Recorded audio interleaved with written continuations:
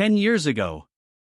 A small, demonic bat-like creature glides across a dark, starlit sky. Gates opened up in our world. From them emerged monstrous creatures, a dragon, a demonic bat, and a towering, armored figure. Chaos descended, letting in monsters. The words hang heavy in the air, a stark reminder of the devastation that followed the gate's opening. A dragon, a demonic bat, a hulking armored figure, and now, this, a horrifying horde of skeletal warriors, their bony faces grim, their spears pointed towards a world consumed by chaos. A monstrous, blue-skinned minotaur emerges from the fray, its presence a terrifying addition to the already chaotic scene. Skeletal warriors surround it, their bony forms a stark contrast to the minotaur's powerful physique. This new horror only amplifies the scale of the invasion. From the shadows, a colossal dragon emerges, its scales shimmering with an unnatural purple light. Its presence dwarfs even the minotaur and skeletal warriors, a terrifying escalation of the invasion. Then, from the depths of the encroaching darkness, more horrors emerged.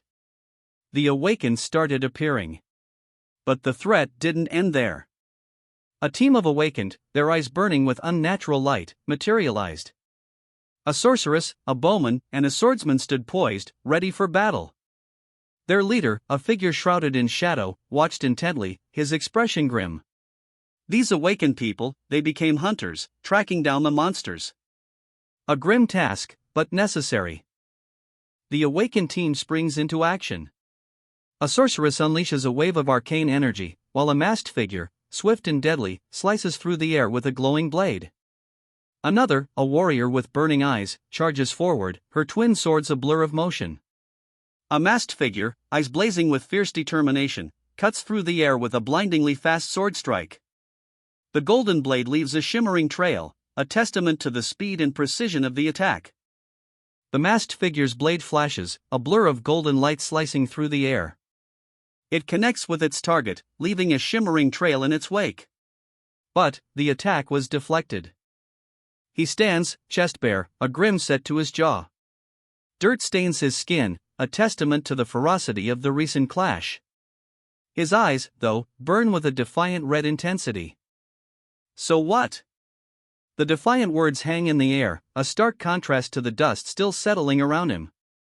A brutal blow connects, sending him reeling. His mouth is bloodied, his eyes squeezed shut in pain, yet a defiant grimace twists his features.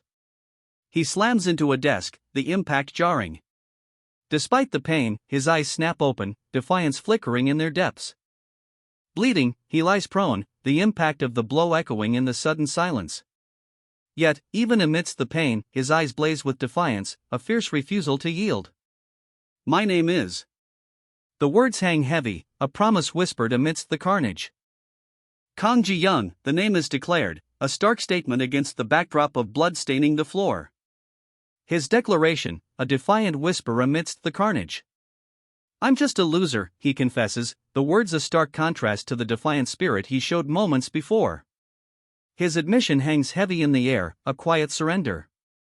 Hey, worm! The sneering voice cuts through the silence, a stark contrast to Ji-young's earlier self-deprecation. A crimson jewel glows in the hand of his smirking companion, a symbol of their power and his humiliation. At the awakened.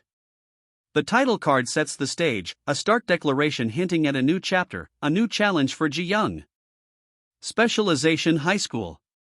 The words loom large, a stark title card announcing Ji-young's new, challenging environment.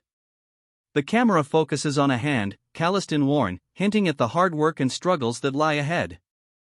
Ji-young lies on the floor, battered and bruised, a crimson crystal clutched in her hand. The command rings out, sharp and cruel, hurry and squirm around. My ability is exoskeleton. The words, stark and defiant, appear on the page, a testament to Ji-young's inner strength despite her battered state. Despite the brutal beating, Ji-young's eyes blaze with defiance. Gripping the crimson crystal, she proclaims, my ability is exoskeleton. The words themselves seem to crackle with power, a stark contrast to her battered body. Although battered and bruised, Ji-young's resolve remains unbroken. A crucial detail emerges, she can cover her skin with an exoskeleton. This revelation hints at a powerful ability, a potential turning point in her desperate struggle. It causes a transformation. Her battered form begins to shift, hardening, strengthening. The crimson crystal pulses with energy, fueling her newfound defense. Great pain. The words echo the agony etched across Ji Young's face, a mask of sheer suffering as she endures the brutal onslaught. The transformation complete, a wave of relief washes over Ji Young. Her body, once ravaged, now glows with a newfound strength, the crimson crystal's energy now a part of her very being. But her respite is short-lived. To make things worse, a chilling announcement hangs in the air, foreshadowing further trials. How this shitty skill works is that in a while, a voice narrates, the words hanging heavy in the air. Ji Young lies sprawled on the ground, her body battered and bruised, the crimson crystal nearby, a stark reminder of the brutal transformation she just endured. Electrical sparks crackle around her, a testament to the skill's volatile power. A grim realization dawns. My exoskeleton will disappear, leaving me with nothing but disgusting scars, Ji Young's voice narrates, a stark contrast to the earlier, desperate struggle. The weight of this revelation settles heavily. The bullies attack. Electricity crackles around Ji Young's weakened form as two figures advance, their menacing intent palpable. And laugh at my hideous self, Ji Young mutters, the bitter words a stark reflection of his despair. His attackers, looming above, only amplify the sense of helplessness. Teachers? The police? The question hangs heavy in the air, a desperate plea for help echoing Ji Young's silent cries. A figure emerges from the shadows, his face obscured by a cap. A faint, unsettling smile plays on his lips. He seems familiar. They can't do anything, a voice declares, the words hanging heavy with a chilling finality. Hope, already fragile, shatters completely. At least to the ominous words hang in the air, a chilling cliffhanger. What will happen next? S rank awakened. The words, stark and bold, appear above a figure meticulously taking notes amidst the ruins of shattered pillars. A grim atmosphere hangs heavy in the air. Amidst the rubble, two figures stand, observing the aftermath. One, a young man with short brown hair, gazes down with a pensive expression. Beside him, a slightly older man, casually chews gum, his eyes scanning the scene with a detached curiosity. The air is heavy with the lingering energy of a powerful event. A young man with striking silver hair and piercing blue eyes stands amidst the wreckage, a long, crimson staff resting easily in his hand. He exudes an unsettling calm, a stark contrast to the destruction surrounding him. His gaze is sharp, almost predatory. The text reveals a startling truth: those who receive special treatment from the government. The implication hangs heavy in the air, a mystery waiting to unfold. The reason. The single word hangs heavy, a stark declaration in the aftermath of destruction. It promises answers, yet simultaneously deepens the mystery. The scene shifts. A small, bustling dumpling shop sits bathed in the warm glow of the setting sun. Above the door, a simple sign reads, "I'm still enduring." The words, stark against the peaceful backdrop, hint at a quiet strength, a resilience in the face of the recent revelations. Despite all that, the words, stark and unwavering, hang in the air, a testament to quiet resilience. A simple declaration of enduring spirit, echoing the shop's own defiant motto. It's because. The words hang heavy, a stark contrast to the shop's peaceful exterior, a promise of further explanation to come. A young woman, her red eyes gleaming with an unsettling intensity, stands behind the counter of a small restaurant.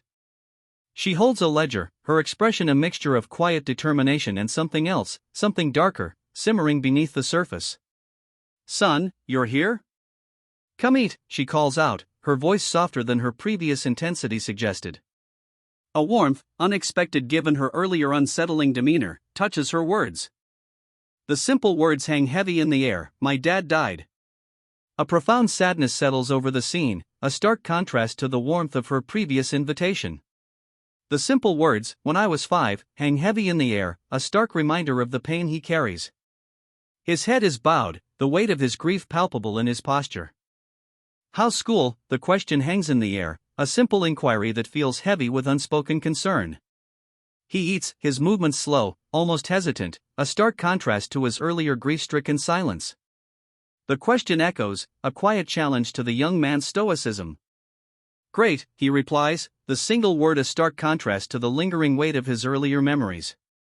He continues eating, his movements still deliberate, but a subtle shift is present, a hint of something approaching normalcy in his quiet routine. A quiet resolve settles over him. I can become, he thinks, the words a silent affirmation, a promise whispered to himself. Really, she questions, her voice barely a whisper, a hint of disbelief coloring her tone. Her eyes, though, speak volumes, a flicker of doubt, perhaps even fear, dances within their depths. Once I graduate, he declares, the words carrying the weight of his unwavering resolve. A quiet confidence fills the air, a stark contrast to the doubt that lingered moments before. Tears stream down his face, his eyes blazing with a fierce, red-hot intensity. A raw determination, born of pain and fueled by unwavering resolve, hardens his expression. He cleanses his wounds, the simple act a testament to his quiet resilience. The grit on his skin, a stark reminder of the battle just fought, is slowly washed away. Let's endure, he whispers, a quiet vow against the backdrop of his recent ordeal. The words, a testament to his unwavering spirit, hang heavy in the air. I'll at least be, he resolves, the words a quiet affirmation of his enduring spirit.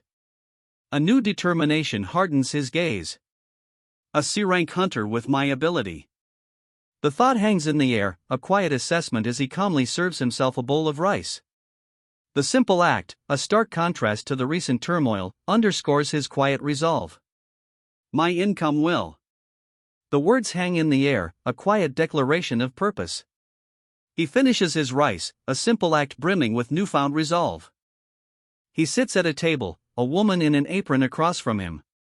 Her expression is unreadable, a calm stillness that belies the gravity of the situation. But we'll be able to live somewhere better, at least, he says, a quiet hope coloring his voice. A simple statement, yet it carries the weight of their shared struggles and a promise of a brighter future. Let's be happy, he declares, a simple phrase brimming with quiet determination, a hopeful counterpoint to their past hardships. His hands rest on the worn wooden table, calloused and bearing the marks of years of hard labor. A quiet strength emanates from them, a testament to resilience in the face of hardship. Mom. The single word hangs in the air, heavy with unspoken emotion, a poignant echo of the quiet strength he'd shown just moments before. A worn calendar page is shown, April 27th circled in red. Scrawled beneath the date, in a childlike hand, are the words Mom's birthday. A small, hastily drawn star sits beside it. That's what I thought. The words, a quiet admission, hang in the air, a stark contrast to the raw emotion of his earlier whisper. A retrospective, perhaps, on a naive assumption. His eyes, burning with a fierce, crimson light, reflect the angry red backdrop. Scars mar his face, a testament to the pain he's endured. A chilling silence hangs heavy in the air, broken only by the frantic beat of his heart. Until those. The words, stark and ominous against the white backdrop, hang heavy with unspoken implications. A chilling cliffhanger, leaving the audience breathlessly anticipating what comes next. He lies in a hospital bed, heavily bandaged, tubes snaking from his body. One eye, though, remains visible, burning with an unsettling crimson intensity. The room is bathed in a sickly red light, mirroring the ominous glow in his gaze. Beat my mom into a vegetative state. The words, stark and brutal, hang in the air, a chilling echo of the violence inflicted. A wave of icy dread washes over him, the crimson glow in his one visible eye intensifying. They say it was an accident. The words, a cold dismissal, hang heavy in the air. A man in a sharp suit, sunglasses obscuring his eyes, stands over him, his expression unreadable. Tears stream down the injured man's face, a stark contrast to the chilling indifference of the man above. They coincidentally came to my mom's restaurant. The words, a chilling twist, hang heavy in the air. A new layer of unsettling coincidence is added to the already grim situation. The scene shifts to a bustling restaurant. A young man with silver hair, seated at a table, leers at the waitress, a blush creeping onto her cheeks as she serves him dumplings. Whoa, you're really hot. He comments, his words hanging heavy with a disturbing undercurrent. What do you think about me? I'm an awakened. I can make diamonds, the silver-haired young man declares, a glint in his eyes as he displays a glowing crimson crystal. His words hang in the air, a stark contrast to the waitress's stunned silence. Crazy bastard, the waitress mutters, her voice barely a whisper, a stark contrast to the silver-haired man's earlier bravado. Then, a quiet, almost defeated, "I'm sorry" escapes her lips. A cell phone slides across the table, its screen now blank, mirroring the stunned silence that follows the waitress's apology. The abrupt shift leaves only a lingering sense of unease. Accidentally, the phone slips from her grasp, the screen shattering on the floor. "Ah, your screen," she gasps, the words a mixture of apology and alarm. A soft "ah" escapes her lips as she kneels, the broken phone a stark contrast to the quiet unease that still hangs in the air. "Fuck," he spits, the single word a stark contrast to her quiet apology. The tension in the air thickens, a palpable shift from the earlier unease. Their abilities erupted, a furious storm unleashed. Silence. A heavy, suffocating silence follows the storm of their powers. Really? The question hangs in the air, a stark contrast to the brutal reality before him. Blood streaks his face, a testament to the ferocity of the recent clash. A figure watches from the shadows, his sunglasses reflecting the crimson scene. "I know them." The words cut through the silence, a stark declaration from the shadowy figure. His sunglasses still reflect the bloody aftermath of the battle, a chilling reminder of the violence he's witnessed. A guttural roar escapes him, a raw, animalistic sound of pain and fury. Blood coats his teeth, a gruesome testament to the brutal fight. Silence. A heavy, suffocating silence follows the roar, broken only by the ragged breaths of the figure in the shadows. The bloody scene before him remains, a stark testament to the ferocity of the recent battle. It was. The single word hangs heavy in the silence, a stark confirmation of the brutal fight just witnessed. Shattered fragments of stone litter the ground, stained crimson. Blood streaks down the rough surface, a grim reminder of the brutal fight that just ended. Neither a coincidence. The stark declaration hangs in the air, a chilling conclusion to the brutal battle. Neither a coincidence, nor a rage. The words hang heavy, a chilling summation of the brutal fight. A crimson tide engulfs the scene, a maelstrom of raw power and barely contained fury. A furious crimson storm erupts, obscuring the combatants in a whirlwind of raw power. The clash of wills is absolute. The crimson storm subsides, revealing the full extent of their clash. Of their abilities, the text proclaims, underscoring the raw power unleashed. A guttural scream rips through the air, a raw expression of pain and exertion. Crimson energy explodes outward, painting the scene in a violent, chaotic display. The dust settles, revealing a cake, partially obscured by a crumpled paper bag. "Happy birthday," the frosting reads, a stark contrast to the crimson chaos that preceded it. A heart-shaped cake, slightly askew, lies amidst scattered frosting. Beside it, a crumpled envelope reads, "From your loving son," a stark contrast to the recent battle's ferocity. A wad of cash peeks from the envelope's edge. From a distance, a sprawling city unfolds beneath a hazy sky, nestled amongst snow-capped mountains. The sun sets, casting long shadows across the landscape, a peaceful contrast to the recent turmoil. "Hey, are you sure it's okay?" one man asks, his concern evident as a swirling purple vortex opens before them. The other, seated calmly, simply replies, "What?" A palpable tension hangs in the air. "How we beat up that lady." The exclamation hangs in the air, a stark contrast to the previous moment's tension. A casual boast, perhaps, but one that hints at a deeper story yet to unfold. "What if she fucking dies?" one man asks, his voice laced with genuine concern. The other, however, shrugs indifferently, a callous reply hanging in the air, "Who cares?" The stark contrast between their reactions underscores a chilling disregard for human life. "We're young enough to be protected by the law, and we're awakened," one of them declares, a chilling justification for their actions. His words hang heavy in the air, a stark contrast to the casual cruelty previously displayed. But still, a voice calls out, a simple "hey." The casual greeting hangs heavy with unspoken tension, a stark contrast to the chilling conversation that preceded it. "Do you think that was my first time beating someone up?" The question hangs in the air, a chilling smirk twisting his lips. His eyes, glowing with an unsettling light, leave no doubt, this was far from a first offense. Why did you do it? The question hangs in the air, a stark contrast to the unsettling calm of the woods surrounding him. He stands alone, the path stretching before him, a silent testament to the events that transpired. They stand before a swirling vortex of purple energy, a strange calm settling over the scene despite the unsettling magic. A reddish-brown dog lies still nearby. Who the hell's that? The question bursts forth, raw and laced with disbelief, as a figure emerges from the swirling vortex.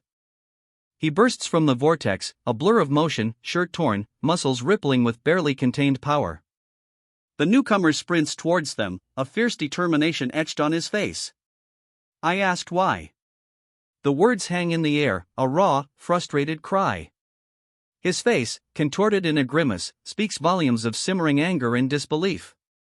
What the hell is he saying? Confusion, a palpable uncertainty, grips him. The newcomer's words remain a mystery, leaving him utterly bewildered.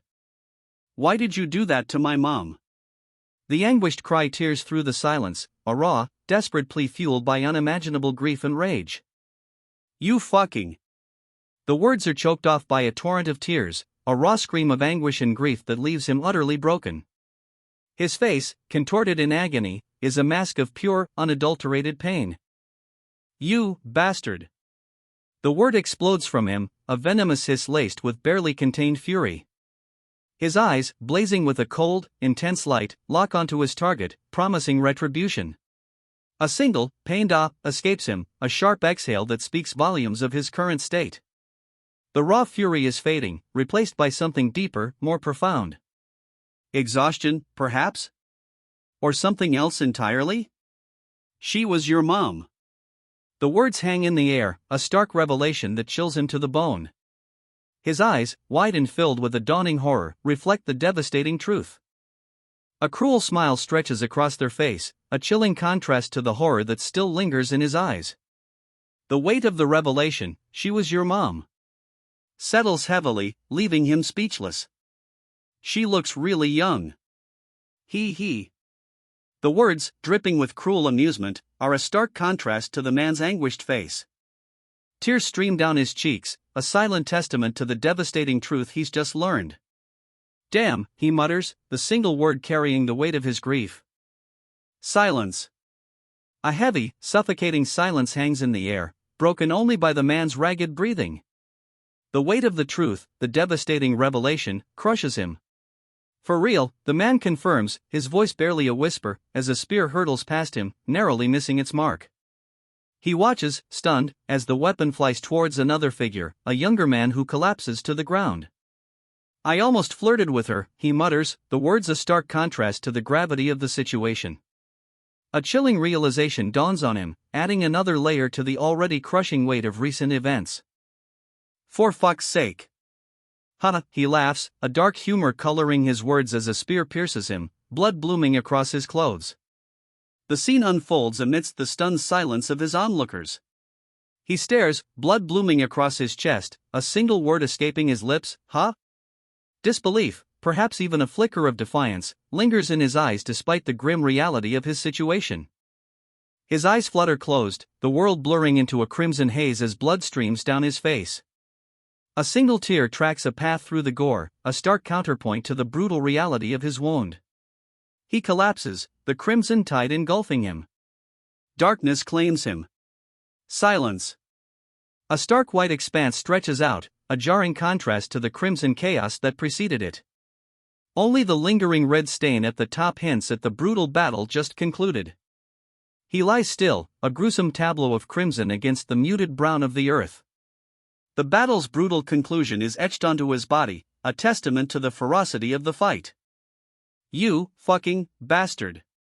The defeated warrior's ragged breath hitches, a guttural scream of rage and agony escaping his ravaged lips. Tears stream down his blood-streaked face, a stark contrast to the furious fire in his eyes. His furious curse hangs heavy in the air, a testament to his defeat.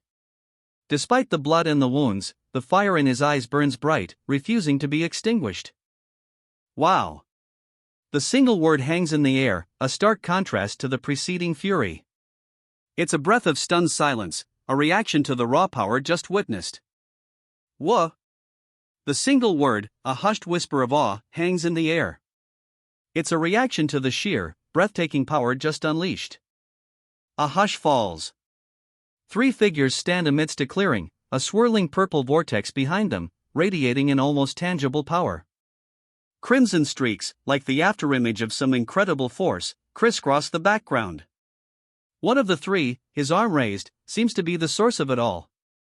He sits, defeated, a crimson trail marking his retreat. The aftermath of unimaginable power hangs heavy in the air. A smirk plays on his lips. He makes a dismissive gesture, a flick of the wrist, as if brushing aside an insignificant annoyance. The crimson glow behind him intensifies, a stark contrast to his nonchalant demeanor. A crimson explosion erupts, a chaotic dance of energy consuming everything in its wake. The crimson energy dissipates, leaving behind an unsettling silence. A heavy stillness hangs in the air, the aftermath of the explosion stark against the now clear sky. Who do you think you are? The question hangs heavy in the air, a challenge echoing the lingering tension. Two figures, their backs to us, stand amidst the fading crimson glow. He sits amidst the dust, a figure impaled by a volley of spears. The others, silhouetted against the fading crimson light, watch from above, their expressions unreadable. Loser, the word cuts through the silence, a cruel judgment echoing above the fallen warrior. Blood stains his ravaged face, his body impaled, a stark testament to his defeat. Fu! He rasps, a guttural sound of defiance barely escaping his lips. Blood coats his face, obscuring his vision, yet his eyes burn with a fierce refusal to yield, even in defeat. Fucking bastard! The defeated warrior's rage explodes in a final, defiant scream, a guttural curse born of bitter defeat. He collapses, a final, defiant scream ripped from his bloodied lips. His body, ravaged and broken, lies still amidst a flurry of scattered weapons. Silence. Only the warrior's ragged breaths punctuate the aftermath, his crimson-stained face a mask of agony and disbelief. His eyes, wide and bloodshot, reflect the brutal reality of his defeat. His hand, spattered with blood, reaches out, a desperate, final grasp. The life drains from his eyes, leaving only the stark emptiness of death. He falls, the warrior's lifeblood staining the ground. His final, desperate reach ends in stillness, death claims him.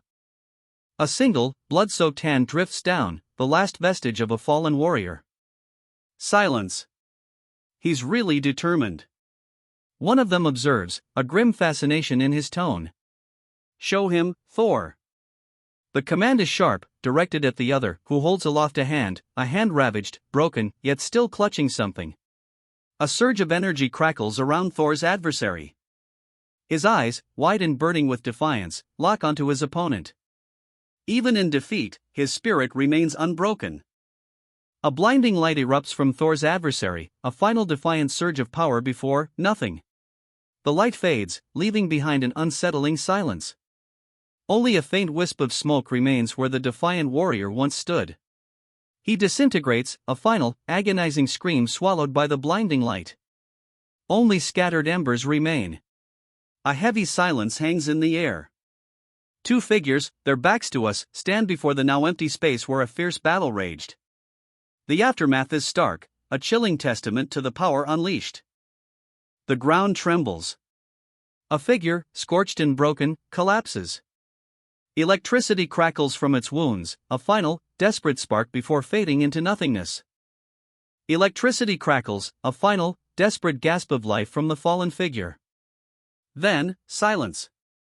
Only the faintest wisp of smoke remains, a stark reminder of the battle's intensity. Above, a swirling vortex of purple energy opens. Three figures bow before it, their posture one of reverence, as the fallen warrior lies impaled, a crimson pool spreading across the parched earth. From the swirling vortex, a chilling energy pulses. Three figures, heads bowed low, await its power, their reverence palpable. The fallen warrior lies still, a crimson stain blooming on the dust. Let's go, a voice commands, the words sharp and decisive, cutting through the lingering silence. The energy from the vortex intensifies, promising action to come. A foot, clad in a black sneaker, steps over the fallen warrior. The casual disregard is chilling, a stark contrast to the gravity of the scene. The command, "Let's go," echoes in the aftermath. A leg, clad in black, steps casually over the fallen foe. The scene's grim reality is underscored by this chilling indifference. The order to move on hangs heavy in the air. A black shoe steps over the fallen warrior, the act a chilling testament to the battle's brutality. The scene's grimness is palpable. Movement continues. A second foot steps over the fallen body, the red and white shoe a stark contrast to the blood-soaked ground. The cold indifference continues, the scene's grim reality only deepening. Where, do you think, you're going? The victor's chilling question hangs in the air, a stark contrast to the fallen warrior's silent agony. For fuck's sake. The defeated warrior's pained whisper, barely audible, is a testament to his utter exhaustion and despair. His eyes, wide and glazed, reflect the harsh reality of his defeat. A crimson fist, crystalline and impossibly sharp, shatters the fallen warrior's arm. Shards of crystal rain down as the victor stands over him, a chilling silence amplifying the defeated man's agony. He collapses, the shattered remnants of his arm a testament to the brutal efficiency of the attack. Crystalline shards scatter across the bloodied ground, a stark contrast to the victor's silent, unwavering presence. He crashes to the ground, a crimson stain blooming across the red backdrop. Crystalline fragments, like deadly snowflakes, scatter around him, the silence heavy with the weight of his defeat. You fucking piece of shit. You should've. The defeated man's ragged breath hitches, his words cut short by pain as he collapses onto the blood-soaked ground. His attacker remains motionless, a chilling silhouette against the crimson backdrop. Protected your mom, the victor states, his voice devoid of emotion. The defeated man, gasping for breath, can only manage a broken, "Why are you?" before fading into unconsciousness. Getting what he deserved. The final blow lands, a brutal end to a brutal fight. Blood splatters across the jagged crystal shard as it embeds itself in the man's chest. Mad at me? The victor's voice is a low growl, his icy blue eyes blazing with barely contained fury. His face, marred by the fight, is a mask of barely controlled rage. His rage explodes, a furious roar escaping his lips as he unleashes another devastating blow. The impact is a blur of motion, a crimson spray marking the end. A crimson explosion erupts, a brutal end to the fight. He lies broken, a gruesome tableau of crimson and shadow. The fight is over. Silence. A heavy, oppressive silence follows the brutal clash. Only the wind whispers through the ravaged landscape. A gruesome silence hangs in the air. His face, contorted in agony, is half buried in a shattered shard of crimson-stained crystal. Blood flows freely. A guttural groan escapes him, his face a mask of raw pain. Blood blossoms across the shattered crystal, a grim testament to the ferocity of the blow. His eyes, wide and filled with a desperate, agonizing pain, flickered open. A single tear tracks a path through the grime and blood staining his cheek. He gasps, a ragged breath hitching in his throat. Blood coats his lips, a grim testament to the brutal attack. The pain, etched deep into his features, is almost palpable. Tai Su. He whispers, the name barely audible above the ragged gasps for air. A tremor runs through him, a fragile echo of the immense pain that still grips him. What fuck, he explodes, the raw disbelief and pain in his voice palpable. A surge of anger, fierce and desperate, replaces the previous agony. Scared, he mutters, "I'll fuck him up too?" Doubt hangs heavy in the air, a stark contrast to the furious outburst moments before. Then, a quiet resolve settles over him as he adds, "That's not it." A swirling vortex of crimson energy opens before him, a gate, it seems, to somewhere unknown. The sheer power radiating from it is palpable, a stark contrast to the quiet resolve he'd just found. Before him, a crimson vortex pulsed with raw energy, a gateway to the unknown. He turns his back to it, his resolve unshaken, yet the sheer power emanating from the portal is undeniable. A blood gate? The question hangs in the air, unspoken but heavy with implication, as he stares at the crimson vortex. "We need to report it," the urgent cry cuts through the aftermath. A young man, pale and wounded, lies on the ground, while two others frantically tend to a large, injured dog. The gravity of the situation is palpable. Wait. The single word, sharp and arresting, cuts through the urgency of the moment. It hangs in the air, a sudden interruption to the frantic attempts to help the injured. I have a good idea, one of them declares, a glimmer of resolve in his eyes despite the grime and blood staining his face. The other, still clearly shaken, simply asks, "What?" A guttural "F-fuck" escapes the injured man's lips as he collapses, his body slick with blood. His hand, outstretched, reaches for something just beyond his grasp. A crimson vortex erupts, engulfing him as he collapses. The sheer force of it throws him violently, a desperate cry escaping his lips. A guttural "F-fuck" escapes him as the crimson vortex consumes him completely. "I'm gonna kill you." The words, ragged and full of barely contained fury, burst forth from the vortex. His rage, a terrifying, visceral thing, explodes from the vortex. "I'm gonna kill you," he roars, the words a raw, guttural scream fueled by unimaginable fury. His eyes, blazing with incandescent fury, lock onto his target. "I'll kill you," he screams, the raw, guttural sound a terrifying promise. His furious roar echoes, a terrifying promise, "All of you." Three figures stand defiant amidst a swirling vortex of crimson energy, their expressions grim, ready to face whatever comes next. His vow echoes, a chilling promise, "I'll make sure of it." The crimson energy surges around him, a terrifying aura amplifying his deadly intent. A cruel smirk plays on his lips, the crimson energy swirling around him intensifying. He's ready. "Try," he sneers, the crimson energy crackling around him a tangible threat. The challenge hangs heavy in the air. "If you can even get out," he taunts, the words dripping with arrogant confidence. The challenge is laid down, a blatant display of his overwhelming power.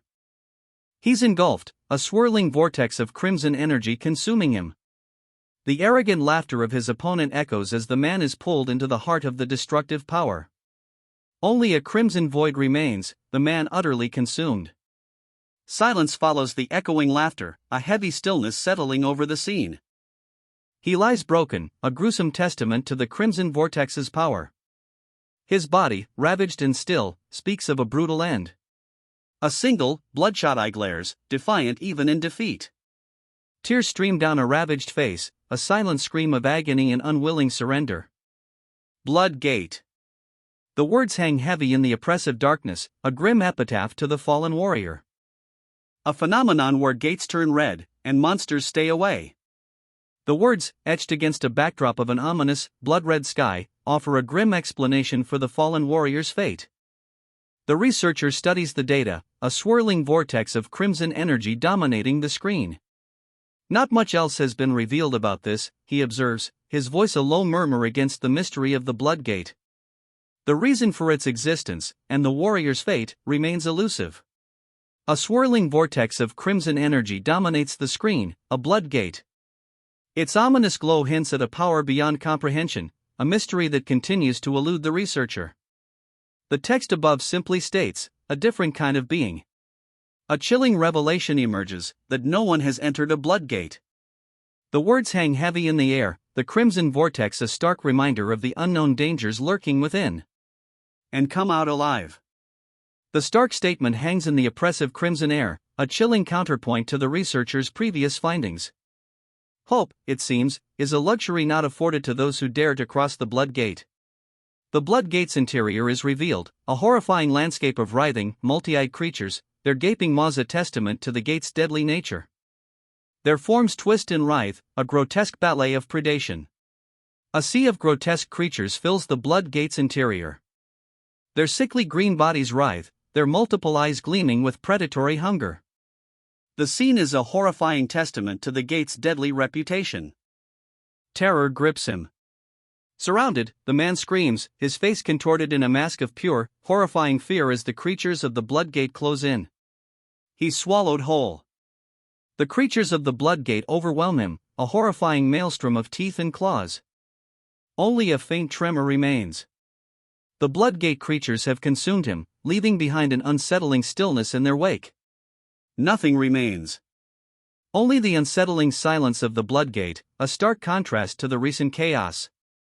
The Bloodgate creatures, sated, disperse. A horrifying silence descends, broken only by the slow drift of ash and the lingering stench of decay. A horrifying stillness hangs in the air. The creatures, their hunger sated, recede into the shadows, leaving behind only the lingering stench of decay and a landscape scarred by their passage. From the ravaged landscape, a colossal, chitinous form rises. Its segmented body, a grotesque tapestry of bone and shadow, dominates the crimson-tinged scene. A monstrous presence, it looms large, a silent testament to the horrors unleashed. It rises, a behemoth of chitin and shadow, dwarfing even the ravaged landscape. This monstrous entity, a grotesque tapestry of bone and darkness, fills the crimson-stained horizon. Its very presence speaks of unspeakable horrors. Surrounded, the victim lies broken and bleeding, a grotesque tableau of suffering. Crimson stains the earth, mirroring the agony etched on his contorted face. From the shadows, monstrous claws and gaping maws close in, a horrifying spectacle of predation. He's thrown back, a brutal arc against the crimson sky. The impact sends tremors through the already ravaged earth. Blood rains down, a crimson torrent against the bruised earth. The scene is one of utter devastation. He lies broken, a crimson stain blooming across the ravaged earth. His breath hitches, a final, desperate gasp escaping his lips. Silence. Only the crimson stain spreading across the ravaged earth remains. Death's cold embrace has claimed him. A gruesome close-up. The fallen warrior's eye, wide and vacant, stares up at nothing. Blood, thick and dark, coats his ravaged face. Death's finality hangs heavy in the air. Only the stark, vacant stare of the fallen warrior remains, his lifeblood staining the earth a crimson testament to his demise. The finality of it all hangs heavy. Silence. Only the grim reality of death remains, a stark reminder of the battle's brutal cost. A grim tableau unfolds. Crimson stains the ground, a macabre tapestry woven from the remnants of a brutal battle. Scattered limbs and exposed bones speak of a devastating defeat. Only scattered body parts remain, grim testament to the battle's brutal conclusion. A chilling silence hangs in the air, broken only by the wind whispering through the carnage. A torn, bloody eye stares out from a ragged hole in the crimson backdrop. The gruesome detail speaks volumes of the battle's ferocity, a chilling reminder of the devastation wrought. But a single word, stark against the crimson backdrop, hangs heavy with unspoken implications. The silence, thick with the weight of recent carnage, amplifies the word's impact. What could possibly follow such devastation? New research has shown that the words hang heavy, a stark contrast to the crimson backdrop, and the gruesome remains before us. A chilling revelation is about to unfold. Those who enter a blood gate. The words hang in the air, a chilling echo against the crimson backdrop. A grim prophecy, perhaps, or a stark warning. The implications are terrifyingly clear. The chilling words hang in the air, become monsters. A skull, consumed by crimson energy, lies amidst a horrifying, blood-soaked landscape. The prophecy is fulfilled. Crimson energy erupts, consuming the skull. A horrifying transformation is complete, the prophecy fulfilled. It becomes a grotesque mockery of life, a monstrous husk. From the crimson depths, a monstrous hand bursts forth, a grotesque parody of life itself. The transformation is complete. It bursts forth from the crimson chaos, a monstrous hand clawing its way into existence. The transformation is complete. Because of the mana inside of the gate, the monstrous form solidifies, a horrifying testament to the power unleashed. The crimson tide recedes, leaving behind a figure of immense power. Its form is nightmarish, a grotesque parody of humanity, born from the mana within the gate. It rises, a grotesque parody of humanity, its form writhing with the raw power of the unleashed mana. A horrifying grin stretches across its face, a silent promise of violence. A single, malevolent green eye gleams, the creature's horrifying grin widening. Crimson mana drips from its grotesque features, a testament to its terrifying power. Crimson energy explodes outward, a maelstrom of raw power engulfing all. Only a single, malevolent eye remains visible, burning with an infernal light. Only its eye remains, a malevolent crimson orb burning fiercely amidst the dissipating energy. The raw power fades, leaving behind an unsettling silence. A young woman emerges from the dissipating crimson energy, a subtle smirk playing on her lips. The silence is broken only by the faintest whisper of wind. A crimson haze still clings to the air, obscuring the young woman's form as she moves. The lingering energy of the recent battle seems to pulse faintly around her. The crimson energy finally fades, revealing a breathtaking spectacle. A fiery, almost volcanic core glows intensely, radiating heat and power. Cracks spiderweb across its surface, hinting at the immense energy unleashed. From the dissipating crimson energy, a core of intense, volcanic light emerges. Its surface, cracked and radiating immense heat, speaks of a power barely contained. The scene shifts, revealing fragmented glimpses of a bustling restaurant. A woman in a red apron, her expression unreadable, sits calmly amidst the chaos.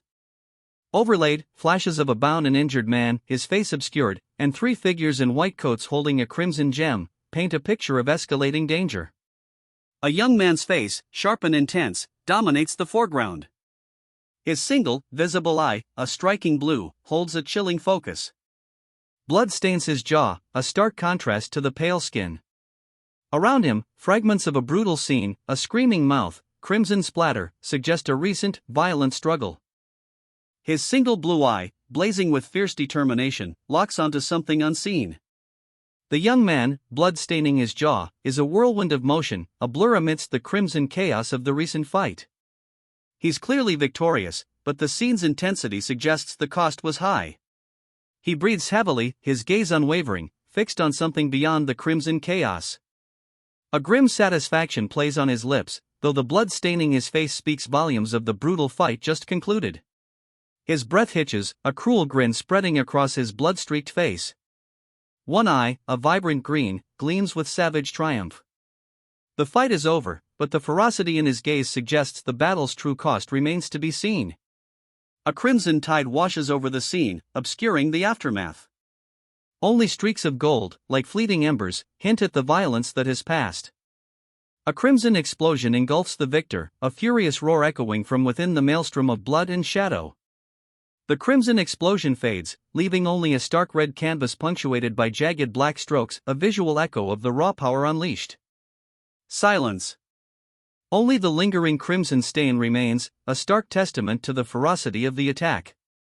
A heavy silence descends. Only the fading crimson, a stark reminder of the destructive power unleashed moments ago, remains. A swirling vortex of crimson energy explodes outward, leaving behind only the echoing silence of devastation. Crimson fades to a heavy silence, broken only by the faintest tremor in the earth. A lingering heat hangs in the air. Wide, startled eyes stare out from a face framed by pale hair, the lingering crimson glow reflecting in their pupils. A stunned silence follows the cataclysm. A wave of crimson explodes outward, then fades, leaving only the witnesses' wide, shocked eyes reflecting the lingering red. The aftermath hangs heavy in the air. The crimson tide recedes, leaving behind an unsettling silence. Only the lingering red glow remains, reflected in the witnesses' wide, shocked eyes. A crimson afterimage lingers, a silent testament to the raw power unleashed. The red glow fades, leaving only an unnerving stillness. A crimson fist, clenched tight, rises from the swirling red mist. The lingering energy crackles, a final, defiant spark before fading into the unnerving quiet. The crimson mist begins to clear, revealing a figure silhouetted against the fading red. A powerful fist, still clenched, rises slowly from the dissipating energy. The red fades, revealing only a vast, empty expanse. A silence heavier than the lingering crimson mist settles. A blinding flash of white light erupts, a furious arc slicing through the lingering crimson. The figure is thrown back, a whirlwind of motion and shattered energy. Only a vast, crimson expanse remains. Silence, heavy and absolute, fills the void where the battle raged. He stands amidst the wreckage, a lone figure silhouetted against a crimson sky. The air crackles with residual energy, a testament to the battle's ferocity. A monstrous form, barely visible in the swirling red haze, looms in the background, a silent threat lingering. A sea of crimson engulfs the lower half of the frame, a gruesome tableau of defeated foes. Twisted, skeletal forms writhe amidst the carnage, their agony a silent scream against the backdrop of a blood-red sky. A sea of blood obscures the lower half of the scene, a grim testament to the battle's brutal cost. Twisted, broken bodies litter the ground, silent witnesses to the carnage. Above, monstrous figures leer down, their victory palpable. Crimson stains the sky, a grim testament to the battle's brutality. Two immense, blood-soaked horns pierce the frame, they belong to the victor. He stands amidst the carnage, a silhouette against the crimson sky. Blood, still dripping from his monstrous horns, paints a gruesome picture of his absolute victory. The air itself seems to crackle with the lingering energy of the battle. A crimson tide engulfs the battlefield. From the chaos, a monstrous form emerges, its eyes burning with infernal light. Two defeated foes lie broken before it, their screams fading into the bloody twilight. A sea of crimson engulfs the viewer, a stark contrast to the previous scene. The aftermath of the Demon King's victory is absolute. Silence. A crimson storm rages, the Demon King's victory absolute. His foes are scattered, broken remnants amidst the carnage. Silence descends, heavy and oppressive, a stark contrast to the recent battle's fury. A final, agonized scream rips through the silence.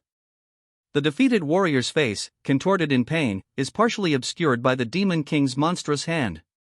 Crimson stains the earth, a testament to the battle's brutal conclusion. Only scattered limbs remain, testament to the Demon King's overwhelming power. A grim silence blankets the battlefield, broken only by the faint crackle of residual energy. A figure plummets through the crimson-stained air, a stark silhouette against the ravaged battlefield. The remnants of the Demon King's defeated foes litter the ground, their forms broken and scattered like discarded toys. Crimson rained down as the last of his foes succumbed. A chilling silence followed, broken only by the slow descent of a single figure, plummeting through the blood-red sky. He lands heavily, the impact jarring the very ground beneath him. A wave of exhaustion washes over him, but even in defeat, his eyes burn with defiance. The battlefield, a crimson tapestry woven with the bodies of his fallen foes, stretches out before him, a testament to the brutal conflict. He lies amidst the carnage, a crimson tide surrounding him. Despite the exhaustion, a fierce glint remains in his eyes, defiance burns even in defeat. Below, a city sprawls, a stark contrast to the crimson battlefield above. A silent, devastated landscape stretches out, mirroring the warrior's own exhaustion. Below, a sprawling city lies in the shadow of the battle's aftermath. Dust motes dance in the weak sunlight, highlighting the devastation wrought above. A silent testament to the conflict, the city mirrors the warrior's own weary exhaustion. A city billboard blazes to life, broadcasting a live report, "We're here with the famous S-rank hunters." The news cuts through the lingering silence, a stark contrast to the devastation below. The broadcast continues, adding a detail that shifts the perspective: the three are famous for their kindness. This unexpected revelation hangs in the air, a stark contrast to the destruction witnessed moments before. "I heard you do volunteer work often, too," a voice cuts through the live broadcast, adding another layer to the already surprising revelation about the S-rank hunter's reputation for kindness. "Meshem, we've always felt joy whenever we help out," one of the S-rank hunters calmly states, their words echoing across the auditorium, a stark contrast to the destructive power they'd previously displayed. The audience listens intently. "Those in need," the hunter finishes, their voice carrying a quiet conviction that resonates through the silent auditorium. The audience, captivated, absorbs this unexpected revelation about the S-rank hunter's dedication. "And we still feel that way," the S-rank hunter concludes, their calm assertion hanging in the air, a testament to their unwavering dedication. The audience remains silent, absorbing the weight of their words. A collective gasp of awe fills the auditorium. "Wow, that's amazing," someone breathes, their voice a testament to the impact of the hunter's words. Next question. The simple announcement cuts through the lingering awe, signaling the continuation of the Q&A session. Anticipation hangs heavy in the air. A pointed question cuts through the expectant silence. I heard you hurt a civilian 5 years ago, because of an ability outrage. The weight of the accusation hangs heavy in the air.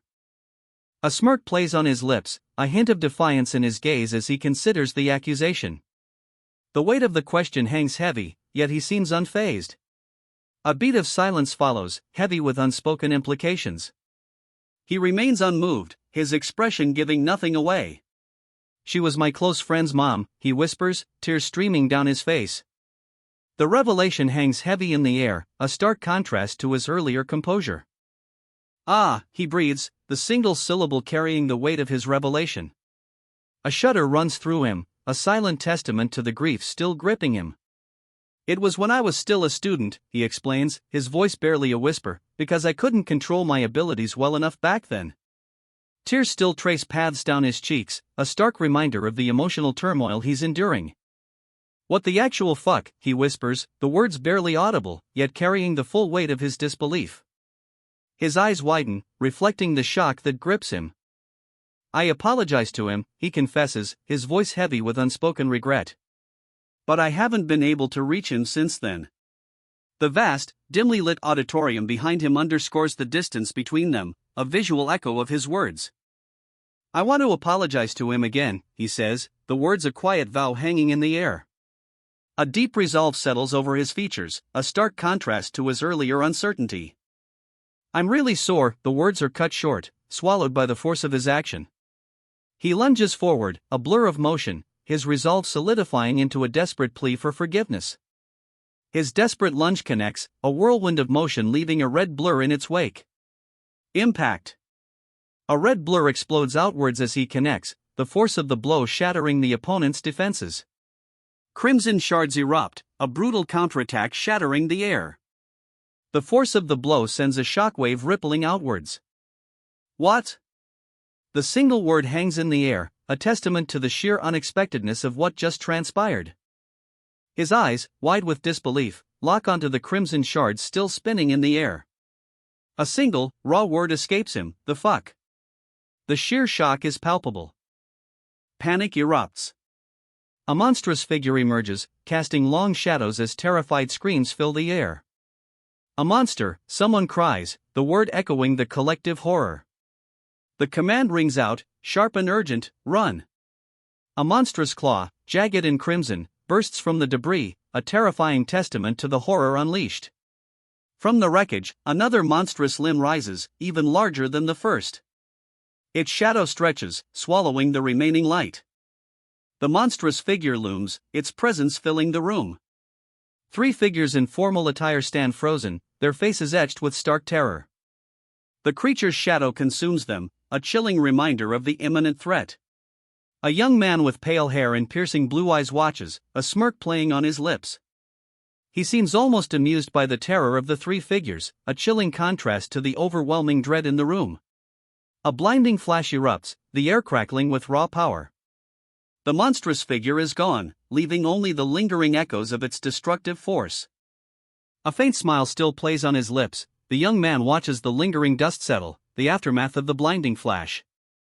A faint smile still plays on his lips as he watches the dust settle, the lingering aftershock of his attack a stark contrast to the calm in his eyes. He breathes deeply, the victory settling over him. A crimson glow bleeds across the bottom of the frame, the skeletal remains of a structure silhouetted against it. The air itself seems to crackle with residual energy. But the silence is shattered.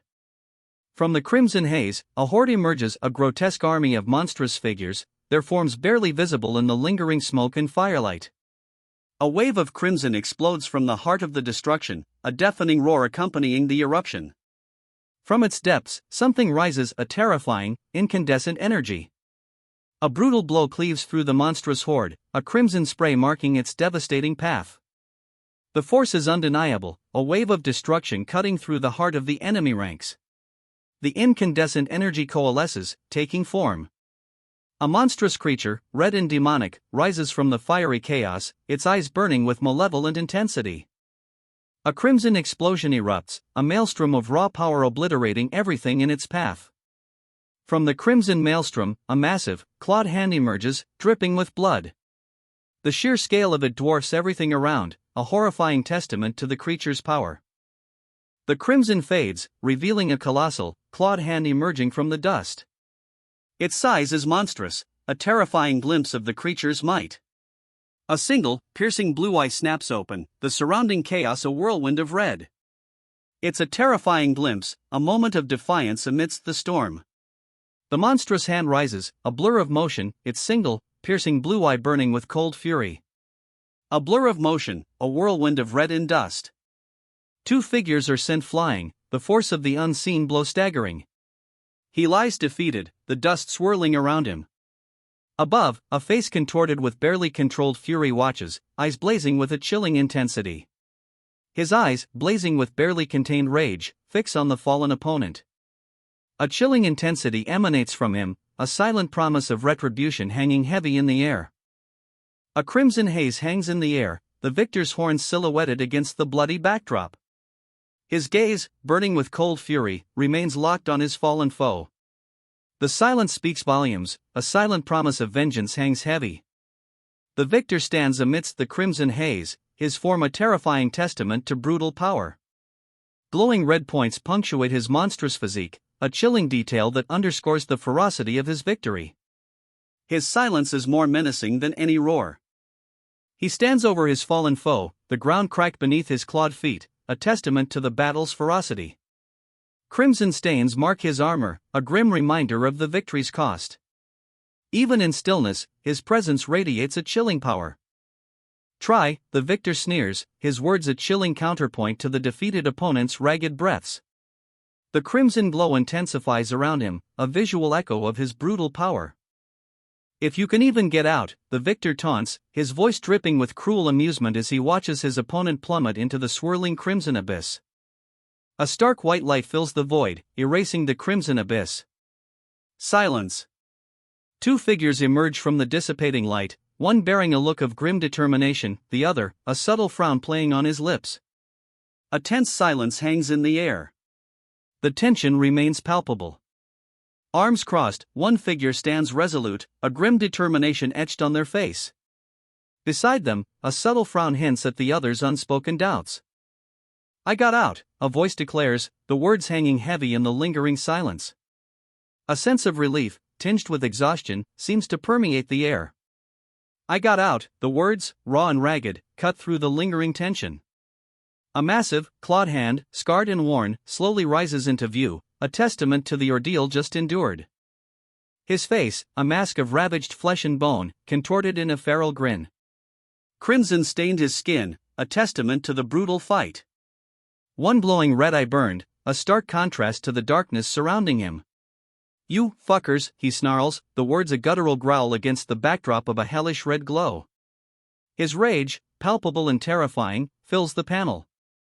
His guttural roar echoes, a venomous you fuckers, hanging heavy in the air. The crimson glow intensifies, mirroring the burning rage in his single, malevolent eye. A crimson crack spreads across the panel, mirroring the shattering rage that still courses through him. The intensity of his fury is almost tangible. A blur of motion. Two figures clash, a burst of energy erupting between them. One figure is sent reeling, a powerful blow leaving them momentarily stunned. The other stands, poised and ready. They stagger back, the impact echoing in the cracking earth. A moment of stunned silence hangs heavy in the air before the victor takes a deep breath, preparing for whatever comes next. He stands, a silhouette against the crimson backdrop, the victor of a brutal exchange. His form is imposing, a terrifying blend of flesh and something far more monstrous. The red glow emanating from within his armor hints at a power barely contained. A trickle of blood runs down his leg, a stark contrast to the crimson backdrop. The monstrous form remains imposing, the red glow within his armor pulsing faintly, a testament to the raw power he wields. His opponent lies defeated, a broken form amidst the cracked earth. Claws, monstrous and clawed, sprawl lifelessly. The crimson glow of the victor's armor pulses faintly, a lingering echo of the battle's intensity. Try it, he rasps, a grim determination etched onto his bruised face. Crimson energy crackles around him, a fierce aura reflecting the battle's brutal toll. He stands, bruised but unbroken, crimson energy still flickering around him. A figure in dark red approaches, arms crossed, observing him with an intense gaze. The silence hangs heavy, charged with unspoken tension. "I did it," he breathes, the words a testament to his grit. Crimson embers drift around him, fading slowly as his exhausted form remains defiant. A monstrous claw, tipped with wicked points, emerges from the shadows. The crimson glow behind it intensifies, a silent testament to the power it wields. But the victory is short-lived. A horrifying transformation begins, the man's body contorting, his skin tearing, revealing monstrous claws and glowing red eyes beneath. The crimson glow intensifies, engulfing him in a terrifying metamorphosis. "Motherfuckers," a guttural roar echoes, the crimson glow intensifying as the monstrous form fully manifests. "Kill him," a voice snarls, the newly monstrous figure's eyes blazing with furious intent. His transformation complete, he's ready for battle. A crimson wave erupts, a furious energy unleashed. The monstrous figure lunges forward, a blur of motion. He explodes with power, a blinding golden light engulfing him.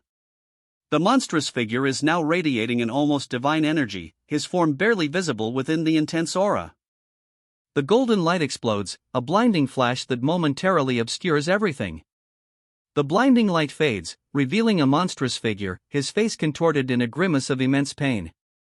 Crimson cracks spiderweb across his skin, and a raw, visceral energy pulses from within him. He slams his fist to the ground, the impact sending tremors through the earth. Crimson energy erupts from the cracks that spiderweb across his flesh, a terrifying display of raw power. The ground trembles violently as a wave of crimson energy explodes outward, a terrifying spectacle of unrestrained power. The crimson energy coalesces into a devastating blow, striking the monstrous figure with earth-shattering force. The attack connects, a crimson shockwave rippling outwards from the point of impact. Dust and debris obscure the immediate aftermath, leaving the result momentarily uncertain. The dust clears, revealing a figure sprawled on the ground, crimson staining the earth. A heavy silence hangs in the air, broken only by the ragged breaths of the victor. A long, crimson-stained weapon lies embedded in the earth, the dust slowly settling around it. The silence is heavy, a stark contrast to the violence that preceded it. His crimson eyes gleam, a sinister smile playing on his lips. Blood stains his face, yet he stands, a terrifying figure amidst the carnage. He breathes heavily, the crimson staining his face a stark testament to the battle's ferocity. A chilling smile stretches across his lips, his eyes burning with a cold triumph. He unleashes a devastating blow, shattering the ground around his opponent. Stone fragments fly, a testament to the raw power unleashed. A crimson fist connects, a blur of motion ending in a deafening impact. The monstrous figure reels, the force of the blow sending tremors through its very being. The monstrous figure crashes to the earth, defeated. Dust billows around him, settling to reveal the victor standing over his fallen foe. A cruel smile stretches across the defeated foe's face, a chilling defiance in his eyes even in defeat. His cracked, broken armor speaks of the brutal battle just concluded. A blinding flash erupts as the victor's blade cleaves through the air, leaving behind only a swirling vortex of energy where the defeated foe once stood. Only fragments remain, scattered like dust in the wake of a devastating blow. The victor stands amidst the chaos, their weapons still humming with residual energy. Wide-eyed, the defeated opponent stares up at the victor's weapon, a lingering aura of power still crackling around it. A single, sharp horn, the last remnant of their shattered form, lies broken at their feet. Defeated, the creature's monstrous form crumbles, leaving only a single, broken horn as a grim testament to its demise. Its eyes, wide with disbelief, reflect the lingering power of its conqueror's weapon. Silence. Only the victor remains, the lingering energy of their attack fading into the stillness. A single, shattered horn lies amidst the dust. The victor stands over their fallen foe, the silence heavy with the aftermath of battle. Blood stains the ground, a stark contrast to the stillness. A final, brutal blow. The victor's fist connects, a crimson spray erupting as their opponent crumples. Victory is absolute. He stands over his fallen foe, a fierce glare etched onto his face. The victor's breath comes in ragged gasps, a testament to the brutal fight. The victor's triumph is short-lived, exhaustion claims him. He collapses, the weight of the battle finally breaking him. Silence. A heavy stillness descends, broken only by the warrior's labored breathing. Victory's sweet taste is quickly overwhelmed by the crushing weight of exhaustion. A crimson crystal, fractured and glowing, obscures the warrior's face. Its light pulses faintly, a stark contrast to the dust settling around him. Exhaustion, profound and absolute, has claimed him completely. Crimson shards, fractured and glowing, obscure his vision. A faint pulse of light emanates from the crystal fragments, a stark contrast to the stillness that has fallen. His labored breaths are the only sound, a testament to the battle's toll. His eyes, wide with a desperate, pained fury, snap open.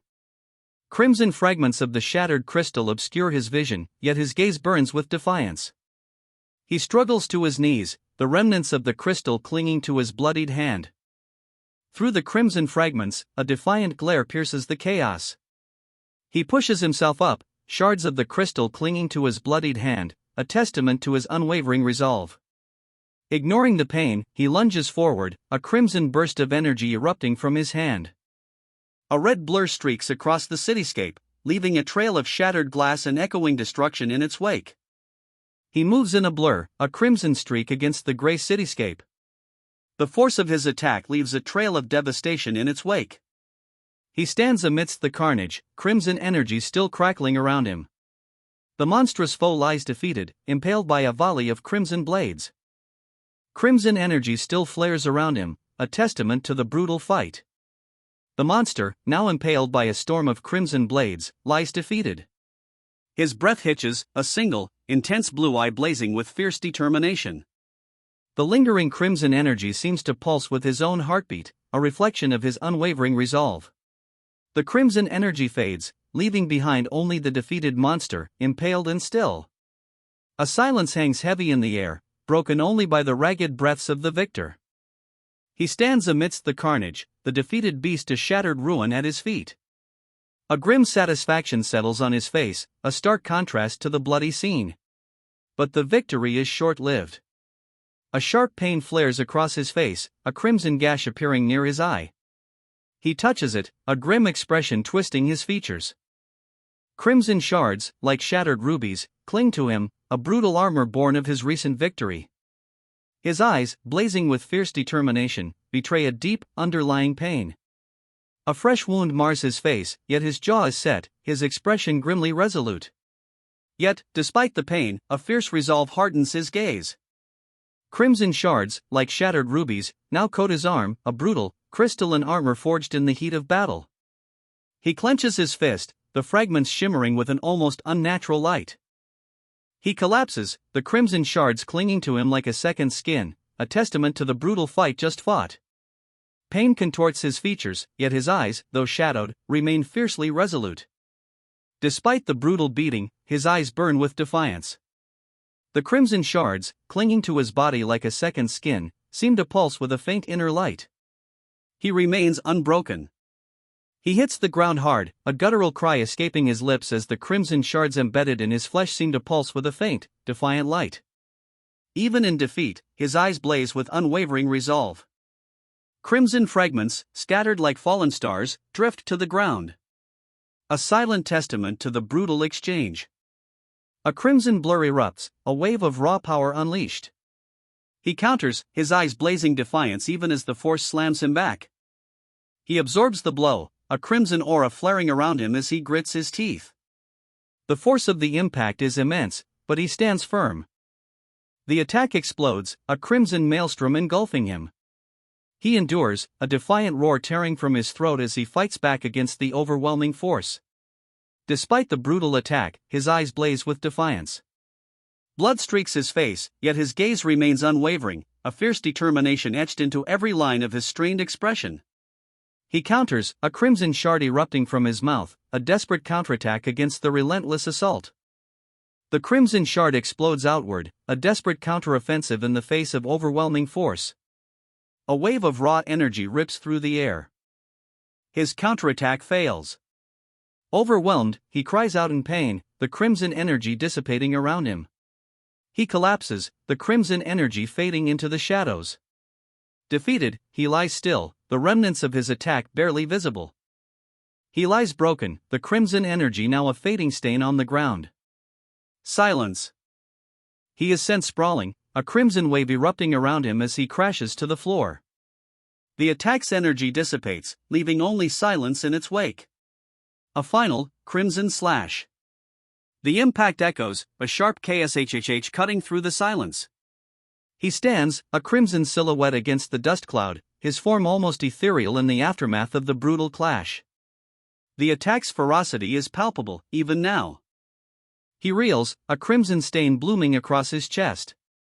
The force of the blow sends him staggering, a momentary lapse in his otherwise unwavering dominance. He collapses, tears streaming down his face as the weight of the blow becomes fully apparent. His grip on his sword loosens, the weapon clattering to the ground beside him. A pained ugh escapes him, a testament to the brutal blow he just endured. A ragged cry, ag, escapes him as he stumbles, blood trailing from a deep wound. With a final, desperate effort, he pushes his attacker away, shouting, "Get away!" He collapses. A crimson stain blooms on the ground, mirroring the desperate struggle just witnessed. He hits the ground hard, a guttural cry escaping his lips as the world spins. Blood blossoms around him, staining the earth a grim crimson. A spray of crimson explodes across the panel, a chaotic blur of motion and blood. Silence. Silence. Then, a spray of crimson explodes, a violent punctuation mark to the brutal fight. A final, brutal strike. Crimson explodes across the panel, a violent end to the fight. A crimson tide engulfs the scene, silencing the battlefield. The fight is over. A ragged breath escapes him, a single, pained cue. Blood stains his crimson garment. "Who are you?" he manages to gasp, his question hanging heavy in the aftermath of the battle. Silence. Only the crimson stain spreading across the ground remains, a stark testament to the battle's ferocity. His question hangs unanswered, lost in the stillness. "Why are you doing this to me?" The question, raw with pain and disbelief, hangs in the air, unanswered. His face, a mask of blood and bone, reflects a chilling calm. One crimson eye, blazing with unnatural light, stares out from behind a grotesque, skeletal visage. The silence is broken only by the ragged rasp of his breath. A chilling calm settles over his ravaged face. One crimson eye, burning with unnatural light, pierces through the grotesque mask of blood and bone. His touch, clawed and skeletal, rests upon his own marred visage. The scene shifts. A sneering young man, flanked by two equally smug accomplices, holds aloft a pulsating crimson gem. "Hey! Worm," he jeers, his voice dripping with contempt. "Try squirming again," the sneering youth taunts, his voice laced with cruel amusement. The battered figure on the ground, barely clinging to consciousness, can only manage a pained groan. A crimson gem, pulsing with an ominous light, rests near his bloodied form. A single sword, gleaming faintly in the dim light, lies discarded near the fallen figure. Hope, however faint, flickers. A single, pained whisper escapes the fallen figure, Worm. Doubt hangs heavy in the air. A massive, clawed hand slams down, shattering the ground. Crimson cracks spiderweb across the earth, mirroring the fading light in the fallen warrior's eyes. He crushes the warrior, the remnants of the body shattering into crimson fragments. A dark, ominous presence settles over the scene. The warrior is cleaved in two, a swift, brutal end. Crimson fragments rain down as a chilling silence descends. The final blow lands. A sickening crunch echoes as the warrior's body disintegrates into a bloody mist. He stands amidst the carnage, a grim victor. Blood coats his face, a gruesome mask reflecting the ferocity of the battle just concluded. His eyes burn with a fierce, unwavering light.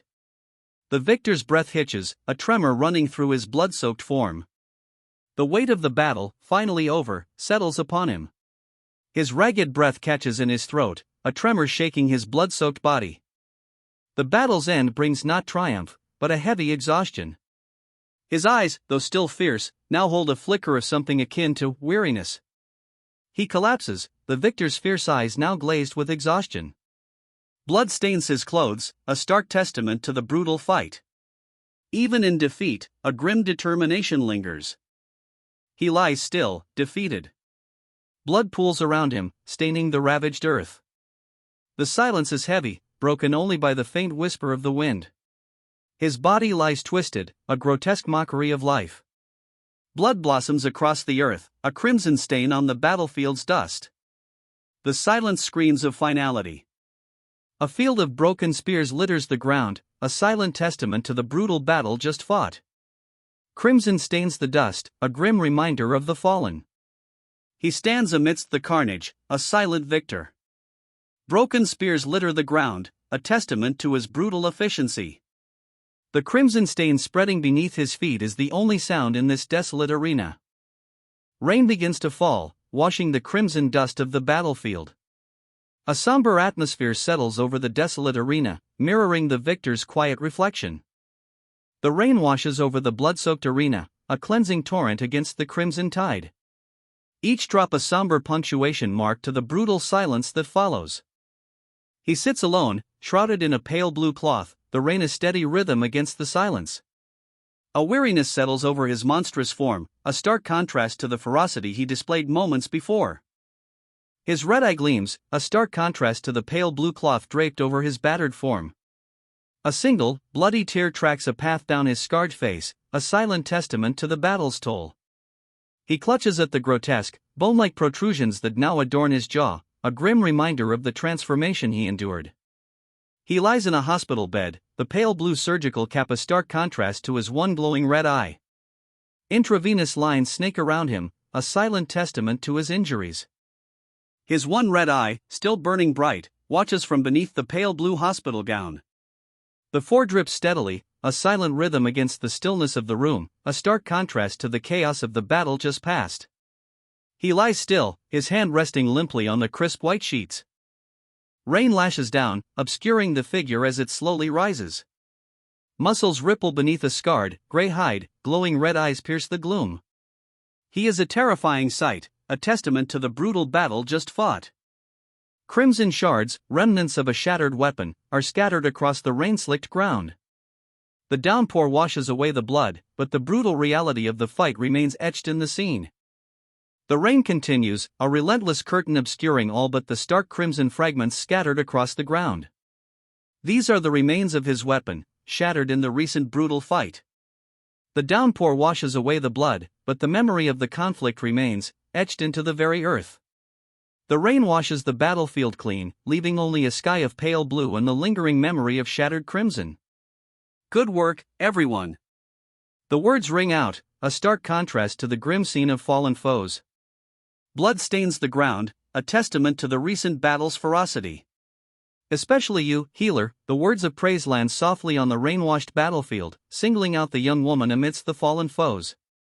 A quiet gratitude settles over the scene, a stark contrast to the recent violence.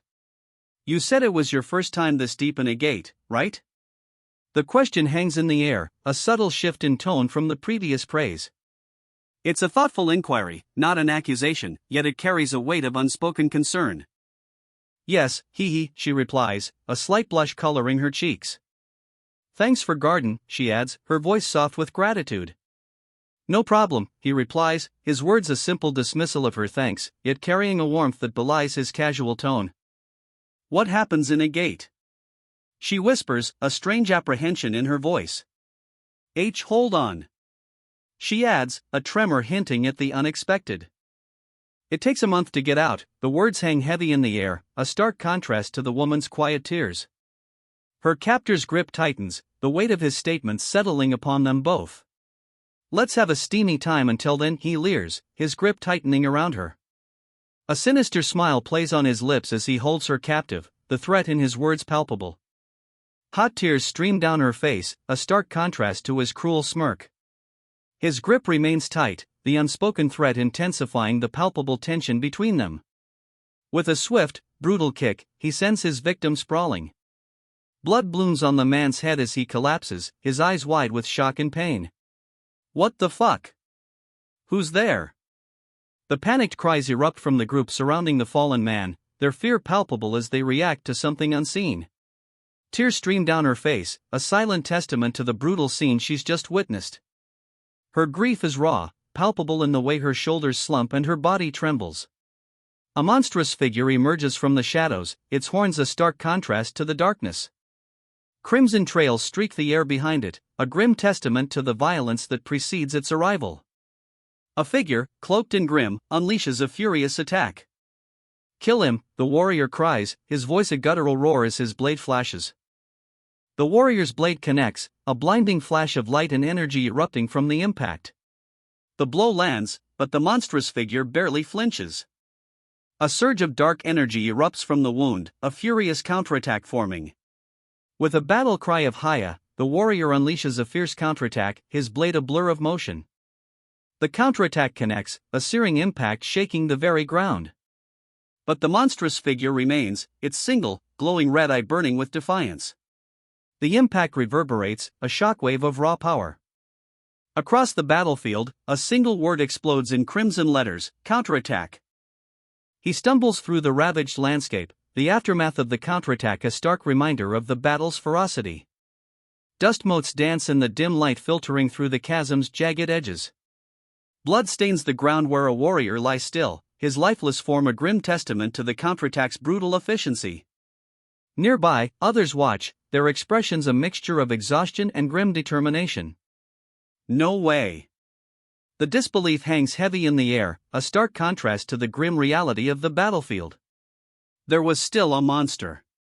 The words hang in the air, a grim realization dawning on the red-haired warrior's face. His expression reflects the chilling truth: the battle is far from over. A monstrous figure emerges from the dust, its crimson eyes burning against the blood-red sky. Two massive swords are held aloft, a chilling testament to the battle's brutal continuation. It rises, a behemoth of shadow and crimson eyes, its form barely visible in the dust. Two immense swords are held high, a terrifying promise of continued violence.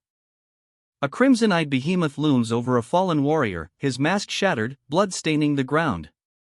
The monster's massive swords hang heavy, a grim promise of what's to come. A figure collapses, their red hair a stark contrast to the blood-soaked ground. The behemoth's shadow falls over them, a chilling reminder of its looming presence. Crimson eyes blaze, reflecting the carnage. His mask is gone, replaced by a grotesque, bone-like structure fused to his face, a testament to the brutal battle. Blood streaks his skin, a grim painting of his victory. Tears stream down her face, a silent testament to the brutal battle's aftermath. Her red hair frames a single, crimson eye, reflecting the horror she's witnessed. A soft sniffle breaks the silence, a stark contrast to the violence that preceded it. The aftermath hangs heavy in the air. He stands over her, a towering figure silhouetted against the crimson cave walls. The silence is heavy, broken only by her quiet sobs. A grim finality hangs in the air. A barely audible NNG escapes her lips, a sound swallowed by the oppressive silence of the crimson cave. "Thank you," she whispers, tears streaming down her face. A wave of gratitude washes over her, fragile and bittersweet, amidst the oppressive crimson silence. A monstrous figure emerges from the shadows, its single, glowing red eye burning with an unsettling intensity. Blood stains its ragged, clawed hands, clinging to a weapon dripping crimson. Blood stains the creature's clawed hands, a grim testament to its recent violence. The crimson still clings to its weapon, a chilling detail that underscores the monster's brutal nature. A rain of crimson spears descends, each one dripping with the blood of its victims. The monster's brutal efficiency is horrifyingly clear. The creature stands amidst a rain of crimson spears, each dripping with the blood of its victims. Its form, stark and imposing, dominates the scene. A chilling silence follows the storm of violence. The scene shifts. We see the Korean Hunter Association head, a composed woman with a serious expression, arms crossed. Her posture speaks volumes. This is a woman accustomed to command. Lee Yuman's name is uttered, a simple statement that hangs heavy in the sudden silence. The question follows, sharp and direct: "How do you know me?" It's a challenge, a demand for explanation from someone clearly in a position of authority. We manage everyone who enters a blood gate, a voice declares, the words cutting through the tension. The speaker's identity remains shrouded in shadow, but their authority is undeniable. It was 5 years ago for you, right? The question hangs in the air, a stark reminder of a past the shadowed figure clearly knows intimately. A violent explosion erupts below, a sudden, brutal punctuation marked to the chilling inquiry. A blur of motion. Something fast, something powerful, passes before her face. Dust and debris erupt below, a chaotic aftermath. What? The single word, a gasp of disbelief, escapes her lips as she watches the aftermath of a ferocious blow. Dust and debris still swirl around the combatants, obscuring the full extent of the damage. Your mother, the monstrous figure declares, his voice a low growl. I can get her out of her coma. The words hang heavy in the air, a chilling offer amidst the swirling dust. That's only if you have my help, though, he adds, his words a chilling counterpoint to his earlier offer. A grim determination hardens her features as she considers his terms. While you were trapped in the blood gate, the monstrous figure begins, his words a cruel twist of the knife, did you think your mother managed to stay alive? The question hangs heavy, a stark contrast to the grim determination etched on her face. Just because of the hospital's efforts, she questions, her voice laced with doubt, a stark contrast to the monstrous figure's cruel words. The weight of his question, the uncertainty in her own voice, hangs heavy in the air. He pauses, the silence heavy with unspoken horrors. A chilling ellipsis hangs in the air, mirroring the monstrous transformation slowly consuming him. Blood streaks his face, his eyes blazing with a terrifying red light. The grotesque mask of bone and claw tightens around his features, a horrifying testament to the power he wields, and the price he pays. What do you want? She asks, her voice a low, steady counterpoint to the monstrous figure's recent rage. A quiet defiance flickers in her eyes, a stark contrast to the horror he embodies. Humanity's weapons have lost their meaning compared to hunters, a chilling declaration cuts through the tension. The words hang in the air, a stark reminder of the overwhelming power arrayed before her. A group of hunters, their eyes glowing with an ominous red light, stand poised, a terrifying force ready to strike. Her eyes blaze with a fierce, red light, a chilling counterpoint to the ominous words that follow, some are stronger than nuclear weapons. The stark declaration underscores the terrifying power of the hunters poised to strike. Thanks to that, a voice explains, most of the monsters in the gates have been wiped out. Two glowing portals, remnants of the conflict, fade in the cosmic background, a testament to the hunter's devastating power. Despite the hunter's success, a lingering threat remains. The gates, though weakened, refuse to vanish completely, a stark reminder of the ongoing danger.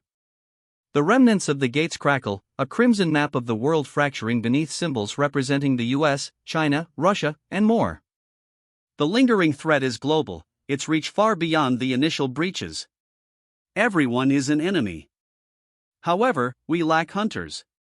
The grim reality settles in, a stark contrast to the earlier victories. The threat is global, the remaining gates a testament to the scale of the crisis. So we have been unable to block the invasion of Japanese hunters.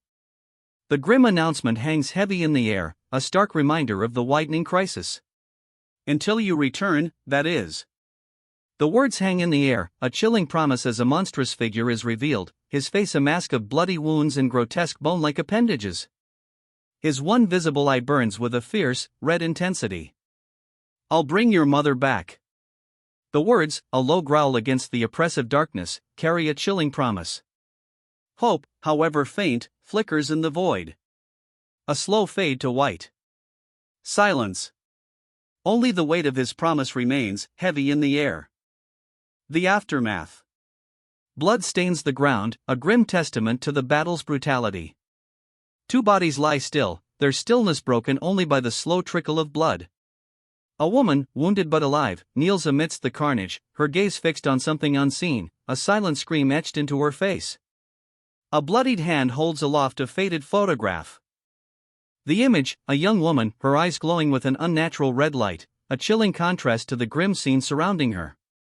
So become a monster for us, a voice commands, echoing across the blood-soaked battlefield. The words hang heavy in the air, a chilling ultimatum delivered from a shadowed figure, their form barely visible amidst the carnage. The scene opens in Japan, a modern cityscape stretching towards a bright, cloud-filled sky. A beam of light, piercing the bright sky, descends upon a modern building. It's a striking contrast to the bustling city around it, a beacon of something otherworldly.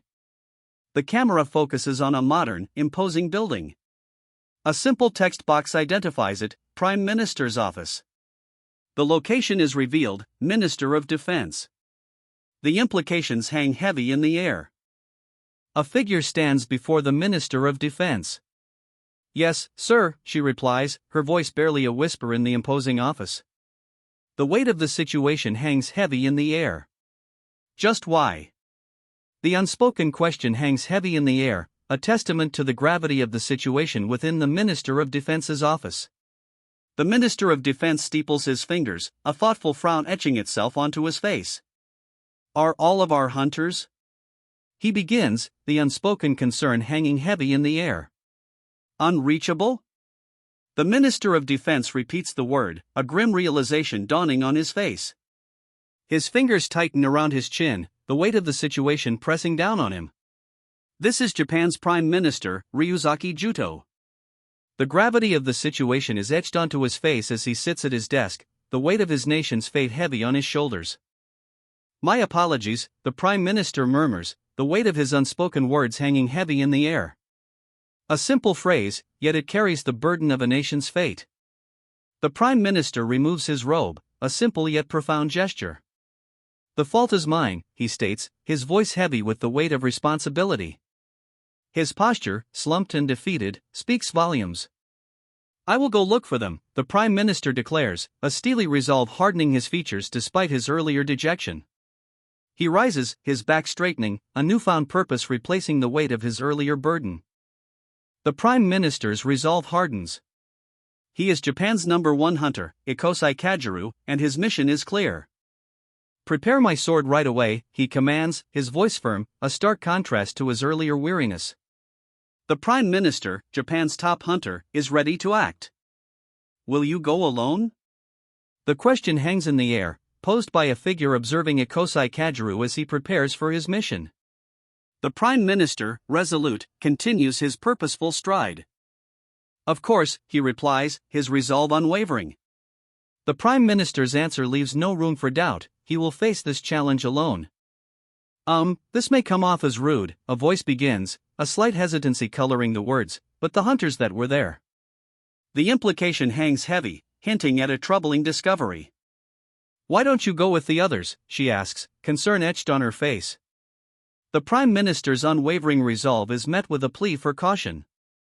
"Does it look like?" The thought trails off, leaving a chilling uncertainty hanging in the air. A question unspoken, yet heavy with implication. The Prime Minister's inner turmoil is laid bare. A single, haunting question hangs in the air, "I need something like that?" Doubt, perhaps even a flicker of desperation, colors the unspoken words. A steely resolve hardens the Prime Minister's gaze. Turning away, she leaves behind the lingering question, the weight of her decision settling heavily in the silent aftermath. A single word, spoken with quiet gravity, cuts through the silence, "I apologize." The Prime Minister's apology hangs in the air, a stark contrast to her earlier resolve. It's a simple statement, yet it carries the weight of unspoken consequences. A hazy, golden light filters through the trees, bathing the scene in a quiet, almost melancholic glow.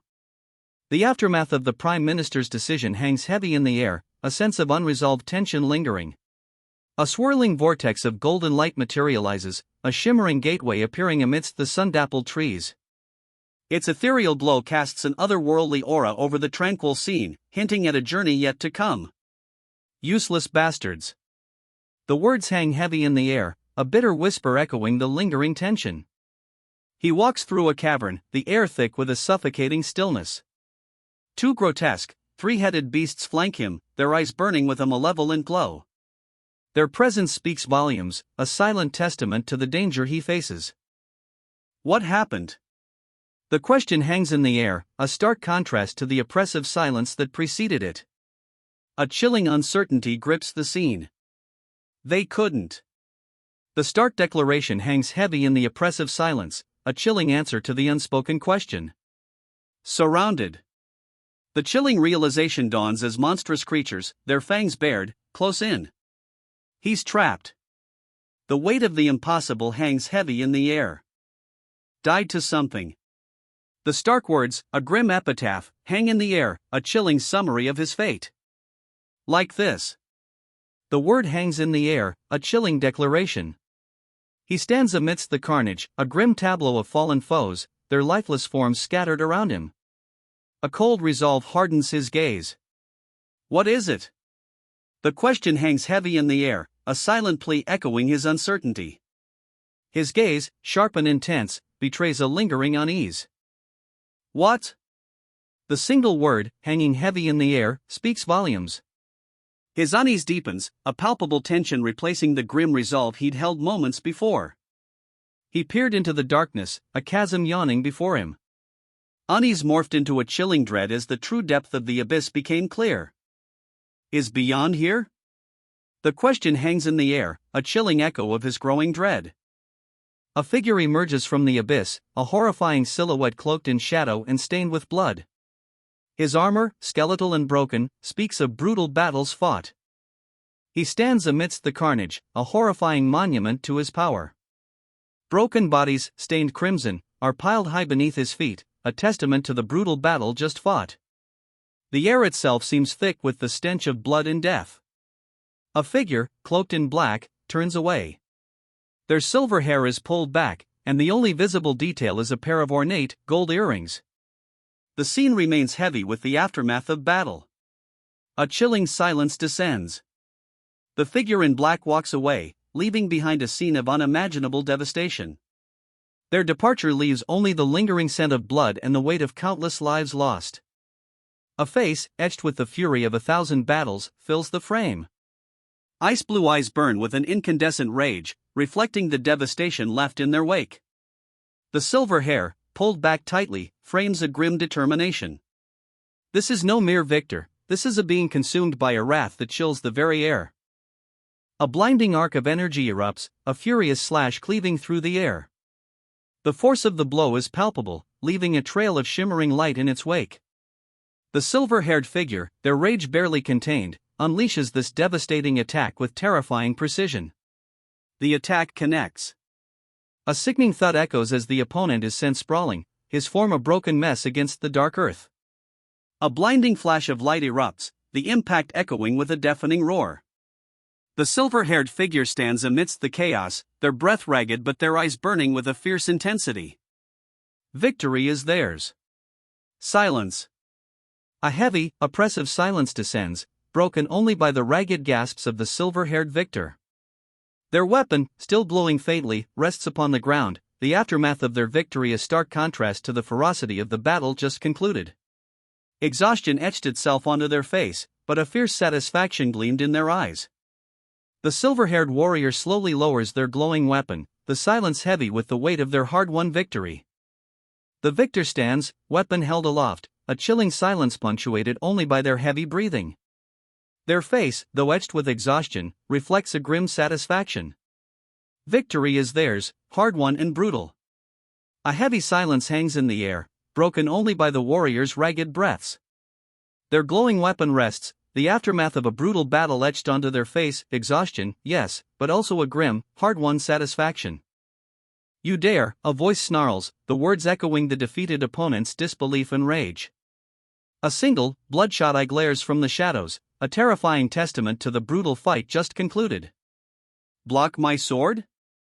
The defeated opponent's incredulous voice rings out, a mixture of disbelief and seething fury. His single visible eye, bloodshot and blazing, speaks volumes of the battle's intensity. His blade a blur, he counters the attack with impossible speed. A look of cold fury hardens his features as he deflects the blow. Interesting, he murmurs, a hint of amusement in his tone as he effortlessly deflects another desperate attack. The energy of his counter-blow crackles, leaving the opponent reeling. Kageryo. First Moon. The name and title appear, a stark visual against the swirling dust and fading energy of the recent clash. His victory is absolute. Kageryo. First Moon. The name and title blaze forth, a stark contrast to the fading energy of the battle. His victory is complete. Kagero. First Moon. The title solidifies his victory, a stark declaration against the fading echoes of battle. Kagero, First Moon. The title hangs heavy in the air, a testament to his hard-won victory. The lingering energy of the battle fades, leaving only the stark declaration of his triumph. Defeated, he plummets. The dust of the battleground swirls around him as he falls, a stark contrast to the triumphant silence left behind. He lies broken, blood staining the dust. A grim smile, twisted in defeat, plays on his lips. The fight is over. The title card appears, Second Moon. A new arc begins. A figure streaks across the sky, a blur of motion and gleaming steel. Their blade, a silver arc against the stormy backdrop, leaves a trail of blue energy in its wake. This is the start of something new. A blur of motion, a flash of steel. The figure, a whirlwind of energy, leaves their opponent sent sprawling. The impact is brutal, a silent testament to the raw power unleashed. The figure cuts through the air, a blur of motion. Two beams of brilliant blue energy erupt from their blade, striking their opponent with devastating force. They are sent flying, the impact echoing in the silent aftermath. "Your exoskeleton's quite sturdy," a voice observes, the words a stark contrast to the ferocity of the previous attacks. "Quite sturdy," the attacker comments, their blade still poised, a hint of surprise in their tone. The opponent, sent sprawling, struggles to rise. A blinding flash of light erupts, the title Third Moon blazing across the scene. The attacker unleashes a devastating blow, a surge of energy cleaving through the air. Third Moon, the technique's name blazes, leaving the opponent reeling, their form barely visible within the bright light. The attack connects, a searing blue energy slicing through the opponent. He's sent sprawling, barely visible amidst the lingering light of the Third Moon technique. His eyes, wide with a ferocious intensity, lock onto something beyond the dust cloud. A grim determination sets his jaw. He's far from finished. He counters, a blinding flash of blue energy erupting from his twin blades. The attack cuts through the dust cloud with terrifying speed. The attack connects, a searing blue energy cleaving through the creature. Its form shudders violently. However, its form regenerates, the creature's monstrous claws already reforming. "My sword," she grits out, her eyes narrowed in fierce determination. The blade slices through the creature, a testament to its power, the text above confirms, slices through even diamond. Undeterred, she prepares for another strike. Her blade cleaves the creature, a decisive blow. The monster collapses, its body dissolving into a bloody mess. The monster disintegrates, leaving only wisps of smoke. A nearby figure watches, a question hanging in the air, they lost to something like this? Disbelief colors their tone. "What a pity," a voice whispers, laced with disbelief. The aftermath of the battle hangs heavy in the air. "What a pity," a voice whispers, the words hanging heavy in the aftermath. The defeated figure lies sprawled, a gruesome testament to the battle's ferocity. Blood stains the ground around him. A single, bloodshot eye glares upwards, defiance etched into its very being despite the crimson staining his face. A blade, still embedded near his temple, speaks volumes of the brutal fight's conclusion. "Dad." The single word, stark against the somber background, hangs heavy with unspoken emotion. A figure, dressed in a sharp suit, is shown from the chest up, his face partially obscured, leaving his expression a mystery. "He was always busy because of work." A somber narration overlays a scene of a young boy holding his mother's hand, his red eyes hinting at a deeper sadness. The unspoken weight of his words hangs heavy in the air. But he was warm and friendly. The stark contrast between this statement and the previous scenes of sadness creates a poignant shift in tone. A memory, perhaps, of a happier time. Now, a present-day scene unfolds. A man in a sharp suit, a warm smile playing on his lips, gestures welcomingly. He holds a bag of takeout, a small, comforting detail amidst the previously established sadness. "I like that about him," a voice reflects, a quiet fondness coloring the words. The sentiment hangs in the air, a poignant counterpoint to the earlier sadness. A young boy, eyes blazing with fierce determination, lunges forward, his small fist clenched tight. Beside him, a woman watches, her expression unreadable. A blur of motion. He's a streak, a desperate lunge forward, propelled by something fierce and raw. The woman beside him watches, her face a mask, as he hurtles towards an uncertain fate. But he falls short. A desperate lunge, ending not in triumph, but in a breathless collapse. His eyes, wide with a mixture of exertion and dawning fear, reflect the harsh reality of his failure. His eyes, bloodshot and wide with a desperate, burning intensity, fix on something unseen. A raw, visceral fear claws at him, etched onto his face in the grime and blood. Passed away because of me, the words hang heavy in the air, a stark indictment echoing his own desperate, bloodshot gaze. He sits slumped, the weight of that truth crushing him. Blood stains the ground, a grim testament to the recent violence. A hand, slick with crimson, reaches out, grasping desperately at a fallen ring. The weight of his actions, the weight of death, is palpable. With his death, his business went under, leaving behind a mountain of debt. The setting sun casts long shadows over the now closed noodle shop, a stark reminder of the loss. Now, a stark contrast. A pair of hands, gentle and worn, washes a dish. The title card reads, "My Mom's Soft Hands." A quiet moment of peace, a world away from the recent violence. "Mom, are you?" His voice trails off, a question hanging in the air. The boy's eyes, wide and red-rimmed, reflect a mixture of concern and apprehension as he watches his mother's hands, now rough and calloused, a stark contrast to the gentle touch he remembers. The text above reads, "Became rough." "Okay," he asks, his voice barely a whisper. A simple, reassuring yes, is the reply. Tears stream down her face, but a small, weary smile plays on her lips. "Mom's okay," she whispers, wiping her eyes with a gloved hand. Relief washes over her son. But every night. The simple words hang heavy in the air, a stark contrast to the relief that had just settled. A shadow of worry replaces the fleeting joy. But every night. The boy lies in bed, tears streaming down his face, a stark contrast to the earlier relief.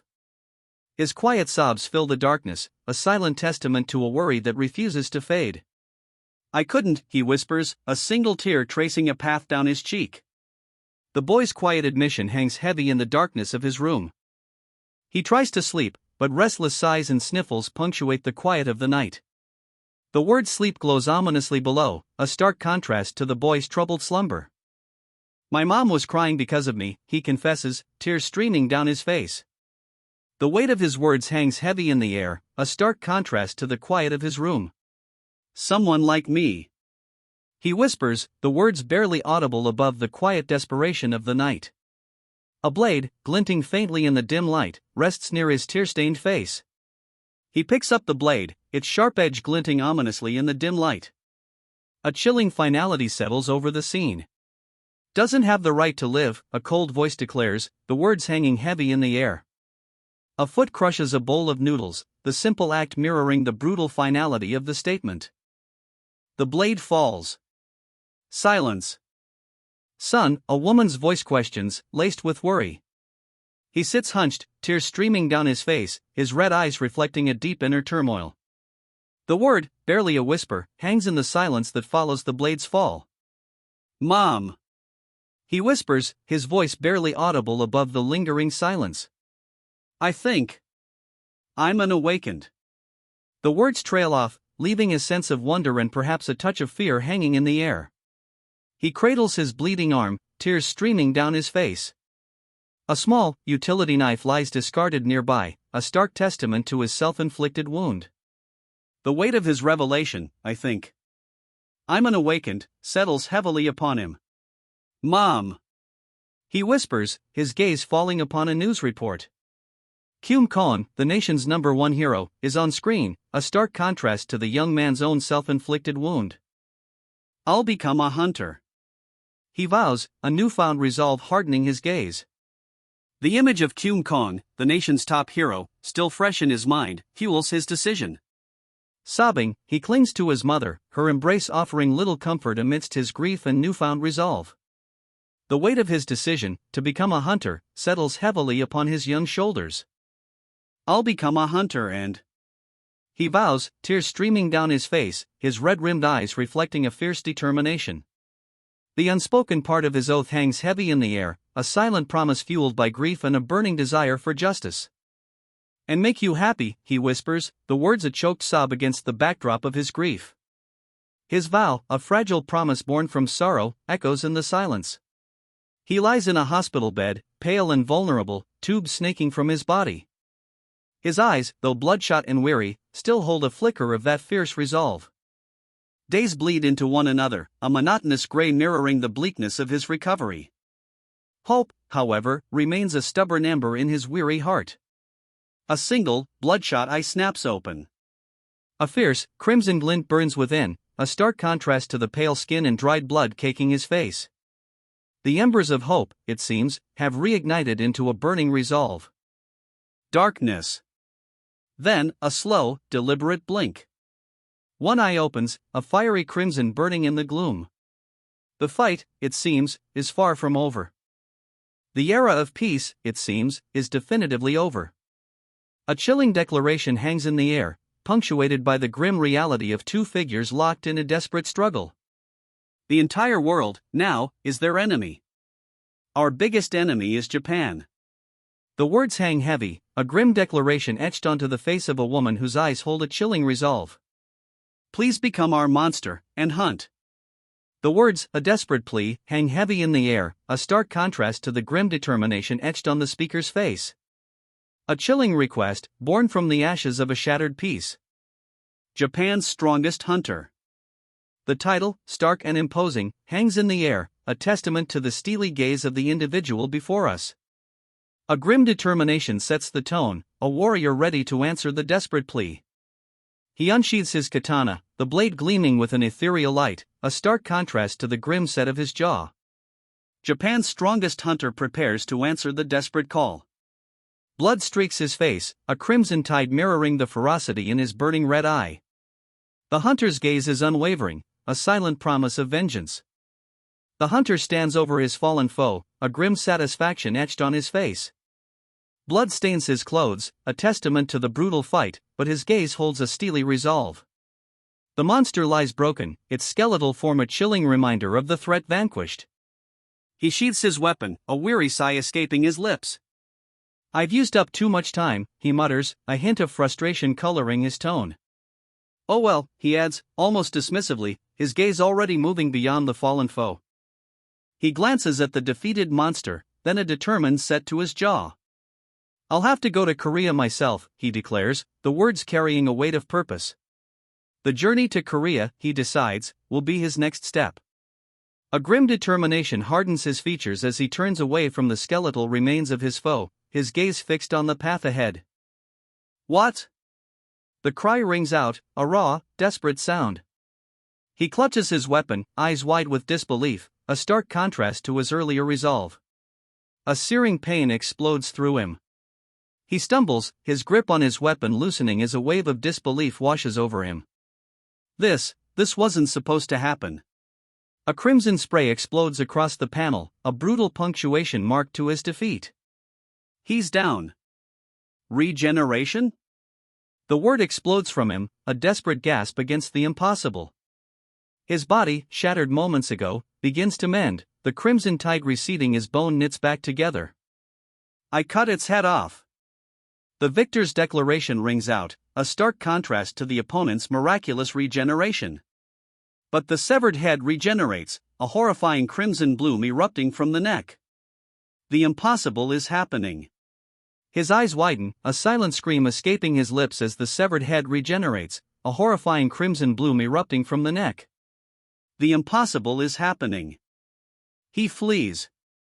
A desperate, blurring dash across the crimson landscape, the impossible regeneration a horrifying engine driving his escape. Under a pale crescent moon, he runs. A desolate, snow-swept landscape stretches before him, the chilling silence broken only by his ragged breath. His breath ragged, a guttural whisper escapes him, "This bastard." The icy wind whips around him, mirroring the fury churning within. Eyes blazing, he grips his sword tighter. A fierce determination hardens his features as he prepares to confront whatever lies ahead. The icy wind howls around him, a fitting soundtrack to his simmering rage. He unleashes a furious attack, his blade a blur of motion against the icy wind. The force of his swing is almost palpable. His foot comes down hard, a shockwave rippling outwards from the impact. The ground trembles beneath him. The skeletal figure collapses, defeated. A cloud of dust briefly obscures the scene before clearing to reveal the victor standing over his fallen foe, sword still held high. A blinding flash of light erupts, a wave of energy surging outwards. The skeletal warrior is flung backward, a powerful force propelling him across the obsidian floor. He's caught within a swirling vortex of light, the glyphs etched along its perimeter glowing intensely. The vortex collapses, leaving only a lingering shimmer in its wake. Silence. He skids to a halt, the skeletal warriors form a blur against the obsidian floor. A stunned silence hangs in the air. The skeletal warrior lies broken, scattered remains marking the end of a fierce battle. A chilling silence follows the sudden stillness. Kagoryu. The name, etched in glowing blue, hangs heavy in the aftermath. Two swords, sheathed, rest in the victor's hands, a stark contrast to the scattered remains of the fallen warrior. The fatal. The words, etched in brilliant blue, blaze across the page, a stark title for the devastating blow just delivered. The victor stands, sword sheathed, a ghostly afterimage of the fight swirling around them like a fading echo. The victor remains, sword sheathed, but the opponent is gone. Only a swirling cloud of dark dust marks where they once stood, a testament to the fatal blow's devastating power. A triumphant grin splits the victor's face, eyes blazing with a fierce light. The opponent? Reduced to nothing but dissipating shadow, a testament to the devastating power unleashed. 12th Moon. The title hangs heavy, a stark reminder of the battle's brutal conclusion. Victory is theirs, but the cost remains unseen, shrouded in the lingering darkness. A figure, ethereal and fading, ascends. The aftermath of the battle, a chilling silence broken only by the slow dissipation of their form. 12th Moon. The weight of that name, the cost of victory, hangs heavy in the air. Two figures ascend, dissolving into the ethereal glow. Their forms fade, leaving only the chilling silence of victory's aftermath. The weight of 12th Moon, the cost of their triumph, settles heavily. Only silence remains, a stark contrast to the battle's fury. The figures, victorious yet fading, leave behind only the lingering chill of their triumph and the heavy weight of 12th Moon. A swirling vortex of light and shadow consumes them, the remnants of their struggle dissolving into the ethereal glow. Only the chilling silence remains, punctuated by the slow drift of crimson. The aftermath. A swirling vortex of light and shadow fades, leaving only the slow descent of crimson droplets against a backdrop of chilling silence. The weight of 12th Moon hangs heavy in the air. Crimson droplets continue their slow descent, the chilling silence unbroken. A figure emerges from the dissipating light, its form barely visible, yet undeniably powerful. The weight of 12th Moon remains, a palpable presence in the aftermath. Crimson continues its slow fall, a stark contrast to the ethereal glow now receding. From the fading light, a figure emerges, powerful and imposing, their presence filling the silence. The light fades, leaving only the lingering crimson stain and a stark, silent emptiness. A swirling vortex of energy opens, a chaotic maelstrom of light and shadow consuming the remaining crimson. It's a gateway, ominous and vast, promising something beyond. The gateway expands, a swirling vortex of light and shadow, promising a journey into the unknown. Its luminescent green core pulses with an unsettling energy. Through the gateway, a blinding light explodes, momentarily eclipsing all else. The light fades, revealing a breathtaking vista. Towering cliffs rise from a valley floor, their rugged peaks piercing a brilliant blue sky. Birds wheel and soar in the clear air, a peaceful scene contrasting sharply with the intense energy of the gateway just moments before. The gateway's glow subsides, leaving behind a swirling vortex of darkness rimmed with vibrant green energy. It pulses faintly, a silent promise of further journeys. A brilliant, ethereal light erupts, momentarily blinding. Then, as quickly as it appeared, the radiance fades, leaving behind only the vast, serene valley. A blinding flash of light erupts from the vortex, then fades, leaving behind a skeletal hand, flung violently away from a now calm, green-tinged portal. Debris explodes outward in a chaotic spray, flung from the portal's violent recoil. The once bright light is gone, leaving only the serene valley, momentarily marred by the scattered rocks. Silence. The valley, once shattered by the portal's fury, is still. Only the jagged, dark stone remains, a stark reminder of the power unleashed. The ground itself cracks open, a jagged chasm spreading outward from the portal's vanished location. A silent testament to the raw power just unleashed. The valley floor heaves, vast slabs of rock rising like jagged teeth from a newly opened chasm. Dust and shadow swirl around the fractured earth, a silent, unsettling aftermath. From the dust and shadow, a figure emerges. He moves with a chilling grace, a long, slender blade held before him, the very air crackling with barely contained power. His eyes burn with an icy intensity. Phew! A single word, a breath released, hangs in the air, a testament to the intensity just passed. He walks away, the ground crackling with energy beneath his feet. The tension, palpable moments before, now dissipates into a heavy silence. I didn't expect it to bite my leg. A quiet admission, a slight tremor in the words hinting at both surprise and a touch of self-deprecating humor. The aftermath of the intense encounter settles into an unexpected, almost comical understatement. I need healing. The words hang in the air, a quiet admission of the battle's toll. A sword pierces his leg. He winces, the pain evident despite his stoic posture. The need for healing is immediate and undeniable. Tears stream down his face, a stark contrast to the stoicism he'd maintained. The pain is overwhelming, his silent struggle now etched in every line of his anguished expression. A skeletal hand, dripping blood, reaches out from a chasm, the earth itself seemingly cracking open to reveal its ghastly presence. A trail of crimson flows from the fissure, a chilling testament to the unseen horrors below. From the chasm, a skeletal head bursts forth, its single, glowing red eye burning with malevolent intensity. Crimson trails stream from its gaping maw, a horrifying spectacle that amplifies the already palpable dread. A clawed, skeletal form plummets from the chasm, its descent a terrifying spectacle of bone and shadow. Crimson trails streak behind it, marking its violent emergence from the depths. It lands with a bone-jarring thud, the creature's impact sending tremors through the very ground. A chilling silence follows, broken only by the ragged gasps of its crimson breath. A figure emerges, sword drawn, from the shadows of the chasm. He stands poised, a grim determination etched on his face, as he utters a single, chilling word, "You dash. Son of a fucking bitch." The warrior's roar echoes, a furious outburst as his blade descends. His blade a blur, the warrior unleashes a furious counterattack. Rage contorts his features, eyes blazing as he roars his defiance. A whirlwind of motion, a blur of steel. The warrior's counterattack is a storm of fury, a red-hot tempest of blade and rage. The warrior's relentless assault continues, a furious dance of steel. His blade finds its mark, the impact echoing in a deafening roar. The battle's fury subsides, leaving behind a swirling, luminous green portal. Two figures stand before it, a woman watching with apprehension, a man seemingly in command. Still, Prime Minister. The words hang heavy in the air, a hushed whisper against the backdrop of a silent, expectant crowd. A question hangs in the air, a quiet challenge amidst the lingering tension. Do we truly need this many people?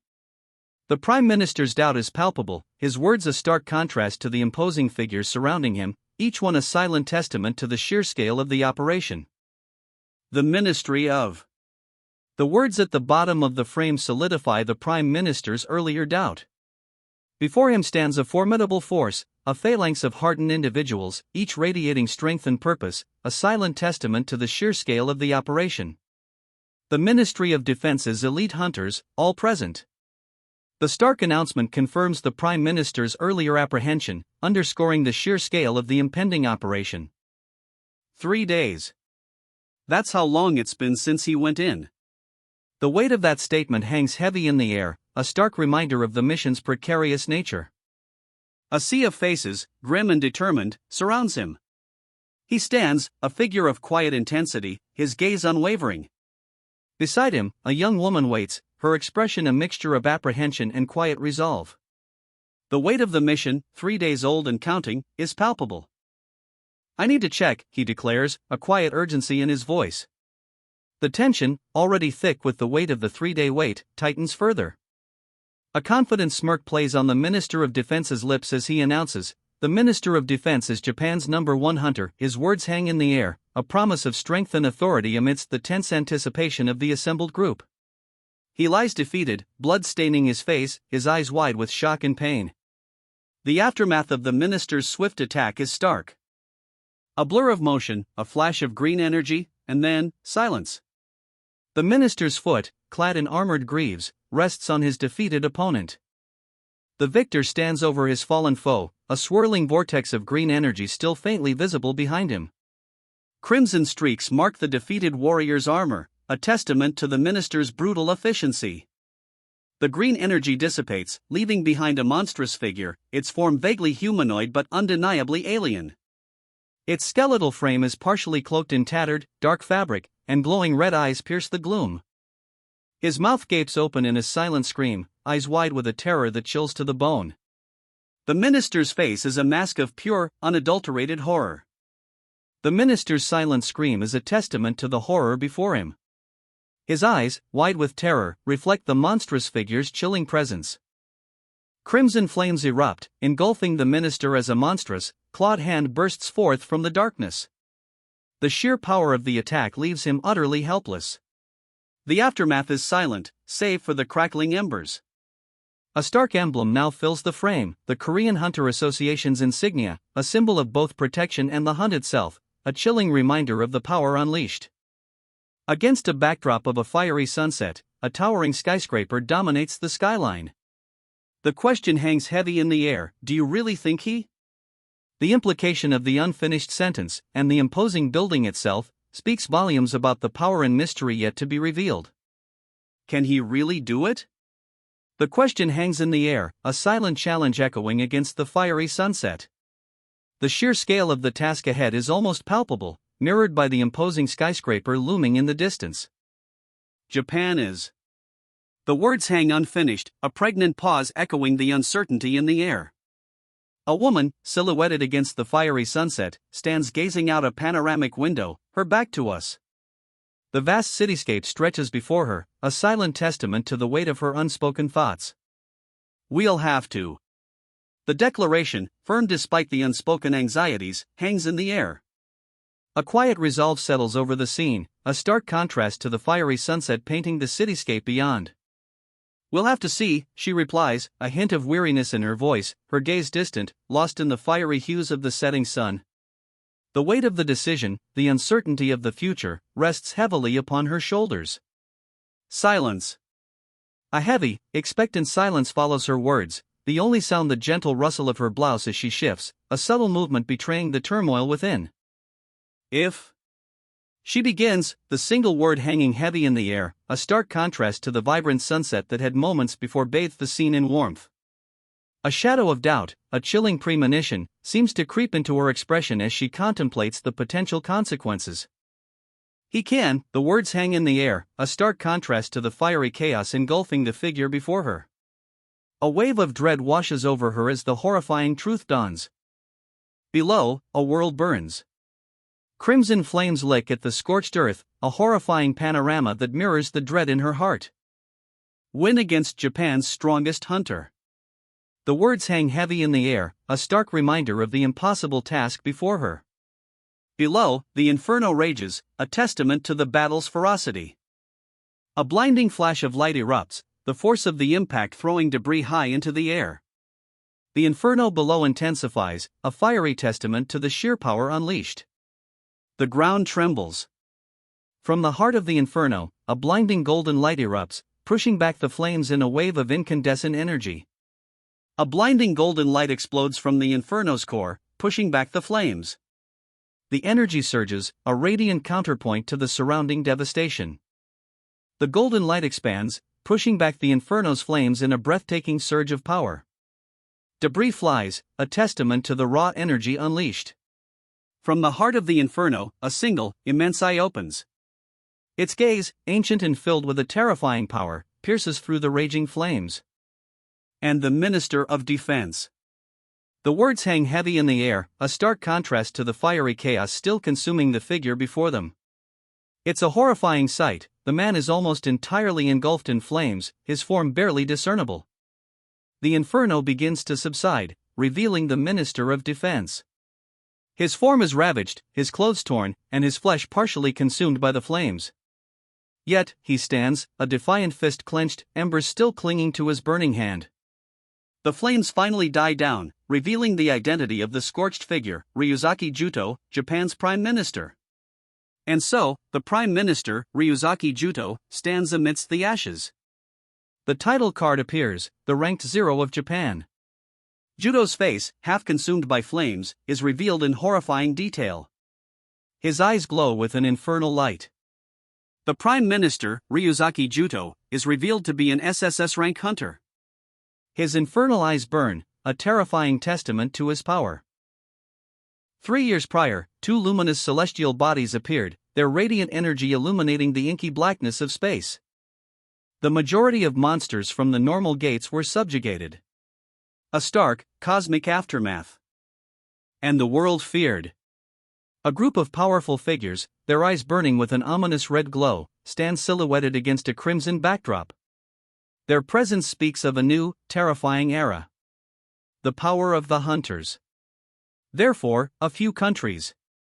The weight of that statement hangs heavy in the air, a stark reminder of the devastation wrought in the uncertain future that lies ahead. A lone figure, silhouetted against the fiery sunset, runs across a cityscape under attack. Multiple fighter jets, unleashing a barrage of missiles, attempt to eradicate the hunters. The scale of the assault is breathtaking, a desperate attempt to quell an unimaginable threat. They failed. The words hang in the air, stark against the backdrop of explosions and a purple energy shield protecting the hunter as he runs, missiles exploding harmlessly around him. The attack failed. Miserably. The wreckage of the fighter jets rains down, a stark testament to the hunter's overwhelming power. The aftermath. A cooperation agreement is signed, a stark contrast to the recent chaos. The hunter, his power undeniable, now stands alongside a U.S. government official, their handshake a symbol of uneasy alliance. The world watches. The aftermath hangs heavy. A choice, stark and simple, is presented: agreement, coexistence, or conquest. The fate of nations rests on this single decision. They each gain supremacy in their own ways. A bloody aftermath, a stark and imposing figure stands amidst the ruins, a testament to the hard-won victory. The weight of their choices hangs heavy in the air. The country that was conquered by hunters was a chilling revelation, a symbol glows, stark against the dark. Japan. The chilling revelation hangs in the air, a stark contrast to the fading embers of battle. The conquered land is named, its fate sealed. The reason was simple. A stark statement, hanging heavy in the aftermath of conquest. The weight of that simplicity, the chilling truth of it, settles over the fallen land of Japan. The Prime Minister.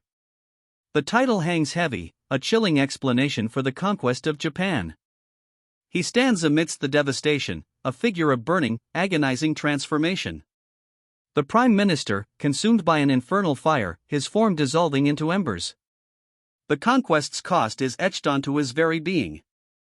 Only embers remain, a chilling testament to the Prime Minister's agonizing transformation. The infernal fire has consumed him, leaving behind nothing but ash and the lingering scent of brimstone. The conquest of Japan has exacted a terrible price. A chilling revelation emerges from the ashes: he was an SSS rank hunter. The weight of this truth hangs heavy in the air, a stark contrast to the devastation left behind.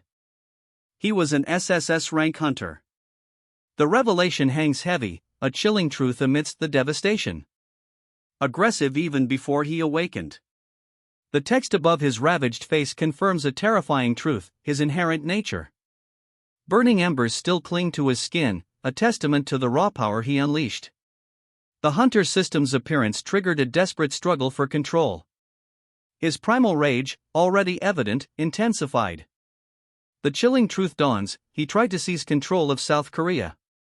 His inherent aggression, fueled by the hunter system, is revealed as a terrifying ambition. However, the hunter system's power proves too much. A searing, molten core erupts from his chest, a horrifying display of internal destruction. That ambition. It cost him everything. The consequences of his reckless power grab are laid bare, a stark reminder of the hunter system's destructive potential. His power, it seems, was being hampered. The molten core within him, a testament to his reckless ambition, finally consumes him. Because of one monster. The words hang heavy in the air, a grim epitaph for the fallen figure consumed by his own ambition. It's regenerating. The words hang in the air, a chilling confirmation as the fallen figure begins to reform, a testament to his terrifying resilience. Prime Minister, a voice calls out, the words carrying a weight of urgency, a stark contrast to the chilling regeneration witnessed moments before. Please leave it to us, a voice declares, the words cutting through the tension as a group steps forward, ready to intervene.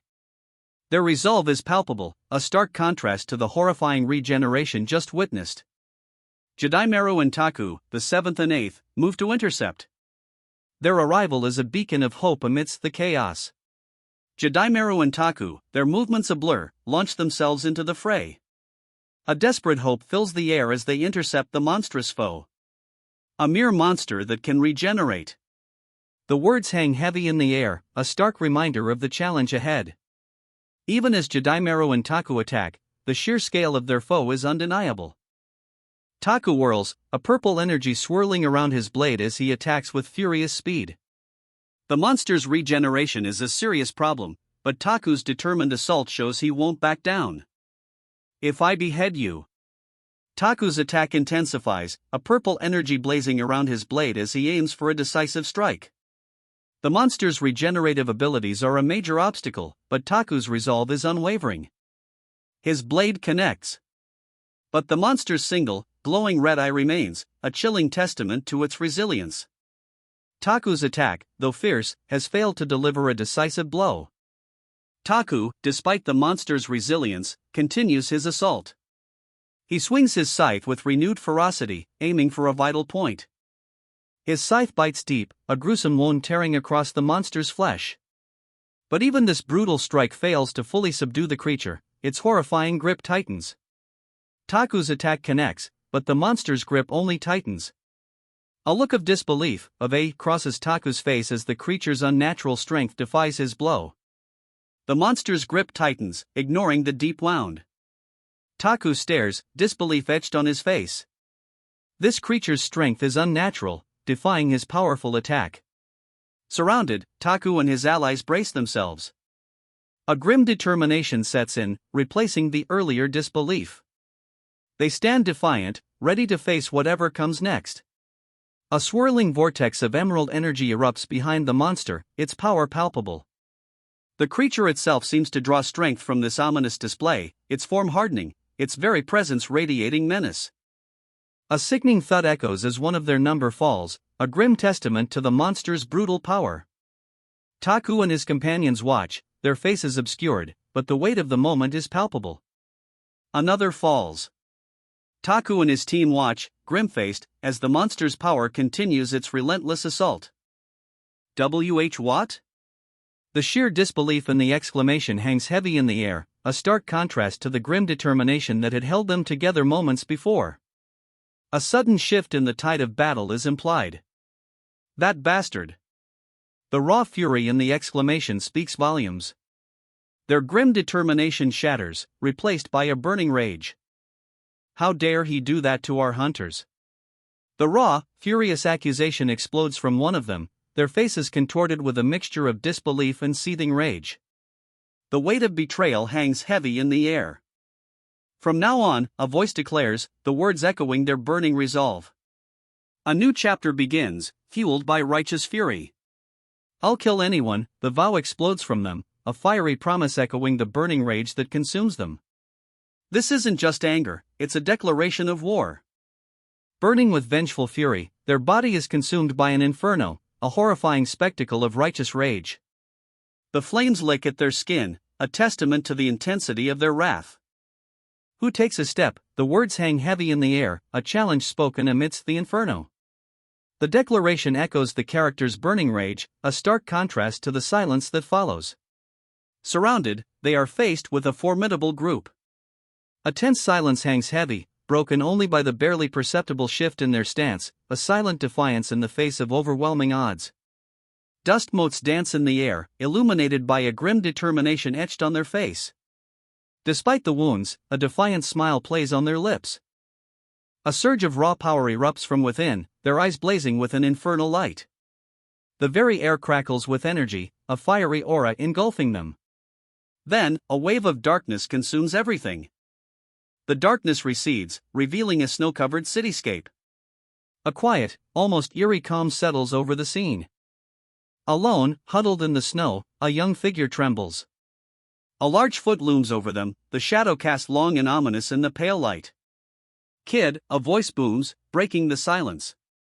"Why are you here?" The question hangs heavy in the snowy air, a stark contrast to the child's shivering form. His gaze, sharp and intense, pierces the falling snow. A man, his face etched with a mixture of suspicion and something akin to weary understanding, looms over the child. The silence speaks volumes, heavy with unspoken questions and the weight of the coming storm. Shivering, the child's face is flushed, their breath misting in the frigid air. A stark vulnerability clings to their small form, huddled against the relentless snow. "Who are you?" the man demands, his question hanging in the frigid air, a stark contrast to the child's shivering form. The question, sharp and direct, cuts through the silence, leaving only the falling snow as a witness. The man leans closer, his gaze intense, studying the child. A heavy silence falls, broken only by the soft whisper of the snow. The man turns away, his back to the child, a stark silhouette against the falling snow. A profound sadness seems to settle over him, his shoulders slumping slightly under the weight of unspoken words. "It's cold," he states, his voice a low murmur against the falling snow. Turning, he extends an invitation, "Come with me." A hint of warmth, a flicker of unexpected kindness, seems to pierce the sadness that had settled over him. Hand in hand, they walk away, the falling snow a soft blanket on the silent street. A fragile peace settles between them, a stark contrast to the earlier sadness. "What's your name?" he asks, their hands still clasped together. A simple question, yet it hangs heavy in the quiet snowfall, a bridge to a deeper connection. A blush creeps across her cheeks, her gaze downcast. The quiet snowfall continues, a gentle hush falling between them as she seems lost in thought, a delicate fragility in her posture. Finally, she speaks, her voice barely a whisper against the falling snow. "Ilara," she says, the name a fragile thing on the wind.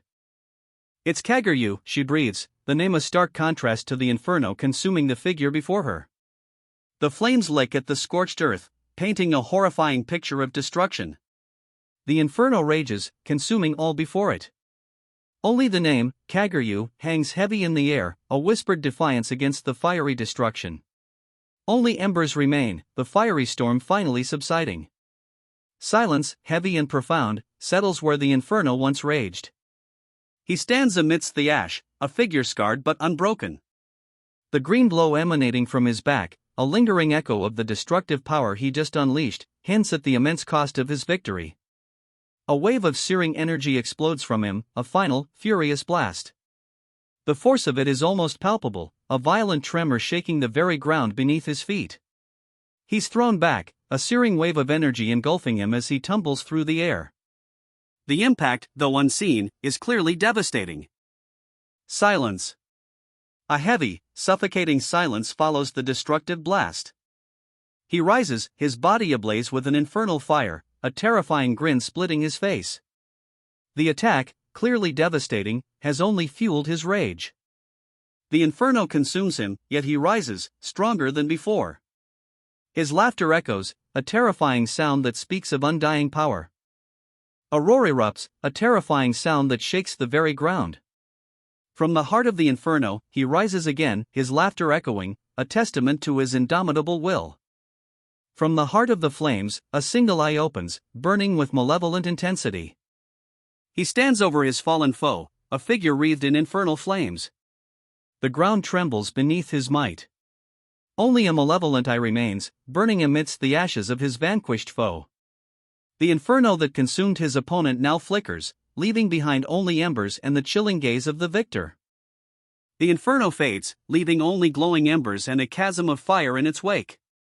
He stands amidst the devastation, his silhouette stark against the fiery landscape. A chilling silence descends.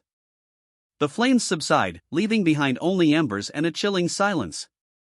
He remains, a solitary figure amidst the devastation, his form a stark silhouette against the fading inferno. Molten rock continues to flow, a river of fire winding through the ravaged landscape. The heat still radiates, a stark reminder of the battle's intensity. He walks away, a lone figure against the smoldering landscape. The others watch him go, their faces obscured, yet a palpable tension hangs in the air. The aftermath of the battle is a stark contrast to his calm departure. Amazing.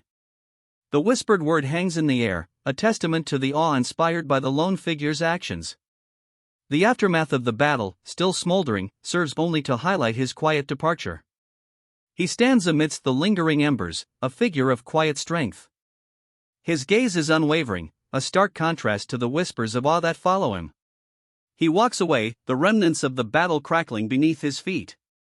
The ground itself seems to burn in testament to his power. As expected of the Prime Minister. The words hang in the air, a stark testament to the devastation wrought. Scattered bones litter the fiery landscape, a grim reminder of the battle's ferocity. A hand, powerful and imposing, reaches down. It rests gently on the bloodied head of a fallen foe, the Prime Minister's victory absolute. Silence. The aftermath. Crimson stains the page, a stark punctuation mark to the Prime Minister's brutal victory. The Prime Minister's opponent lies defeated, blood staining his powerful frame. A grim silence hangs heavy in the air. A final, devastating blow. The Prime Minister's opponent is reduced to nothing more than a fading crimson stain, his very essence dissolving into the air. Only silence remains. A stark, unsettling quiet descends, broken only by the slow drip of blood. The aftermath is a horrifying spectacle.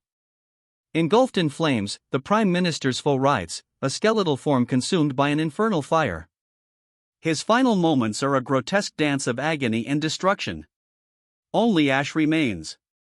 The inferno consumes all, leaving behind a chilling silence. A chilling silence hangs in the air, broken only by the Prime Minister's ragged breath. His eyes, bloodshot and burning with barely contained fury, lock onto something unseen. A heavy, oppressive darkness descends. The only sound is the Prime Minister's harsh breathing, his gaze fixed on something beyond our sight, his fury barely contained. With this, the resistance. The Prime Minister's gaze falls upon the scene, several bodies lie sprawled across the floor, still and lifeless, a grim testament to the brutal conflict. Blood stains the ground, a dark and chilling pool reflecting the oppressive darkness surrounding him. "I'm sorry," the Prime Minister whispers, his voice barely audible above the grim silence. The vast, shadowy structure looms behind him, a stark reminder of the sacrifices made. His apology hangs heavy in the air, a testament to the weight of his decisions. "You do these things," the Prime Minister states, his voice heavy with unspoken grief. The other man, standing silently beside him, offers a simple reply, "It's okay." The city sprawls beneath them, a glittering expanse indifferent to the carnage at their feet. "We've barely conquered Japan," a woman states grimly, her words a stark counterpoint to the devastation visible behind her. The weight of the battle, the cost of victory, is etched onto her face. "And now we are going to take South Korea and China." The words hang heavy in the air, a chilling declaration spoken over a battlefield littered with the remnants of a hard-won victory. The speaker's face, grim and determined, reflects the brutal cost of conquest. "You might die next time," a voice warns, the words stark against the backdrop of a bloodied arm being tightly bandaged. "If you want, I'll let you stop." The offer hangs heavy, a stark choice presented amidst the grim reality of ongoing conflict. "You're the one who took me in when I was dying on the street," a voice recalls, the words tinged with a quiet gratitude that contrasts sharply with the grim battlefields of recent memory. "I'm going to pay you back for the rest of my life," he vows, his voice a quiet but firm declaration. A solemn determination settles over his features, a stark contrast to the grime and blood staining his clothes. However, a single word hangs in the air, a stark contrast to the quiet determination he just voiced. The scene shifts, showing his feet and those of two others walking away, their shadows stretching long on the pavement. The one thing I want is that when everything is finished. A quiet resolve, a stark contrast to the earlier fury, hangs in the air. His unspoken desire, a quiet hope amidst the turmoil, is left hanging, a question mark in the darkness. Can I call you father? The question hangs in the night air, a simple yet profound statement against the backdrop of a sprawling city. A quiet hope, a fragile wish born from a turbulent past, seeks resolution under the vast, starless sky. How close-minded, she sneers, her gaze fixed on the wounded man before her. A chilling disdain colors her expression, a stark contrast to the earlier vulnerability.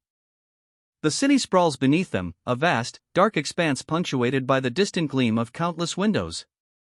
A heavy silence hangs in the air, broken only by the distant hum of the metropolis. Even without asking, she observes, a grim determination etched on her face, "You're all ready." The unspoken threat hangs heavy in the air above the sprawling city below. Below, the city stretches out, a breathtaking panorama of steel and glass under a bruised dawn. The vastness of it all underscores the weight of her unspoken warning. My son. The single word, heavy with unspoken emotion, hangs in the pre-dawn air above the sprawling city. A mother's silent plea, a desperate hope, echoes in the vast expanse below. He stands on the precipice, a bruised dawn painting the sprawling city below in hues of orange and gray. His gaze is distant, lost in the immensity of the urban landscape, a stark contrast to the blood staining his shirt. A quiet resolve settles upon his features, a silent promise echoing the weight of his mother's words. A figure stands beside him, their silhouette stark against the bruised dawn. Blood stains the other man's shirt, mirroring the wounds he carries. The weight of shared burden hangs heavy in the silence. A bruised dawn bleeds across the sky, mirroring the weight of their shared burden. Silence hangs heavy between them, a testament to the unspoken understanding forged in the fires of battle. A fiery river of lava flows before them, a stark contrast to the bruised dawn sky. A group, bound together, hurries across the treacherous path, their faces grim. The urgency in their movements speaks volumes. Across the fiery river, she focuses, a surge of icy energy emanating from her hands. Determination hardens her features as she prepares to bridge the chasm. Juto. The name escapes her lips, a whisper lost in the oppressive darkness. Her eyes, wide and filled with a desperate plea, reflect the fiery glow from above. A palpable sense of urgency hangs in the air. A radiant figure materializes, a blinding light against the fiery expanse. To her left, a swirling green vortex opens, while to her right, a group emerges from an icy fissure, their faces grim. Hope, perhaps, flickers in her desperate gaze. A monstrous figure looms, its skeletal frame silhouetted against the fiery sky. The creature's back is exposed, revealing a horrifying network of bone and sinew, marred by dark, viscous stains.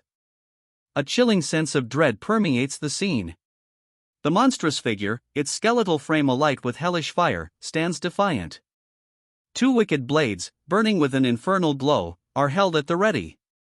A palpable sense of dread intensifies. A volcano erupts, its fiery heart spewing molten rock and ash into the night sky. The scene is one of raw, untamed power, a fitting backdrop for the demonic presence that still lingers. A volcanic eruption explodes, a fiery maelstrom engulfing the demonic figure. Streams of molten rock and incandescent ash shoot skyward, a cataclysmic display of power. The fiery maelstrom consumes him, a volcanic eruption swallowing the demonic figure whole. Incandescent ash and molten rock obscure the scene, leaving only the raw, untamed power of the volcano itself. Only embers remain, glowing faintly amidst the volcanic ash. The eruption subsides, leaving behind an eerie silence. From the ashes, a figure reforms, its form now entirely consumed by flame. Every single cell, it seems, burns with an infernal light. Full body, the text proclaims, as the fiery being rises, a terrifying testament to its resilience. Magma synthesis. The words blaze across the fiery figure as it rises from the volcanic ash, a terrifying spectacle of reformed power. Its form, now completely consumed by flame, pulses with an infernal light. Melt and disappear. The command echoes as the fiery figure is consumed by an even more intense inferno, vanishing in a blinding flash of incandescent light. From the heart of the inferno, a figure emerges, reformed and terrifying. Its very essence is fire, a blazing testament to its newfound power. He emerges from the inferno, reborn. A terrifying figure, his form now pure fire, a blazing testament to his amplified power. A wave of searing heat rolls out, leaving behind a figure wreathed in flames. His form is terrifying, a living inferno. He roars, a terrifying inferno unleashed. The flames engulf him, a spectacle of raw, untamed power. A blur of motion, a fiery streak across the landscape. He moves with terrifying speed, leaving only the afterimage of scorching flames in his wake. He slams into the earth, a fiery crash. The impact sends tremors through the ground, leaving a skeletal form engulfed in flames. He stands amidst the inferno, a silhouette against the raging flames. His form is scorched, almost skeletal, yet he remains defiant, a single drop of molten gold dripping from his hand. He lies broken, a charred husk amidst the dying embers. Yet, even in defeat, a defiant spark remains. Molten gold, the last vestige of his power, drips from his hand. Despite his ravaged state, a fierce determination burns in his eyes. Molten gold, the last remnants of his power, continues to drip from his hand, a defiant testament to his unwavering spirit. He ascends, a fiery trail marking his ascent. Even as molten gold, the last of his power, streams from his ravaged form, his gaze remains fixed, unwavering. He bursts forth, a fiery comet against the crimson sky. Molten gold still trails from his wounds, a testament to the immense power he channels, even in this desperate state. He falls, a skeletal silhouette against the fiery inferno. The last vestiges of his power, that molten gold, fade with his descent. A fiery vortex consumes him, swallowing the last embers of his fading power. Silence. Only ash remains. The fiery vortex has vanished, leaving behind a stark, desolate landscape. Wind howls across the barren landscape, carrying with it the whispers of what was lost. A plume of fire still rises from the crater, a stark reminder of the destruction. Prime Minister, a voice whispers, filled with a mixture of awe and dread. A desperate cry pierces the air, dodge. Figures scramble, narrowly avoiding a blast of fiery energy. The very ground trembles beneath the force of it. A shockwave rips through the air, leaving only a trail of scorched earth in its wake. Crimson energy flares, a fiery aftermath painting the sky. The air crackles with residual heat. Silence. A heavy, oppressive silence descends upon the ravaged cityscape, the only evidence of the recent cataclysm, a lingering crimson haze clinging to the shattered buildings. A lingering crimson haze, the only testament to the battle's ferocity, hangs heavy in the air. Silence. A profound, unsettling silence. A heavy, purplish-brown sky, thick with smoke and the lingering scent of battle, hangs low. The silence is absolute, broken only by the wind whispering through the ruins. He stands amidst the embers, a figure silhouetted against the bruised twilight sky. His gaze, intense and unwavering, scans the ravaged landscape. A quiet strength emanates from him, a stark contrast to the devastation surrounding him. A deep breath. He slowly raises his head, the embers glowing faintly on his powerful, scarred chest. The quiet strength remains, but now, a subtle weariness touches his eyes. The battle is over, but the victory feels far from complete.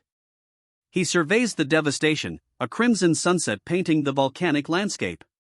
Streams of molten rock snake down the jagged cliffs, a testament to the battle's ferocity. Yet, his posture, though weary, is resolute. The fight is won, but the war, it seems, has only just begun. A skeletal hand, dripping with blood, clutches a broken sword. It rests amidst a fiery, volcanic chasm, the molten rock glowing ominously beneath. The scene speaks of a hard-fought battle, a brutal end. Only a skeletal hand, clutching a broken sword, remains. It lies amidst the fiery chasm, a grim testament to the battle's brutal conclusion. The molten rock glows ominously beneath, a stark reminder of the inferno's power. Han Aim. The name hangs in the air, a final whisper amidst the fiery wreckage. All that remains of the monstrous foe is ash and the lingering heat of its defeat. Silence. Only the embers glow, a stark contrast to the inferno that raged moments before. The battle is over. Yes, sir.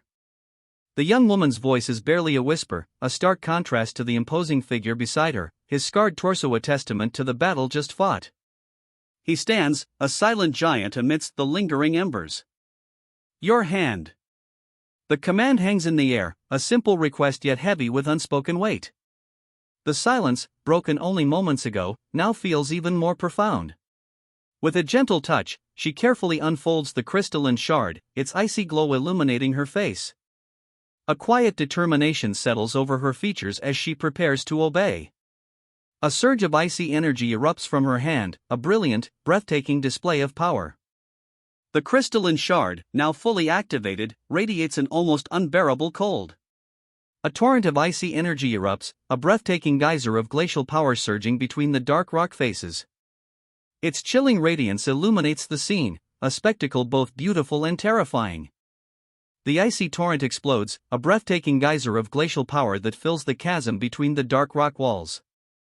Its chilling radiance illuminates the scene, a spectacle both beautiful and terrifying.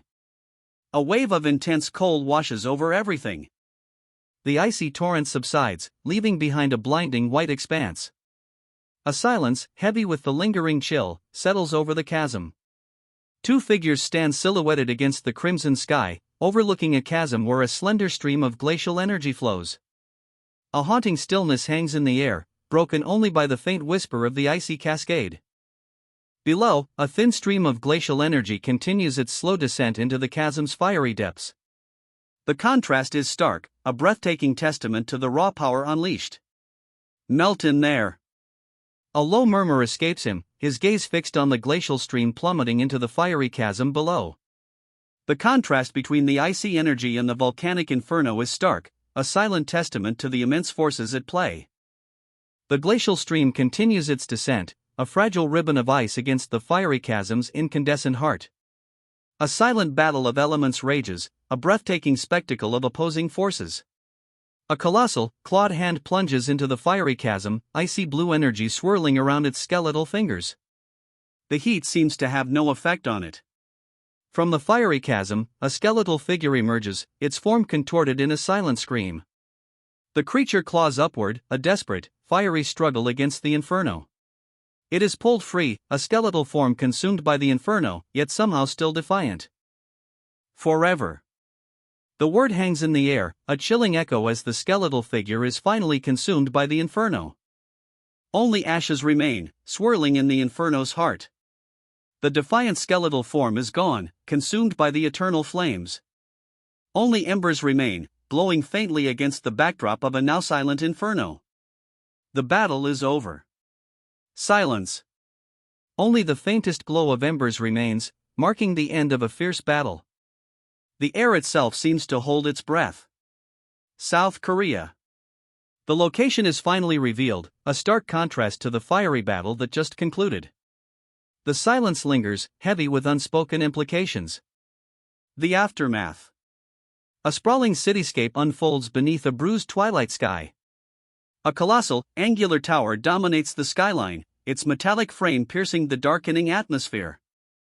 Pink lights pulse within its skeletal structure, a stark contrast to the city's muted tones. South Korea. The battle's location is finally revealed. The Kyum Guild. Its name, stark and imposing, fills the screen, a silent declaration amidst the lingering twilight. The battle's location is finally clear. The aftermath. Crimson sparks still dance across the screen, a ghostly figure flickering on the monitor before fading to static. The Kyum Guild's headquarters, it seems, is less than pristine. She collapses, defeated. Blood trickles down her chin, a stark contrast to the fiery orange hues surrounding her. The aftermath of the battle is brutal, the destruction palpable. She leans over the fallen figure, her hands hovering over their chest. A faint pulse, barely perceptible, flickers beneath her touch. The air hangs heavy with the scent of ozone and blood.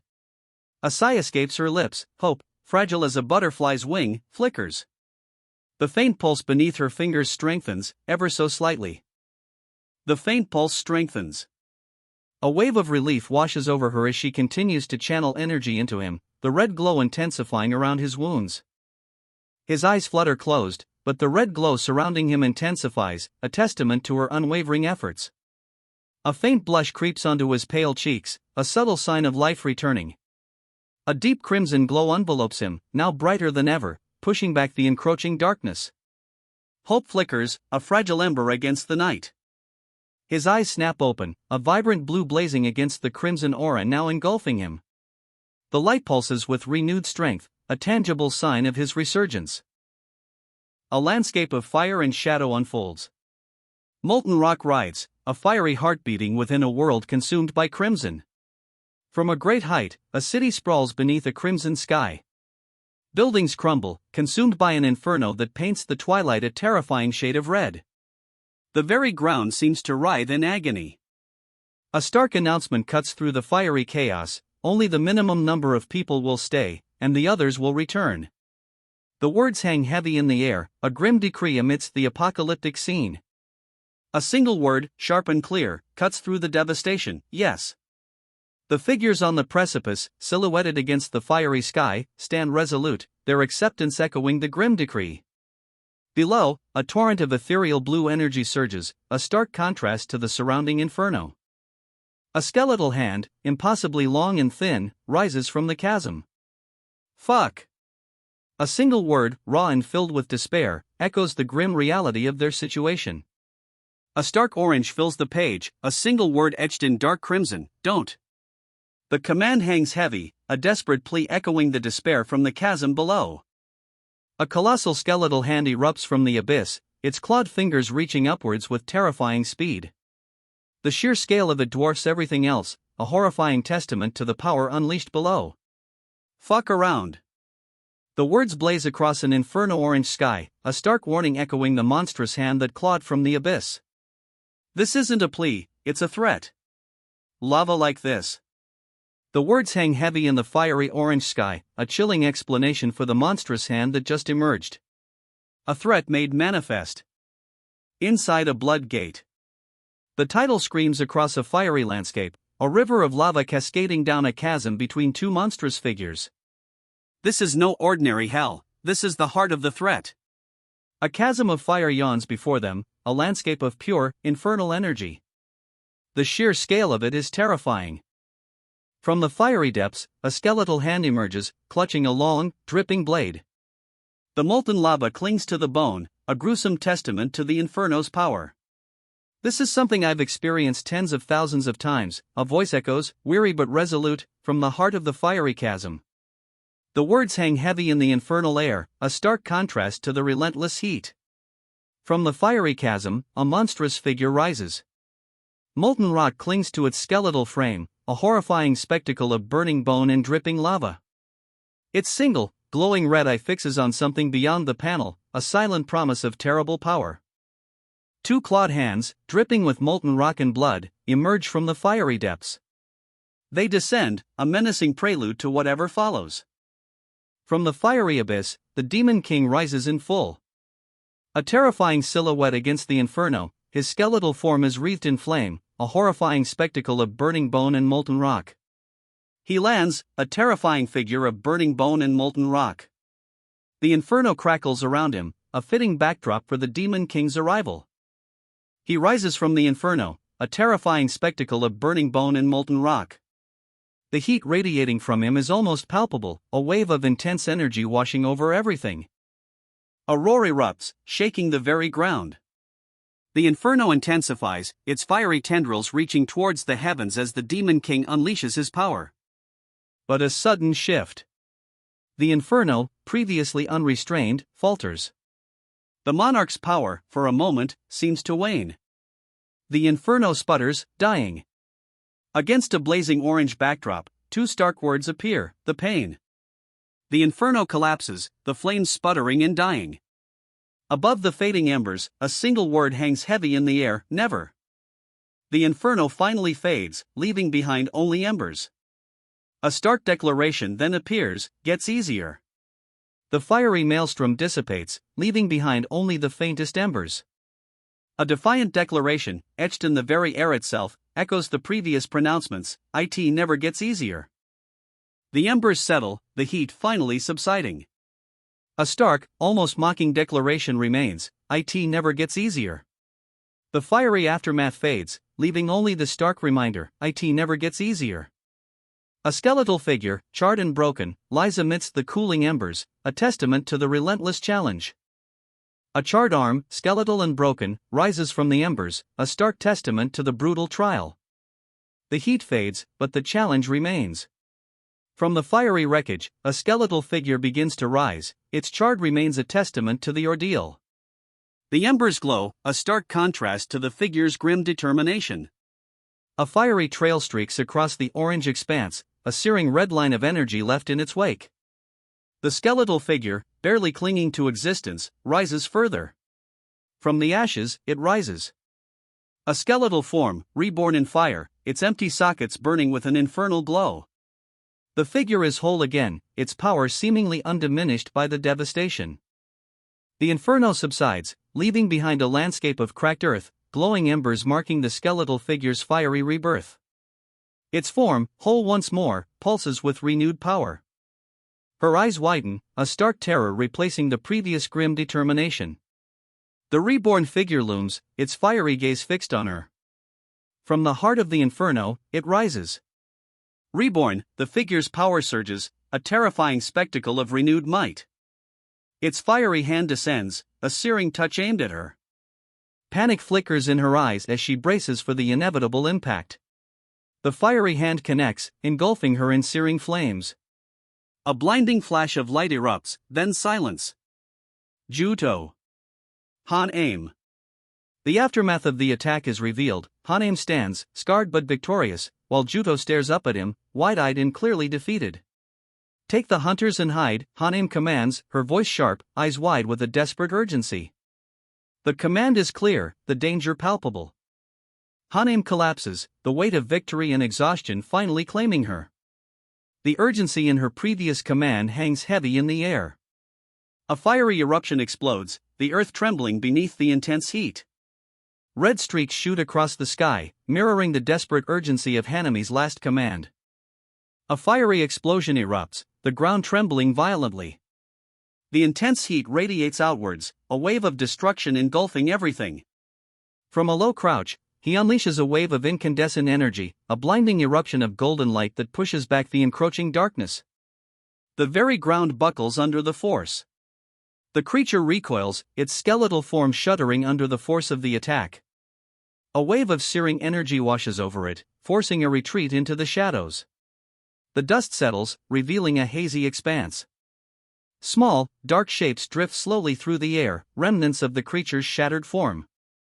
A young woman stands amidst the lingering embers, her face etched with worry. Tears well in her eyes, reflecting the fiery glow. The battle's aftermath weighs heavily upon her. "Juto," she whispers, her voice barely audible above the fading embers. Her arms are wrapped tightly around herself, a tremor running through her. The weight of what she's just witnessed is almost unbearable. A heavy silence descends. Only the faintest crackle of dying embers remains. She stands alone, the weight of her loss palpable in the darkening air. Above the city, a beam of celestial light pierces the night, a swirling vortex of energy forming around it. The scene is both awe-inspiring and unsettling. Aren't you overdoing it? The question hangs in the opulent interior, a stark contrast to the celestial vortex raging above the city. A woman, serene in her bathrobe, observes a powerfully built man, his face etched with exhaustion. Manga regeneration isn't omnipotent, the words hang heavy in the air, a stark counterpoint to the man's exhausted posture. He stands, back to us, his neck wrapped in bandages, a grim testament to the battle's toll. He turns, revealing a back crisscrossed with deep, angry scars. Blood stains the bandages he clutches, a grim reminder of the battle's brutal cost. Even his superhuman regeneration couldn't fully erase the damage. His eyes, bloodshot and burning with a fierce, barely contained rage, snap open. The man's exhaustion is palpable, yet his gaze holds a terrifying intensity. Even wounded, he remains a formidable presence. The four great hunter nations, USA, China, Russia, Japan. His words, a low growl, barely audible, yet heavy with the weight of a world on his shoulders. Japan is weak, he states, his voice a gravelly whisper. His gaze remains fixed on the map, his knuckles white as he clenches his fists. The weight of his assessment hangs heavy in the air. If we can't absorb South Korea, there's no way we can survive, he declares, the words heavy with grim determination. His statement hangs in the air, a stark assessment of their precarious situation. But many of our hunters will die too, he adds, a grim acceptance coloring his voice. His words hang heavy, a stark counterpoint to his earlier, ruthless ambition.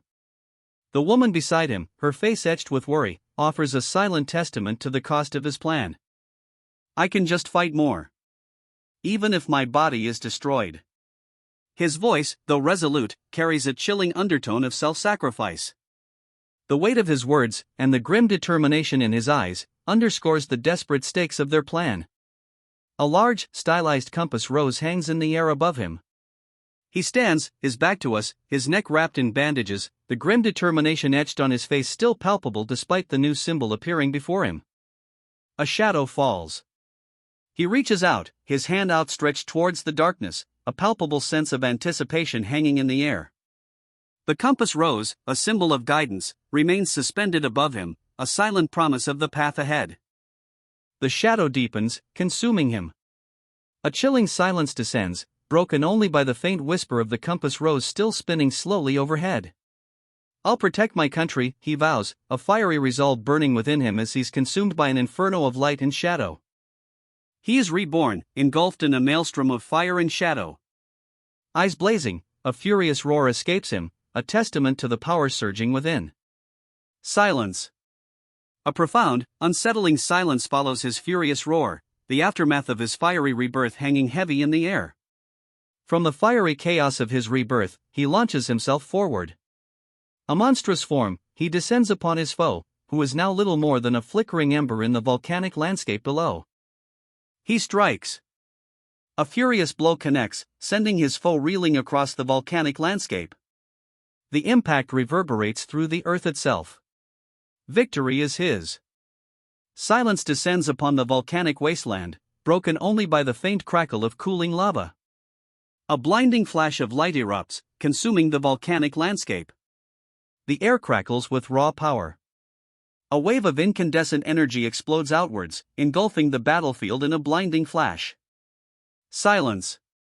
A heavy, suffocating silence follows the blinding explosion.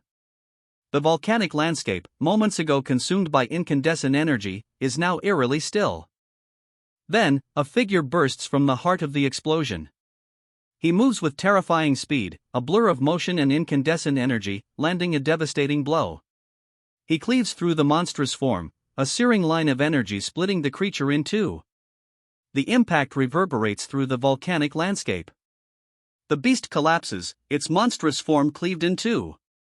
A wave of searing energy dissipates, leaving behind only the smoking remnants of its once formidable presence. Silence. Only the lingering smoke and the hero's ragged breath fill the air. His eyes, burning with an inner fire, fix on the dissipating energy, a grim satisfaction etched on his face.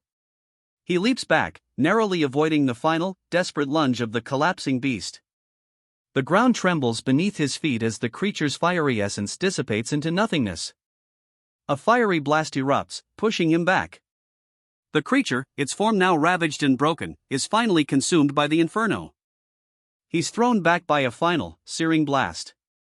The creature's fiery form disintegrates, leaving only embers in its wake. Silence. Only the dying embers remain, marking the end of a fierce battle. He stands, breathing heavily, amidst the ashes. A fiery streak shoots upward, leaving behind only embers and the lingering scent of smoke. Victory is his. The flames finally die down, leaving behind only embers and the faint scent of victory. Only embers remain, glowing faintly against the darkening sky. The air, once thick with smoke, now carries only the faintest whisper of victory. Silence. Only the embers glow, a stark contrast to the inferno that raged moments before. A quiet peace settles over the battlefield. The flames subside, leaving behind only glowing embers and the faint scent of burnt earth. A heavy silence descends, broken only by the crackling of the dying fire. The golden light fades, leaving behind only embers and a lingering warmth. A heavy stillness hangs in the air, the silence profound. A final, fiery burst erupts, then fades. Only embers remain, glowing faintly against the darkening sky. Only glowing embers remain, scattered across the volcanic peak. A heavy silence descends, broken only by the slow drip of cooling lava. A plume of white smoke curls upward, the last vestige of the intense battle dissipating into the night. Silence. Only the slow, steady drip of cooling lava breaks the stillness. The Prime Minister has ordered an evacuation. A stark announcement cuts through the lingering silence, a sudden shift from the aftermath of battle. A woman, resolute despite the chaos around her, declares, "I will remain, so all of you should." Her voice carries a quiet strength, a stark contrast to the ordered evacuation. The others, a group of diverse individuals, look on, their faces a mixture of apprehension and reluctant respect. "I'm sorry," she whispers, her voice barely audible above the storm raging around them. Tears well in her eyes, a stark contrast to her earlier defiance. The weight of her decision, the burden of her sacrifice, is etched on her face. "We've all." She begins, her voice barely a whisper, trailing off as if the weight of unspoken words hangs heavy in the air. The storm rages on, mirroring the turmoil within her. She continues, her voice low and strained, "We received a lot of help from the Prime Minister." The rain falls relentlessly, mirroring the weight of her words and the unspoken burdens she carries. "We will protect him until the end," a voice declares, firm and resolute. The image shows a group, their faces obscured, standing steadfast, ready to defend. Their commitment is palpable. The Prime Minister's wife. The words hang heavy in the air, a stark contrast to the determined faces surrounding her. Their protective stance speaks volumes, a silent promise echoing the vow to shield her from harm. A fiery, jagged rock hurtles towards them, radiating intense heat. The air crackles with energy. A fiery explosion erupts, engulfing the area in a blinding flash of heat and light. The aftermath. A cloud of dust and debris hangs in the air, the remnants of a ferocious blast. Silence follows the explosion, heavy and expectant. The dust begins to settle, revealing the aftermath of the devastating blast. A heavy silence hangs in the air, broken only by the faint crackle of residual energy. Slowly, the golden haze dissipates. Two legs, upturned, are all that remain visible amidst the lingering smoke. He rises from the fiery wreckage, a figure consumed by incandescent rage. His eyes burn with an unearthly light, and molten streams of energy drip from his scorched form. From the inferno, a monstrous face emerges, eyes burning like embers. Its expression is one of pure, terrifying fury. He bursts forth from the inferno, a terrifying silhouette against the raging flames. His form is barely visible, yet the intensity of his furious energy is undeniable. He falls, a dark silhouette against the blinding yellow inferno. Embers and ash rain down around him, a fiery maelstrom consuming the space where he once stood.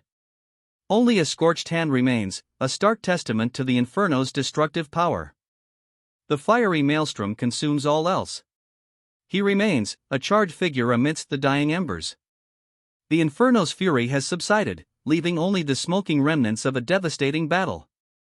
Only embers remain, glowing faintly in the deepening twilight. He sits amidst them, a charred silhouette against the darkening sky, the heat of the battle still clinging to his scorched skin. Silence. A stark, heavy silence descends, broken only by the faint crackle of dying embers. The night closes in, swallowing the battlefield whole. A crimson glow fills the horizon, the remnants of a fiery battle painting the night sky. The air itself seems to hum with residual heat.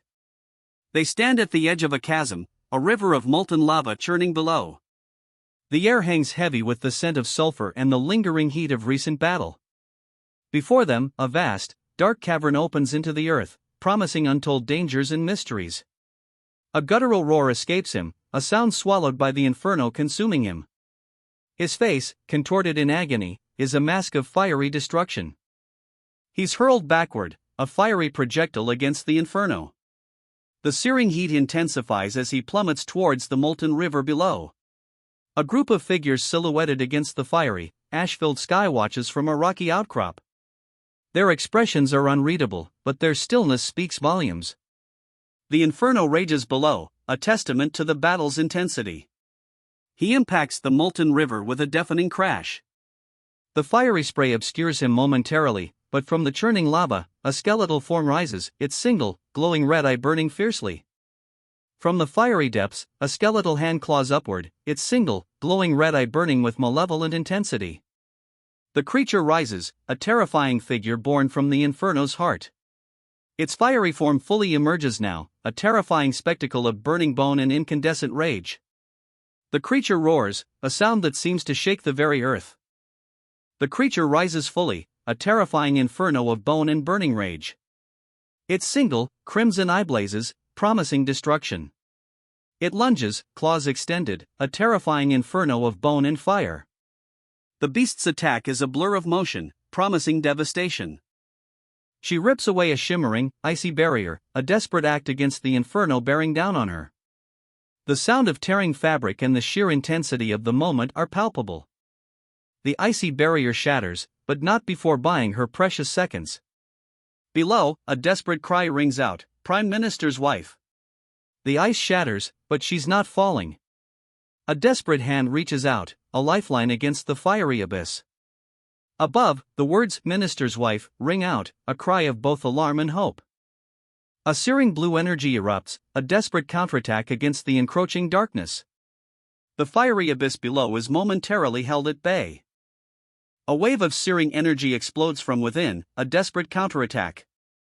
The fiery abyss roars, momentarily pushed back by the sheer force of it. They fight back, a desperate flurry of attacks against the encroaching darkness. A young woman, caught in the chaos, leaps away from a surge of icy energy. A blinding flash of light erupts as the two clash. The force of the blow sends a shockwave through the air, leaving the fiery figure reeling.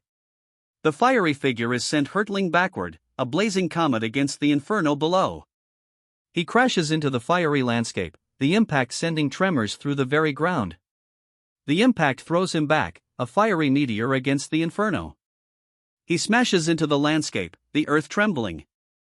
But even as the dust settles, a chilling sight emerges, a woman's face, contorted in silent agony, her eyes wide with a terror that chills the very air. From the inferno, a guttural roar erupts. He spits fire, a furious expression twisting his face, the flames licking at his ravaged features. He counters, a blazing arc of energy slicing through the air. The icy claws meet the inferno, a shockwave of raw power erupting from the collision. His fiery fist connects, a searing impact that sends her flying. The force of the blow sends a shockwave through the air, the ground trembling beneath their clash. A fierce clash of power. Ice and fire collide, a blinding flash momentarily obscuring the combatants. He's thrown back, a scream ripped from his throat as icy energy explodes around him. The raw power of the attack leaves him reeling, his eyes wide with a mixture of shock and pain. She's sent sprawling, the impact leaving her breathless. Wide eyes stare up, reflecting the shock of the attack. Pain contorts her features as she struggles to regain her composure. A blur of motion, chains lash out, catching their opponent off guard. The impact sends him sprawling, a grunt escaping his lips as he hits the ground hard. A brutal strike. The icy warrior's blade cleaves through the air, severing his opponent's head with horrifying finality. The body, still airborne, tumbles downwards, a gruesome testament to the warrior's power. The icy warrior's blade, a blur of motion, leaves only a trail of shattered ice in its wake. The fight is over. From the depths, a swirling vortex of arcane energy erupts. Multiple figures, caught in its chaotic pull, are flung violently skyward. A muscular figure, propelled by arcane energy, bursts through the vortex, dodging the chaotic blasts. He moves with impossible speed, a whirlwind of motion. His blade flashes, a brilliant arc of light cleaving through the air. A colossal, ice-like creature materializes before him, its eyes glowing with malevolent red light. Ice shards pierce him, a brutal counterattack. He's thrown back, engulfed in a fiery explosion. The intense heat consuming him. The fiery explosion fades, leaving behind only a lingering warmth and a silent aftermath. A wave of icy energy washes over the scene, the lingering warmth of the fire instantly extinguished. Shattering into 1,000 icy fragments, the creature vanishes, leaving only glittering shards in its wake. A chilling silence descends. Only glittering shards of ice remain, scattered across the dark ground. A profound silence follows the creature's destruction, heavy with the weight of what has just transpired.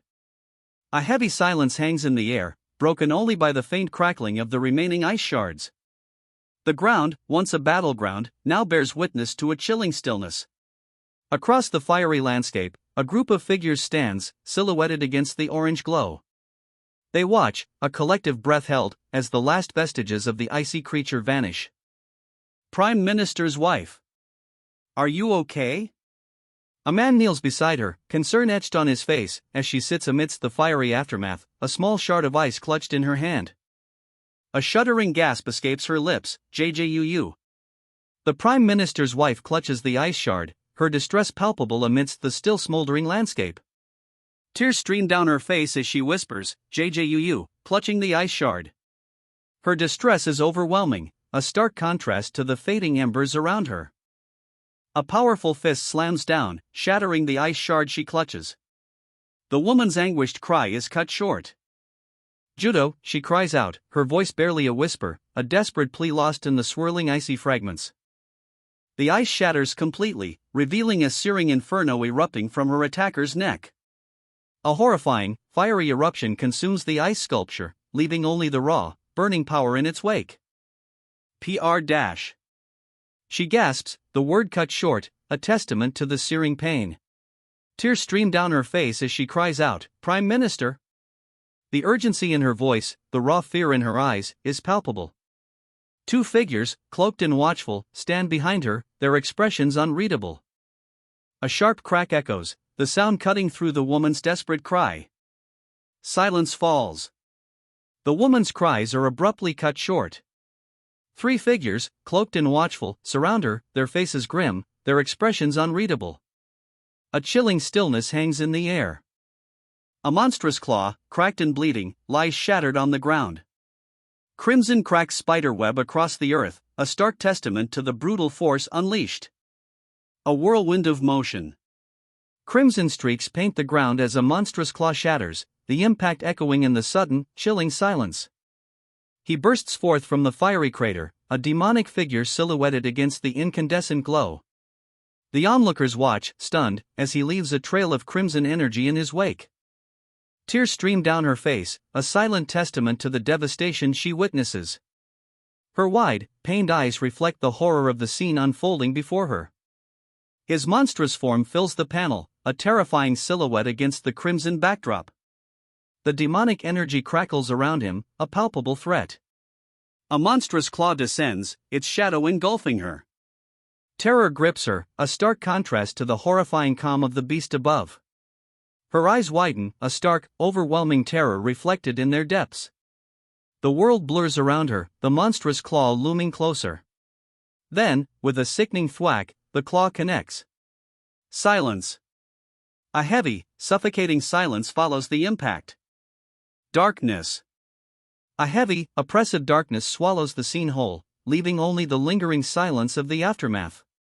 Then, a slow awakening.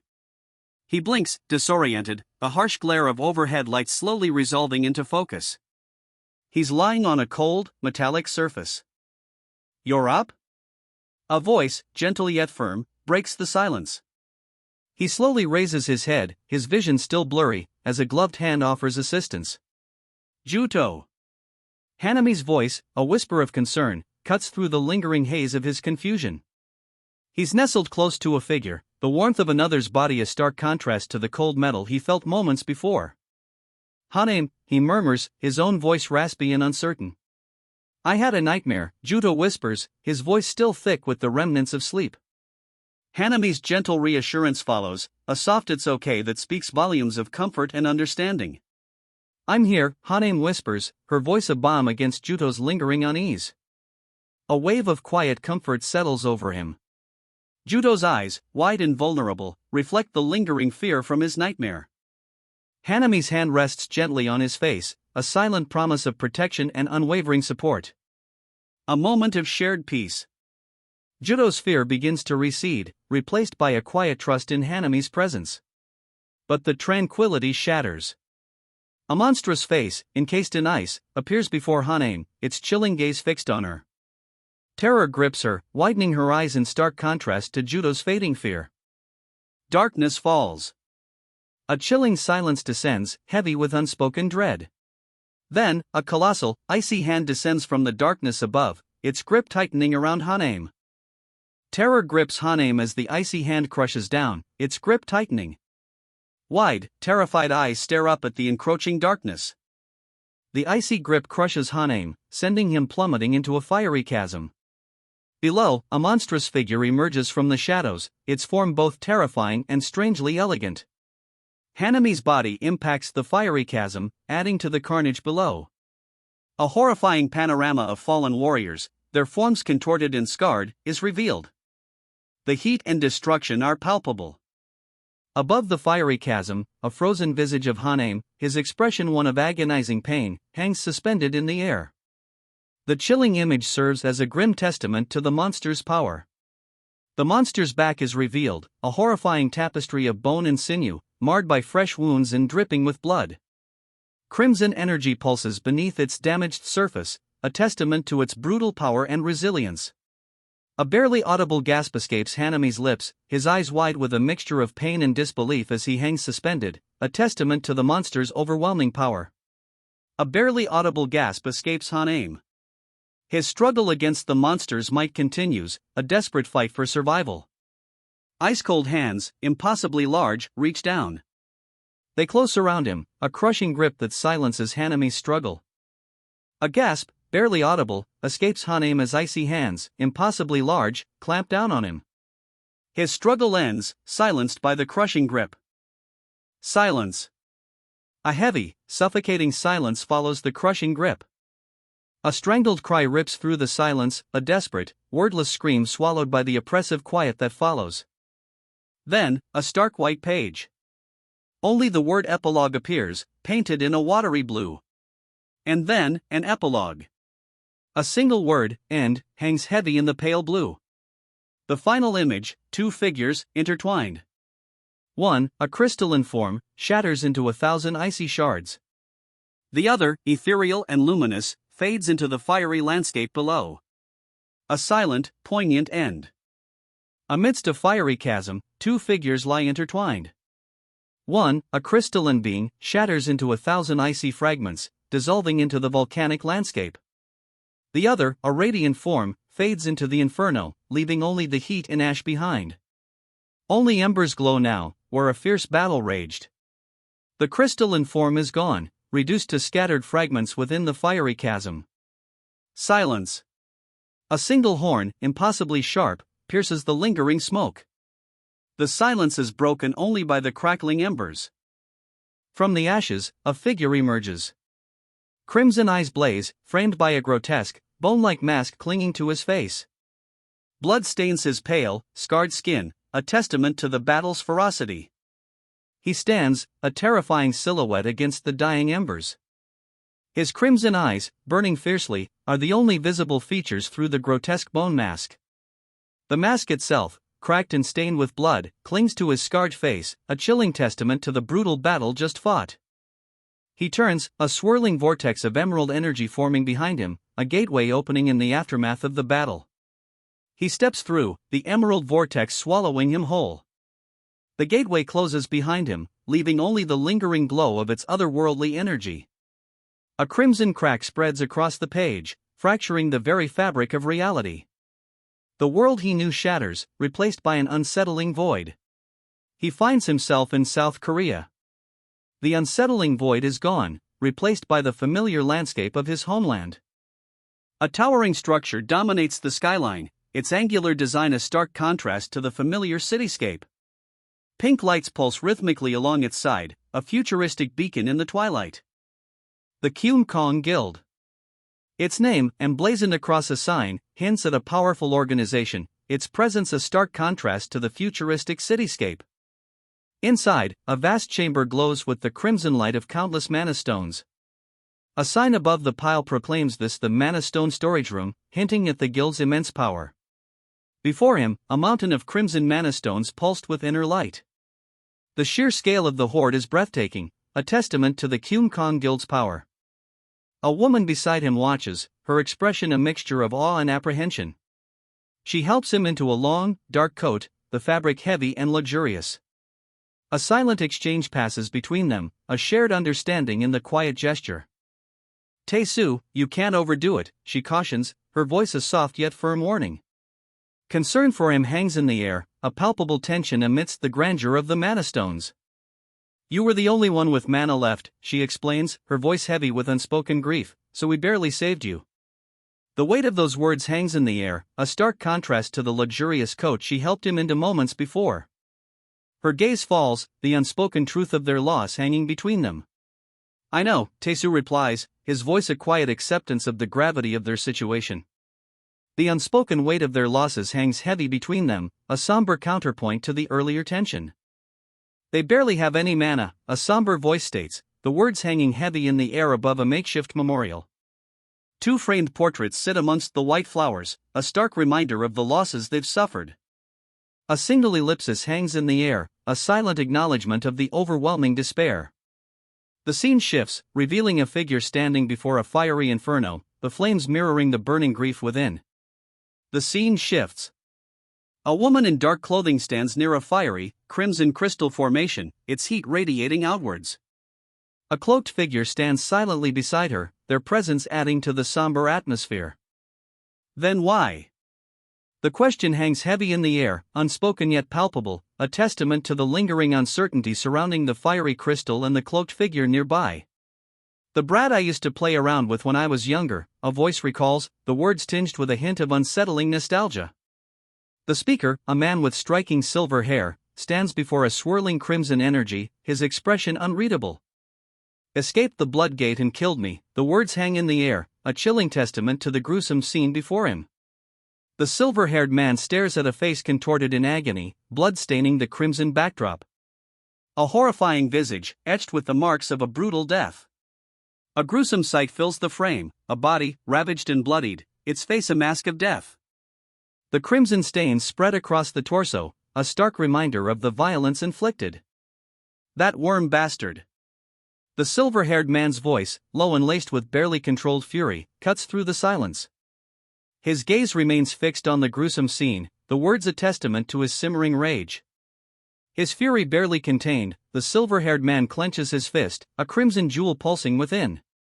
The raw power is palpable. The Kyum Kong Guild's name blazes across the page, a stark contrast to the crimson fury radiating from the silver-haired man. His arm, now a terrifying mass of pulsating crimson crystals, speaks of immense, barely controlled power. The titled guild master appears, confirming his position within the Kyum Kong Guild.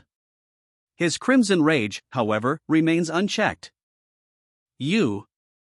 The guild master's voice, barely a whisper, hangs heavy with barely contained rage. His crimson arm pulses, a terrifying testament to the power simmering within. Are you? The question, barely audible, escapes her lips. Fear, stark and undeniable, paints her face as she stares up, eyes wide with a dawning horror. Yeah. The single word, blunt and defiant, hangs in the air, a stark contrast to the fear that had moments before gripped the scene. Han Tae-soo. The name, etched in elegant script, confirms her worst fears.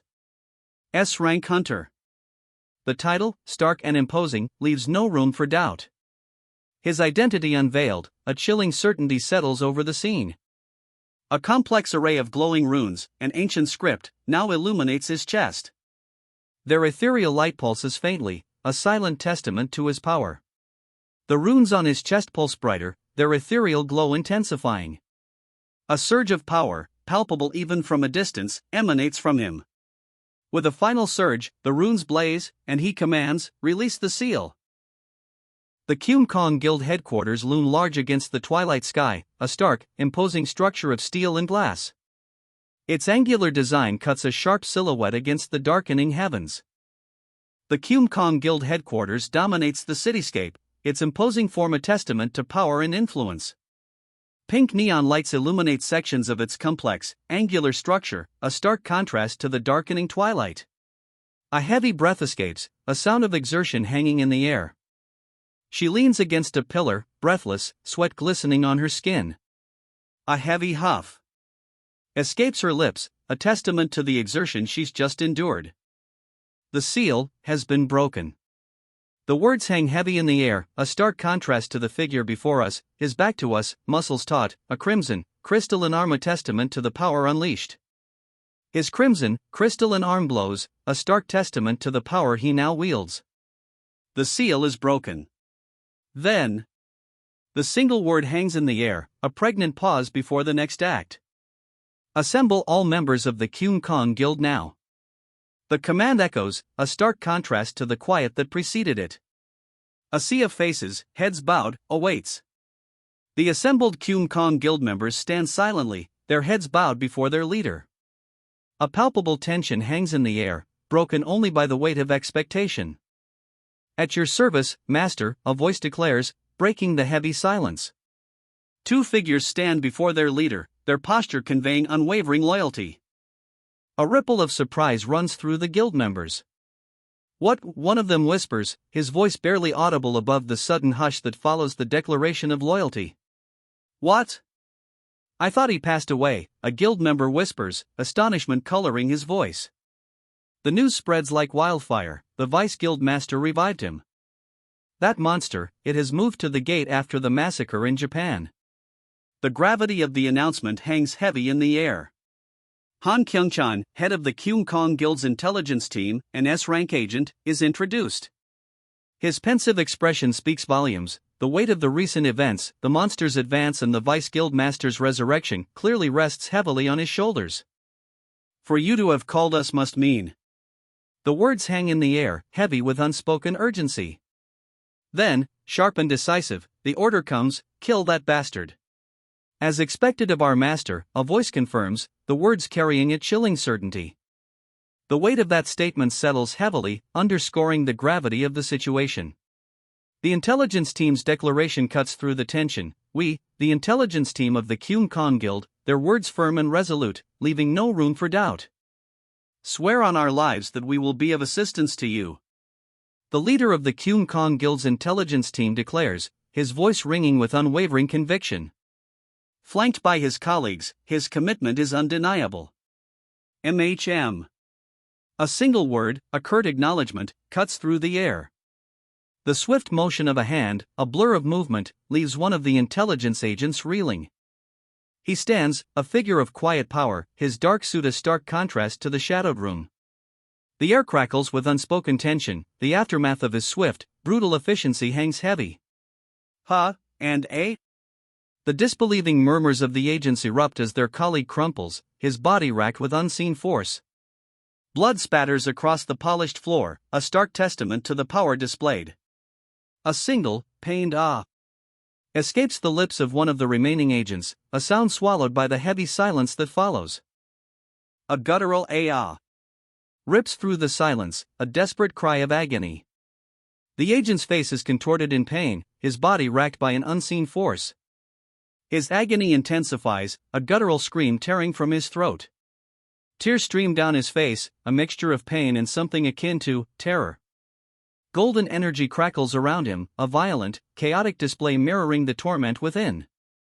Master?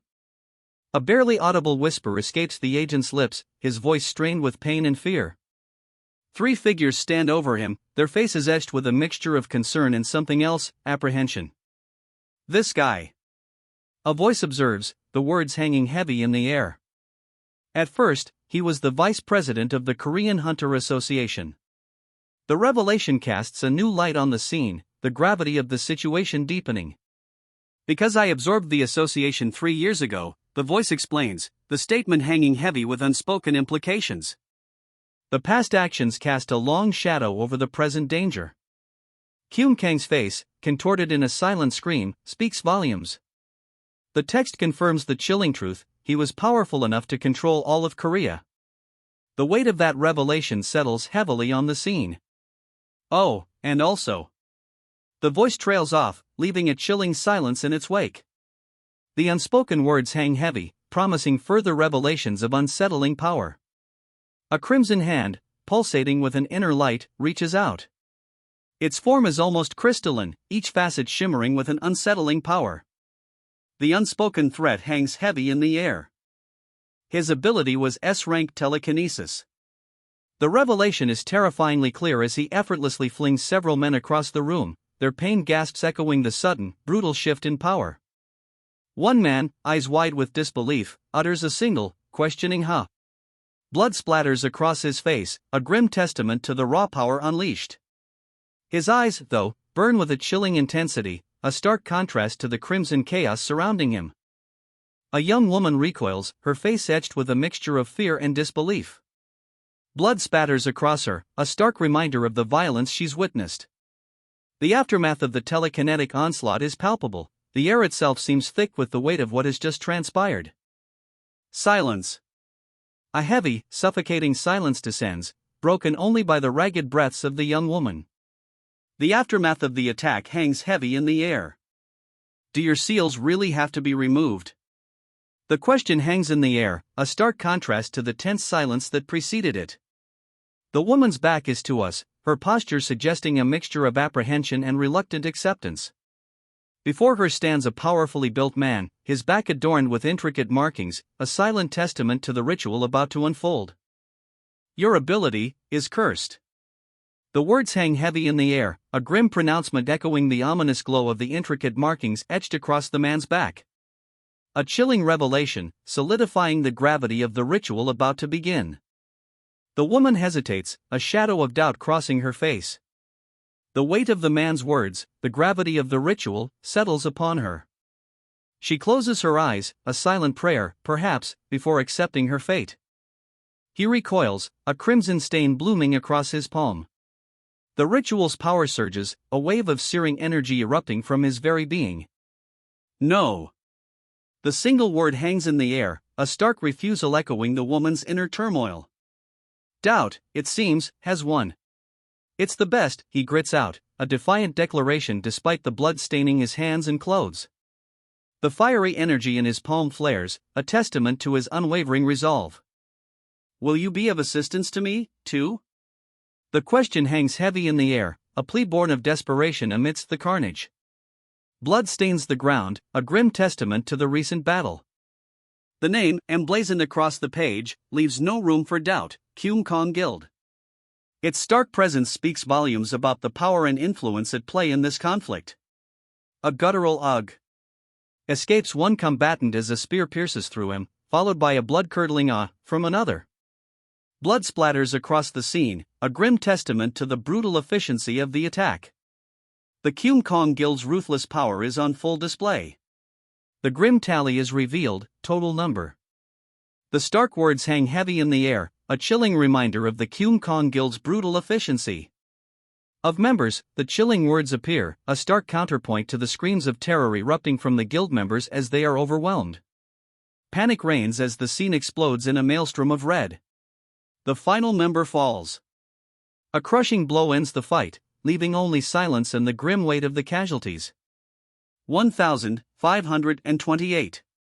The number hangs heavy in the air, a stark testament to the brutal efficiency of the massacre. A face contorted in a horrifying grimace fills the frame. Eyes blaze with a terrifying, manic energy, blood staining the skin, a silent scream etched into every line of the ravaged visage. The sheer brutality of the scene is overwhelming. A chilling silence descends. Crimson streaks, like the trails of fallen stars, rain down from above, marking the horrifying conclusion of the massacre. The aftermath. Bodies litter the ground, impaled by a horrifying array of crimson spears. A chilling stillness hangs in the air, broken only by the faint crackle of residual energy. Only silence remains. Crimson spears, still embedded in the ground, pierce the fallen figures. A grim tableau of death, the scene speaks volumes of the brutal efficiency of the attack. A chilling silence settles over the scene. Crimson spears, still embedded in the ground, mark the final resting places of the fallen.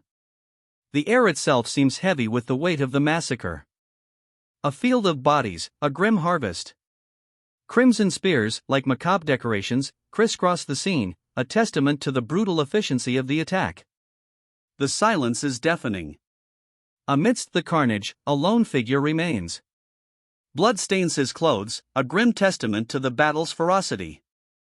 His eyes, though wide with a horrifying intensity, hold a flicker of grim determination. He is alive. A single, defiant blue eye pierces through the chaos. Streaks of vibrant color, remnants of a devastating energy blast, swirl around it, a testament to the ferocity of the battle just fought. Yet, within that eye, a spark of life stubbornly refuses to be extinguished. He breathes, a ragged gasp barely audible above the lingering echoes of battle. The silence hangs heavy, broken only by the tremor in his breath. Will he rise again? Concern etched on her face, a woman kneels beside him, her hands covering her mouth. "Are you okay?" she whispers, her voice barely audible above the lingering silence. He stirs, a slow, painful movement. A glimmer of defiance flickers in his eyes, pushing back against the crushing weight of exhaustion. "No," he rasps, a single word defying the pain and exhaustion. His defiance, though weak, is undeniable. "That bastard killed the SSS-rank Prime Minister." The words hang heavy in the air, a grim confirmation of the devastation. He collapses, a bloody mess amidst swirling trails of energy. The weight of his failure, the Prime Minister's death, settles upon him like a shroud. It's still not enough.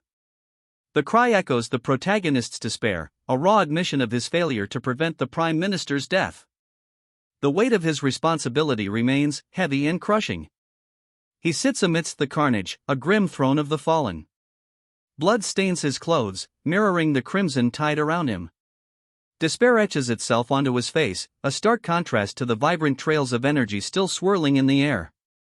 The weight of his failure is palpable. A woman stands amidst the carnage, her back to us, a stark silhouette against the crimson tide.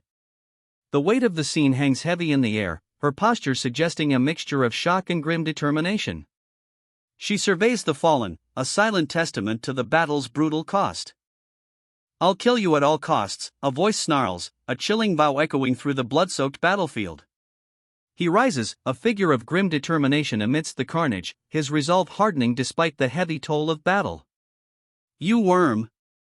The words, laced with venom, hang heavy in the air, a chilling conclusion to the brutal battle.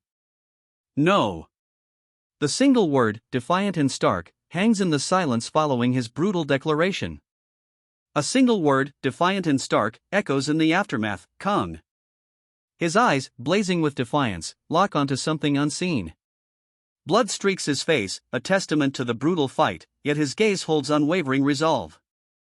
"I'm going to Russia," he declares, a grim determination etched onto his blood-streaked face.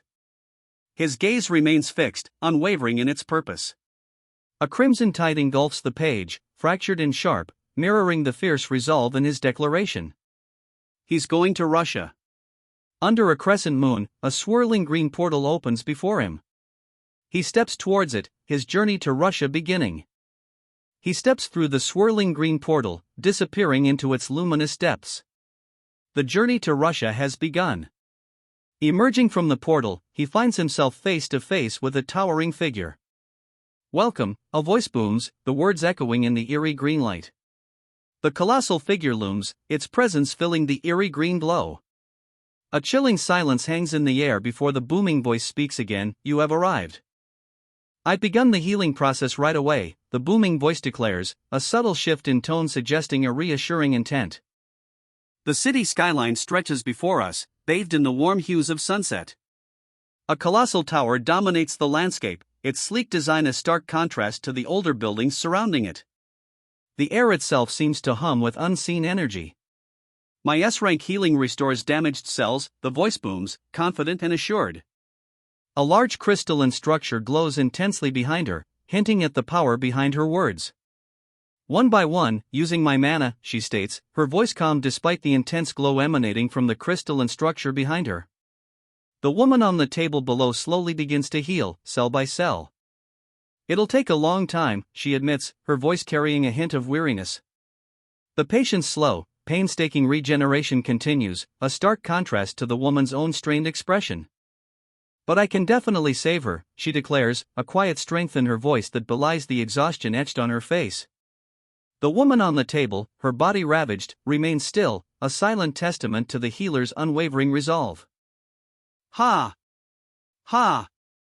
If I do this every day, she'll wake up by next week, she breathes, exhaustion evident in her posture as she leans against a wall, the enormity of her task weighing heavily on her. A monstrous figure looms, its presence filling the sterile office. Panic grips the woman on the floor as she cries out, "President!"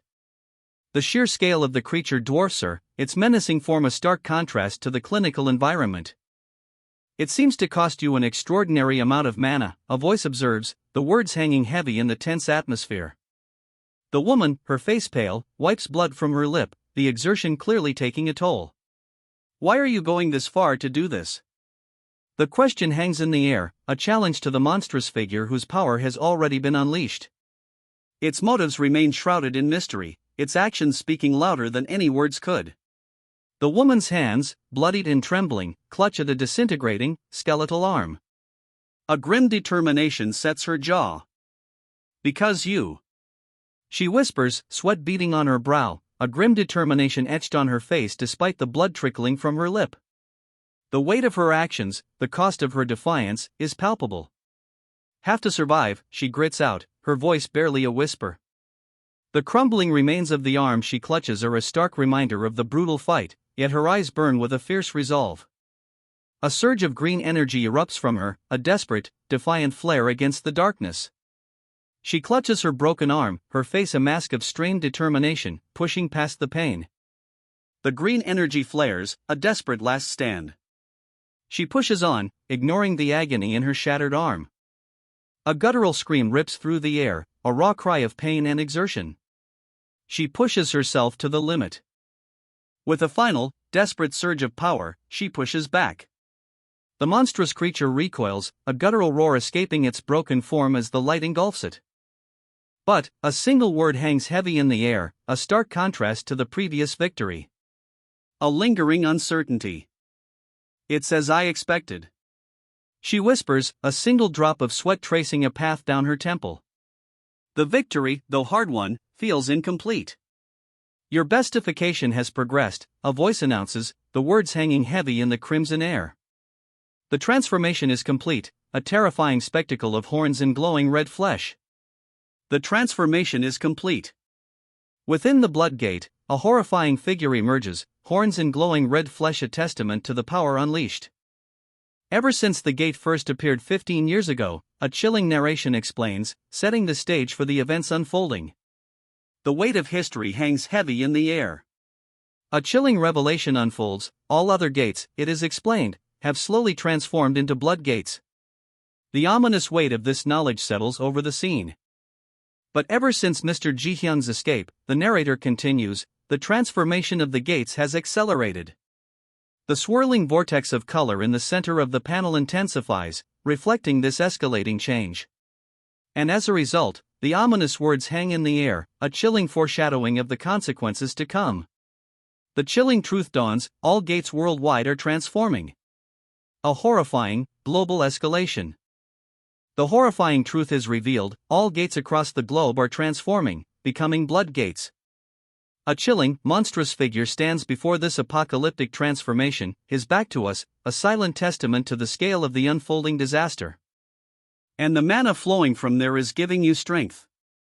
A chilling revelation, as the source of this newfound power becomes terrifyingly clear. The monstrous figure turns, revealing a face of horrifying beauty, a terrifying mask of power. Crimson energy crackles around him, a visual echo of the chaos he commands. "In terms of mana flow, if a regular gate is a whole," she explains, her green eyes wide with dawning comprehension, then this. A swirling vortex of crimson and green energy dominates the background, a stark contrast to her pale face. The sheer scale of it is breathtaking, terrifying. "Then a blood gate is a passage," she concludes, her voice barely a whisper against the backdrop of the colossal, swirling vortex of crimson and green energy. "Its immense scale dwarfs her," a terrifying testament to the power unleashed. It's connected to somewhere, she murmurs, a hint of awe and apprehension coloring her voice. The vast, swirling vortex of energy behind her remains a breathtaking, terrifying presence. And something is coming through it. The swirling vortex of crimson and green energy intensifies, a palpable sense of dread hanging in the air. Then, a figure emerges. It bursts forth from the vortex, a terrifying silhouette against the swirling chaos. The vortex collapses, leaving only a lingering trail of crimson and green energy. Silence. And that's something. A chilling uncertainty hangs in the air, the silence heavy with unspoken dread.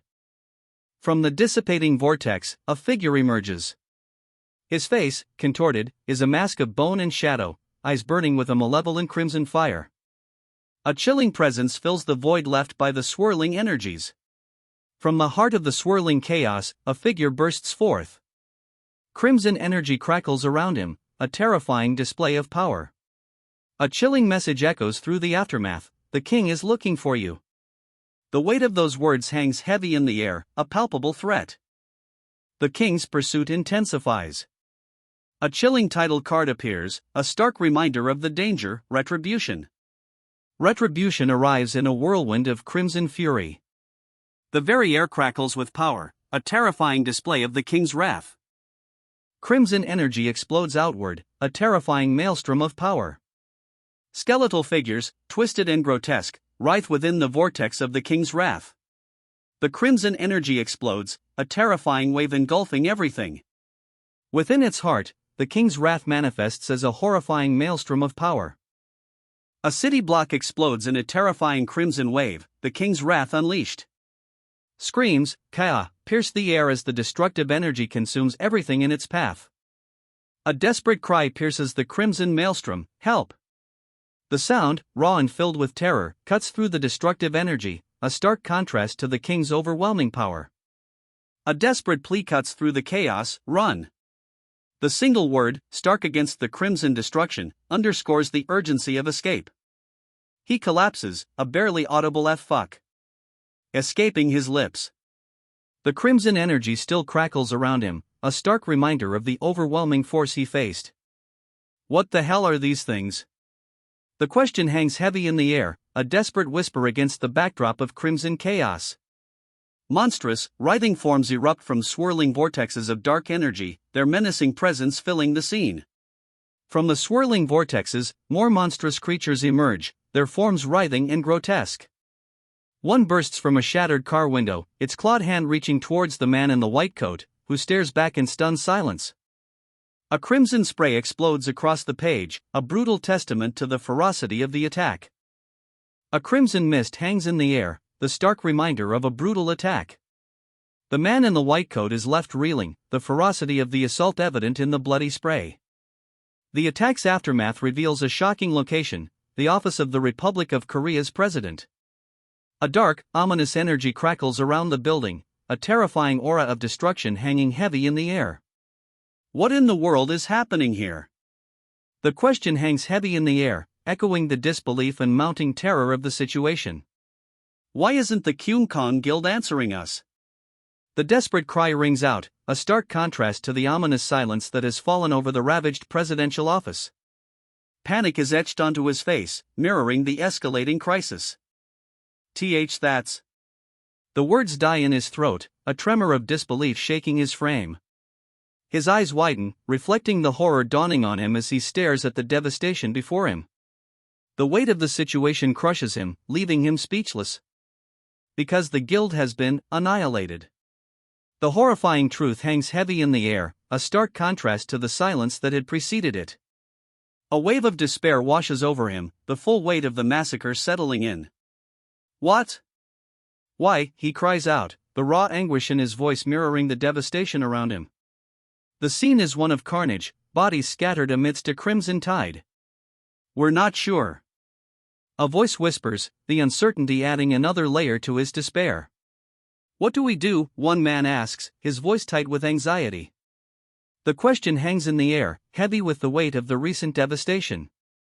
Another suggests seeking overseas aid, but his colleague immediately counters, no, that's as good as self-destruction. The gravity of the situation is palpable. First, declare martial law. The words hang heavy in the air, a stark contrast to the desperate whispers of uncertainty that preceded them. A decisive plan, finally, amidst the chaos. He nods slowly, the weight of the decision etched on his face. A grim determination settles over him as he accepts the drastic measure. The crisis demands immediate, decisive action. But the military won't be effective against. The statement hangs unfinished, the gravity of the unspoken threat palpable. A moment of tense silence follows before another voice cuts through, firm and resolute. Well, we have to do something. The urgency in the words underscores the desperate situation. The Kyum Kong Guild is not our everything. The words, spoken with quiet resolve, cut through the tension. A new path forward is being forged, one that goes beyond the familiar. Despair etched itself onto his face. He ran a hand through his hair, the weight of the situation clearly crushing him. Tears welled in his eyes, a stark contrast to the resolve shown moments before. We have other hunters, too. The words, a lifeline in the chaos, offer a glimmer of hope amidst the overwhelming horde of monsters. A renewed determination flickers in his eyes, replacing the despair. He leaps into the fray, ready to fight alongside others. He channels his energy, a golden light emanating from his fingertip. Beside him, another hunter, a woman with a sharp sword, prepares for battle, her eyes burning with fierce determination. Together, they face the oncoming threat, a renewed sense of hope replacing the earlier despair. Korea's hidden world is revealed, a land of ancient mysteries and powerful forces. The Dosa Guild. Second in rank, a name whispered with respect and a hint of fear throughout Korea's hidden world. John Woo-jin, an A-rank warrior, stands defiant. Surrounded by monstrous creatures, his expression is one of steely determination. Numerous blades, shimmering with an ethereal glow, surround him, ready to be unleashed.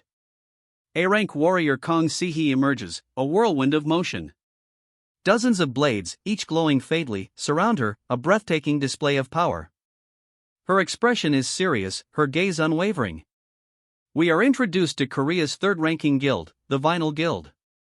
Its emblem, a striking blend of black and gold, hints at both power and mystery. An A-rank Vingelmann, a member of the Vinyl Guild, confronts Kong Si-hee. The Vingelmann's power crackles, a golden energy emanating from his hands. An A-rank Esper woman, a formidable figure in a red bodysuit, stands poised, beams of golden energy emanating from her. Her power is undeniable.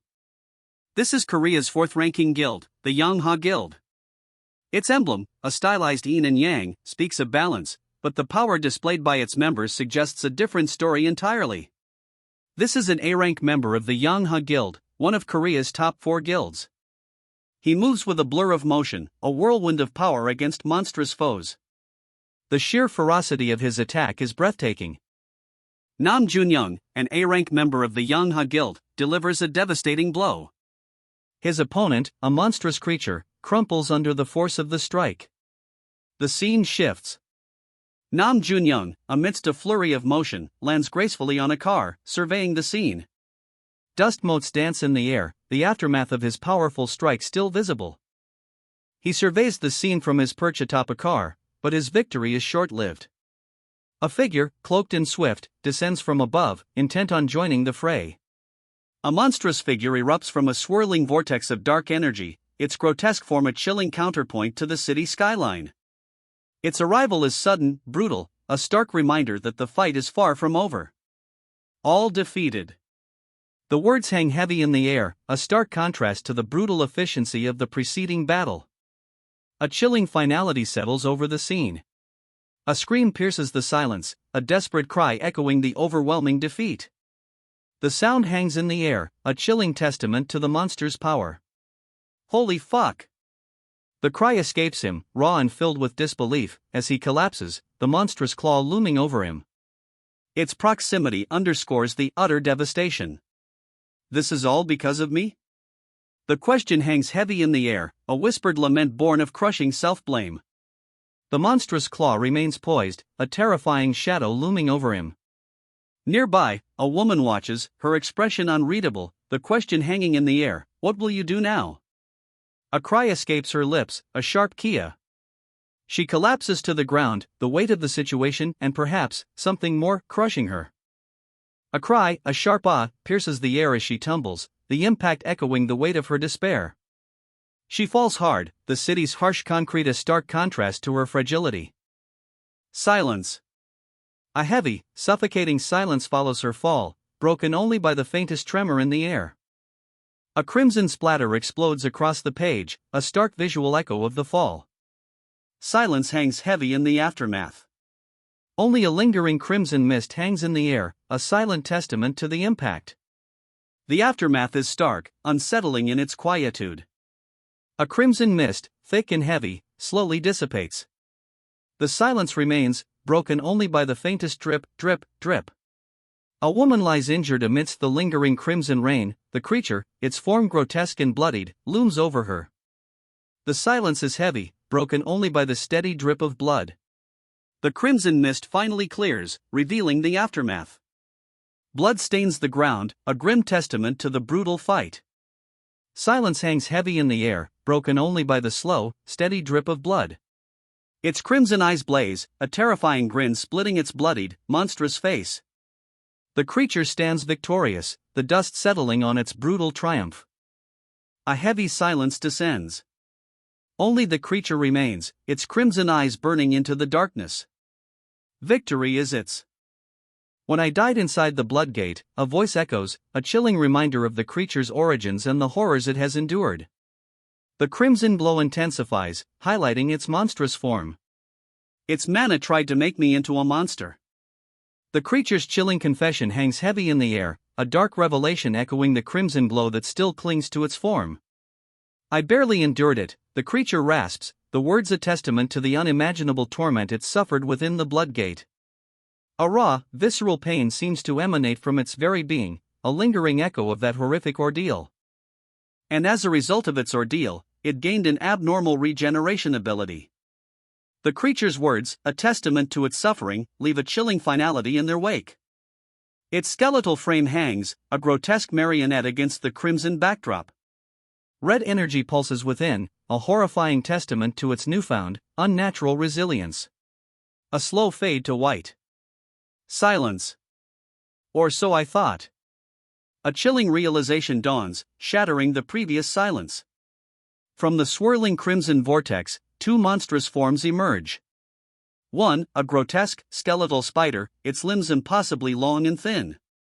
The other, a horrifying, fleshy mass with tentacles writhing, a single, enormous eye staring blankly ahead. A chilling tableau of unimaginable horror. It's just that. The implication hangs heavy in the air, a chilling understatement preceding whatever horrors await. A third creature emerges, a horrifying skeletal figure with elongated, razor-sharp claws. Crimson energy crackles around it, a terrifying aura of power and malice. This mana won't let me die. The words hang in the air, a desperate affirmation against the overwhelming odds. A surge of crimson energy erupts, a fiery promise against the encroaching darkness. Until I become. The words resonate, a vow whispered amidst the chaos. He stands defiant, a grotesque, bone-white armor now clinging to his form, crimson energy pulsing beneath. Around him, skeletal figures writhe in a vortex of angry red, their movements frantic, desperate. The transformation is complete. A complete monster. Crimson energy flares, a horrifying testament to the power unleashed. His monstrous grin splits his face, a terrifying display of raw power. Crimson energy crackles around him, a maelstrom of chaotic force.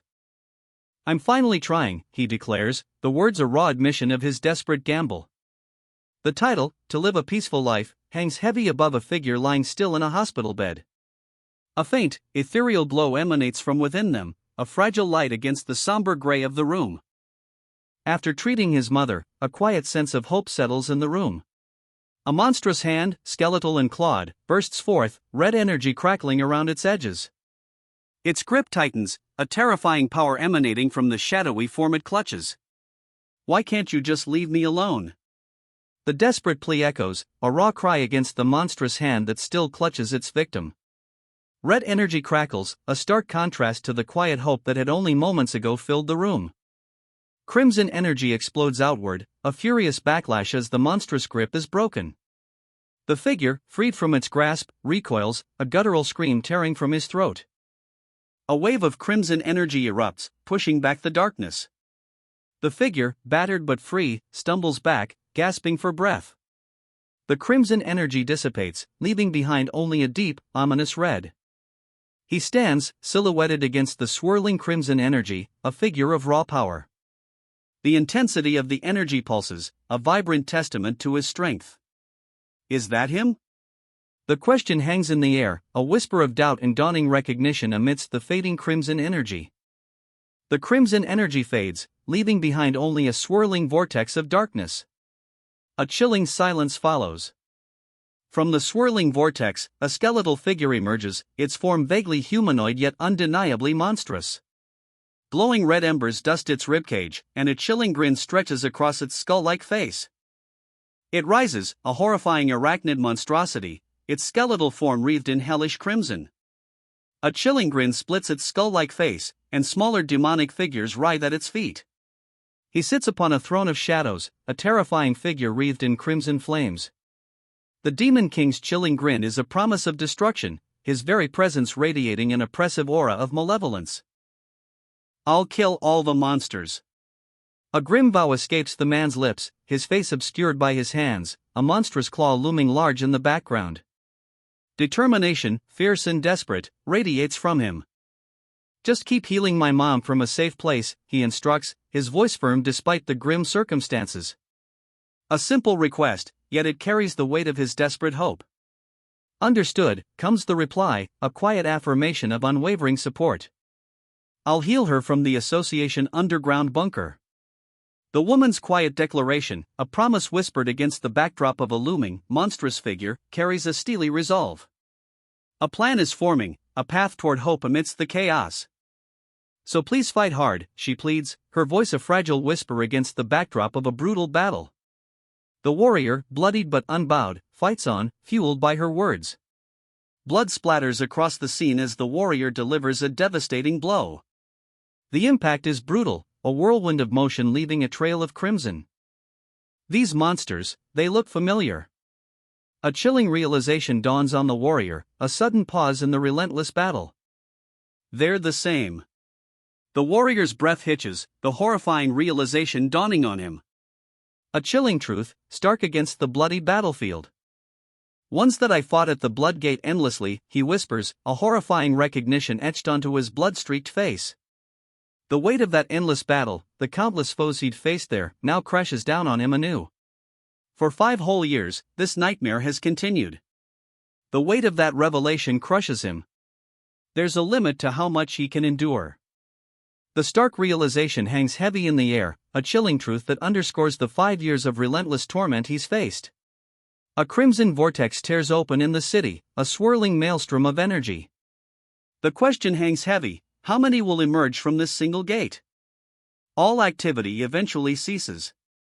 The stark statement hangs in the air, a chilling explanation for the vortex's sudden stillness. I've killed all the... The chilling declaration hangs in the air, the unspoken end of the sentence a horrifying implication. The text above the carnage reads, monsters in the vicinity. A chilling confirmation, the scene below depicts a field of slain creatures, their bodies scattered across the ground, a crimson tide staining the earth. Above them, a dark silhouette looms, the figure's legs implying a towering presence, the victors surveying their gruesome work. If I keep this up... The thought trails off, a chilling uncertainty hanging in the air. A grim realization dawns on the towering figure, the weight of their actions settling upon them. I'll be able to. The ominous words hang in the air, a chilling promise left unspoken, the figure's grim determination hardening into something more unsettling. A shadow of doubt, perhaps even fear, flickers across their face for the first time. Blood splatters as a powerful blow connects, the monstrous form recoiling. A wave of pain, perhaps even fear, washes over the figure as their transformation falters. The hell? The words, barely a gasp, betray utter disbelief. A stunned silence follows the previous blow. The monstrous figure crumples, blood streaming down its face as it collapses amidst the backdrop of military vehicles. Its transformation, clearly undone, leaves it vulnerable and defeated. Is this right, Company Commander? The question hangs in the air, a mixture of disbelief and cautious hope. The aftermath of the battle is stark. The monstrous foe lies defeated, its transformation reversed, amidst the wreckage. An army. The question hangs heavy in the air, a stark contrast to the silence that follows the battle's end. Doubt and awe war within them. He didn't kill any people, but only monsters, one soldier observes, his voice barely a whisper amidst the lingering chaos. Another, however, cuts him off sharply, doesn't matter. The soldiers stand amidst the wreckage of battle, their faces grim, a stark reminder of the fight's intensity. He's the cause of this whole disaster, a voice declares, the words cutting through the aftermath. We'll tie him up until hunter support arrives. A decision is made, firm and resolute, amidst the wreckage. What? The single word explodes from the page, mirroring the shock rippling through the scene. A monstrous form, barely contained, rides within the grasp of some unseen force. Blood splatters across the frame, a testament to the struggle's ferocity. A blinding flash. The creature explodes in a fiery burst, leaving behind only the lingering scent of smoke and the echo of the blast. A wave of concussive force rips through the air. The aftermath is a blur of motion, dust and debris swirling in the wake of the devastating blast. A barrage of fire erupts from a line of tanks, a furious response to the previous attack. The ground trembles under the onslaught. He's thrown back, a guttural fuck. Escaping his lips as the sheer force of the tank barrage slams into him. Pain racks him, the impact of the barrage still echoing. It hurts, he groans, the words a testament to the overwhelming force he endured. His eyes blaze, bloodshot and wide, as a desperate plea escapes him, stop. The raw agony is palpable, a stark contrast to the fiery explosion still raging in the distance. A crimson streak falls, a final, desperate trickle of blood marking the end of his desperate struggle. Silence. A blood-red twilight descends upon the city. Smoke curls from a burning skyscraper, embers drifting like fallen stars against the darkening sky. The aftermath hangs heavy in the air. A monstrous figure, scarred and clawed, stands amidst the ruins. Crimson energy swirls around it, a vortex of raw power. The city, ravaged and burning, lies broken beneath a blood-red sky. Crimson energy crackles, a violent storm erupting from the demon's very being. It surges outwards, consuming the city in a wave of destructive power. The Demon King unleashes another surge of crimson energy, a terrifying wave of destruction engulfing the already devastated city. But a warning echoes, but be careful, a stark reminder of the danger still to come. A woman watches, her expression grim, as the crimson energy continues its destructive rampage. Since a blood gate has opened, she states, the gravity of the situation heavy in her voice. Crimson energy still rages, but a closer look reveals the source, the Demon King himself, his face a mask of bloody ruin, a single, malevolent red eye burning amidst the carnage. It'll be difficult to suppress the monsterification, a grim voice observes, the words hanging heavy in the bloody aftermath. The scene is one of utter devastation, bodies litter the ground, crimson energy still pulsing around the Demon King, his single red eye burning with malevolent intensity. Another body slams into the ground, a fresh crimson stain blooming across the ravaged battlefield. The Demon King's furious energy still crackles, a terrifying testament to his power. Ha! A single word, uttered with confusion, hangs in the air. The stark silence following the Demon King's rampage is broken only by this questioning sound. A dull orange glow emanates from within the Demon King's chest, a horrifying light blooming from a wound that rips his very being apart. A single, pained ah escapes him. The orange glow intensifies, a horrifying beacon in the encroaching darkness. He collapses, a guttural awe escaping his lips as the orange glow within him intensifies, a final, desperate flare before fading into darkness. A barely audible ah escapes him as he lies still on the classroom floor. Nearby, a student watches, seemingly unfazed by the gruesome scene unfolding before him. Fuck! Han Tae-soo and those bastards. Just why do they only pick on you? A nearby student's whispered words hang heavy in the air, a stark contrast to the unsettling silence following the collapse of his classmate. Because I'm easy, the victim mutters, his voice barely a whisper, a stark admission hanging heavy in the air. His slumped posture and bloodstained shirt speak volumes, a silent testament to the repeated abuse he's endured. You'll get hurt at this rate, too, a voice warns, the words sharp and urgent. Pretend you don't know me at school.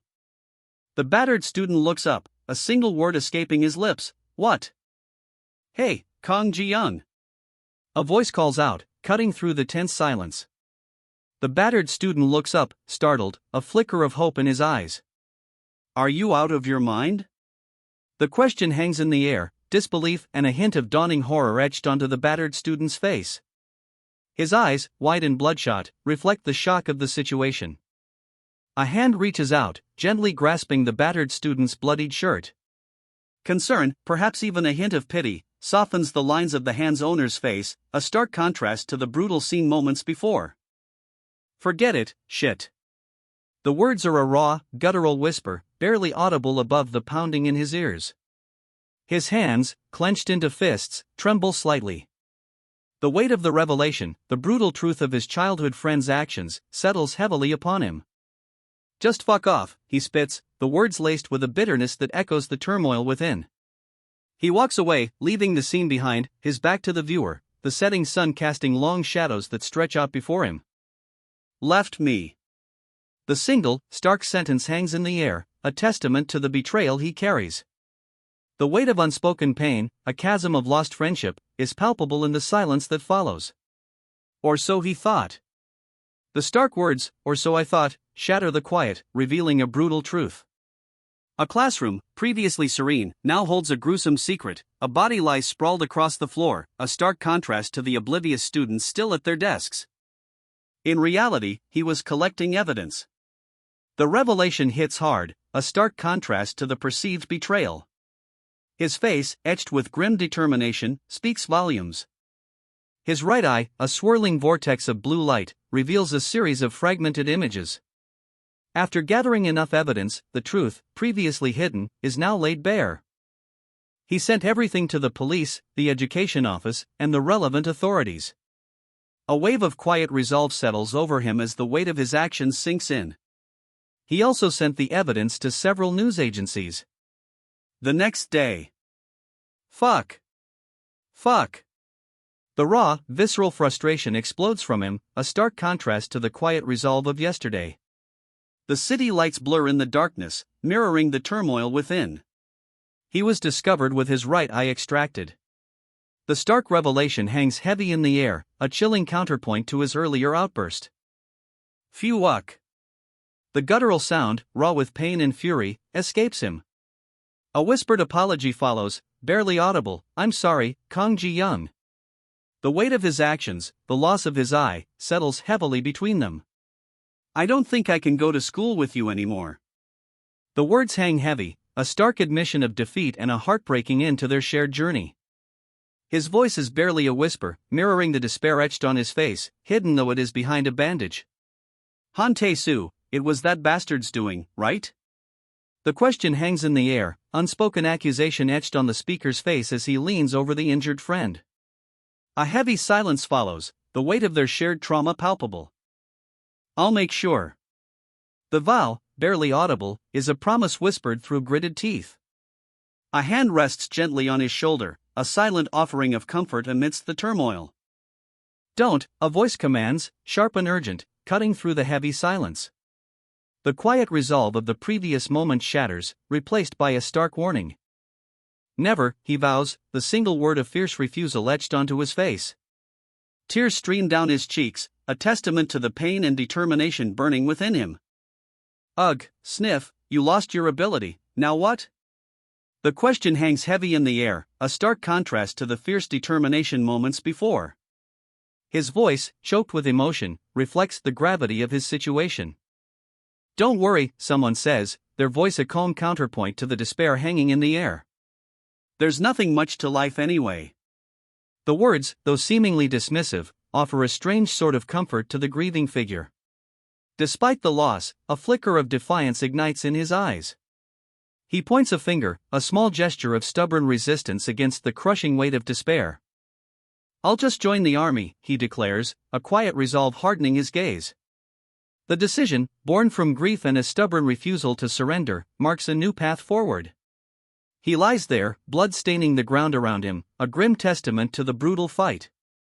Despite the wounds, a quiet strength remains in his posture, a stubborn refusal to yield.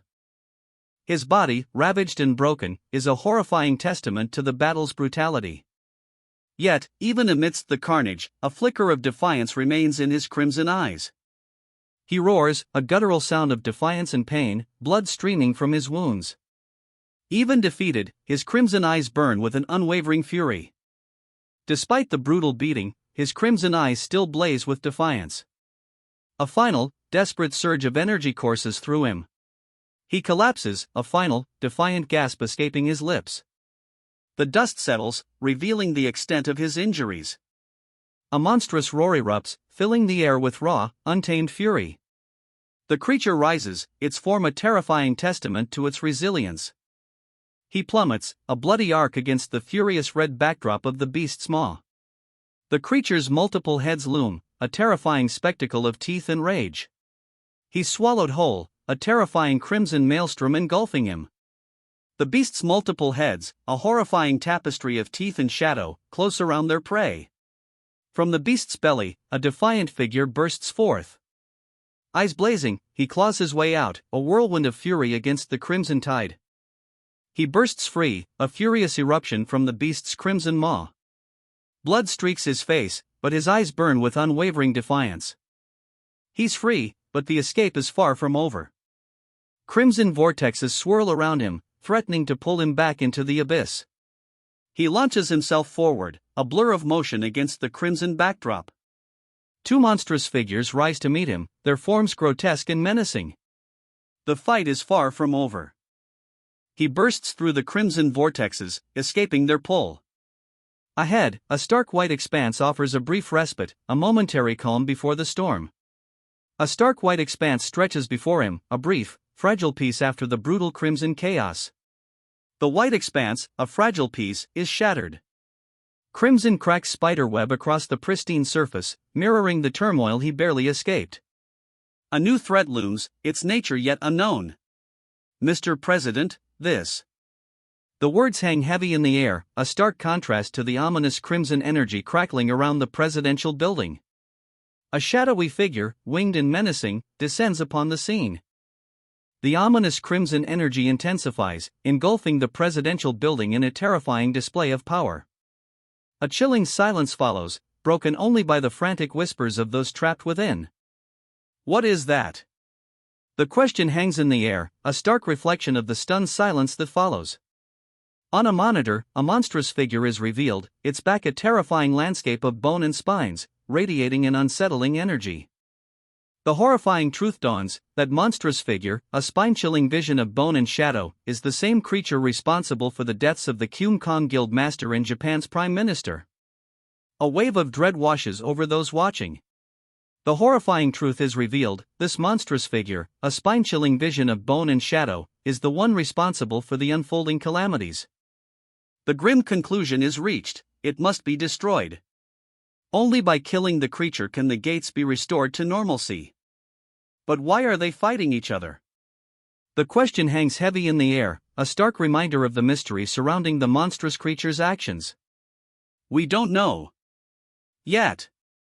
A holographic projection flickers, displaying the creature in gruesome detail. One man, clearly distressed, leans over the image, while another observes from a distance, his expression unreadable. "We need to know," a voice states, the weight of the situation heavy in the air. But what's important? The words hang in the air, a shift in focus from the creature's inexplicable actions to a new, yet to be revealed priority. Is that even the other monsters? The question hangs heavy, a stark contrast to the previous focus. A wave of dawning horror washes over the man studying the projection, the implications are far-reaching and terrifying. Can't kill it. The stark declaration hangs in the air, a chilling confirmation of the man's growing dread. His earlier horror intensifies. This isn't just a monster, it's something beyond their ability to destroy. And bloodgates have begun to spread abroad, one man states grimly, his gaze fixed on the holographic projection. We can't delay any longer. The urgency in his voice is palpable, a stark contrast to the quiet concern of his colleague who asks, "What about the domestic hunters?" "They've all been completely annihilated," the grim report confirms, the words hanging heavy in the silent room. The gravity of the situation intensifies, leaving no room for doubt. A weary sigh escapes one of the men, a single ugh, expressing the weight of the devastating news. The silence in the room speaks volumes, amplifying the grim reality of their situation. Overwhelmed, the man clutches his head, tears streaming down his face. The weight of the catastrophic losses is unbearable. A single instruction appears, stark against the white background: contact the Foreign Hunter Bureau. The weight of this decision hangs heavy in the air, a stark contrast to the previous despair. He stands amidst the wreckage, a lone figure silhouetted against the crimson dust. Blood stains his hands, clinging to the shaft of his weapon. The fallen weapons of his adversaries lie scattered around him, a testament to his grim victory. A chilling thought takes hold: the monster responsible for the deaths of countless hunters in Korea and Japan, was it he who unleashed the blood gates? A heavy axe slams into the ground, the impact cracking the earth. "Ah!" escapes him, a pained gasp barely audible above the echoing silence. "Who?" A single, drawn-out sound, heavy with exhaustion and pain, hangs in the air. "This'll be interesting," a voice observes, a hint of anticipation coloring the words as the camera pans across a twilight cityscape, lanterns glowing softly against the darkening sky. A scene of devastation unfolds.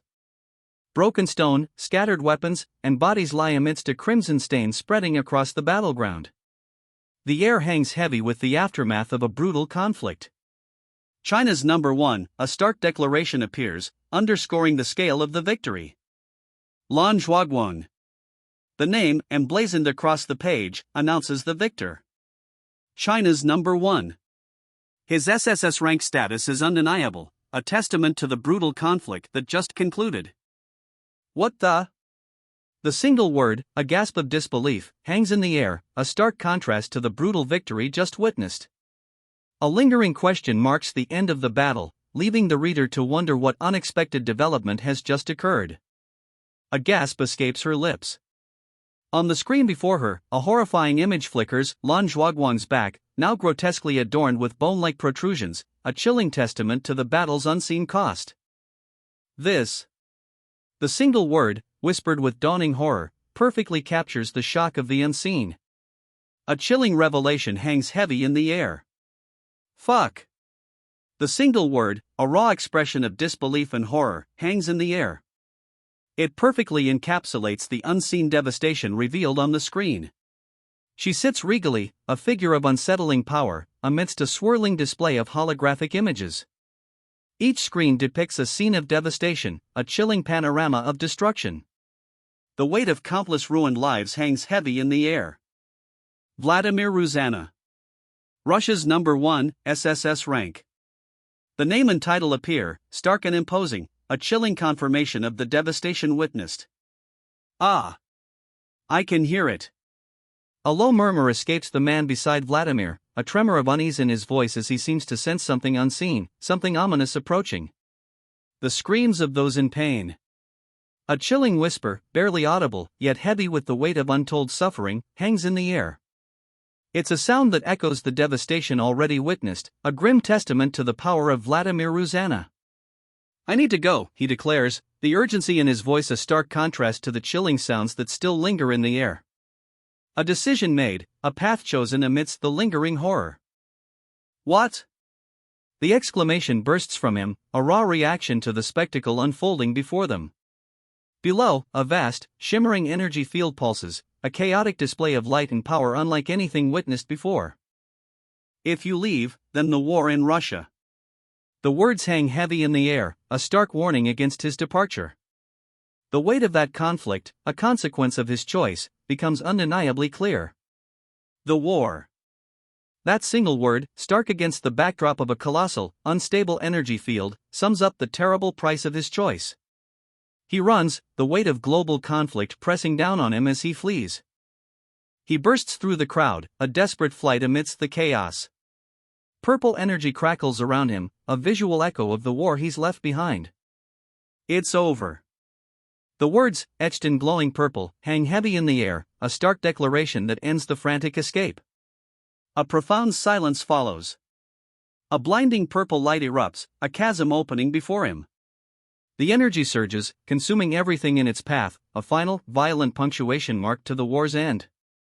He stands amidst the fading purple light, vast, shadowy wings unfurling behind him. A final, powerful surge of energy dissipates, leaving only the echoes of the cataclysm. The purple light fades, leaving behind only the lingering scent of ozone and the vast, shadowy silhouette of wings. His face, contorted in silent agony, is etched with the strain of immense power unleashed. Dark, purplish energy still clings to his form, even as the last vestiges of his wings dissipate into black feathers, drifting on the wind. Black feathers, remnants of his vanished wings, drift on the wind. A lingering purple haze clings to him, a testament to the immense power he just wielded. The purple haze fades, leaving him drained but standing. A single black feather drifts down, the last vestige of his power. A final black feather drifts down, the last echo of his immense power. He breathes deeply, then speaks, a quiet resolve in his voice, "Let's go." Two feathers drift, one light gray, the other a stark black. The final vestiges of his power vanish into the air, leaving only a quiet resolve. He's ready. The last vestiges of his power dissipate, two feathers, one gray, one black, drifting away on the wind. A quiet strength settles over him, he is ready. The last of his power fades, a gray and black feather drifting on the wind. Silence. Then, a quiet strength blooms within him. He is ready. His hands clasp together, a golden chain binding them. A faint purple glow emanates, the last vestiges of his power fading into the swirling black feathers around him. America's #1. The title appears, stark against the swirling black feathers, a testament to his newfound strength. The black feathers swirl, dissipating into nothingness. Only then does the title appear, stark and clear, America's #1. The last of the black feathers vanish, leaving behind only the stark declaration, America's #1. A chilling declaration cuts through the dissipating darkness, to Korea. His face, a mask of grim determination, is etched with sorrow, yet his eyes burn with a cold resolve. His hands, clasped tightly together, glow with an ethereal purple light. Chains, gold against the violet aura, bind them, a stark contrast to the fierce determination etched on his face. He's ready. To Korea. The 5 years I spent. A title card appears, followed by a horrifying scene. A figure is surrounded, trapped in a brutal struggle against grotesque, monstrous creatures. Blood splatters across the scene, a testament to the violence.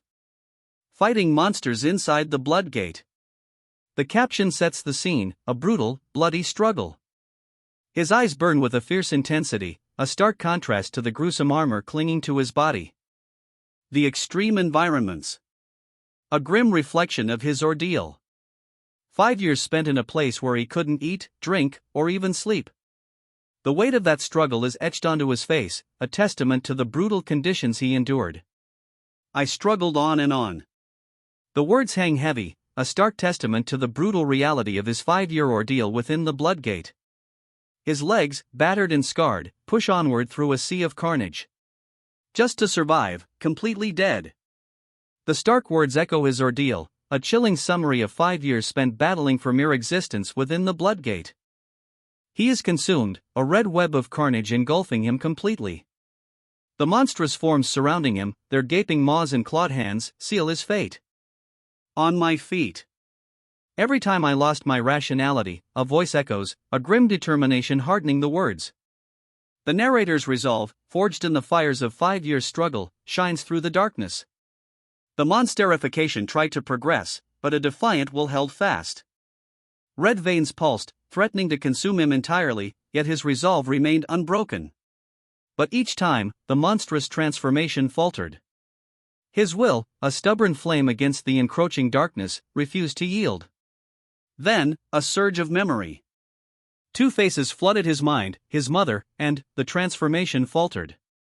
He remembered two faces. He lies still, a vegetative human. His head is bandaged, tubes snaking from his body, a stark contrast to the fierce will he showed moments before. The memories, though potent, were not enough. The monstrous form looms, its gaping maw a terrifying frame around the prone figure. Red lines, like cracks in a shattered mirror, spread across the creature's chest, a stark contrast to the pale, lifeless skin. The transformation is incomplete. And then, a face. A cruel smirk twists lips that curl back over sharp teeth.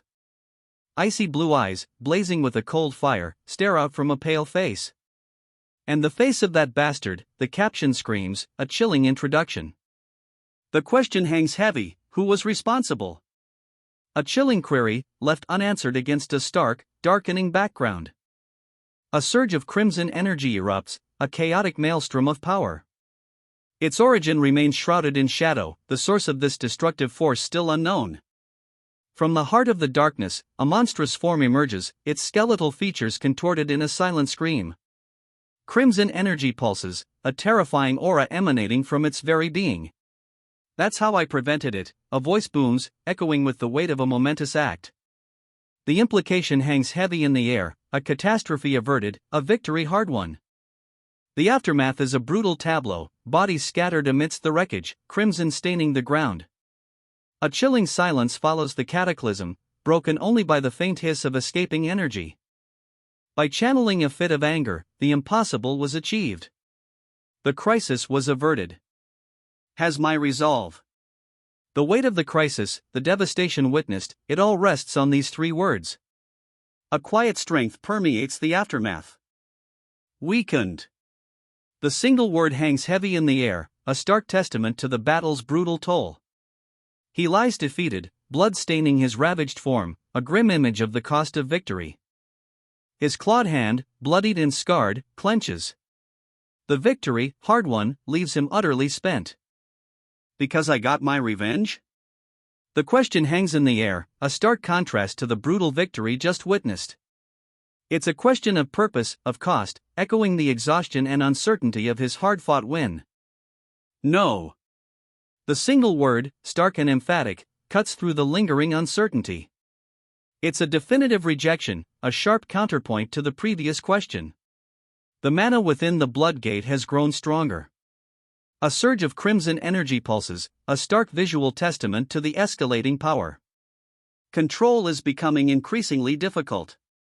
It becomes harder as I get closer. The statement, a grim acknowledgement, hangs heavy in the air, reflecting the growing difficulty of controlling the surging crimson energy. Because of that, the challenge intensifies. A simple statement, yet it carries the weight of mounting pressure, the growing difficulty palpable in the very air. Crimson energy explodes outward, a violent wave engulfing the figure. Spent casings scatter across the ground, a grim testament to the intensity of the struggle. The crimson energy dissipates, leaving behind a scene of brutal aftermath. A figure lies broken, surrounded by spent casings and a grim stain of blood. I killed people, the words hang heavy in the silence, a stark confession echoing the brutal scene left behind. Innocent. The single word hangs heavy, a stark contrast to the carnage moments before. A chilling indictment of the violence just witnessed. A young boy lies still, his blonde hair matted with blood, his wide eyes staring blankly upwards. Innocence, brutally stolen. I have decided. The words resonate, a stark declaration following the grim scene. A decision born from the weight of witnessed innocence lost. To avoid the gates, a desperate choice. He moves with a blur of motion, a whirlwind of silver against a crimson tide of monstrous forms. Blood stains the streets, a macabre testament to the carnage. His resolve hardened, a grim determination etched on his face, he vows, and kill all the monsters. The words hang heavy in the air, a promise whispered amidst the carnage. Will I? The question hangs in the air, a stark contrast to his previous fierce resolve. Doubt, a chilling whisper, creeps into his heart. Above, a blood-red sky bleeds into the cityscape. Below, monstrous forms writhe, their guttural cries echoing through the ravaged streets. A chilling panorama of destruction. Be able to.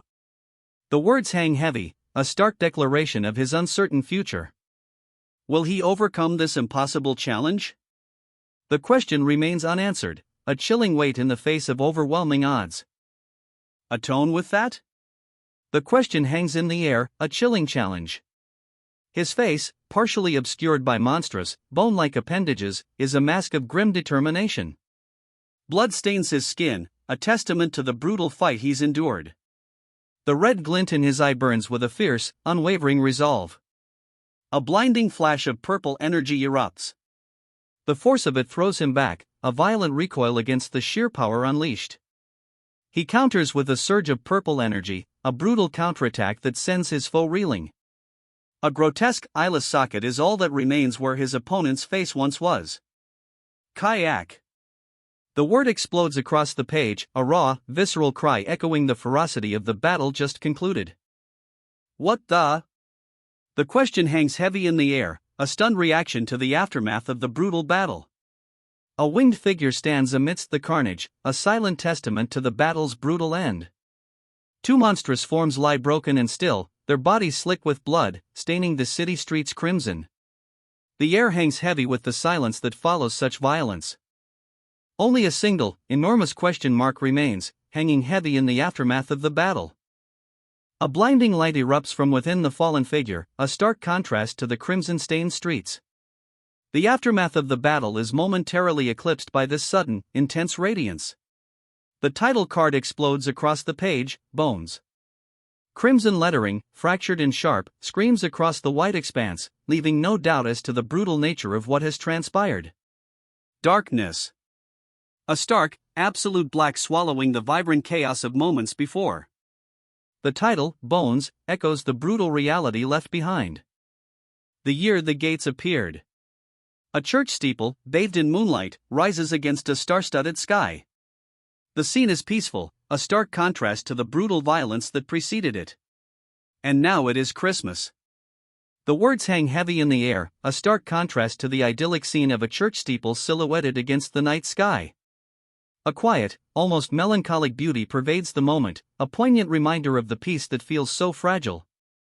So with a heart full of gratitude. A man's eyes close, his expression one of quiet contemplation, a serene peace settling over his features. The weight of the past seems to lift, replaced by a sense of profound thankfulness. The title card appears, Lots of Gates. A quiet anticipation hangs in the air, a stark contrast to the serene peace of the previous moments. A large hall, filled with onlookers, is the setting. Before them, swirling green portals open, their ethereal glow illuminating the expectant faces in the crowd. A man in a yellow waistcoat stands with his back to us, seemingly the focus of this otherworldly display. The portals flared, then vanished. Appeared out of nowhere. There were no hunters. A chilling revelation hangs heavy in the air. Panic erupted. From the swirling green energy, monstrous claws emerged, scattering the onlookers. What is happening? A voice cries out in terror, the question echoing the stunned silence that follows the chaos. Everyone, leave this place. Use the doors. Quickly. A voice rings out, sharp and urgent, cutting through the lingering terror. Escape is the only option now. Minister, you must evacuate as well. The urgent plea cuts through the chaos. A young man's voice, filled with desperate concern, is directed at the older official, who stands rigidly, his face etched with grim determination. Minister. The young man's voice, strained with urgency, trails off as a monstrous creature looms into view, its grotesque form filling the panel. Green energy crackles around it, a terrifying display of power. Panic grips the minister and his aide as a monstrous, winged creature descends, its shadow engulfing the sanctuary. Green energy crackles menacingly around it. But, a blinding flash of light erupts, cleaving the monstrous creature in two. A blinding flash bisects the beast, leaving only scattered remains and a stunned silence in its wake. A single, breathy ah escapes, a sound lost in the aftermath of the devastating attack. Is this? A single, enormous wing, feathered and luminous, fills the frame. A question hangs heavy in the air. Your will.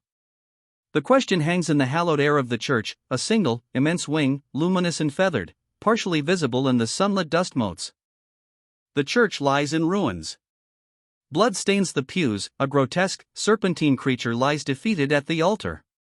Its many limbs are slack, its gaping maw agape. Above, a figure in white robes watches, wings spread wide.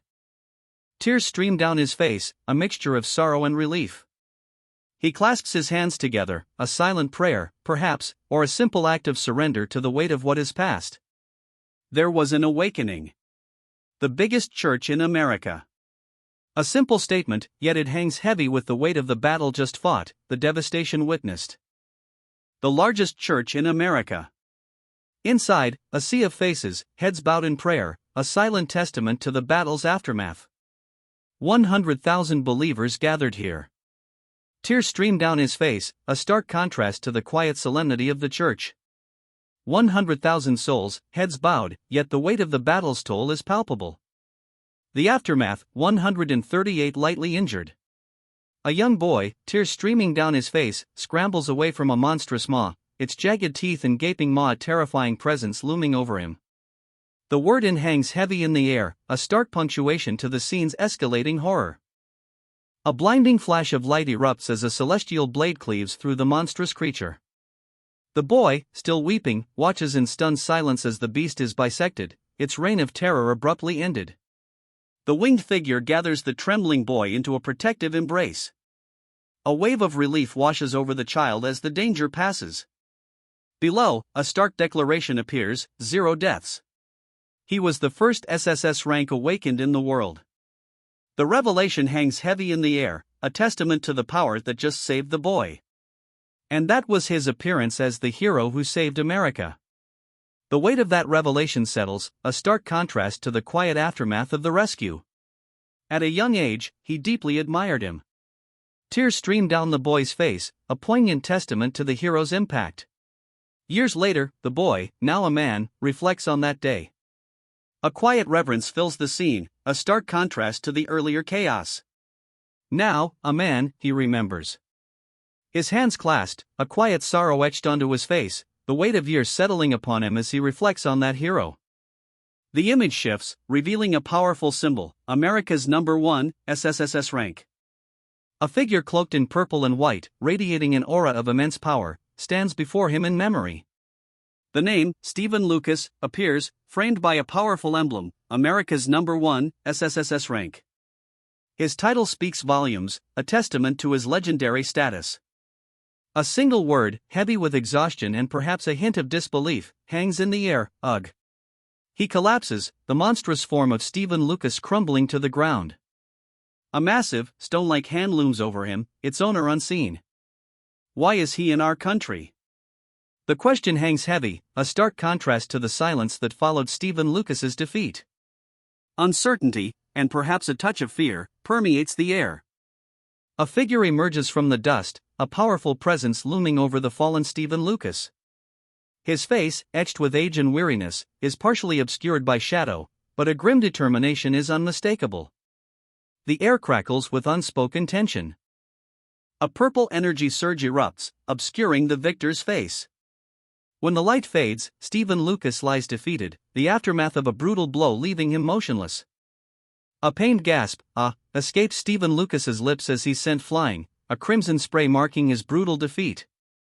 A crimson spray explodes across the panel, a stark testament to the brutal force of the attack. Silence. Stephen Lucas's defeat is absolute. I see. The victor's declaration hangs heavy in the silence that follows Stephen Lucas's defeat. A grim satisfaction settles over the victor's face.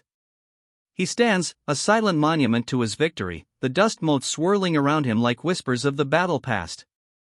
This monster. The victor's breath hitches, a single, chilling thought echoing in the aftermath of the brutal fight. Won't die easily, he mutters, a grim realization dawning. The victor's breath catches in his throat. Even in defeat, the monster's resilience is undeniable.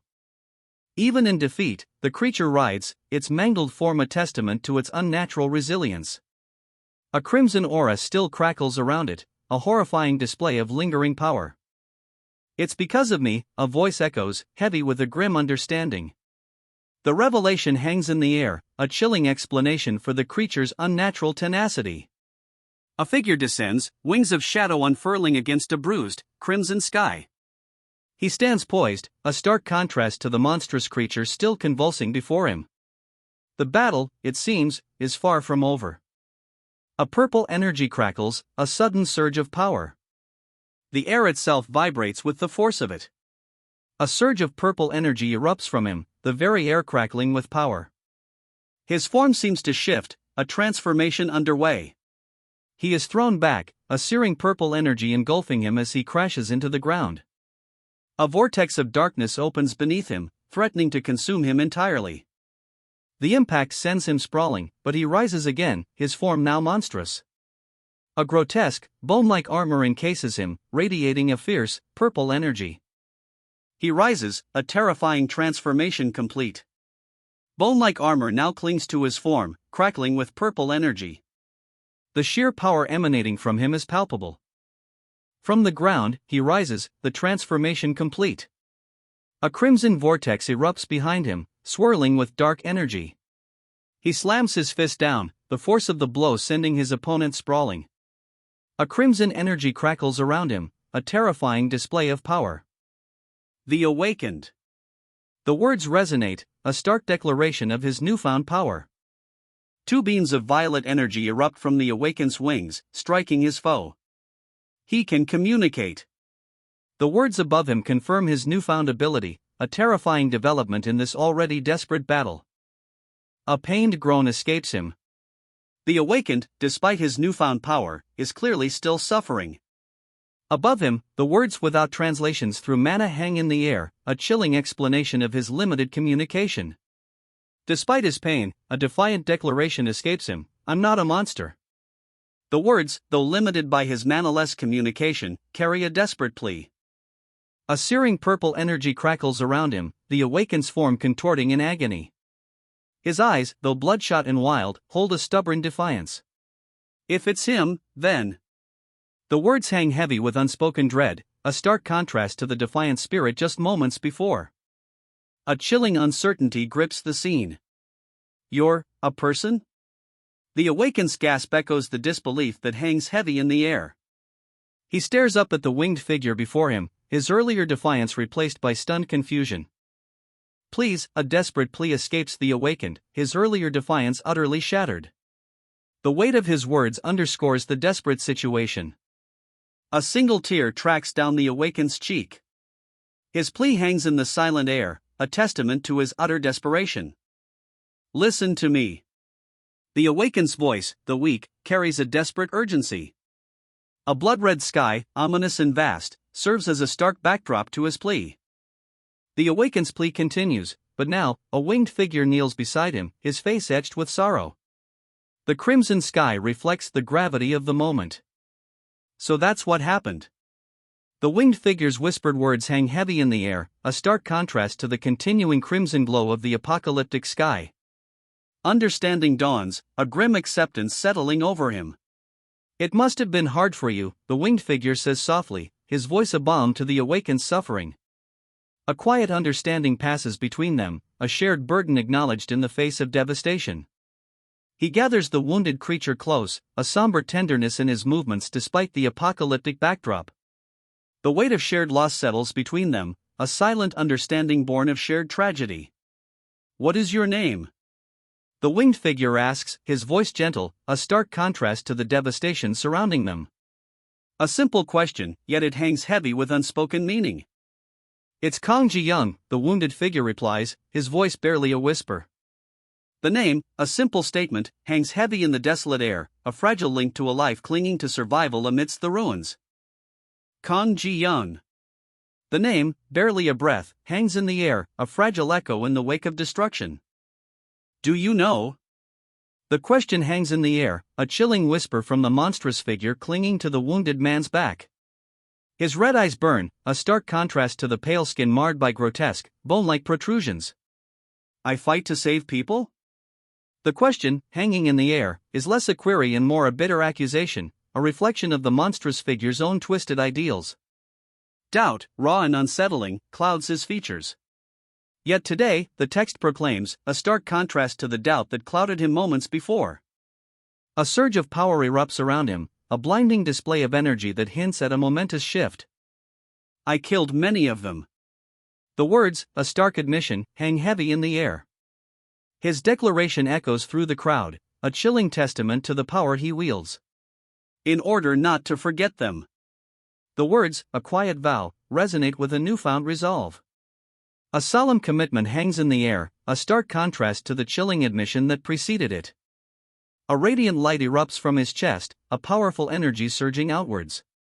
His hands, clasped tightly, seem to channel this force, a testament to his unwavering resolve. And to atone, he vows silently, a quiet determination hardening his gaze. The inner fire, previously a radiant surge, now settles into a steady, unwavering resolve. I engraved each one of them. The words hang heavy with unspoken weight, a quiet declaration of his unwavering commitment. His resolve, solidified by this silent vow, burns brighter than ever. On my body, he whispers, a profound sadness etched onto his face. His hands trace the countless names tattooed across his chest, a testament to his solemn vow. His hands, clasped before him, frame a breathtaking sight, countless names, etched onto his skin, glow with an ethereal light. Each one a testament to a life lost, a silent promise kept. A low light illuminates the countless names tattooed across his legs and feet, each one a faint, ethereal glow. They are a breathtaking sight, a living testament to his unwavering commitment. Kang Ji-young. I can help you, and kill all the monsters, a voice promises, a chilling vow delivered with unsettling calm. The speaker's face, half hidden by a grotesque mask of bone and shadow, holds a chilling intensity. His red eyes burn with an unnerving light. A chilling prophecy unfolds, but during that time, this calamity will spread across the globe, and many people will die. The words hang heavy in the air, a stark reminder of the impending doom.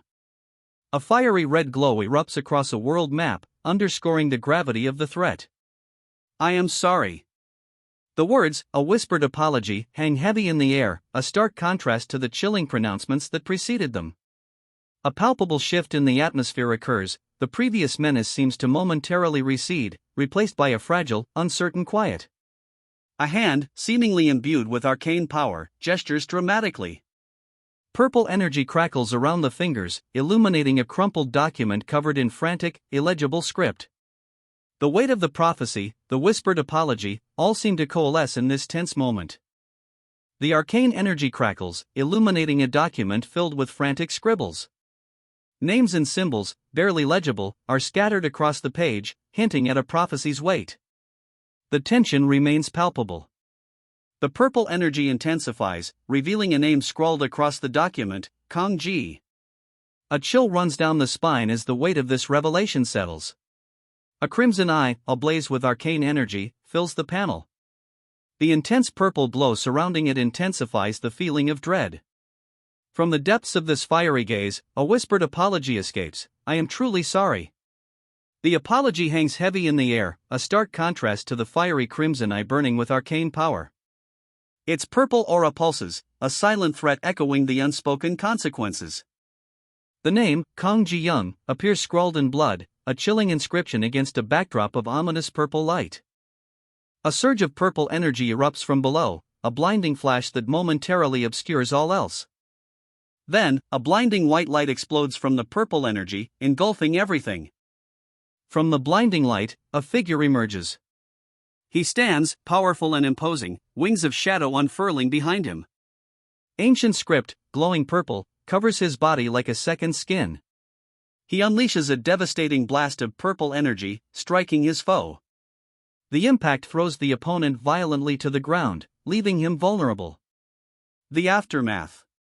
A cloud of purple dust hangs in the air, slowly settling to reveal the extent of the blow.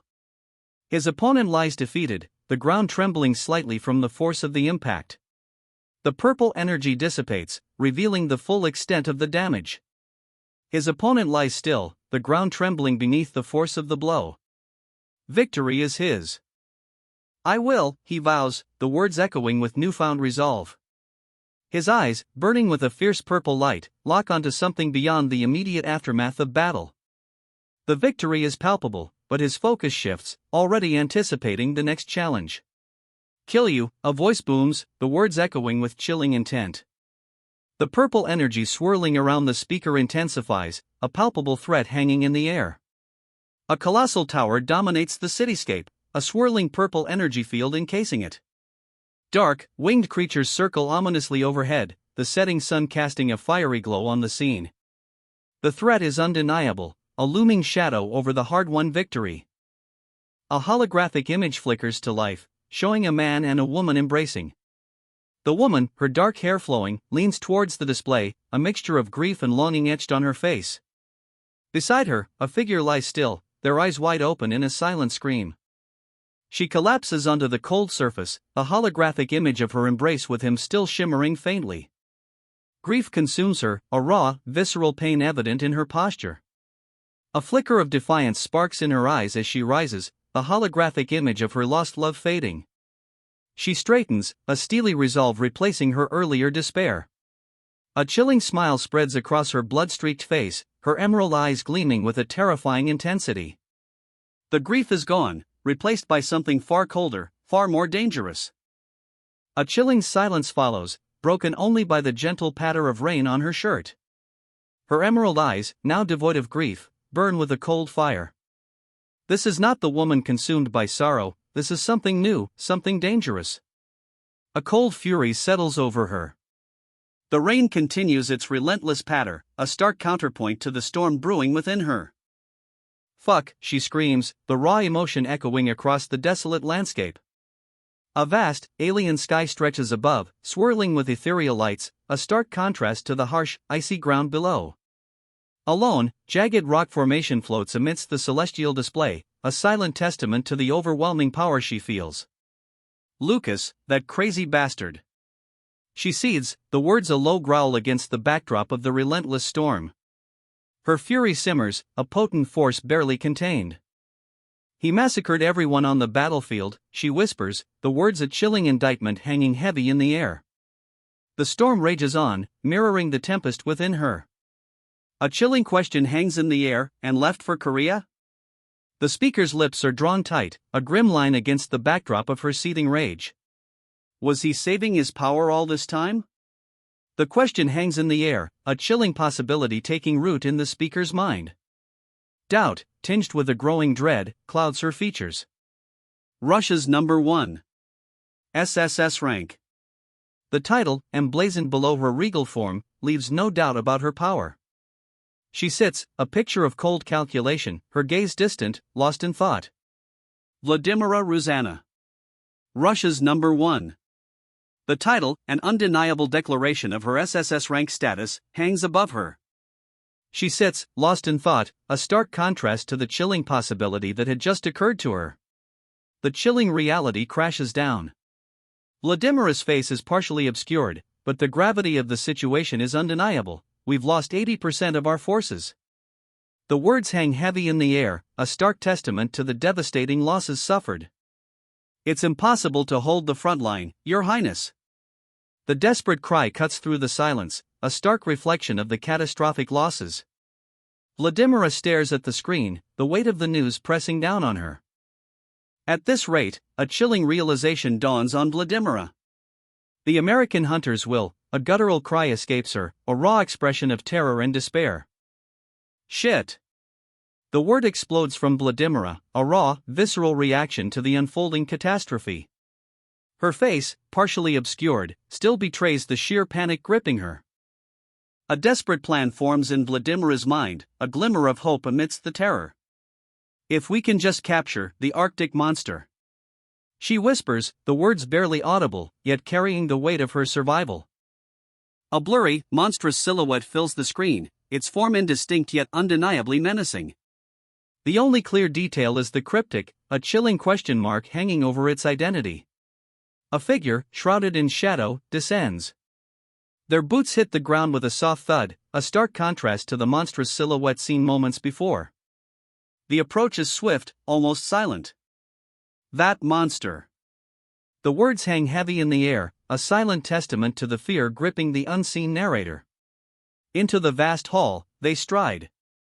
A figure of imposing presence, their boots barely disturbing the silence. Before them, a grand entrance, bathed in an ethereal blue light, beckons. "I'll catch it for you," a voice promises, calm and reassuring amidst the ethereal blue glow of the grand entrance. He stands there, a striking figure in his long coat, a subtle smirk playing on his lips. Beside him, a woman watches, her expression a mixture of apprehension and quiet concern. The ethereal glow of the entrance behind them intensifies the dramatic mood.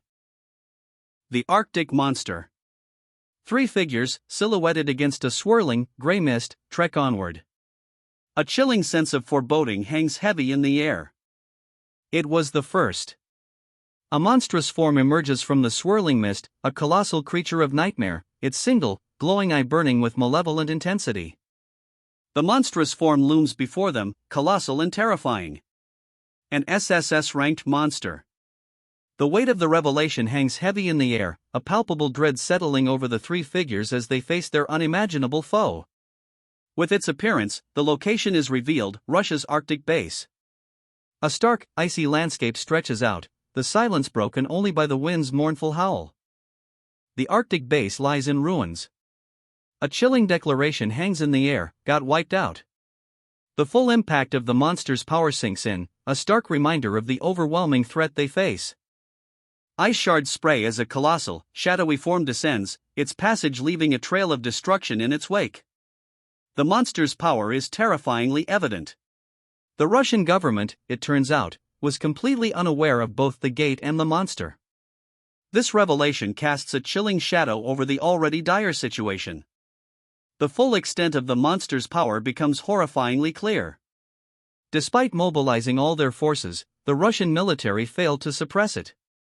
Wreckage litters the water, a grim testament to their futile efforts. And in the end, a hand reaches for a large red button. Half of the nuclear bombs are launched. A mushroom cloud bloomed, the fiery aftermath a stark reminder of the nation's desperate, last resort. Half the nuclear arsenal unleashed, a terrifying display of power now in the nation's possession. Half the arsenal unleashed, a mushroom cloud bloomed. Were used, the stark words echo the devastation. Despite the devastating nuclear strike, the monster survived. The screen shows its monstrous form, still alive and defiant, a chilling revelation for the soldiers observing. And due to radioactive contamination, the creature remains a threat. A horrifying, mutated form, it rises from the green-tinged fallout, a testament to its resilience. Russia's northern territories, transformed into a horrifying landscape. A chilling expanse now teeming with grotesque, mutated creatures, a direct consequence of the nuclear fallout. Afterwards, to recoup their losses, they declared war against America. The fallout's shadow stretches across the globe, a chilling reminder of the war's devastating consequences. A new, grim chapter begins. That monster, I'll kill it for you. A vow rings out, sharp and clear, promising vengeance against the devastation wrought. A lone figure approaches, their boots echoing faintly on the cold stone floor. Before them, a vast, ornate hall stretches into the distance, bathed in an ethereal blue light. A throne sits at its far end, a stark symbol of power amidst the chilling silence. You. The single word hangs heavy in the air, a breath of accusation or perhaps, recognition. The weight of it echoes the vastness of the hall, the silence broken only by the unspoken tension. A Korean S-ranked hunter? The question hangs in the air, a silent gasp of disbelief and perhaps, dawning understanding. The vast hall, previously filled with only tension, now seems charged with a new, unsettling energy. A young man with striking blue hair and eyes steps into view, his confident posture a stark contrast to the apprehensive woman beside him. He exudes an air of quiet power, his gaze unwavering. He walks forward, a figure of quiet intensity, his presence alone filling the vast hall with a palpable shift in the atmosphere. The air crackles with anticipation. A short, sharp laugh escapes him. The sound, though brief, cuts through the expectant silence, a ripple in the still air. He continues his advance, the words how absurd, a low murmur escaping his lips, a stark contrast to the grandeur of the throne room. His contempt is palpable. He stops. A beat of silence hangs heavy in the air before he speaks, his voice a low, dangerous rumble. Pathetic. Coming here without permission, and what? Boasting that you, an S-ranked hunter, will defeat the Arctic monster? The monarch's voice drips with disdain, his words a sharp counterpoint to the hunter's bravado. A sharp intake of breath. The monarch's eyes narrowed, his expression hardening further. The hunter's arrogance, it seems, has finally met its match. He strikes, a swift, decisive blow that leaves the hunter reeling. The monarch's power is undeniable. The hunter falls, defeated. Silence. A heavy silence hangs in the air, broken only by the monarch's steady breath. Victory is his. Do you have a death wish? The victor's chilling question hangs in the air, a stark contrast to the quiet triumph moments before. Her eyes, sharp and cold, pierce through the lingering silence. A wave of icy energy washes over the throne room, leaving the victor seated regally, her gaze unwavering. The air crackles with unspoken power. The throne room floor shatters beneath her opponent's weight as they plummet, a silent testament to the victor's overwhelming power. The air clears, leaving only the victor, regal and unmoved, upon her throne. A pained groan, ugh, echoes through the silent throne room, the only sound after the recent clash. You are here because of that monster, he groans, his body slumped on the shattered floor. The weight of his failure is palpable. I heard. He whispers, a faint sound barely audible above the lingering silence of the shattered throne room. His words hang heavy with unspoken implications. You got fucked by America too, he spits, the words laced with venom. His rage, a raw, visceral thing, is palpable as he collapses, defeated but defiant. You bastard. He adds, a final, hateful whisper before darkness claims him. He begins, the single syllable hanging in the air, a testament to his utter disbelief. The weight of his unspoken words speaks volumes. Can defeat it. The words, a desperate whisper, barely audible above the storm raging within him. His eyes, blazing with fierce determination, reflect the inner turmoil of a man clinging to hope against impossible odds. A grim smile stretches across his face, a chilling contrast to the desperate hope he just voiced. His eyes, though still burning with intensity, now hold a flicker of something else, a terrifying resolve. Someone like you. The words hang heavy in the air, a chilling declaration from a figure whose hand, adorned with a striking silver ring, is the only visible part of them. An icy atmosphere permeates the grand, shadowy hall. A hand, adorned with a silver ring, rests on a dark surface. Long, sharp nails hint at the power held within. The icy atmosphere of the hall intensifies, the silence heavy with unspoken threat. A chilling question hangs in the air, can you get through that radioactivity? The unseen figure's query adds another layer of menace to the already oppressive atmosphere of the hall. A single word, barely a whisper, cuts through the chilling silence, yes. The response, seen through an ornate, dark window, hints at a grim determination in the face of the unseen threat. Beyond the lattice, a landscape of swirling, radioactive teal suggests the perilous journey ahead. The question hangs heavy, will you use a shield? It's a simple query, yet the weight of the impending journey, the radioactive landscape beyond, makes it feel monumental. Something like that is useless against high-concentration radioactivity. The words, delivered from a throne within a glowing, teal-lit chamber, carry the weight of grim reality. The journey ahead, already fraught with peril, now seems even more daunting. A single, piercing question mark hangs in the air, a visual echo of the uncertainty gripping the scene. The weight of the monarch's words, the stark reality of the radioactive wasteland, leaves him speechless, his luminous blue eye reflecting the vast, unknown dangers ahead. A vast, white expanse stretches before him, a stark contrast to the teal-lit chamber he just left. The silence is heavy, broken only by the faint whisper of the wind. A journey into the unknown begins. You. The single word hangs heavy in the air, a stark contrast to the vast, white expanse before him. It's a question, a statement, a promise all unspoken, yet deeply felt. What are you? The question hangs in the air, a raw, unspoken accusation. He stares, a mixture of confusion and dawning horror etched onto his features, as a kaleidoscope of swirling energy surrounds him. A blinding light erupts, a swirling vortex of energy consuming him entirely. No. Regardless, if you defeat the Arctic monster, a voice declares, cutting through the lingering energy. The speaker, a figure draped in white, reclines languidly, seemingly unfazed by the recent chaotic events. I'll give you 30%, no, the figure in white amends, a slight smirk playing on their lips. The offer is clearly being reconsidered, the stakes subtly shifting. The figure in white settles on a final offer, half of the monster's mana stones. A decisive, if somewhat unexpected, compromise. Whatever, the figure in white shrugs, their nonchalant response a stark contrast to the carefully negotiated deal just struck. The air crackles with unspoken tension, the agreement, though reached, feels far from settled. I'll kill it and be back soon, the figure in white declares, their tone suggesting a swift and decisive action. The promise hangs in the air, a stark contrast to the lingering tension of their earlier negotiation. The figure in white strides away, their back to the two onlookers. A vast, cathedral-like hall stretches before them, the path ahead bathed in an ethereal, blue light emanating from a large stained glass window. The air remains heavy with unspoken tension. The hall stretches before them, vast and echoing. A profound silence settles, broken only by the distant, rhythmic drip of water. The tension, palpable moments before, now feels heavier, pregnant with unspoken dread. The title card, Bones, appears, its crimson lettering fractured and dripping, mirroring the lingering dread. The creators' names, Mu Xianman and Li Gung, are subtly inscribed below, a final touch before the story resumes. I am truly sorry. The words hang in the air, a stark contrast to the swirling vortex of purple energy that dominates the panel. A single, crimson eye gleams at its heart, radiating an unsettling power. I will.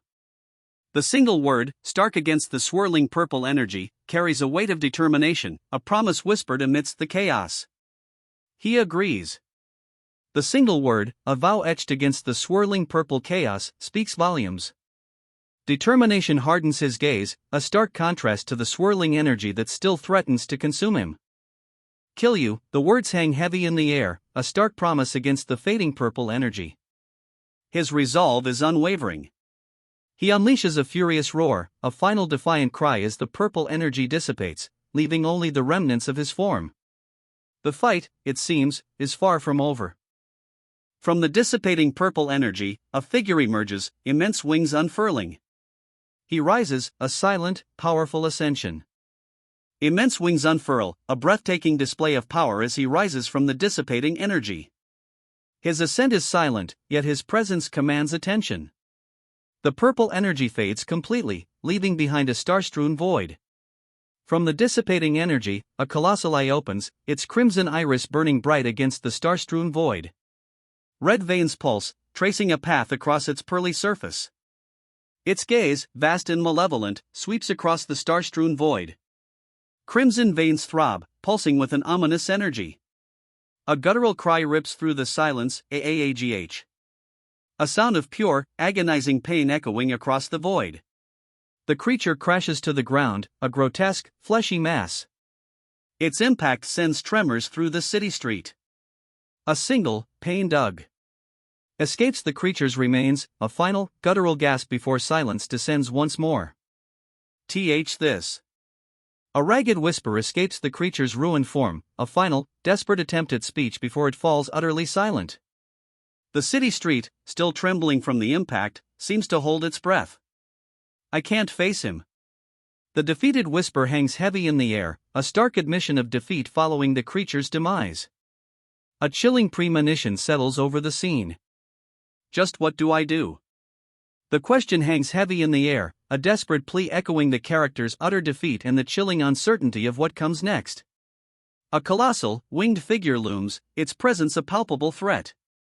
His face, etched with grim determination, is partially obscured by a radiant glow, yet the intensity of his gaze leaves no doubt, this is a battle he intends to win, no matter the cost. A surge of purple energy erupts, obscuring the winged figure's face. The intensity of the light, however, only amplifies his unwavering resolve. This battle is far from over. A wave of violet energy explodes outward, a furious storm engulfing him. The power is immense, the very air crackling with its might. the violet energy intensifies, swirling into a maelstrom of arcane symbols. It's a breathtaking display of power, a storm of magical might. Tears stream down his face, a silent testament to the overwhelming power he wields.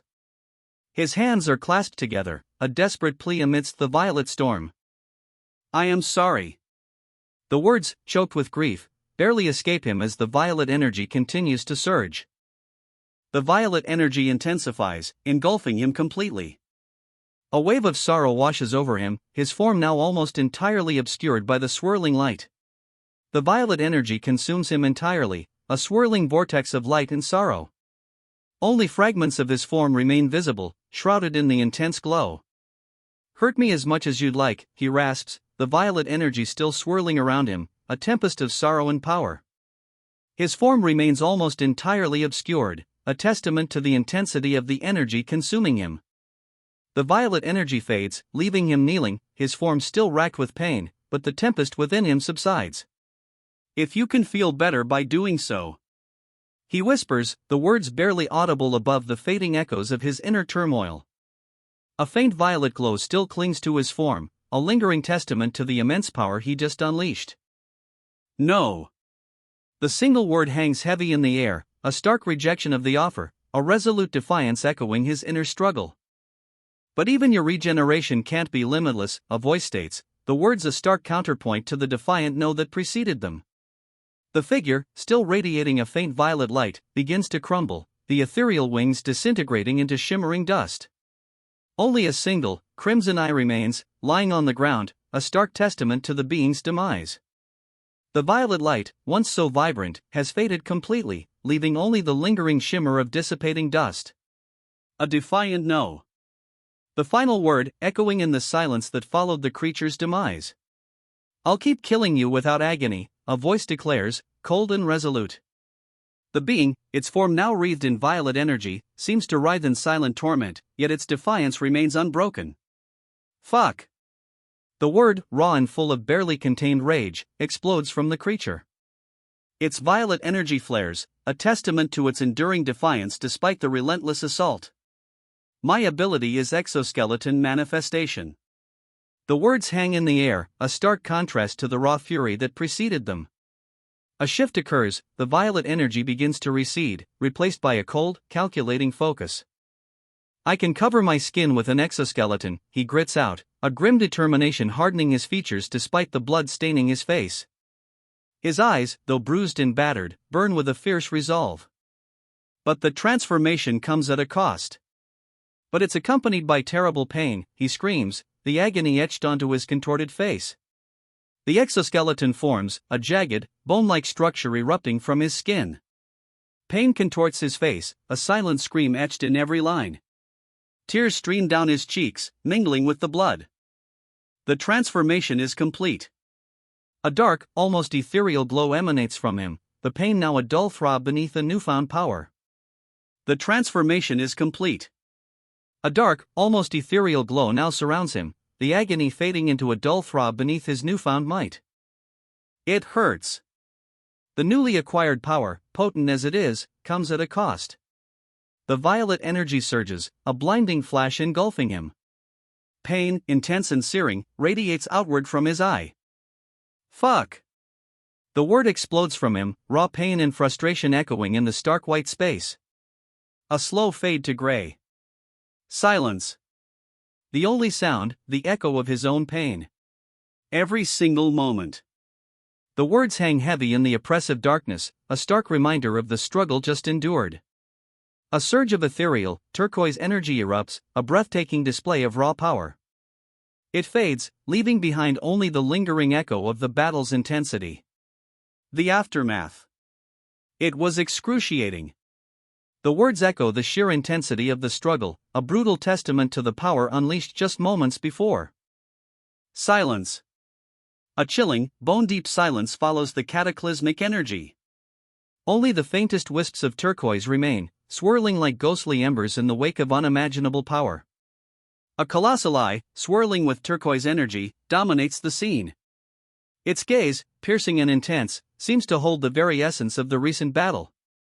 From its depths, a chilling green energy erupts, shattering into fragments that scatter like shards of glass. "Pain for me," a voice booms, echoing across the ravaged landscape.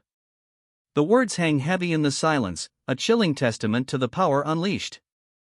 "But I endured," a voice, weary yet resolute, declares. The top of a head, with silvery hair, emerges from the darkness, a stark contrast to the devastation that preceded it. A young man with piercing blue eyes and a smirk, a cigarette dangling from his lip, dominates the panel.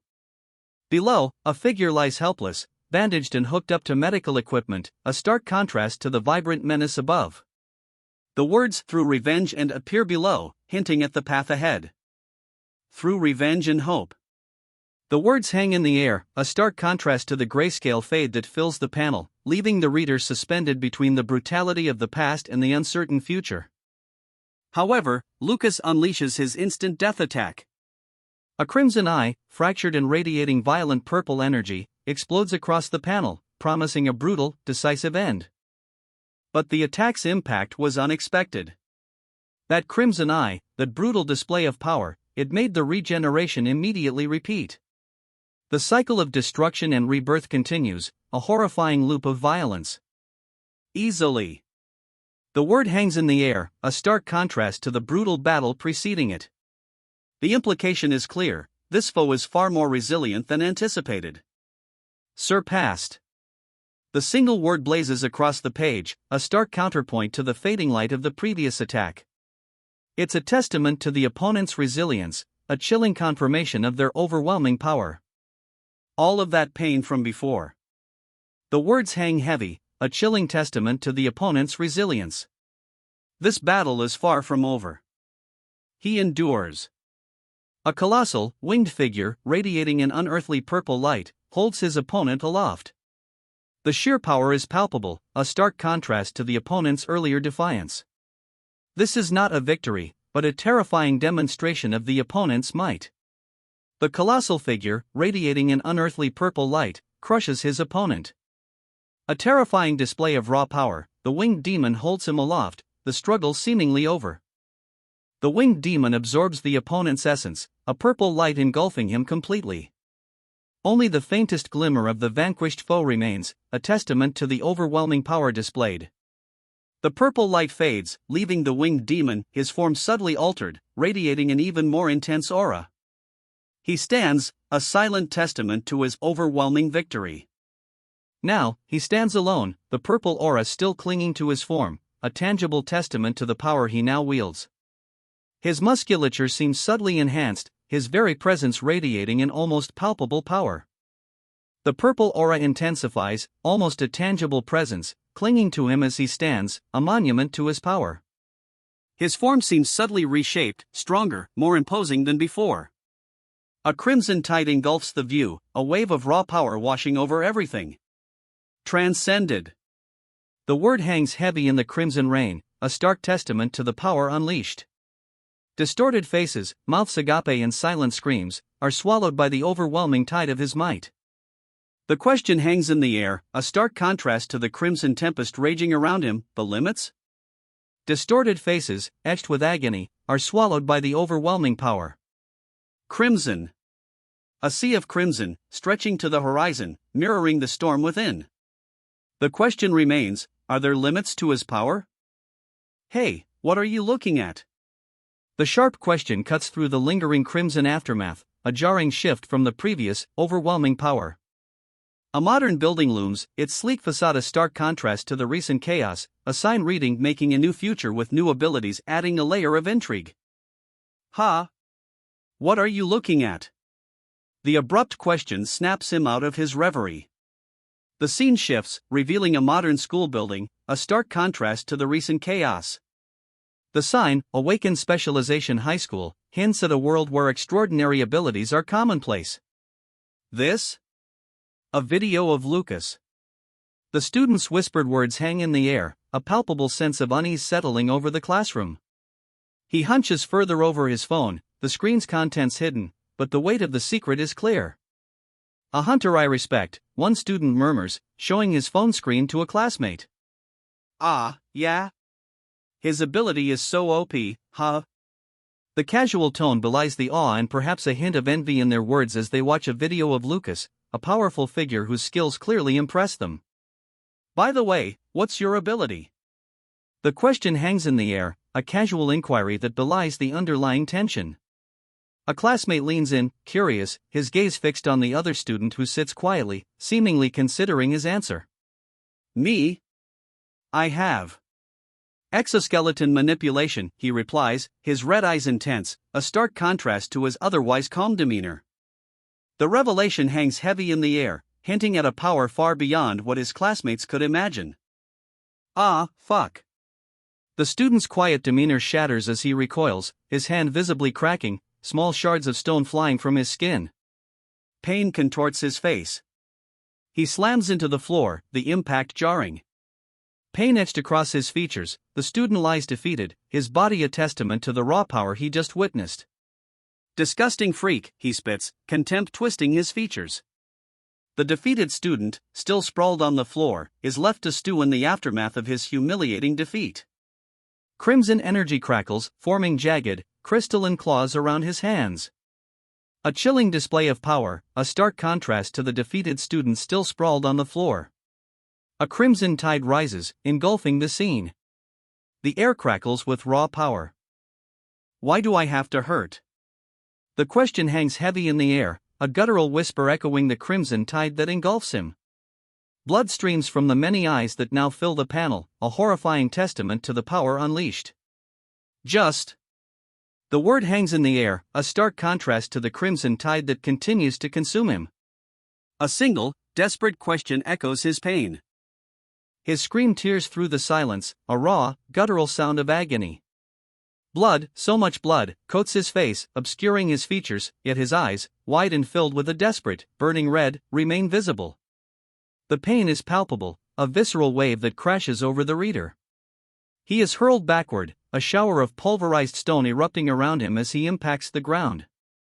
The force of the blow leaves him broken, a shattered figure amidst the debris. His eyes, blazing with a furious, icy blue, lock onto his attacker. A grimace twists his lips, a silent scream of defiance against the crushing pain. He will not yield. He lies broken, blood staining the earth, but his gaze remains fixed, defiant. A low growl rumbles in his chest, a promise of retaliation echoing in the silence. Despite his broken body, his eyes, fiery embers in the encroaching darkness, burn with unwavering defiance. Even defeated, he refuses to yield. What? The word hangs heavy in the air, a gasp of disbelief escaping him as the full extent of his defeat dawns. The fiery inferno around him reflects the turmoil within. He shatters, a crystalline cascade mirroring the collapse of his spirit. Defeat, absolute and final, leaves him a ruin of ice and despair. Rain lashes down, a torrent mirroring the inner storm. He stands, broken but defiant, his shattered form a testament to the brutal battle. The crimson stain on his helm is a stark reminder of his wounds, yet his grip on his weapon remains firm. A malevolent eye, burning crimson, opens amidst a storm of purple energy. It pulses with raw power, a stark contrast to the broken warrior left behind. A crimson tide engulfs the page, a sea of red mirroring the warrior's spilled blood, the battlefield's carnage. The storm rages on, unseen but felt in the oppressive weight of the color. Only silence remains, a crimson expanse broken only by the stark lines of withered grass. The storm has passed, leaving behind an unsettling stillness. Just. The single word hangs heavy in the crimson silence, a stark testament to the battle's brutal conclusion. What have I done? The question hangs in the air, a stark whisper against the backdrop of crimson destruction. Did I do wrong?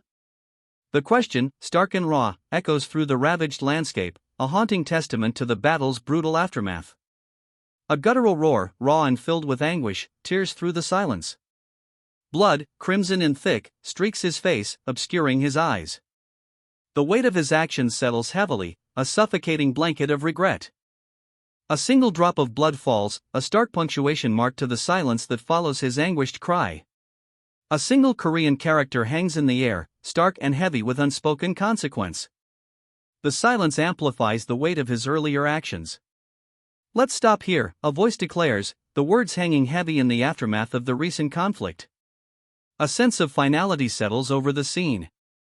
Lucas is right, a voice confirms, settling the lingering tension. The unspoken agreement hangs heavy in the air. A young boy stands silently, observing a monstrous figure hunched over, defeated. The creature's massive form is a stark contrast to the boy's small stature, highlighting the scale of the recent victory. If we live, more innocent people will die, a voice declares, the weight of the decision heavy in the air. The boy's silence speaks volumes, a stark understanding of the terrible choice before him. But even if we die, a voice cuts through the heavy silence, a stark declaration against the grim reality. The boy's resolve seems to harden, a silent acceptance of the terrible risk. Mom will live, he whispers, a single thought piercing the grim determination etched on his face. A wave of relief washes over him, a fragile hope blooming amidst the harsh reality. And that's enough, he declares, a quiet strength replacing the earlier desperation. His resolve, solidified by this simple statement, settles over him like a protective shield. He rises, the newfound strength in his resolve evident in his posture. A monstrous figure, barely visible beneath a carapace of jagged spines, lies defeated before him. Defeated, the monstrous creature collapses, its clawed hands scraping the ground. A heavy silence follows the battle's end. "Fuck off," he spits, the words a raw testament to his exhaustion and lingering anger. The silence that followed the battle is shattered. His face, a mask of bloody fury, contorted in a grotesque sneer. The raw, guttural sound of his contempt echoes the brutal battle just fought. He raises a skeletal hand, the middle finger extended in a gesture of brutal defiance. Blood still streaks his face, a grim testament to the fight's ferocity. Crimson trails streak across the darkness, a lingering echo of the brutal fight. His defiance burns brighter than ever. A crimson haze fills the air, the lingering scent of battle heavy in the silence. He stands defiant, his wounds a testament to his unwavering resolve. A crimson storm erupts, radiating from him. His eyes burn with a furious intensity, a terrifying spectacle of raw power. The crimson storm intensifies, engulfing him completely. A wave of raw power radiates outwards, a terrifying spectacle of untamed energy. The crimson storm explodes outwards, engulfing the city in a terrifying display of untamed power. Buildings crumble under the sheer force of the energy unleashed. The crimson energy surges, a destructive wave consuming the city. Buildings crumble, roads crack, and a terrifying void opens in the heart of the chaos. Silence. A heavy, suffocating silence descends upon the ravaged city, a stark contrast to the recent chaos. The crimson storm has passed, leaving behind only devastation and an unnerving stillness. A figure emerges from the wreckage, a silhouette against the fading crimson. His form shimmers, almost translucent, the remnants of the destructive energy clinging to him like a shroud. A chilling smile plays on his lips, a cruel victory etched into his features. Crimson streaks paint the sky, a fading echo of the destructive power unleashed. The aftermath is a canvas of devastation, a silent testament to the battle's ferocity. He stands amidst the fiery wreckage, a silhouette of power against the fading crimson. Residual energy clings to him, a testament to the battle's intensity, yet his form is solidifying, the translucent shimmer receding. The cruel smile remains, a chilling victory etched upon his face. The crimson fades, leaving him standing amidst the ruins, a figure solidified from the dissipating energy. His cruel smile remains, a chilling testament to his victory. A crimson beam erupts from him, a devastating wave of energy obliterating the cityscape. The very ground trembles under the force of his attack. The city crumbles under a torrent of crimson energy, a devastating display of power. The aftermath is a landscape of ruin, yet he stands unmoved, a chilling silhouette against the fiery destruction. The crimson energy dissipates, leaving behind only a silent, devastated landscape. A stark white expanse cuts across the lower corner, a stark contrast to the fiery destruction above. The fiery devastation fades, revealing a stark contrast, a pristine white expanse against the ravaged landscape. A lingering trail of dark smoke marks the epicenter of the destruction, a silent testament to the immense power unleashed. A stark white expanse dominates the lower half, a chilling contrast to the ravaged earth above. The lingering red and gray hues of the recent devastation paint a grim picture of the battle's aftermath. Dark, viscous droplets stain the ravaged earth, a grim reminder of the battle's ferocity. Below, a stark white expanse stretches out, a chilling contrast to the destruction above. A figure emerges from the crimson dust cloud, his face etched with grim determination. He stands amidst the devastation, a stark contrast to the ravaged landscape behind him. He clutches at his chest, blood staining his pale skin. A grim expression twists his features as he collapses, the weight of his wounds evident. A crimson haze hangs heavy in the air, the remnants of a brutal battle. Debris litters the streets, a testament to the ferocity of the fight.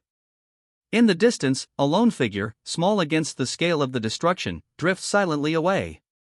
A small drone, a silent observer, cuts through the crimson-stained sky, its red light blinking ominously.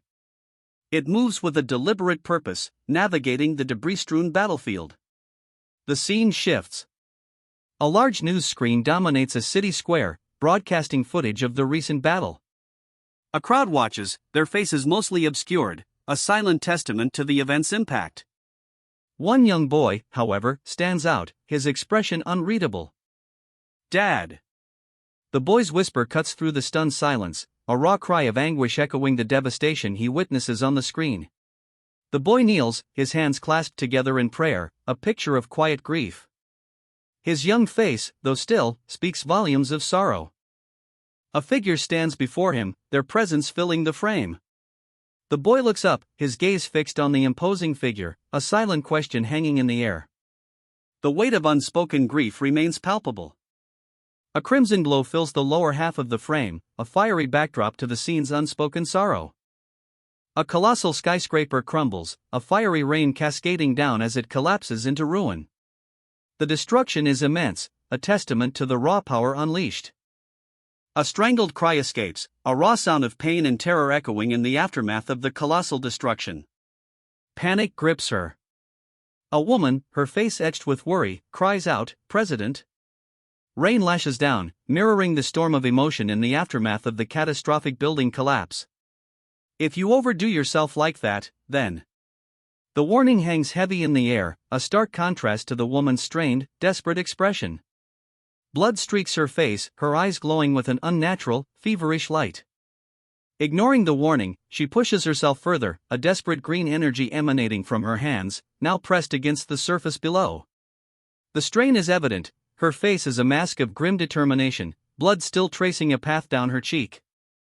A wave of nausea washes over her, she spits blood, the exertion taking its toll. The green energy still pulses faintly from her hands, but her body trembles with the effort. She collapses, a crimson stain blooming on the cold floor. "President!" cries out a horrified onlooker, the urgency in the voice echoing the gravity of the situation. "Are you?" The whispered question hangs heavy in the air, a stark contrast to the frantic cries for help that had just filled the room. Silence descends, broken only by the woman's shallow breaths. "Are you okay?" The question, barely a whisper, cuts through the lingering silence, a stark contrast to the recent chaos. Concern hangs heavy in the air. "The treatment." The whispered words hang in the air, a stark testament to the brutal reality of the woman's injuries. Blood stains her clothes, a grim reminder of the violence she endured. "Is done." The single statement, stark and final, hangs in the air. A wave of exhaustion settles over the woman as she lies still, her ordeal seemingly over. Slowly, her eyes flutter open. A faint glimmer of consciousness returns, replacing the deep exhaustion. Our story begins in Russia.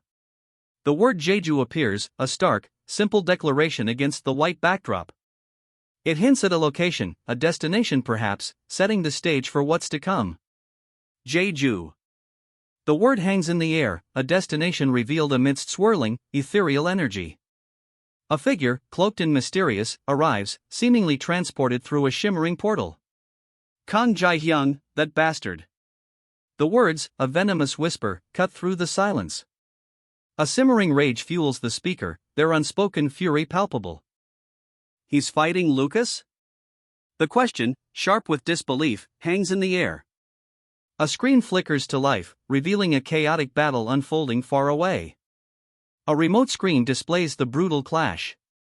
Kang Jae-hyung, his movements a blur, battles Lucas. Fuck. The single word, raw and laced with disbelief, explodes from someone watching the brutal fight. The intensity of the moment is palpable. Jae-hyung falls, a faint smile playing on his lips amidst the swirling chaos of energy. Defeat? Or something else entirely? A monstrous form rides in the green-tinged gloom, its many limbs thrashing. A chilling, guttural roar escapes its gaping maw, echoing the disbelief that hangs heavy in the air. That's crazy.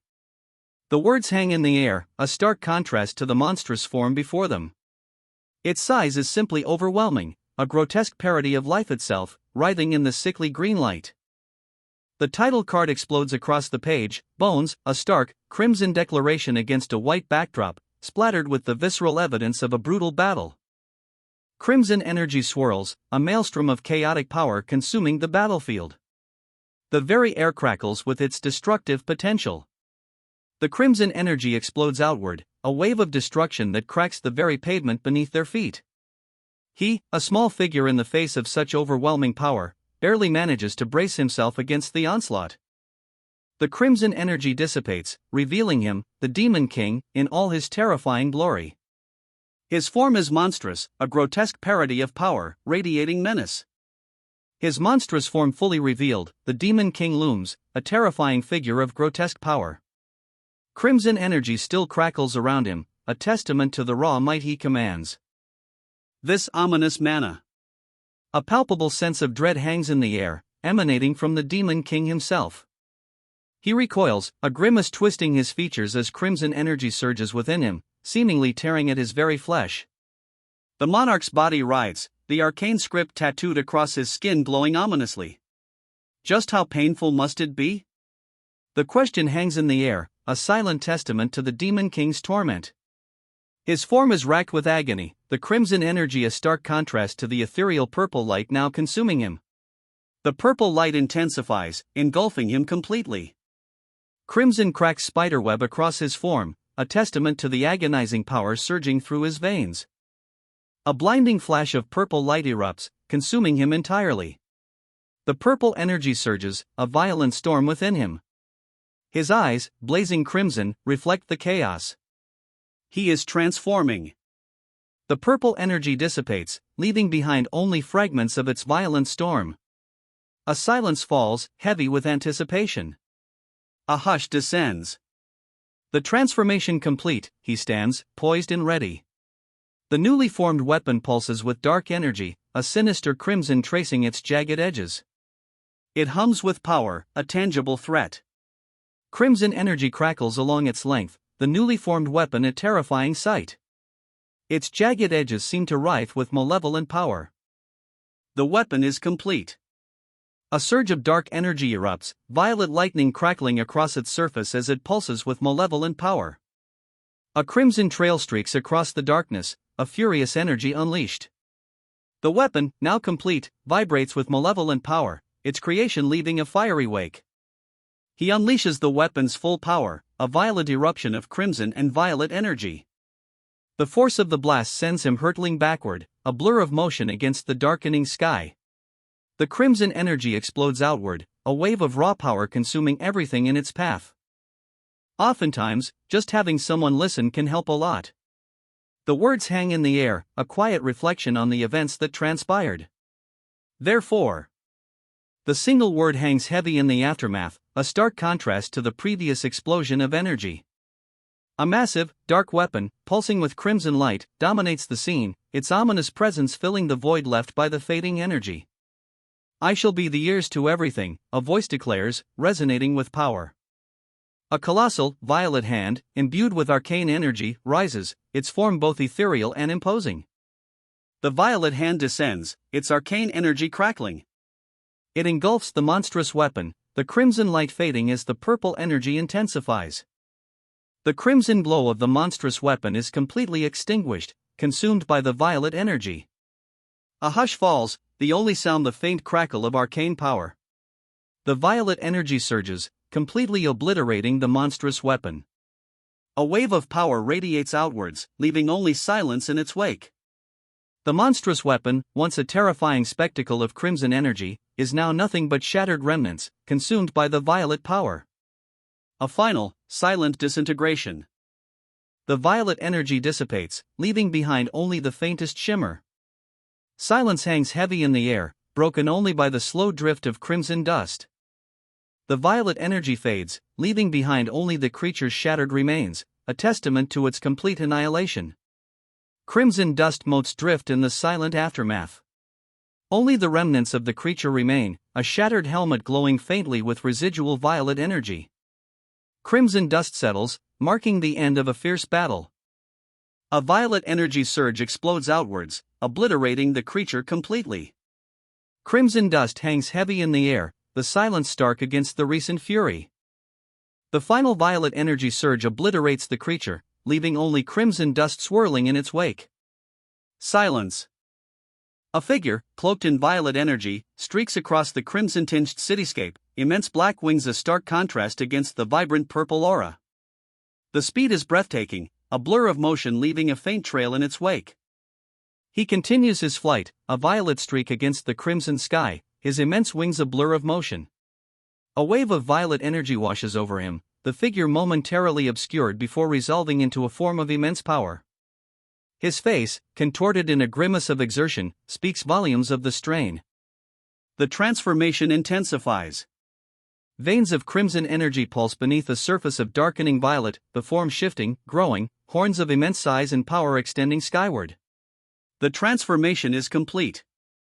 Crimson veins now crawl across a body shrouded in violet, massive horns piercing the air. A terrifying grin, sharp teeth bared, completes the monstrous visage. The transformation is complete. Crimson veins now crawl across a body shrouded in violet, massive horns piercing the air. A terrifying grin, sharp teeth bared, completes the monstrous visage. The creature's multiple eyes glow with malevolent intensity. The transformation is complete. Crimson veins pulse beneath a violet shroud, massive horns jutting skyward. Its multiple eyes burn with a malevolent light, promising untold devastation. A crimson trail streaks across the ground, the monstrous footfalls of the newly transformed demon echoing the devastation to come. A faint, ethereal figure hangs suspended, a stark contrast to the monstrous form that dominates the scene. Its very presence seems to whisper of a sacrifice, a cost paid for the horrifying power now unleashed. A wave of crimson engulfs the page, a brutal, chaotic smear mirroring the demon's terrifying power. A crimson eruption engulfs the demon, a violent, chaotic storm of power. Within its heart, a blinding light flares, a stark contrast to the surrounding carnage. After obtaining these abilities, the demon's form shifts, a purple radiance engulfing him, his features sharpening into something almost inhuman. A terrifying power emanates from him, a palpable shift in the very air itself. He lies broken, a grotesque parody of his former self. Crimson stains the ground, a testament to the brutal transformation he's undergone. The once powerful demon is now a shattered husk, his body contorted into an unnatural, agonizing shape. His body, a ruin, lies broken. A purplish aura still clings to him, but it's fading, leaving behind a chilling whisper, "I constantly hear sounds." Silence. Only the faintest whisper of the dying aura remains, a chilling echo of his final words, "I constantly hear sounds." Darkness claims him completely. The cries of those in pain. His final, chilling words echo in the silence, a haunting testament to the suffering he endured. The piercing shouts of agony cut through the silence, a stark contrast to the recent stillness. Figures writhe in pain, their suffering a testament to the famine, illness, and calamities that plague this land. His chilling words hang in the air, a stark contrast to the desperate cries of those around him. From those who hope to be saved, a silent plea rises, swallowed by the oppressive red of the scene. A wave of violet energy erupts, consuming everything in its path. Darkness bleeds into the light, a terrifying spectacle of raw power. A chilling smile stretches across his face, a violet aura pulsing with terrifying energy. It's a smile that promises annihilation. But thankfully enough, a glimmer of hope, however faint, pierces the overwhelming darkness. A small, black drone, its propellers whirring, cuts through the crimson sky. Hope, it seems, has arrived. I also hear other sounds, a voice whispers, a hint of cautious optimism in the tone. The arrival of the drone wasn't the only sign of hope, something else is out there. A vibrant yellow fills the horizon, a stark contrast to the crimson sky moments before. Hope, it seems, is spreading. Embodying hope, support, and happiness. The echoes of gratitude. A young priest, his hands clasped in prayer, is shown on a screen, a beacon of calm amidst the recent chaos. A large screen glows, broadcasting the young priest's image to a vast crowd. His serene face, uplifted towards a radiant cross, offers a powerful counterpoint to the recent turmoil. A wave of calm seems to wash over the onlookers. The invocations of those. The camera focuses on several individuals, their hands clasped together in prayer, mirroring the young priest's image on the screen. A shared sense of hope, palpable in their quiet devotion, fills the scene. A soft, golden light fills the screen as a simple message appears: "Who have been saved." The words resonate, a quiet affirmation of the hope and peace that is settled over the crowd. A radiant, purple light engulfs the figure, his form shimmering with an ethereal glow. His arms outstretched, he seems to radiate a calming energy, a beacon of hope in the aftermath of the crisis. A dark blade slices through the radiant purple light, a stark contrast to the peaceful energy emanating from the figure. The serenity is shattered.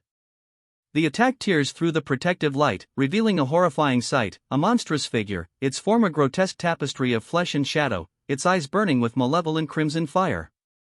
Even now, the creature's power, raw and terrifying, surges forth, a violet tempest defying the very darkness that birthed it. A violet energy explodes from the creature, a raw power that dwarfs even the surrounding darkness. It's a tempest of destruction, leaving behind only a trail of devastation. I can hear it. A low, ominous hum vibrates through the air, a sound that speaks of immense power, a power that even the surrounding darkness seems to fear. The hum intensifies, a palpable energy radiating from the creature. Its hands clasped together, violet light pulsing between its fingers, a storm brewing within. Then, a violent eruption of purple energy explodes from between its hands. Crimson splatters across the scene, a brutal display of raw power. A crimson spray explodes outward as the creature unleashes its full power. The force of the blast sends its victim reeling, a brutal testament to its might. A blinding flash of white light engulfs the scene, momentarily obscuring everything. The light fades, revealing a figure consumed by purple energy. Tears, black as night, stream down his face as he clutches his hands together, a silent prayer in the heart of the storm. The purple energy intensifies, swirling around him like a tempest. His silent plea continues, desperate and raw, as the darkness within him threatens to consume all. The purple energy explodes outward, a maelstrom of power. His form shifts, contorting into something monstrous, yet strangely beautiful. A terrifying grace fills his every movement as he rises, reborn in this tempest of violet fury. Reborn in violet fury, he rises. A terrifying grace, a monstrous beauty, now defines his form. The purple energy, once a tempest, now flows within him, a power he commands. The violet tempest subsides, revealing a figure cloaked in shadow, a single, burning red eye gleaming at its heart. A terrifying power emanates from this new form. From the heart of the shadow, a single, burning red eye opens. The violet storm finally breaks, revealing a terrifying figure. Crimson cracks spiderweb across the fading purple energy, and from within, a single, malevolent red eye glares.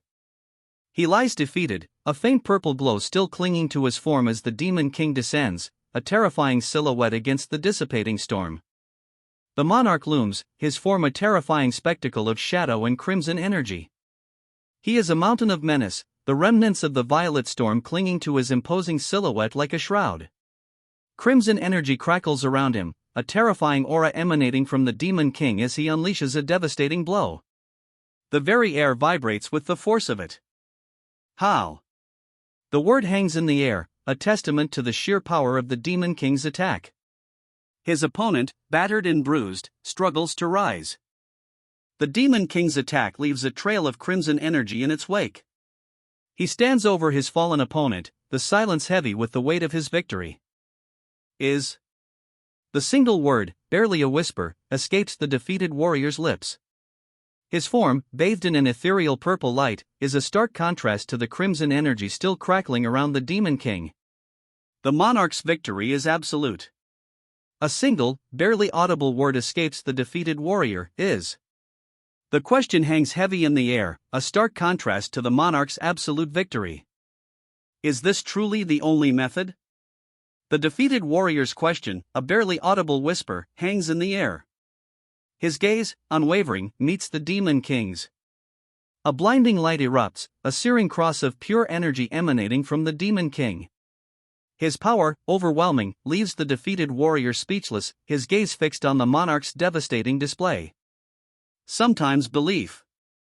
The Demon King's single, pointed finger glows with an otherworldly purple light, the energy crackling around him. His power, a palpable force, seems to fill the very air. He unleashes a wave of dark energy, a tempest of purple light erupting from his very being. Claws of shadow, imbued with his power, extend outward, a terrifying display of raw might. Tests us, he proclaims, a chilling statement echoing through the purple-tinged air. His chest, now a gaping wound, bleeds profusely, yet his eyes burn with an unwavering intensity. The monarch stands defiant, his power seemingly undiminished despite the grievous injury. From his wounded chest, a blinding purple light erupts, coalescing into a sphere of immense energy cradled in his hands. His defiance, unwavering despite the grievous injury, is palpable. His eyes, blazing with an unearthly purple light, lock onto something unseen. Blood streaks his face, yet his gaze remains unwavering, resolute. A storm brews within him, even as the monarch's body bears the brutal marks of battle. The purple energy intensifies, swirling around him like a tempest. Within its heart, ancient runes flicker, a forgotten language whispering secrets only he can understand. The purple energy explodes outward, a maelstrom of swirling power. Ancient runes, vibrant and pulsing, form a vortex around him, a chaotic symphony of forgotten magic. The vortex of purple energy intensifies, consuming him entirely. Ancient runes, now blazing with incandescent light, coalesce into a blinding flash. The blinding light fades, revealing a figure scarred and bloodied, his eyes blazing with an unnatural purple fire. Blood streaks his face, a testament to the raw power he now wields. The purple energy surges, a breathtaking spectacle of raw power. It recedes, leaving behind a figure transformed. His eyes, burning with an unnatural violet light, reflect the violent energy he now commands. A chilling smile spreads across his face, the violet energy now fully integrated, a terrifying aura emanating from his very being. Blood, a grim testament to his recent ordeal, streaks his face, yet his eyes burn with a fierce, unnatural light. A chilling passage fills the panel, a stark contrast to the violet energy still clinging to him. Love is patient, love is kind. It does not envy, it does not boast, it is not proud. The words, a testament to a newfound strength, seem to emanate from him, a quiet counterpoint to the violent transformation he's undergone. A profound shift occurs. The violet energy recedes, replaced by a soft, ethereal glow. Over him, a passage of scripture appears, a stark contrast to the violence moments before. Love is patient, love is kind. It does not envy, it does not boast, it is not proud. These words, a testament to inner peace, seem to emanate from him, a quiet counterpoint to the recent turmoil. A gentle, ethereal glow now replaces the violet energy. The words, love is patient, love is kind. It does not envy, it does not boast, it is not proud, float before him, a testament to a profound inner transformation. A profound calm settles over him. The violet energy fades, replaced by a soft, ethereal glow. Before him, scripture unfolds, love is patient, love is kind. It does not envy, it does not boast, it is not proud. A surge of crimson stains the ethereal glow, the gentle words of scripture now marred by a violent, bloody eruption. The transformation, it seems, is far from complete. Crimson stains mar the ethereal glow, violently interrupting the gentle words of scripture. The transformation, it seems, is far from over. A brutal, bloody struggle is etched across the page, a testament to the fierce battle raging within. The struggle intensifies. Crimson explodes across the scene, a brutal testament to the violent clash. Claws, slick with blood, tear through the ethereal light, the transformation a maelstrom of pain and power. Ha! What? A gasp escapes, a question hanging in the air as a searing purple energy explodes, a terrifying power unlike anything seen before. Am I doing? The question hangs, unfinished, a whisper swallowed by the searing pain. It hurts. The cry is raw, a visceral scream against the overwhelming power surging through him, a crimson tide engulfing all. This is so fucking painful. The scream, raw and agonizing, is a testament to the unbearable torment. Crimson energy explodes outwards, a brutal, visceral display of suffering. But a single word, stark against the black, hangs heavy with unspoken defiance. The crimson tide of pain, though still overwhelming, seems to meet an unseen resistance. I must fear him. The stark declaration, etched against the swirling purple chaos, reveals a newfound, chilling resolve. The crimson energy, a testament to the previous agony, now seems to recede, a faint glow in the face of this newly found dread. A chilling darkness descends. The crimson glow, a testament to his recent suffering, fades, swallowed by an encroaching void. Fear, raw and potent, replaces the agony. Ah! A single word, barely a breath, escapes him. The encroaching darkness seems to deepen, mirroring the dread that now consumes him. How warm, he whispers, a stark contrast to the chilling darkness surrounding him. A faint, purplish glow emanates from his body, a fragile counterpoint to the immense, shadowy figure looming above. A single, pained awe escapes him. Below, a crimson stain blossoms, spreading across the darkness like a malevolent flower. A pained cry escapes him, a sharp ah, swallowed by the encroaching darkness. Crimson blooms across the shadows, a spreading stain mirroring the agony he endures. He collapses, a final, guttural cry ripped from his throat. Crimson streaks paint the darkness, a brutal testament to the inflicted wound. Silence. A final, chilling silence descends, broken only by the stark, crimson strokes slashing across the black. Was that it? The question hangs heavy in the crimson-stained air, a stark contrast to the silence that precedes it. Respect. The single word hangs heavy, a stark counterpoint to the crimson backdrop.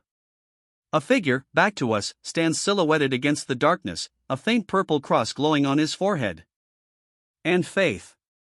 The word hangs in the air, a stark contrast to the grim determination etched on the man's face.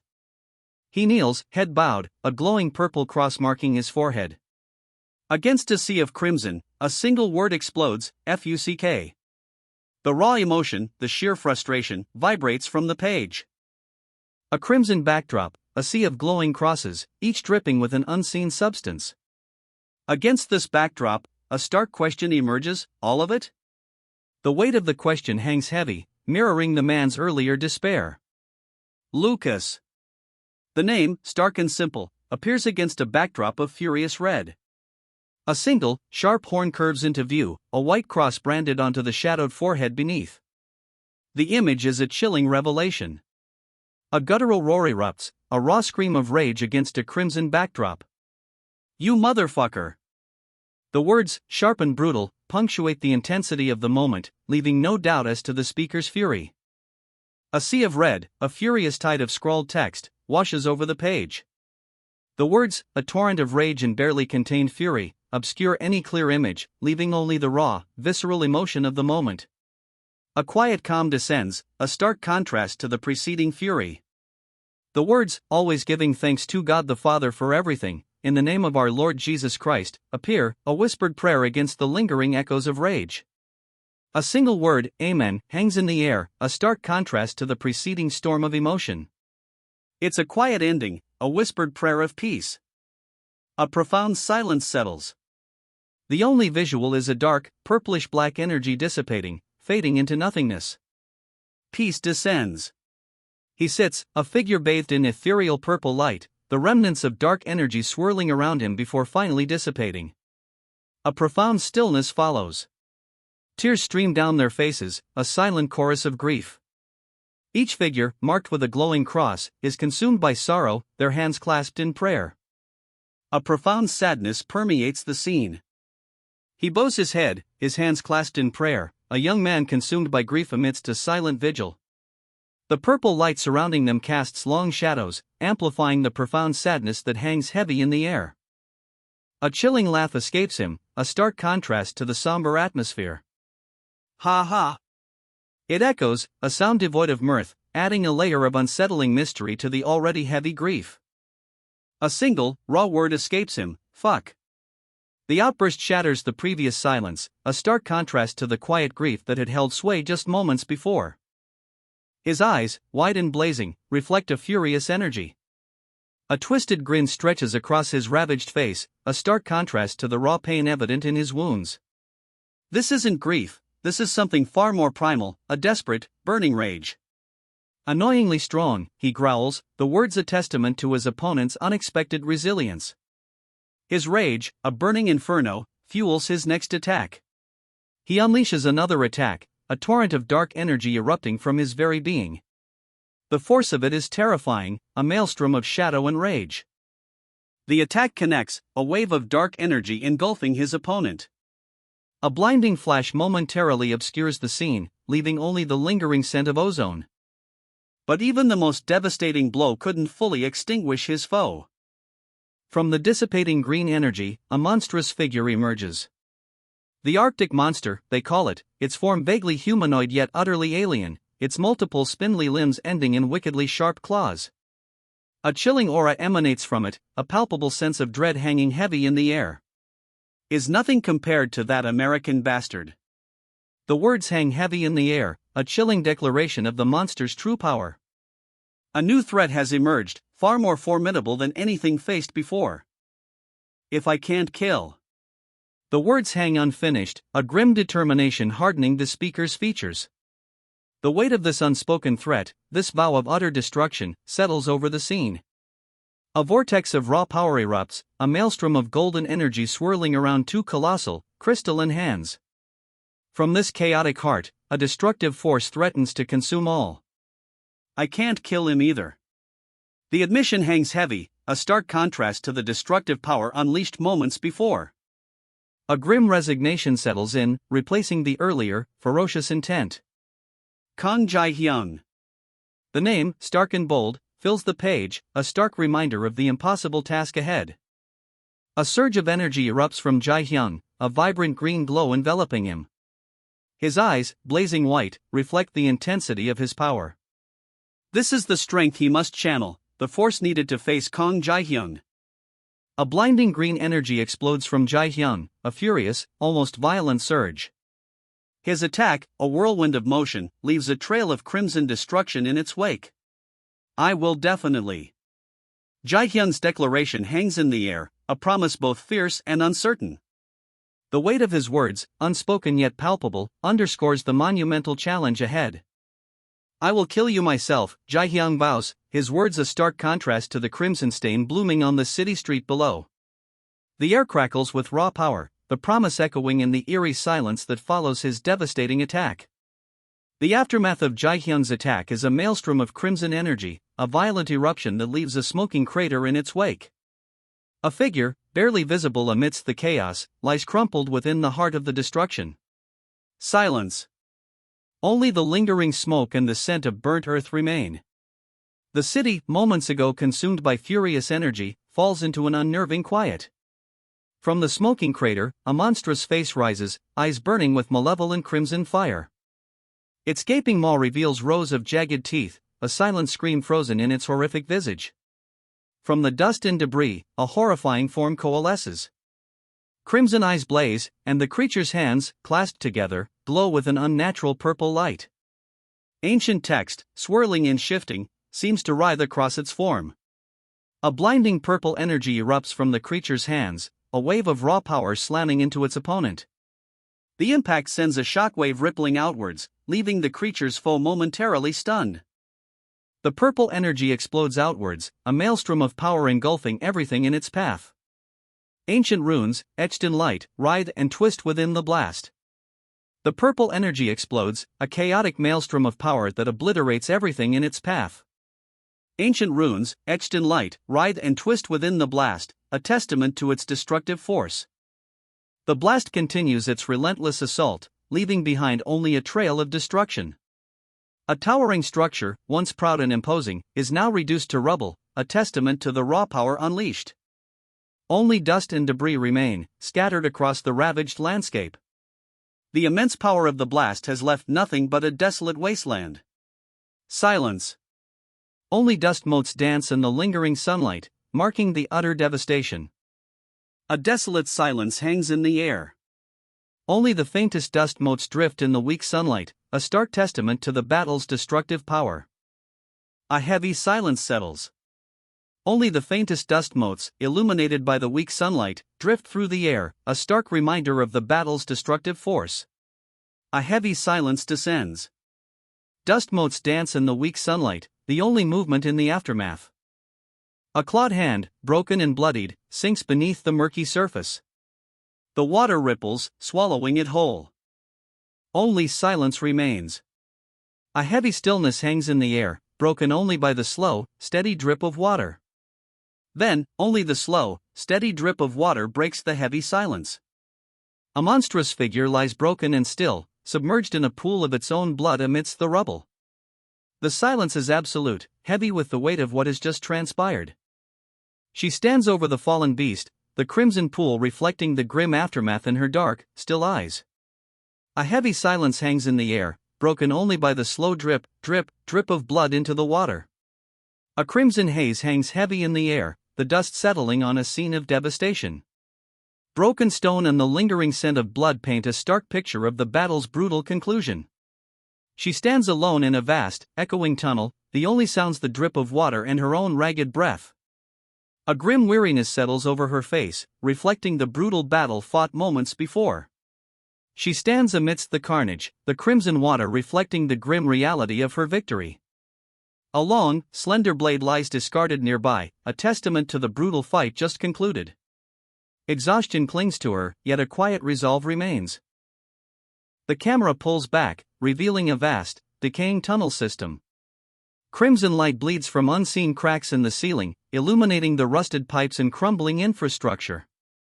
Water drips steadily from the pipes, a constant, melancholic rhythm in the oppressive silence. She stands amidst the carnage, a lone figure in the crimson-stained water. The girl's face is etched with grief, her eyes downcast as she surveys the fallen bodies surrounding her. A heavy silence hangs in the air, broken only by the steady drip of water echoing through the desolate tunnel. The crimson water reflects the gruesome scene, a monstrous form, shattered and submerged. Its many eyes, once blazing with malevolent energy, are now dull, staring blankly upwards. The battle is over. A single word escapes her lips, barely a whisper above the dripping water, "Son?"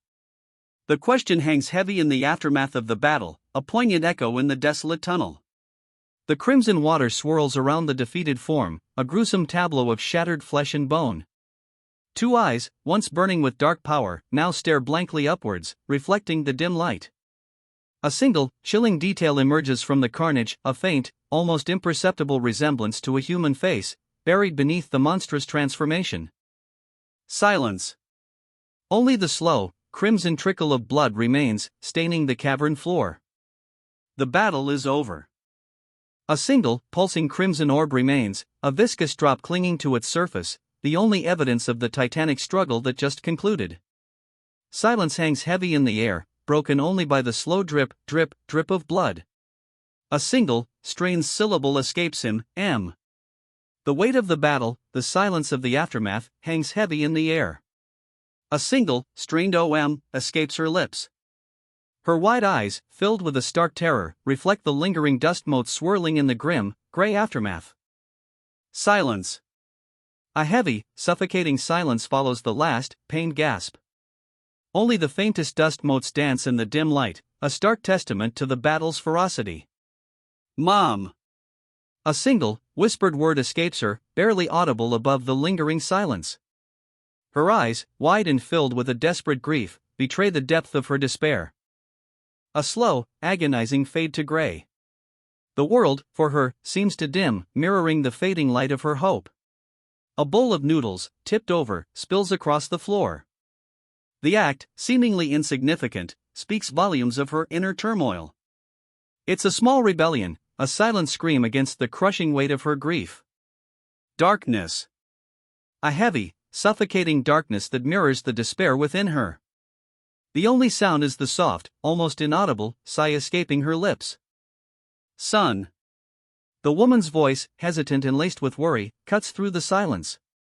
He sits hunched over, tears streaming down his face, a broken plate at his feet, a stark contrast to her concerned expression. A low groan, ugh, escapes his lips, a testament to his inner turmoil. Mom! He whispers, his voice thick with unshed tears. I think I'm unawakened. The weight of his revelation hangs heavy in the air, a stark contrast to his mother's worried gaze. He sits on the floor, tears streaming down his face, a small, red-handled blade lying near a spreading pool of blood on his arm. The pain is evident, but a strange, almost manic energy crackles around him. Mom! He whispers, the word barely audible above the ragged breaths escaping his lips. A news report flashes on the screen below, showing a press conference with the nation's top hunter. The contrast between the young man's pain and the hunter's composed demeanor is jarring. I'll become a hunter. He vows, a fierce determination hardening his gaze despite the lingering pain. A new resolve settles over him, replacing the earlier despair. He sobs, clinging tightly to his mother. The embrace is a silent testament to his grief, but also to the burgeoning strength of his resolve. I'll become a hunter and... The boy's voice cracks, tears streaming down his face as he clings to his mother. His grief is palpable, yet a steely resolve shines in his bloodshot eyes. Years later, he stands tall, a determined glint in his eyes. The boy's grief has forged a steely resolve. Make you live a rich life. The words hang heavy in the air, a stark contrast to the young man's grief-stricken face, slick with rain and shadowed by despair. His vow, whispered amidst the downpour, carries a weight of unspoken sacrifice. He clutches a worn, yellowed garment, a tangible link to his past. The fabric, softened by time and rain, seems to whisper forgotten memories. His grip tightens, a silent testament to the vow he made. A slow fade to white. The storm, it seems, is finally over. A fragile peace settles over him, a quiet hope replacing the despair. A figure lies broken, defeated. O.M. escapes his lips, a final, pained gasp. Blood stains the ground around him, a grim testament to the battle's end. His bloodied hand, still clutching the broken blade, falls limply to the ground. The fight is over. A guttural cry, rips through the silence. From the dust, a young woman's face emerges, eyes wide with horror. A single, desperate word escapes her lips, Mom? She scrambles to her feet, a desperate cry escaping her lips, Mom? Terror is etched onto her face, her eyes wide with a raw, primal fear. Mom, it's me. She whispers, a fragile plea hanging in the air. The words, laced with a desperate hope, cut through the lingering terror. A blinding white light fills the panel, momentarily obscuring everything. Your son, Kong Ji-young. The words boom out, a stark declaration cutting through the lingering light. A figure, bloodied and broken, screams in agony. His eyes, wide with a horrifying mixture of pain and rage, are locked on something unseen. The raw intensity of his suffering fills the moment. His scream, a raw, guttural sound, tears through the air. Blood stains his ragged clothing, and his eyes, blazing with a terrifying red intensity, are fixed on something beyond our sight. The agony is palpable. Moom! The agonizing cry rips through the silence, a desperate plea echoing his unbearable pain. Claws, sharp and cruel, tear into his flesh, leaving bloody gashes in their wake. His fingers, reaching out, grasp at nothing but air. Afk! The scream, a final, desperate cry, is cut short. He slams into the ground, his body a broken thing, the creature's shadow looming over him. Is it because of these things? The question hangs heavy in the air, a desperate, unspoken plea for understanding. And no. The whispered denial escapes her, a tremor in her voice mirroring the shudder that racks her body. Water streams down her face, a stark contrast to the ashen pallor of her skin. These She whispers, the single word hanging heavy with unspoken fear and a desperate plea for understanding. The tremor in her voice reflects the fragility of her state, her ashen face streaked with tears. A blur of motion. Something streaks across the panel, a dark shadow against the pale background. The speed is palpable, leaving only a sense of dread in its wake. Aren't me. A guttural whisper escapes the creature's bloodied lips, its agony palpable. Clawing at its own face, the monstrous form writhes in a desperate, futile attempt to escape its own horrifying transformation. A brutal blow connects. The creature is thrown back, its body a mangled mess of flesh and bone.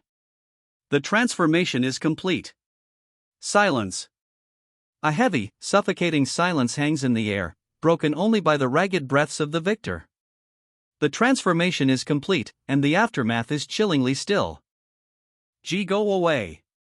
A desperate plea, barely a whisper, escapes the creature as it collapses, defeated. The victor stands over it, their ragged breathing the only sound in the aftermath of the brutal battle. The defeated creature lies still, its form broken and lifeless against the dark crimson backdrop. A heavy silence settles once more. The creature's body lies broken, a gruesome testament to the battle's ferocity.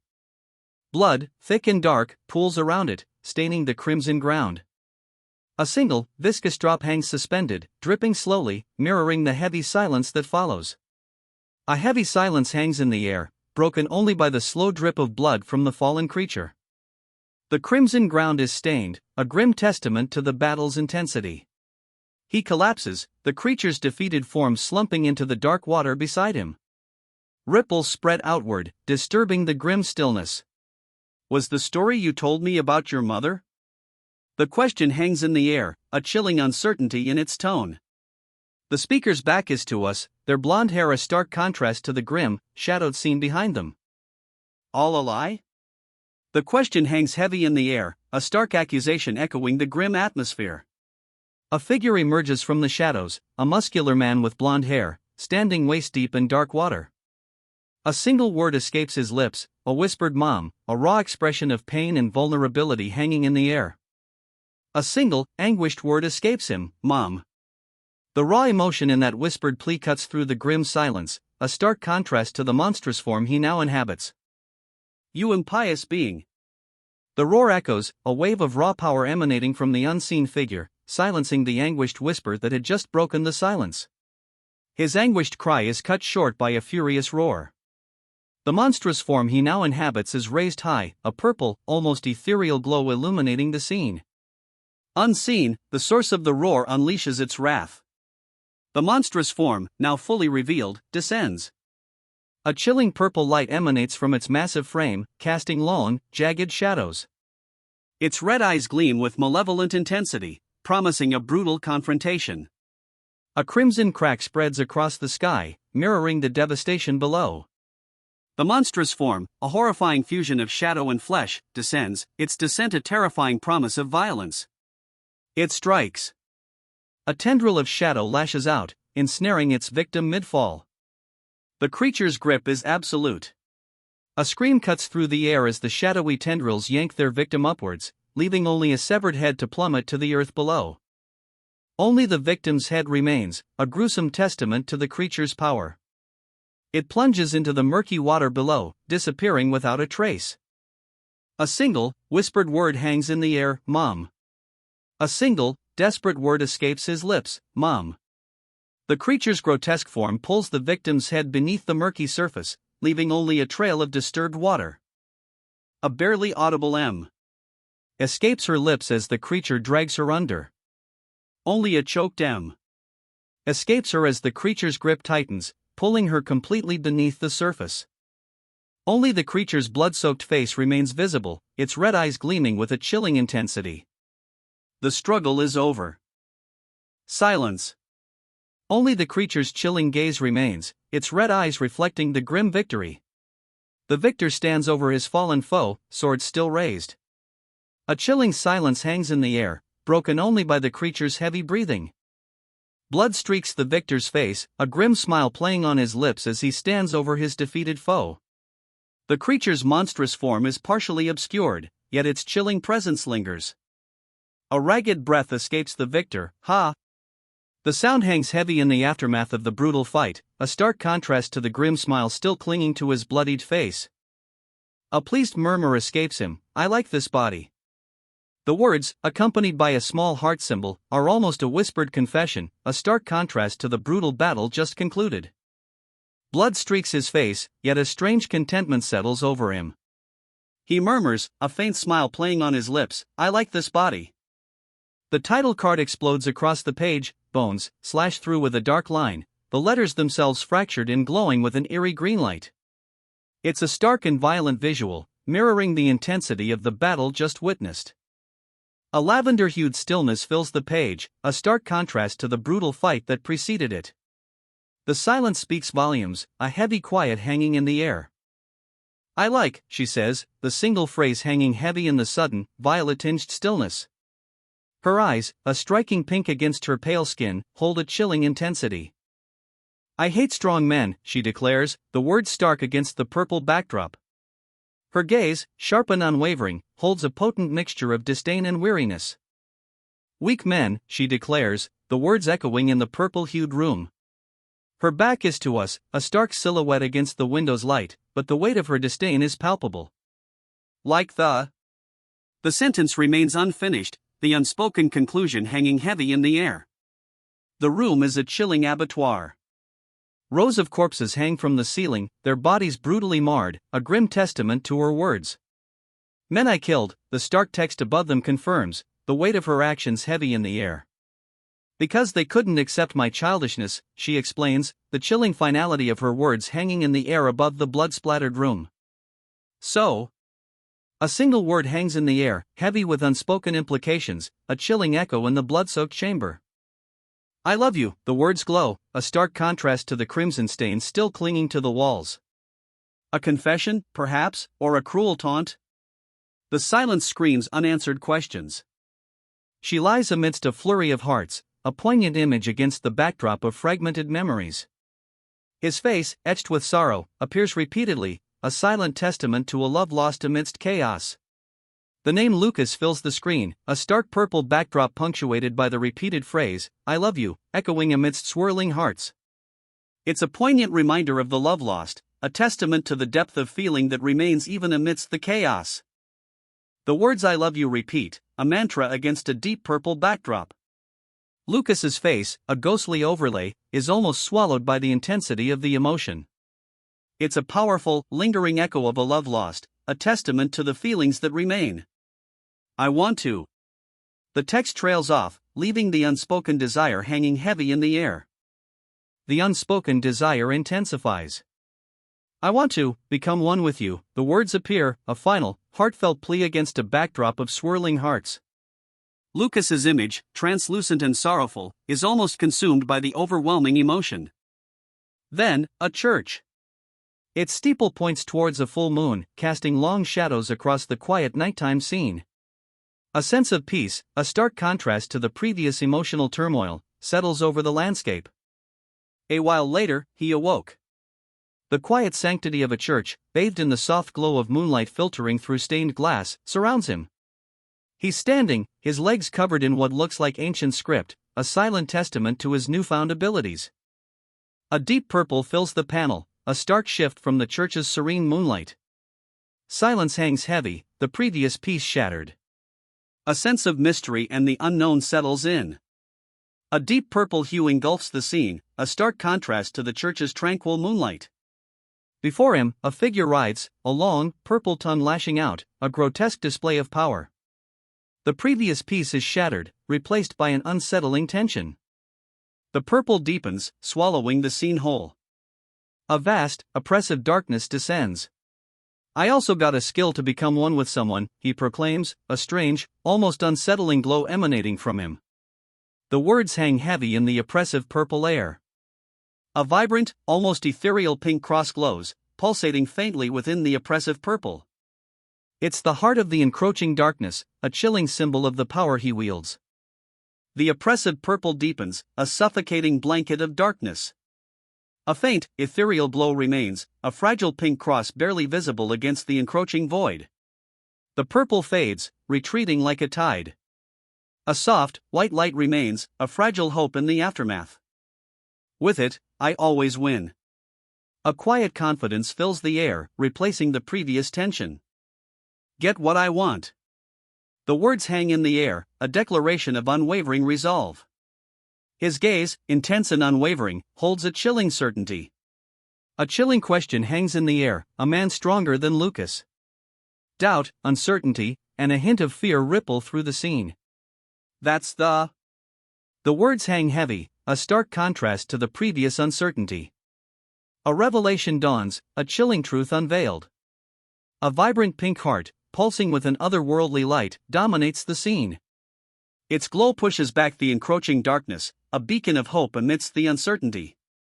A single, pained gasp escapes. Ah! The sound hangs in the air, a stark contrast to the vibrant heart's glow that had just been seen. She lies still, adrift in a sea of crimson. The vibrant heart's light, a fleeting hope, is gone, leaving only the stark reality of the blood-red waters surrounding her. Silence. A heavy, suffocating silence settles over the scene, a stark contrast to the recent violence. Only the crimson stain remains, a grim testament to the battle's brutal end. These. The word hangs heavy in the air, a stark contrast to the silence that preceded it. A chilling premonition settles over the scene. Are these, this man's memories? A chilling question hangs in the air, a stark contrast to the silence that preceded it. A sense of mystery and unspoken sorrow pervades the scene. He sleeps soundly, unaware of the weight of the memories swirling around him. A single word, barely audible, escapes his lips, twitch. A faint whisper escapes his lips, barely audible above the silence, Mom. The question hangs heavy in the air, a poignant echo of the sorrow already felt. Ugh. Mom. He murmurs, the name a fragile whisper against the darkness. A fleeting image of a young boy, running away, flashes before him. Where are you going? A voice asks, the question both accusatory and heartbroken. Mom, he questions, the single word a desperate cry against the swirling darkness. A shadowy figure streaks past, a fleeting glimpse of movement before vanishing into the void. Mom, he cries, the word a desperate plea echoing through the rain-slicked alleyway. A younger version of himself, a boy in a yellow shirt, runs past, a fleeting memory superimposed over his present. He stumbles, a desperate cry escaping his lips as he falls hard into the rain-soaked ground. Ugh, he groans, the impact jarring. A single, barely audible word escapes him, The rain continues to fall, a relentless curtain obscuring everything but the faintest whisper of his pain. A guttural cry rips through the downpour, ahhhhhh. The sound, raw and full of agony, is swallowed by the relentless rain. His scream, a guttural torrent of agony, echoes through the relentless rain. Muddy water laps at his broken form, the downpour obscuring the full extent of his injuries. The rain continues its relentless assault, washing over him as he lies broken and defeated. His face, contorted in silent agony, speaks volumes of the pain he endures. Panic etched across his face, the boy scrambles, desperately clinging to the railing as a foot, clad in a mud-splattered red shoe, descends menacingly toward him. The rain lashes down, a relentless curtain obscuring everything but the looming threat. He's trapped, his desperate grip on the railing his only defense against the descending foot, a muddy red shoe a stark symbol of his impending doom. Terror grips him, a desperate, choked whisper escapes his lips, Mom. Moo. The rain continues its relentless assault, blurring the already indistinct cityscape. Alone, drenched, and utterly defeated, he stands amidst the downpour. The rain washes over him, a cold, unforgiving torrent mirroring the despair in his eyes. Mom. He whispers, the word barely audible above the relentless drumming of the rain. Lying defeated on the rain-slicked ground, his body is a testament to his despair. Please don't abandon me, he cries, his voice a desperate plea lost in the storm. His body is prostrate, utterly broken, reflecting the depth of his despair. I'm your son. Please come back and stay with me, he pleads, his voice barely a whisper against the relentless downpour. His words, a raw, desperate cry, hang heavy in the rain-soaked air. Why did you leave me? The question hangs heavy in the air, a desperate cry echoing the boy's profound sorrow. His form, small and vulnerable, is silhouetted against the relentless rain. Is it due to? The question hangs in the air, unanswered, as a bloodied hand reaches for a ring lying on the rain-slicked ground near the boy. Dad passing away because of me. The question hangs heavy, a crushing weight of guilt settling on the boy's already broken heart. Is it because? The unspoken fear, the terrible possibility, leaves him trembling in the relentless downpour. The question, a raw, agonizing accusation, tears through him. My ability is filthy? Blood stains his arm, a stark testament to his power, or perhaps his curse. Because, the chilling word hangs in the air, a stark, unanswered question that leaves him reeling. The weight of his father's death, the accusation of his power being filthy, crushes him. The rain lashes down, mirroring the torrent of his despair. That I'm a monster? The question, a brutal accusation, hangs heavy in the air, a chilling echo of his father's judgment. He's left crumpled on the ground, the weight of it all crushing him. A blinding flash. The world explodes in white, then fades to black. He flinches, a sudden jolt of energy coursing through him. The downpour intensifies, mirroring the turmoil within. A single, stark character hangs in the void, the sound of thunder echoes, a low rumble that vibrates through the very air. A pained ha escapes him, the sound swallowed by the relentless downpour. Blood streaks his arm, a testament to the brutal force he's endured. A sharp cry, shh, escapes him, the sound swallowed by the storm. Fresh blood blossoms across his arm, a brutal reminder of the impact. A guttural cry rips through the storm, a raw, agonizing sound. Pain, sharp and visceral, dominates the moment. A deafening crack splits the air, a crimson explosion mirroring the agony he feels.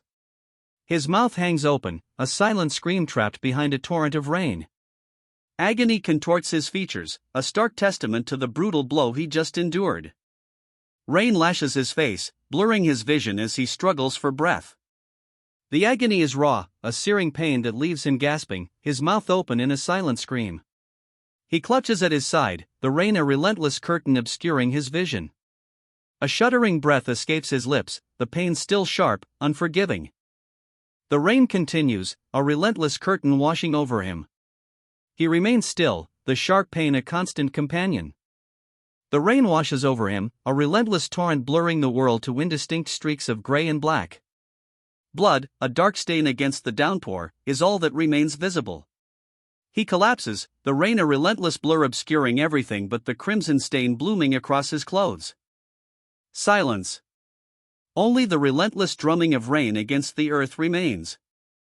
The rain continues its relentless assault, blurring the scene. Only the stark silhouette of a power line remains, a stark, lonely monument against the gray sky.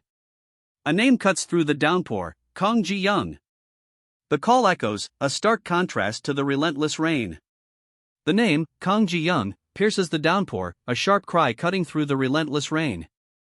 It's a call that hangs heavy in the air, promising something more than just the storm. Ji-young. The cry cuts through the storm, a desperate plea against the relentless rain. From the ground, a figure, battered and bleeding, whispers, Mom. I did wrong, Mom. The whispered words, barely audible above the storm's roar, are a heartbreaking confession from the injured figure lying in the rain. Regret hangs heavy in the air, a stark contrast to the earlier desperate call. I'm sorry, but this won't come off. The words, a mixture of apology and grim determination, hang in the rain-soaked air. A finality settles over the scene, a stark contrast to the earlier pleas. It keeps growing. He whispers, tears streaming down his rain-soaked face. His arm, grotesquely mutated, continues to spread, a horrifying testament to his failure. What should I do, Mom? He whispers, the question lost in the downpour. Despair clings to him, heavier than the rain itself. I'm sorry. He sobs, his face buried in his hands. The rain continues to fall, mirroring the torrent of his despair. I'm sorry, son. She whispers, her voice barely audible above the relentless rain. A mother's remorse hangs heavy in the air, mirroring the boy's own despair. I'm sorry. He whispers, the words barely audible above the steady drumming of the rain. His small form is huddled in the flooded alley, a stark image of despair. Mom is sorry. The words, a whispered plea against the relentless downpour, hang heavy in the air. A single shaft of light pierces the gray, mirroring a fragile hope amidst the boy's despair. Silence. A heavy, suffocating silence follows the boy's whispered apology, the rain now a muted backdrop to his grief. A cruel laugh, ha, echoes over the scene. She lies still, submerged in a pool of her own blood, her eyes closed in a final, heartbreaking surrender. A cruel laugh, ha, shatters the silence, a stark contrast to the boy's earlier despair. The sound hangs heavy in the air, underscoring the brutality of the scene. This guy. The words hang in the air, a stark indictment of the victor's cold indifference. The weight of his actions settles heavily over the scene. A chilling gaze, violet eyes blazing with a cold fury. A small, pale heart shape rests within the pupil, a stark contrast to the crimson streaks tracing down the character's cheek. This is no ordinary anger, this is something far more dangerous. He's a crazy bastard, the narrator declares, a stark judgment punctuating the scene. The unexpected addition of a small heart symbol beside the words adds a layer of unsettling complexity to the statement. I love it, a voice booms, a chilling declaration that hangs heavy in the air. The statement, simple yet unsettling, hints at a disturbing delight in the chaos unfolding. A chilling smile spreads across his face, a stark contrast to the bloody wounds marring his visage. He seems to revel in the carnage, a disturbing delight evident in his purple eyes. The floating hearts in the background only amplify the unsettling sweetness of his madness. I can move this body freely now. The declaration explodes from him, a triumphant shout that echoes the newfound control he's seized. A single, chilling ha escapes him, a breathy chuckle that speaks volumes more than any boast. He stands poised, a silhouette against the stark white background, his weapon held high, ready. He launches himself forward, a blur of motion, his laughter echoing, ha ha ha, a chilling sound that underscores his newfound power and the threat it represents. His attack lands, a swift, brutal blow. A pained ugh escapes his opponent, their face contorted in agony as he unleashes another strike, a chilling ha punctuating the violence. Tears stream down her face as she cries out, a pained ugh escaping her lips. The impact of his attack is undeniable. A guttural fuck explodes from her, raw and filled with pain and frustration. The sheer force of her agony is palpable. He leaps, a blur of motion, his sword a silver streak against the backdrop of her anguished faces. Each expression a testament to the pain she endures, a horrifying kaleidoscope of agony. Hurts. The word explodes from her, a silent scream echoing the agony she's endured. The exoskeleton. A chilling revelation hangs in the air, the weight of its implications settling heavily on the scene. Has entered my intestines? The words, stark and chilling, hang in the air, a horrifying realization dawning. A visceral dread grips the scene. My muscles are twisting and my intestines are ripping. The agonizing cry echoes the escalating horror, a stark testament to the exoskeleton's insidious power. But fuck! The raw, defiant cry explodes from him, a desperate rejection of defeat in the face of unimaginable pain. A wave of searing pain consumes him, a kaleidoscope of crimson and violet blurring his vision. The exoskeleton's grip tightens. It keeps regenerating. The stark realization hangs heavy in the air, a chilling confirmation of his desperate struggle's futility. It pains. The simple statement, stark against the white background, echoes the agonizing reality of his situation. The relentless assault continues. A guttural scream, raw and filled with agony, tears through the silence. Fuck! The word, repeated again and again, a desperate, pained mantra, reflects the relentless assault he endures. The word, a guttural scream against a backdrop of searing red, explodes again and again. Fuck! It's a desperate cry, a raw expression of pain, echoing the brutal, unrelenting attack. So fucking much. The words, a guttural scream against a backdrop of crimson, are a final, desperate cry of pain. He experiences a wave of agonizing pain, so intense it leaves him speechless. The crimson tide of his suffering continues, a brutal, unrelenting assault. Darkness. A deep, crimson darkness, punctuated only by the faintest motes of blood-red dust. The agony, it seems, has finally subsided. She sits amidst swirling crimson, the blood-red ripples mirroring the turmoil within. A heavy silence hangs in the air, broken only by the faintest whisper of settling dust. The agony has passed, leaving behind an unsettling stillness. Something like this every single second. The question hangs heavy in the silence, a stark contrast to the crimson chaos that preceded it. A chilling thought, echoing the lingering unease. She remains submerged, the crimson tide swirling around her.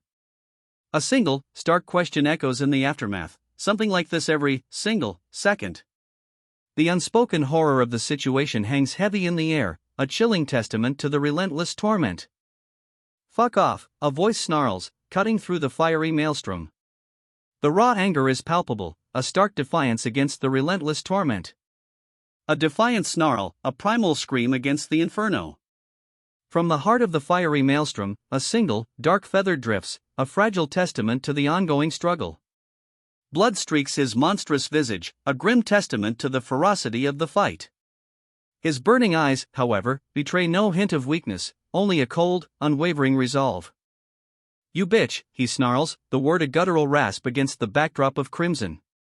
His fury, raw and untamed, is palpable. He crashes to the earth, a guttural ugh escaping his lips. The impact, brutal and sudden, underscores the ferocity of the previous blow.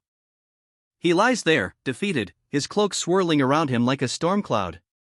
Crimson light bathes the scene, highlighting the brutal reality of his fall.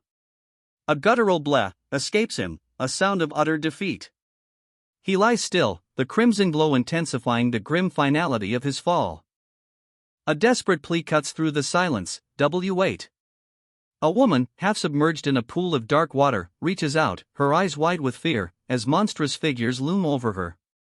"One cc," she gasps, eyes wide with a desperate plea as crimson streaks erupt around her, a brutal counterattack tearing through the water.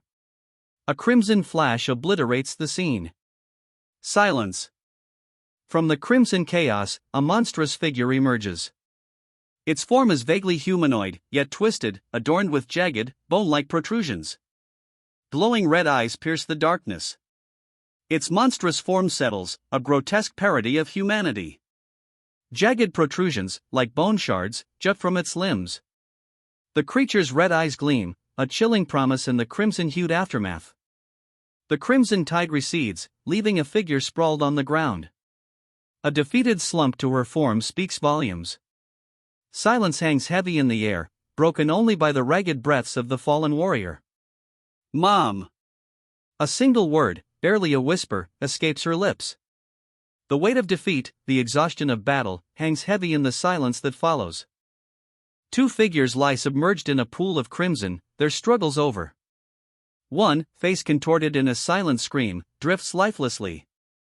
The other, barely visible beneath the bloody water, is still. A chilling stillness settles over the scene. "Everyone, leave this place. Use the doors. Quickly." A man's urgent voice cuts through the air, his face etched with worry as he shouts the warning. A younger man beside him gapes, clearly startled. "Minister, you must evacuate as well," the man urges, his voice tight with a desperate urgency. "The believer's safety," he insists, "comes first." "Minister." The word hangs in the air, a desperate plea as a monstrous creature looms, its shadow engulfing the sanctuary. Its clawed limbs and glowing green energy pulse with menace. A blinding flash of light erupts from the creature, a wave of raw energy that threatens to consume everything. A golden energy, blinding in its intensity, explodes outward, cleaving the air with impossible speed. The creature's attack is met with a force that shatters the very ground beneath it. The impact throws the young man back, a searing pain radiating through his chest as he's enveloped by crimson light. His eyes widen, reflecting the terrifying power of the creature's attack. A searing purple light erupts, a pillar of raw power splitting the earth. From its heart, a figure rises, wings unfurling, a silent testament to the immense energy unleashed. A montage unfolds, revealing glimpses into a vast, apocalyptic landscape. We see a ravaged earth, a city consumed by shadow, a scientist examining a vial, and a syringe poised to inject a mysterious green liquid. The images flash by, hinting at the scale of the devastation and the desperate measures being taken. A montage of devastation unfolds: a ravaged Earth, a city swallowed by shadow, desperate scientists working against time. The images flash, revealing the scale of the catastrophe and the frantic attempts to salvage what remains. Then, a cascade of images falls, each a fragment of a shattered world, a dinosaur, monstrous teeth, a ravaged landscape, and glimpses of something far more alien. The fragments hint at a catastrophic event, a world reshaped by forces beyond comprehension. Two swirling galaxies, immense and ancient, dominate the void. Their luminous cores blaze, a cosmic dance of creation and destruction, hinting at the scale of the cataclysm that reshaped the world. A lone planet, small and fragile, hangs in the cosmic gulf between two colossal galaxies. Their swirling nebulae, a vibrant tapestry of purples and pinks, paint a breathtaking yet ominous backdrop. The sheer scale of the celestial bodies underscores the immensity of the event that reshaped the world. Our view shifts, focusing on a single, small planet nestled between the colossal galaxies. Its delicate form contrasts sharply with the immensity of its surroundings, a fragile jewel in a vast, cosmic ocean. The swirling nebulae, a breathtaking spectacle of purples and pinks, serve as a stunning, yet ominous, backdrop. A celestial tear, luminous and white, streams from the planet's surface, a stark contrast to the dark, swirling nebulae beyond. It falls, a single, brilliant path against the cosmic canvas. The luminous tear continues its descent, a brilliant streak against the inky blackness of space. It plunges towards an unseen destination, leaving a shimmering trail in its wake. A soft moan, barely audible against the vastness of space, escapes as the celestial tear approaches its destination. It's a sound of wonder, perhaps, or of something far more profound. The tear falls, and a figure sits bathed in its ethereal light. Large, feathered wings unfurl behind them, a silent testament to their arrival. So this.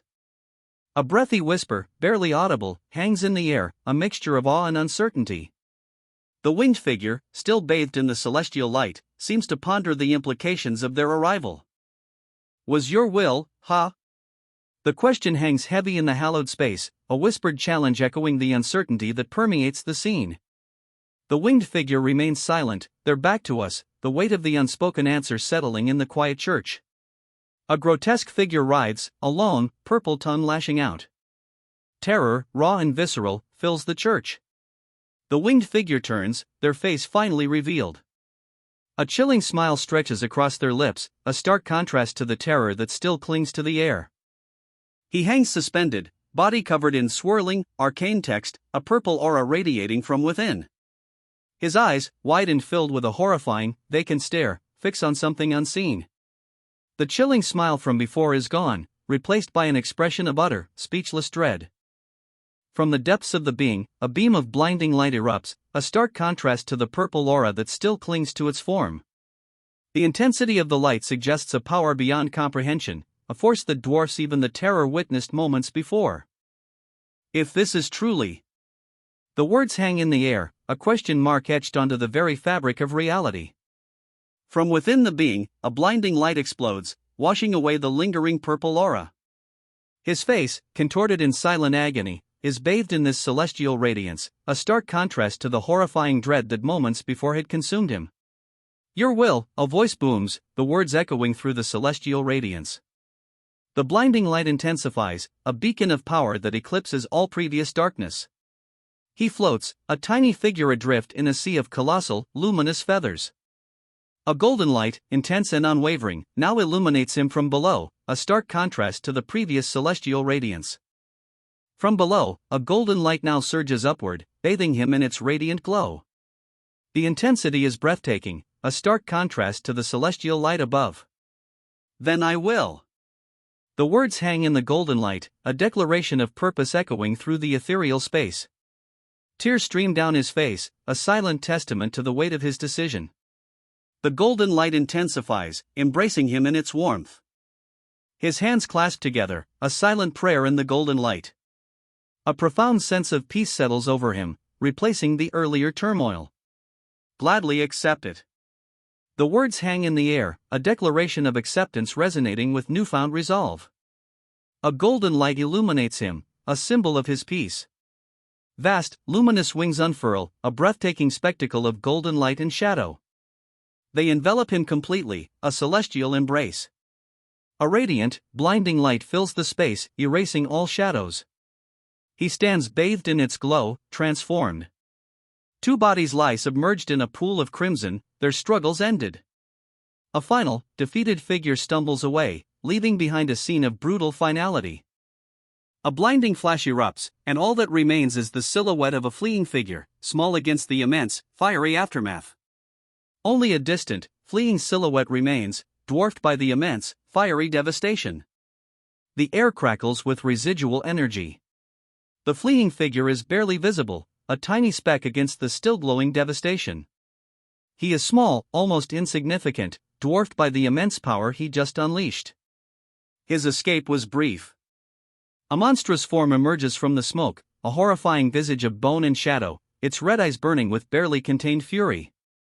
The dust settles, revealing a vast, pale expanse. A desolate landscape stretches before him, the only sound the faint whisper of the wind. He stands, a figure bathed in golden light, immense wings unfurling behind him. A crown of thorns rests upon his brow, a stark contrast to the serene, almost sorrowful expression on his face. He begins to descend, his immense wings slowly beating, each movement stirring golden dust motes in the air. A crown of thorns, a stark contrast to his otherwise regal attire, rests upon his brow. His expression remains unreadable, a mask of quiet sorrow. The title card appears, Bones. Art by Mu Xianman, writing by Li Gun. Heavenly God. The words hang heavy in the silence, a stark contrast to the previous scene's golden dust and slow descent. Heavenly God. The being before us, radiant in golden light, eyes closed in serene contemplation, embodies the very weight of that title. A crown of thorns, strangely beautiful, rests upon his head. He remains still, a statue of gold and shadow, his eyes still closed. A profound silence hangs in the air, broken only by the faintest whisper of wind. I will heartily accept the trials you've given me, the demonic figure declares, his voice echoing with a strange blend of defiance and resignation. He stands firm, a stark contrast to the serene, almost ethereal glow emanating from the heavenly God behind him. The hell, man? The question hangs in the air, a stark contrast to the demonic figure's previous solemn acceptance. A hint of disbelief, perhaps even a touch of defiance, colors his tone. Fuck off. The heavenly God's words cut through the air, a stark contrast to his previous serene demeanor. His tone is laced with raw, unfiltered anger. The heavenly God, his form still radiating celestial light, slowly lowers himself. A profound weariness settles over him, a stark contrast to his previous fury. His wings droop slightly, mirroring the weight of his unspoken burden. However, the words hang heavy in the air, a stark shift from the God's previous exhaustion. A new resolve, perhaps even a grim determination, seems to settle over him. Just why have? The question hangs in the air, a stark contrast to the God's previous weariness. His posture straightens, a renewed intensity replacing the exhaustion. He seems ready to act.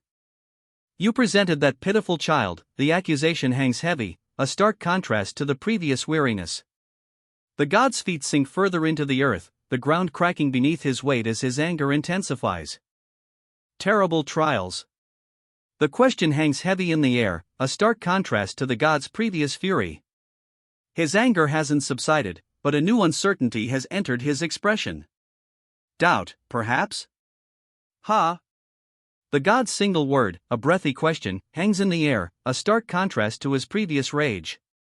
Uncertainty clouds his features, replacing the fiery anger. A radiant light emanates from the young man's core, bathing the fragmented ground below in an ethereal glow. The God, observing from below, watches with a mixture of awe and dawning comprehension. The God watches, his expression unreadable, as the light intensifies. A single, stark word appears, written in crimson, why? A crimson river of energy surges upward, a torrent of raw power against the black void. It intensifies, a silent scream of unanswered questions echoing in the darkness. The crimson energy explodes outward, a wave of destruction engulfing the city below. It's a cataclysmic release, a furious torrent of power unleashed. From the heart of the devastation, two figures emerge, silhouetted against the blinding light. They stand defiant, amidst the wreckage of the colossal beast, its shattered remains crumbling around them. Dust settles, revealing the aftermath. The colossal beast is gone, reduced to scattered fragments. Only its destruction remains, a testament to the raw power unleashed. A blinding flash of light erupts, cleaving the beast in two. Its colossal form shatters, reduced to rubble, leaving only the echoing silence of its demise. Silence. Only the lingering glow of the attack remains, a brilliant, searing cross of light against a crimson backdrop. The beast is gone. Completely annihilated. The city skyline, moments ago a canvas of terror, now glows with the fading light of the attack. Only dust motes dance in the crimson-tinged air, where the monstrous beast once stood. It's gone. Completely eradicated. Crimson dust settles over the city, the lingering glow of the attack fading. A strange calm descends, broken only by the gentle sway of cherry blossoms in the breeze. The threat is gone. His eyes, wide and burning with an inner fire, reflect the fading crimson of the sunset. A lingering intensity remains, a testament to the battle just fought. The victory is palpable, yet his gaze holds a depth of exhaustion, a silent acknowledgement of the cost. A brilliant, golden light erupts, a stark contrast to the lingering crimson of the battlefield. It pulses, a beacon of energy, slowly consuming the remnants of the conflict. A sense of finality settles over the scene. A blinding light engulfs the ravaged landscape, a radiant wave washing over the battlefield and consuming the remnants of the conflict. The fiery glow slowly fades, leaving behind an eerie stillness. A fiery, crimson afterglow stains the ravaged cityscape. Above, colossal, serpentine creatures, their forms vaguely dragon-like, retreat into the darkening sky, leaving behind a scene of devastation. A crimson afterglow paints the devastated city. Above, the monstrous, serpentine creatures retreat, their dragon-like forms disappearing into the darkening sky, leaving behind only the ruins of their assault. Silence descends upon the ravaged city. Only the lingering flames and smoke mark the recent chaos. Above, the last of the serpentine creatures disappears into the night sky, leaving behind a scene of utter devastation. A lone figure plummets from the fiery sky, a silhouette against the inferno. The city below, a landscape of ruin, lies bathed in the crimson glow of the setting sun. A blinding column of light erupts from the ravaged earth, piercing the crimson sky. Around it, swirling vortexes of darkness writhe, remnants of the recent battle. He lies exposed, vulnerable, a stark contrast to the fiery chaos surrounding him. Wide, terrified eyes stare upwards, reflecting the hellish glow. Then, two hands grasp his torso, lifting him into the air. The fiery glow illuminates the scene, casting long, ominous shadows. Above a city consumed by fire, a winged figure gently lifts the unconscious man. They ascend, leaving the inferno below. Far above the burning city, a sense of calm descends. The inferno shrinks below, a distant, fading roar. High above, a winged figure descends, a radiant light surrounding them. Below, the man watches, his back to us, a silent observer of this celestial arrival. His gaze, intense and unwavering, follows the descending light. A flicker of something akin to anticipation or perhaps apprehension plays across his features. From below, a faint golden light ascends, a wisp of ethereal energy rising to meet the descending figure. The golden light intensifies, coalescing into a breathtaking, ethereal figure, its features obscured yet radiating power. The golden light continues its ascent, growing brighter, more defined. It solidifies, taking shape, a radiant being emerging from the ethereal glow. From the radiant light, a pair of enormous, feathered wings unfurl, their golden hue shimmering with an almost divine grace. Now, a radiant figure emerges completely, holding aloft a magnificent golden spear, its design intricate and awe-inspiring. The being's wings, vast and feathered, shimmer with a celestial light. Atop a magnificent, golden steed, the radiant figure is fully revealed. He holds a spear, its point gleaming, and his vast, feathered wings shimmer with celestial light. From the fiery chaos, monstrous forms writhe and claw, desperate, reaching for something beyond their grasp. Their struggle is futile. A blinding light erupts, obscuring all else. The radiant figure, astride his golden steed, is engulfed in celestial fire. He descends, a golden warrior bathed in celestial light, his steed's mane a fiery cascade. The radiant figure cuts through the lingering chaos, leaving only shimmering particles in his wake. A golden army descends, a breathtaking spectacle of winged steeds and celestial warriors, their spears glinting in the ethereal light. They fill the sky, a radiant wave of power sweeping across the battlefield. The golden army surges forward, a breathtaking tide of winged steeds and celestial warriors, their descent a glorious spectacle of power and might. They overwhelm the battlefield, their presence alone a testament to their unwavering strength. The golden army continues its relentless advance, a breathtaking torrent of winged warriors and steeds. Their golden armor gleams, a stark contrast to the fiery red landscape below. They are an unstoppable force, their power overwhelming. Over the fiery landscape, the golden army descends, a breathtaking wave of power. Their celestial steeds thunder, their golden armor gleaming amidst the inferno below. A single golden warrior, mounted on a winged steed, descends through the fiery sky, a breathtaking sight amidst the army's descent. His golden armor shines, a beacon against the inferno. The winged steed carries its golden rider closer, a breathtaking descent through the fiery chaos. Golden feathers, shed from its magnificent wings, drift down like sparks in the inferno below. He lands, a golden figure amidst the fiery wreckage, his steed's wings beating a final time before settling. The inferno crackles around him, but he stands unyielding, a beacon of hope in the ravaged landscape. A fiery cityscape unfolds below, ravaged and broken. Imposing structures, scarred and twisted, rise amidst the inferno, a testament to the battle's destructive power. Below, a city lies in ruins, a sea of fire and ash. Twisted metal and shattered stone mark the brutal passage of the battle. The inferno rages, a grim testament to the conflict's devastating scale. Above, a celestial army descends, a breathtaking spectacle of winged steeds and golden armored knights. Their swords gleam, a radiant promise of swift retribution. Golden lances rain down from the heavens, a celestial army descending upon the demonic hordes below. Each spear finds its mark, piercing through the ranks of the enemy with deadly precision. The celestial assault continues, a relentless storm of golden lances piercing the demonic ranks. Creatures of shadow and bone crumple under the divine onslaught, their screams swallowed by the fury of the attack. He kneels, his body trembling, the remnants of the divine assault still visible on his skin. A heavy silence descends, broken only by the ragged breaths escaping his lips. A heavy silence settles. He remains kneeling, his breath ragged, the golden light of the celestial assault fading from his skin, leaving only the lingering marks of its power. From the heavens, beams of celestial energy pierce the atmosphere, striking the planet with devastating force. Below, a group of people look up, their faces etched with despair, tears streaming down their cheeks as the celestial assault continues. Their helplessness is palpable. Meanwhile, a man cradles a small child, his face etched with worry as he shields them both from the falling debris. His other hand clutches a worn document, a desperate attempt to find some solace or solution amidst the chaos. From above, a single, piercing blue eye stares out, wide with a terror that mirrors the planet's plight below. It's a witness to the devastation, a silent scream against the unrelenting celestial assault. Tears stream down his face, a silent prayer escaping his lips.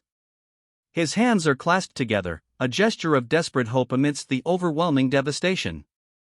Darkness falls. A heavy, suffocating blanket descends, swallowing the light and leaving only the echo of his silent grief. "Dad," he whispers, the single word hanging heavy in the air before him. Three figures, cloaked in somber robes, stand before a church, the scene bathed in the soft light of dawn. "Don't go pray today," a figure commands, his hand gripping the young man's robe. A worried question follows, barely a whisper, "Son. Please." He begs, tears streaming down his face. Desperation clings to the single word, a stark contrast to the earlier defiance. His tears fall, a desperate plea etched on his face. The figure's grip tightens, pulling the young man's robe away, revealing a pair of delicate, feathered wings beneath. A heavy sigh escapes him, the weight of his actions settling upon his features. His eyes, once blazing with anger, now droop with a profound weariness. A heavy silence descends. His gaze drops, the weariness etched onto his face deepening. The weight of his actions is palpable. A church stands before him, bathed in the soft light of day. The words, "A parent eventually has to leave their child's side," hang in the air, a poignant reflection of his current state. Resignation settles over him, the weight of his decision is clear. And when that time comes, he knows, there's nothing more he can do. A quiet acceptance settles over him as he looks towards the church, bathed in the morning light. Tears stream down the child's face as he's released. The words, "the child must stand alone," hang heavy in the air, a stark contrast to the warmth of the moment before. A profound sadness settles over the scene. A slow fade to white. The scene shifts, leaving behind the lingering sadness, and a sense of quiet anticipation fills the air. The scene shifts. A warm, golden light fills the panel. "Kong Ji-young," a voice calls out, the name echoing in the quiet. A figure descends, bathed in golden light. Vast, white wings unfurl, and Kong Ji-young, a name whispered on the wind, materializes before us. "A fate too heavy awaits you." The words hang in the air, a stark contrast to the golden light illuminating Kong Ji-young, who sits alone, his back to us, a palpable weight settling upon his shoulders. "You will experience more pain," a voice booms, the words echoing the ominous atmosphere. Kong Ji-young kneels, his posture radiating a heavy burden, the weight of fate pressing down. "And hurt than now," the voice declares, its tone chillingly resolute. The weight of this prophecy settles heavily on Kong Ji-young, the golden light failing to dispel the gathering gloom. It is dreadful. The weight of the prophecy crushes him, a chilling realization dawns on Kong Ji-young. A swirling vortex of crimson and gold opens before him, a terrifying gateway to the unknown. Dread fills the air, mirroring the crushing weight of the prophecy. And cruel. The single word hangs heavy in the air, a stark reflection of the prophecy's weight and the terrifying gateway that awaits. From the vortex, a monstrous figure emerges. Burning eyes glare, a skull-like face framed by shadowy wings. This is the Demon King, and his presence is a chilling confirmation of the prophecy's cruel truth. But still, the words hang in the air, a stark contrast to the terror just witnessed. A lingering sense of dread remains, despite the Demon King's arrival. A single word, barely audible above the lingering dread, escapes his lips, "Please." His helmet shatters, revealing a face etched with sorrow, tears streaming down his cheeks. His hands, clasped together in silent prayer, are bathed in a golden light. Despair, raw and palpable, emanates from his posture. A voice, strong and unwavering, cuts through his despair.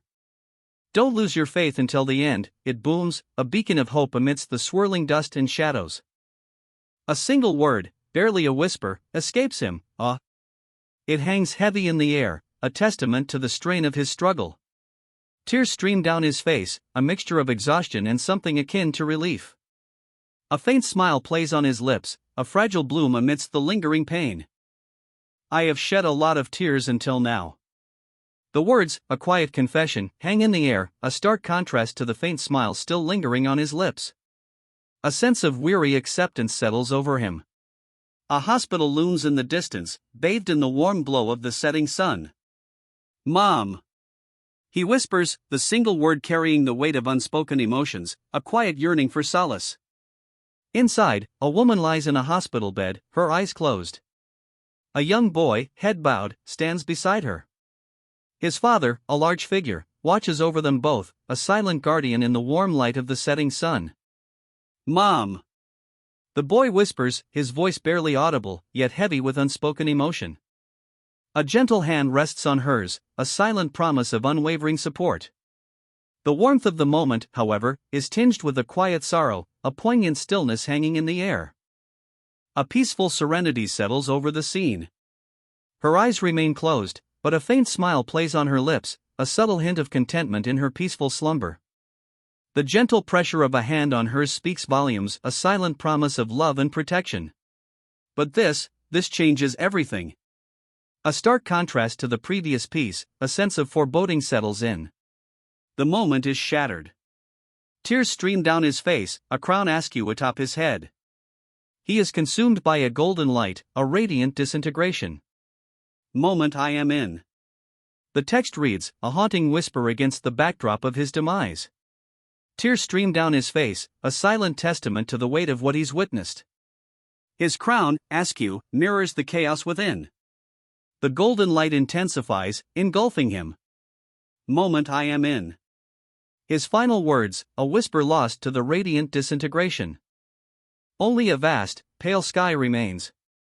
Soft clouds drift lazily across a sun-drenched expanse, a stark contrast to the turmoil that preceded it. A quiet peace settles over the scene. A boundless, pale sky stretches overhead. Soft clouds drift peacefully, bathed in sunlight, a serene contrast to the recent chaos. A sense of quietude settles over everything. He stands amidst the city, a figure of quiet power. Large, feathered wings sprout from his back, a golden cape billowing gently in the breeze. The aftermath of the battle is a distant memory, only a serene calm remains. Goodbye, Dad, he whispers, a quiet finality in his tone. The words hang in the air, a poignant end to a chapter. A chilling laugh escapes him, a stark contrast to the quiet sorrow moments before. Ha! The sound echoes the raw pain and lingering anger he carries. A cruel smile stretches across his face, a stark contrast to the grief that moments ago filled the air. Blood stains his skin, a testament to the brutal fight. This chilling grin speaks volumes, a victory born from pain and fueled by a cold, bitter rage. His laughter rings out, a harsh, triumphant sound. Fuck, ha ha ha.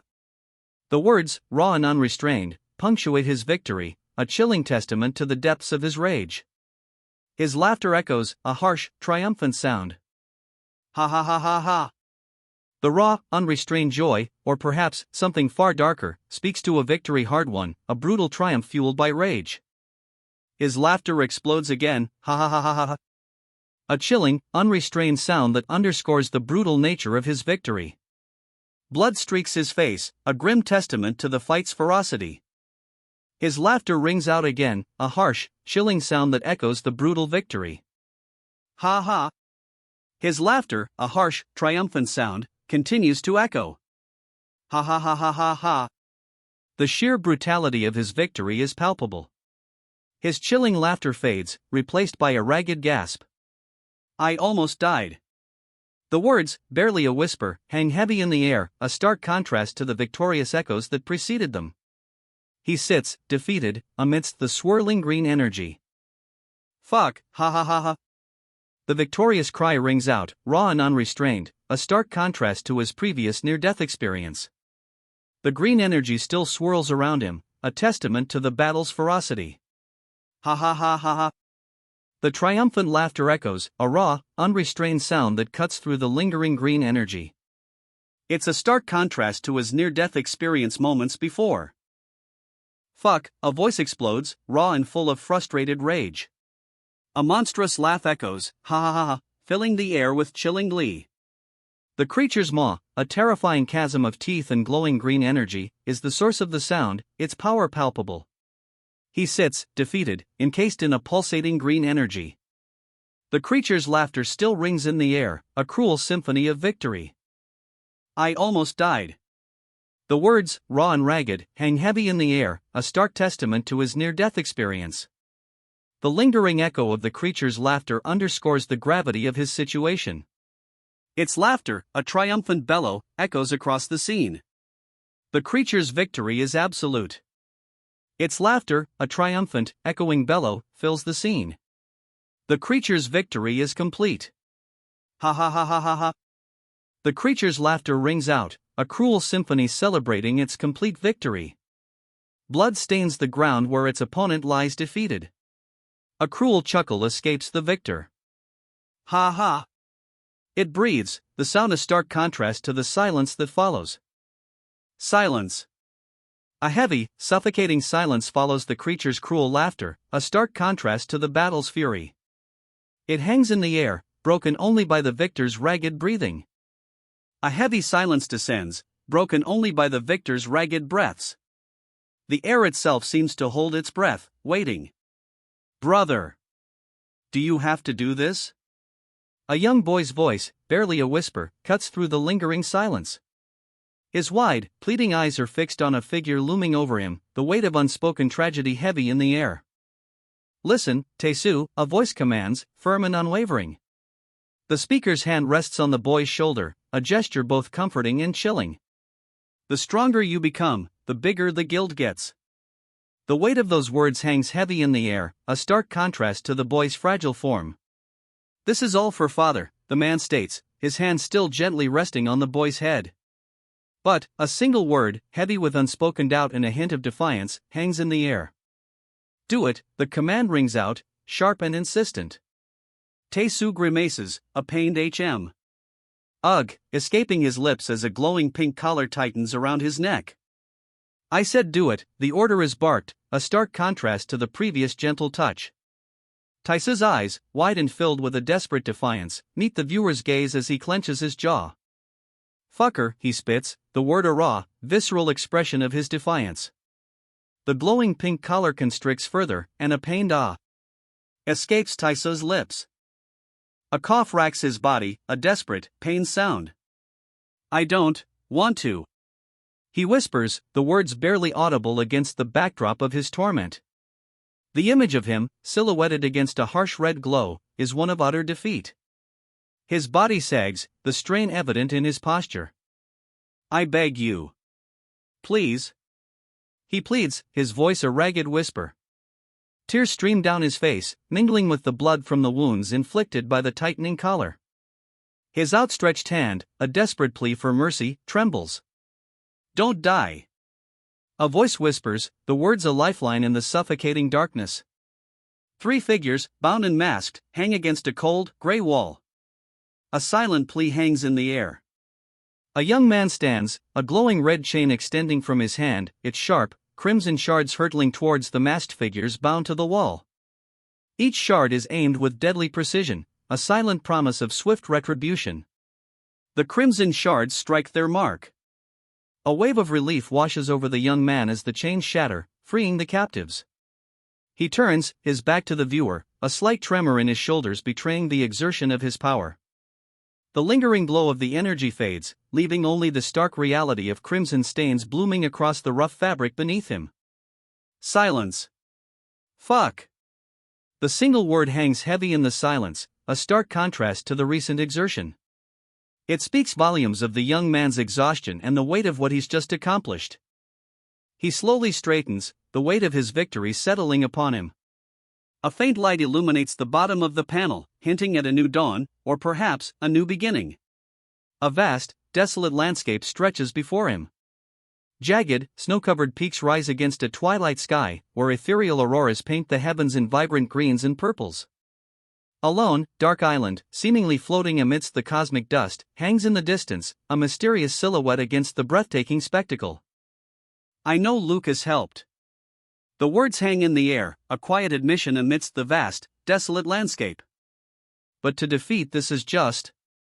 The words trail off, a sense of dawning realization washing over the speaker.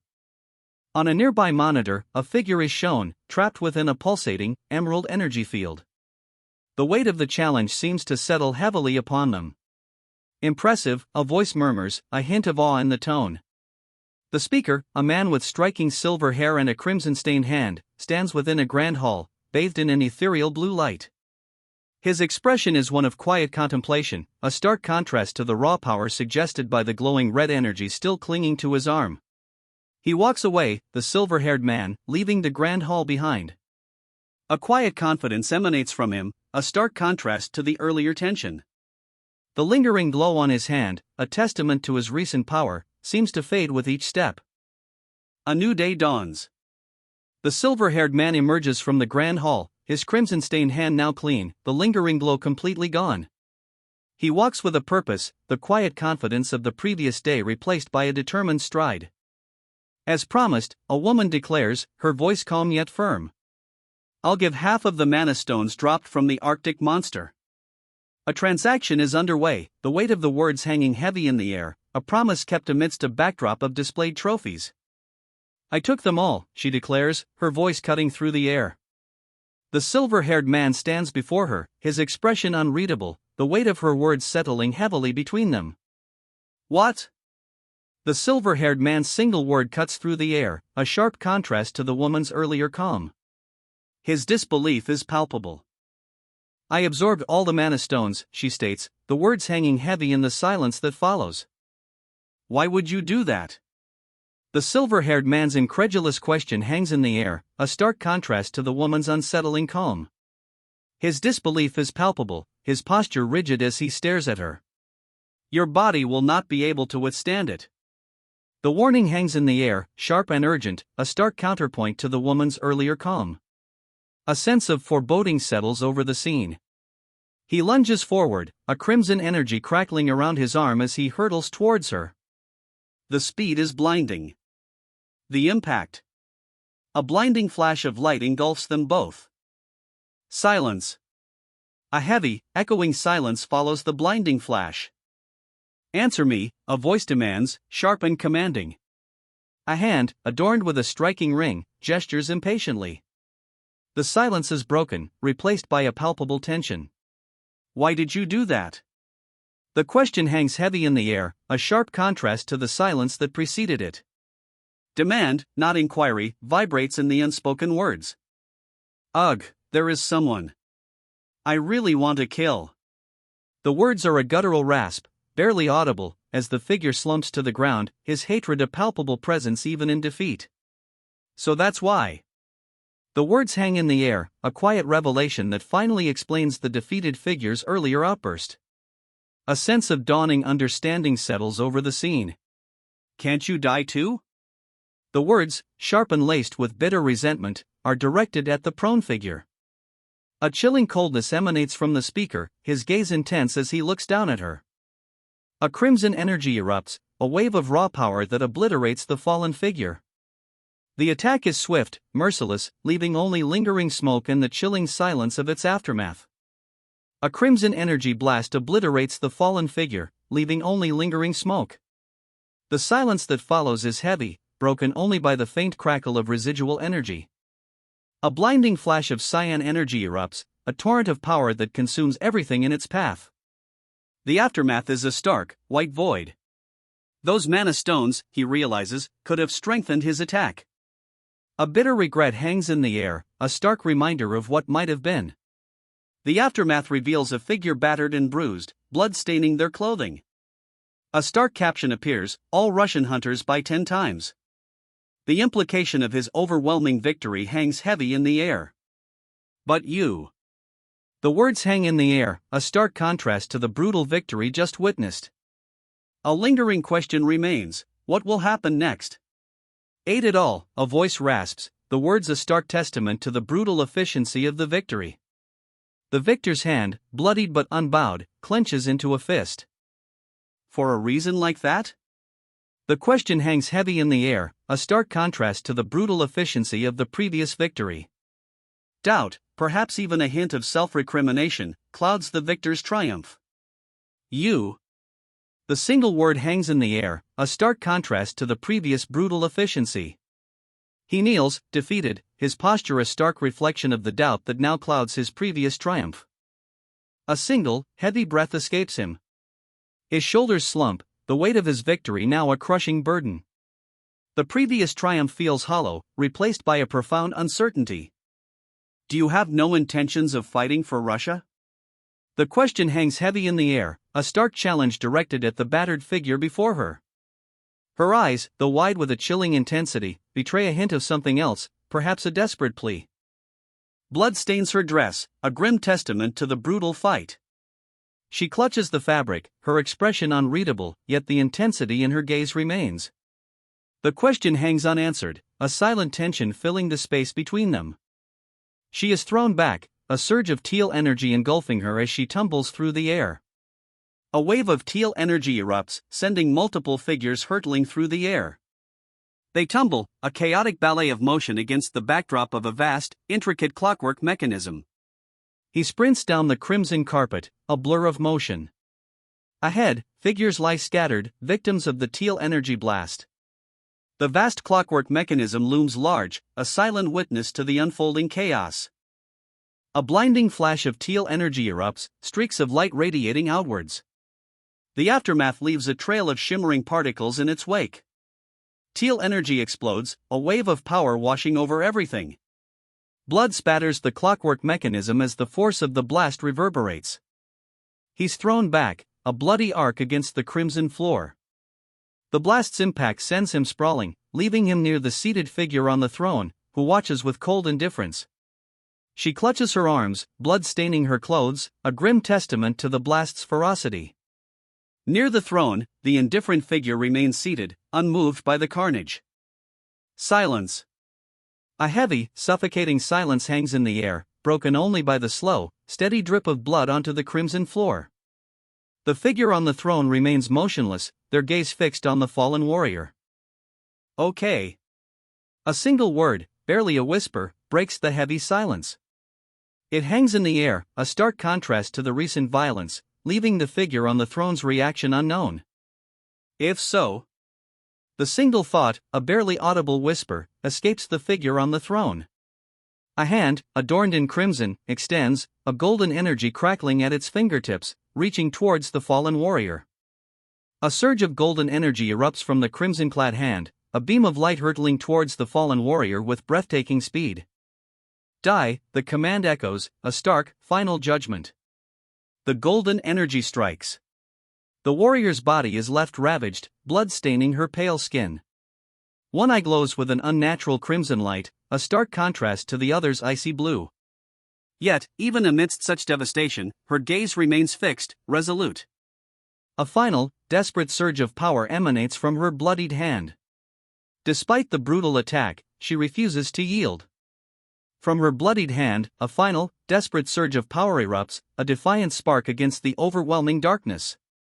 The final surge of power explodes outwards, a blinding flash of light and energy engulfing her attackers. Debris rains down as the force of the blast ripples through the scene. The aftermath. Silence descends, broken only by the slow drift of dust motes and the lingering light. She stands, alone, amidst the wreckage of her desperate gambit. A triumphant grin spreads across his face, a stark contrast to the swirling vortex of terrified faces behind him. He stands victorious, amidst the chaos of his own making. He surveys the scene, a chilling smile playing on his lips. Below him, a sea of defeated faces stares up, their terror palpable. Victory is his. A chilling silence descends. He stands amidst the fallen, his victory absolute. Their faces, a mosaic of defeat and terror, are upturned towards him. He leans down, a cruel smirk twisting his lips. The defeated opponents look up at him, their fear a tangible thing. His victory is complete, yet something in his expression hints at a deeper satisfaction, a chilling amusement. His victory is complete. Yet, he lingers, a predatory grace in his movements as he turns, his back to the defeated. The scene shifts, focusing on the victor's retreating form, a chilling calm settling over him. He leaves his defeated opponent, a figure consumed by swirling embers, and walks away. A chilling calm settles over the scene. He walks away, leaving behind only swirling embers where his opponent lay. A chilling calm follows him, a stark contrast to the fiery battle just concluded. Suddenly, a wave of bodies surges forward, a chaotic tide of terrified faces. One figure, glasses askew, mouth agape and silent scream, is thrust into the forefront, his eyes wide with stark terror. A surge of energy crackles around him, a vibrant blue aura enveloping the figure as he lowers his head. The aftereffects of his power are palpable, a silent testament to the intensity of the battle just fought. He's thrown back, a human projectile amidst the chaos. The force of the impact sends him sprawling, his body a blur against the red-tinged energy that explodes outward. He counters, a crimson energy erupting from his hands. The force of the blast sends his opponent reeling, a blur of blue against the vibrant red. He grabs his opponent's arm, a fierce counterattack forming. The grip is tight, the energy crackling between them. He's trapped. A crimson energy field encases him, a hexagonal cage of pure power. His opponent watches, a grim satisfaction etched on their face. With a burst of speed, he breaks free. The hexagonal cage shatters, energy crackling as he escapes. He bursts from the shattered energy cage, leaving his opponent far behind, plummeting through the air. He spins, a blur of motion, his escape a whirlwind of blue energy. Below, his opponent is left far behind, a tiny figure swallowed by the vastness of the sky. He ascends, a radiant green energy surging around him. Victory is his. He soars, a trail of emerald energy blazing in his wake, leaving the battle far below. He leaves the battlefield far below, several figures tumbling through the air in his wake. The victor ascends, a triumphant figure silhouetted against the vast sky. He soars, a crimson streak against the vibrant sky, leaving his defeated foes tumbling in his wake. The air crackles with residual energy. He lands, the victor. A figure of quiet power, he sits upon a shattered throne, surveying the scene of his triumph. Defeated foes litter the ground, their forms scattered like fallen leaves. He turns, his back to us, a figure silhouetted against the chaos. The defeated opponents, scattered and broken, are mere specks in the swirling dust and energy. A final opponent remains, defiant, still wielding his staff. A blinding flash of light erupts, a furious clash of energies. The victor stands amidst the aftermath, a figure of untamed power. She sits upon a throne, bloodied but unbowed. A grim determination hardens her gaze, despite the visible wounds marring her face and body. The final opponent lies defeated at her feet. Victory hard won, she cradles a small, glowing star in her wounded hand. A faint light pulses, a beacon amidst the lingering darkness. A breathtaking fireworks display erupts, a vibrant celebration against the night sky. The colors explode, mirroring the joy and relief that washes over her. Victory is hers. She sits upon a throne, a victorious queen amidst the ruins, fireworks painting the night sky in vibrant celebration. The glow of the star she holds intensifies, a symbol of her hard-fought triumph. A breathtaking fireworks display explodes above, a vibrant spectacle mirroring the queen's triumphant victory. The night sky bursts with color, a fitting celebration for her hard-won reign. Below, a city sits silhouetted against the vibrant fireworks, a testament to the queen's victory. The celebratory explosions paint the night sky, a breathtaking spectacle reflecting her hard-won triumph. A new era dawns. Alone, on a cracked red carpet, a figure lies prostrate. The celebratory fireworks still blaze in the distance, a stark contrast to the desolation surrounding him. She lies there, the queen, defeated. The celebratory fireworks, a stark contrast to her fallen state, continue to explode in the distance, their brilliance mocking her defeat. The once grand throne room is now a ruin, shattered remnants of power scattered around her. Silence. A heavy, suffocating silence hangs over the shattered throne room. The fireworks, still exploding in the distance, only emphasize the queen's utter defeat. She remains still, her fall a stark end to her reign. He approaches, a figure of quiet contemplation amidst the wreckage.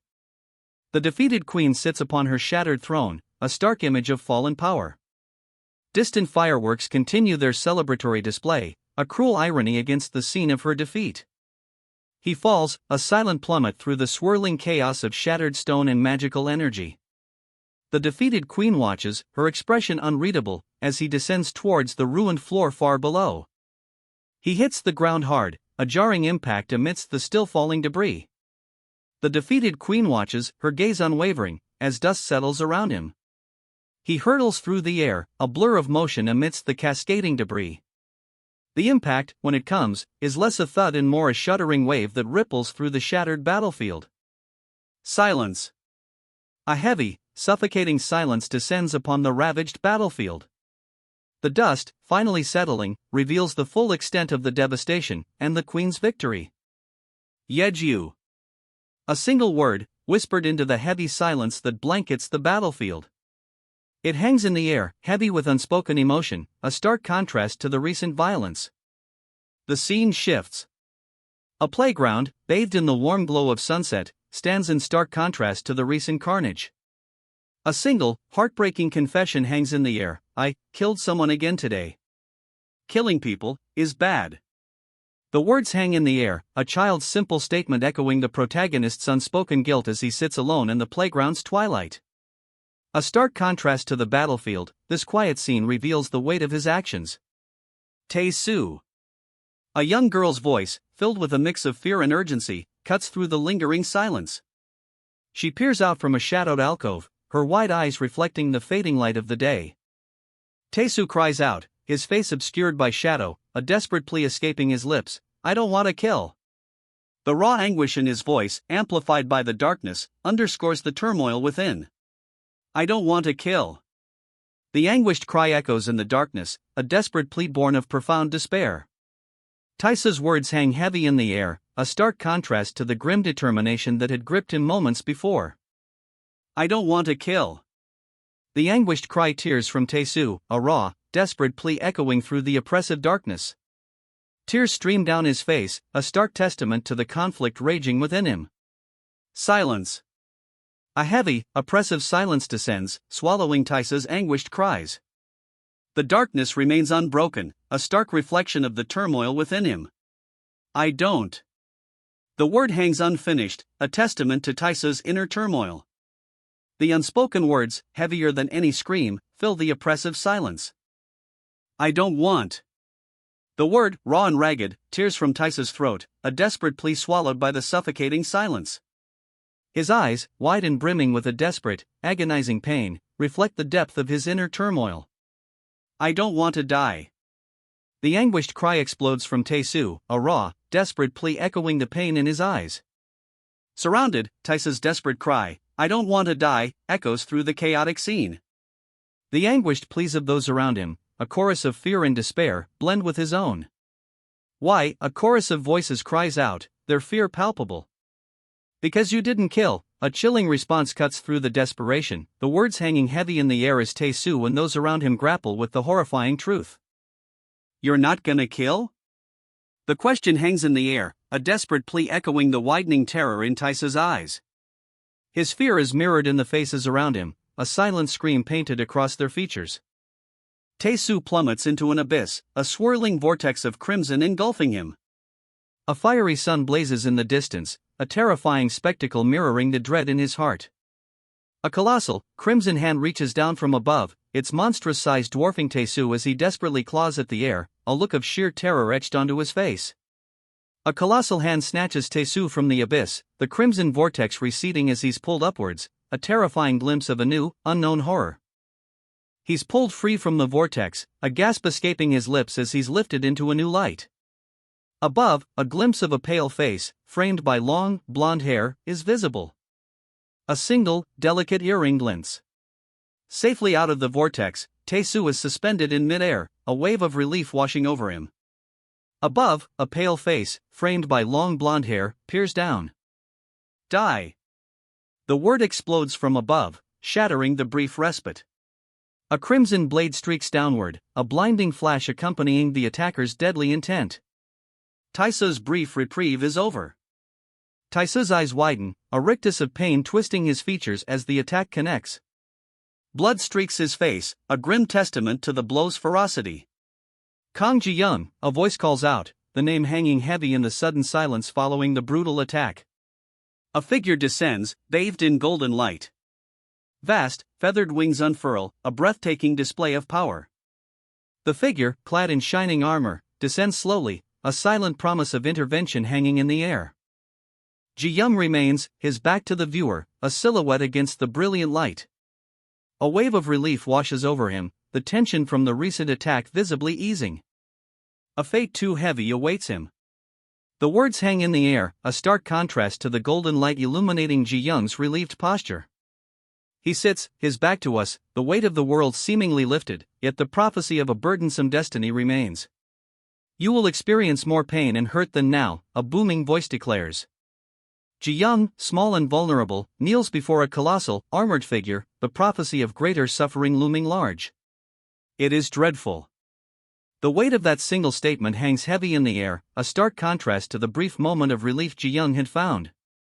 His future, it seems, remains burdened by an inescapable fate. And cruel. The word hangs in the air, a stark reflection of the grim fate awaiting Ji-young. His eyes, burning with a fierce intensity, betray a quiet desperation. The prophecy's weight is palpable. But still. The words, etched in glowing gold, offer a glimmer of defiance against the crushing weight of his predetermined fate. Hope, however faint, persists. A single word, please, escapes Ji-young's lips, a desperate plea hanging in the air. His golden armor shatters, fragmenting like his fading hope, tears streaming down his face. His golden armor, a symbol of his fading hope, crumbles to dust. Ji-young's hands clasp together, a silent prayer escaping his lips. Tears stream down his face, a testament to his despair. Don't lose your faith until the end, a voice booms, a sudden surge of strength seemingly emanating from the very air around Ji-young. Hope, however faint, flickers within him once more. A warm, golden light blossoms, pushing back the encroaching darkness. Hope, rekindled by the encouraging voice, spreads through him like wildfire. He sits, back to us, bathed in the fading light of a surreal sunset. A quiet strength settles over him, a stark contrast to the turmoil that raged moments before. He kneels, his back to us, a silhouette against the fading crimson light. The quiet strength that settled over him lingers, a fragile peace in the aftermath of the storm. Lucas. The single word hangs in the air, a whisper of memory, a fragile thread connecting the past to the present. Tears stream down his face as he kneels, the weight of the world heavy on his shoulders. Lucas. The name, a whispered echo, underscores the profound sorrow that consumes him. What? The single word explodes from the page, a raw, visceral cry of disbelief and anguish, mirroring Lucas's silent torment. A twisted smile stretches across Lucas's tear-streaked face, a grotesque counterpoint to his overwhelming grief. His eyes, wide and bloodshot, reflect a horrifying blend of pain and something else, a chilling, unsettling madness. A shudder racks his frame, the raw agony barely contained beneath his skin. His twisted smile remains, a chilling testament to the darkness consuming him. Bullshit is that? The question hangs in the air, a raw, incredulous outburst from Lucas. His voice, strained and ragged, reflects the turmoil within. What's? The word hangs unfinished, a question mark etched into the stark white background, mirroring Lucas's stunned disbelief. His incredulity is palpable, a silent scream against the inexplicable horror unfolding before him. So dreadful? The question hangs heavy in the air, a stark contrast to the crimson glow painting the city skyline behind Lucas. He hunches over, the sheer scale of the catastrophe visible in the distance only amplifying his despair. What's so cruel? The question hangs in the air, a stark indictment of the crimson-tinged catastrophe unfolding before Lucas. My body's back, he breathes, a wave of relief washing over him as the weight of the catastrophe momentarily fades. So it's all solved. Lucas breathes, a quiet awe replacing the previous terror. He stands on a rooftop, gazing out at the crimson-hued city below, a sense of peace settling over him. I can go see Mom. The words burst from him, a raw, joyful declaration that cuts through the lingering quiet. His relief is palpable. I'll happily. The words hang in the air, a promise whispered on the wind, carrying the weight of his newfound peace and the joy of a reunion soon to come. He'll live with him. The words, stark and final, hang heavy in the bloody aftermath. A crimson spray explodes behind him as he strides away, leaving a trail of carnage in his wake. He walks away, leaving behind a gruesome spectacle. A crimson explosion marks the spot where his opponent fell, a testament to the brutal efficiency of his strike. He turns, his back to the carnage, a single question mark floating above the crimson stain. The weight of his actions, the unspoken consequences, hangs heavy in the air. What's this? The question hangs in the air, a stark contrast to the brutal silence that followed his last strike. A lingering uncertainty clouds his victory. His crimson-stained torso speaks volumes. Blood spatters his clothes, a grim testament to the recent battle. A lingering question marks his victory. His white trousers, now stained crimson, are a stark reminder of the brutal fight. The blood spatters tell a silent story of close calls and hard-fought victory. But a lingering unease remains. A descent into an abyss.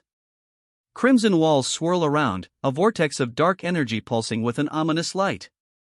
A colossal, crimson hand reaches down from the swirling abyss, its grasp closing on him. He struggles, eyes wide with a desperate, silent scream. The colossal hand closes, its grip tightening. He's pulled down, swallowed by the abyss. Darkness. A final, desperate struggle ends. He is gone. Only silence remains. Die. The word echoes, a chilling testament to the victor's merciless triumph. A crimson streak falls, a stark contrast to the swirling blues and purples of the background. Silence hangs heavy in the air, broken only by the aftermath of the brutal clash. His face contorted in a silent scream, a final, desperate expression of agony etched onto his features. The vibrant colors of the attack still stain his clothing, a brutal reminder of his defeat. A wave of dark energy washes over the scene, the remnants of a devastating blow. The air crackles with residual power, a silent testament to the ferocity of the attack. The aftermath hangs heavy. A swirling vortex of blonde hair, a silent testament to the brutal force unleashed. Particles of dark energy still scatter, fading slowly into the void. Her eyes, one a piercing blue, the other a burning red, lock onto the viewer. Dust coats her skin, a stark contrast to the unnatural purple markings spreading across her forehead. A chilling smile plays on her lips, a silent promise of something terrible to come. The dust settles, revealing a chilling smile. Her eyes, one blue, one red, pierce through the lingering energy. A purple mark spreads across her forehead, a mark of power, a mark of something far more sinister.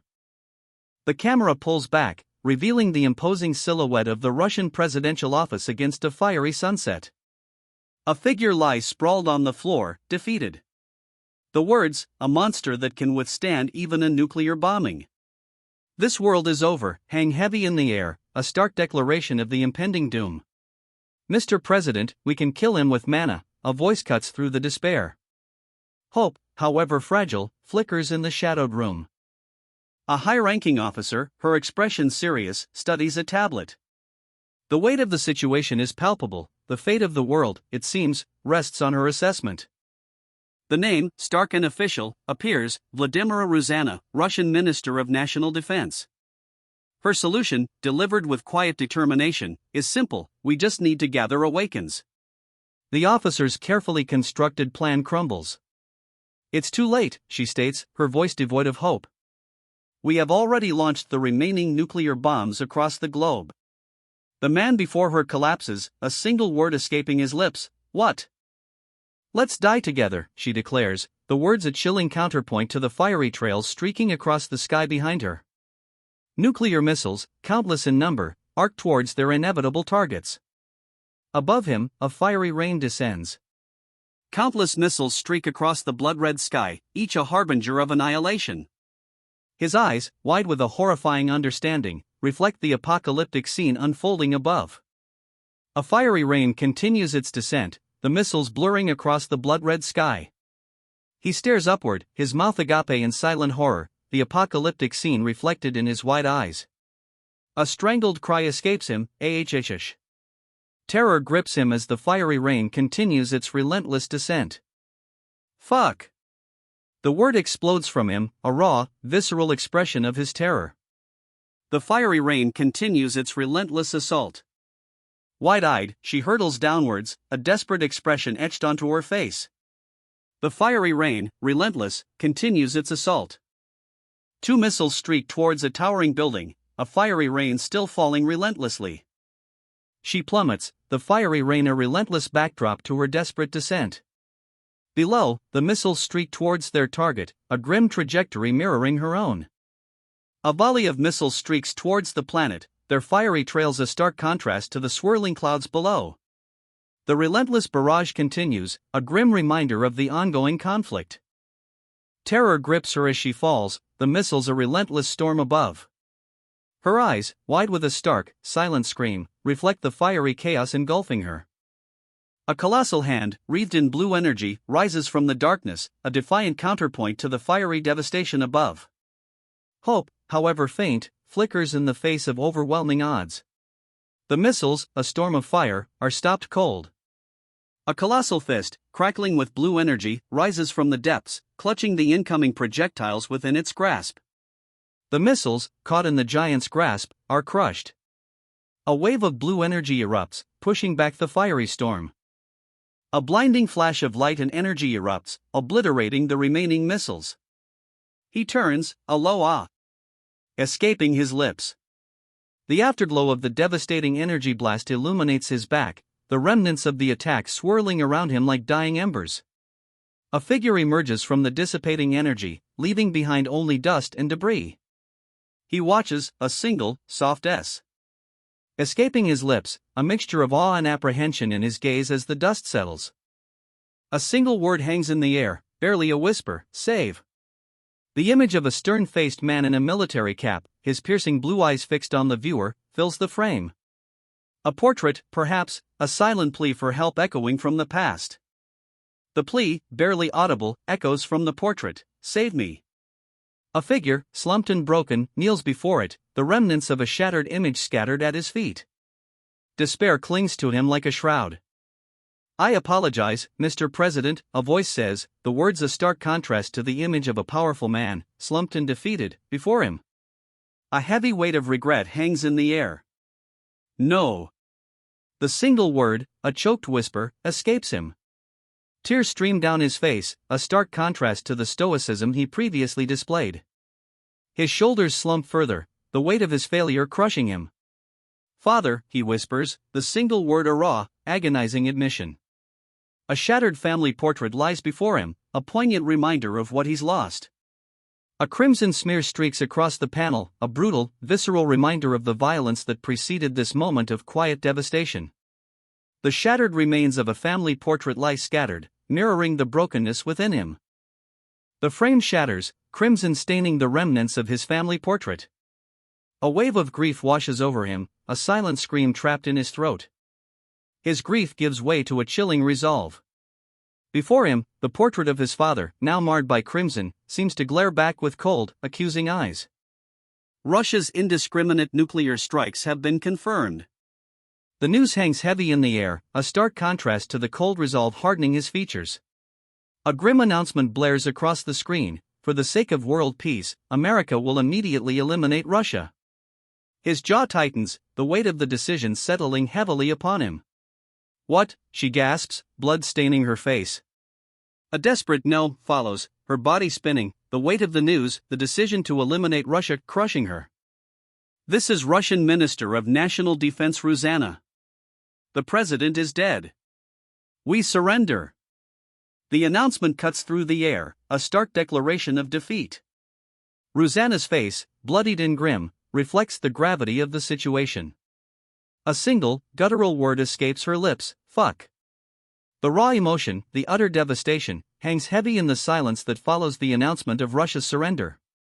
Fuck you, Rosanna spits, the single word a venomous curse born of defeat and rage.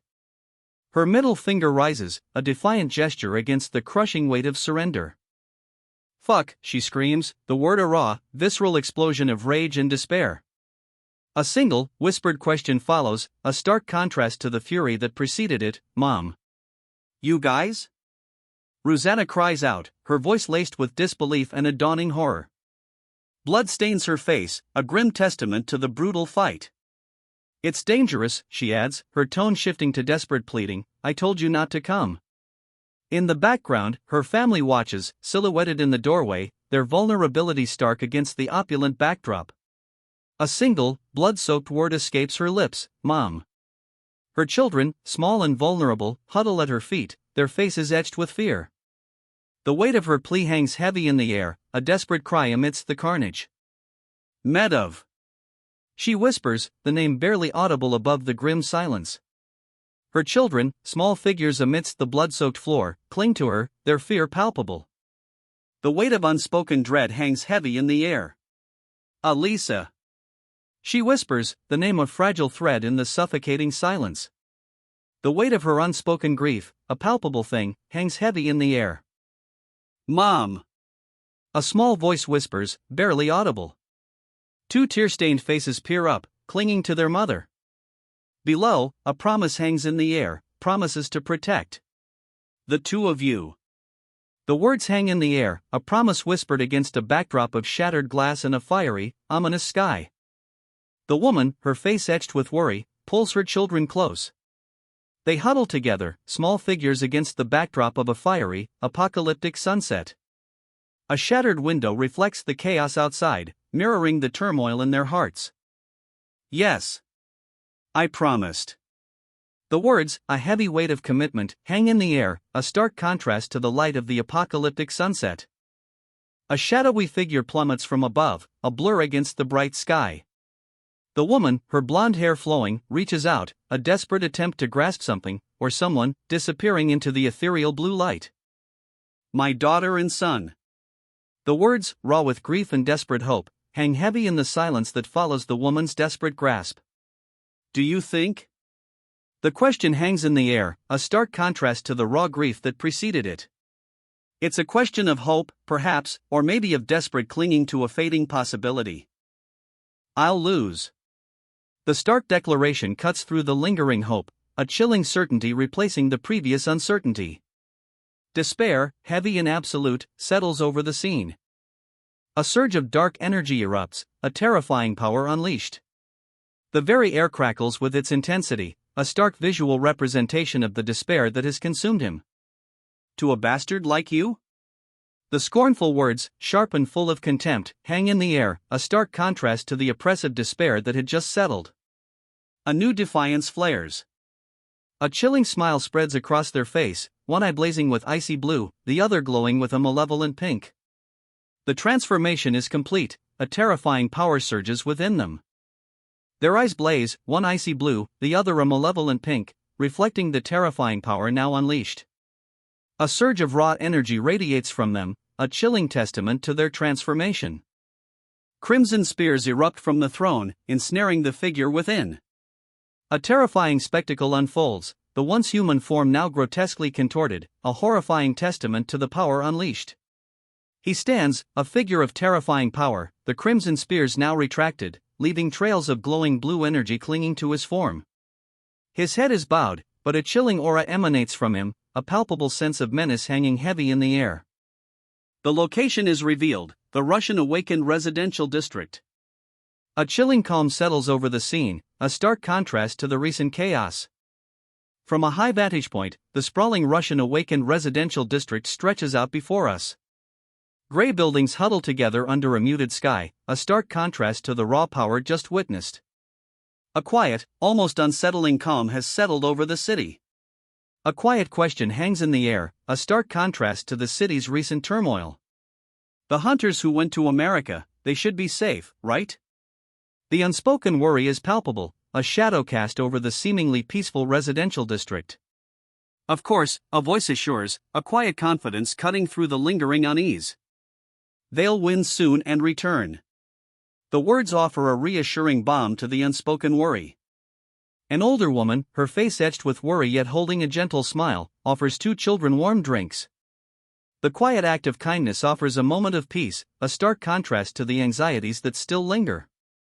Awaken too. The words, sharp and sudden, pierce the quiet. A new development unfolds, adding another layer of complexity to the situation. We can fight. The declaration, sharp and defiant, cuts through the lingering unease. A new resolve hardens the young man's features, a stark change from the earlier anxieties.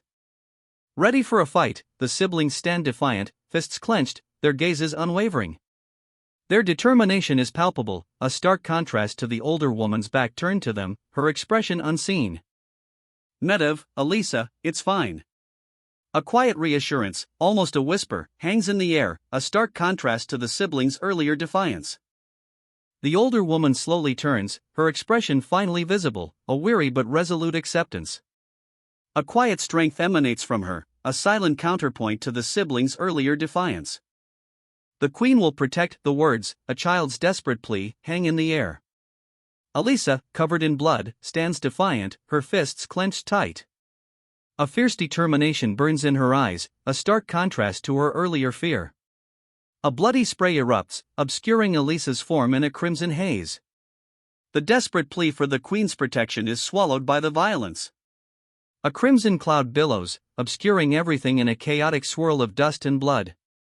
The aftermath of the attack leaves only a desolate landscape, small buildings dwarfed by the scale of destruction. Dust settles, revealing the brutal aftermath. A desolate landscape stretches out, the shattered remnants of buildings scattered like broken toys. The scale of destruction is immense, a stark testament to the ferocity of the recent battle. Across the ravaged landscape, a soft, ethereal glow emerges. Arcing streams of vibrant, multicolored light dance across the dusky sky, a silent testament to the power unleashed. A fragile peace settles over the ruins. A young girl stands amidst the ruins, a small figure silhouetted against the vibrant, swirling lights that paint the twilight sky. A fragile hope, perhaps, in the face of such devastation. A man, his face partially obscured by shadow, stands silently beside the girl. He watches her, a strange stillness in his posture, as the multicolored lights continue their ethereal dance around them both. A shared moment of quiet contemplation in the aftermath of chaos. Darkness falls. A heavy silence settles over the ruins, broken only by the girl's quiet breaths. The vibrant lights, once a chaotic spectacle, have faded, leaving behind an oppressive, starless night. Enveloped by an oppressive darkness, the girl sits, her wide eyes reflecting a stark terror. Blood stains her coat, a grim reminder of recent events. Then, a kaleidoscope of vibrant colors explodes across the darkness, a stark contrast to the oppressive night. These aren't the chaotic lights of battle, they're something else entirely, something magical. A figure emerges, silhouetted against a breathtaking eruption of vibrant, swirling energy. The colors dance and weave around him, a mesmerizing spectacle that momentarily eclipses the girl's terror. Hope, perhaps, flickers in the darkness. He walks away, a trail of vibrant, swirling energy flowing from him like a celestial river.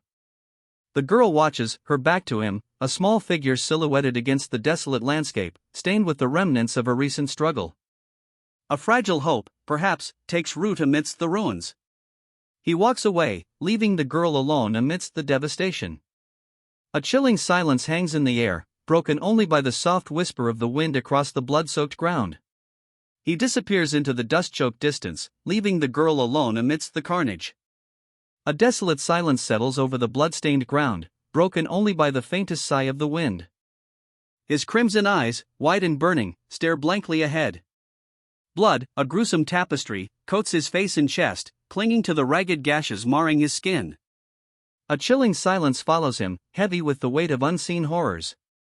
He walks away, a solitary figure swallowed by the dust and shadow. The girl remains, small and alone, amidst the grim aftermath. A chilling emptiness hangs in the air, heavy with unspoken sorrow. Days later, the landscape is starkly different.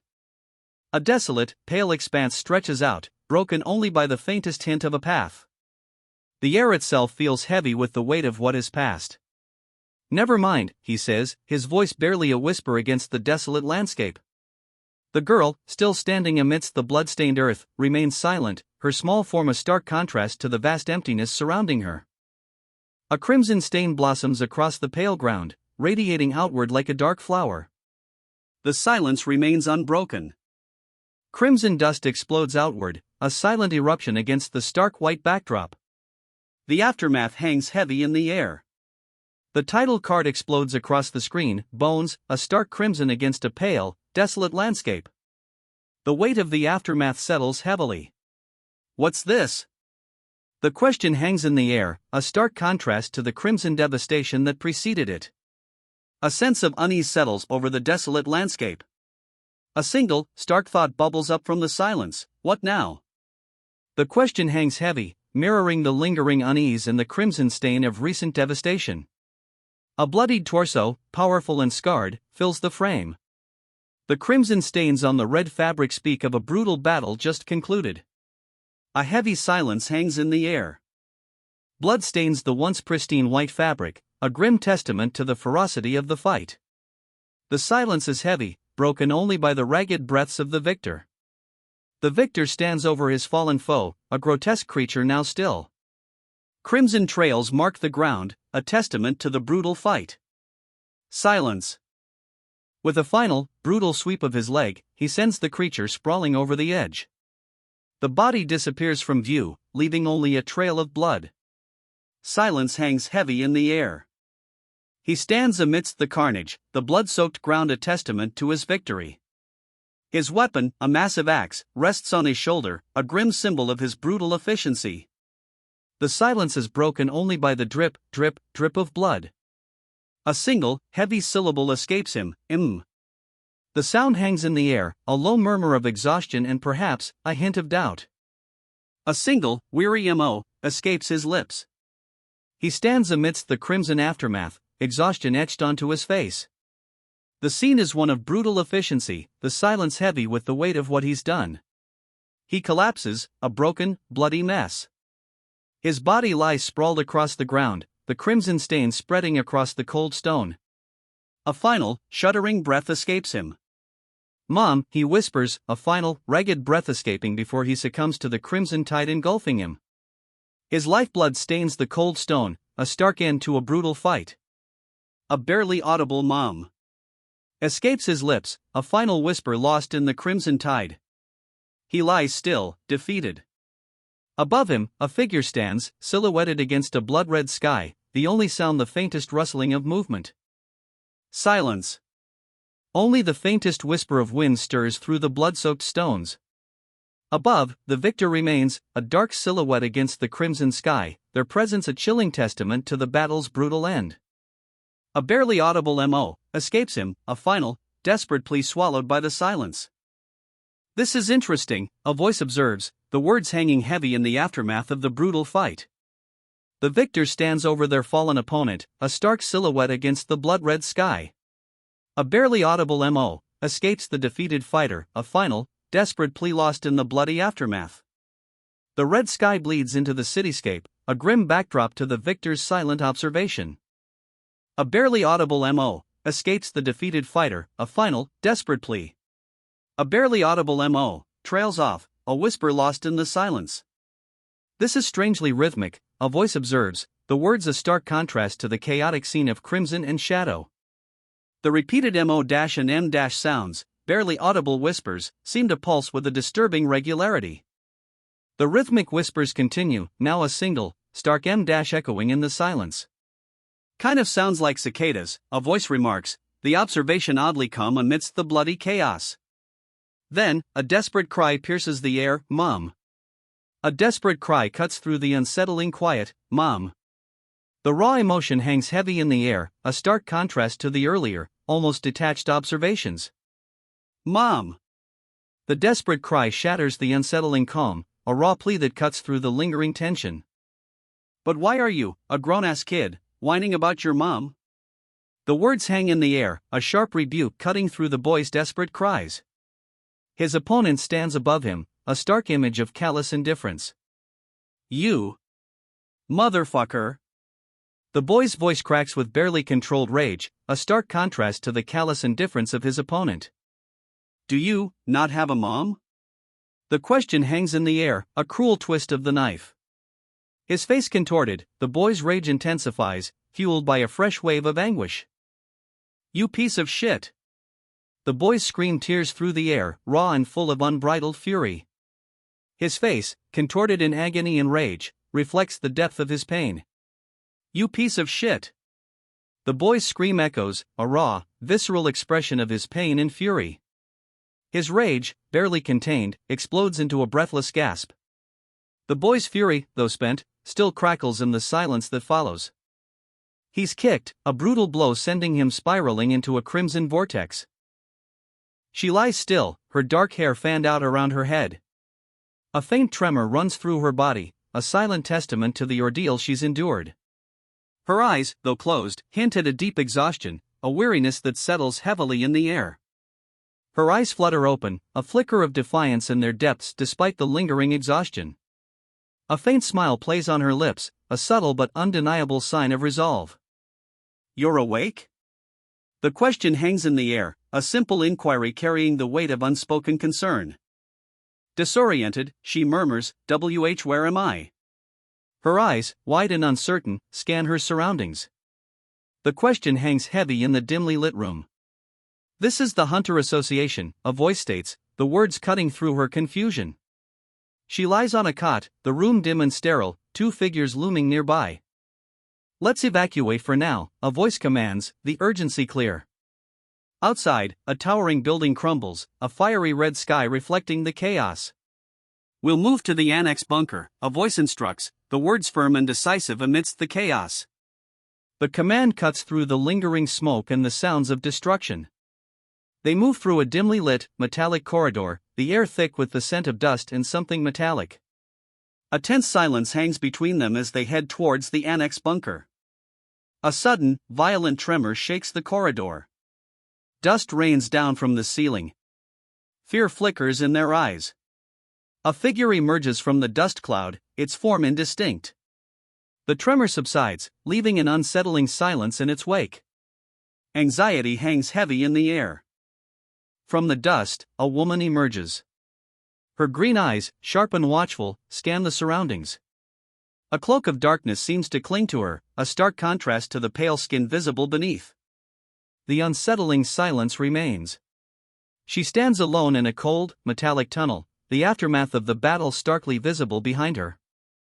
A monstrous figure lies submerged in a pool of its own blood, a grim testament to her victory. But her expression reveals no triumph, only a profound sadness. Tears well in her eyes, reflecting the harsh reality of the fight. A single, whispered word escapes her lips, a question hanging heavy in the air: "Son." The fallen figure before her, barely recognizable amidst the carnage, stirs a profound grief within her. The fallen figure stirs slightly. A single tear tracks a path through the grime on her face, mirroring the profound sorrow etched in her features. The weight of her victory, the cost of her triumph, crushes her. Silence. Only the weight of her grief remains, a heavy cloak settling upon her shoulders.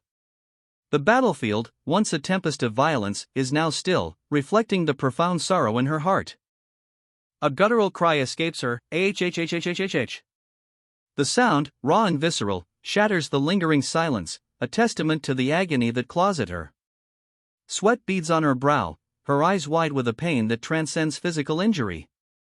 Her anguish spills over, a guttural cry tearing from her throat. Tears stream down her face, mirroring the devastation she feels. The raw emotion is palpable, a stark contrast to the battlefield's silence. Morning again. We are at the annex bunker. The simple statement hangs heavy with unspoken weariness, a stark contrast to the raw emotion of moments before. "Right now," she states, her voice flat, a stark contrast to the earlier outburst. She stands over the other woman, arms crossed, her expression unreadable. A heavy silence hangs in the air, the weight of unspoken words palpable. "No." The single word, barely a whisper, hangs heavy in the air. It's a stark contrast to the earlier tension, a quiet admission of defeat from the woman lying on the cot. The silence that follows is thick with unspoken implications. "No. That thing." She whispers, her voice barely audible above the heavy silence. The defeated woman on the cot struggles to articulate her despair, her words trailing off into the oppressive stillness of the room. "It can't be my son." The words are a desperate cry, a raw scream of disbelief tearing from her lips. Her hands claw at her hair, her eyes wide with a horrifying mixture of fear and denial. "He is your son," the words hang heavy in the air, a cruel twist of fate delivered with chilling finality. The woman's denial shatters, replaced by a silent, agonizing acceptance. Kang Ji-young, 23 years old. The name, stark and simple, hangs in the silence, a confirmation of the devastating truth. An accident. He was trapped within a blood gate. Though he escaped, the ordeal left him monstrously transformed. Afterwards, he blocked the explosion of the blood gate. The sheer force of it, the trauma he endured, it's etched onto his very being. Tears stream down his face as he cries out, the raw agony of his ordeal evident. He's been fighting the world's hunters ever since. "In order to save you," she whispers, her green eyes intense, a fierce determination etched on her face. The weight of her words, the unspoken sacrifices, hang heavy in the air. "Mom!" He whispers, his voice barely audible, eyes wide with a horrifying realization. A holographic image flickers to life, showing a gruesome scene, his mother, lying lifeless on the ground. "Mom," he cries out, the word a raw, choked sob. The holographic projection intensifies, the image of his mother, brutally slain, a horrifying confirmation of his worst fears. His grief intensifies, a silent scream trapped in his throat. The holographic image, a cruel, unwavering testament to his loss, shows only a glimpse of his mother's lifeless eye, the chilling detail amplifying his despair. Mom. He whispers, the name barely audible, a choked sob escaping his lips. The red-tinged city backdrop intensifies the scene's raw agony, mirroring the turmoil within him. He whispers, the single syllable a testament to his unending grief. His sorrow hangs heavy in the air, a palpable silence amplifying the tragedy. This is strangely rhythmic, a voice observes, the words a stark contrast to the broken whispers of Mo, escaping the grieving man. A dark, almost violent energy pulses in the background, a visual echo of his inner turmoil. He begins again, the sound swallowed by the oppressive silence. A single, incomplete syllable, a fragment of a word, yet it carries the weight of his unbearable sorrow. Kind of sounds like cicadas, a voice observes, the comment oddly detached from the raw agony of the man before him, who cries out, Mom, again, the word a desperate, broken plea. Mom! The cry escapes him, raw and desperate, a heartbreaking plea echoing in the oppressive silence. But why are you, a grown-ass kid, whining about your mom? The question hangs heavy in the air, a stark contrast to the desperate cries for his mother that had just escaped the injured man. A cruel indifference colors the speaker's tone. You, motherfucker. The injured man's voice, barely a whisper, is thick with rage and pain. His words, a venomous curse, cut through the silence. Do you not have a mom? The question explodes from the speaker, a raw, brutal challenge echoing the earlier cruelty. It's a taunt, a deliberate jab at the injured man's most vulnerable point. His face contorted in a silent scream, a mask of raw agony. The brutal taunt, a festering wound on his pride, leaves him speechless, only the silent, guttural expression of his pain remaining. You piece of shit. The words, a venomous spit of contempt, hang heavy in the air. His tormentor's cruelty escalates, the insult a fresh blow to a man already broken. A single, choked gasp escapes him. The silence that follows is heavier than any shouted insult, a testament to his utter defeat. He's pulled into a vortex of crimson, a swirling maelstrom of dark energy consuming him. The desperate, pained contortion of his body speaks volumes. This is no mere defeat, but annihilation. Only crimson remains. The swirling vortex of dark energy has fully consumed him, leaving behind nothing but the fading echoes of his struggle. Only crimson remains. The vortex fades, leaving behind an unsettling silence. An unsettling quiet descends. Only a pale, almost ethereal yellow remains where the vortex of energy once raged. Wide-eyed, he stares ahead, a tremor of fear running through him. The aftermath of the vortex leaves him shaken, the silence heavy with unspoken dread. He breathes, the single word a testament to his confusion. The silence, once heavy with dread, now feels pregnant with an unsettling uncertainty. This. The word hangs in the air, a whisper of disbelief. He sits on the edge of his bed, eyes wide, taking in his surroundings with a dawning comprehension. The unsettling uncertainty of moments past now gives way to a profound, quiet shock. Is my house right? The question hangs in the air, a silent scream of disbelief and dawning horror. He stares at the familiar surroundings, the reality of his situation slowly sinking in. Did I? The question hangs heavy, unspoken yet echoing the character's dawning horror. A chilling uncertainty grips him, the weight of a terrifying possibility settling upon his shoulders. He stands before a small restaurant, the familiar street scene a stark contrast to the horrors he's just witnessed. A sense of disorientation washes over him. This is his home, yet it feels alien, a cruel reminder of his altered reality. Come back? The question hangs in the air, a stark reminder of the surreal events he just experienced. The familiar sight of his neighborhood, a small restaurant on a quiet street, offers little comfort. Instead, it amplifies the disorienting feeling of unreality, a jarring contrast to the horrors he's just witnessed. Is this real? The question, stark and simple, echoes his disorientation. The familiar street, the small restaurant, all feel wrong, a jarring contrast to the nightmare he just escaped. Really, his past? The question hangs heavy in the air. He peers into his home, a shadowy figure emerging, his mother. Mom! He whispers, a mixture of disbelief and longing coloring his voice. Mom! The word, barely a whisper, carries a weight of disbelief and longing. A wave of emotion washes over him as he sees her, a figure emerging from the shadows of his home. You! He breathes, the single word hanging in the air, a testament to his shock and dawning realization. His mother's presence, a shadowy figure just moments ago, now stands before him, a silent question mark in the unfolding mystery of his past. Think? The word explodes from the page, a stark, crimson question mark against the black backdrop, echoing his stunned silence. Doubt, uncertainty, and a desperate need for answers consume him. Her face, half human, half something else entirely, is a horrifying mask of bone and shadow. A single, malevolent red eye gleams, a stark contrast to the ghostly pallor of her skin. Terror, raw and visceral, grips him. A sea of crimson engulfs the page, a stark contrast to the chilling visage that preceded it. The oppressive red bleeds across the panel, mirroring the terror that grips him. Crimson engulfs him, a wave of terrifying energy consuming everything. From the swirling crimson vortex, a hand emerges, a stark contrast to the fiery chaos. It reaches out, a silent promise of something more to come. A guttural, horrifying sound rips through the air, kaak, as a grotesque figure is violently expelled from the crimson vortex. Its eyes are wide, bloodshot, and filled with a primal rage. A guttural scream, aak, echoes as the creature is violently hurled from the vortex. Its rage is palpable, a terrifying promise of the chaos to come. Its mouth gapes open in a silent scream, a horrifying rictus of rage and agony. The creature's very essence seems to writhe in furious torment. Cock! A wave of crimson engulfs the page, a visceral echo of the creature's agony. The sound, a sharp cock, underscores its final, desperate struggle.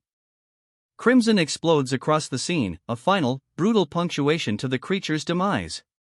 Its body, riddled with wounds, collapses in a silent, bloody ruin.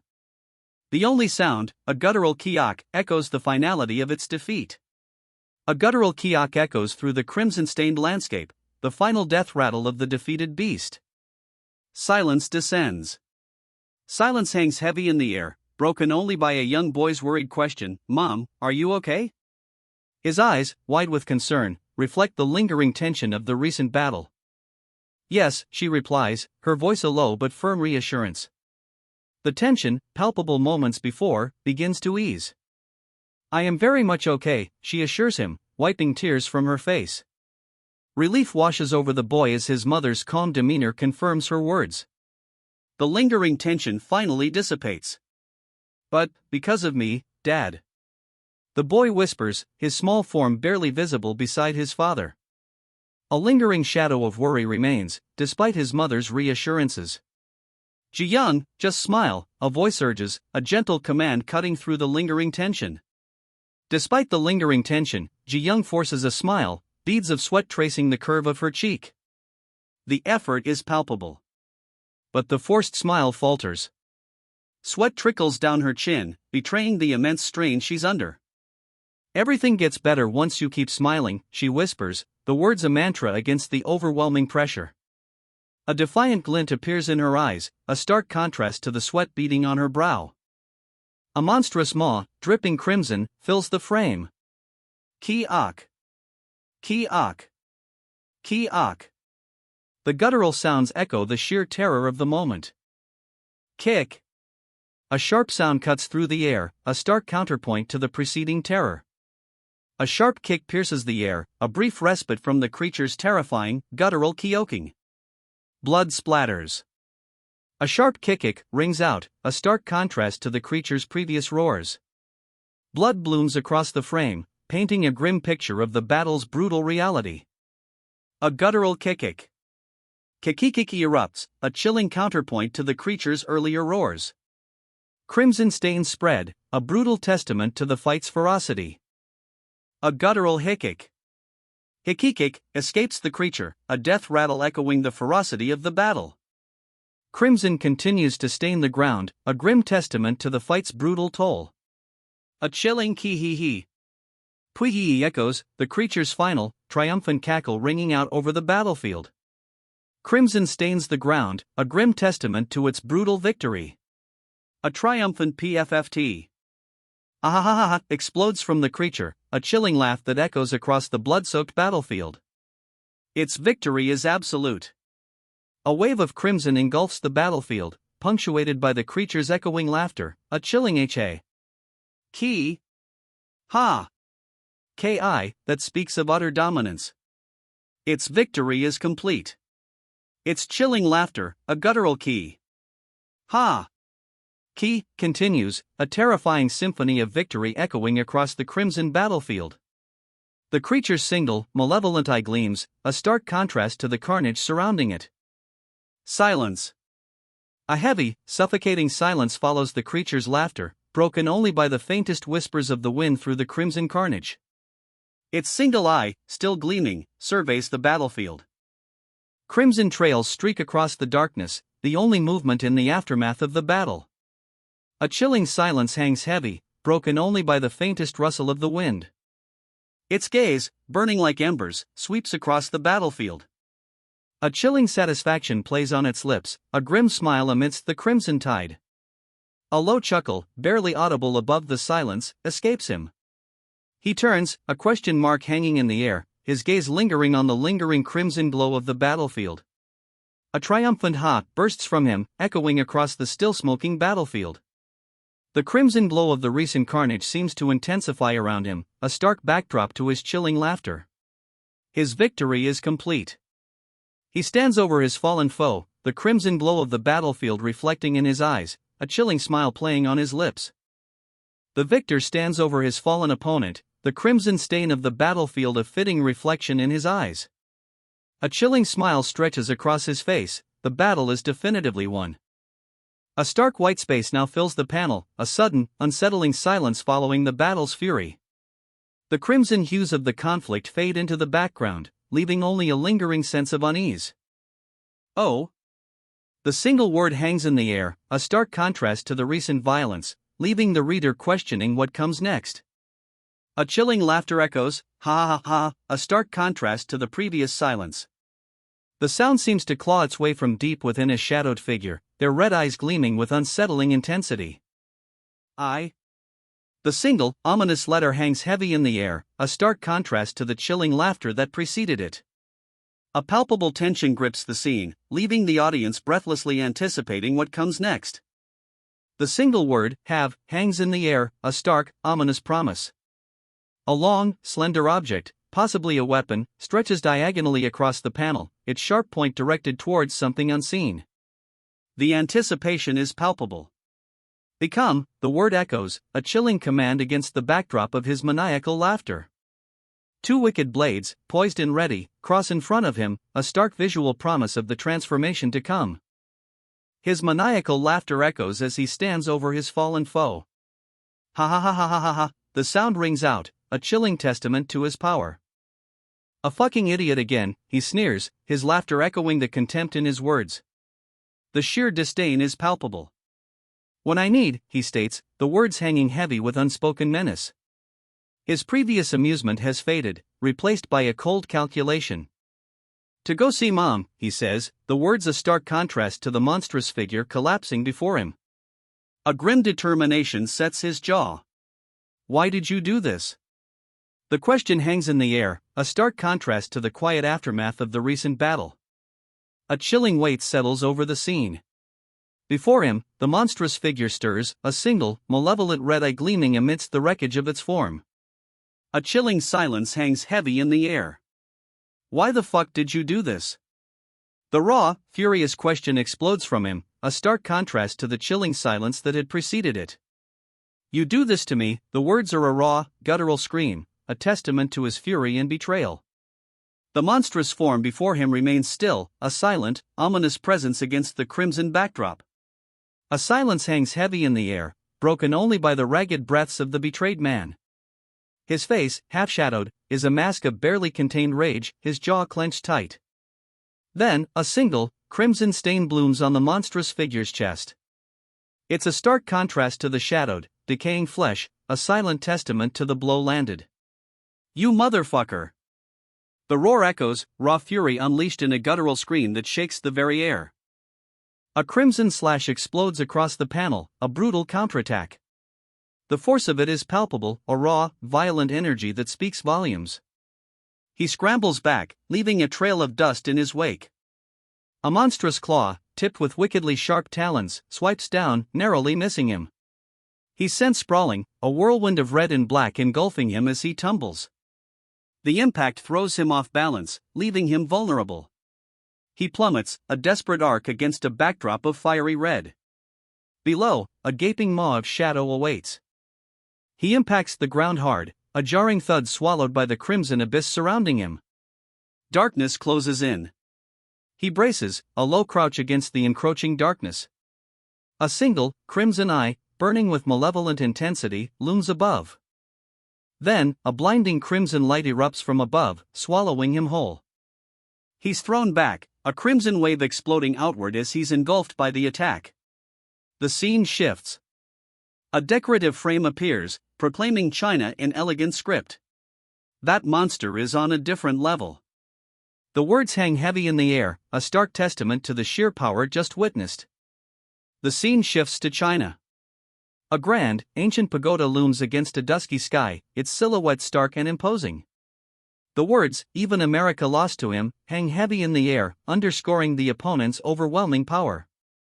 A chilling question hangs in the air: can we even fight back? Doubt, stark and heavy, settles over the scene. The imposing figure of the opponent, cloaked in shadow and a menacing aura, fills the frame. His powerful stance, a stark contrast to the uncertainty that preceded it, leaves no room for doubt. This is a formidable foe. Even the air crackles with his immense power. A harsh "ha" escapes the formidable foe, a sound that cuts through the heavy tension like a blade. His laughter, cold and devoid of humor, underscores the sheer disparity in power.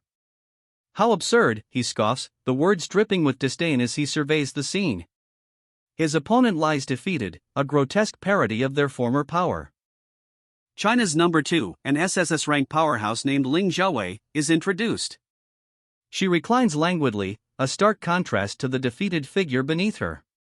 The scene is awash in crimson, a testament to the battle's ferocity.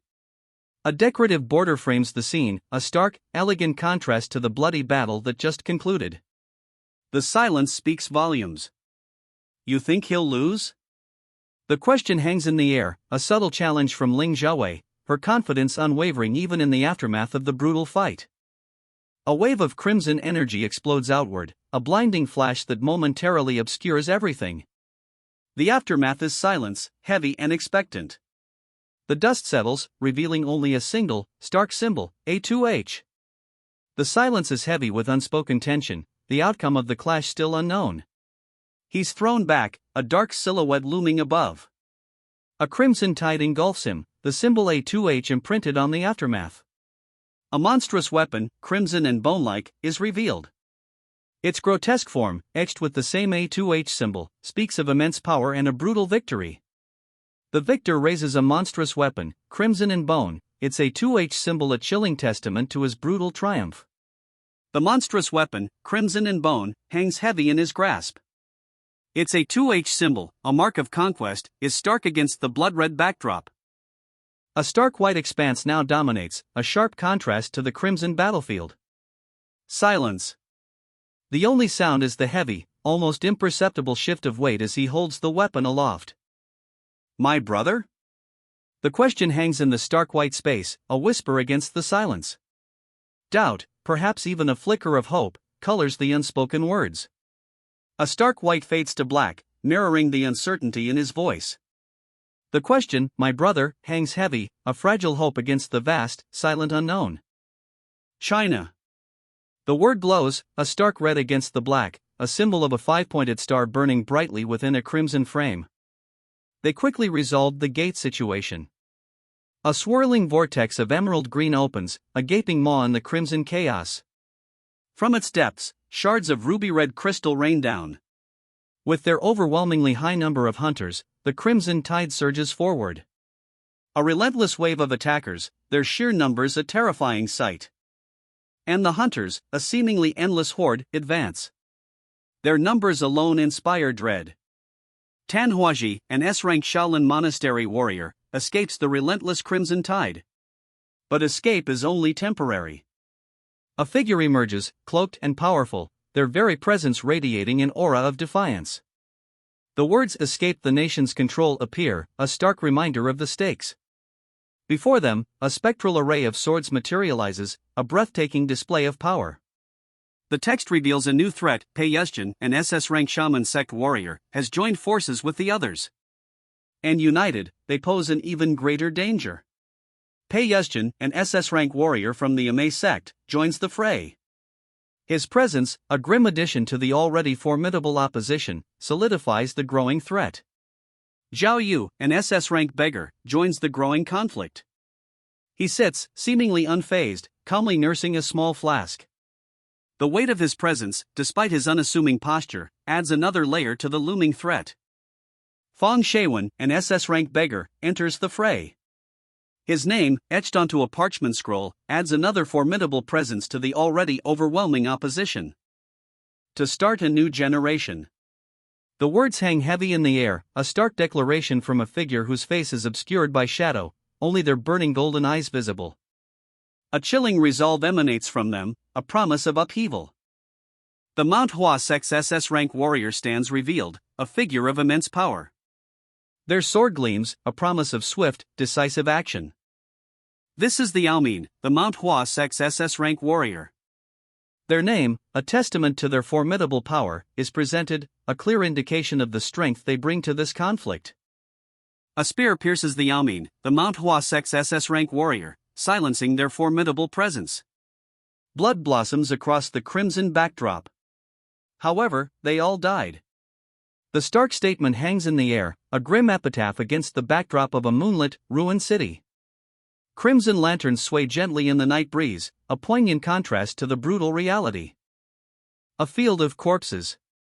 Broken bodies litter the ruined plaza, a grim testament to the battle's brutal cost. Crimson stains the shattered stone, a macabre tapestry woven under the indifferent gaze of the moon. "You're killing everyone," to two people, a woman accuses, her voice sharp against the backdrop of carnage. The accusation hangs heavy, a stark contrast to the nonchalant way her companion continues his grim task. "And I'm reviving them to make into slaves." The chilling words hang in the air, a stark contrast to the horrific scene already unfolding. His actions, a grotesque mockery of life, paint a terrifying picture of his power and cruelty. This is how we're going to unify China?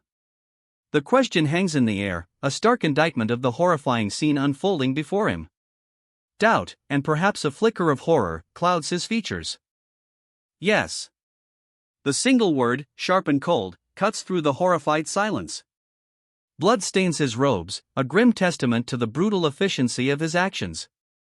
He stands over the fallen figure, his gaze unwavering. A heavy silence descends. The only sound is the ragged breath of the witness, his horror palpable. He stares, speechless, at the aftermath. From above, two figures watch the scene unfold. "Lunatic bastard," one of them hisses, the word hanging heavy in the air above the rows of silent, horrified onlookers. And that's how China was unified.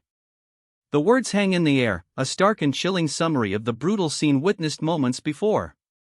A chilling silence descends. The aftermath hangs heavy, a stark contrast to the violence that preceded it. The only sound is the wind whispering through the desolate landscape. The reason it. The words hang heavy, a stark question mark etched against the silence. What was the reason? The weight of that unspoken answer presses down, heavier than the dust still settling on the battlefield. Was it possible? The question hangs in the air, a stark echo of the unspoken truth. The weight of that possibility, of what could have been, settles heavily on the scene. A single, malevolent red eye gleams from beneath a tattered hood. Dust motes dance in the faint light, swirling around a skeletal hand, reaching out. The lingering silence speaks volumes. Was one person's? The question hangs heavy, unanswered. Blood spatters across the desolate landscape, a grim testament to the violence that transpired. Crimson stains the ground, a grim testament to the brutal battle's conclusion. The silence is heavy, broken only by the whisper of the wind across the desolate landscape. He lies defeated, impaled upon his own weapon. A gruesome end to a brutal fight. The silence is heavy, broken only by the ragged breaths of the victor. The victor stands over his fallen foe, the silence heavy with the weight of the battle's end. Blood stains the ground, a stark reminder of the brutal fight. A heavy silence descends. Only the victor remains, standing amidst the carnage. The air hangs heavy with the scent of blood and the lingering tension of the battle's brutal conclusion. A new figure emerges from the shadows, their voice cutting through the lingering silence. I arrived here because I heard there was someone strong. The words hang in the air, a challenge whispered on the wind. The defeated foe collapses, a final, shuddering breath escaping before silence reclaims the battlefield once more. The ornate frame, a stark contrast to the brutal battle that preceded it, proclaims China's #1. A title earned, a testament to strength. Illogical and nonsensical strength. The words hang heavy in the air, a chilling testament to the victor's power. And it was fucking worth it, the victor declares, a grim satisfaction etched on their face. They stand triumphant, the remnants of their opponent clinging to their weapon like macabre trophies. The victor's grim satisfaction deepens. Their opponent, now a grotesque trophy, is impaled upon their weapon, a macabre testament to their brutal victory. Lan Guang. The name, emblazoned across the page, announces the victor's SSS rank. A chilling testament to their power. A single word, raw and visceral, escapes Lan Guang's lips, fuck. The sheer force of the utterance speaks volumes, a stark contrast to the chilling calm of their victory. Lan Guang lies on the ground, a crimson trail arcing above them like a macabre ribbon. Their eyes, wide and filled with a stark, unexpected surprise, betray the cost of victory. A crimson trail marks Lan Guang's fall, a stark testament to the battle's brutal cost. Their wide eyes, filled with disbelief, linger on the scene, a silent scream of surprise echoing the earlier curse. Lan Guang's body lies broken, limbs scattered amidst a crimson haze. The stark reality of defeat settles, a heavy silence punctuated only by the slow drift of blood. A monstrous figure looms, its form a grotesque parody of life, silhouetted against the crimson backdrop of Lan Guang's defeat. The creature's victory is absolute, its presence a chilling testament to the battle's brutal end. Its shadow falls across the battlefield, a chilling reminder of the victor's power. The creature stands triumphant, its grotesque form a stark contrast to the carnage it has wrought. Crimson dust settles, revealing only the monstrous claw, still dripping with the residue of Lan Guang's defeat. A chilling silence hangs heavy in the air. You're having fun? The question hangs in the air, a chilling counterpoint to the crimson battlefield. It's a taunt, dripping with the victor's cruel amusement. A monstrous figure looms, its form barely visible in the crimson haze. Glowing red eyes pierce the darkness, a chilling testament to the victor's power. The silence is broken only by the faint crackle of residual energy. A cloud of dust explodes, obscuring the scene. The dust clears, revealing a grim aftermath. Blood spatters the ground, a stark testament to the ferocity of the recent clash. Crimson stains the ground, a grim testament to the brutal exchange. The dust settles, revealing the extent of the damage. Impaled upon a spear, the creature's grotesque features contort in a final, agonizing scream. Its lifeblood stains the ground, a grim end to a brutal battle. The creature collapses, its final, shuddering breath lost in the swirling dust and crimson spray. Silence descends, broken only by the drip, drip, drip of its lifeblood staining the earth. A new voice cuts through the silence. I arrived here because I heard there was someone strong. The words hang heavy in the air, a promise of further conflict. The creature's body lies broken, a gruesome testament to the battle's ferocity. From the dust and shadow, a figure emerges, their presence both ominous and intriguing. The title card reads, China's #1, setting the stage for the story's central conflict and hinting at the protagonist's formidable reputation. The victor stands amidst the dust, their weapon a grotesque, flesh-like blade dripping with the remnants of their foe. A smaller, severed piece of the blade lies discarded nearby, a chilling testament to the battle's brutal conclusion. And it was fucking worth it, the victor declares, their grotesque, flesh-like weapon still dripping, a testament to the brutal fight just concluded. A smirk plays on the victor's lips, a chilling contrast to the blood staining their face and grotesque weapon. Their gaze lingers on the defeated foe, a twisted creature lying broken beneath them. The fight, brutal as it was clearly worth the effort. The victor's triumph is punctuated by a stark announcement, SSS rank. Ling Guang. The name, etched in bold lettering, hangs heavy with significance, a testament to the victor's overwhelming power. A single word, raw and visceral, explodes from Ling Guang, fuck. The utterance hangs heavy in the air, a stark contrast to the triumphant announcement of her SSS rank victory. Ling Guan lies defeated, a crimson trail of energy arcing above her. Her eyes, though closed, betray a flicker of something akin to disbelief. The weight of her SSS rank victory, it seems, is heavier than she anticipated. Crimson energy trails dissipate, leaving behind the scattered remnants of Ling Guang's power. Her defeat is complete, the aftermath a stark testament to the battle's ferocity.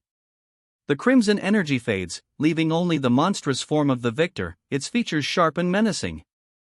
A chilling silence descends, broken only by the faint whisper of wind through the ravaged landscape. The victor's monstrous form looms large, its skeletal hand dripping with the fading crimson energy of its defeated foe. A chilling silence hangs heavy in the air, the only sound the wind whispering through the ravaged landscape. Crimson dust still settles, the victor's weapon, a wickedly curved blade, resting on the ground, a testament to the brutal battle just concluded. The silence remains profound, broken only by the wind's mournful sigh. You're having fun? The question hangs in the air, a chilling counterpoint to the victor's still ominous presence. A cruel smirk plays on its lips, the red glow of its eyes intensifying. The victor looms above their fallen foe, a cruel smirk twisting their lips. You're having fun, they sneer, their red eyes burning with a malevolent intensity.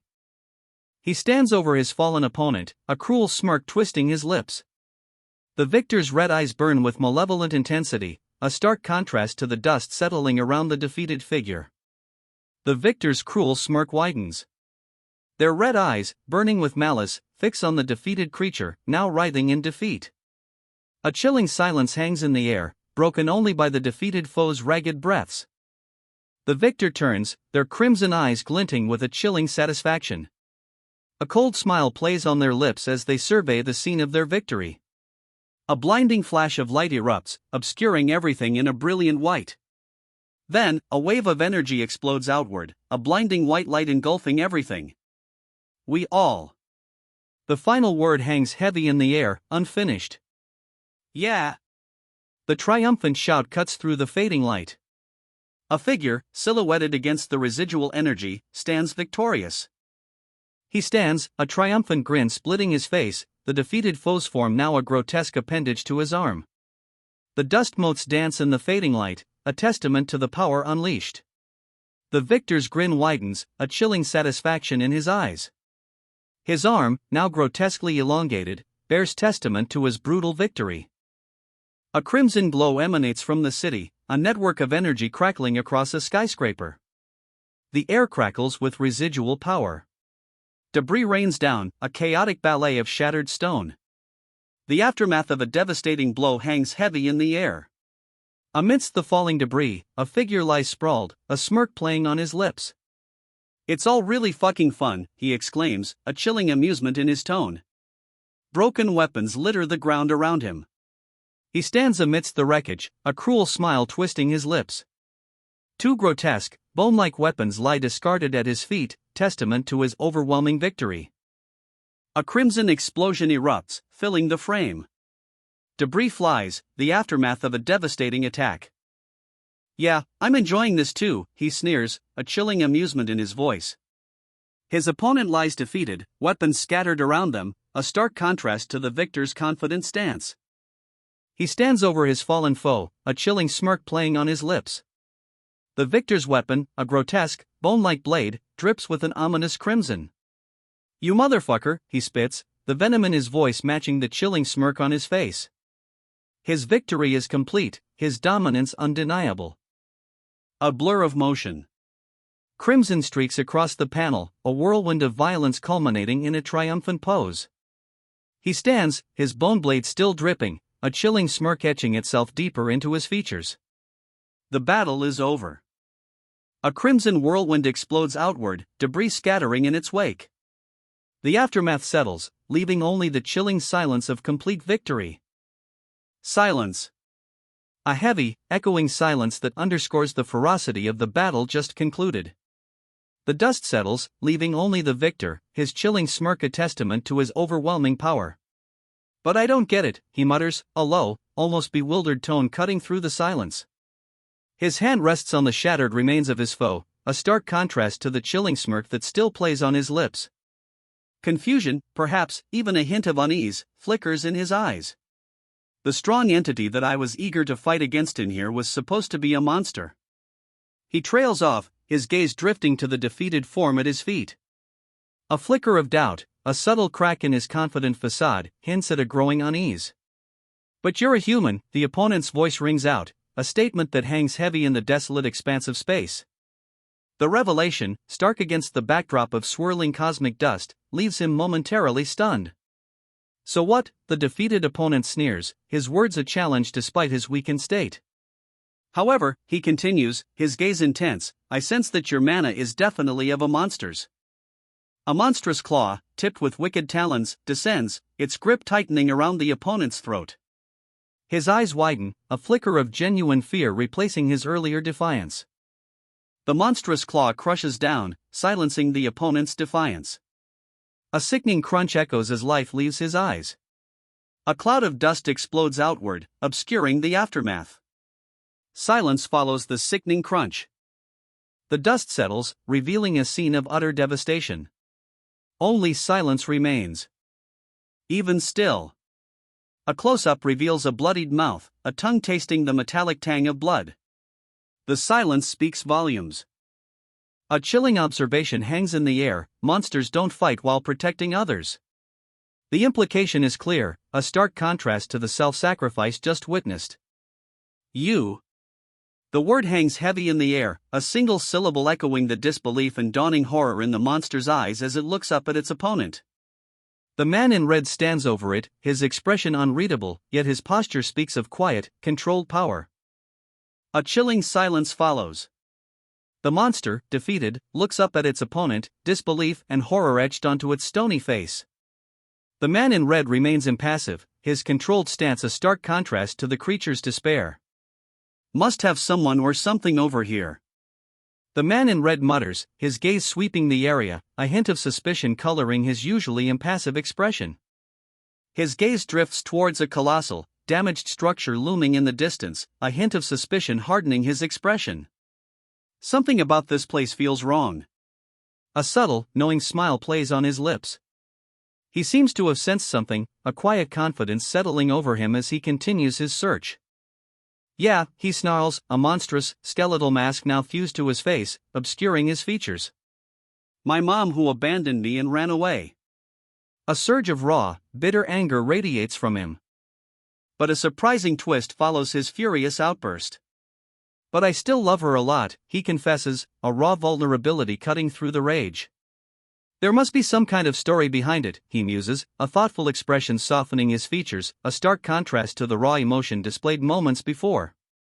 The masked figure watches him intently, his own expression unreadable. "Yeah."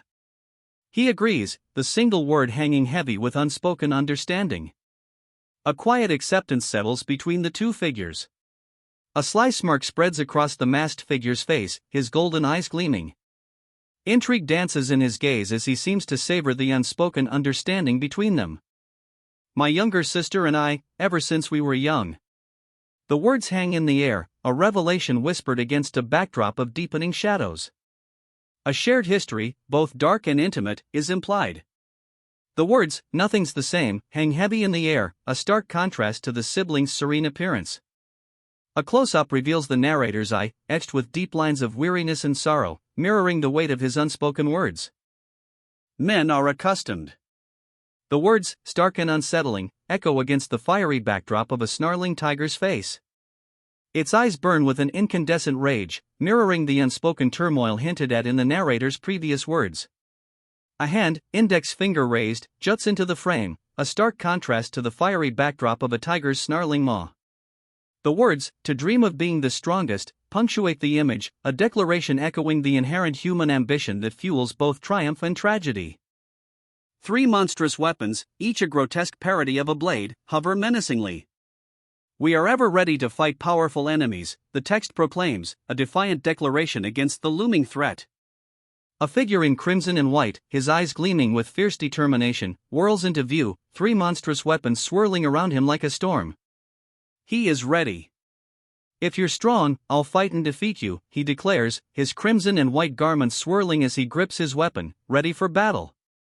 A fierce determination burns in his eyes. The impact of his attack sends a shockwave outwards, a powerful burst of energy rippling through the air. "Let's do this," he roars, a fierce glint in his eye as he prepares to meet his opponent head-on. His resolve is unwavering.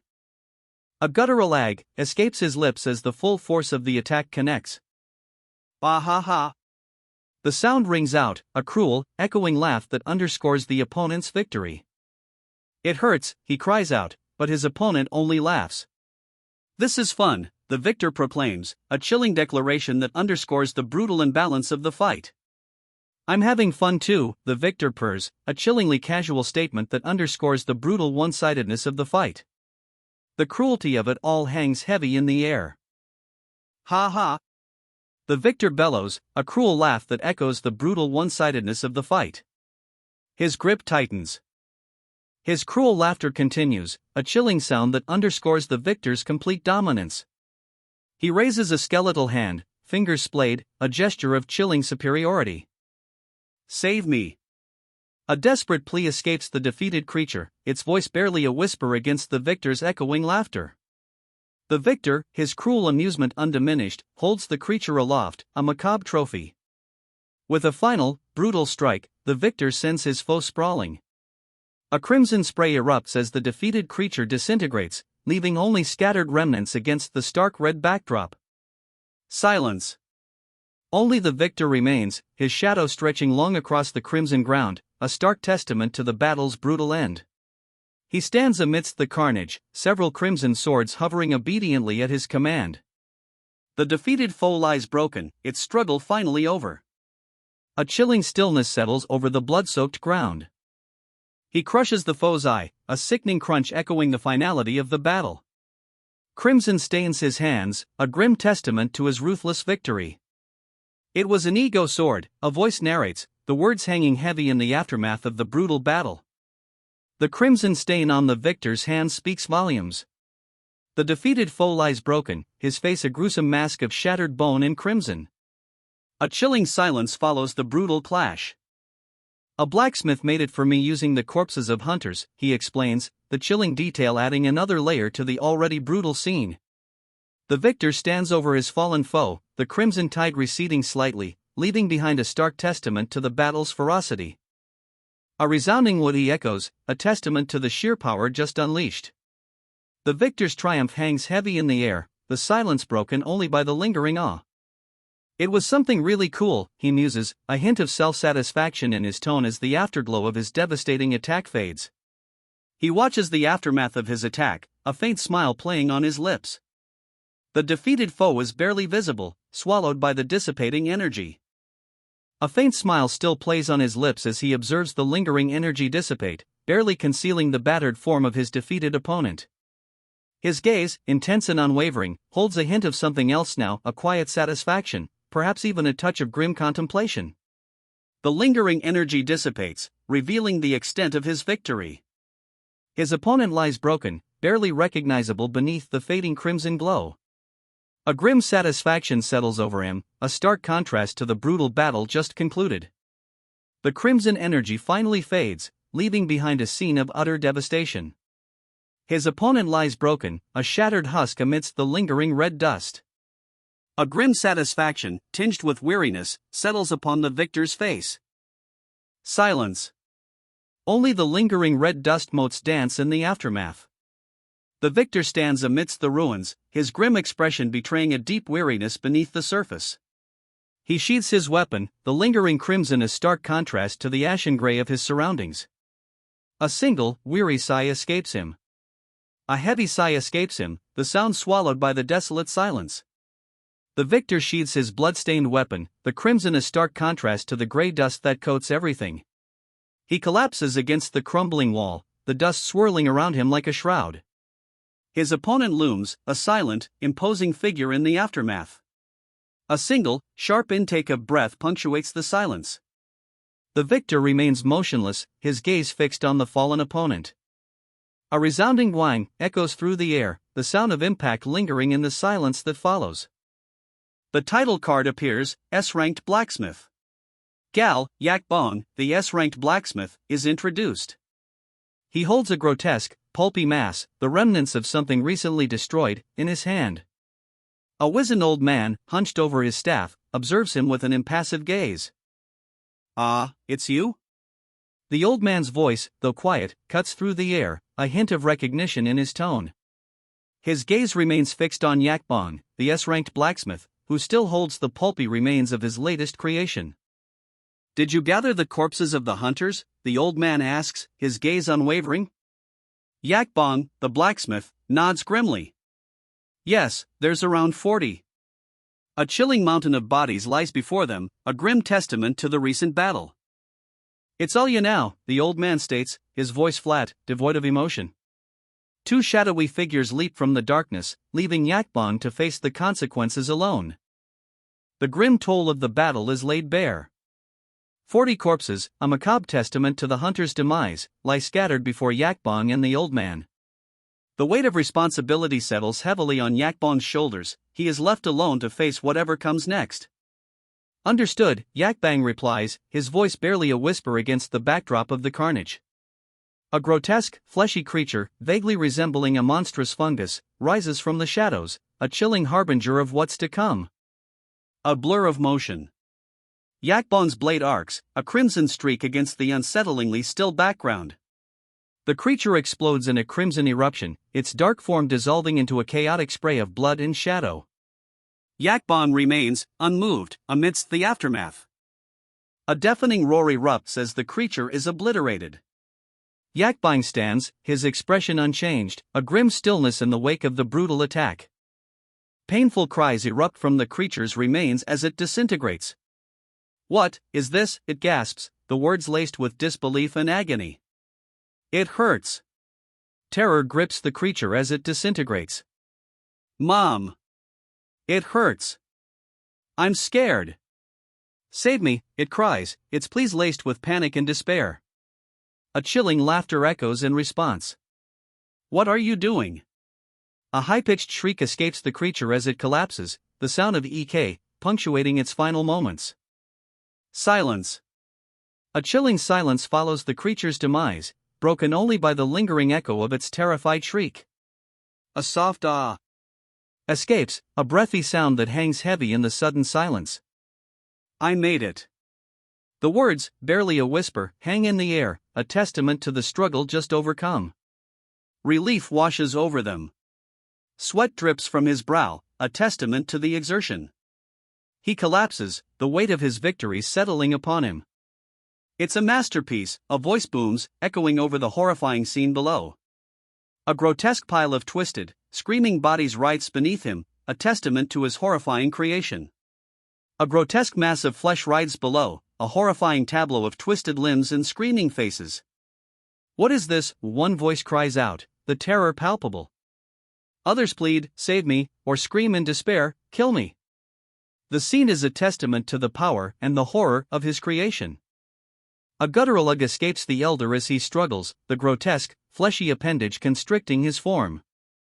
The young man in red, seemingly unfazed by the horrifying scene behind him, watches intently, his expression unreadable. The elder's struggle intensifies, a guttural groan escapes him as the fleshy appendage tightens its grip. His form is contorted, a horrifying spectacle. Meanwhile, the young man in red remains impassive, his gaze fixed on the elder, his expression unreadable.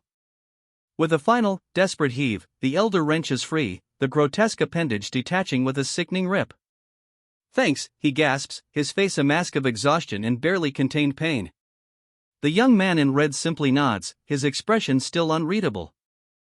A crimson explosion erupts, a whirlwind of motion and raw energy. The elder is thrown back, the force of the blast sending him sprawling. A wave of crimson engulfs them both. The elder is tossed aside, a blur of motion and desperate screams. He stands victorious, silhouetted against the crimson afterglow of the battle. The elder lies defeated, the dust settling around him. A chilling stillness hangs in the air. "Mom! Mom!" he cries, a desperate plea amidst the pain. It hurts, he gasps, his words barely audible above the sounds of battle. "I'm flying." "Daughter? Is my daughter over there?" The desperate cry cuts through the silence, a raw, agonizing plea born of fear and urgency. "Mom! I'm here." The desperate cry cuts through the chaos, a small voice amidst the carnage.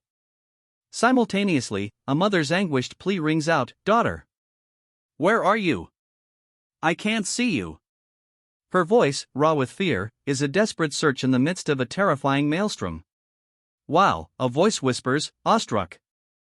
The sheer power of the blow, the ferocity of the battle, leaves even onlookers breathless. "Mom!" The desperate cry pierces the chaos, a tiny beacon of hope amidst the brutal fight. A deafening crash echoes as the dust and debris settle. "Daughter!" The desperate cry tears through the silence, a raw, agonizing plea. Her face, contorted in pain, is framed by skeletal hands, their grip tightening. "A family reunion!" The words explode across the panel, a stark contrast to the bloody chaos below.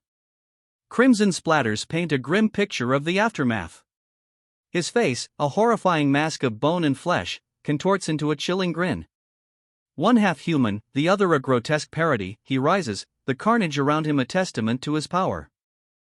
A wave of dark energy erupts, a violent tremor shaking the very ground. The creature, half human, half monstrosity, unleashes its power in a devastating display.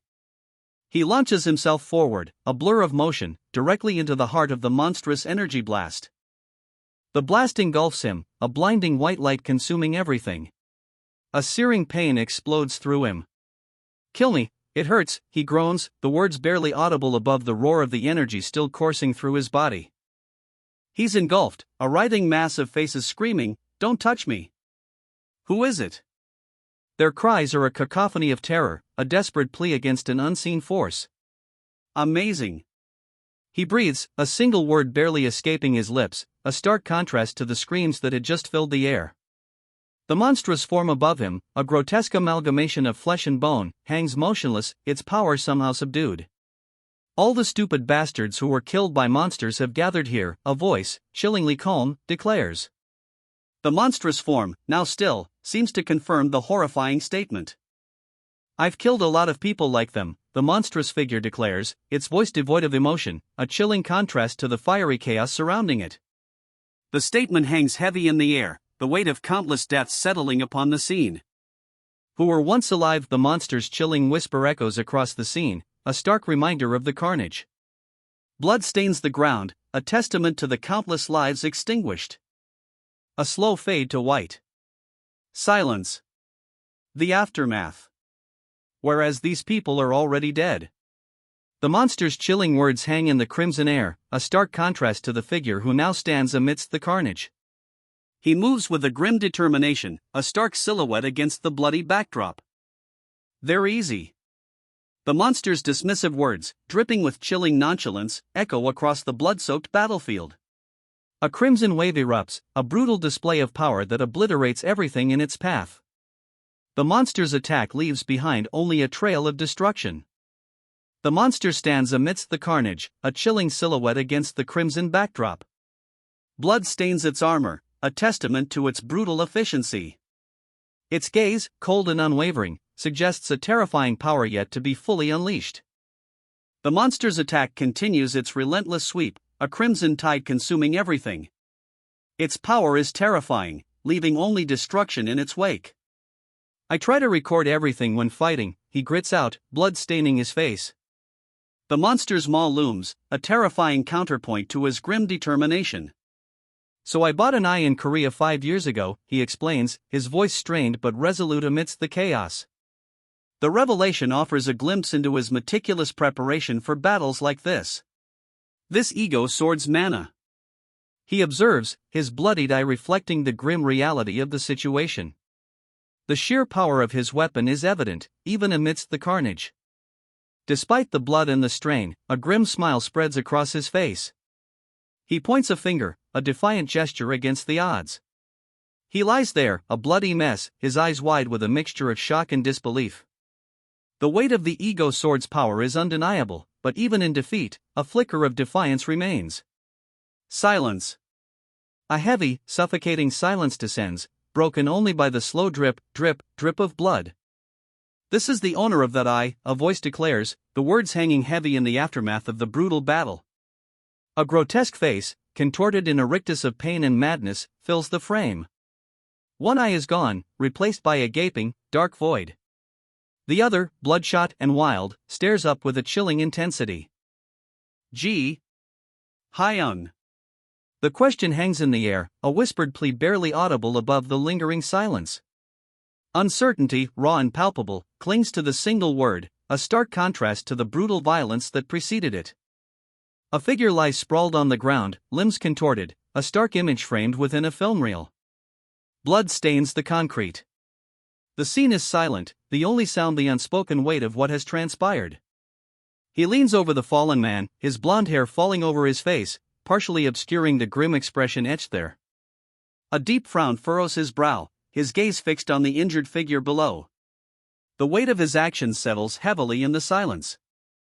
His gaze lingers on the fallen man, a grim determination etched onto his bruised face.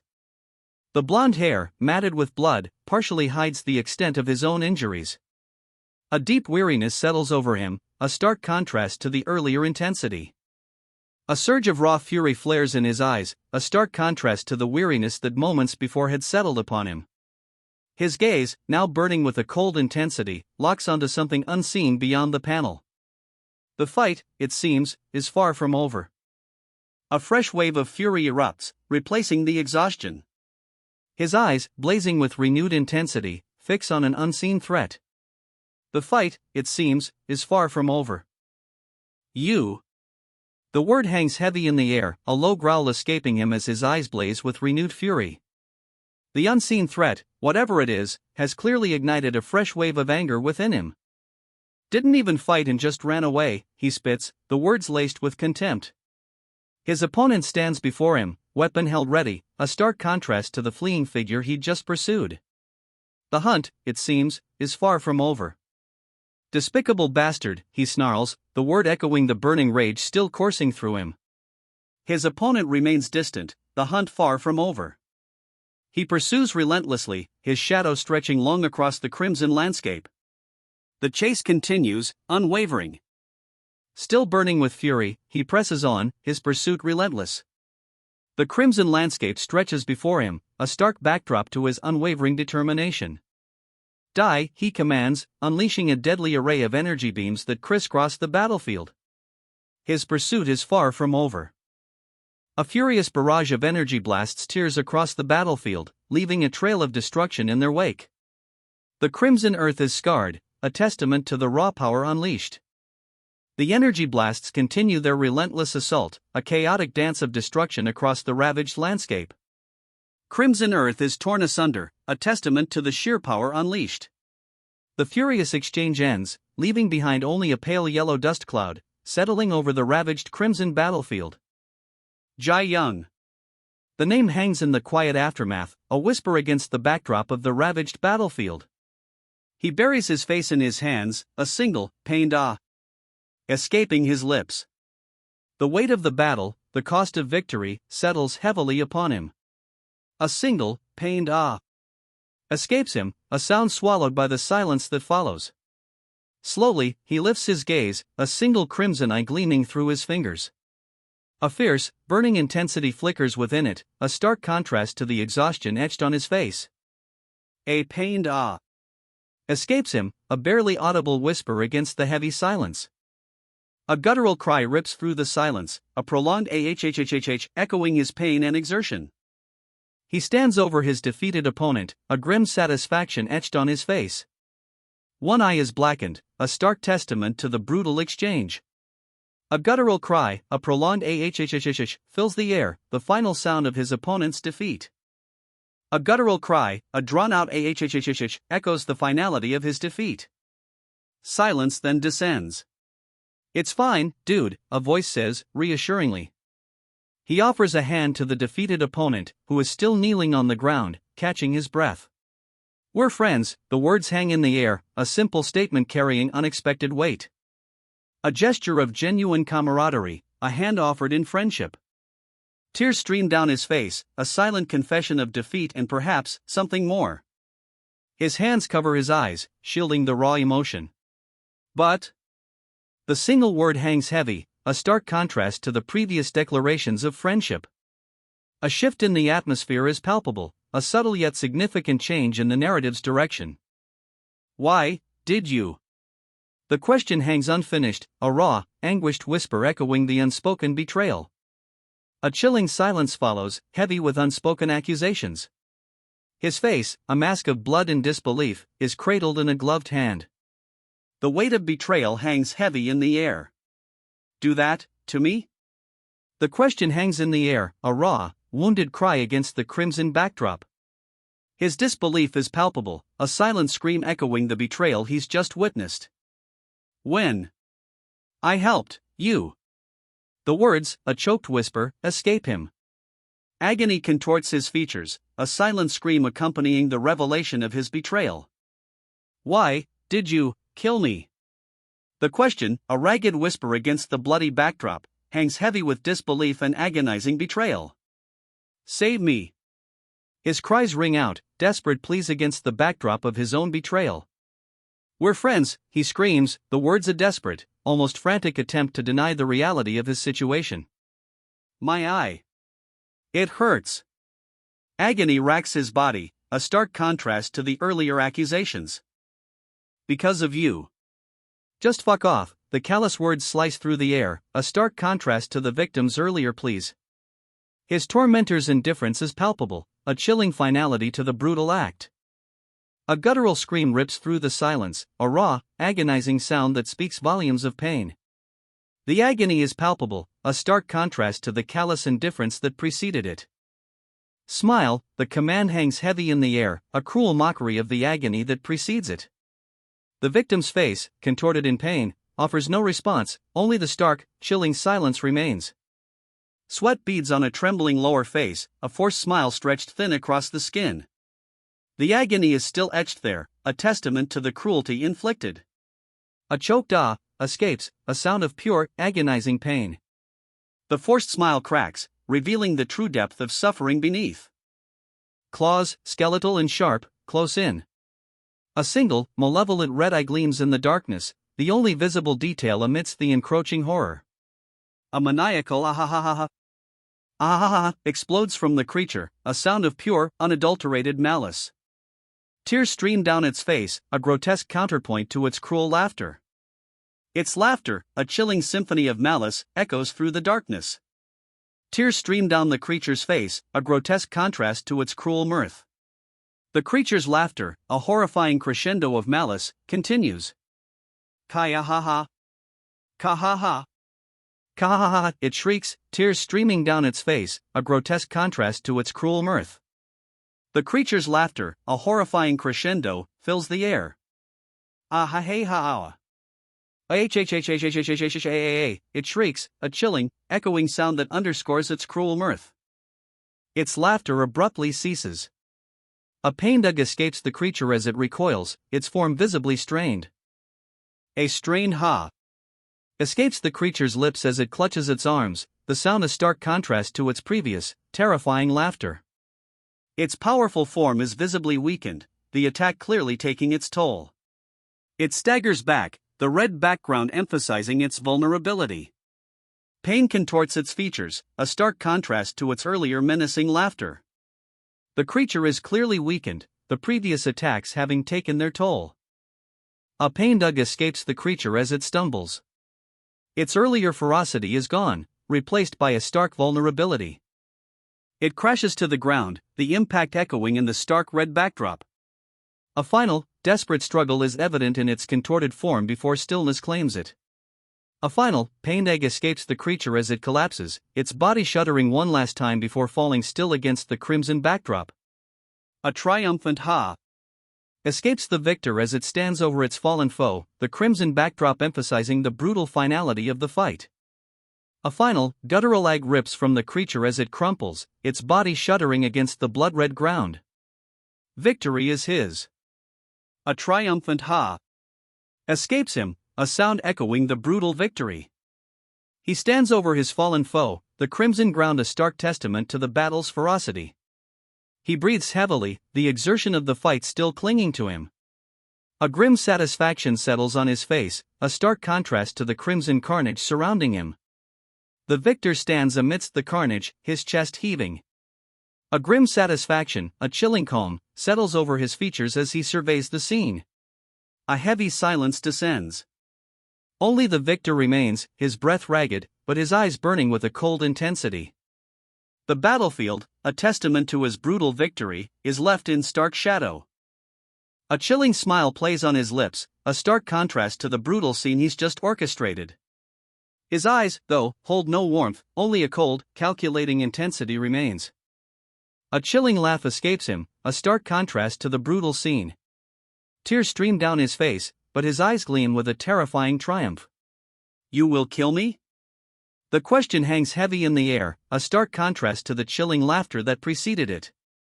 A palpable tension fills the space, the unspoken answer heavy with dread. He stands triumphant, a silhouette against the crimson sky, his sword still raised. Below him, a gruesome pile of corpses, their red eyes staring blankly upwards, a testament to his brutal victory. A gruesome tableau unfolds. His final foe lies defeated, a mangled corpse amidst a pile of others, their lifeless eyes staring blankly upwards. A chilling grin stretches across the victor's face, blood staining his cheeks. Blood stains his weapon, a grim testament to the carnage. He stands amidst the fallen, a chilling smile playing on his lips. The battle is over. The victor's chilling smile widens, a grim satisfaction etched onto his blood-splattered face. His weapon, still dripping, hangs heavy in his hand, a stark reminder of the brutal battle just concluded. His chilling smile deepens, a cruel satisfaction radiating from his blood-soaked face. The weapon, still dripping, hangs heavy, a grim reminder of the brutal fight. A sinister glint flickers in his eyes, promising more bloodshed to come. The title card explodes onto the page, bones, a stark crimson against the white, splattered with the grim residue of battle. The very word seems to crack and bleed, mirroring the brutal conflict just witnessed. The setting shifts. Ancient Chinese architecture dominates the scene, silhouetted against a fiery, dust-filled sunset. The air itself seems thick with the weight of history and impending conflict. Brother. The single word hangs heavy in the dust-filled air, a whisper against the backdrop of ancient, ornate buildings bathed in the fading light of a fiery sunset. A sense of foreboding settles over the scene. A young woman, eyes glowing with an unnatural light, idly twirls a lollipop. I wonder if he's having fun fighting, she muses, her tone laced with a detached curiosity, almost amusement, as she watches the chaos unfold around her. China's number 2. SSS rank. Ling Xiaowei. The name, emblazoned in ornate script, hangs heavy with unspoken power, a stark contrast to the casual amusement the young woman displayed moments before. Shuwei, she calls out, the name sharp and clear, cutting through the ongoing battle. A sudden shift in focus, her amusement seemingly forgotten. What is it? The question hangs in the air, a sharp contrast to the previous intensity. Concern replaces amusement in her voice, a palpable shift in the atmosphere. Zhui's words, the northern hunters, hang heavy in the air, a chilling revelation that instantly stills the ongoing battle. A palpable shift in the atmosphere, the previous tension is now laced with a deeper, more ominous threat. Yes? The single word, a question hanging in the air, speaks volumes. It's a stark contrast to the chilling revelation that preceded it, a brief moment of stunned silence before the next move. We're annihilated. The words, stark and chilling, echo the devastating truth. A grim silence follows, the weight of the revelation pressing down. What? The single word explodes from him, a raw, visceral reaction to the devastating news. His eyes widen, reflecting the horror of the situation. Why? The question hangs in the air, a raw cry of disbelief. Scattered around him lie the shattered remnants of armor, a grim testament to a devastating loss. Grief consumes him, a silent scream twisting his face. He clutches a crimson artifact, its golden details stark against the dark energy swirling around them. Beside him, a young woman watches, her eyes filled with a quiet sorrow. Our story unfolds in northeast China. Our journey takes us to the Black Dragon fortified castle. Before us, the Black Dragon fortified castle rises, a majestic fortress shrouded in mist. Its imposing architecture speaks of power and ancient secrets. Or at least, that's what it was before. A sense of foreboding hangs in the air, a stark contrast to the majestic fortress we saw moments ago. From their vantage point, a scene of utter devastation unfolds. The once proud Black Dragon fortified castle is now little more than rubble, a vast expanse of ruin stretching to the horizon. A wave of grim understanding passes between the two figures. How refreshing, a voice remarks, the words hanging heavy in the wake of the destruction. The utter devastation of the Black Dragon fortress speaks volumes. A low, shuddering sound escapes them, a barely audible ee. Expressing a mixture of awe and perhaps a touch of unsettling satisfaction at the scale of the destruction. A faint fey escapes them, a sound barely audible above the wind whistling through the ruins of the fortress. They turn their back to us, a silent testament to the overwhelming power just unleashed. A low, guttural eeing each echoes, a sound born of immense power unleashed. The figure turns, their back now to us, the sheer scale of the destruction a silent testament to their might. They stride away, leaving behind a trail of shimmering, multicolored energy. A woman watches them go, her expression unreadable. Tae-Soo. The woman's voice, barely a whisper, carries a weight of unspoken emotion, a mixture of awe and apprehension. The name hangs in the air, a question mark in the wake of the immense power just displayed. Let's stop, a voice commands, cutting through the lingering energy trails. A sense of urgency, perhaps even a touch of desperation, underpins the simple words. Ag you. The man cries out in pain, his body contorted under the strain. A desperate plea follows, a barely audible please. The scene is one of raw power and desperate supplication. When it comes down to it, you are the one who did wrong, a voice accuses. But a defiant no rings out in response, cutting through the accusation. Two figures stand, backs to us, a silent defiance in their posture. They walk away, leaving behind only the dust and the silence of their harsh judgment. A heavy atmosphere hangs in the air, the weight of unspoken consequences settling upon the desolate landscape. The silence stretches, heavy with the weight of unspoken words and unresolved conflict. A single, thin line divides the panel, mirroring the chasm that now separates them. A slow fade to black. The lingering silence speaks volumes, a stark contrast to the previous tension. The unspoken hangs heavy, a promise of future conflict. What's your ability? The question hangs in the air, sharp and demanding, a stark contrast to the previous silence. It cuts through the lingering tension, forcing a response. Me? It's exoskeleton. The reply is hesitant, almost whispered, a stark contrast to the sharp demand that preceded it. A palpable tension hangs in the air, the unspoken implications heavier than any words. He examines his wrist, a grim realization dawning. Ah, fuck, he mutters, his eyes blazing with a mixture of anger and fear. The crystalline fragments embedded in his skin pulse faintly, a stark reminder of his power, and perhaps, his impending doom.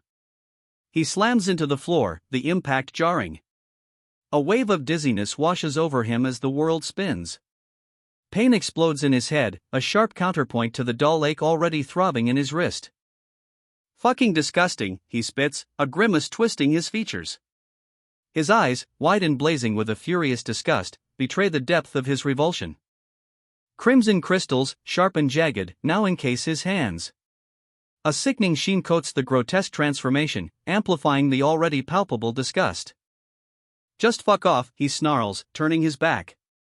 A chilling hee-hee echoes in response, laced with unsettling amusement. It's a bit gross, right, he remarks, a weary sigh escaping his lips as he sits back, seemingly unconcerned by the crimson crystals still clinging to his hands. The unsettling transformation is complete, yet his expression betrays little more than mild disgust. A single, unsettling chuckle escapes him, a sound that hangs heavy in the sudden silence. The crimson crystals, remnants of a disturbing transformation, are almost an afterthought. Sorry, he mutters, his voice barely a whisper. A profound weariness hangs in the air, etched onto his face and the deep lines around his eyes. His gaze is distant, haunted. A heavy silence descends. The only sound is his ragged breathing, a stark contrast to the turmoil that still lingers in the air. He slumps against something unseen, the weight of his exhaustion finally claiming him. The single word hangs heavy, a stark punctuation mark to the silence that follows. It's a whisper of his identity, a fragile echo in the wake of exhaustion. Started it. The words hang in the air, a stark accusation echoing the weight of the preceding silence. A shadow flickers below, hinting at the figure who spoke, the one who bears the burden of this revelation. A maniacal chuckle escapes him, a chilling sound that cuts through the lingering tension. Tears stream down his blood-soaked face, a grotesque contrast to the cruel amusement twisting his lips. He is broken, yet somehow, terrifyingly, triumphant. A cruel smile stretches across his bloodied face, eyes gleaming with a chilling triumph. The broken man is terrifying in his victory. His chilling laughter echoes, a stark contrast to the question he poses, "Who wants to kill me?" Two figures stand silhouetted against the crimson backdrop, one a warrior, the other cloaked and enigmatic, a challenge hanging heavy in the air. He stands amidst a gruesome pile, a macabre throne of his vanquished foes. Their lifeless forms, twisted and broken, speak volumes of his brutal victory. A chilling grin stretches across his blood-soaked face. He sits amidst the carnage, a grotesque throne of his fallen enemies, their broken bodies a testament to his brutal strength. His chilling grin widens, a cruel satisfaction evident in his blood-soaked features. He surveys his gruesome handiwork, a macabre throne built from the broken bodies of his defeated enemies. He rises, his form obscured by shadow, but the chilling grin remains, a stark contrast to the blood-soaked remnants of his conquest. A grim satisfaction lingers in the air. His crimson eyes gleam, burning with a cold fire. Blood stains his face, a grotesque mask highlighting the cruel satisfaction etched into his features. The victor stands, his terrifying grin a testament to his brutal triumph. He cracks his whip, the sound echoing in the crimson-hued twilight of the city. A final, chilling flourish to his victory. He stands triumphant, a crimson sunset painting the backdrop to his victory. The victor's whip cracks one last time, a sharp sound cutting through the twilight. Crimson stains the twilight. A final, brutal strike leaves only a void where his opponent once stood. Silence. The final blow connects. A crimson spray erupts as the monstrous figure disintegrates, leaving only silence in its wake. Silence. Only the crimson stain remains, a stark testament to the battle's brutal end. The monstrous form collapses, its skeletal structure shattering as it falls. A final, chilling crack echoes through the silence. A final, desperate grasp. The monster's arm, broken and lifeless, extends one last time before falling still. Silence. Finally, silence. The creature's lifeless form hangs, a grotesque testament to the battle's end. A heavy stillness settles, broken only by the hero's ragged breathing.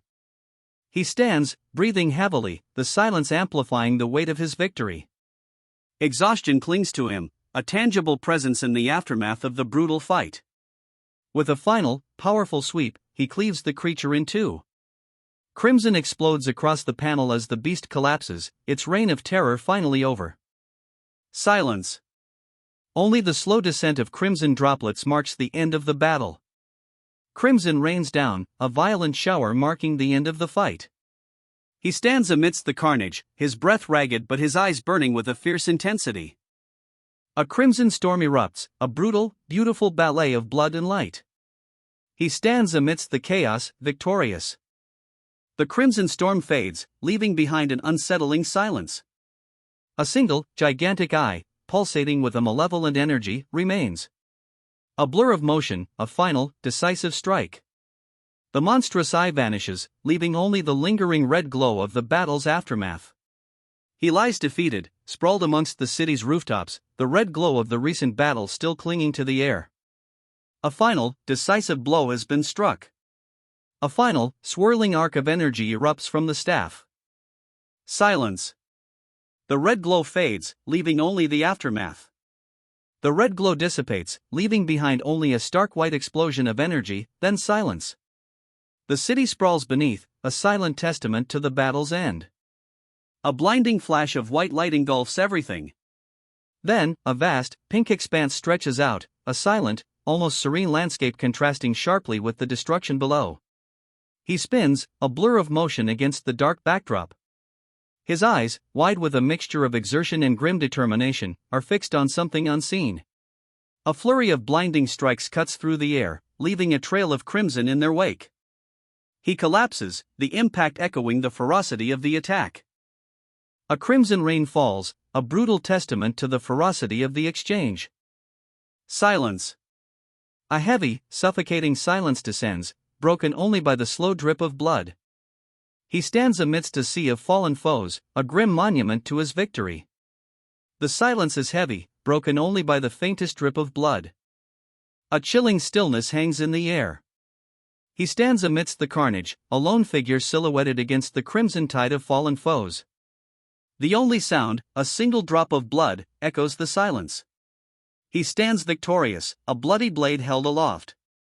A smirk plays on his lips, a chilling contrast to the carnage surrounding him. The silence speaks volumes.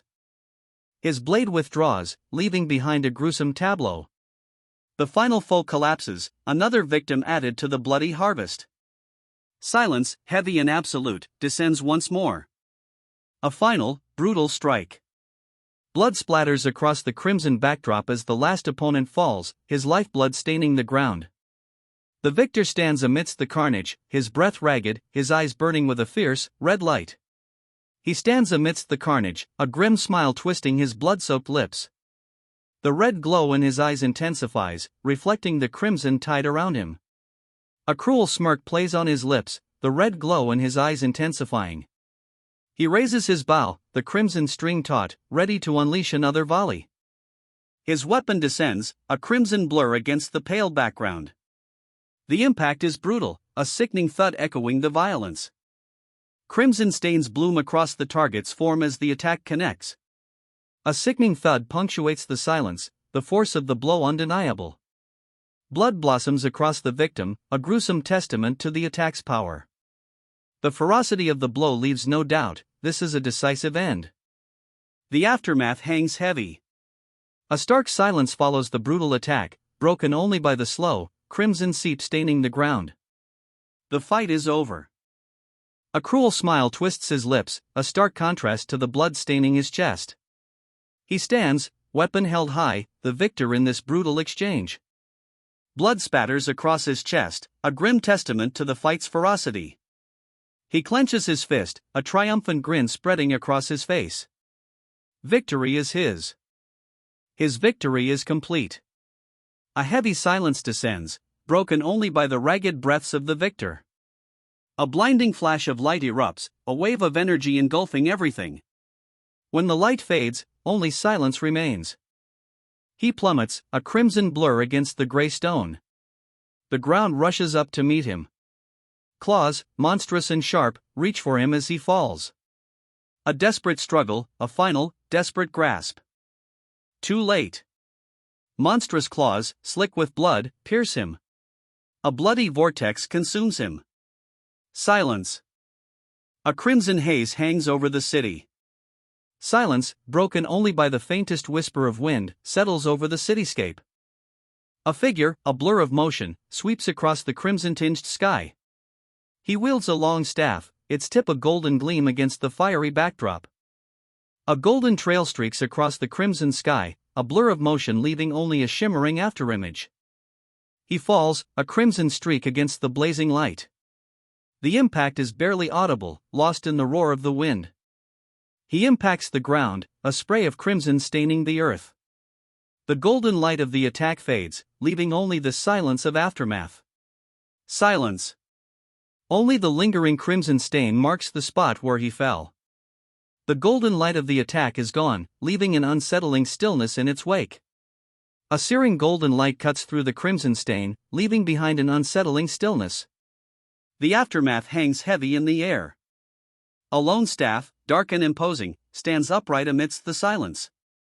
Its tip, gleaming faintly golden, hints at the power recently unleashed. He is thrown back, a brutal arc against the crimson backdrop. The impact echoes, a sharp crack against the silence that followed the golden light. A crimson vortex erupts, consuming him in a blinding flash of light and energy. He plummets, a grotesque silhouette against the crimson maelstrom. The vortex, once a blinding flash, now reveals him, caught within its swirling depths. He falls, a fiery, broken appendage silhouetted against the fading crimson vortex. He continues his descent, a dark silhouette against the fading crimson. The vortex, once a raging inferno, now calms to a gentle, unsettling red. He lands with a soft thud, the crimson vortex now a distant memory. A heavy silence descends. He lies still, a broken form amidst the fading crimson. The once furious vortex is gone, leaving only a heavy, echoing silence. Crimson droplets, like rain, fall through the air, obscuring the aftermath. A heavy silence hangs where the vortex once raged. He sinks beneath the crimson tide, the monstrous form slowly disappearing into the bloody depths. A final, silent tremor shakes the water before stillness returns. Only bubbles rise now, marking the spot where a colossal battle raged. The crimson tide has subsided, leaving an unsettling calm in its wake. A single, bloodshot eye, wide with a desperate, silent scream, is all that remains visible beneath the surface. The water, still stained crimson, obscures the rest. Silence. Only the slow rise of bubbles breaks the stillness of the crimson water. A single eye, bloodshot and wide, stares up from the depths, a silent testament to the battle's brutal end. I said smile, a voice commands, the words hanging heavy in the aftermath of the brutal fight. A faint, trembling smile, born of exhaustion and defiance, plays on the lips of the defeated figure. Sweat beads on their brow, a testament to the struggle. Fuck, the defeated fighter spits out, the single word a raw expression of pain and defiance. Their face, contorted in a grimace, is slick with sweat, a testament to the brutal fight just concluded. Blood blooms across the fighter's face, a crimson tide obscuring their vision. They crumple, defeated. A monstrous maw, jagged teeth bared, clamps down. The fighter's screams are swallowed by the crimson tide engulfing them, a final, desperate gasp lost in the overwhelming red. Silence. Only the crimson tide remains, a pool of blood spreading across the ground, staining everything a deep, horrifying red. The fighter is gone. Only the crimson tide remains, a horrifying pool spreading across the ground. A chilling silence follows the fighter's demise. Through the crimson haze, a single, bloodshot eye opens. A desperate flicker of defiance in the face of overwhelming defeat. From the crimson pool, a single eye opens, a defiant spark amidst the carnage. The dust begins to settle, revealing a figure barely clinging to life amidst the carnage. He rises, a defiant silhouette against the crimson backdrop. Crimson energy crackles around him, a storm of power barely contained.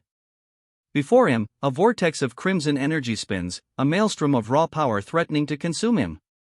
He stands defiant, the storm raging around him mirroring the turmoil within. He absorbs the crimson vortex, the swirling energy flowing into him. A hush falls, the storm subsiding as he stands, transformed. The crimson vortex collapses, its furious energy consumed. Silence. Then, a slow, steady glow emanates from within, a deep, inner fire ignited. A deep crimson glow fills the void where the vortex once raged. From its heart, a figure emerges, silhouetted against the fading red, radiating an inner light. He stands revealed, a figure of terrifying majesty. Clad in obsidian armor, adorned with wicked spikes and glowing crimson eyes, he is a vision of power born from the heart of the collapsing vortex. A chilling smile plays on his lips. His full form is revealed at last. Obsidian armor, wicked spikes, and eyes burning with crimson fire, the Demon King stands before them, a terrifying spectacle of power. A chilling smile stretches across his face, promising untold destruction. From the crimson vortex, a clawed hand emerges, impossibly large, its obsidian talons dripping with a hellish glow. The Demon King's arrival is complete. Silence. A heavy, suffocating silence hangs in the air, broken only by the faint whisper of wind. The Demon King stands before them, his crimson eyes burning into their very souls. The threat is palpable, a tangible weight pressing down on the scene. A predatory grin spreads across his face.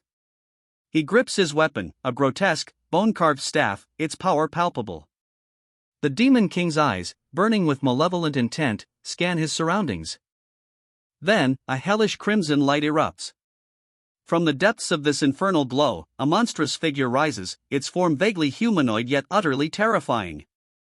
A guttural roar tears through the silence, a sound that speaks of unimaginable power and rage. The monstrous form fully materializes, a horrifying spectacle of crimson and shadow. Its immense, rippling muscles, barely contained by what seems to be tattered remnants of clothing, speak of unimaginable strength. Its monstrous maw opens, a terrifying chasm of teeth and shadow, ready to consume. A crimson glow pulses beneath the skin, a horrifying glimpse of the beast sealed within. Its power, barely contained, threatens to erupt. A horrifying eruption of green ichor bursts forth, staining his skin as the beast within struggles violently for release. The ichor continues its relentless eruption, a viscous, green torrent staining his skin. It pulses with a horrifying energy, threatening to consume him entirely. The green ichor explodes outward, a violent geyser of viscous energy. It sprays across the scene, a chaotic shower of glowing particles. The ichor consumes him, a horrifying transformation underway. His features twist, his skin contorting as the green energy surges within. The transformation is complete. A grotesque figure emerges from the green ichor, its form twisted and alien. The transformation is complete. A monstrous figure emerges, its form twisted and alien, a horrifying testament to the ichor's power. A monstrous eye, red and pulsating, opens within the swirling green ichor. It stares out, a horrifying promise of the creature to come. The ichor continues to writhe, coalescing into something more defined. A monstrous form begins to take shape within the swirling green, its dark silhouette hinting at the horror to come. A colossal foot, stained crimson and green, descends with terrifying force. It connects, sending a shockwave of ichor and blood outward. The monstrous foot connects, a brutal impact sending ichor and blood spraying across the scene. Smaller, grotesque creatures are crushed beneath its weight, their forms dissolving into the crimson tide. Crimson ichor explodes outward, a gruesome starburst against the pale canvas. The impact reverberates, leaving a trail of destruction in its wake. A monstrous claw swipes, barely missing its target. The creature's attack is a blur of motion, leaving red streaks across the crimson backdrop. He barely avoids the monstrous claw, the creature's attack a terrifying blur. A chilling grin spreads across the monster's face, a grotesque parody of triumph. Green slime splatters across the monster's weapon as it narrowly misses its target again. The creature's attack is relentless. A blur of motion. Green slime streaks across the monster's weapon, a near miss. The creature's relentless assault continues. The monster lunges, its claws a blur of motion. A bright green energy erupts from the smaller figure, narrowly deflecting the attack. A blinding flash of green energy erupts, deflecting the monster's claws. The creature's attack is thwarted, but the battle rages on. The green energy explodes outward, a blinding flash that momentarily obscures the combatants. When the light fades, the monster's claws are deflected, its momentum momentarily broken. A searing white light explodes across the crimson sky, momentarily eclipsing everything in a blinding flash. A blinding white light erupts, splitting the crimson sky with radiant beams. From his shoulder, a demonic visage erupts, its gaping maw a terrifying testament to the power unleashed. The demonic visage recoils, a shudder running through its form as the light fades. A wave of exhaustion washes over it. Silence. A heavy, expectant silence follows the demonic visage's retreat. Only the faintest whisper of wind remains. Impaled, the demonic form hangs suspended in the darkness, a grim tableau of defeat. Dozens of spears pierce its body, each a testament to the battle's ferocity. It plummets. The demonic form, riddled with spears, falls from the darkness, a final, silent testament to its defeat. It vanishes into the inky blackness, leaving only the faintest glimmer of starlight in its wake. Silence. Above a crimson-hued planet, alone, dark shape drifts silently through the void. The aftermath hangs heavy in the air. Below, a crimson planet burns, its fiery surface a stark contrast to the cold, black void. A sense of unease settles in. Embers drift, like dying stars, against the inky blackness. A fiery rain descends upon the crimson planet below. A fiery tear falls from the heavens, a molten rose descending towards the crimson planet below. It streaks across the dark sky, a breathtaking, terrifying sight. It impacts the planet, a searing wave of incandescent energy consuming everything in its path. A colossal, fiery skull emerges from the explosion, its skeletal jaw agape in a silent roar. Silence. A heavy, suffocating silence follows the fiery devastation. The crimson planet, scarred and smoking, lies before us, the only sound the slow hiss of escaping steam. From a high vantage point, a young man with silver hair and a confident smirk surveys the devastation below. He stands poised, a long staff resting casually in his hand, his gaze fixed on the crimson landscape, a stark contrast to his relaxed posture. A low, pained groan escapes him. The young man, still surveying the ravaged landscape, seems momentarily distracted by the sound, his smirk fading slightly. His gaze, sharp and intense, follows a fiery streak descending from the heavens. A grim determination sets in, replacing the earlier nonchalance. A fiery streak, a meteor of immense power, plummets towards the city below. He stands ready, his gaze unwavering, a grim determination etched onto his face as he grips his spear. A blinding flash of light engulfs the city. The impact shakes the very ground he stands on. Beautiful, a single word hangs in the air, a stark contrast to the fiery devastation below. The aftermath of the impact is breathtaking, yet terrifying. He stands amidst the fiery chaos, a silhouette against the inferno. A single word escapes his lips, a chilling whisper in the face of such destruction, beautiful. Before him, a figure of immense power manifests, wreathed in incandescent flames. The sheer scale of the being is awe-inspiring, terrifying. The being turns, its back now to the viewer, revealing intricate details of its attire. Grotesque, skull-like adornments, crafted from a material that resembles golden scales, are affixed to its shoulders and waist. A long, braided cord hangs down its back. A long, intricately braided cord, almost rope-like, hangs from the being's back.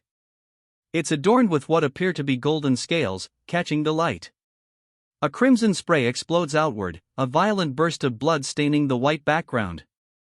He lies defeated, a crimson stain blooming across his chest. The weapon, a strange, ornate staff, rests across his throat. His eyes, wide with disbelief, are fixed on something beyond our view. Is it you? The question hangs in the air, a whisper of disbelief escaping the defeated warrior's lips. His gaze, locked on something unseen, speaks volumes of his shock. A figure, unseen, looms over him. The defeated warrior's question, barely a breath, hangs heavy in the air. He licks his lips, a nervous gesture betraying the immense pressure he feels. A woman, her crimson dress shimmering, casually holds a lollipop. Her presence, a stark contrast to the defeated warrior below, speaks volumes. The tension, palpable moments before, now shifts to a quiet, unnerving anticipation. Below her, a vast army stirs. Their dark forms, a sea of weapons, rise to meet her gaze. The quiet anticipation explodes into a palpable tension, the very air crackling with the promise of conflict. A sea of crimson and gold, a vast army stands poised. Each soldier, clad in ornate armor, awaits her command. The air crackles with anticipation.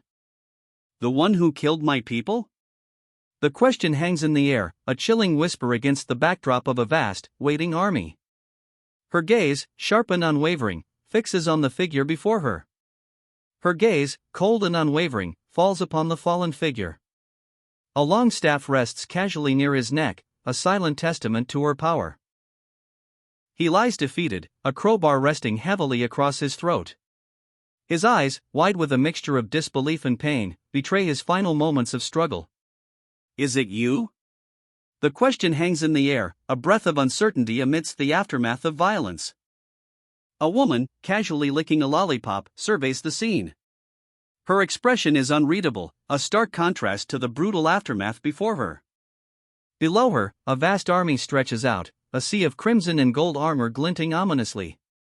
Their weapons are raised, a silent promise of violence hanging heavy in the air. The one who killed my people? The question hangs in the air, a chilling whisper against the backdrop of a vast, silent army. Their armor, a blend of crimson and gold, reflects the ominous purple light swirling around them. A woman, perched casually, surveys the fallen figure beneath her. A long staff rests across his neck, a subtle but undeniable threat. Her expression is one of cold calculation, a cruel amusement playing on her lips. Yup, she confirms, a single word dripping with chilling nonchalance. Her staff remains casually across the fallen soldier's neck, a stark contrast to the gravity of her statement. Well now. She muses, her gaze unwavering, a chilling calmness in her tone that belies the gravity of the situation. The defeated soldier lies still beneath her staff. She casually licks a star-shaped lollipop, her expression unchanged, a chilling calmness radiating from her as she surveys the scene. The aftermath of her victory hangs heavy in the air. You'll have to face 100 million hunters by yourself, she states, her voice devoid of any emotion. A sea of shadowy figures stretches before them, a daunting and overwhelming prospect.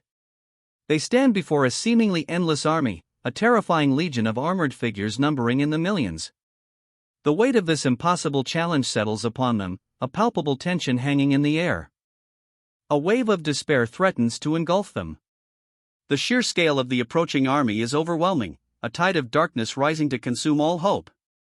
A blinding light erupts, a wave of raw power obliterating everything in its path. The very air crackles with energy. He scoops her up, a desperate act of protection amidst the chaos. Tae-soo. She whispers, her voice barely audible above the roar of the battle. Just why are you going this far? The question hangs heavy in the air, a stark contrast to the furious energy still crackling around them. Despite the overwhelming odds, a defiant figure rises. I can't give up, he declares, his resolve unwavering amidst the monstrous figures looming above. He stands defiant, a warrior amidst the storm. A purple aura crackles around him, highlighting his unwavering resolve. A name escapes his lips, a whispered plea amidst the chaos, Kang Ji-young. He holds the unconscious girl close, his purple aura intensifying, a shield against the encroaching darkness. He carries Kang Ji-young, his resolve hardening into grim determination. I have to kill that bastard, he vows, his every step fueled by righteous fury. A grim realization dawns on him, a bitter truth spoken aloud. There are too many hunters in this world. The weight of his burden, the sheer number of enemies he faces, settles heavily on his shoulders. Under a blossoming cherry tree, he watches three figures, their backs turned. A grim assessment escapes him, they're fighting amongst themselves right now, but eventually, they'll come to Korea. The threat, though delayed, hangs heavy in the air. Tae-soo, a name whispered on the wind, carries the weight of a looming threat. Under the delicate blush of cherry blossoms, the coming storm gathers. A chilling thought echoes, a grim prophecy whispered amidst the delicate beauty of the cherry blossoms, if we one day die while fighting, absorb our mana. The words hang heavy, a stark reminder of the looming threat. What? The question hangs in the air, a shared disbelief etched on the faces of the three young men. Their stunned expressions reflect the gravity of the prophecy just revealed. How could I? The question, barely a whisper, escapes one of the young men. Doubt, raw and palpable, hangs in the air, a stark contrast to the serene cherry blossoms falling around them. No, this way, even if we die, we'll live on eternally within you. We're friends. The words, a declaration of unwavering loyalty, hang in the air, a stark contrast to the uncertainty that had clouded their faces moments before. A quiet resolve settles over them. Pink cherry blossoms drift gently on the breeze, a serene scene mirroring the newfound peace among the young men. Their earlier uncertainty has faded, replaced by a quiet strength. You guys? A beat of silence hangs in the air, the unspoken weight of their decision palpable. Then, a quiet acceptance, all right. Let's stay together forever. The words hang in the air, a promise whispered on the gentle breeze as pink cherry blossoms fall around them. A quiet vow, sealed beneath the blossoming branches. Underneath the blossoming cherry trees, they huddle together, a silent promise passing between them. A bond forged in shared experience, solidified in this quiet moment. The single word, hanging unfinished in the air, speaks volumes. A hesitant beginning, a promise left unspoken, yet heavy with unspoken emotion. Dark energy crackles around him, a silent storm swirling. His face, partially obscured, is etched with a grim determination. The unspoken word hangs heavy in the air, a testament to the weight of his decision. Then, a surge of dark energy erupts, a violent storm unleashed. It explodes outwards, a chaotic display of power. Couldn't keep my promise. The words, a whispered lament, hang in the air as dark energy continues to surge around him, a visible manifestation of his failure. He slumps, shoulders bowed, the weight of his broken vow heavy upon him. He scoops up the unconscious woman, a desperate act born from his failure. Purple energy trails behind them as he retreats, the weight of his broken promise etched on his face. Tae-soo. The name, a whispered breath, hangs heavy with unspoken sorrow and the weight of his failure. He carries her, the unconscious woman's head resting against his shoulder. A grim determination sets his jaw, his gaze fixed ahead, unwavering despite the weight of his failure. What kind of? The question hangs unanswered, a stark contrast to the grim determination etched on Taisa's face as he continues his journey. Tears stream down her face, wide, terrified eyes reflecting the darkness surrounding them. Her silent anguish speaks volumes, a stark contrast to Taisa's grim resolve. Bullshit is that? The question explodes from Tae-soo, raw disbelief coloring his voice. His incredulity mirrors the audience's own stunned reaction. A slow fade to black. Silence hangs heavy, amplifying the unspoken horror of what Tae-soo has just witnessed. There are too many hunters in this world, a voice observes, the words hanging heavy in the aftermath of the previous events. A sense of bleak resignation settles over the scene, the falling cherry blossoms a poignant counterpoint to the harsh reality. They're fighting amongst themselves right now, a voice states, the words cutting through the lingering silence. But eventually, they'll come to Korea. A grim premonition hangs in the air, the falling cherry blossoms of fragile beauty against the backdrop of impending conflict. Then you'll all get fucking killed, haha. The words, laced with chilling amusement, hang in the air. A cruel laughter echoes the grim prediction already made. Leaning against a tree, a young man with icy blue hair scrolls through his phone, a smirk playing on his lips. Below him, two others watch, their expressions unreadable. The air is thick with unspoken tension. He casually tosses his phone aside, a smirk still playing on his lips. The young man's nonchalance is a stark contrast to the gravity of the situation. His gaze sweeps over the two others, a silent question hanging in the air. Han Tae-sak. A voice gasps, filled with a mixture of shock and fear. The young man with blue hair is suddenly grabbed from behind, his casual demeanor shattered. Fuck, what?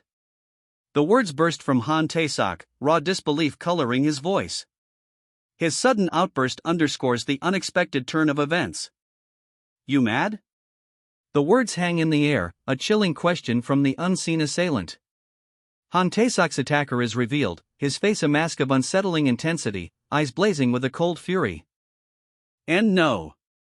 Han Tae-sak's voice cracks, a choked whisper betraying his utter disbelief. His wide, terrified eyes speak volumes, reflecting the shock of a horrifying realization. I need to avenge my friends. The words, a low, grim vow, escape Han Tae-sak's lips. He stands beside a woman, both silhouetted against the dark maw of a cave, the ground stained crimson. A chilling determination settles over them. Tae-soo. The name hangs heavy in the air, a whispered invocation of grief and vengeance. Han Taesok's bow echoes in the silence, a promise etched against the backdrop of their shared loss. Han Taesok walks away, his silhouette a stark figure against the pale sky. The woman watches him go, her back to us, a quiet sorrow clinging to the scene. Just what? The question hangs in the air, unspoken yet heavy with implication. A stark, simple statement, yet it carries the weight of the unresolved past, a lingering echo of sorrow and unanswered questions. He walks on, the weight of unspoken words heavy in the air. A solitary figure against a vast, gray sky, his departure leaves only silence and lingering questions. He continues walking, the dust swirling around his feet, a silent testament to his departure. The air remains heavy with unspoken words, the lingering questions unanswered. What is going on? The question hangs heavy in the air, a stark contrast to the silence that followed his departure. A lingering uncertainty grips the scene. He walks away, a lone figure against a vast, desolate landscape. Below him, a sea of soldiers, countless in number, stand motionless, their forms shrouded in a purplish haze.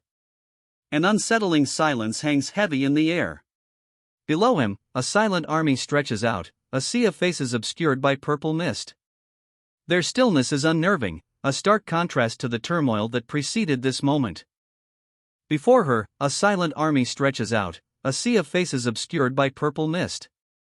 Their stillness is unnerving, a stark contrast to the turmoil that preceded this moment. This is Luan Zhuwei, China's number 2. Her abilities are the revival and enslavement of dead awakened. The revelation hangs heavy in the air, the silent army before her a chilling testament to her power. With that, she revived all the hunters of China. The sheer scale of her power is breathtaking, a silent, spectral army stands ready at her command. So she is. The weight of that realization settles, the unspoken truth echoing in the silence. Her power, terrifying in its scope, is undeniable.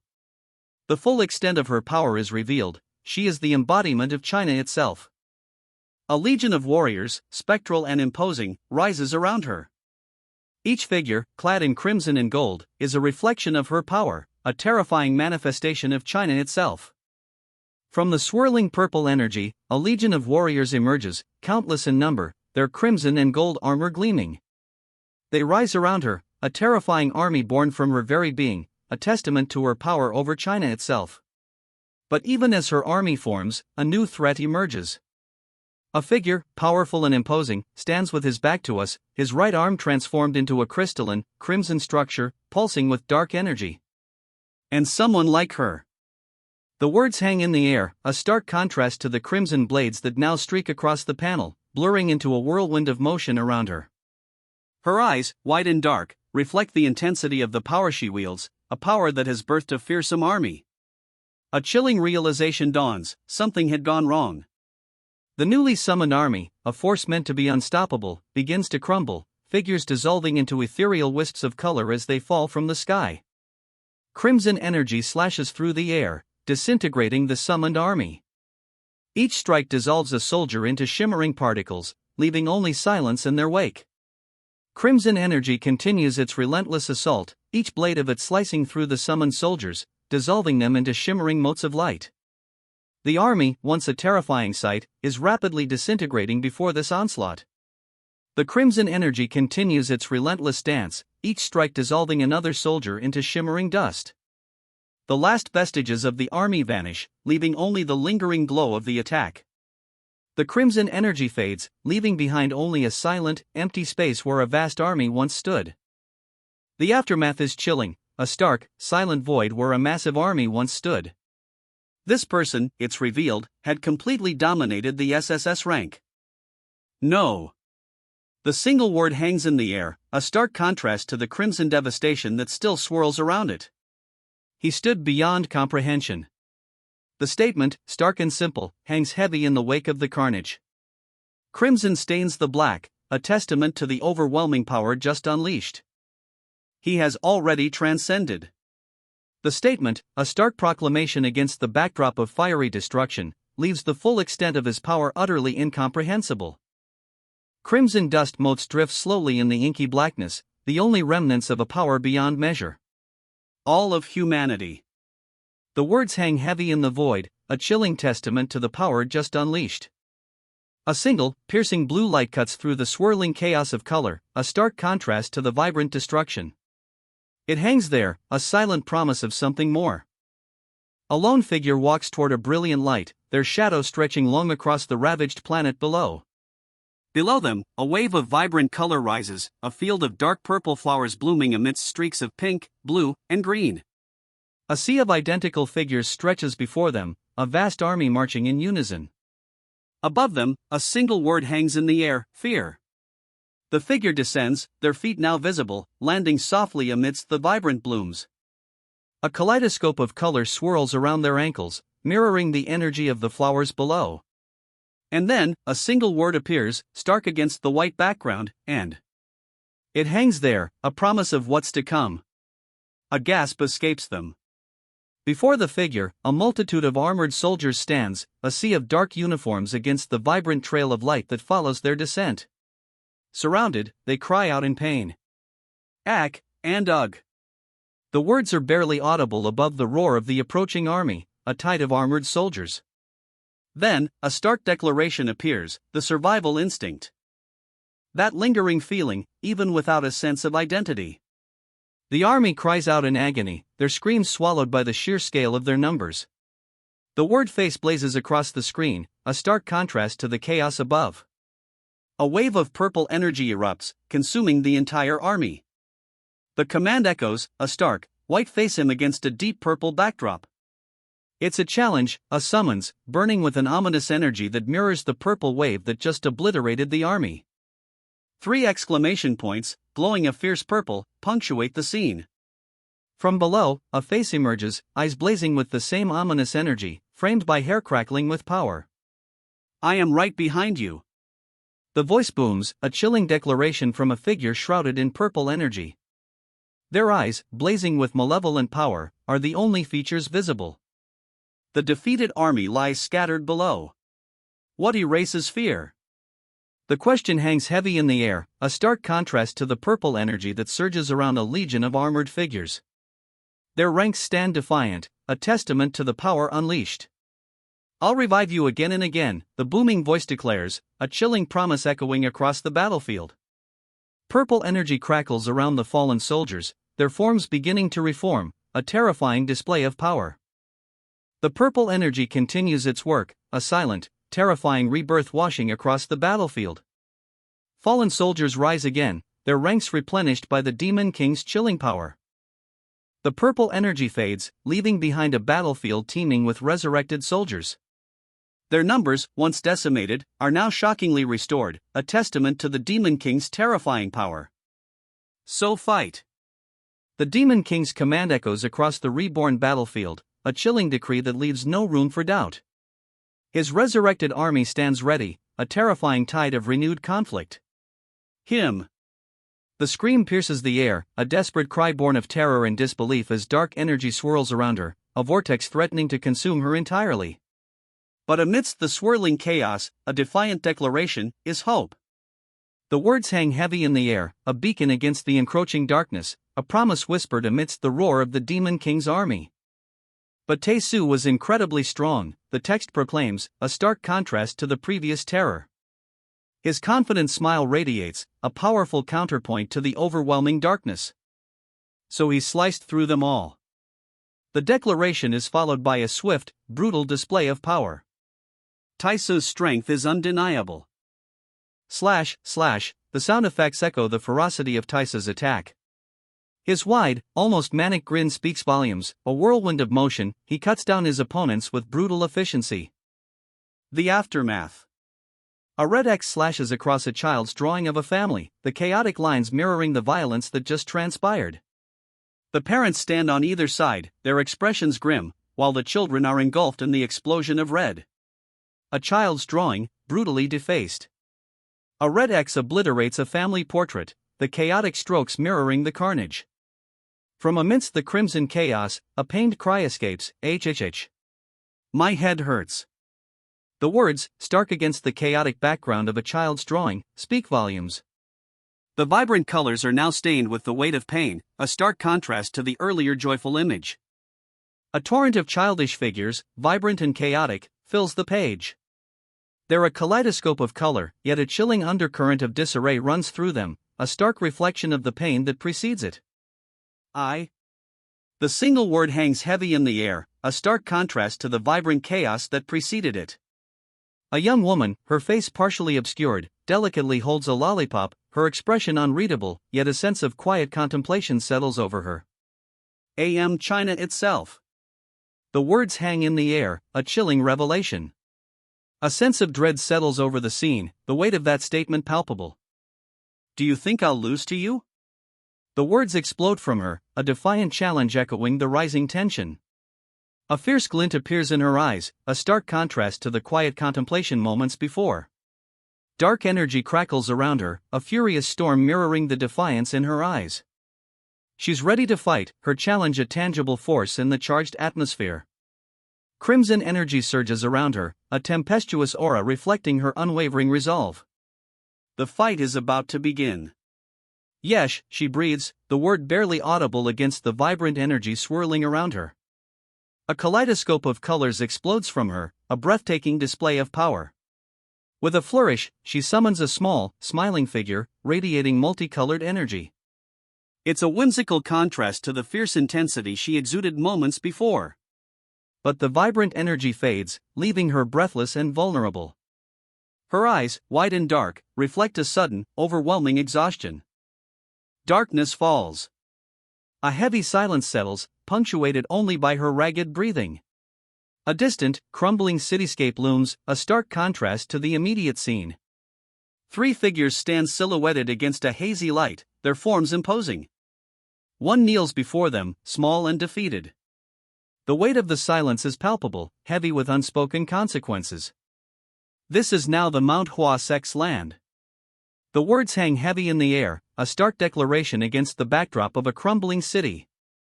A lone figure stands, their back to us, silhouetted against the muted light, a silent testament to the power shift. This is Manhwa sect territory. La Aomin, an S-rank member, stands silhouetted, his presence a stark declaration of power in this desolate landscape. Why are you still here? The question hangs in the air, sharp and accusatory, directed at the figure partially obscured by shadows. Aomin's presence, already a statement of power, is now challenged. You bastards! The cry rings out, raw with fury and pain, from a woman kneeling, held captive. A blade gleams menacingly close. This is the land where my family has lived. The woman's cry tears at the heart, a desperate plea escaping her lips as tears stream down her face. Her anguish is palpable, a raw testament to the violation of her home. If you take another step, the warning hangs heavy in the air, a stark contrast to the bloody scene unfolding before them. A figure, silhouetted against the dust and carnage, stands poised, ready to strike. The ground cracks beneath her, a gaping chasm swallowing her whole. Silence follows her desperate cry. Silence. Then, a sickening thud. A body lies still, the pink hair a stark contrast to the crimson spreading across the stone. 2 figures, faces etched with horror, peer from a shattered wall, their cries stifled. The scene shifts. A stark, black void punctuated only by the words, moving to the next location. Affirmative. 2 figures, huddled together in the rubble, weep silently. One clutches a hand to her mouth, stifling sobs. The other, chewing on something, stares blankly ahead, grief etched on their faces. Mom. A choked whisper escapes, followed by a sniffle. Grief hangs heavy in the air, clinging to the 2 figures amidst the devastation. Why are you crying? A voice asks, sharp yet laced with a hint of concern. The answer, a heartbreaking whisper, follows, Mom and Dad, both died. Because they were weak, you know? The words, sharp and cold, hang in the air. A cruel indifference colors the speaker's tone as he casually sucks on a lollipop. A single, choked sob escapes him, a barely audible h-hic. The cruelty of the previous words hangs heavy in the air, leaving only the sound of his grief. Tears stream down Guang's face, her hands covering her mouth as she sobs. Hey, are you not sad, Guang? Someone asks, the question hanging heavy in the silence. Why would I be? Guang's voice is flat, devoid of emotion, a stark contrast to the tears streaming down her face. Her hands still cover her mouth, muffling the sound of her quiet sobs. I'm going to become strong. Guang's declaration hangs in the air, a quiet vow born from the depths of her sorrow. A newfound resolve hardens her expression, replacing the earlier tears with a steely determination. And kill them all anyway, she vows, her voice cold and resolute. The image of a lifeless body, lying in a pool of blood, fuels her grim determination. A slow fade to white. The stark emptiness emphasizes the weight of Guang's vow, a promise whispered against a backdrop of profound loss and steely resolve. Guang. The name hangs heavy in the silence, a stark reminder of the vow she made, a promise etched in blood and loss. A single tear tracks down her cheek, a silent testament to the weight of her vow. The intensity in her gaze, however, speaks volumes, a fierce determination burns within, unwavering. I must. The words hang in the air, unfinished, yet heavy with unspoken resolve. Her grief is palpable, but her determination remains unshaken. I must also be dying. The unspoken words hang heavy, a stark contrast to her earlier fierce determination. A chilling finality settles over the scene. Tears stream down her face, wide eyes reflecting the finality of her situation. A lollipop stick protrudes from her chest, a grim testament to her fatal wound. Because I'm weak, right? The question hangs in the air, a desperate whisper born of despair. Her voice, barely audible, reflects the crushing weight of her injury and the shattering of her resolve. A single, pained whisper escapes her lips, "You warp?" It's a question, a barely audible plea hanging in the suffocating silence. A single word, "Nam," punctuates the silence, a stark visual counterpoint to her earlier plea. Blood blooms around a thin, metallic object piercing her flesh. He casually licks a star-shaped lollipop, a stark contrast to the grim scene moments before. A chilling indifference hangs in the air. He savors the sweet taste of the star-shaped lollipop, a stark contrast to the gravity of the preceding moment. His nonchalant demeanor underscores the chilling indifference he displays. A wave of dark energy explodes outward, the force of the blast palpable even from a distance. Dark fragments, remnants of the blast, drift slowly downward, a stark visual reminder of the raw power unleashed. From the darkness, a monstrous figure emerges, its form contorted and scarred, riddled with crimson projectiles. The title card explodes across the page, Renegade, a fiery crimson against the black, mirroring the brutal energy of the battle just witnessed. He plummets, a dark silhouette against the inky blackness, pierced by a crimson spear. He falls, a dark shape against the star-strewn void, the crimson spear still embedded in his back. He continues his descent, a tiny speck against a vast, blood-red landscape. Below, swirling clouds obscure the planet's surface, a chaotic canvas of crimson and white. Below, a crimson world swirls beneath a tempestuous sky. He falls, a silent plummet into the maelstrom. He falls, a fiery rain showering around him as he plummets towards the crimson world below. He continues his fiery descent, a blazing comet against the crimson sky. The inferno envelopes him, yet he falls, unwavering. He impacts the ground, a blinding flash of golden light erupting as the inferno consumes him. The golden light fades, revealing a young man standing amidst the lingering smoke. He surveys his surroundings, a subtle smirk playing on his lips. A pained groan escapes him, barely audible above the lingering embers. He stands, his form silhouetted against the fading flames, a testament to his resilience. A single, intense golden eye fills the panel, radiating power. Within its depths, a faint shimmer remains, a lingering echo of the recent battle's fury. Below, darkness stretches, hinting at the challenges yet to come. A fiery streak cuts across the crimson sky, a blazing comet descending towards the earth. Its intense light momentarily eclipses the lingering darkness. The fiery streak vanishes, leaving behind a lone figure silhouetted against the crimson cityscape. They stand poised on a rooftop, a long spear held aloft, surveying the sprawling city below. A sense of quiet determination hangs in the air. Beautiful, they murmured, a single word echoing the breathtaking spectacle of their fiery descent. The afterglow of their arrival painted the sky in vibrant hues. A wave of heat radiates from the figure, the fiery trails lingering like embers in the twilight sky. Their form, now fully visible, is imposing, almost monstrous, yet a strange grace underlies the fierce power. They stand, spear held high, a silent king surveying their domain. He turns, the lingering flames illuminating his back. A powerful figure, clad in crimson, his long, braided hair a stark contrast to the fiery backdrop. The weight of his presence hangs heavy in the air. Intricate golden scales, adorned with unsettling skull-like details, are visible on his armor. The crimson of his robes contrasts sharply with this unsettling detail, highlighting the monarch's terrifying yet strangely elegant presence. A blur of motion. The monarch strikes with terrifying speed, his weapon a silver streak against the grayscale background. The monarch's attack connects, sending his opponent sprawling. A cloud of dust and debris erupts as the impact reverberates through the scene. He sends his foe sprawling, the impact a violent eruption of dust and debris. The monarch stands poised, a grim satisfaction etched on his face. The opponent is sent flying, a brilliant flash of light marking the monarch's decisive victory. The monarch's powerful kick sends his foe hurtling backward, a wave of energy rippling outwards.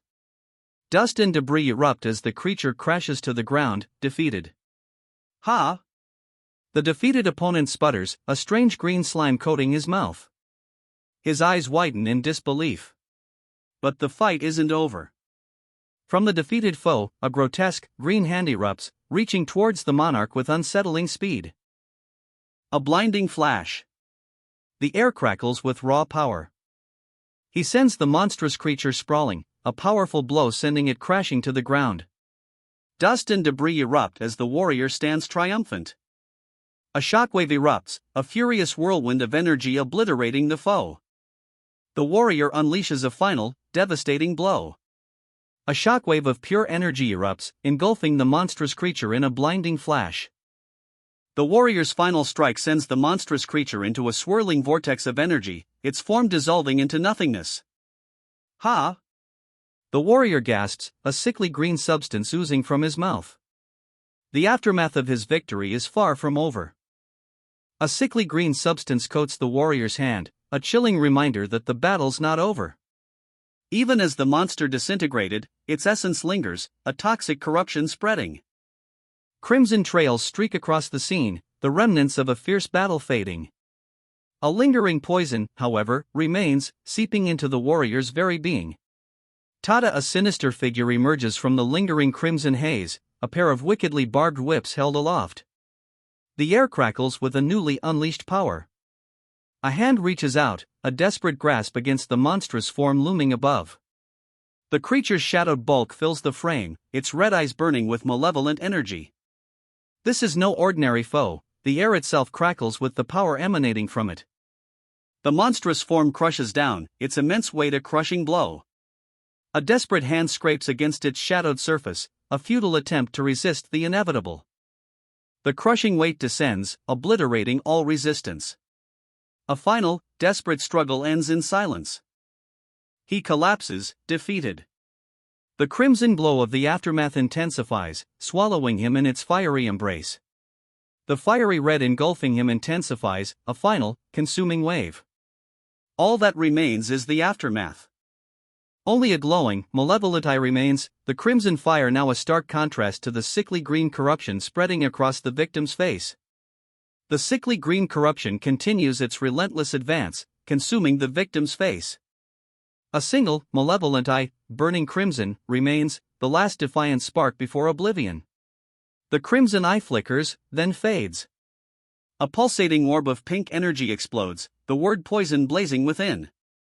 Only a faint tremor remains where the crimson eye once burned.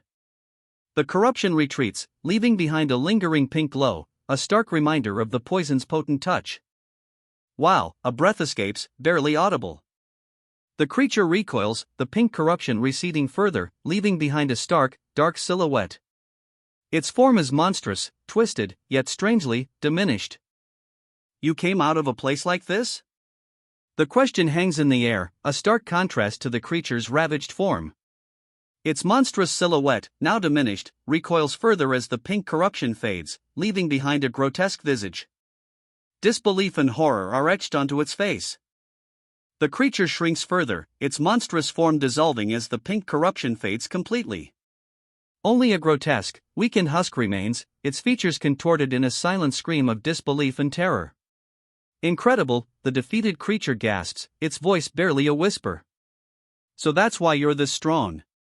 The defeated foe's awe is palpable, a stark contrast to its previous rage. Its gaze lingers on the victor, a mixture of fear and grudging admiration in its eyes. I'll acknowledge it. The victor declares, their words ringing with a newfound confidence. The defeated foe's admission hangs heavy in the air, a testament to the victor's overwhelming strength. A golden light flares, briefly obscuring the victor. Then, silence. Of everyone I've fought against, the victor reflects, their voice carrying a weight of experience. The statement hangs in the air, a quiet testament to battles past. The victor delivers a final, decisive blow. A surge of green energy erupts from the defeated foe, then fades as the dust settles. You're the strongest, the defeated opponent cries out, their voice filled with a grudging respect. The victor stands over them, their weapon still held high. The victor stands over their fallen opponent, weapon held high. A hush falls, broken only by the defeated fighter's ragged breath. Their acknowledgement of the victor's strength hangs heavy in the air. Dust motes dance in the dim light, swirling around the victor as they lower their weapon. A heavy silence settles, the only sound the defeated opponent's labored breathing. The victor leaps back, a vibrant trail of iridescent energy arcing behind them as their defeated opponent disintegrates into dust.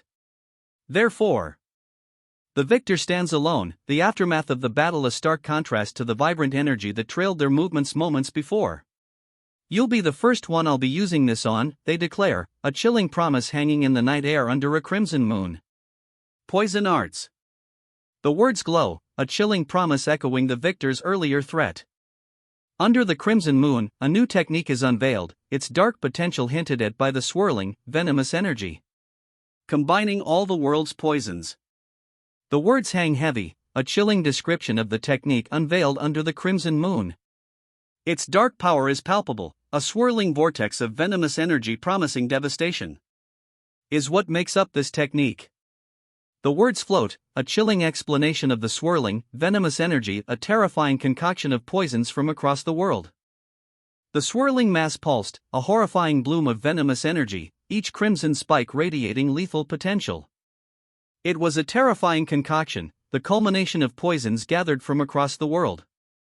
What do you think? The question hangs in the air, a chilling challenge posed amidst the swirling vortex of venomous energy.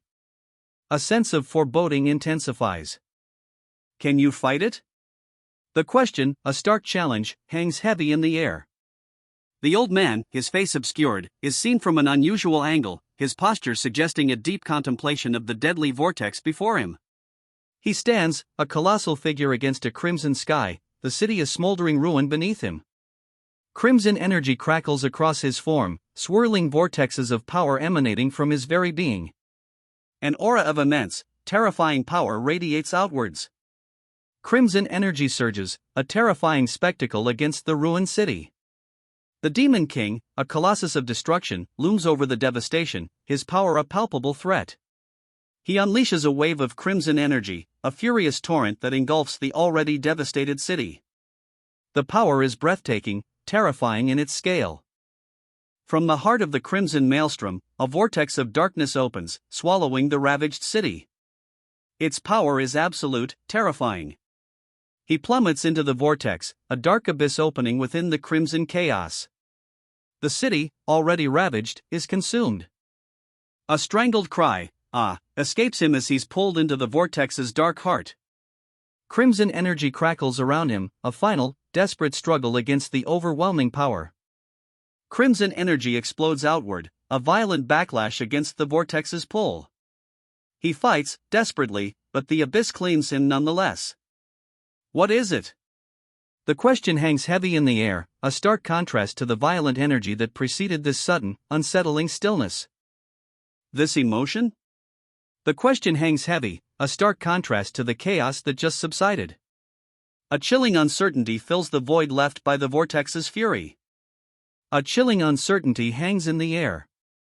He stares upward, a slow, almost painful smile spreading across his face as the monstrous figure fades, leaving only dust motes swirling in the crimson light. The dust settles, revealing only a lingering crimson glow. A slow smile plays on his lips, a chilling sweetness in the silence. The candy I ate for the first time in my life. He murmurs, the words hanging heavy with unspoken meaning. He savors the candy, a wistful expression softening his features.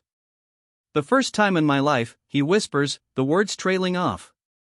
Then, a stark contrast, the image shifts, showing a memory, a younger him, bathed in light, mirroring his father's smile. Father's smile, the caption reads, underlining the poignant connection. My first duel, the text proclaims, a stark black background emphasizing the gravity of the memory. The image focuses on his shoulders, the red of his clothing a vibrant contrast to the somber tone. A poignant reflection on his past, a pivotal moment that shaped him. My first victory, the stark text proclaims, the young man's back turned, his opponent lying defeated on the ground. A quiet triumph hangs in the air, a stark contrast to the somber reflection that preceded it. Then, the words shift, my second victory. The weight of the past, and the promise of the future, are both palpable. My third victory, the young man reflects, his gaze fixed on something beyond the viewer. A hazy courtyard stretches before him, the defeated figures of his opponents barely visible in the distance. The quiet confidence in his posture speaks volumes. My third victory, he muses, the words hanging in the air. A pause, a moment of quiet reflection, before the stark declaration, my fifth. The implication of further, unseen battles hangs heavy. My ninth. He states, the quiet declaration hanging in the air. His back is to us, his form silhouetted against the hazy courtyard, where his defeated opponents lie scattered. The weight of his victories, and perhaps the cost, is palpable. My 1 billionth. The sheer scale of the number hangs heavy in the silence, a testament to a relentless, almost unimaginable campaign. Below, a sea of fallen foes stretches to the horizon, a stark reminder of the cost. Victory. The single word, stark against the black, summarizes a campaign of unimaginable scale. Behind him, a vast field of fallen foes stretches to the horizon, a testament to his relentless pursuit. A slow fade to white. The battlefield, once a scene of carnage, is now a canvas of quietude. Only the vastness of the victory remains. It's even. The stark declaration hangs in the silence, a chilling summary of the battle's ultimate cost. Better, a chilling whisper seems to emanate from the depths of his being. Poison, the word burns in his eyes, a stark reflection of his grim determination. Better than all of that, he rasps, the words a stark contrast to the grim determination burning in his eyes. Poison courses through him, yet his resolve remains unshaken. Combined. The word hangs heavy in the air, a stark declaration of his intent. His resolve, hardened by poison, is unwavering. Why is that?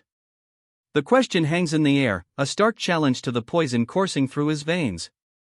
His unwavering gaze, however, betrays no hint of weakness. A swirling vortex of crimson energy erupts, consuming everything in its path. Its power is undeniable, a terrifying spectacle of raw, untamed force. I want to know. The words hang heavy, a defiant declaration against the storm raging within and without. His resolve, unshaken. The crimson vortex intensifies, a maelstrom of destructive energy. Stone fragments, remnants of some shattered structure, are violently flung outward, caught in its furious spin. The vortex of crimson energy intensifies, a maelstrom of destruction. Shards of stone, remnants of a shattered structure, are flung outward, caught in its violent spin. At the vortex's heart, a figure emerges, muscles taut, eyes narrowed in fierce concentration. He moves with impossible speed, a blur of motion within the crimson maelstrom. From the crimson vortex, he bursts forth, a terrifying figure of muscle and shadow, his form barely visible amidst the swirling energy. He launches himself forward, a crimson blur against the fading vortex. The energy trails behind him like a fiery cape, remnants of the power he commands. His emergence is complete. A terrifying figure, barely human, his face obscured by bandages, one crimson eye burning with malevolent intensity. The swirling crimson energy now trails behind him like a tattered cloak, a violent storm settling into a focused rage. The crimson energy dissipates, leaving only a stark white void in its wake. He stands revealed, the crimson energy now gone, replaced by a chilling stillness. His face, partially obscured, is a mask of barely controlled fury. One eye, a burning ember, glares out. Muscles ripple beneath his skin, taut and powerful, a terrifying display of raw strength. The crimson energy fades, revealing a figure consumed by a chilling stillness. His fury simmers, barely contained, one eye burning like a coal. His crimson aura dissipates, revealing a face contorted in barely suppressed rage. One eye, ablaze with furious intent, pierces through the fading energy. "I love you," he whispers, a chilling contrast to the barely contained fury still burning in his eyes. The words hang heavy in the air, a stark declaration amidst the lingering crimson traces of his power. He murmurs, a single word echoing in the cavernous darkness. His head is tilted slightly, a question mark hanging in the air as he lies there, the shadow swallowing him whole. "Love," he questions, the single word hanging in the air between them, a stark contrast to the intimacy of their embrace. Doubt, perhaps even a hint of disbelief, colors his murmured response. "What is that?" The question hangs heavy in the air, a stark contrast to the eerie silence of the vast chamber. Before him, a disturbing sight unfolds. Numerous figures lie prostrate on the floor, their forms scattered across the cold stone. A single, dismissive sound escapes him. Pft. The sight before him, dozens of bodies sprawled across the cold stone floor, clearly elicits nothing but disdain. He finds them entwined, a man and woman locked in an embrace. Disgust flickers across his face. This scene, too, is met with only contempt. "You, too."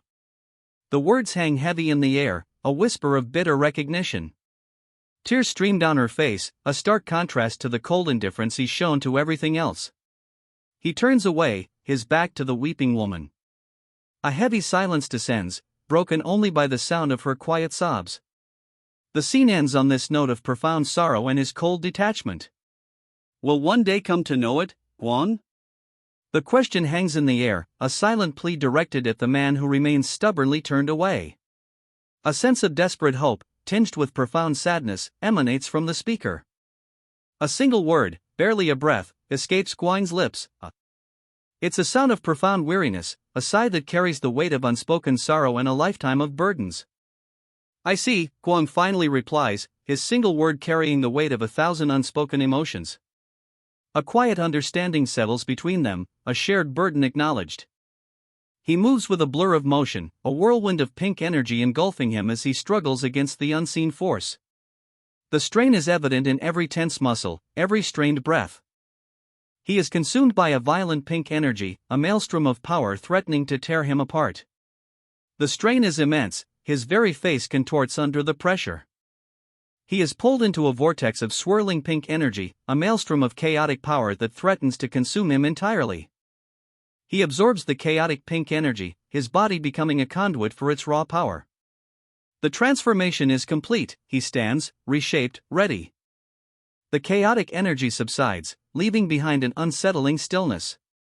Within the frame, a swirling vortex of vibrant pink, lime green, and crimson lines remains, a testament to the raw power he just absorbed. The vibrant chaos fades, leaving behind a chilling stillness. A grotesque mask of bone and swirling pink energy now clings to his face, a horrifying testament to the power he's absorbed. A grotesque mask of bone and swirling pink energy now completely obscures his face, a horrifying testament to the power he's absorbed. His mouth hangs open in a silent scream, the pink energy pulsing with a terrifying life of its own. The horrifying mask of bone and swirling pink energy now completely consumes him. A silent scream is etched into the grotesque visage, the pulsing energy a terrifying heartbeat against the stark white background.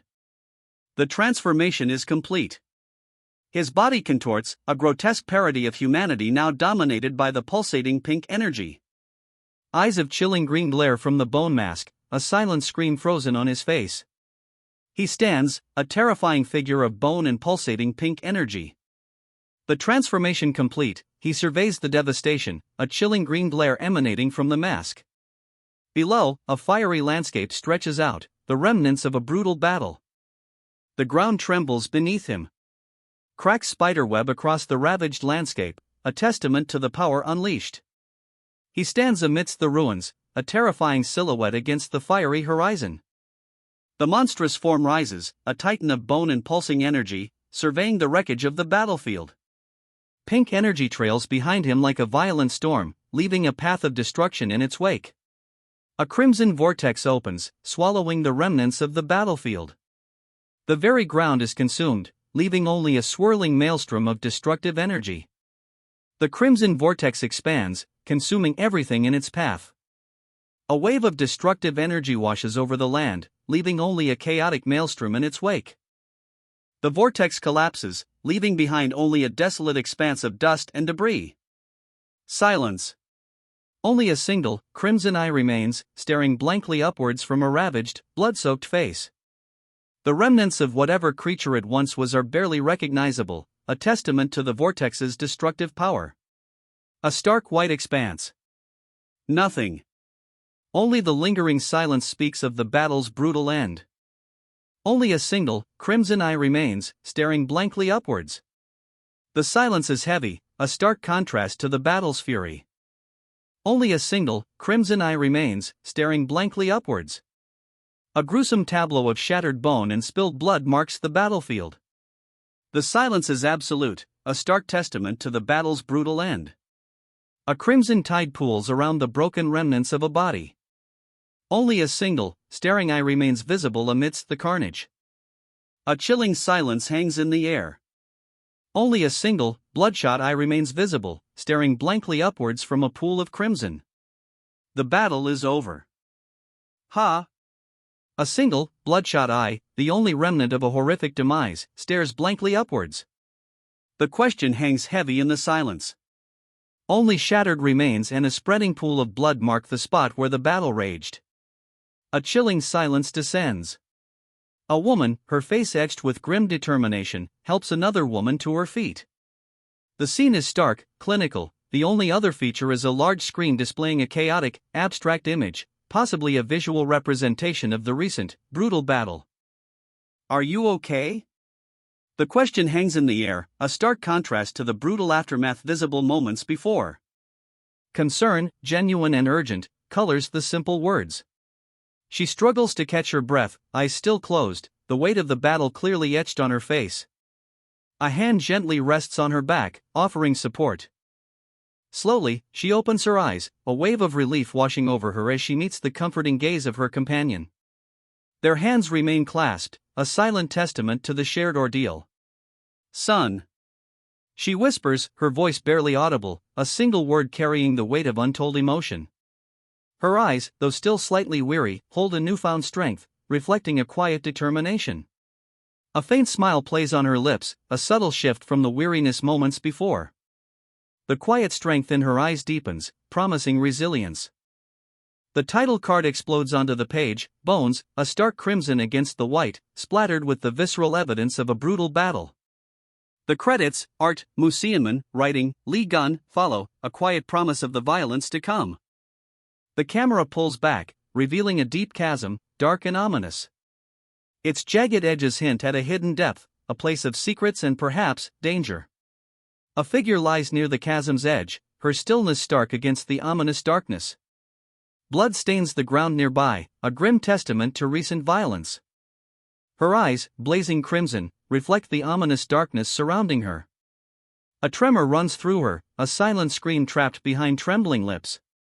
She clutches at her throat, a desperate attempt to quell the unseen force consuming her. Tae-soo. She whispers, the name barely audible above the wind's mournful sigh.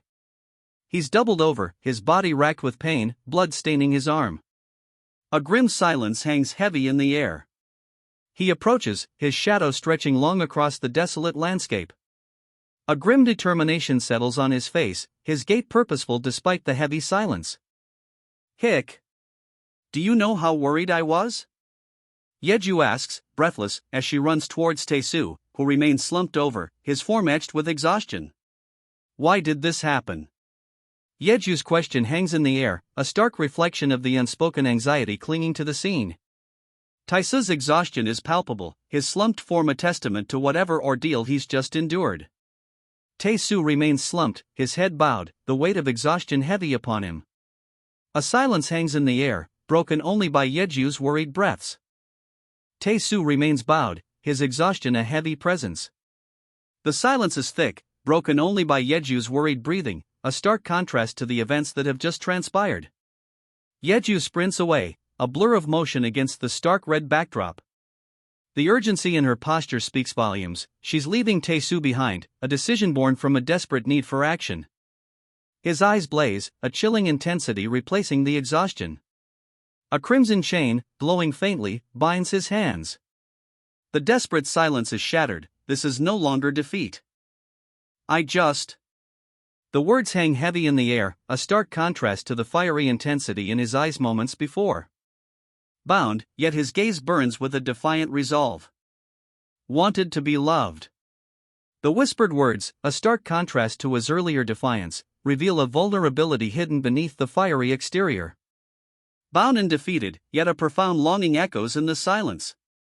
He holds her close, a stark contrast to his earlier fiery defiance.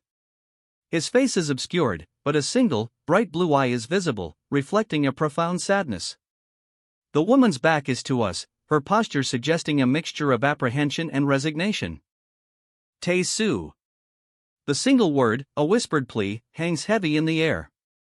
He leads her away, his grip firm, her posture suggesting a reluctant compliance.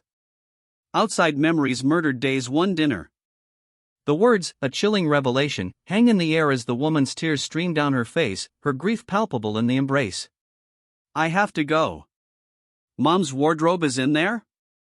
The question, laced with a mix of urgency and trepidation, hangs in the air. A chilling explanation follows. The world's gaze, the bright sky, stared inside 2 floors. At the end of the abyss, the beginning of pointing fingers, again sarcastic. The words paint a picture of a desperate situation, a harsh judgment waiting beyond that door. They emerge from the darkness, silhouetted against the light. A whispered, choked sob escapes her, hic, Taisu. The weight of unspoken fear and grief hangs heavy in the air, their journey far from over. Sniffles and a choked hic punctuate the silence. Looking down into the darkness, a figure, barely visible, stands at the bottom of a deep chasm. The weight of their unspoken sorrow is palpable. Below, a shadowy figure waits in the chasm's depths. The silence is broken only by her quiet sobs. A profound sense of loss permeates the scene. A single, pained ugh escapes her lips, a sound barely audible above the chasm's silence. The weight of her grief remains heavy in the air. She sobs, her tears streaming down her face as she clings to the shoulder of a silent figure. The depth of her grief is palpable. A single, questioning escapes her lips, a stark contrast to the previous torrent of tears. A glimmer of curiosity, perhaps even hope, replaces the overwhelming grief. A single word, barely a whisper, escapes her lips, you. Hope flickers in her eyes, a fragile flame in the aftermath of her grief. You, she whispers, a fragile hope flickering in her eyes. The faintest hint of a smile plays on her lips, a stark contrast to the sorrow that had etched itself onto her face moments before. She clutches the infant closer, a newfound determination replacing her despair. A faded tattoo, barely visible beneath her skirt, catches the eye. It's a pair of intertwined hands, a subtle yet poignant detail hinting at a past connection. The image lingers, a silent testament to the complexities of her journey. Ugh. Sniff. A figure emerges from the darkness of the cave, the scent of blood heavy in the air. Their silhouette is stark against the dim light. A single, pained groan escapes them. Ugh. The sound hangs heavy in the still air of the cave. Tears stream down her face as she clings to the other figure, her sobs a heartbreaking counterpoint to the cave's silence. Grief consumes her. That. She whispers, the single word heavy with unspoken grief. The weight of her loss hangs in the air, a palpable silence amplifying her sorrow. Your. She whispers, the unfinished sentence hanging heavy in the air, a testament to her overwhelming grief. She clutches a small, white bundle close, her gaze cast downward. Scars mar her face, a grim reminder of the pain she carries. A profound sadness emanates from her, a silent testament to her loss. Japan's Hunter Hanem? The question hangs in the air, a whisper of recognition amidst the lingering sorrow. What are you doing here? The question, a hushed inquiry, cuts through the somber atmosphere. It's directed towards the woman, still clutching the bundle, her back to the speaker, a figure shrouded in shadow at the mouth of a dark cave. I heard, you're gathering forces. The words, a low statement, carry an undercurrent of suspicion. They cut through the silence, a stark contrast to the hushed question moments before. Her purpose is revealed, to get revenge on Kong Ji-young. The weight of that goal hangs heavy in the air, a chilling declaration in the darkness. A single word escapes him, a confused huh?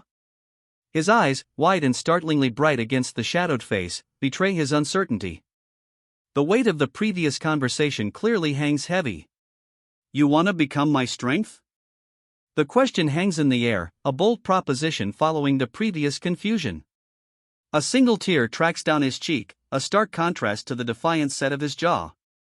He looks up at her, his shadowed face conveying a quiet intensity that belies the vulnerability in that single tear. The weight of his unspoken answer hangs heavy in the silence between them. It's not just me, he replies, his voice a low murmur that carries a weight far beyond the simple words. The unspoken implications hang heavy in the air, a quiet defiance in the face of immense pressure. I've heard there's a hunter in your team who can bring dead awakens back to life, she states, her voice flat, her expression unreadable. The weight of her words hangs heavy in the air, a stark contrast to her calm demeanor. A single word, barely a whisper, escapes her lips, please. The plea hangs heavy in the air, a stark contrast to the earlier conversation's cold formality. A desperate hope, perhaps, or a calculated gambit? Only time will tell. Save this person, the request echoes, a stark command cutting through the previous tension.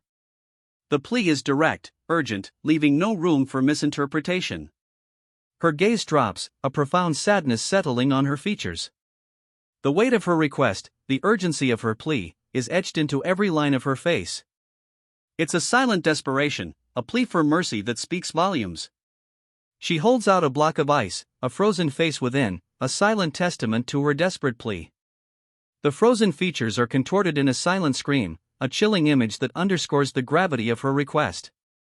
We are Japan's two strongest hunters, a voice declares, a confident assertion that cuts through the previous somber mood. The statement carries a weight of assurance, a promise of aid in the face of the chilling scene just witnessed. A burst of laughter, harsh and unrestrained, cuts through the air. It's a stark contrast to the grim scene moments before, a jarring sound that underscores a chilling indifference. A harsh, unrestrained laugh echoes, a stark contrast to the grim tension moments before. The sound is jarring, chilling in its indifference. A harsh, chilling laugh rings out, a stark contrast to the tension that preceded it. The sound hangs heavy in the air, a testament to the indifference of the one who unleashes it. Darkness. A swirling vortex of shadows consumes the panel, a stark visual representation of the chilling laughter that preceded it. Okay, a voice confirms, the word hanging in the cavernous space. Two figures stand silhouetted against a bright opening, a stark contrast to the oppressive darkness surrounding them. They stand at the precipice of something unknown. A stark, oppressive blackness fills the panel, a void swallowing the light from the previous scene. Silence. The tension hangs heavy, a palpable shift from the preceding dialogue. A single, pained sound cuts through the oppressive silence, ugh. The word hangs heavy, a testament to whatever unseen ordeal has just transpired. Eyes wide with a silent scream, a figure lies half hidden in the shadows. Pain etched onto their face, they gasp, a single, ragged breath escaping their lips. A single, pained escapes the figure, barely a whisper against the heavy silence. The sound speaks volumes of the unseen struggle. Han aim. A whispered question hangs in the air, a fragile sound against the backdrop of their shared pain. One figure, eyes barely open, looks to the other, their face etched with exhaustion and a desperate hope. Hanami's name, a breath of a question, is barely audible above the heavy silence. She looks up, eyes fluttering open, a mixture of exhaustion and desperate hope etched onto her face. A single word escapes her lips, a barely audible ha? Her eyes, though still heavy-lidded, flicker with a spark of returning awareness. What's up, my honey? The words, casual yet laced with a chilling undertone, hang in the air. A figure, half-shrouded in shadow, leans forward, a smirk playing on his lips. One arm glows with a crimson light, the other with an icy blue. She lies still, a shard of ice embedded in her cheek, her eyes wide and vacant. A chilling stillness hangs in the air, broken only by the soft crackle of the ice. A furious golden light erupts, engulfing him. The raw power is almost palpable, a terrifying spectacle of untamed energy. He sits, back to us, amidst a swirling vortex of golden light and fiery energy. The intensity of the spectacle is breathtaking, a raw power that seems to emanate from within him. The golden light fades, revealing him. He sits, bathed in an ethereal glow, the remnants of immense power swirling around him like a gentle breeze. A profound calm has settled over him, a stark contrast to the furious energy moments before. He sits, his back to us, a profound stillness replacing the tempestuous energy. The last vestiges of the golden light fade, leaving him bathed in a gentle, ethereal glow. He lies back, a faint smile playing on his lips. The last embers of the golden light dissipate, leaving only a gentle glow around him, a stark contrast to the fiery chaos moments before. A peaceful exhaustion settles over him. He impacts the ground, a guttural cry escaping his lips as fiery energy erupts from within him, trailing off in glowing tendrils. Golden energy surges from within him, a raw power that threatens to consume him. His eyes, wide and blazing, reflect the inferno within. The golden energy intensifies, now a torrent of raw power that spirals and writhes, threatening to consume him entirely. Ah! The golden energy crests, then explodes outward, transforming him. A monstrous figure emerges, skeletal and powerful, its eyes burning with an unholy light. A guttural ah escapes him as the transformation completes. He is no longer human, a monstrous, skeletal figure now stands, radiating infernal energy, its eyes burning with malevolent power. The transformation is complete. A monstrous, skeletal form now stands where a man once was, radiating an aura of chilling power. His eyes, burning with malevolent energy, fix on the woman beside him, who watches with a mixture of fear and awe. A guttural ah escapes him as he collapses, the transformation complete. His form is now monstrous, skeletal, and radiating infernal energy. Two streaks of golden light, intense and vibrant, cross the panel. A powerful energy surges, leaving a lingering glow in its wake. Golden energy explodes outward, a blinding flash that momentarily obscures everything. A single, pained ah escapes. The golden light fades, leaving behind an unsettling stillness. He shields his eyes, a single, vibrant blue eye visible beneath his trembling fingers. Pain, raw and undeniable, lingers in the stillness that followed the explosion. He clutches his face, a single, vibrant blue eye gleaming through his trembling fingers. The pain, sharp and unrelenting, is palpable in the aftermath of the blast. A shockwave ripples outwards, shattering the ground. Dust and debris obscure the immediate aftermath. The force of the blast leaves a trail of devastation. A building, once standing tall, is now fractured and crumbling, a testament to the raw power unleashed. Crimson energy surges, a vortex of destructive power consuming the remnants of the building. Only shattered stone and swirling chaos remain. The crimson energy dissipates, leaving behind only a field of rubble where a building once stood. Silence descends, heavy and profound. Dust motes dance in the lingering silence, the only remnants of the cataclysmic energy. A desolate landscape remains. From the dust and debris, a single, malevolent eye opens. Its crimson glow pierces the gloom, a horrifying testament to the destruction wrought. Ha! A single word, a breath of confusion, escapes the creature's lips as it slowly rises from the wreckage. It rises, a grotesque parody of life stitched together from shadow and ruin. A single, malevolent eye, burning crimson, stares out from the wreckage. Ha! The sound is barely audible, a whisper of disorientation amidst the lingering chaos. From the wreckage, a single crimson eye opens. Disoriented, it utters a barely audible ha. The creature, a horrifying patchwork of shadow and ruin, begins to rise. It slowly rises, a horrifying silhouette against the pale background. The creature, a grotesque amalgamation of shadow and ruin, stretches, its movements jerky and unnatural. A vibrant red thread, thin as a spider's silk, stretches across the panel, snaking its way from the unseen creature's body towards a brightly colored sneaker lying on the ground. The shoe, a stark contrast to the dark, shadowy environment, seems oddly out of place. The crimson thread continues its descent, a thin line connecting the monstrous form above to a brightly colored sneaker far below. Its trajectory suggests a deliberate pull, a sinister connection between the shadowy creature and this seemingly mundane object. The crimson thread snaps taut, pulling the brightly colored sneaker upwards with surprising force. The creature's crimson thread, taut as a bowstring, yanks the sneaker upwards with ferocious speed. Its single, malevolent eye, burning with a hellish red glow, focuses intently on its prize. With a sickening rip, the sneaker is torn from the ground. The creature reels it in, its crimson thread glowing ominously. It yanks the sneaker upward with terrifying force, disappearing into the darkness above. He plummets into the chasm, a bloody smear against the rough-hewn stone. A monstrous eye, bloodshot and filled with malevolent rage, stares up from the chasm. Its owner, barely visible in the shadows, is clearly not done. From the darkness below, a monstrous maw opens, revealing rows of jagged teeth and a long, dripping tongue.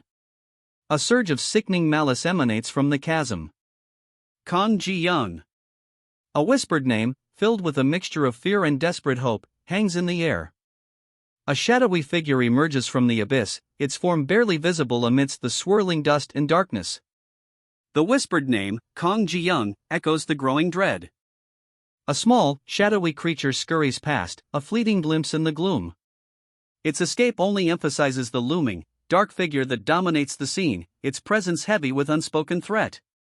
The name, Kang Ji-young, is uttered, a breath of fear in the oppressive darkness. A massive foot descends, crushing something small and unseen beneath. A sickening crunch echoes through the darkness. The immense weight is lifted, leaving only silence and the lingering shadow of the unseen horror. Only silence remains, a heavy stillness broken only by the faint echo of the name, Kang Ji-young, whispering on the wind. A violent gust of wind whips past, carrying with it the faintest whisper of a name, Kang Ji-young. A gruesome sight unfolds. Viscous, crimson fluid splatters across a face contorted in silent agony. The air itself seems thick with the weight of violence. Crimson stains the ground, a stark testament to the brutal fight. The attacker, a shadowy figure, stands over their fallen foe, leaving no doubt as to the outcome. A gaping maw, tongue lolling, crimson rivers staining a ravaged face. Death's final, agonizing grimace is etched into the victim's features, a brutal end to a brutal fight. A thick fog rolls in, obscuring the aftermath. Silence descends, heavy and chilling. The fog begins to clear, revealing two figures silhouetted against a faint light. One is hunched over, seemingly defeated. Above them, a single thought bubble appears, "That was fun." A chilling nonchalance hangs in the air. Darkness claims the scene. Sun. A single word, heavy with unspoken weight, cuts through the lingering darkness. The taller figure stands, silhouetted against a warm, golden glow, his posture suggesting both power and a quiet sorrow. Below him, a younger figure kneels, head bowed, small and vulnerable in the vastness of the scene. "Become strong," the taller figure commands, his voice resonating with both firmness and a hint of sorrow. "So you won't experience this humiliation again." The words hang heavy in the air, a promise and a warning all at once. "Become so strong," the man instructs, his voice a low rumble against the backdrop of fiery destruction. He and the boy stand silhouetted, a gateway to a burning village behind them, the scene a stark testament to the pain fueling his words. "You can beat your father," the man states, his voice firm despite the tears streaming down the boy's face. A glimmer of hope, however faint, flickers in the boy's eyes. A surge of golden energy erupts from the boy, his tears momentarily forgotten as he channels his grief and anger into a powerful force. Determination hardens his gaze. "Dad!" The boy cries out, his face alight with a fierce, newfound strength. His eyes, though still glistening with unshed tears, burn with a determined light. I won, he shouts, arms raised in triumph, a small knife held aloft. A wave of exhilaration washes over him, a stark contrast to the grief that fueled his power just moments before. He stands over his fallen opponent, the small knife still clutched in his hand. A quiet exhaustion settles over him, the adrenaline fading, replaced by a heavy silence. He walks away, leaving behind a scene of devastation. Flames lick at the ruined buildings, casting an orange glow on his retreating figure. The word "Dad" floats in the panel, a silent scream against the backdrop of destruction. A single word hangs in the air, a guttural whisper against the backdrop of roaring flames, "Dad." The inferno rages, a fiery testament to the battle's brutal conclusion. A single, desperate question hangs in the smoky air, "Dad." The inferno still rages, a silent testament to the devastation. Only silence answers the desperate plea. The flames, once a raging inferno, now dwindle, leaving behind an ash-choked landscape. "Da!" A single, choked word escapes, a whisper lost in the ash-filled silence. A single, pained whisper escapes their lips, "Da." Blood trickles down their ravaged face, a grim testament to the battle's brutal toll. Crimson blood streams down their face, a gruesome mask obscuring most features. Only a single, pained word escapes, "Da." A single, strained "D" escapes their lips, barely audible above the silence. The blood continues its grim descent, painting a gruesome picture of their defeat. Silence. Only the crimson stain spreading across their face remains, a gruesome testament to their final, desperate breath. An unnerving stillness descends. The only sound is the wind whispering through the desolate landscape, a stark contrast to the recent struggle. A hand, stained crimson, scrapes the dust. Life ebbs away, leaving only the desolate silence of the battlefield. Silence. Only the shattered remnants of the battle remain. A defeated figure lies still, their form a stark contrast to the monstrous creature that crouches nearby, victorious. "I lost." The stark declaration hangs heavy in the aftermath of the battle, a testament to defeat. A single, pained breath escapes the defeated warrior. "Ah." The sound, barely audible, speaks volumes of exhaustion and the bitter sting of defeat. A pained "ah" escapes him, a guttural sound that underscores his utter defeat. He lies there, broken, a small, spiky creature nearby. "Guan." A whispered plea escapes him, a desperate rasp barely audible above the dust settling around his broken form. An S-rank blacksmith, Galyakbong, is introduced. His presence looms large, a figure of immense skill and power. A pained groan, barely a whisper, escapes him. "Ugh." He lies defeated, a pained groan escaping his lips. Dust motes dance in the dim light, settling around him as Yakbong kneels nearby, his imposing form a stark contrast to the fallen figure.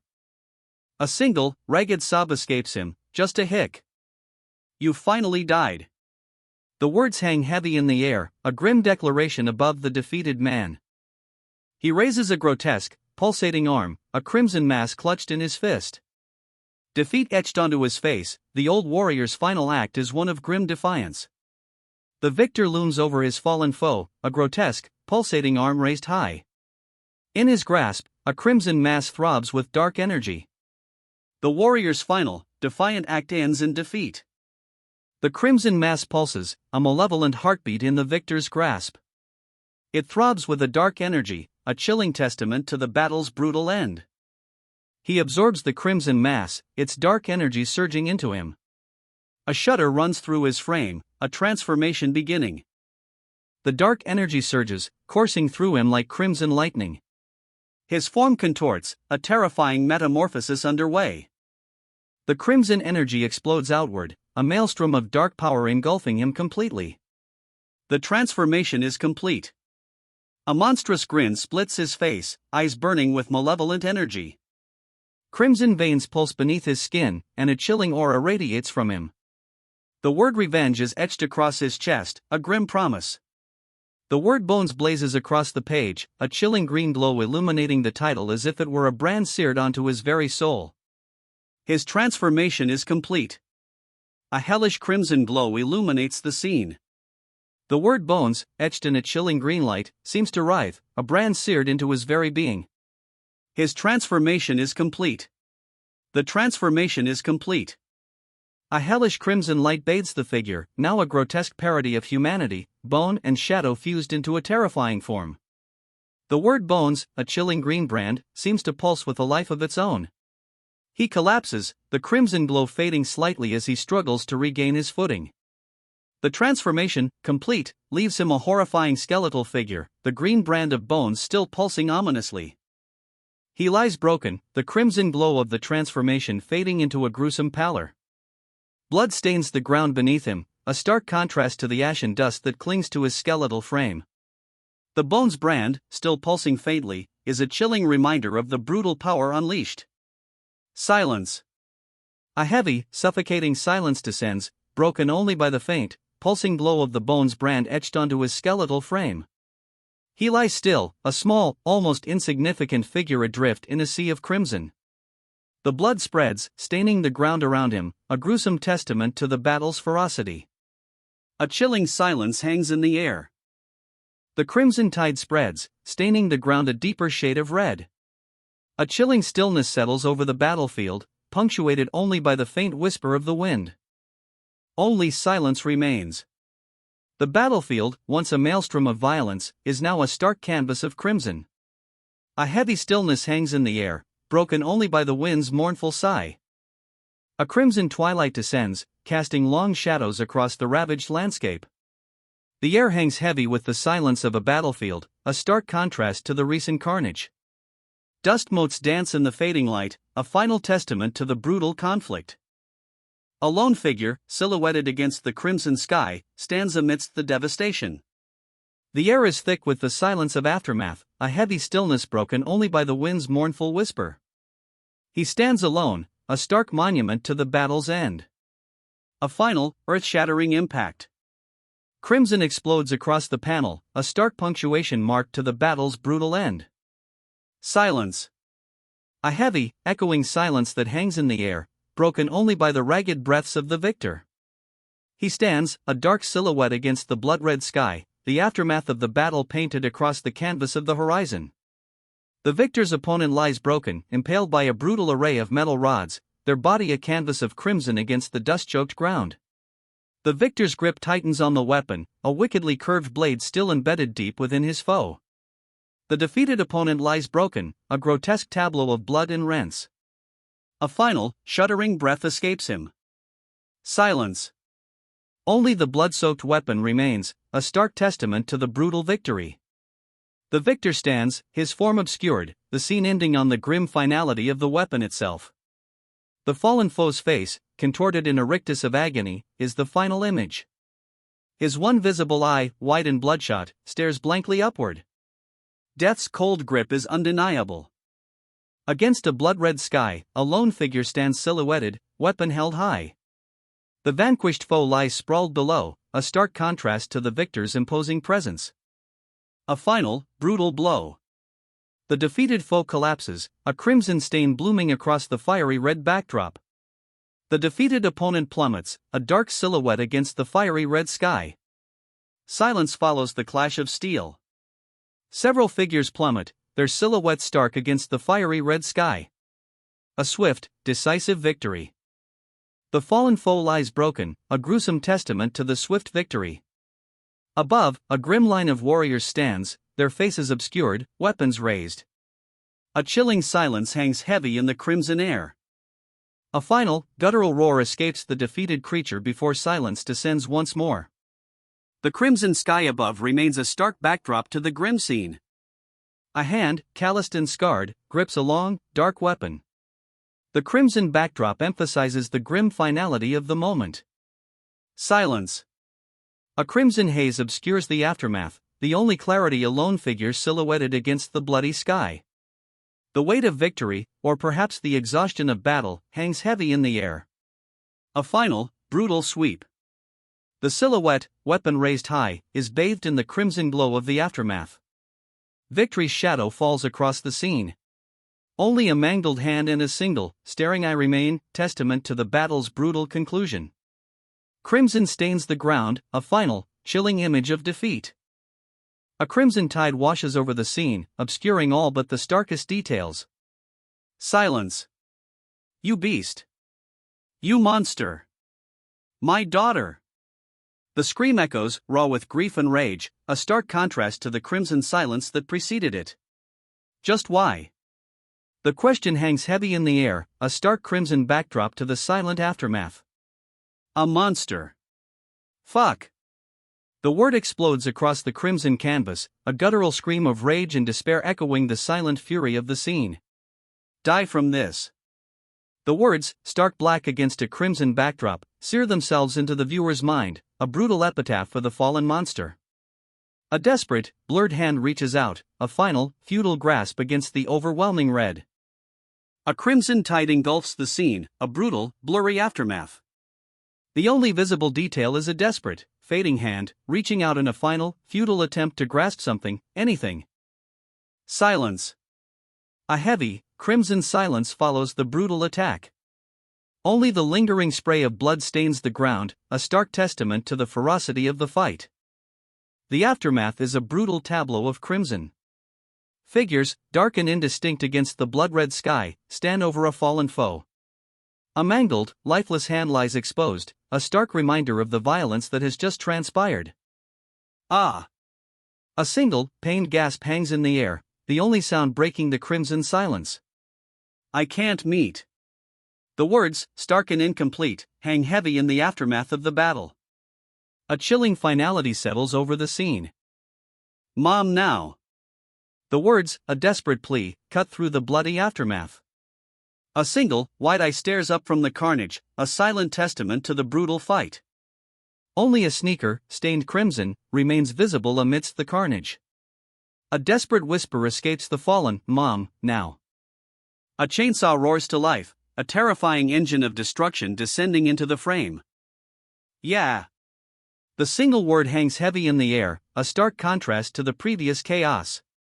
It's a chilling affirmation, a grim acceptance of the brutal reality. The chainsaw's shriek fades, replaced by an unnerving silence.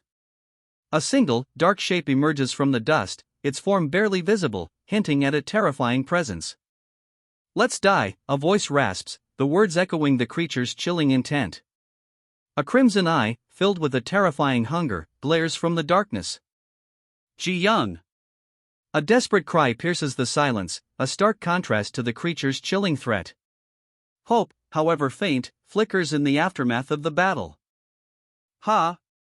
A single word hangs in the air, a question mark trailing its unspoken anxieties. The aftermath of the battle leaves only confusion. Two figures hurry past, their escape shadowed by looming legs. A fleeting glimpse of urgency, a silent plea for safety in their hurried steps. Kong Ji-young. A desperate cry pierces the silence, a desperate plea echoing in the wake of the chaos. They hurry through a shadowed corridor, the desperate plea for Kong Ji-young still ringing in the air.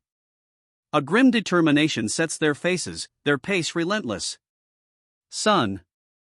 A desperate whisper cuts through the urgent silence, a choked plea filled with anguish. They burst into a cavernous chamber, the air thick with a suffocating dread. Kong Ji-young lies prostrate, her desperate cry echoing in the vast space. A tide of shadowy figures rises behind her, their eyes burning with malevolent intent. Kong Ji-young falls, her body hitting the crimson ground. A stark silence follows her desperate cry, broken only by the faintest scattering of dust. A chilling silence descends. The dust motes dance in the dim light, the only movement in the aftermath of Kong Ji-young's fall. A looming shadow, vast and ominous, encroaches from the darkness. Ugh. A single word, a low groan, hangs heavy in the air, hinting at exertion and perhaps a touch of pain. Ugh, high name. A strained whisper escapes, barely audible above the silence. The speaker looks down into a deep chasm, a dark abyss that seems to swallow the light. A trickle of blood stains the earth near the edge. What's up, my honey? The words, playful and teasing, cut through the grim silence. A stark contrast to the previous scene, they hint at a new arrival, someone completely unaware of the gravity of the situation. A blur of vibrant light explodes across the darkness, a kaleidoscope of color that momentarily obscures the chasm. The playful tone vanishes, replaced by the raw energy of a sudden, intense confrontation. The vibrant light fades, leaving him sitting alone, his back to us. A spectral image of fiery wings lingers behind him, a ghostly echo of the power unleashed. Silence descends, heavy and profound. Golden embers still drift down, remnants of a power unleashed. He sits, his back to us, the lingering image of fiery wings a testament to the intensity of the moment. A heavy silence hangs in the air. He collapses, a defeated heap. Fiery embers still cling to his skin, a searing brand of his failure. The silence, broken only by the soft hiss of dying flames, is absolute. A ragged breath escapes him, a barely audible ayak. Pain, exhaustion, and the weight of defeat are palpable in that single, strained sound. The silence, heavy and oppressive, remains unbroken. His vision blurs, a searing white light engulfing him. Through the pain, a single, piercing blue eye remains, reflecting the fiery chaos that consumes him. A single, pained ah escapes him, a whisper lost in the aftermath of the brutal clash. Destroyed. I'll protect my country, he vows, a fierce determination hardening his gaze despite the searing pain. A woman runs past, her form a blur against the crimson threads that bind him. Tae-soo. A desperate cry cuts through the air, a name whispered on the wind as the battle's chaos continues. A desperate plea echoes, Tae-soo. A name lost in the maelstrom of battle, yet carrying a weight of urgency that cuts through the chaos. A chilling declaration cuts through the ongoing battle's clamor. The Minister of Defense, Japan's top hunter, vows retribution. Anyone who takes a step forward will die by my hands. I'll melt every single one of your cells. The threat hangs heavy in the air, directed at Hainame, whose hand is specifically targeted for annihilation. A choked sob escapes, barely audible above the din of battle. Hic. Tae-soo. The name, whispered yet desperate, speaks volumes of a connection strained to its breaking point amidst the chaos. I'm sorry. The whispered apology, barely audible over the raging battle, hangs heavy with unspoken regret. Hainame's remorse is palpable, a stark contrast to the minister's brutal threat. Hainame's eyes, wide and filled with a desperate anguish, are locked on something unseen. A crimson energy crackles around her, mirroring the turmoil within. Crimson energy flares around her, a desperate plea reflected in her wide eyes. She braces herself, the unseen threat looming. I can't lose you, she vows, the crimson energy around her flaring even brighter, a testament to her unwavering resolve. Her eyes, blazing white against the crimson energy engulfing her, reflect a fierce determination. This is a fight she will not lose. The crimson energy surges, a wave of power engulfing her completely. For a moment, only the fierce white of her eyes pierces through the vibrant glow. The crimson energy fades, leaving behind only a figure silhouetted against a darkening sky. A quiet strength emanates from her, a stark contrast to the storm that just passed. The alley is quiet now, the only light spilling from a nearby window and a single street lamp. A sense of calm settles over the scene, a stark contrast to the recent turmoil. You bitch. A voice hisses, the words hanging heavy in the still night air. Dad always used to beat Mom. The confession cuts through the recent calm, a chilling revelation replacing the quiet strength. My life, it's all because of you, he roars, his words a venomous accusation as he violently grabs the woman's hair. A guttural cry escapes her lips as he continues his brutal assault. Darling! Darling! The desperate cries cut through the aftermath of violence, a stark contrast to the preceding rage. A tremor of fear, a plea for mercy, hangs in the air. My mom, the words hang heavy in the sudden silence, a stark contrast to the recent turmoil. A chilling revelation, whispered on the wind. I love you. The child's whispered words, barely audible above the lingering silence, carry a heartbreaking weight. Bruised and vulnerable, clinging to a leg, the child's declaration is a poignant testament to innocence amidst chaos. Below, a stark caption reads, Had autism. For them, the gates open. A new chapter begins, heavy with unspoken sorrow and the weight of a shared past. The manifestation of the awakened was a calamity. Mom couldn't control her abilities. The weight of those words hangs heavy in the air, a stark contrast to the quiet scene before. Mom's powers erupt, a violent storm of crimson energy engulfing her. She's unable to control the raw force, a devastating display leaving her collapsed, the aftermath a scene of chaos and destruction. The horrifying truth hangs heavy in the air, and killed Dad on the spot. The weight of that revelation settles, a chilling silence following the storm of her uncontrolled power. A somber scene unfolds. Before a simple casket, adorned with white flowers, a woman kneels, her posture mirroring despair. "Darling." A voice whispers, the word hanging heavy in the air, a stark contrast to the chilling revelation that follows. She was put on probation, not imprisoned, despite killing her husband. "I thought that was actually better," she reflects, a chilling understatement considering the circumstances. The words hang in the air, a stark contrast to the quiet grief that still clings to the scene. But her brother. The weight of that unspoken thought hangs heavy in the air, a stark contrast to her earlier chilling reflection. A new layer of grief, a deeper sorrow, settles over her. She stands there, barefoot, amidst scattered belongings, a credit card, a book, and other debris littering the floor. The quiet of the room amplifies the unspoken grief that still hangs heavy in the air. He thought otherwise. From the next day, a new chapter begins. He worked outside. The stark red sky behind him contrasts sharply with the darkness of his task, a silent testament to the new path he's chosen. And he committed violence at home. The stark red backdrop underscores the brutal act, a woman struggling against a powerfully built man. As the days passed, a stark shift occurred. The violence, once a backdrop of crimson rage, now fades to a somber, shadowed gray. His acts became severe. The once vibrant red of rage now gives way to a somber gray, mirroring the escalating intensity of his violence. Shattered pieces of wood litter the ground, remnants of his uncontrolled fury. A long shadow stretches across the scene, the only illumination coming from a distant, unseen source. The air hangs heavy, thick with the silence following the storm of his rage.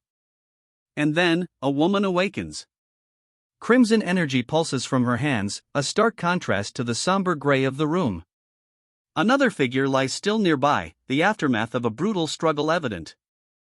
"If I make a lot of money as a hunter," she thinks, a newfound resolve hardening her gaze. The crimson energy still pulses, a silent promise of power.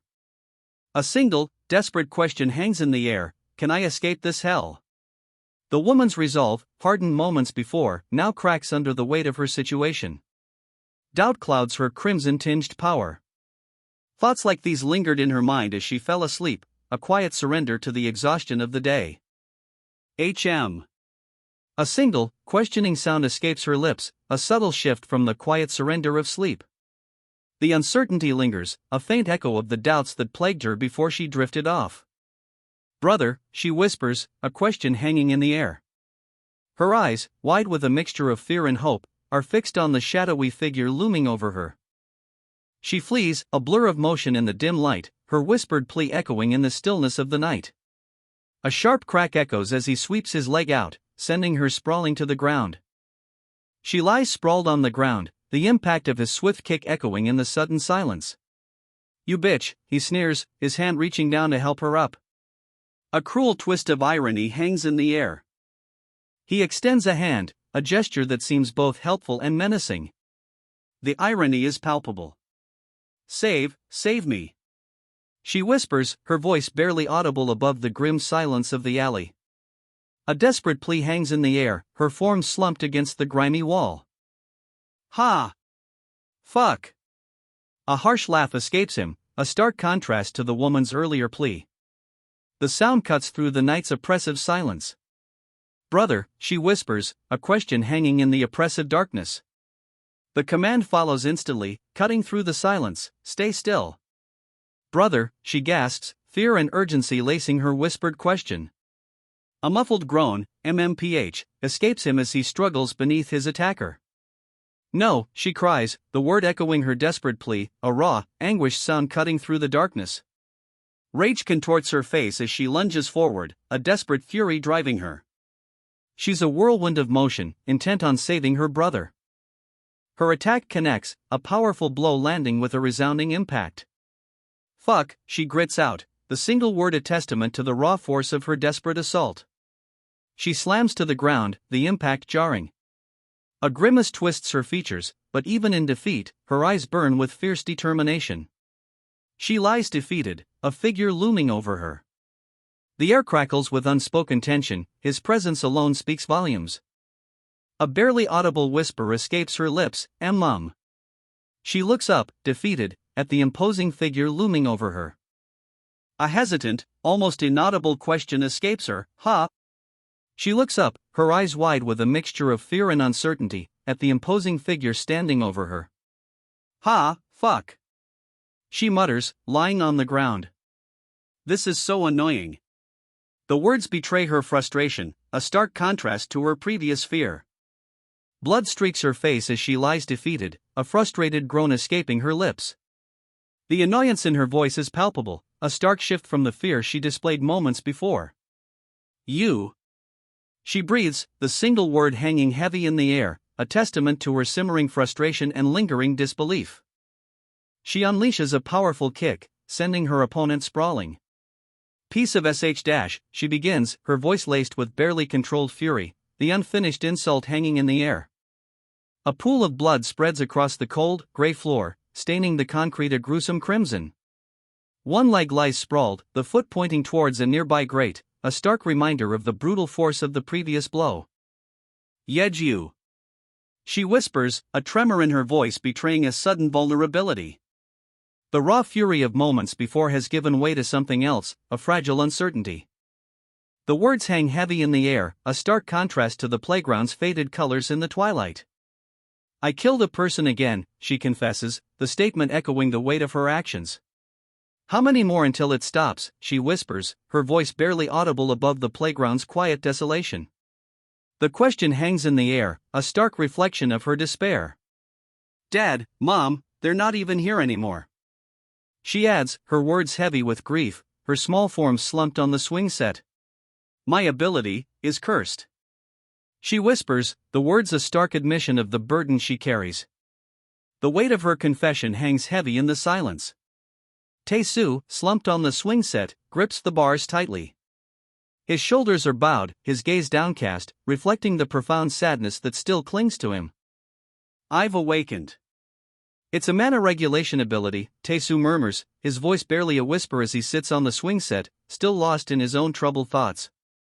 A glimmer of something new, something different, flickers within his quiet despair. "I can use it on you and seal your ability," a voice declares, cutting through Tae-soo's quiet despair. His response, barely audible, is a breathy, "Really?" Uncertainty clouds his features, a stark contrast to the newfound hope that had flickered moments before. "But before that..." The words hang in the air, a subtle shift in the tension between the two figures. A pause, pregnant with unspoken implications, before the next action unfolds. "Can you kill one more person?" The question hangs heavy in the air, a stark challenge replacing the previous tense negotiation. The weight of the request, and the implications of refusal, settle upon Tae-soo. Tae-soo recoils, his hands instinctively clutching at his throat. A crimson stain spreads across his collar, a stark contrast to the pale fabric. The unspoken weight of the previous question hangs heavy in the silence. Night falls on a quiet street. Tae-soo, still shaken, stands before a barred window, a woman watching him from a short distance away. The air is heavy with unspoken tension. "You bitch, what are you doing coming home so late?" The sharp words cut through the night, a stark contrast to the quiet street. Tae-soo, still visibly shaken, stands before his home, a woman waiting nearby, her expression unreadable. A crimson blade pierces Tae-soo's back, the sudden attack leaving him collapsing to the ground. He lies there, vulnerable, the attack a brutal reminder of his helplessness. A woman watches from the shadows, her face obscured, her presence adding another layer of mystery to the already unsettling scene. Despite the pain, a flicker of defiance ignites in Tae-soo's eyes. His gaze, sharp and unwavering, suggests a refusal to yield. A young woman lies unconscious on the ground, the aftermath of a brutal attack. Above her, Tae-soo's face, partially obscured, reveals a grim determination etched into his features. A single trickle of blood stains his lip. "You," he whispers, a single word heavy with sorrow and grim determination. His hand, bloodied but steady, reaches for his phone, the location marker a stark reminder of the urgent task ahead. Han Tae-soo.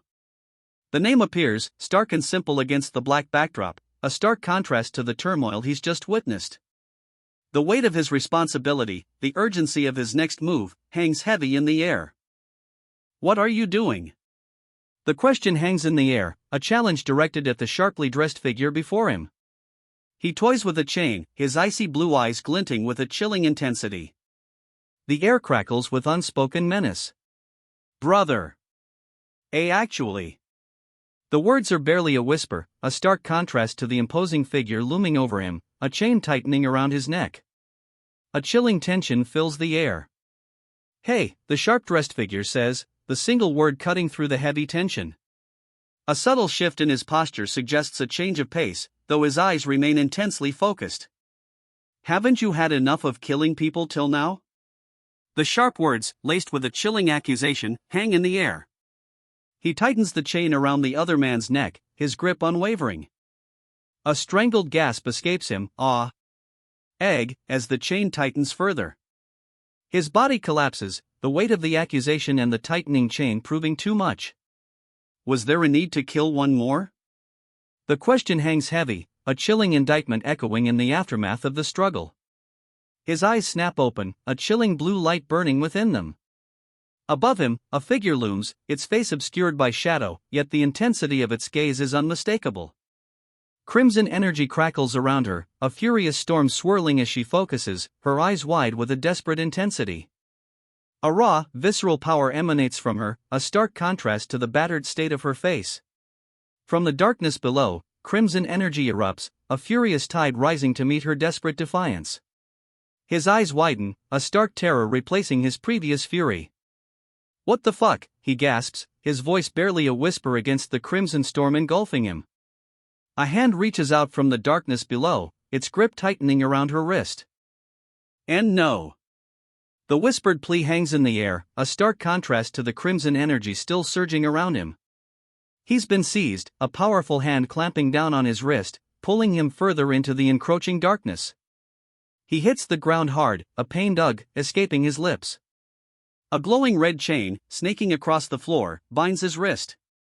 The woman watches, her expression unreadable. Bound by a glowing red chain, he lies on the ground, his pained expression a stark contrast to the woman's impassive gaze. She watches him, her face offering no clue to her intentions. Her hand rests on the glowing red sigil etched onto his back, a strange mixture of concern and determination etched onto her own face. The chain binds him, but her expression remains inscrutable. Brother. She whispers, her hands still resting on the sigil burning into his skin.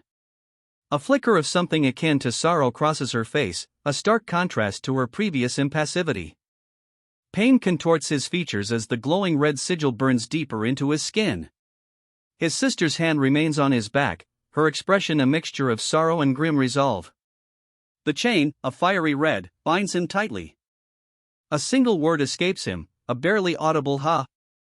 Confusion clouds his features as the burning intensifies. Tae-soo.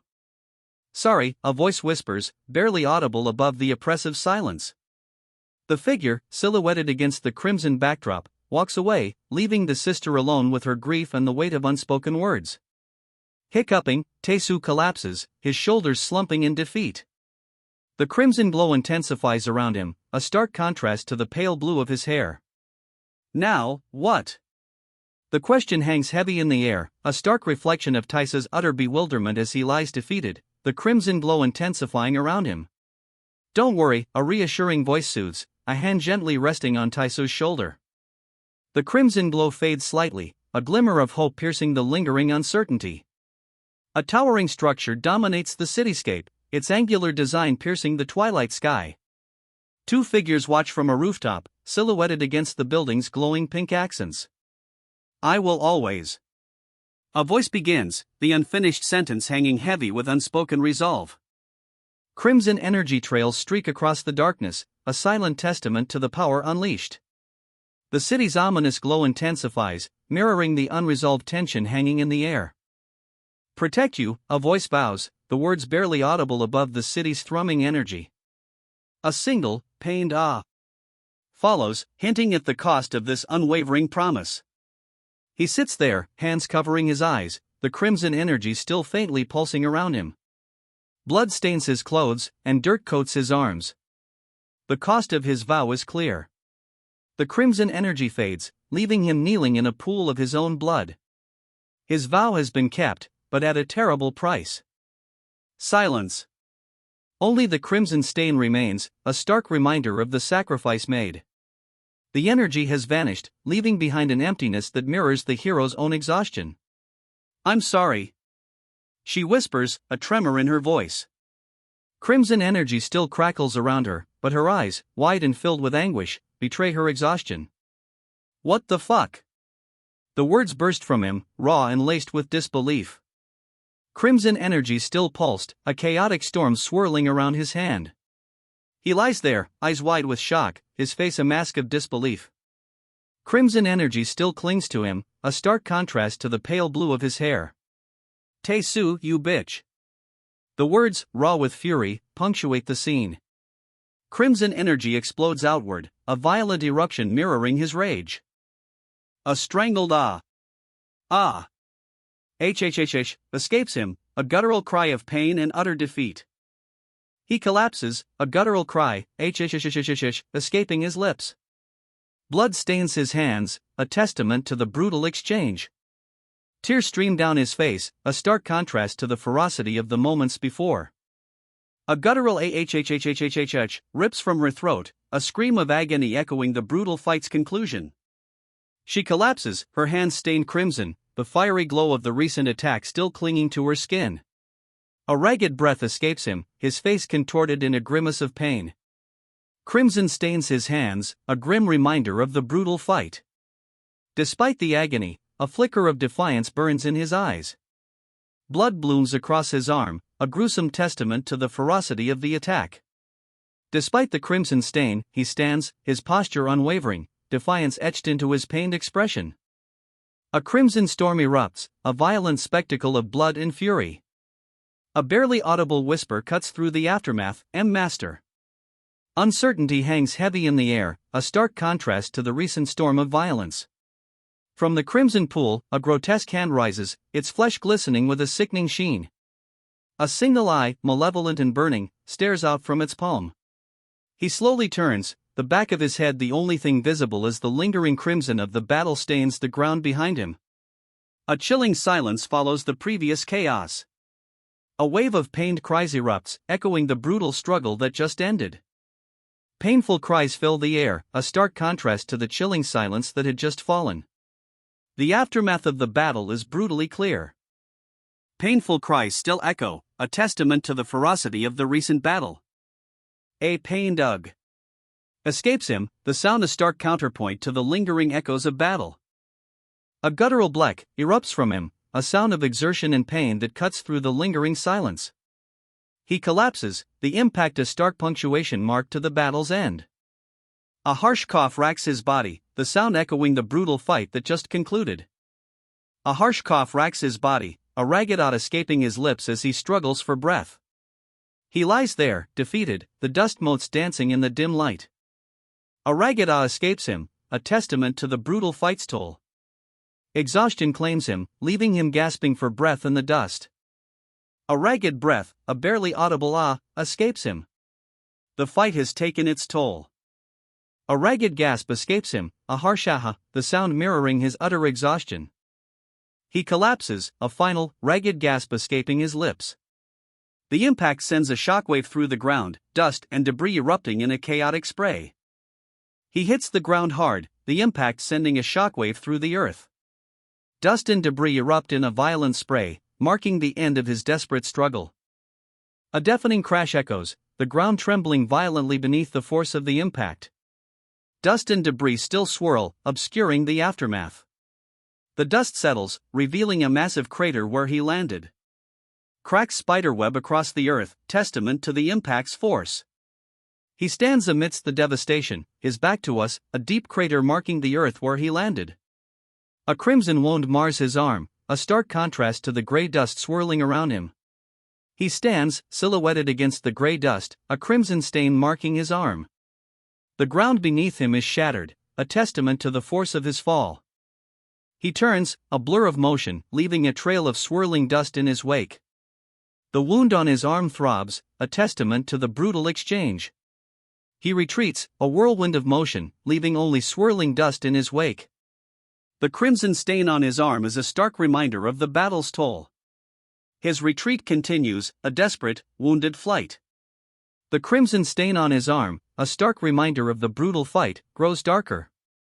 He plummets, a desperate, wounded arc against a blood-red sky.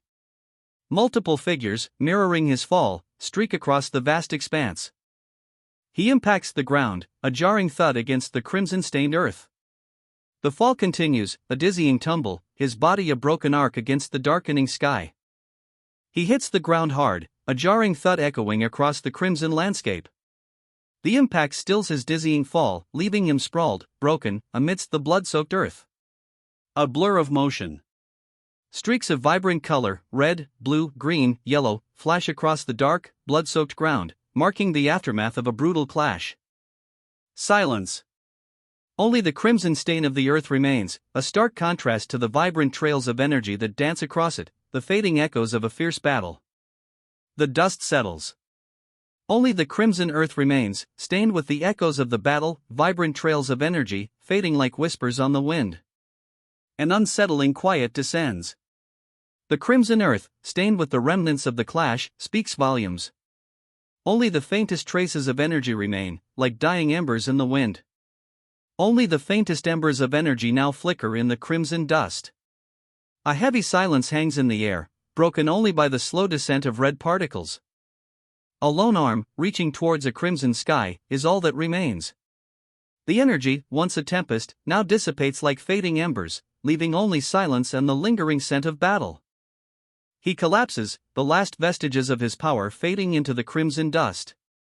Only a single arm, outstretched towards the blood-red sky, remains visible amidst the dissipating energy. Silence. Only a single arm, reaching towards the crimson sky, remains. The battle's fury has subsided, leaving behind only the lingering red dust.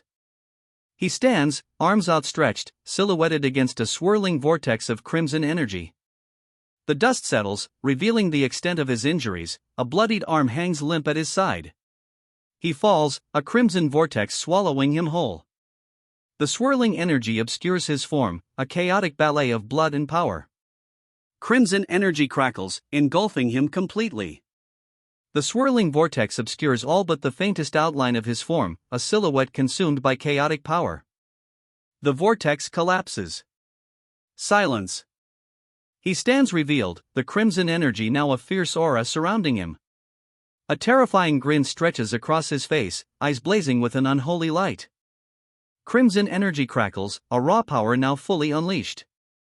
The aura intensifies, a tangible heat radiating from him. From the swirling crimson vortex, a figure emerges, hands outstretched. The energy crackles and writhes, a terrifying spectacle of unleashed power. The crimson energy coalesces, solidifying into a form. Two hands, glowing with an infernal light, emerge from the heart of the vortex. From the vortex, a figure finally emerges. Infernal light flares around it, a terrifying presence solidifying from the crimson chaos. The crimson energy dissipates, leaving behind only a faint, lingering glow. The crimson vortex collapses, leaving only a lingering warmth in its wake. Silence. The last vestiges of crimson energy fade, leaving only a quiet stillness. Only rubble remains. A heavy silence hangs in the air, broken only by the faintest wisp of smoke rising from the cracked earth. They walk amidst the rubble, two figures silhouetted against the gray dust. A heavy silence hangs in the air, broken only by their measured footsteps. A single, pained gasp escapes one of them. The sound, barely audible above the wind, cuts through the lingering silence. She watches, a silent observer amidst the crimson dust, as a lone figure methodically cleanses the ground. A small, crimson stain remains, a stark reminder of the violence that transpired. The air hangs heavy with the weight of unspoken horrors, a sea of faceless onlookers surrounding the scene. A gasp of shock ripples through the crowd. KSA President. An S-rank healer. The revelation hangs heavy in the air, a stark contrast to the quiet aftermath of the recent violence. Jiang. The name explodes from the crowd, a collective gasp of recognition and perhaps relief, cutting through the lingering tension. Son. The anguished cry pierces the stunned silence, a raw wave of grief and desperate hope washing over the crowd. Jiang falls, her body swallowed by the crimson tide. A wave of despair washes over the onlookers, their faces a silent testament to the tragedy unfolding. Save me. The desperate plea cuts through the heavy air, a stark contrast to the silent suffering of the figures surrounding her. It hurts like hell. Their agony is palpable, a chilling testament to the horror unfolding. Please. A desperate plea, barely a whisper against the backdrop of their suffering, hangs in the air. She collapses, a stark figure against the crimson backdrop. Dust motes dance in the harsh, red light, a silent testament to the violence that has just transpired. She lies still, her form a stark silhouette against the blood-red ground. A heavy silence descends, broken only by the faintest whisper of dust settling. Don't worry, a voice reassures, cutting through the heavy silence that followed the brutal fight. A glimmer of hope pierces the lingering crimson haze. A hand gently rests on the wounded man's shoulder, a stark contrast to the brutal scene moments before. His eyes, though barely open, reflect a glimmer of something akin to relief. The crimson ground beneath them speaks of the battle's ferocity, but a quiet hope begins to bloom. His eyes, bloodshot and brimming with pain, flicker open. A single tear tracks a path through the grime on his cheek, a testament to the battle's toll. Yet, within the depths of those wounded eyes, a spark of defiance remains. A hand gently rests on the translucent form, a stark contrast to the brutal scene above. The wounded figure within seems to shimmer, a fragile echo of the battle's intensity. Hope, however faint, persists. Below, a gentle hand rests on the wounded figure, a stark contrast to the chaos above. The faintest glimmer of hope remains. A sea of faces, shadowed and anxious, watches from above. Their wide eyes reflect a palpable tension, a silent fear clinging to the air. Below, a stark contrast, a crimson glow pulses from a wound, a fierce energy radiating from the injured figure. A colossal stag beetle, iridescent and otherworldly, crawls across a fractured, pink landscape. Its immense size dwarfs the scene, a silent testament to the power unleashed below. From the wreckage, a monstrous form emerges. Glowing red eyes pierce the gloom, twin embers in the heart of a creature born of shadow and destruction. We're all destined to die anyway, she whispers, a chilling acceptance in her voice. Her eyes, though closed, convey a weariness that belies her youth. A stark white collar, the only visible detail against a crimson backdrop, hints at a hidden strength. The young woman's quiet acceptance of death, spoken moments before, hangs heavy in the air. This is not surrender, this is a grim resolve. A crimson tide engulfs the lower half of the panel, a shadowy figure emerging from its depths. Its form is indistinct, yet the suggestion of horns and a menacing posture hints at a powerful, dark presence. From the crimson depths, a figure rises. Its form is still obscured, yet an ominous presence fills the void, a stark contrast to the quiet acceptance that preceded it. The weight of the impending confrontation hangs heavy in the air. At last, the demonic form fully emerges from the crimson abyss. Glowing red eyes pierce the darkness, and a pair of immense horns curve menacingly. The creature's stony visage is a terrifying mask of power. He stands revealed at last, the Demon King. Crimson energy crackles across his monstrous form, a terrifying display of raw power. His eyes, burning coals in the darkness, fix on something beyond the panel, promising a confrontation of epic proportions. Crimson energy pulsed, a terrifying aura emanating from the Demon King. His gaze, intense and unwavering, swept across the battlefield, promising a conflict of immense scale. Her eyes, blazing crimson against the stark red background, lock onto something unseen. A palpable tension hangs in the air, she is braced, ready for whatever comes next. Then, a chilling silence descends. The air crackles with anticipation, the tension palpable as she waits, her crimson eyes fixed on an unseen threat. Then, darkness. A heavy, oppressive darkness that swallows everything. Then, a soft light. A woman cradles a newborn, her expression a mixture of exhaustion and fierce protectiveness. The infant cries, a small, vulnerable sound in the quiet room. Years pass. The child, now a young woman, sleeps soundly. A quiet peace settles over the scene, a stark contrast to the darkness that preceded her birth. Now, a young woman stands, head tilted back, against a backdrop of angry red. Blurred figures surge around her, a menacing tide threatening to engulf her. A palpable tension hangs in the air. Surrounded by a crimson tide of shadowy figures, she stands defiant, her head thrown back. The oppressive red of the background intensifies the palpable threat closing in. Now, huddled in a rain-slicked alley, she cradles a wounded child, blood staining the wet pavement around them. The oppressive atmosphere, heavy with the lingering threat of the shadowy figures, has shifted to one of desperate vulnerability. A heavy silence descends. The only sound is the steady, chilling drip of rainwater. She looks down at the child, her face etched with worry. A towering figure dominates the scene, a demonic presence radiating power. Crimson threads snake around him, connecting to the shadowy figures that writhe at his feet, their movements jerky and unnatural. Below, the woman in white turns, her back to the monstrous being, her expression unreadable. The air crackles with an ominous energy. A single figure stands in the oppressive darkness, illuminated only by a faint light from above. He clutches his chest, his posture suggesting pain or distress. Below him, another figure is barely visible, shrouded in shadow. The scene is heavy with unspoken tension.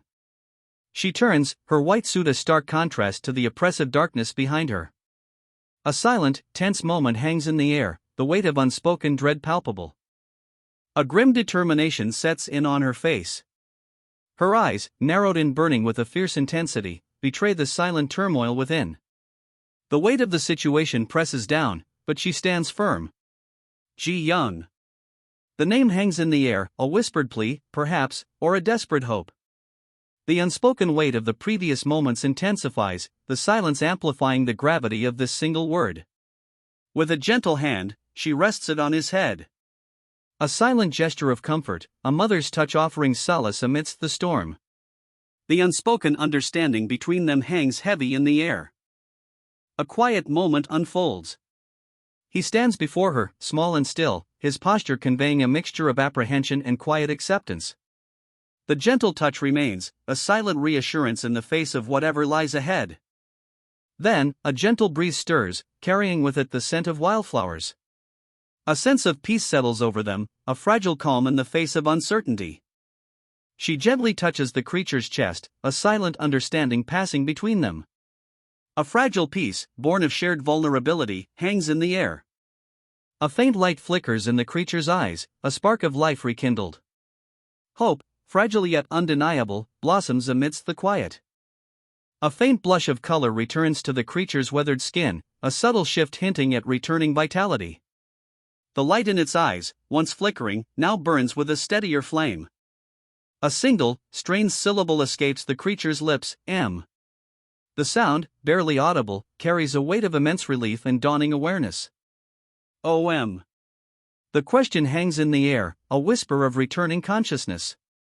A flicker of recognition, a spark of memory, ignites in the creature's eyes. Yeah, Mom's right here. The words, a soft murmur, carry a wave of relief. A fragile connection is made, a lifeline to a fading memory. My son. The words, choked with emotion, are a testament to the overwhelming relief washing over her. Tears stream down her face, a silent expression of the profound bond rekindled. No matter how you look, I'll always. The mother's voice, though choked with tears, carries an unwavering love. Her gentle smile, despite the sadness, speaks volumes of unconditional acceptance. Love, she whispers, the word barely audible above the sobs racking her body. Her face, contorted in a mask of pain, slowly begins to heal, the wounds closing as if by magic, a testament to the power of her unwavering love. You, a single word, whispered, yet carrying the weight of a lifetime's devotion. It hangs in the air, a testament to the mother's enduring love as the image of her son, his face a canvas of scars, slowly comes into focus. His eyes, though wounded, shine with an unwavering light. His wounds, deep and crimson, begin to fade, replaced by a ghostly pallor. A chilling smile stretches across his lips, a stark contrast to the healing flesh. His wounds, though still visible, now appear pale against his skin. A chilling smile plays on his lips, a stark contrast to the fading crimson. He stands, arms outstretched, a disturbingly serene figure amidst the lingering bloodstains. He stands over his fallen foes, a chilling calm settling over him as the crimson tide recedes, leaving only pale stains on his now almost pristine skin. His smile remains, a stark, unsettling contrast to the gruesome scene. A vibrant, almost ethereal energy explodes outward from him, a kaleidoscope of light against the crimson backdrop. His chilling smile widens. A gasp escapes Kyung Kong Guild's hunter Han Tae-soo? The revelation hangs heavy in the air, a stark contrast to the unsettling calm that had settled moments before. He was still alive?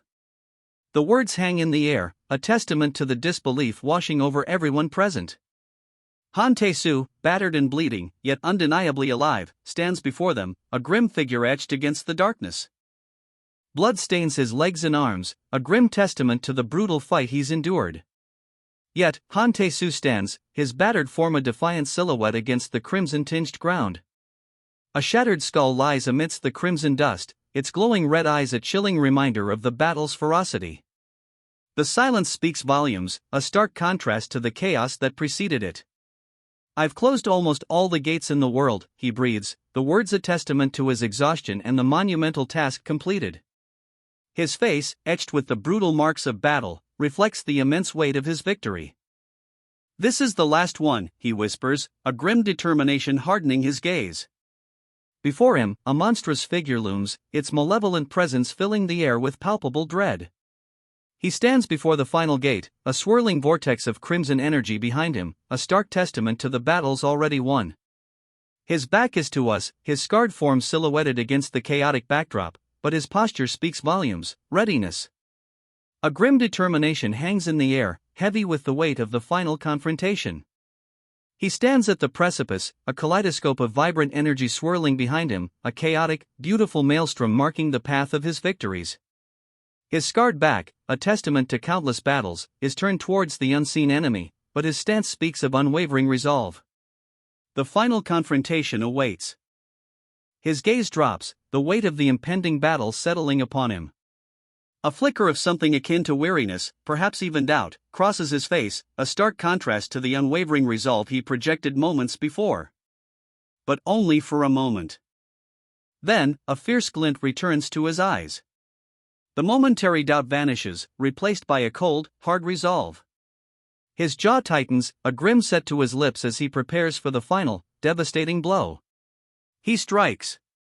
The blow lands with a resounding impact, a fierce culmination of the tension built before. "Goodbye, Kang Ji-young," a voice declares, the finality chilling. It hangs heavy in the air, a stark punctuation mark to the preceding battle. A crimson tide engulfs the panel, a sea of red mirroring the finality of the victor's words. Silence.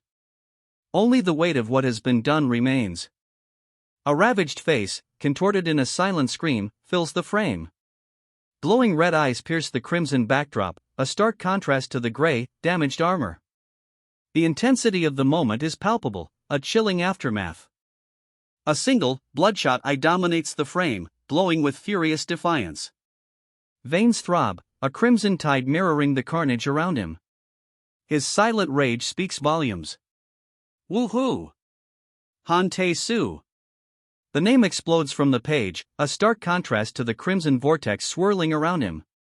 From its depths, shadowy figures writhe, their forms indistinct yet undeniably powerful, mirroring the raw energy emanating from Tae-soo himself. Han Tae-soo. The name rings out, a defiant roar against the crimson maelstrom consuming him. From its depths, shadowy figures writhe, their power palpable. Han Tae-soo.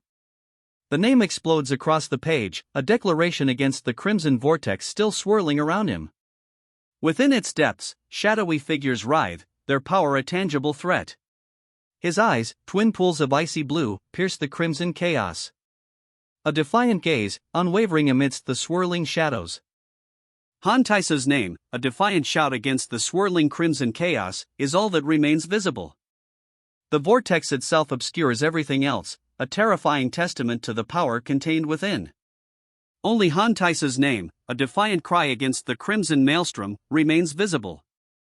The vortex, a terrifying testament to raw power, consumes all else. A sea of crimson engulfs him.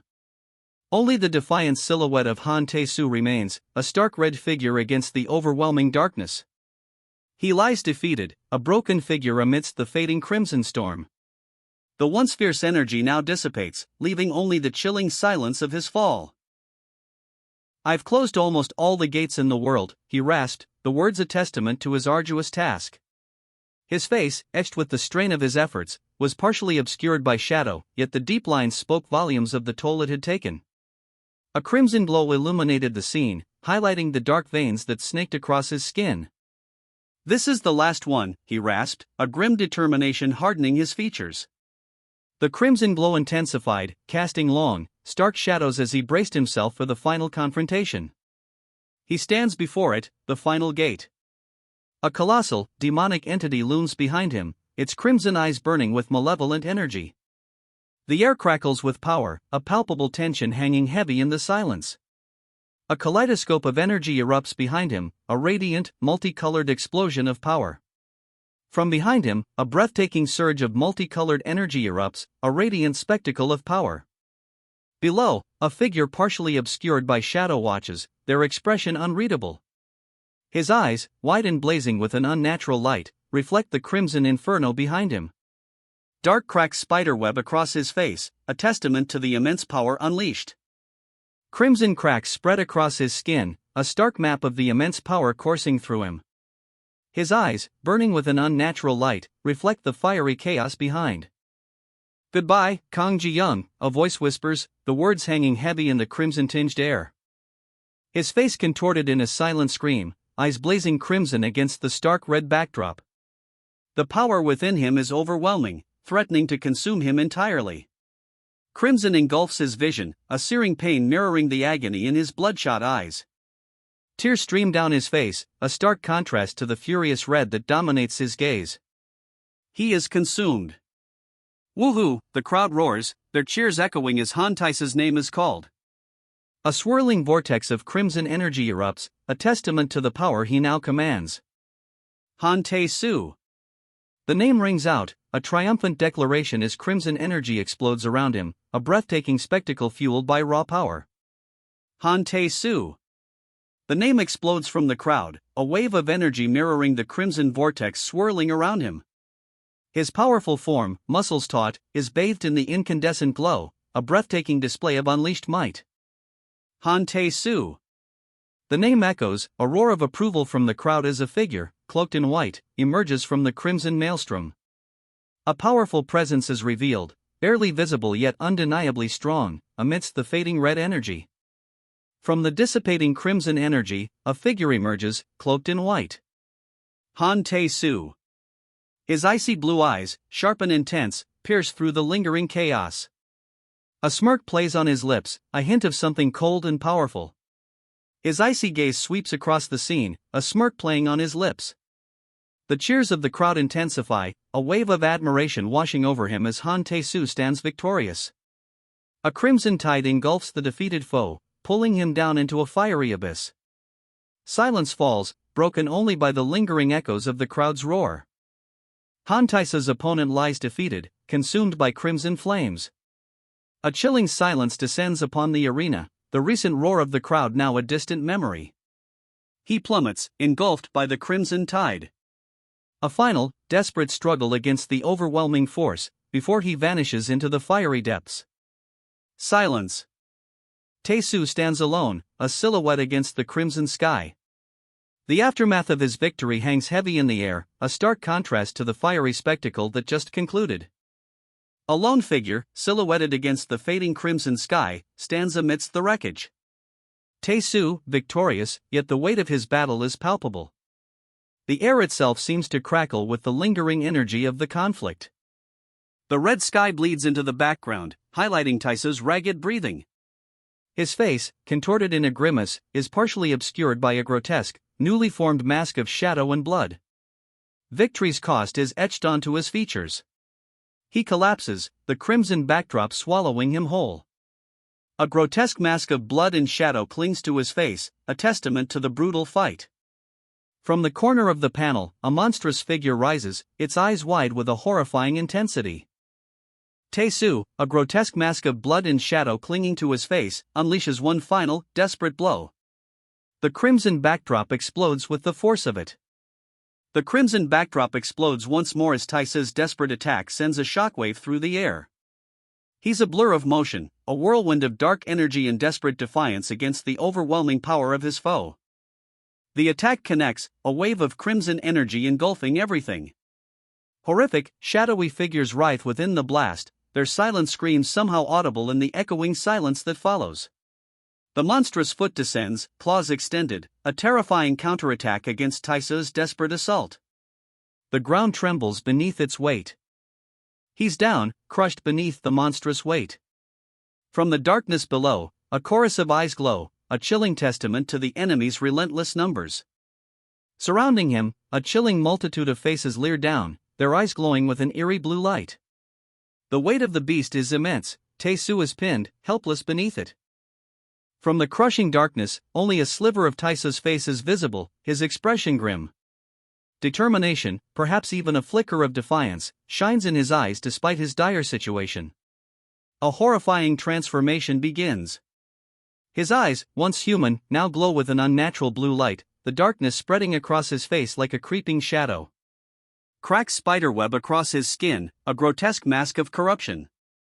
The transformation is complete. Tae-soo's face is now a horrifying mask of claws and bone, his eyes burning with an unnatural blue fire. A monstrous beak replaces his mouth, a chilling testament to the darkness that consumes him. The transformation is complete. His face, now a horrifying blend of human and monstrous features, is a grotesque mask of bone and claw. Crimson eyes burn with a malevolent light, a chilling smile twisting his beak-like mouth. The darkness has consumed him. The transformation is complete. His monstrous form is horrifying, a grotesque parody of his former self. One eye, bloodshot and bulging, stares out from a face of bone and claw, a crimson glare burning from within. The transformation is complete. He stands silhouetted against a blood-red sky, a monstrous figure of shadow and bone. The darkness is palpable, a suffocating presence clinging to his terrible form. He slams his monstrous foot to the ground, the impact sending tremors through the desolate landscape. A jagged shard of obsidian, impossibly sharp, is left embedded in the crimson earth where he stood. From the depths of his being, he raises a hand, long, skeletal fingers tipped with impossibly sharp obsidian claws. Blood, dark and viscous, drips from them, staining the already crimson earth. He rises, a monstrous silhouette against the crimson earth, obsidian claws dripping with dark blood. The very ground seems to tremble beneath his weight. A crimson tide rises behind him, a sea of monstrous faces, their silent screams echoing in the bloody landscape. Their eyes burn with infernal fire, mirroring the hellish glow that now illuminates the Demon King's terrifying form. From the shadowed heights, he surveys his crimson domain. A vast army stretches behind him, a sea of darkness against the infernal glow. A chilling silence descends. He stands amidst his legions, a figure of terrifying power, the infernal glow reflecting in his eyes. The vast army stretches before him, a sea of crimson, a testament to his might. A cruel smile spreads across his face, a chilling contrast to the infernal glow that still lingers in his eyes. The darkness within him is palpable, a terrifying promise. His laughter echoes, a chilling sound that cuts through the silence. Blood streaks his face, a gruesome mask mirroring the darkness in his eyes, a terrifying spectacle of power and malice. A deep crimson fills the panel, a stark contrast to the previous scene's violence. Silence descends, heavy and ominous, a chilling aftermath. A deep crimson fades to white, a slow transition mirroring the chilling silence that follows the recent battle. A heavy stillness hangs in the air, pregnant with unspoken tension. A towering structure dominates the skyline, its angular form piercing the twilight sky. A faint, crimson glow emanates from its peak, casting long shadows across the cityscape below. A colossal structure, a spire of steel and shadow, pierces the twilight sky. Crimson light pulses from its peak, painting the cityscape below in an eerie glow. The silence, heavy and expectant, remains unbroken. The scene shifts to a stark, modern interior. A single line of text appears, the Bloodgate incident from 6 years ago, that took countless lives. The weight of that past hangs heavy in the air. The nation's hero at that time, Hunter Han Tae-soo, the name hangs in the air, a stark reminder of the tragedy. A shattered window, a stark testament to the violence of the Bloodgate incident, is all that remains. A crimson streak, a blur of motion, cuts across the scene. The color, stark against the muted grays of the room, speaks volumes of the violence that once filled this space. It's a chilling reminder of the Bloodgate incident, a tragedy that continues to cast its long shadow. "What's wrong?" someone asks, concern lacing their voice. A curt reply cuts through the air, "Shut up." The stark contrast between the questions and the response leaves a heavy silence hanging in the air. "Hey Tae-soo," a voice calls, soft and hesitant, a stark contrast to the tense silence that preceded it. The man, scarred and powerful, lies amidst the sheets, his gaze intense, fixed somewhere beyond the two women tending to him. A lingering sense of unease hangs heavy in the air. "You're being too cold," a woman whispers, her touch gentle on Taisa's massive, scarred form. A quiet concern underlies her words, a stark contrast to his earlier coldness. His eyes, a piercing blue, snap open. A flicker of something cold and distant shines within them, a stark contrast to the concern shown by those around him. Blood explodes outward as Tae-soo unleashes a devastating blow, his icy gaze fixed on his unseen opponent. The woman beside him flinches, fear etched onto her face. A spray of blood erupts as Taisa's attack connects. The ferocity of the blow is undeniable. A pained ugh escapes the unseen opponent, the sound heavy with the impact of Taisa's attack. Terror grips the young woman as she witnesses the brutal aftermath. Splattered with blood, she recoils from the gruesome sight of the fallen opponent. A sharp cry of terror, a high-pitched kya, pierces the air. The young woman's fear is palpable, a stark contrast to the grim silence that followed the brutal attack. "Save me," she cries, her voice raw with terror. The young woman, battered and bleeding, crawls away from the unseen horror, leaving a trail of blood in her wake. "Doing that won't resolve the pain," a voice cuts through the terror, a stark counterpoint to the young woman's pleas. A sense of grim determination hangs in the air. Han Tae-soo. The name hangs in the air, a stark contrast to the previous terror. A young woman, her expression unreadable, sits alone, her gaze fixed on something unseen. She slowly ties the belt of her robe, a quiet act that contrasts sharply with the intensity of the previous moments. A stillness settles over her, her expression still unreadable, but a subtle shift in her posture suggests a gathering resolve. Kneeling amidst the bloodstains, she secures her robe. A quiet strength emanates from her, a stark contrast to the chaos surrounding her. "Out of everything." The words hang heavy in the air, a stark contrast to the quiet strength she exudes as she finishes securing her robe. A grim determination settles upon her face, a silent promise echoing in the aftermath of the battle. "Only I can heal you," she states, her voice a low murmur against the backdrop of the recent battle's aftermath. A quiet resolve underscores her words, a promise whispered amidst the lingering chaos. Her hand glows with a soft, green light as she gently touches his face, a silent promise of healing in her touch. The cracks marring his skin seem to faintly lessen under her care, a subtle shift in the grim aftermath. The wounds on his face begin to fade, the green light from her touch a beacon of hope amidst the blood-soaked aftermath. A slow, steady healing washes over him, erasing the brutal marks of battle. His wounds, though deep, finally begin to close. Tears stream down his face, a mixture of pain and relief, as the green light continues its healing work. The cracks in his skin fade, leaving behind only the faintest traces of the brutal battle. "Woohoo!" The sound rings out, a joyous exclamation echoing the relief washing over him as the last of his wounds vanish. Han Tae-soo. The name rings out, a proclamation echoing through the shadowy space. He stands, scarred but alive, his gaze unwavering amidst a sea of indistinct figures, their arms raised in a silent, unsettling tribute. Han Tae-soo. The name, a roar of recognition, echoes twice through the darkness. He stands, a figure of defiance amidst the shadowy figures who seem to pay him silent homage. A chilling laugh escapes Han Tae-soo, a sound that cuts through the eerie silence. Ha! Ha ha ha! His scarred face, a testament to recent battles, twists into a grim smile. From his outstretched hand, a surge of vibrant energy erupts, multicolored threads of power weaving a breathtaking spectacle. Ha! The question hangs in the air, a stark contrast to the vibrant energy that had just pulsed from Han Tae-soo's hand. A wave of uncertainty washes over him as he stares at the aftermath of his power. Rain lashes down, blurring the edges of a playground. The scene is quiet, a stark contrast to the raw power unleashed moments before. Han Tae-soo's uncertainty lingers, heavy in the air. He sits, hunched over, amidst the downpour. Rain slicks his bare back, mirroring the uncertainty that still clings to him. The silence is broken only by the steady rhythm of the falling water. The rain continues its relentless assault, washing over him as he remains hunched, his shoulders slumped. A heavy silence hangs in the air, broken only by the drumming of the rain. The rain continues its relentless drumming, a steady rhythm against the silence. He remains still, the water washing over him, a stark contrast to the turmoil within. Tears stream down his face, mingling with the relentless rain. His expression is one of profound sorrow, a stark contrast to the stoicism he previously displayed. He sits slumped on the swing, the rain a relentless curtain obscuring everything but his grief. A figure stands silently behind him, their dark form a stark contrast to the downpour, their presence a silent weight in the heavy atmosphere.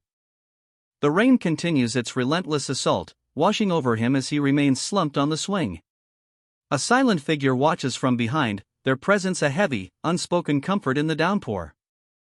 He kneels in the downpour, his body etched with strange, dark lines, his eyes glowing with an unnatural light. A woman, her face etched with concern, gently rests a hand on his shoulder, offering a silent comfort amidst the storm. The rain continues, a relentless curtain obscuring everything below. A heavy silence settles, broken only by the rhythmic drumming of water. Ha! A single, ragged breath escapes him, the sound barely audible above the relentless drumming of the rain. To think you'd become like this when you used to help Kong Ji-young. The words hang heavy in the air, a stark contrast to the relentless rain. Don't you want to see it again? The question hangs in the air, a chilling whisper against the backdrop of his ravaged form. A hand reaches out, tracing the contours of his wounds, a stark reminder of the brutal fight. See what? The question hangs in the air, a cruel taunt echoing the earlier brutality. It's a challenge, a demand for him to acknowledge the devastating consequences of his actions.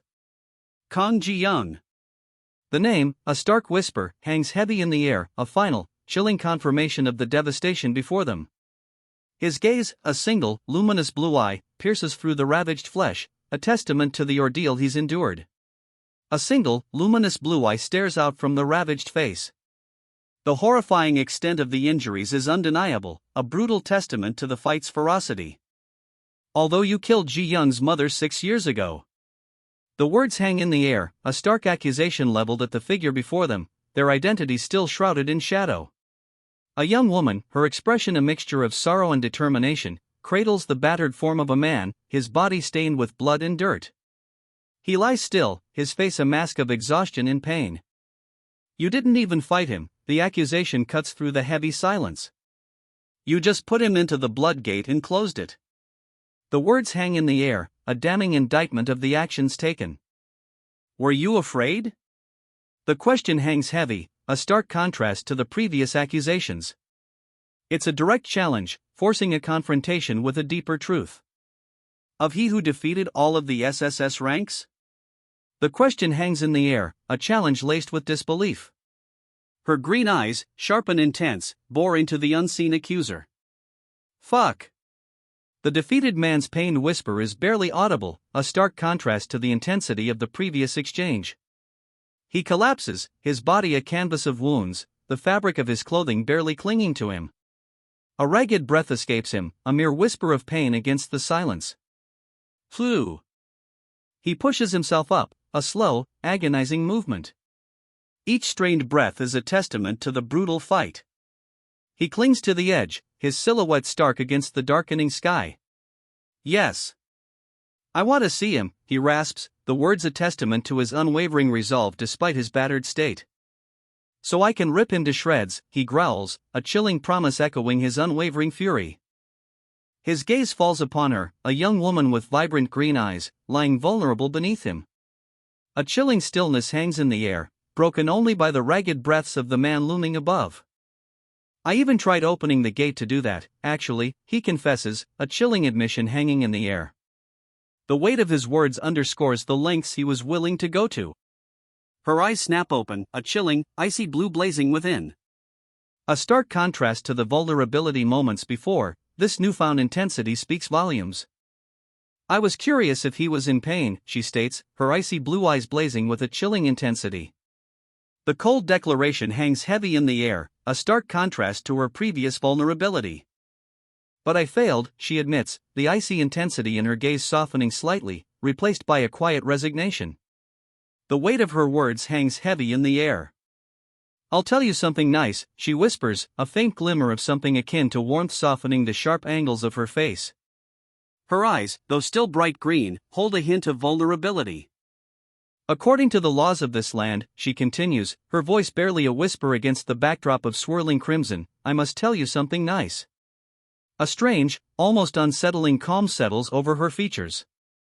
The world will periodically.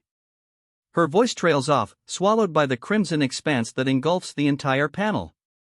A single, unwavering beam of light cuts through the swirling chaos, a stark contrast to the fiery storm around it. The crimson storm rages, but a single word pierces the chaos, fall. At that time, what appears are the gates. A swirling vortex of emerald energy blossoms amidst the fading crimson storm, a beacon of something else. When time passes, the emerald gates remain, a stark contrast to the fading red rings that now trail across the cosmos like celestial tears. And the gates become connected to hell, the text proclaims. A vast, swirling vortex of crimson energy dominates the scene, its tendrils reaching out like fiery veins across the cosmos, a stark contrast to the distant, pale blue earth. They transform. The emerald gates, once vibrant, now bleed crimson, morphing into what the text proclaims, blood gates. A terrifying transformation, a stark shift in the cosmic landscape. Despite their efforts, Kang Ji-young remains imprisoned. The stark declaration hangs heavy in the crimson-drenched air, a figure of immense power emerging from the newly formed blood gates. Up in hell. The chilling declaration hangs heavy, a stark contrast to the crimson chaos that engulfs the scene. A terrifying presence rises, its origins shrouded in the infernal glow. The crimson tide ebbs, revealing a fallen figure amidst the infernal glow. A chilling proclamation echoes through the blood-soaked landscape, the owner of that place will find him. From the infernal depths, a colossal hand emerges, its touch igniting a crimson glow upon the fallen figure. The heat of hell itself seems to pulse with this gesture. So, a single word hangs heavy in the oppressive darkness, a prelude to something vast and unknown. Awaken. The single word, a guttural whisper from the demonic entity, hangs heavy in the air. Crimson light flares, illuminating the monstrous form that rises from the abyss. A chilling promise echoes in the darkness, you'll meet him soon. The words hang heavy, a foreboding prelude to the coming confrontation. A woman, her eyes glowing an unnatural green, cradles a wounded man. His skin is cracked and bleeding, his own eyes blazing with an eerie blue light. A palpable tension hangs between them, a silent understanding passing between the two. What? The wounded man's gasp cuts through the tense silence, a question hanging in the air as he looks at his own ravaged body. His eyes, burning with an unnatural blue light, reflect the shock and confusion of his injury. What are you talking about? The wounded man's sharp question cuts through the lingering tension, his voice laced with disbelief and confusion. His gaze, intense and questioning, is fixed on the woman. Just wait, the woman says, her voice soft yet firm, a stark contrast to the scene of carnage around them. You need to live too. Her gaze softens slightly, a hint of compassion in her eyes as she looks at the grievously wounded man. Until that day comes, she finishes, her voice a quiet promise against the backdrop of recent chaos. A sense of quiet determination hangs in the air. He rises, slowly, his movements labored. Dust clings to his slippers as he takes his first tentative steps. You. The single word hangs in the air, heavy with unspoken meaning, a stark contrast to the quiet determination that had filled the moments before. It's a whisper of accusation, perhaps, or a question laced with disbelief. The weight of it falls upon the scene, leaving the reader breathlessly anticipating what comes next. Who are you? The question hangs in the air, a stark challenge replacing the earlier tension. He grabs her, a swift, brutal movement. She falls, her gasp echoing the sudden shift in the atmosphere. A chilling laugh escapes him, a stark contrast to the previous struggle. His eyes, glowing with an unnatural light, seem to pierce through the darkness. Are you curious? The question hangs in the air, a chilling whisper in the darkness, following his unsettling laughter. Crimson shards, like shattered glass, coat one arm, extending upwards in a desperate, silent plea. The figure's face remains hidden, but the agony is palpable in the stark, upward-reaching gesture. A young woman, her face partially obscured, leans against a wall. Blood stains her white shirt, a stark contrast to her unsettlingly bright green eyes. A faint, almost predatory smile plays on her lips. You. The single word hangs heavy in the air, a stark contrast to the silence that preceded it. A sense of foreboding settles in. He strikes, a swift, brutal blow. She collapses, her body falling limp onto the cold floor. Who are you? The question hangs in the air, a stark challenge following the brutal attack. A chilling laugh escapes the victor. Ha ha! The sound echoes the emptiness left behind, a stark contrast to the intensity of the moment just past. Their eyes, glowing with an unnatural light, seem to pierce the very darkness itself. Are you curious? The question hangs heavy in the air, a chilling counterpoint to the victor's earlier laughter. Blood stains their hand, a stark reminder of the violence just witnessed. A chilling smirk plays on her lips. Blood stains her arm, a grim testament to the recent battle. Her eyes, an unnerving shade of green, hold a knowing glint. She kneels, the blood staining her clothes a grim testament to the fight's ferocity. A chilling silence follows, broken only by the faintest whisper of dust settling around her. I'll tell you, she whispers, a chilling promise hanging in the air. Her emerald eyes, gleaming with an unsettling intensity, lock onto something unseen. The title card appears, Hell's Manager. A monstrous spider-like creature, skeletal and menacing, dominates the frame against a fiery red backdrop. Its presence speaks of a power far beyond human comprehension, a chilling introduction to the world's true nature. And then, pale.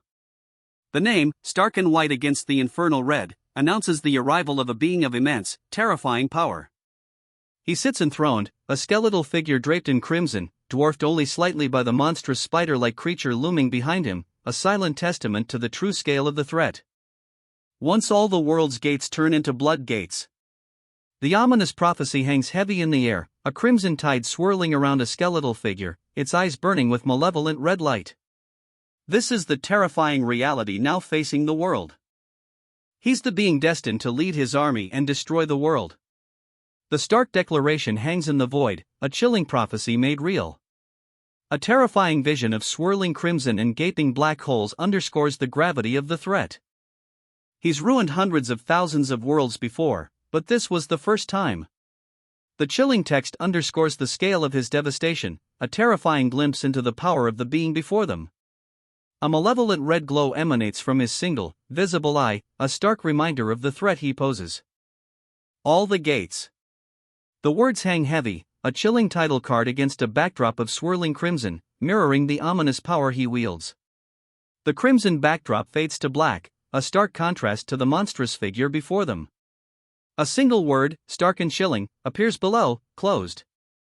The implication hangs heavy in the air, all escape routes are sealed. A slow fade to white. Hope, perhaps? Or simply the blinding light of an inescapable fate? A chilling revelation unfolds, creating gates is the law of the universe. The words hang in the air, a stark reminder of their inescapable predicament. A woman's profile, sharp and elegant, is silhouetted against a dark background. Her gaze is distant, almost pensive, as she utters a chilling truth, and even Pale can't do that. The weight of her words underscores the impossible task ahead. But Ji Young, who escaped hell, created fissures in the dimension. The gravity of this revelation settles a chilling weight on the unspoken consequences. With Pale's power, he could open gates. The implication hangs heavy, a chilling revelation of potential, and a stark reminder of the precarious balance between worlds. So when Ji Young fell in again, the consequences become terrifyingly clear. A figure, bound and helpless, plummets through a swirling vortex of crimson. Pale, sensing human mana, actively searched for its source. The urgency in his pursuit is palpable. Ji Young's desperate attempt to escape failed. The horrifying truth dawns. His face, contorted in a terrifying grimace, is half human, half something else entirely. He had become a monster. A chilling realization settles. He is a monster. But now that 6 years have passed, a significant time jump hangs heavy in the air, the implication of change unspoken yet palpable. He has finally found him. The words hang in the air, a stark contrast to the tense scene unfolding before us. A figure, powerful and imposing, stands over a smaller, bound form. The weight of 6 years, of a relentless search, culminates in this moment. A crimson glow fills the room, the light filtering through a grid ceiling, casting long, ominous shadows. The atmosphere is thick with unspoken tension, a stark contrast to the bright red above. He holds her aloft, a captive bird in his grasp. The crimson light intensifies, bathing them both in an unsettling glow. His grip tightens, a silent threat hanging in the air. A soft, almost breathless, "Ho-hoo" escapes her lips. Her eyes, wide and unsettlingly calm, betray a chilling lack of fear. The crimson light intensifies, highlighting the unsettling stillness in her gaze. His eyes, glowing with an unnatural blue light, fix on her. A chilling smirk plays on his lips, a stark contrast to the unsettling calm in her gaze. The crimson light intensifies, casting long shadows that deepen the mystery surrounding his intentions. It's begun. The words hang heavy in the air, a stark declaration that the long-awaited confrontation has arrived. A crimson glow intensifies, filling the space between them. The air crackles with anticipation, a silent promise of the storm to come. Then, darkness. A void swallows the crimson glow, leaving only an oppressive silence in its wake. The screen lights up, revealing the title, Ji Young's Story. A single, quiet "oh" escapes from someone in the audience. Ji Young wakes, his face pale. "Mom, I had a nightmare," he whispers, the words heavy with unspoken terror. "It's starting," a voice announces, a chilling calm preceding the words that follow, "You were ripped to death." The stark declaration hangs heavy in the air, a stark contrast to the quiet murmurs of the audience. The screen shows a gruesome scene, a figure ripped apart, blood staining the ground. Horror grips the audience as the chilling words replay in their minds, "You were ripped to death." A chilling voice cuts through the silence, "And I've been here for 6 years as a monster." The words hang heavy, a stark reminder of the horrific reality shown on the screen, a bloody battlefield, a figure silhouetted against the crimson sky. A chilling calculation crosses the monster's face. "Although if I receive his power, I can leave." The words, a grim admission, hint at a desperate plan forming in the creature's mind, a way out of this bloody hellscape. But a chilling realization dawns on him. "But if I do," the monster confesses, his voice heavy with the weight of his terrible choice, "the world will be destroyed." A gasp escapes him. "Oh my God," he breathes, the sheer scale of what he witnesses on the screen before him leaving him speechless. The image is horrifying, a cosmic horror unfolding, swirling vortexes of dark energy dominating the frame. "Am I crazy?" he whispers, the question hanging heavy in the air as the horrifying vision on the screen continues to unfold. A swirling vortex of crimson energy dominates the frame, a terrifying cosmic horror. On the screen, a monstrous figure struggles, its voice a pained whisper, "I just want to come out." The image is disturbing, the creature's agony palpable. "Ugh," the creature groans, its voice barely a whisper. A desperate plea follows, "I want to leave this place and get revenge." The monstrous eye fills the screen, its red glow intense, pulsating with a desperate energy. A guttural growl rumbles from the unseen creature, a raw, primal sound that vibrates through the theater. I want to do the same thing to Han Tae-soo. No, the creature whispers, its voice barely audible above the pounding of its own heart. The screen shows a gruesome image, Han Tae-soo, brutally wounded, a horrifying grin twisting his lips. A chilling declaration punctuates the silence, something so painful that he won't even be able to breathe. I want to rip apart his intestines while he's alive and then kill him. The creature's hatred for Han Tae-soo is palpable, a venomous promise hanging heavy in the air. The screen shatters, the gruesome vision of Han Tae-soo's torment dissolving into a crimson haze. A single, chilling thought escapes the creature watching: how cruel. But even so, a voice declares, a stark contrast to the preceding brutality, I can't kill all of the innocent people. The creature's internal conflict is palpable, a flicker of hesitation in the face of overwhelming rage. True, a voice acknowledges, the word hanging heavy in the crimson-hued silence. But a question follows, a sharp counterpoint to the previous agreement: but, do you know? Doubt, a chilling uncertainty, replaces the creature's earlier hesitation. But, do you know? The question hangs in the air, a chilling uncertainty replacing the creature's earlier hesitation. Its monstrous visage is partially obscured, a shadowed half-face revealing a conflicted gaze. Doubt gnaws at it. I was also a fucking innocent person. The words, raw and filled with a bitter truth, shatter the lingering uncertainty. A young boy, hand in hand with his mother, is shown, a poignant image of a past innocence now irrevocably lost. A deep crimson fills the panel, a stark contrast to the previous scene. Empty theater seats stretch into the darkness, an unsettling silence hanging heavy in the air. The emptiness amplifies the weight of the creature's confession, leaving the audience to contemplate the profound loss and the chilling implications of its words. Dad passed away because of a truck that ran a red light. The words hang heavy in the air, a stark contrast to the chilling emptiness of the theater. The confession, projected onto the screen, reveals a mundane tragedy, a detail that underscores the creature's profound loss. A furious question explodes from the character, a raw outburst of frustration and disbelief. What the fuck have I done to get beaten up by Han Tae-soo, that motherfucker?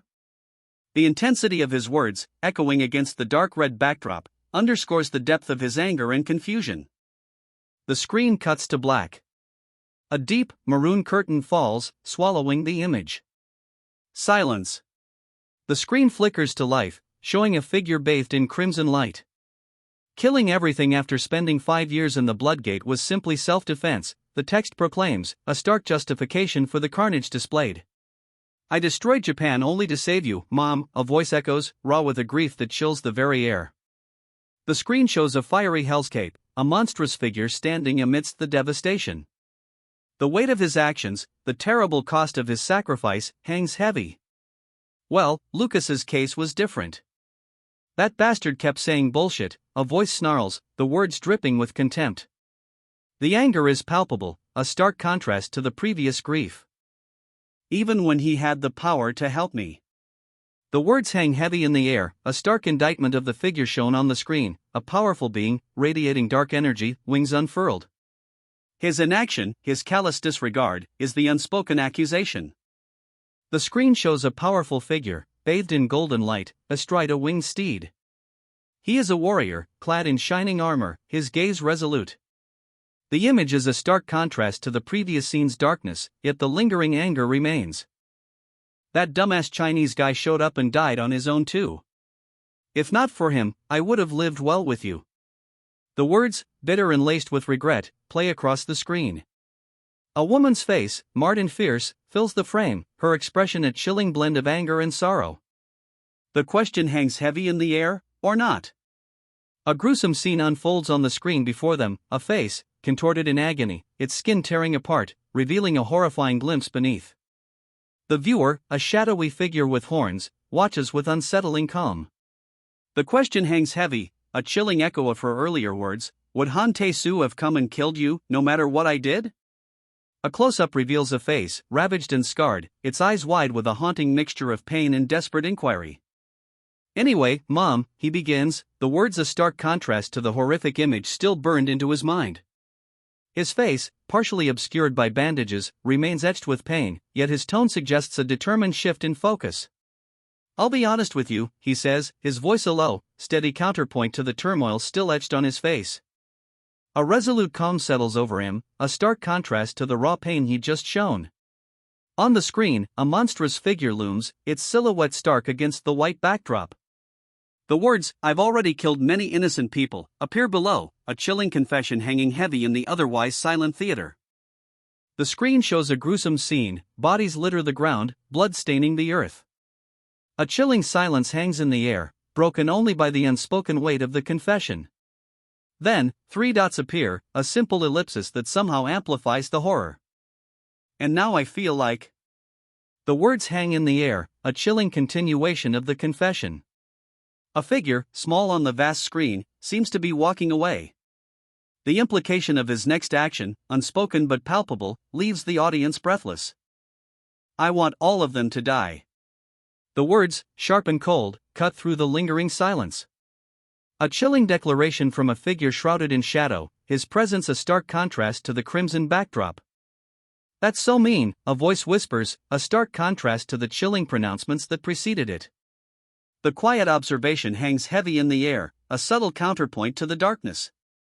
The screen glows, displaying 2 simple words, "The end." A horned figure sits in the darkened theater, their posture suggesting a thoughtful, perhaps even pensive, reaction to what they've just witnessed. A low chuckle escapes the horned figure. "Ha ha!" The sound, a stark contrast to the somber ending just witnessed, hangs in the dark theater. The chuckle fades, replaced by a chilling close-up. A grotesque, monstrous face fills the screen, its features a horrifying blend of flesh and metal. Red stains mar the creature's pallid skin. A single word, raw and visceral, explodes from the creature's mouth: "Fuck." The sheer force of the utterance, echoing through the silent theater, speaks volumes about the horror it has witnessed. The monstrous figure sits enthroned, a chilling tableau of power and decay. His clawed hands rest on the arms of his obsidian throne, the red stains on his flesh a stark reminder of recent violence. A deep crimson fills the panel below, mirroring the bloodlust radiating from the creature. The monstrous figure, still reeling from the horrific vision, leans forward, a single word illuminating the screen before him: "Cookie." Anyway, thanks to, the narrative cuts off, leaving the audience hanging. The screen flickers, displaying a simplistic animation of happy figures. A caption reads, "The nation's hero, Han Tae-soo, the world has enjoyed its peace for a long time." The implication hangs heavy, a stark contrast to the monstrous figure's recent turmoil. A screen flickers to life, displaying a simplistic animation of cheerful figures. The caption reads, "Everyone's happy as long as you're not there," a stark contrast to the turmoil he just witnessed. The words hang heavy in the air, a bitter irony. "Wait, it's not over yet," a voice cuts through the forced cheerfulness on screen. The words hang heavy, a stark contrast to the simplistic animation of happy figures. The screen explodes in a burst of red energy, shattering the illusion of carefree happiness. All that remains is a ravaged figure, blood staining their face and clothing.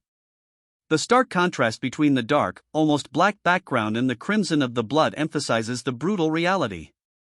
"Is nothing," a voice whispers, barely audible above the silence.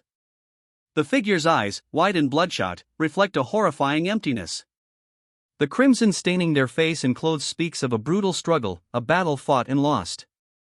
A stark silhouette emerges from the darkness, a figure slumped against a brilliant white light, weapon discarded. The crimson stain, still vivid, is a grim reminder of the brutal fight. Despair clings to the scene. A cruel laughter echoes, filling the oppressive silence. It's a sound devoid of mirth, a chilling testament to the victor's cold triumph. The chilling laughter fades, replaced by an unnerving silence. We find ourselves in a vast, dimly lit auditorium, rows of empty seats stretching towards a blank screen. A stark contrast to the brutal battle just witnessed. A cruel, echoing laughter hangs in the air, a chilling reminder of the brutal victory just witnessed. The sound slowly fades, leaving behind an unnerving silence in the vast, dimly lit auditorium. The victor stands alone, his back to us, a silhouette against the dim light. A chilling stillness hangs in the air, broken only by the faintest whisper of his own heavy breathing. The monstrous form, a testament to his brutal power, is both awe-inspiring and terrifying. I know, he murmurs, the single word hanging heavy in the oppressive silence. A chilling certainty underpins his tone, a stark contrast to the echoing laughter that preceded it. Tears stream down his face, a stark contrast to the monstrous form he commands. His victory feels hollow, the weight of it crushing him. A deep crimson fills the panel, a stark, blood-red silence settling over the scene. The weight of his victory presses down, heavier than any battle. A blood-red hush descends. The victory, hard won, feels less like triumph and more like a crushing weight. A crimson sky bleeds across the city, a jagged crack of lightning splitting the oppressive red. The silence is heavy, a stark contrast to the battle's fury. This victory feels less like triumph, more like the aftermath of a devastating storm. Debris rains down around her, a stark testament to the battle's ferocity. She stands amidst the wreckage, her expression obscured, a chilling stillness in the aftermath. He kneels, a figure etched against the crimson aftermath. Veins, dark as night, crawl across his skin, a stark testament to the battle's toll. His expression is one of grim determination, even in defeat. He rises, slowly, the crimson glow of the battlefield staining his skin. A defiant glint flickers in his eyes, a stark contrast to the exhaustion etched onto his face. He is wounded, but unbroken. He stands, a silhouette against a swirling vortex of crimson energy. Imposing, winged, and weapon in hand, he is a figure of immense power, even shrouded in shadow. A swirling vortex of crimson energy dominates the scene, a chaotic maelstrom of power. From its depths, a figure emerges, a silhouette against the fiery backdrop. He is immense, winged, and armed, a terrifying presence even in the dim light. From the crimson vortex, a wing unfolds, immense and shadowed, hinting at the terrifying scale of the being emerging. Fully revealed now, the Demon King stands before them, a terrifying figure of immense size and power. His armor, dark and menacing, seems almost organic, pulsating with a crimson energy that crackles around him. The sheer scale of his wings alone is enough to inspire awe and terror in equal measure. His crimson-tinged, demonic weapon materializes, a jagged blade of immense size, radiating the same menacing energy as his armor. The sheer scale of it dwarfs even his already imposing figure, promising devastation. A chilling gaze meets theirs. One eye, now a glowing, cerulean abyss, stares out from a face etched with the marks of immense power and barely contained fury. A crimson thread, thin as a spider's silk, yet pulsing with dark energy, snakes across the darkness. It connects to the monstrous weapon, a claw-like appendage, impossibly sharp and hinting at immense, terrifying power. His weapon, a monstrous claw, crackles with dark energy. Crimson threads, like veins of pure malice, pulse along its surface, connecting it to the being wielding it, a figure shrouded in shadow, yet whose burning red eyes pierce the gloom. Two burning red eyes, twin embers in the encroaching darkness, glare from within the shadowy form. The monstrous claw, still crackling with dark energy, is held aloft, a weapon of terrifying power. A face emerges from the shadows, its features contorted in a rictus of rage. One eye glows with an unnatural light, a stark contrast to the scarred flesh surrounding it. Veins, dark and pulsing, crawl across the skin, a testament to the power coursing through him. He moves in a blur, a whirlwind of motion leaving only a trail of swirling colors in its wake. A blinding flash of light erupts, followed by a deafening roar. The very air crackles with raw energy. From the heart of the explosion, skeletal figures rise, a terrifying legion emerging from the fiery chaos. Their bony forms writhe, a horrifying spectacle of resurrected death. A horrifying legion of skeletal creatures rises from the fiery aftermath, their bony forms twisting and writhing in a macabre dance of death. Their numbers are vast, a terrifying army born from the explosion's heart. The skeletal horde surges forward, a terrifying wave of bone and shadow against a crimson backdrop. Their numbers are overwhelming, a ghastly army marching relentlessly. Long shadows stretch across the crimson ground, the silhouettes of the skeletal horde stark against the fiery red. A chilling stillness hangs in the air, a stark contrast to the recent chaos. A crimson twilight descends, casting long shadows across the battlefield. The skeletal horde continues its advance, a silent, relentless tide against the fiery sky. Under a crimson sky, a legion of skeletal figures marches onward, their silent advance a chilling counterpoint to the fiery backdrop of the city. A line of figures, bare-chested and scarred, stands silhouetted against the crimson sky. They are weary, but resolute, their posture conveying a grim determination amidst the devastation. A horde of skeletal creatures, their bony forms contorted into grotesque shapes, fills the scene. A crimson backdrop intensifies their chilling presence. Their multitude suggests a formidable, overwhelming force. From the crimson depths, a colossal skeletal dragon emerges, its immense form dwarfing the already terrifying horde. Its presence intensifies the overwhelming threat. A colossal shadow falls across the skeletal horde, a stark silhouette against the crimson backdrop. Its immense scale hints at a power far exceeding even the terrifying dragon that preceded it. A colossal shadow, far larger than the dragon, looms over the skeletal horde. Its imposing form silhouetted against the crimson sky promises a power beyond comprehension. Then, from the crimson sky, a figure descends. Its presence eclipses even the monstrous dragon that preceded it, casting a colossal shadow over the skeletal army. A power beyond imagining is about to be unleashed. Before him, a legion of skeletal warriors stands, their forms stark against the crimson backdrop.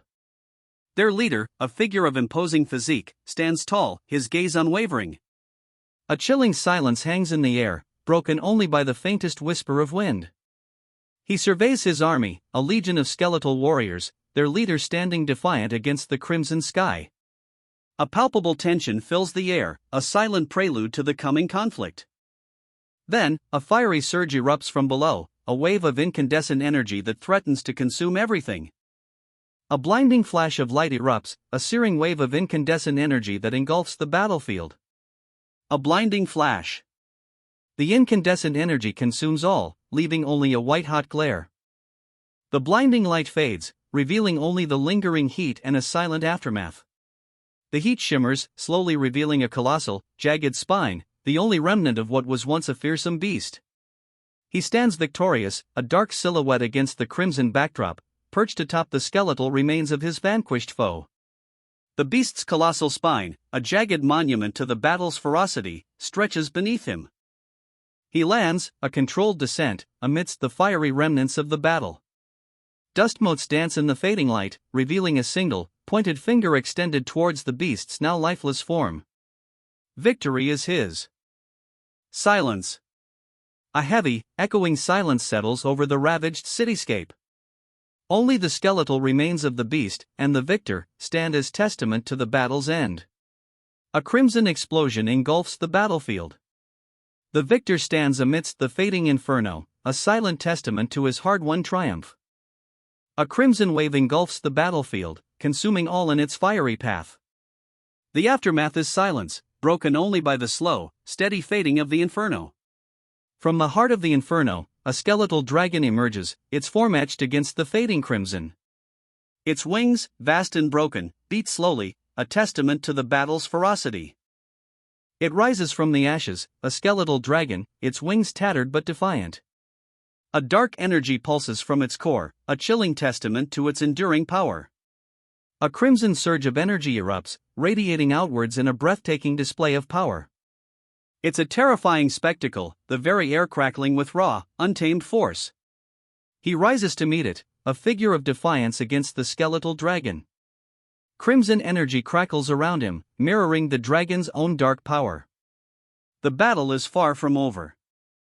Against a backdrop of crimson fury, the skeletal dragon rears its head, a terrifying silhouette against the fiery sky. Its form is monstrous, a grotesque parody of life itself. It unleashes a deafening roar, a crimson wave of energy erupting from its gaping maw. The very air crackles with power. A crimson wave of energy explodes from the dragon's maw, a torrent of fiery destruction unleashed upon the world. The crimson torrent explodes outwards, a wave of raw power engulfing everything in its path. He counters, a crimson spear of energy launched with impossible speed, piercing the heart of the dragon's fiery blast. The crimson spear finds its mark, piercing the dragon's fiery breath. A shockwave erupts from the impact, a silent testament to the raw power unleashed. He drives the crimson spear deeper, the impact sending tremors through the dragon's form. A fierce, red energy crackles along the weapon's length, a testament to the power he wields. The crimson spear remains embedded, the dragon's might finally broken. From this vantage point, the planet stretches below, a breathtaking panorama of land and sea bathed in the fiery glow of a rising sun. A blinding flash erupts, the crimson spear vanishing in a surge of incandescent energy. From the heart of the explosion, tendrils of dark energy snake across the planet's fiery surface, a stark contrast to the rising sun's radiant glow. He launches himself forward, a blur of motion against the fiery backdrop. Dark tendrils lash out from the defeated dragon, but he cuts through them with ease, his movements precise and deadly. Crimson energy crackles, the remnants of the dragon's final, desperate attack. Through this fiery maelstrom, he presses onward, his resolve unwavering. He bursts through the final fiery barrier, leaving behind only the fading embers of the dragon's rage. He emerges from the fiery chaos, victorious. Before him now stretches a tranquil path, leading to a simple wooden structure nestled amongst the trees. A quiet peace settles over the scene, a stark contrast to the battle just fought. The quiet is broken only by a soft sigh. An elderly woman, her gaze fixed on a framed photograph, sits alone. The picture shows a young man, his expression unreadable, a hint of weariness in his eyes. A wave of melancholy washes over her. A rush of memories overwhelms her, a torrent of images blurring past. The woman is swept away by the tide of the past, leaving only the photograph behind. Now, a flash of crimson. A blur of motion, a sword's arc cutting through the air. The scene shifts, a violent energy radiating from the image. He's thrown, a crimson blur against the gray of his attacker. The impact is brutal, a sudden, violent end to the brief exchange. Impaled, the figure is pinned to their throne, crimson lines of energy piercing their body. A pained gasp escapes their lips. Debris explodes outward, a chaotic spray of stone and dust marking the end of their reign. Silence. A thick cloud of dust slowly settles, revealing the aftermath. The throne room lies in ruins. The dust settles, revealing a warhammer, lying amidst the rubble. Its orange head gleams faintly, a stark contrast to the gray devastation surrounding it. Only the warhammer remains, its orange head a stark beacon amidst the gray rubble of the shattered throne room. He collapses, a whirlwind of red energy erupting around him as he hits the ground. Red energy explodes outward as he slams to the ground, the impact echoing through the shattered throne room. His opponent stands over him, a figure of stone and shadow, seemingly untouched. He sits amidst the fading red energy, the dust settling around him in the ruined throne room. A heavy silence hangs in the air, broken only by the ragged breaths he takes. He lies there, amidst the fading red energy, his breath ragged in the heavy silence of the ruined throne room. The aftermath of the clash hangs heavy in the air. A young boy scrambles away, terror etched on his face, as a monstrous maw descends, teeth bared in a silent threat. A winged figure, powerful and protective, scoops the terrified boy into a fierce embrace. He shields the child, a stark contrast to the monstrous threat that moments before loomed over them. A wave of relief washes over the young boy. The protector lowers the boy gently to the ground, his own face etched with strain. He clutches his head, a grimace twisting his features as a wave of pain washes over him. A blinding light erupts, emanating from the winged protector. The boy watches, awestruck, as radiant energy surges around them both. Surrounding the boy, a radiant golden light pushes back a wave of shadowy skeletons. His eyes are wide, a single tear tracing a path down his cheek, but his expression is one of quiet awe, not fear. The golden light explodes outward, a radiant wave pushing back the shadowy skeletons. They recoil, their bony claws scrabbling futilely against the intense energy. A monstrous figure emerges from the dissipating shadows, its stone-like form radiating menace. The creature lunges, a terrifying predator unleashed. The monstrous figure connects, its blow a blur of motion. A shockwave erupts, the force of the impact sending tremors through the very air. A crimson vortex erupts, swirling energy consuming everything in its path. He's sent flying, a crimson vortex of energy engulfing him as he tumbles through the air. The swirling chaos threatens to consume him entirely. Surrounded, he braces himself. Skeletal hands, countless and clawing, reach for him from the inky blackness. A chilling aura emanates from the swirling crimson vortex that still clings to him, a testament to the brutal force he just endured. The crimson vortex dissipates, leaving behind only a lingering purple energy, a dark echo of the attack. From its heart, a shadowy hand reaches out, long fingers tipped with wicked claws.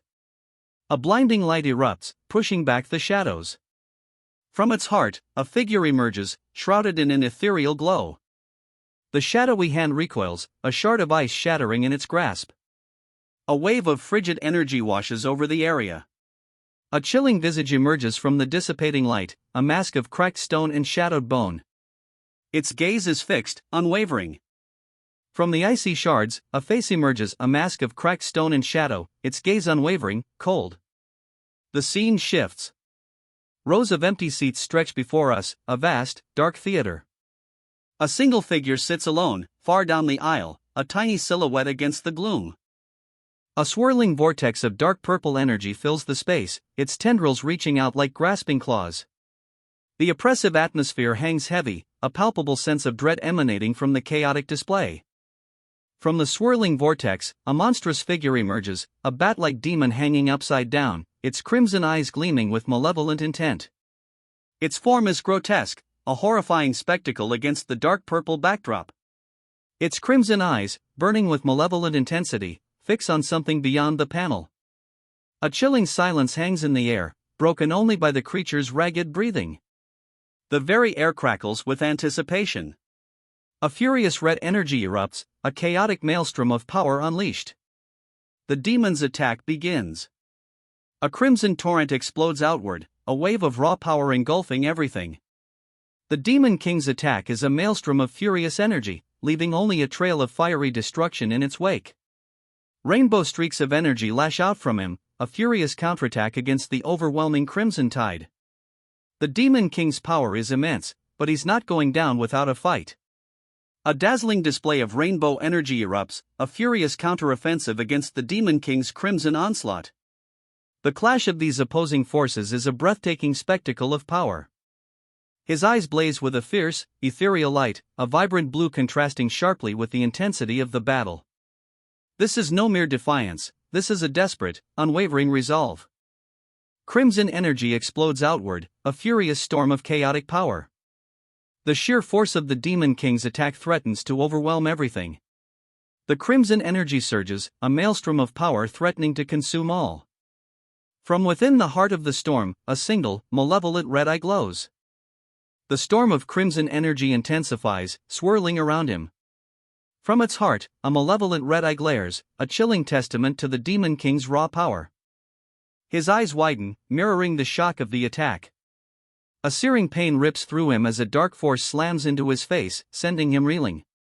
The Demon King unleashes a devastating blow, sending his opponent sprawling across the ice. A wave of icy shards erupts where he landed, a stark contrast to the burning crimson energy that still clings to the victor. Darkness swallows him whole. The impact echoes, a deafening roar swallowed by the void. He vanishes in a blinding flash of light, the ice shattering around the epicenter of the blast. He sinks beneath the surface, the blue depths swallowing him whole. Bubbles rise, a silent testament to his struggle. Silence. A stark white expanse fills the page, a void following the tumultuous struggle. The aftermath hangs heavy. He stands amidst the chaos, a demonic figure silhouetted against a backdrop of swirling, multicolored energy. The aftermath of the battle is a fractured landscape of ice and shadow. A blinding flash of multicolored energy erupts, obscuring the scene. Then, silence. He stands victorious, a demonic figure silhouetted against the fading multicolored energy trails. The aftermath of the battle is a fractured landscape, now eerily silent. The victor's name is revealed, Hutner Han Tae-soo. His triumph hangs heavy in the still air, a stark contrast to the chaotic energy that only moments ago filled the battlefield. Hutner Han Tae-soo stands over his defeated opponent, the victor's shadow obscuring the loser's face. A heavy silence hangs in the air, broken only by the ragged breaths of the fallen warrior. A caption appears, revealing a crucial detail: the nation's hero who saved the world 6 years ago. The weight of this revelation settles over the scene, adding a layer of intrigue to Hutner Han Tae-soo's victory. We're all by your side. The words, a promise of unwavering support, hang in the air as three figures, John Wuchi, Hong Gildong, and Alan, stand shoulder to shoulder behind Hutner Han Tae-soo, their ranks clearly denoted. A silent vow of allegiance, a testament to the hero's enduring legacy. Three figures stand revealed, Ale, an S rank, Marian, an A rank, and Starfish, a B rank. Their ranks are clearly displayed, highlighting the formidable strength of Hutner Han Tae-soo's allies. Ready to help you fight for us again. The words, a pledge of unwavering loyalty, come from Yolu, an SSS rank powerhouse. Her expression, though, hints at a deeper, unspoken concern. The World Hunter Alliance. The words, stark and bold, declare the formidable force assembled. Yolu's pledge of support, though heartfelt, is overshadowed by the gravity of the situation. Yes. The single word, sharp and resolute, cuts through the chaos. Yolu's commitment is clear, even amidst the bloody whirlwind of the battle. A whirlwind of crimson engulfs the blonde-haired fighter. He's thrown back, a brutal impact leaving him momentarily stunned amidst a spray of blood. He rises, staggering, but his eyes burn with defiance. The attack was brutal, but it hasn't broken him. I see. He murmurs, a flicker of understanding in his bruised eyes. The multicolored energy trails around him begin to coalesce, revealing a pattern he hadn't noticed before. The swirling energy coalesces further, now forming a clear, glowing glyph. A surge of power courses through him, and he feels a newfound understanding. The glyph pulsed, bathing him in brilliant light. A surge of power, unlike anything he'd felt before, coursed through his veins. He understood. He stands, a figure of immense power, bathed in the fading light of the rainbow energy. Great, leathery wings unfurl, a testament to his newfound strength. So that was your ability, huh? The question hangs in the air, a mixture of awe and disbelief, as he surveys the transformed figure before him. Great, leathery wings spread wide, a stark contrast to his previous form. He slams his fist down, the ground cracking beneath the force. The newly transformed figure lies broken, defeated, amidst the shattered earth. A triumphant ha escapes him as the defeated figure lies broken, the ground cracked beneath the force of his blow. A triumphant laugh rings out. He stands over his broken foe, the ground cracked and scarred beneath him, a testament to the battle's ferocity. His laughter echoes, a cruel counterpoint to the defeated warrior's pained groans. Blood stains the cracked earth around him, a testament to the brutal victory. A single word escapes him, a breathy wow. He kneels amidst the devastation, the victor surveying the scene of his brutal triumph. The defeated creature lies broken before him, its form shattered, its once fierce presence now reduced to inert ruin. You were the one, he whispers, a chilling realization dawning. The defeated creature's form, broken and still, speaks volumes. Its power, once terrifying, is now utterly extinguished. Who? The word hangs heavy in the air, a question echoing the victor's dawning understanding. The weight of his discovery settles upon him, a chilling revelation born from the dust and ruin of his recent battle. Killed him, he states, the words a stark confirmation of his victory, yet heavy with unspoken implications. The weight of his action settles upon him, a chilling realization of what he's done. A wave of exhaustion washes over him. His eyes, heavy-lidded, betray the toll of battle. The victory feels hollow. The scene shifts. Now, he stands before a sea of faces, a harsh glare of the lights reflecting off his weary features. The banner reads, Nation's #1 Hunter, Kyum Kong Press Conference. A stark contrast to the brutal battle just concluded. The accusation hangs heavy in the air, you killed your father. His eyes, blazing crimson, reflect the horrifying truth. A chilling silence follows. Crimson eyes, barely visible beneath the cracked mask, burn with a silent fury. The weight of the accusation, you killed your father, remains unspoken, yet palpable in the heavy silence that follows. Shut up! The raw fury explodes from him, shattering the chilling silence. His voice, though muffled by the mask, carries the undeniable weight of his rage. His rage, a raw, untamed beast, explodes. The mask does little to contain the fury contorting his face, his eyes blazing with a desperate denial. He lands hard, a tremor shaking the very ground beneath him. The impact cracks the earth, radiating outwards in a spider web of fissures. From below, a monstrous figure rises, its red eyes gleaming, a silent testament to the power just unleashed. Wow! A breath escapes, barely audible, a whisper of awe and disbelief. You were the one, a voice booms, echoing from the monstrous figure that now fully rises before them. Its immense form fills the frame, a terrifying revelation. Who killed him? The monstrous figure declares, its voice a chilling proclamation that hangs heavy in the air.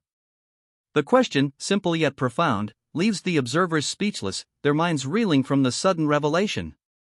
A figure emerges from the shadows, his face partially obscured, yet his silvery hair is unmistakable. He is a witness, perhaps, to the monstrous figure's accusation. The weight of the unspoken question hangs heavy in the air. The scene shifts. Before us, a stark image, Kyun Kong, the nation's top hunter, stands at a press conference. His expression is unreadable, yet the weight of the unspoken accusations hangs heavy in the air. The accusation hangs in the air, a stark and brutal statement: you killed your father. Kyun Kang's eyes, blazing with a crimson fire, are the only visible part of his face, the rest obscured by a mask of grime and shadow. His silence speaks volumes. His crimson eyes, burning with barely contained fury, are the only visible features. The rest of his face remains hidden behind a mask of grime and shadow, a stark contrast to the intensity blazing within his gaze. The silence is deafening. Shut up! The raw fury in his voice is a palpable thing, a stark contrast to the chilling silence that preceded it. His crimson eyes burn brighter, the intensity of his unspoken rage threatening to consume him. His roar echoes, a guttural scream of pure, unadulterated rage. Crimson eyes blaze, reflecting the furious red backdrop. The mask of grime and shadow remains, yet the intensity of his fury is undeniable, a terrifying storm unleashed. He sends his opponent flying, a brutal display of power against the crimson backdrop. The fallen figure lies still, a stark contrast to the furious energy that still radiates from the victor. His breath hitches, a ragged intake as icy blue flecks ignite within his crimson eyes. The ferocity hasn't faded, it's intensified, a chilling reflection of the brutal victory just witnessed. Dad! He whispers, his gaze fixed on the screen displaying the stark message: result, has not awakened. A wave of despair washes over him. I'm sorry. He mutters, the weight of his failure heavy in the air. His crimson-flecked eyes, still burning with a fierce energy, are now clouded with a profound sorrow. Behind him, a figure watches, a silent witness to his despair. He lies slumped on the floor, the weight of his failure crushing him. A woman kneels beside him, her expression a mixture of concern and helplessness. The scene speaks volumes of his profound sorrow. A woman, her face obscured, lies near him, a silent figure in the shadow of his defeat. The vastness of the space around them underscores his isolation. He clutches his head, a silent scream trapped within. The boy's anguish is palpable, his body trembling as he curls into himself. In the background, a shadowy figure looms, a stark reminder of the violence that preceded this moment of despair. His hands clamp down on his head, a silent scream trapped behind clenched teeth. The boy's agony is raw, his body racked with pain. He collapses, the weight of the pain finally breaking him. His body hits the ground with a soft thud, the silence amplifying the boy's suffering. A faint smirk plays on his lips as he turns away, the boy's collapse seemingly unnoticed. The victor's shadow stretches long, leaving the defeated figure alone in the dust. He walks away, leaving the boy defeated in the dust. The victor's departure is slow, deliberate, each step emphasizing his dominance. The boy lies defeated, his eyes wide with a mixture of shock and disbelief. His attacker, having delivered the final blow, simply walks away, leaving him sprawled on the ground. Blood blossoms across the boy's chest. His eyes, wide with disbelief, reflect the finality of the blow. A single tear tracks down his cheek, mirroring the crimson streaks blooming across his chest. His eyes, though still wide, now hold a profound sadness, a stark contrast to the disbelief that moments before consumed him. He lies still, the crimson stain spreading across his chest like a malevolent bloom. A finality hangs in the air, heavy with unspoken sorrow. He turns, his back to us, a figure consumed by grief. The weight of what he's witnessed settles heavily, a silence broken only by the frantic rhythm of his own breath. A figure flees, a desperate sprint into the unknown. The speed is blurring, leaving only a fleeting silhouette against the stark white expanse. A single, heavy foot falls, a stark contrast to the frantic escape moments before. Han Taisa's name hangs in the air, a whispered curse against the grim reality on the floor. Blood stains the ground, a grim testament to the violence that has just transpired. He kneels, a grim figure against the blood-soaked ground. The weight of his actions settles heavily, a stark contrast to the frantic energy of the chase. His gaze, sharp and intense, focuses on the injured man at his feet. Brother? The question hangs heavy in the air, a stark contrast to the silence that preceded it. He stares down at the injured man, his face etched with a mixture of shock and dawning horror. His knuckles whiten around a crimson chain, eyes blazing with a furious intensity. A raw, animalistic rage contorts his features, a stark contrast to the earlier shock. 3 figures, bound and gagged, hang limply from the wall. Crimson shards, imbued with a dark energy, pierce the air, aimed directly at them. A chilling prelude to something far worse. He stands before them, a crimson chain crackling with energy in his grip. 3 figures, helpless and bound, hang from the wall, the menacing shards poised to strike. His fury, barely contained, threatens to consume him. A young girl, her face bruised and swollen, clutches her hoodie. Tears well in her eyes, a silent testament to the violence she's endured. The image cuts to a dark alley, where 2 figures drag a third, a long, crimson shard clutched in their hands. The scene shifts again, showing a man with pale blue hair, his head bowed low, a stark contrast to the chaos unfolding around him. His posture speaks volumes of the weight he carries. His pale blue hair falls over his face, obscuring his eyes. Bloody crimson shards, remnants of a brutal fight, cling to his hands, a grim testament to the violence he's endured.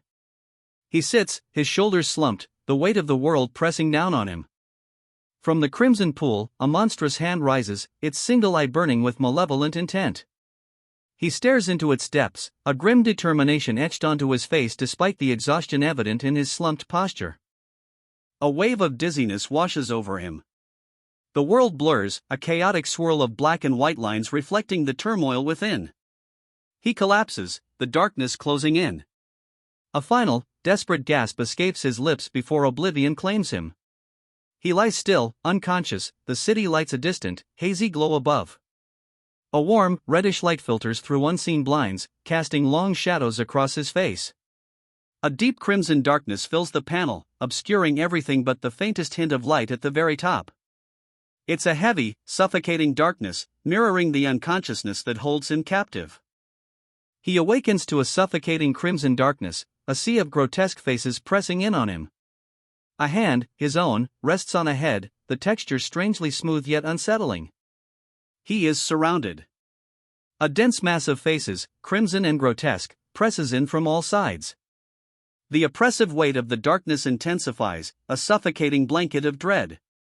Tears stream down his face, a silent scream trapped within the suffocating crimson darkness. The grotesque faces press closer, their hunger palpable. He is pinned, helpless.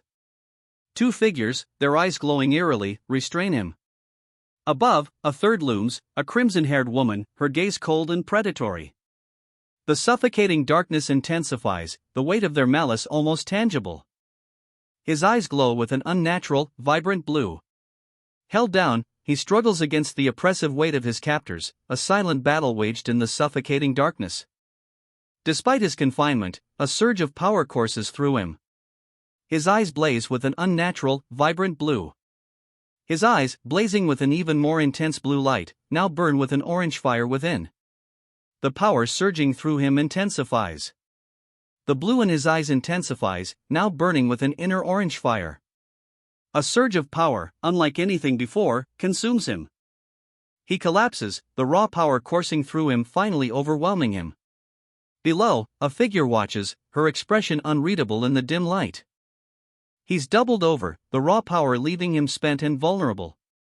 From above, a woman watches, her voice cutting through the silence. It's happening again, huh? You must be suffering. Her tone is devoid of empathy, a chilling observation rather than a compassionate remark. Above, she watches him, her gaze unwavering. Mana and memories alike. She observes, her voice a low murmur, hinting at a deeper, unsettling connection between his suffering and something far more profound. How many people are within you? The question hangs in the air, a chilling assessment from the woman above, her words echoing the unsettling mystery surrounding his suffering. From above, she poses a direct question, her voice cutting through the unsettling silence. Can you seal people's abilities? The question hangs heavy, a stark contrast to the swirling, colorful energies that seem to emanate from him. No, I can't do that stuff. I'm just a healer, he replies, his head bowed low, a clear admission of limitation in the face of the woman's probing questions. His words, though seemingly simple, carry a weight of uncertainty, a stark contrast to the potent energies still swirling around him. Aren't you capable of doing that yourself? The woman's question pierces the silence, a sharp contrast to the healer's earlier admission. His response is a raw, visceral outburst, fuck. Blood drips from his hands, a stark visual testament to his inner turmoil. No, that's impossible, he states, the words a stark, final declaration against the impossible task before him. His earlier outburst echoes in the heavy silence that follows. He collapses, muttering, I'm tired. Blood stains his hand, a grim reminder of his struggle. This can't go on. He whispers, his voice barely audible above the heavy silence of the room. A woman watches from a nearby bed, her expression unreadable in the dim light. Yeju, a voice whispers, barely audible in the oppressive silence. The name hangs heavy in the air, a stark contrast to the man's earlier exhaustion. I want to meet you, a voice whispers, the words barely audible yet carrying a weight that fills the quiet room. To meet you again, the voice echoes, a chilling promise hanging in the air. The speaker's presence remains unseen, yet their words carry an undeniable weight, a sense of foreboding settling over the scene. Crimson stains bloom across a light blue garment. A chilling silence follows the unseen speaker's chilling promise. You know, Yeju, I've tried to revive the deceased countless times, a voice states, the words heavy with a chilling implication. Yeju, silhouetted against a desolate, rocky landscape, struggles upward, the effort etched in his posture. But all attempts have been futile. The chilling statement hangs heavy in the air, a stark reminder of the grim reality facing Yeju. I felt hopeless, not knowing what to do, Yeju confesses, his voice a raw whisper against the desolate backdrop. His scarred body, a testament to his struggle, reflects the despair in his words. But then, a flicker of resolve ignites in Yeju's eye, a spark of defiance in the face of overwhelming despair. Hope, however faint, begins to bloom. A breakthrough. He discovered a new method, a way to manipulate time and space itself. Hope surges anew. Space and time, he learned, can be distorted using strong gravitational forces. A revelation that could change everything. That's right, a voice confirms, the words echoing across the void. A luminous clock face, bisected by a brilliant streak of light, appears. Time. I'll go back, a voice declares, the words resonating with unwavering resolve. The decision hangs heavy in the echoing void. The decision made, he's transported back to the time before Yeju's death. By using gravity as the base, a new reality unfolds. The air crackles with potential energy, a tangible shift in the very fabric of time and space. I experimented using combinations of 14,589 abilities. The sheer scale of the statement hangs heavy in the air, a testament to the immense power and dedication behind this time-altering feat. I destroyed several continents and almost lost my life dozens of times, the voice reverberates, the words echoing the catastrophic image of a planet cleaved in two by a beam of immense energy. The sheer scale of the sacrifice is undeniable. But in the end, the narrator declares, he succeeded. A radiant earth hangs in the void, a testament to his monumental effort. However, a fatal flaw existed in his plan to turn back time. Whoa! The sheer scale of his temporal manipulation has unforeseen consequences. No matter what I did, Han sighs, the weight of his actions heavy in the air. The vastness of the temporal distortion he unleashed continues to reverberate. Han Tae-soo clutches his head, his face contorted in anguish. I couldn't go back, he whispers, the words barely audible above the hum of distorted temporal energy that still crackles around him. I couldn't go back to the intended time period, Han repeats, the gravity of his words hanging heavy in the oppressive silence. His failure echoes the lingering temporal distortion. Han Tae-soo stands amidst a sea of faceless figures, their heads tilted back in a silent, unsettling chorus of his name. His voice, though barely a whisper, carries the weight of his failure. I couldn't go back before Yeju died. The words hang heavy in the air, a stark testament to his desperate, ultimately futile attempt. The question hangs in the void, why? A torrent of white lines, like fractured timelines, streams across the black expanse, mirroring the chaos within Han.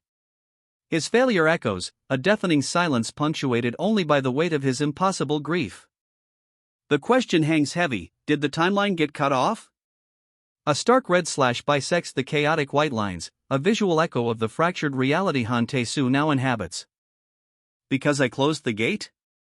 The question hangs in the air, a stark echo of Han's agonizing self-doubt. The fractured timelines, a visual representation of his shattered reality, seem to hold their breath. No. That's impossible. The stark declaration cuts through the swirling chaos of fractured timelines, a single, defiant line against the overwhelming visual representation of his broken reality. There must be a way. The words, a quiet affirmation against the impossible odds, are Han's own. Determination steals his gaze, a flicker of hope in the darkness. Glimmering threads of light, almost ethereal, snake across his face, a stark contrast to the crimson shards that seem to claw their way out from beneath his skin. His eyes, though, burn with a fierce, unwavering resolve. I've tried every method I could think of. The words hang heavy in the air, a stark admission of defeat, yet his resolve remains unbroken. To such extremes has he gone, he's even traveled back in time. The revelation hangs heavy, a desperate measure etched onto his pained face. An infinite number of times, and he failed each time. The stark admission hangs in the air, a crushing weight of defeat settling upon him as he lies there, broken and spent. He lies broken, blood staining the earth, a stark testament to his countless failures. I had enough and stopped entirely, he confesses, the weight of his decision settling heavily in the silence. A heavy silence descends. The only sound is his ragged breathing, a stark contrast to the intensity of his previous struggles.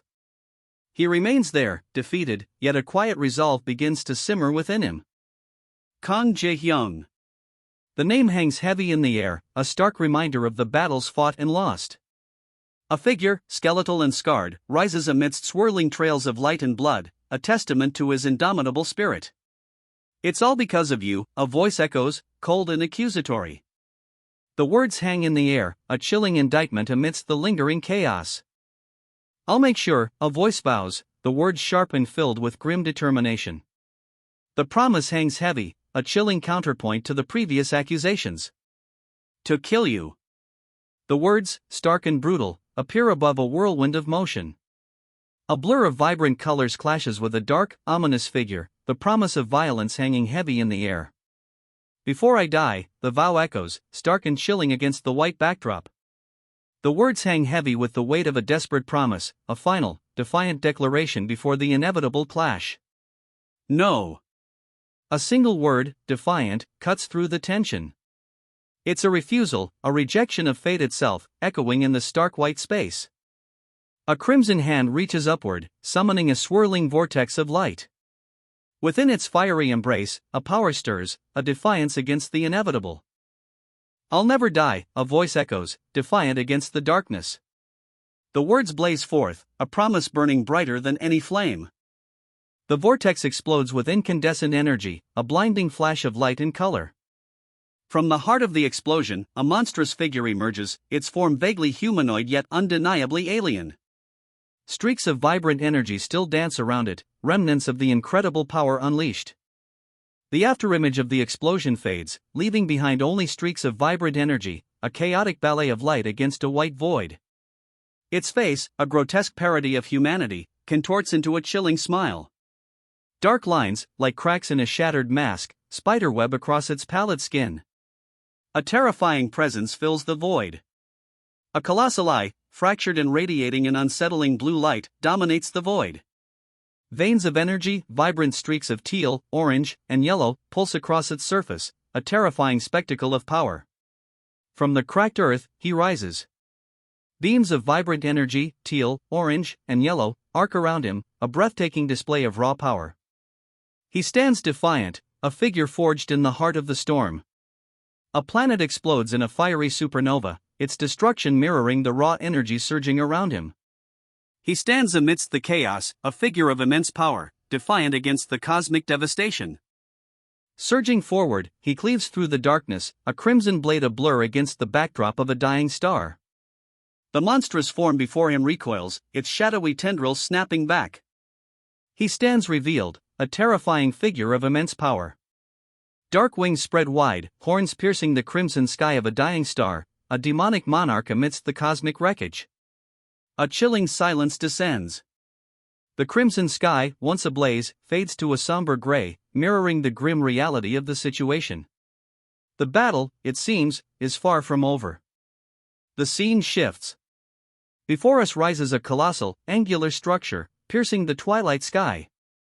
Its metallic form, a stark contrast to the demonic presence just witnessed, suggests a different kind of power, a technological might that stands in silent defiance against the encroaching darkness. A colossal, angular structure dominates the twilight cityscape, its metallic form a stark contrast to the demonic presence that preceded it. This imposing edifice, a beacon of technological might, stands defiant against the encroaching darkness. 6 years prior, the Blood Gate incident. The words hang heavy in the air, a stark reminder of a past trauma that took away countless lives. The weight of those words hangs heavy in the sterile, dimly lit room, a stark reminder of the Blood Gate incident 6 years past. At that time, the nation's hero, Hunter Han Tae-soo, the words shatter the silence, mirroring the crimson shard piercing the glass before us, a stark visual echo of the devastation he faced 6 years ago at the Blood Gate. 24 hours earlier. The stark declaration sets the stage, a shift in time that promises to illuminate the events leading to the present crisis. A cruel smile stretches across his face, a thin red line tracing a fresh wound. The darkness in his eyes speaks volumes, a chilling contrast to the vibrant streaks of light arcing behind him. I did it. The words hang in the air, a stark contrast to the vibrant energy trails still streaking across the darkness. A chilling satisfaction plays on his lips. A cruel smirk plays on his lips, a stark contrast to the darkness staining one eye. The vibrant energy trails behind him seem to pulse with his own unsettling power. I'm back. The words, a low growl, vibrate with barely contained power. His smirk widens, a chilling testament to his return. The vibrant energy trails, still swirling around him, seem to pulse with a renewed, terrifying intensity. The title card explodes across the page, bones, a stark red against the white background, the lettering itself fractured and dripping with a dark crimson. The impact is visceral, a visual echo of the raw power he just unleashed. 24 hours later. The stark announcement hangs heavy, a silent promise of changed circumstances. The lingering tension from his return, the raw power he displayed, now gives way to anticipation. What unfolds next? A crimson sky bleeds over a city shrouded in smoke. The aftermath hangs heavy, a stark contrast to the anticipation of just hours before. He lies broken on the ravaged ground, a crimson sunset painting the scene in hues of destruction. Debris litters the earth around him, a testament to the battle's ferocity. The silence is heavy, broken only by the faint whisper of the wind through the shattered remains of the city. 138th time. The stark declaration hangs in the air, a grim counter to the devastation already laid bare. The weight of repeated failure settles heavily over the scene. 6 years prior, the Blood Gate incident claimed countless lives. The stark, dimly lit room speaks volumes of the tragedy's aftermath. At that time, the nation's hero, Hunter Han Tae-soo, the narrative shifts to 6 years in the past, focusing on the aftermath of the devastating Blood Gate incident. A crimson object, seemingly a shattered weapon, is embedded in a wall, shards of glass scattering around it. The narrative jumps back 24 hours before the present. A stark reminder of the devastation. A chilling smile plays on the lips of a figure shrouded in darkness, a thin trickle of blood tracing a path down their chin. The faint glow of neon lights reflects in their eyes, adding to the unsettling scene. I did it. I'm back, a chilling declaration hangs in the air, the words echoing the figure's sinister grin. One eye, now a void of darkness, stares out from the shadows, a stark contrast to the icy blue of the other. A crimson hand, almost translucent, rests against their chest. Luminous threads, vibrant streaks of color, pulse beneath the skin, weaving a complex pattern across their powerful physique. The figure's chilling smile widens, a stark contrast to the unsettling network of light now visible beneath their flesh. The first time.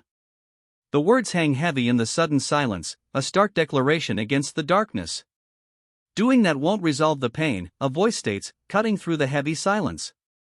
The words hang in the air, a stark counterpoint to the figure's earlier chilling smile. Yeah. The single word hangs heavy, a stark contrast to the previous pronouncements. A weary acceptance settles over the scene, a quiet resignation in the face of undeniable truth. The name, Han Tae-soo, appears in a thought bubble, a simple yet impactful reveal. It hangs in the air, heavy with unspoken implications. Lee Yum-in. The name appears, stark and undeniable against the dark backdrop, a chilling revelation that settles the lingering uncertainty. A heavy silence follows, the weight of this truth pressing down. You knew everything, the accusation hangs heavy in the air, a stark contrast to the intimacy of the scene. Lee Yum's face, close to Han Tae-soo's, is a mask of chilling knowledge. His ravaged form, etched with dark lines, speaks volumes of the suffering he's endured. Kong Ji-young, hell, pale, all of it. The confession hangs in the air, a stark admission that leaves no room for doubt. The weight of his words settles heavily, the unspoken implications echoing the devastation of his ravaged form. What? The single word, a gasp of disbelief, escapes Lee Yum's lips. Her eyes, wide with shock, are fixed on Han Tae-soo, the gravity of his confession finally sinking in. I can turn back time, Han Tae-soo reveals, his bright blue eyes burning with a chilling intensity. The confession hangs heavy in the air, a shocking revelation that leaves Lee Yum speechless. You were the one who told me about it all, Han Tae-soo accuses, his words a sharp jab. The weight of his revelation settles heavily, leaving Lee Yum reeling. Who, she wonders, could have known? Did you know I'd do this too? Han Tae-soo's question hangs in the air, a chilling accusation. A crimson hand, seemingly detached, appears beside Lee Yum, its presence adding to the unsettling atmosphere. Her wide, emerald eyes reflected dawning horror. No. The single word, a breathy denial, hangs heavy in the silence. Lee Yum's horrified gaze, fixed on the crimson hand, speaks volumes. The unspoken question, the chilling implication of Tae-soo's accusation, remains. I'll tell you the truth. Han Tae-soo's promise hangs heavy, a stark contrast to the chilling uncertainty that has gripped Lee Yum. His words offer a glimmer of explanation, a potential path out of the deepening mystery. My ability is to read and heal the flow of life, Tae-soo reveals, his words a stark counterpoint to the crimson blade poised near Lee Yum's throat. The implication hangs heavy, a power both terrifying and potentially life-saving.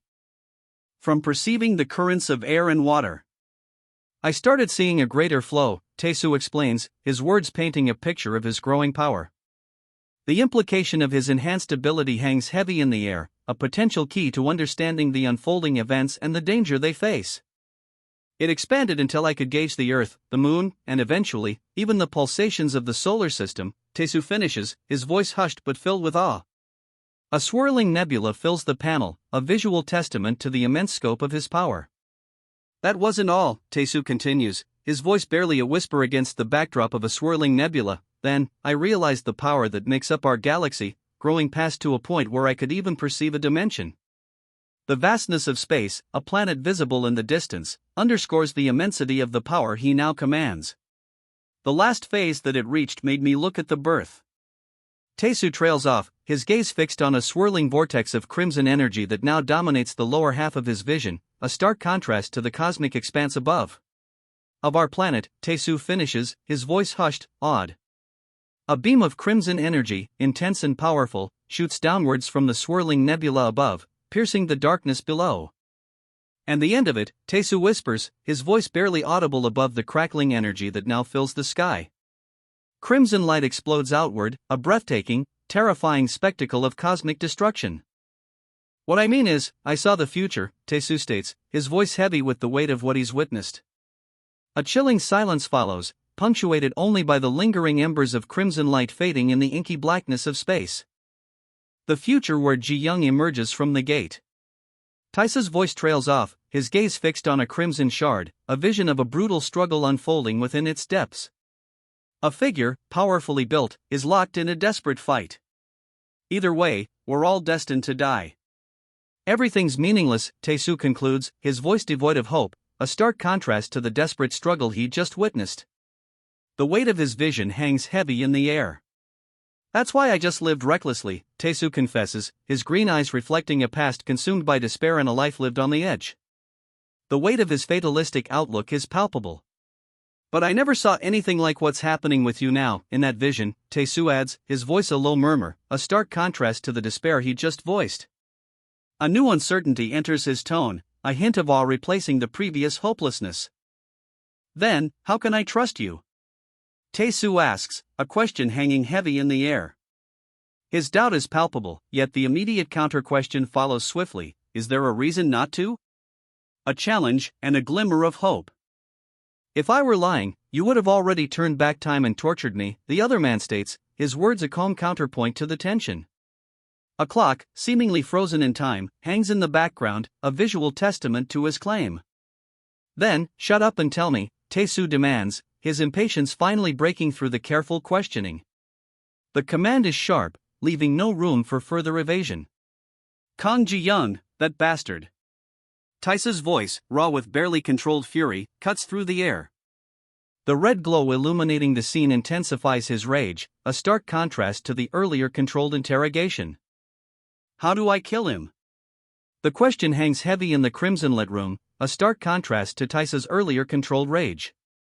His voice, though unspoken, echoes the desperate intensity of his gaze. A chilling silence follows his desperate question, the only sound the ragged breath hitching in his throat. His lips, parted slightly, betray the turmoil within. That's. The single word, barely a whisper, hangs in the air, a stark contrast to the tempest raging within him. Uncertainty, raw and palpable, replaces the seething anger. Impossible. The word, a raw, choked whisper, echoes the disbelief that consumes him. His head rolls away, a gruesome punctuation marked to the impossible. Blood blooms across the dusty ground, a macabre testament to the swift, brutal end. A gaping wound, a ragged maw of crimson, dominates the frame. The agony etched into the face is a final, silent scream. A colossal hand, impossibly large, rises from the swirling vortex of energy. It gently, yet definitively, plucks the victim's severed head from the battlefield. 24 hours earlier. The second time. The scene shifts, revealing a brutal replay. Vibrant streaks of light crisscross a dark void, a chaotic ballet of energy. The scene pulses with raw power, a stark contrast to the grim aftermath witnessed moments before. Then, a flash of vibrant energy. Multicolored streaks dance across the darkness, a chaotic display of power. At the bottom, a single name, Ji-young. Blood streaks his face, but Ji-young's eyes burn with an icy resolve. A fierce light emanates from within, a stark contrast to the darkness surrounding him. He has obtained the power of hell. The words hang heavy in the air, a chilling proclamation as a demonic figure rises, its form a terrifying testament to the darkness he now commands. Crimson energy crackles, weaving a chaotic tapestry around him. The demonic figure looms, its malevolent presence a palpable threat. The third time. The words appear starkly against a backdrop of swirling, crimson energy, a visual echo of the demonic power he now wields. The crimson energy surges, a chaotic dance of power against the black void. It pulses, a living thing, mirroring the demonic energy he now commands. No matter how strong you are, the words hang heavy in the air, a stark contrast to the chaotic crimson energy that explodes across the panel. The sixth time. The crimson energy flares again, but this time, it's different. Strands of vibrant color, yellow, blue, green, weave through the chaotic red, a kaleidoscope of power. The 6th, 11th, and 13th times are marked, each a testament to the relentless assault. Or how much you turn back time. The words hang in the air, a chilling counterpoint to the swirling chaos below. This time, the crimson energy pulses with streaks of vibrant color, a kaleidoscope of power marking the 27th attempt. The 32nd, 39th, and 50th attempts are marked, each a testament to the relentless, multicolored energy swirling before him.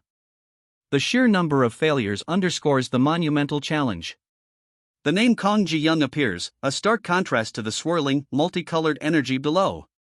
It's a reminder of the immense power he's attempting to control, the countless failures preceding this moment. The multicolored energy coalesces, finally forming a stable, glowing core. A single name, Kong Ji-young, floats above it, a testament to the arduous journey and the power now within reach. A soft, white light blooms, pushing back the shadows. It expands, filling the space, a silent testament to his success. A crimson glow blankets the cityscape, a stark contrast to the soft light that had just faded. The air itself seems to hum with a low, resonant energy. This is the city after the awakening, a city reborn in fire and shadow. He lies still amongst the rubble, a stark figure against the crimson-tinged earth. The aftermath of the awakening hangs heavy in the air. A chilling declaration hangs in the air, can't be killed. The words echo the grim reality of the scene, a man lying broken amidst the rubble, his very survival a testament to something beyond mortal understanding. The 138th time. The stark declaration underscores the brutal reality, another failed attempt. He lies broken, his body a canvas of crimson against the ravaged earth. Although I actually. The words hang heavy, a stark contrast to the brutal reality of the repeated failures. A new, unsettling truth begins to dawn. Went back in time and tortured Lee Yuman. The chilling words hang in the air, a stark contrast to the defeated figure below. His one visible eye, a piercing blue, stares blankly upward, reflecting the horrifying truth. She didn't lie. The stark declaration hangs in the air, a chilling confirmation of the horrors he'd already glimpsed. Does that? The question hangs unfinished, a chilling implication echoing the horrors already revealed. A wave of dawning horror washes over him. Mean. The single word hangs heavy, a chilling summation of the horrifying truth. His unspoken question, the dread he feels, is palpable. That it's really. The unspoken conclusion hangs heavy in the air, a chilling confirmation of his worst fears. Impossible to kill Kong Ji-young. The question hangs in the air, a chilling testament to the horrifying reality he now faces. His eyes blaze, a chilling blue light burning within. A fierce energy crackles, the very air around him seeming to vibrate with power. Then, a blinding flash of light erupts. Multicolored energy streams surge and twist, a chaotic dance of raw power. I don't give a fuck about that, he declares, the words echoing through the swirling chaos of energy.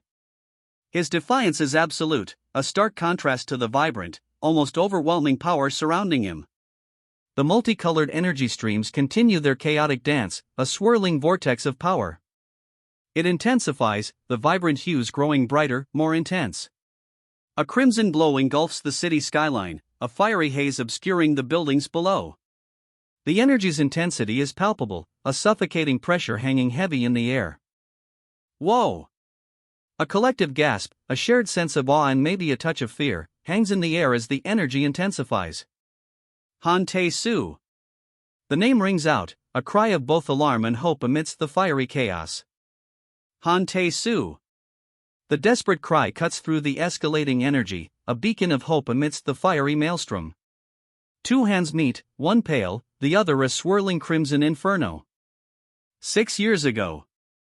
The narrative shifts, pulling us back in time to a pivotal moment. The final battle. 6 years in the past, the stage is set. Han Tae-soo. The name echoes, a desperate cry cutting through the tension. He clutches his head, his face obscured, the pain etched in his posture. Veins, dark and stark, crawl across his skin, a testament to the brutal fight that has clearly taken its toll. Han Tae-soo. The desperate cry pierces the air, a desperate plea amidst the chaos. The name, a lifeline in the maelstrom of the final battle. would you stop if? The question hangs heavy in the air, a stark challenge echoing the desperation of the previous cries. He stands amidst the carnage, his bare feet stained crimson. Two bodies lie broken at his feet, a grim testament to the brutal cost of his decision. The question echoes, would he stop, even to save his mother? Kang Ji-young? The name hangs in the air, a stark question mark against the backdrop of recent violence. A chilling uncertainty settles over the scene. But no matter. The weight of his actions, the lingering uncertainty about Kang Ji-young, all fades into the background. A steely resolve settles on his face. What I do, not awaken, can't be saved.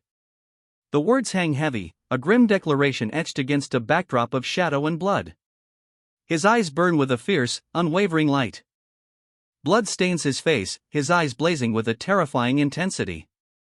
A guttural scream escapes his lips, a raw expression of pain and fury.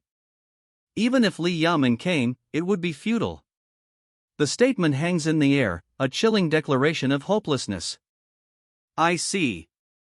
The single statement hangs heavy with the weight of grim understanding. A chilling acceptance settles over him, a stark contrast to the furious rage that moments before consumed him. A chilling acceptance settles over him, replacing the rage. His eye, now a swirling vortex of darkness and faint blue light, reflects the bleak reality. This mess, and that's. The unfinished sentence hangs heavy in the air, a testament to the overwhelming weight of the situation. His gaze, a swirling vortex of darkness and faint blue light, reflects the bleak reality he now accepts. Two words, stark and unforgiving, fill the void, your death. The finality of it hangs heavy, a chilling confirmation of his bleak fate. He stands silhouetted against a blood-red sky, a lone figure surveying a landscape of carnage. Dozens of bodies, marred and lifeless, litter the ground, a grim testament to the battle's brutal cost. The title card, Bones, appears, stark and chilling against the backdrop of the blood-soaked battlefield. A grim reminder of the brutal cost of victory. Night falls. A vast, star-studded sky stretches overhead, a stark contrast to the bloody field left behind. Silence, heavy and profound, now blankets the land. A vast, starlit sky dominates the scene. The battlefield, silent now, lies beneath, a stark testament to the day's brutal conflict. A chilling stillness hangs in the air. During those 6 years, a vast, star-strewn sky is all that remains, a silent witness to the battles fought below. I killed all the Awakens in the world, he declares, his voice echoing across the silent, star-strewn expanse above a battlefield now still. The weight of his actions hangs heavy in the air. He floats serenely amidst streaks of vibrant light, a stark contrast to the dark expanse. A single, crimson-banded arm hints at the battles fought, the cost of his victory. He then absorbed their mana, the act leaving him suspended amidst swirling trails of light above the now silent earth. And when Kang Ji-young came out, a surge of dark energy crackled around him, a stark contrast to the light that had previously surrounded him. His eyes, now entirely black, burned with an intensity that spoke of immense power, a power born of the mana he'd absorbed. From the swirling chaos, a hand emerges, pale against the fiery backdrop. Crimson energy crackles around it, a tangible manifestation of the immense power he now wields. I closed all of the blood gates, he declares, his voice resonating with the power that now courses through him. A crimson planet dominates the background, a fiery testament to the magnitude of his actions. This caused Kang Ji-young to emerge alone, after opening the gate. He stands silhouetted against a swirling crimson vortex, vast wings unfurled, a figure of immense power. A crimson shard, pulsing with inner light, rises from the darkness. Particles of crimson energy dance around it, a spectacle of raw power. From the vortex, a crimson shard erupts, pulsing with an inner light. Its energy crackles, a breathtaking display of power. He stands, the crimson shard clutched in his hand, a horrifying transformation complete. His skin is cracked, veined with dark lines, one eye now a vacant abyss. A chilling aura emanates from him, a stark contrast to the vibrant energy swirling around the shard. So I instantly destroyed it, he states, the crimson shard now gone, leaving only the chilling evidence of his transformation. His power is palpable, a terrifying force unleashed. But even in his monstrous state, he acknowledges his opponent's strength. But Kang Ji-young was fucking strong, he growls, the words a testament to the brutal fight just concluded. He kept regenerating, the narrator explains, forcing a grim admission, he kept on regenerating and killed me every time. The sheer relentlessness of the opponent is palpable. Blood splatters across the frame, a grim testament to the fight's ferocity. His body, ravaged and broken, speaks volumes of the brutal struggle.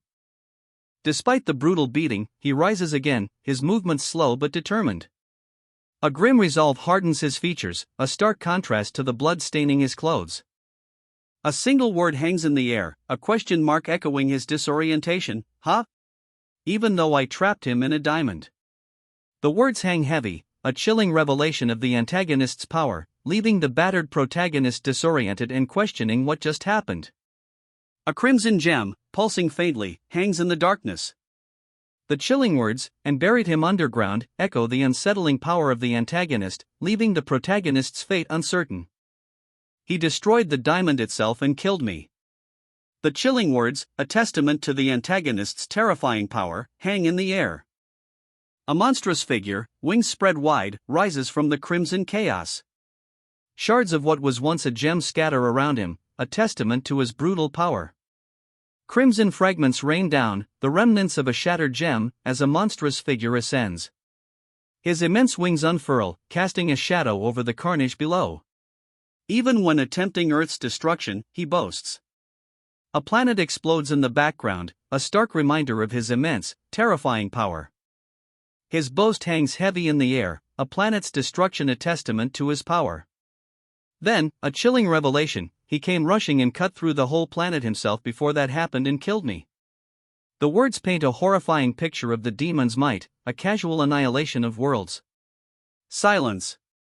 A heavy, suffocating silence follows the demon's chilling tale of planetary destruction. The sheer scale of his casual violence hangs in the air, unspoken yet palpable. He continues, his voice devoid of remorse, "I even pushed him inside a black hole."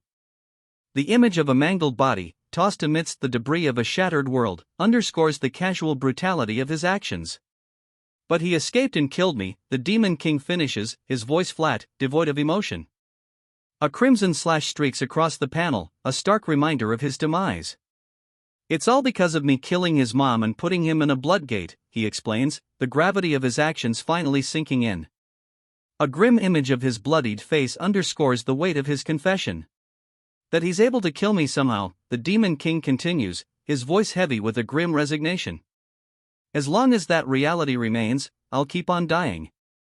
The weight of his words hangs in the air, mirroring the blood staining his face. "Stop this shit," he screams, the raw anguish in his voice a stark contrast to the resigned tone moments before. The words are a desperate plea, a visceral reaction to the endless cycle of death and rebirth. "You mother," he screams, tears streaming down his blood-soaked face, a guttural cry of anguish and rage. The raw emotion is palpable, a desperate plea echoing his unending torment.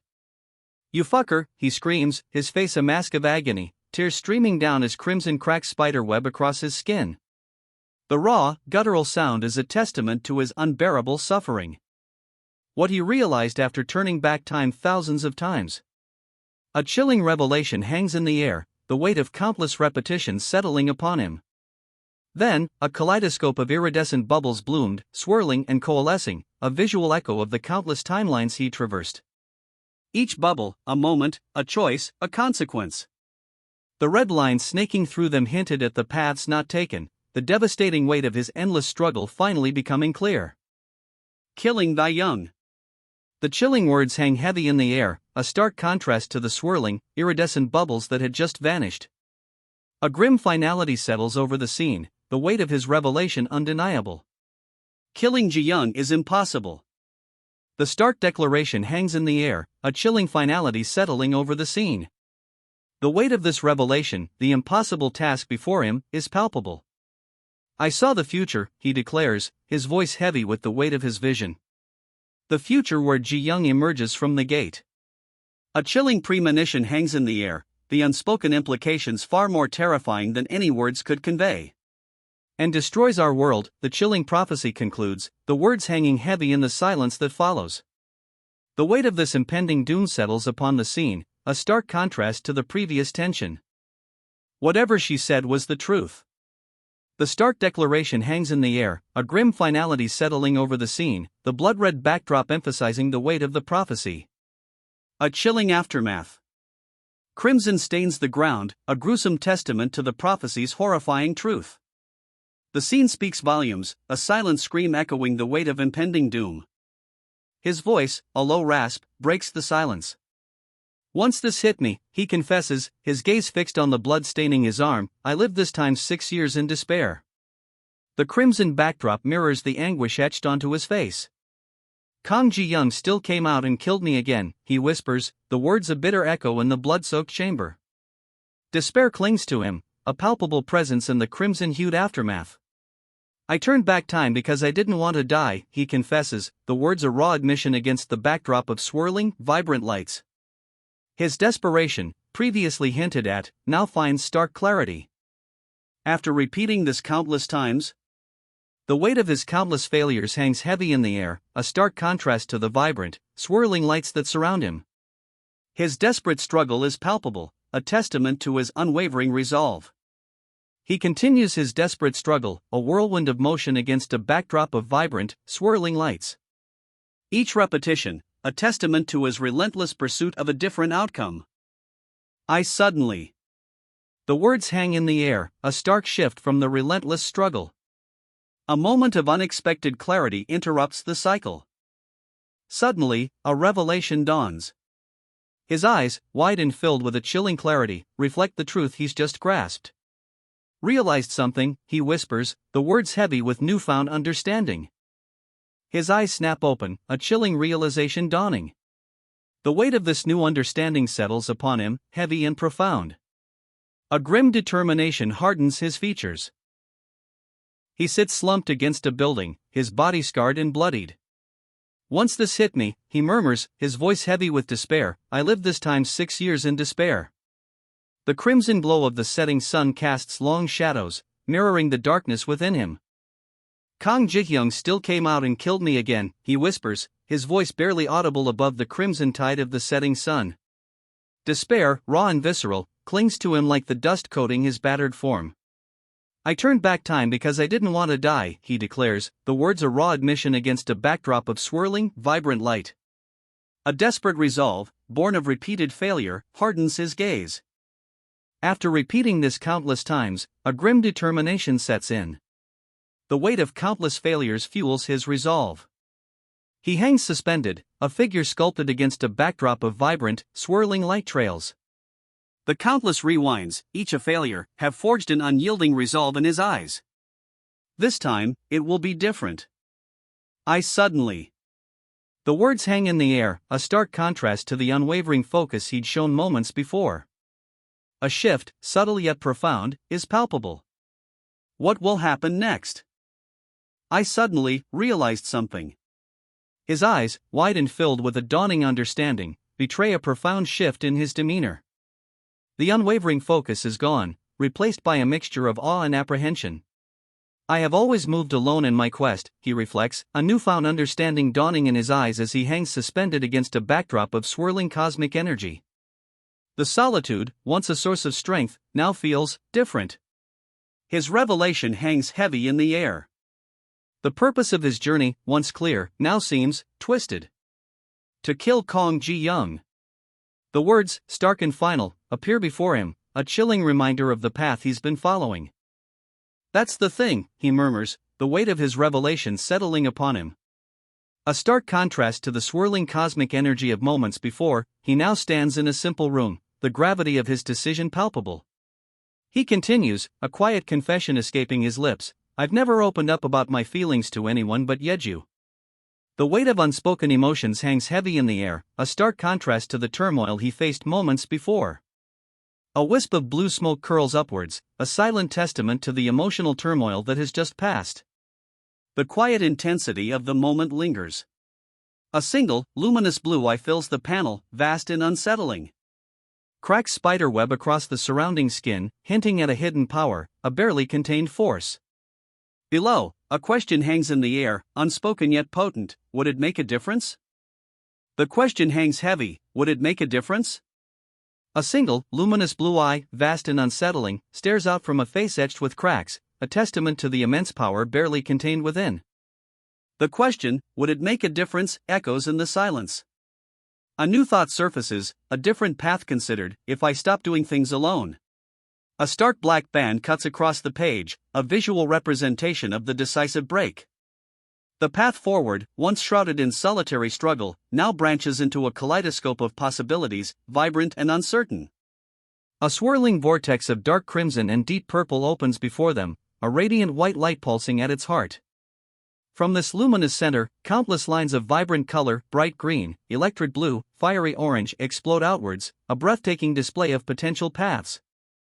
A hand reaches out, grasping a shard of crimson energy, its form shifting and unstable. The vibrant colors from the vortex seem to coalesce within this fragment, a tangible piece of potential now held within their grasp. This time, after returning, a stark change is evident. His face, once whole, now bears the chilling mark of dark, spreading cracks, a network of fissures across his skin, surrounding one eye, a striking contrast to the vibrant blue of the other. The words hang heavy in the air: Tae-soo didn't kill anyone.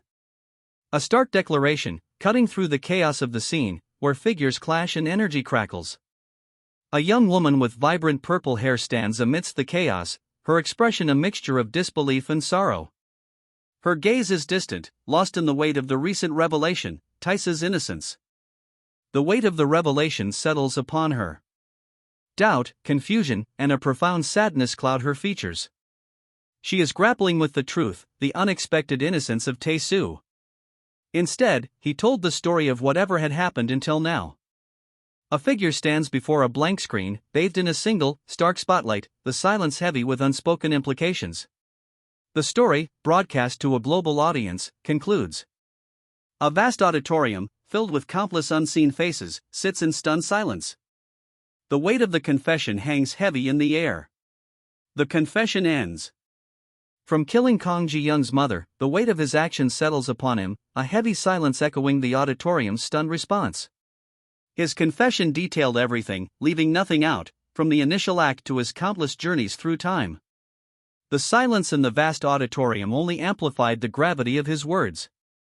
His confession concluded, a simple request followed: he asked for their help.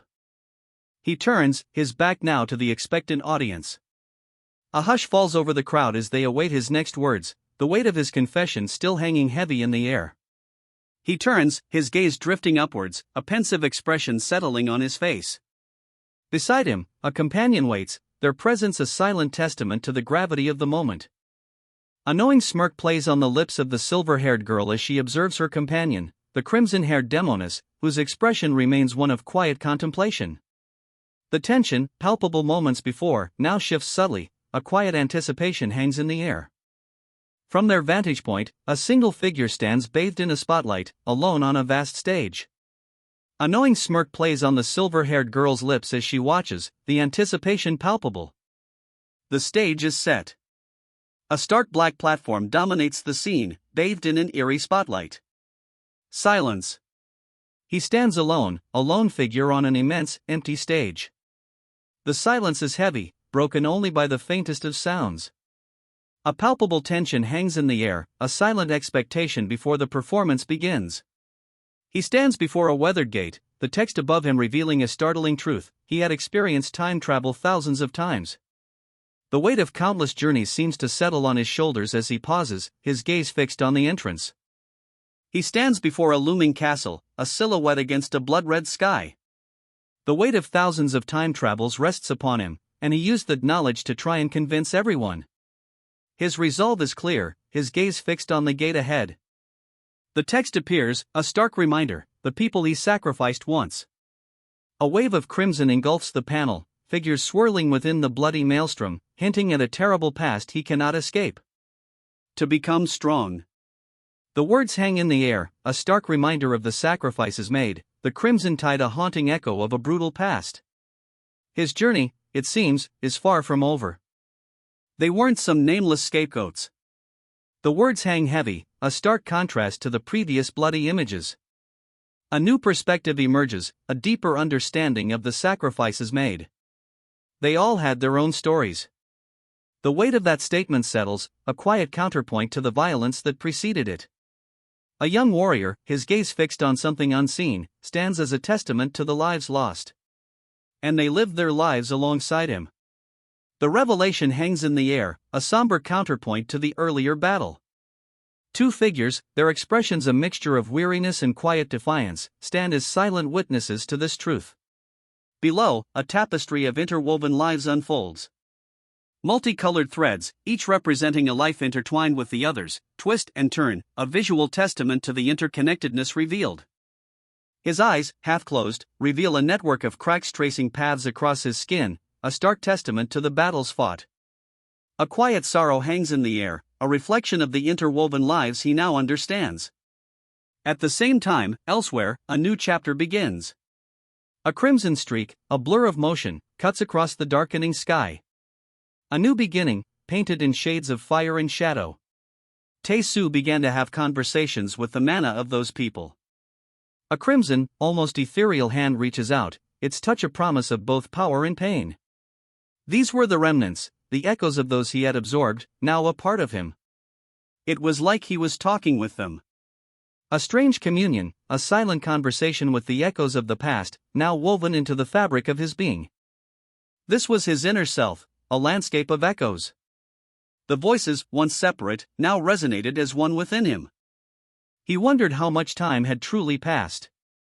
The echoes faded, leaving him in a quiet contemplation of the journey's length. And the question lingered, how much of it had he truly undone? The weight of that unknown pressed down. Once Tae-soo was done. The stark declaration hung in the air, a finality that echoed the lingering questions of his journey. Tae-soo slumped against her, his exhaustion palpable.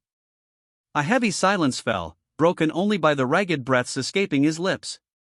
The weight of his actions, the burden of his choices, settled heavily between them. A heavy silence hangs in the air, broken only by the faint sound of Taisa's labored breathing. His body, scarred and weary, rests against another. The crimson backdrop, a stark contrast to his pale skin, hints at the intensity of the battle just fought. His breaths shallow, Tae-soo leans heavily against someone, the crimson of the battlefield still staining the world around them. A quiet exhaustion settles over him. Nearby, a crimson hand, stained with the battle's fury, rests. Its owner, unseen, remains a looming presence. A quiet reflection settles over the scene. The words, conversing with every part of it that was within him, appear, offering a glimpse into Taisa's internal struggle, a silent dialogue with his own inner strength.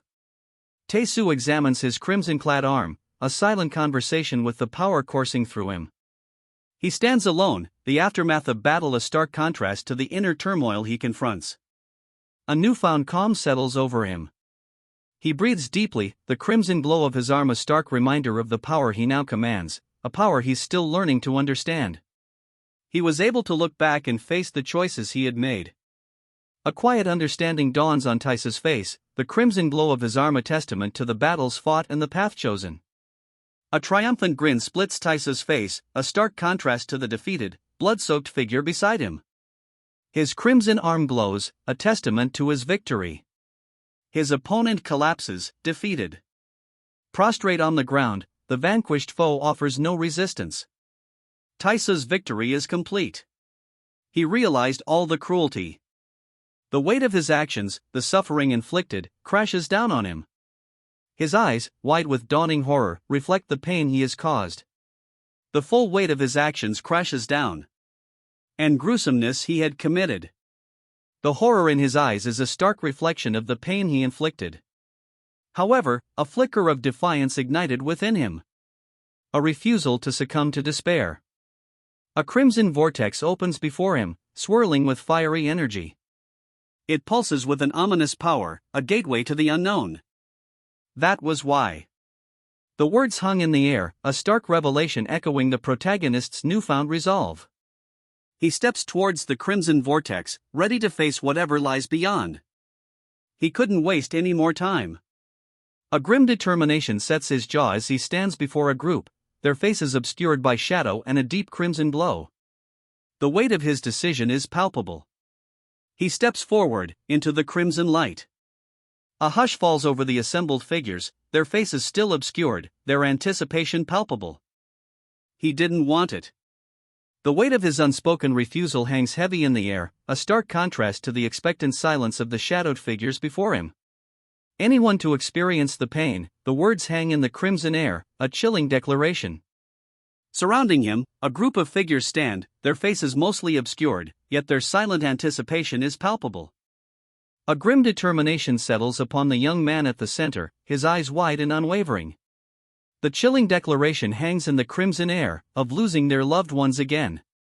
A grim-faced woman with horns stands at the forefront of a group, their faces a mixture of steely resolve and simmering rage, a testament to the pain they've endured.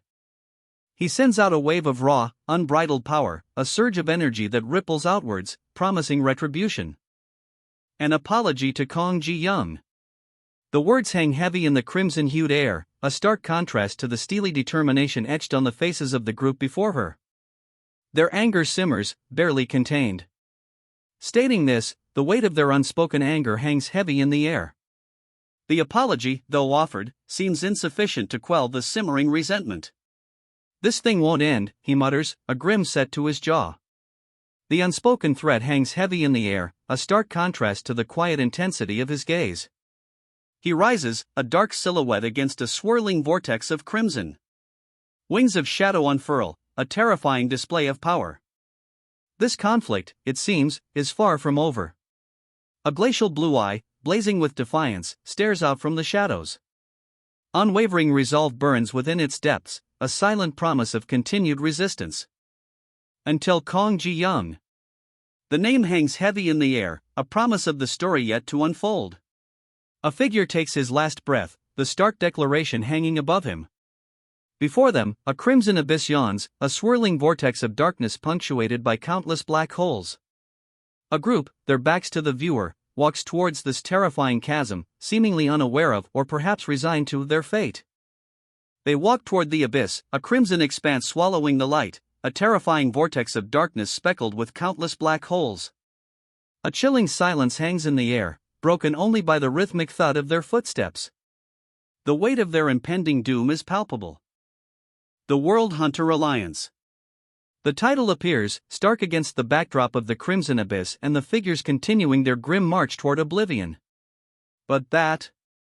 The words hang heavy, a stark contrast to the terrifying abyss before them. A sense of foreboding intensifies.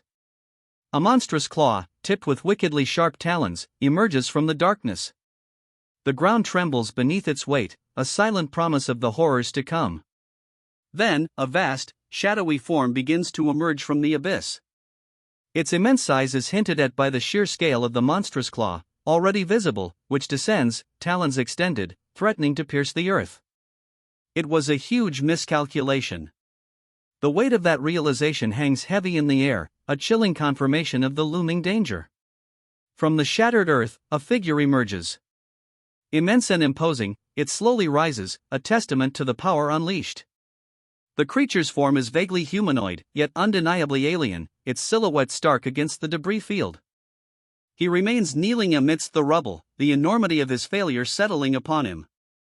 Above, the creature watches, its presence a chilling testament to the power he underestimated. Tae-soo did his best. The simple statement hangs heavy in the air, a stark contrast to the overwhelming power of the creature looming above. After researching all of Kong Ji-young's attack patterns, a new strategy unfolds. Multiple clock-like figures, each a manifestation of his fighting style, surround the creature. Through repeatedly battling him by turning back time, a new strategy emerges. The clock-like figures, each a reflection of his fighting style, surround the formidable foe. He taught and guided. The swirling lines of energy, each a testament to past battles, coalesce around the two figures. A new understanding dawns. A diverse group stands, their faces a mixture of determination and apprehension. They watch, a silent vigil, as the culmination of past battles unfolds before them. All of the hunters stand before them, a silent, watchful audience to the culmination of events. At the same time, elsewhere, a tense silence hangs in the air as a group watches. Their faces are grim, their eyes fixed on a powerfully built figure standing before them. And that's how they all fought together. The narration concludes, leaving the audience with the impact of their united struggle. Chaos erupts. A flurry of motion, two figures, wielding weapons, cut through a wave of attackers. Below them, a monstrous creature rides, its red eyes burning with malevolent intensity. A radiant explosion of iridescent bubbles erupts, pushing back the darkness. The monstrous creature below is momentarily stunned. The battle raged on, a relentless clash of power that stretched across tens of thousands of moments. A blinding white light fills the page, erasing the previous chaos. A stark, hopeful silence follows. Then, a profound stillness. The aftermath. All in vain. The stark words hang heavy in the silence, a grim epitaph etched across the bloody ground where three figures lie broken. A figure lies broken amidst the rubble, blood staining the cracked earth. The aftermath of a brutal fight, a harsh testament to the battle's cost. A heavy silence descends, broken only by the ragged breaths of the survivors. The cost of victory is clear. A chilling declaration cuts through the silence: Kang Ji-young can't be killed. The words hang heavy in the air, a stark reminder of the impossible task that lies ahead. His body, ravaged and cracked, hangs heavy. A single, piercing blue eye stares blankly ahead, reflecting the grim reality of their situation. The weight of the impossible task ahead settles upon him. In the end, the weight of those words, the impossible task, the grim reality of their situation, it all hangs heavy in the air. The Demon King stands revealed, a terrifying figure of immense power. His form is a grotesque tapestry of bone and shadow, wings like obsidian blades spread wide against a crimson backdrop. A palpable sense of dread emanates from him, a chilling presence that dwarfs all else. Is this struggle truly meaningless? The question hangs heavy, a stark counterpoint to the Demon King's terrifying presence. Doubt, perhaps even despair, creeps into the very air itself. I am sorry, a voice whispers, the words hanging heavy in the oppressive silence. A profound sense of regret permeates the air, a stark contrast to the terrifying presence that still looms. Everyone, a voice cracks, barely a whisper against the oppressive darkness. The speaker's face, etched with pain and exhaustion, is partially obscured, but the profound sorrow is undeniable. I am sorry, the voice cracks, a barely audible plea against the suffocating darkness. The weight of their words hangs heavy in the air. A single tear tracks down a cheek, a stark contrast to the vibrant blue of the eye, now ringed with dark, spider-like cracks. The surrounding darkness seems to press in, mirroring the profound sorrow etched on the face. Kang Ji-young. The name hangs in the air, a whispered echo of sorrow and loss. Two swords, stained and broken, lie discarded. Their battered state speaks volumes of a brutal, recent struggle. A monstrous figure looms, its form vaguely insectoid, its presence a chilling testament to the battle's ferocity. Deep cracked spiderweb across the protagonist's back, a grim reminder of the brutal fight just concluded. Exhaustion hangs heavy in the air. The battle is over. Silence. A heavy, dust-laden silence settles over the battlefield. The only evidence of the recent struggle is the crimson stain spreading across the cracked earth. Crimson stains the cracked earth, a stark reminder of the battle's brutal cost. A heavy silence hangs in the air, broken only by the slow drip of blood. A single, luminous blue eye stares out from a face ravaged by battle. Deep cracked spiderweb across the skin, stained crimson with blood. The intensity in that eye, however, speaks of something beyond mere physical pain, a fierce, unwavering resolve burns within. Ha! Disorientation clouds the warrior's mind, a stark contrast to the fierce resolve moments before. Confusion washes over the warrior. The sharp focus, the burning resolve gone, replaced by a disorienting fog. Only that single, luminous blue eye remains, a stark beacon in a sea of blood and cracked skin. He collapses, a wave of dizziness washing over him. Only one eye, a brilliant blue, remains visible amidst the blood and cracked skin. From the ground, a figure streaks away, a blur against the darkening sky. The warrior's single, luminous blue eye follows, a silent testament to his fading strength. He manages only a weak M. Before the towering figure looms over him, its menacing presence filling the desolate landscape.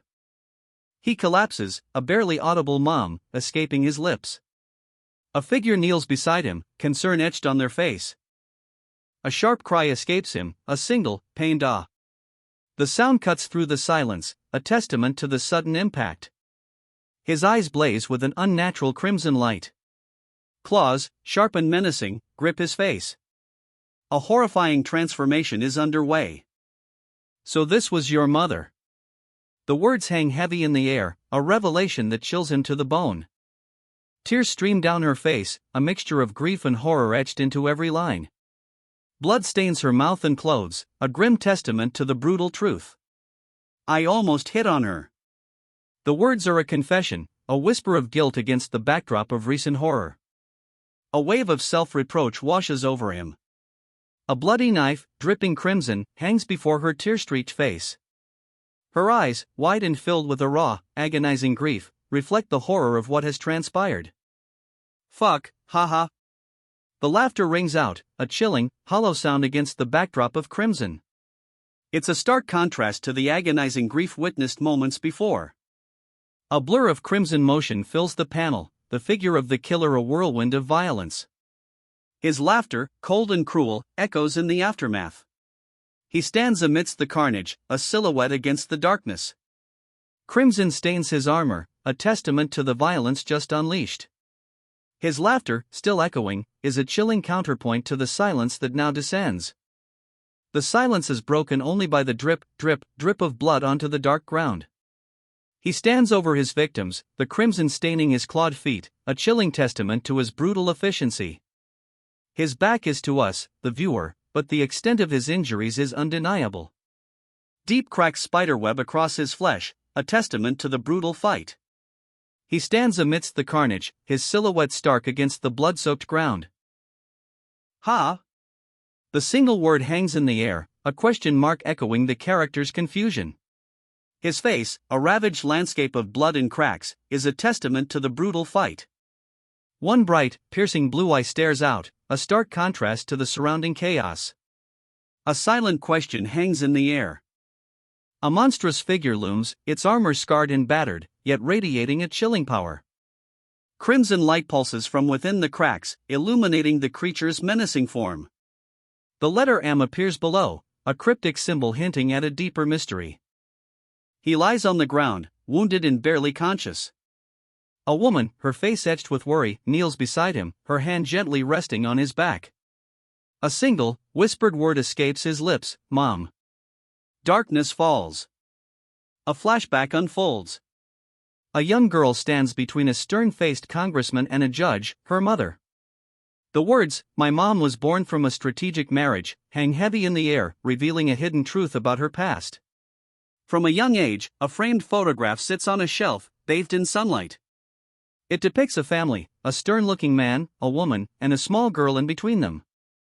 The image hints at a life shaped by calculated decisions, long before the darkness she now faces. The narrative shifts. She was pressured to be perfect. A cruel life, yet, the implication hangs heavy, hinting at resilience amidst hardship. Rows of gleaming trophies line the shelves, a testament to years of relentless achievement. She stands before them, her back to the viewer, a quiet strength in her posture. The caption reads, she lived without ever complaining about it. A poignant image, revealing the hidden cost of her unwavering success. The scene shifts. For her. The simple phrase hangs in the air, a testament to the sacrifices made, the silent strength endured. Her gaze, though downcast, holds a quiet dignity, a hint of weariness, yet also an unwavering resolve. The truth of her life, it turns out, had become one thing, a relentless pursuit of success, a path paved with silent sacrifices. Absolute perfection. The words resonate, a stark counterpoint to the quiet weariness previously shown. They echo the relentless dedication she's poured into her life's pursuit. To be flawless at everything she did. The words, etched in the very air around her, seem to stretch into an endless vista of trophies and accolades. A testament to a life lived with unwavering dedication, yet a path that has left her feeling strangely empty. However, the emotions she had subconsciously suppressed began to surface. A flicker of vulnerability, a crack in the facade of unwavering perfection. Suppressed emotions, long held in check, finally break through. A quiet vulnerability, a subtle shift in her expression, hints at the weight of her relentless pursuit of perfection. The weight of her carefully constructed life cracks. A confession, unspoken yet palpable, to make an imperfect choice when it came to love. In the hushed intimacy of the bedroom, she lies nestled close, a tender vulnerability replacing her usual guarded composure. His hand rests gently on hers, a silent promise echoing the unspoken confession. She was a college fresher. The simple statement, stark against the darkness, casts a new light on the intimacy shared moments before. A vulnerability, a youthful naivete, now subtly underscores the weight of her confession. The ultrasound image appears, a stark contrast to the intimacy of moments before. It reveals the truth: she was a college freshman who became involved with a senior, a relationship that unexpectedly led to this. The revelation hangs heavy in the air, left alone, abandoned, and facing an unexpected pregnancy. The rain outside mirrors the storm within her. Alone in the relentless rain, she clutches the infant close, a harsh reality settling in, abandoned, not only by her partner but by her own family. That was the price she had to pay for making an imperfect choice. The weight of her decision, a crushing burden, is palpable in her posture, her face etched with sorrow under the relentless downpour. For her, this was the consequence. The rain continues to fall, a relentless mirror to the tears she cannot shed, as she holds the infant close, a silent promise echoing in the storm. My brother became something undeniable. The statement hangs heavy in the air, a stark contrast to the quiet sorrow that continues to cling to her. From that moment on, her mother knew. The rain-slicked city reflects the weight of this revelation, a somber backdrop to a mother's silent understanding. The weight of her new reality settles upon her. She had to uphold perfection. The words hang in the air, a stark and silent decree. Under a relentless downpour, she stands, small and alone, the weight of expectation pressing down. A chilling solitude surrounds her, mirroring the burden she now carries. Even in matters of love, the decree stands. He stands alone, beneath a relentless downpour, the weight of this new reality settling upon him. She stands there, alone, the rain mirroring the tears threatening to spill. A heavy silence hangs in the air, broken only by the rhythmic drumming of the downpour. Days turn into weeks. The rain, a constant companion, reflects the lingering sorrow. But why now? The question hangs heavy, a stark contrast to the quiet sorrow that had settled before. A single eye, bruised and bleeding, stares out from a face marred by deep wounds. Within that eye, a strange, glowing blue light pulses, a stark contrast to the surrounding crimson. It's a silent scream, a testament to the pain endured. I've never once seen her, a voice declares, the words hanging heavy with unspoken implications. The mystery deepens. In any of my time, the statement hangs in the air, a stark declaration that adds another layer to the unfolding mystery. The weight of those words underscores the speaker's certainty, hinting at a vast and perhaps unknowable history. A face, ravaged and scarred, is revealed.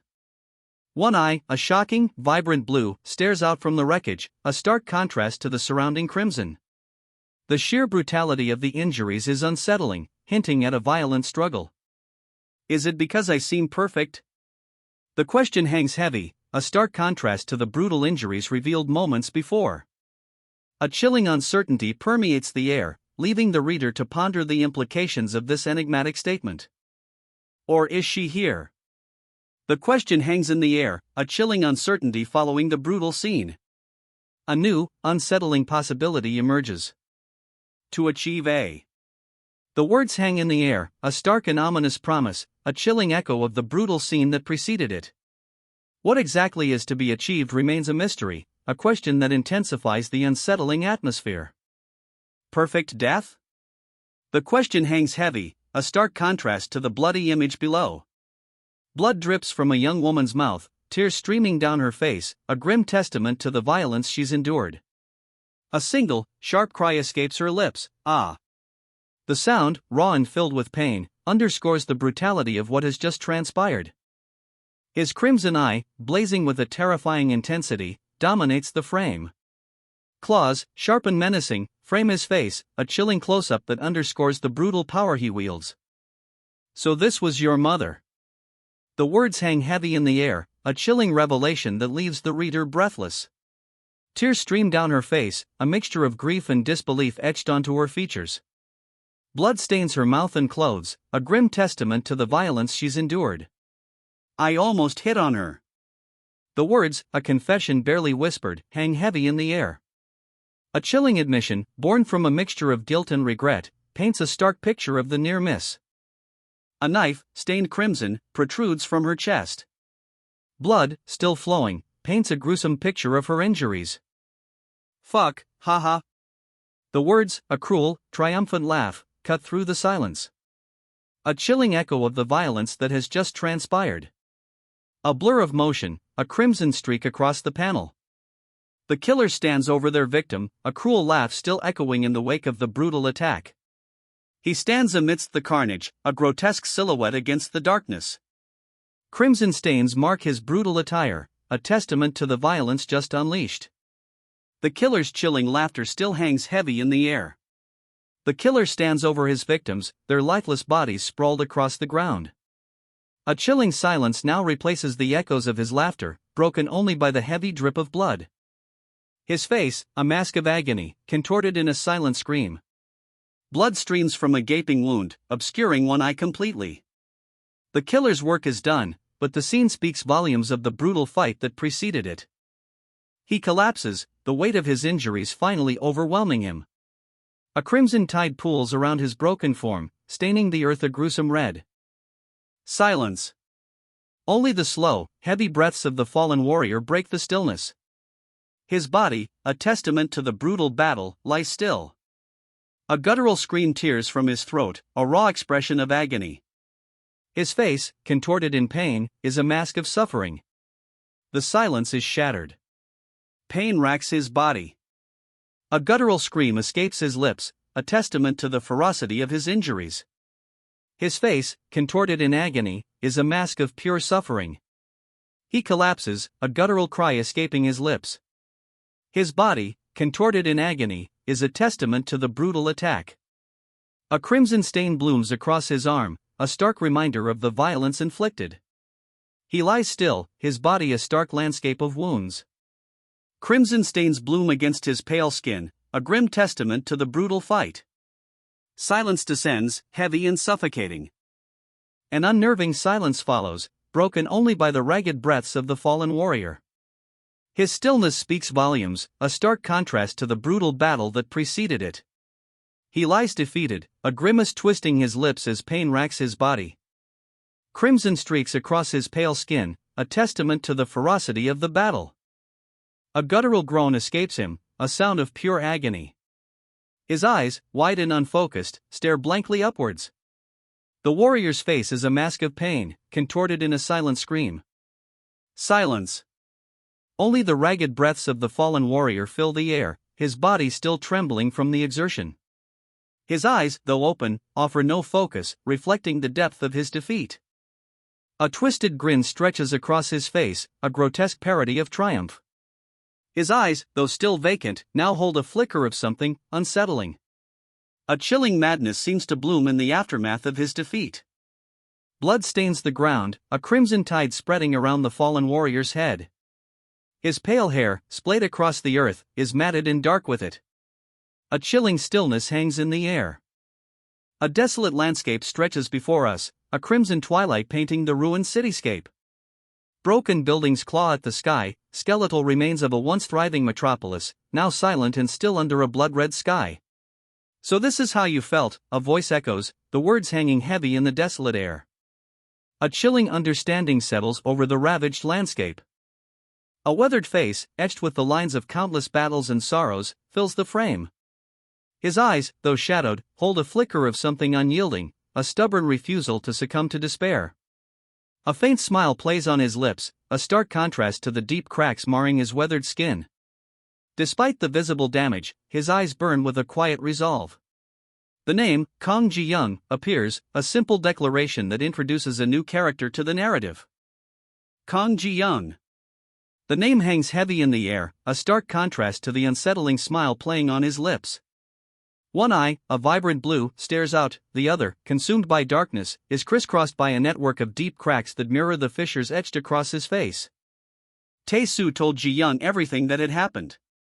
The weight of that revelation hangs heavy, a stark contrast to the unsettling calm on Ji-young's face. The countless time travels, a stark crimson landscape unfolds, swirling with dark energy and ominous red lines that trace paths through a chaotic, almost cosmic void. The endless deaths, end. A crimson void stretches before them, a chaotic landscape of swirling dark energy and ominous red lines tracing paths through a cosmic maelstrom. The sheer scale of it all is breathtaking, terrifying. Before him, a desolate wasteland stretches under a crimson sky. One figure kneels, defeated, while another stands tall, a silhouette against the apocalyptic backdrop. His realization. Defeated, he kneels amidst the crimson wasteland. His resolve hardens. "I won't even think of turning back time again," he vows, a quiet defiance in his voice. "I'm sorry, Kang Ji-young," he says, the words hanging heavy in the desolate air. A simple apology, yet the weight of his failure echoes across the crimson wasteland. "I really did something cruel to you. I'm sorry, truly," he confesses, the words a stark contrast to the harshness of the landscape. His remorse hangs heavy in the air. His confession hangs in the air, a heavy silence following his words. The weight of his actions settles upon him, a visible burden in the desolate crimson landscape. His armor, once a symbol of strength, now seems to bear the scars of his remorse. "Why did you do it?" The question hangs in the air, sharp and accusatory, a stark contrast to the heavy silence that preceded it. "Why did you do that to my mom?" The question pierces the silence, a raw accusation hanging in the crimson air. He kneels before the figure, his posture a stark contrast to the other's imposing stance. The ruined landscape serves as a silent witness to the confrontation. His head hangs low, shoulders slumped. A wave of despair washes over him, the weight of his actions heavy on his soul. A cruel laugh echoes across the ravaged landscape, a stark contrast to the despair he'd just shown. The sound, cold and devoid of empathy, hangs heavy in the crimson-tinged air. Across the ravaged landscape, a crimson sunset bleeds into the sky. The ruins of a once great city stretch before him, a testament to the devastation. Silence, heavy and oppressive, hangs in the air. A cruel laugh, devoid of empathy, cuts through the oppressive silence. It echoes across the ravaged landscape, a chilling testament to the destruction wrought. Above him, the Demon King looms, a silhouette against the blood-red sky. Defeated, the warrior lies prostrate, the weight of his failure heavy upon him. "I don't know either," he mutters, his eyes closed, a weight of uncertainty settling over him. The warrior's defeat hangs heavy in the air, unanswered questions clouding the aftermath. Dark lines, like cracks in a shattered mirror, spread across his skin. He lies still, the weight of his defeat palpable, a silent testament to the battle's brutal toll. Crimson explodes across his back, a brutal testament to the blow he's just endured. He lies there, unmoving, the silence heavy with the unspoken questions that linger in the wake of his defeat. A monstrous form looms, its shadowy bulk filling the frame against a stark red backdrop. Jagged, almost skeletal features are visible, and glowing red eyes pierce the darkness, a chilling testament to its power. A single, pained ahh escapes his lips, a testament to the lingering agony. He lies broken, blood staining his pale hair, his wide, pained eyes reflecting the horror of the attack. A stark contrast to the monstrous shadow that loomed moments before, its power undeniable. Finally, a single word hangs heavy in the air, echoing the brutal conclusion. His body lies still, blood staining his pale hair, a stark testament to the fight's ferocity. This is truly the end. The words hang heavy, a stark declaration echoing the brutal reality of his defeat. It was over. Such a long life, a final, quiet statement hangs in the air, a somber epitaph for the fallen warrior. His lifeless eyes stare blankly upward, reflecting the grim reality of his defeat. Silence. Only the dust motes dance in the dim light, settling on the warrior's still face. His life, extinguished. Such a long life. The words hang heavy in the sudden silence, a stark contrast to the recent battle's fury. A heavy silence descends. Only the lingering dust motes betray the recent violence. Whoa! The single word explodes across the page, a stark exclamation echoing the lingering shock of what just transpired. Han Tae-soo. The name echoes, a desperate cry piercing the stunned silence. He clutches his face, the raw agony etched across his features, a stark contrast to the vibrant energy that pulsed around him moments before. Ha! The single word hangs in the air, a question mark echoing the confusion that now grips him. The raw agony he felt moments ago seems to fade, replaced by bewilderment. I came back. The question hangs heavy in the air, a whisper of disbelief replacing the agony. His dazed expression speaks volumes, bewilderment washes over him, a stark contrast to the pain that had moments ago consumed him. He stands, dazed, amidst a throng of indistinct figures.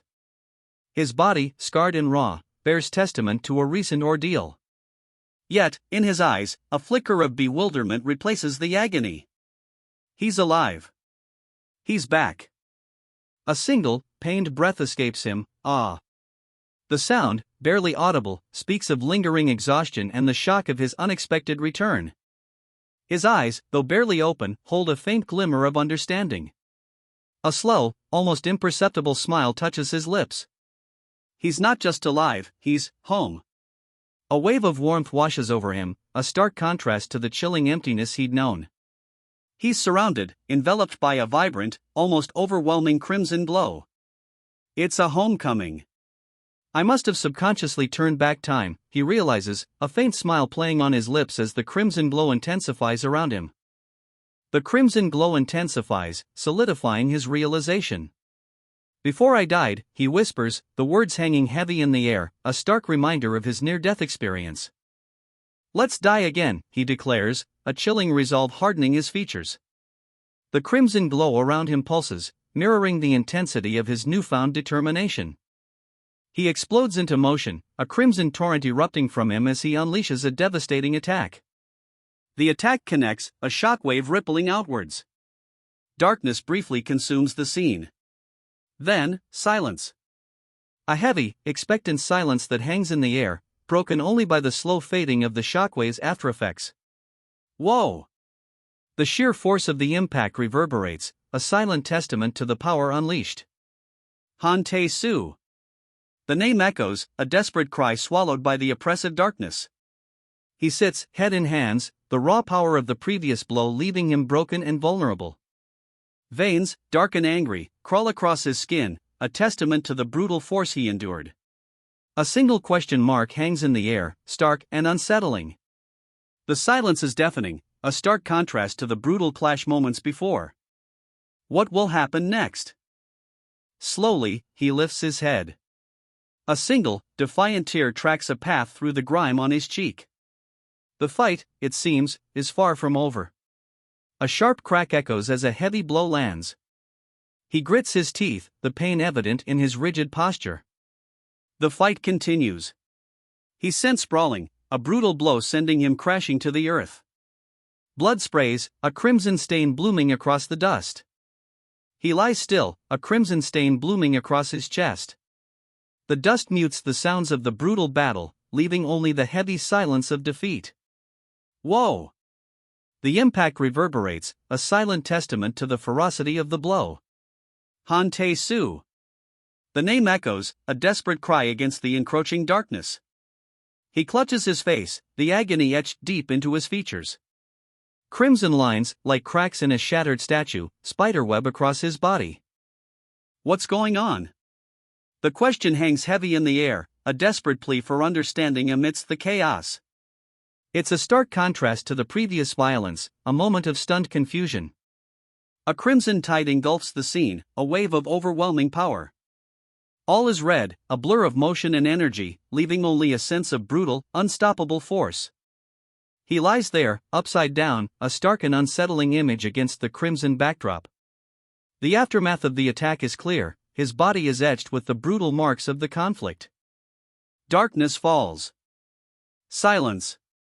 A heavy, oppressive silence descends, broken only by the faint whisper of the wind.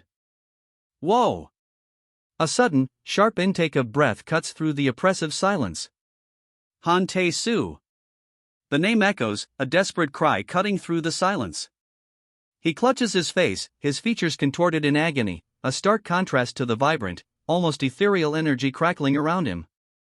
Han Tae-soo.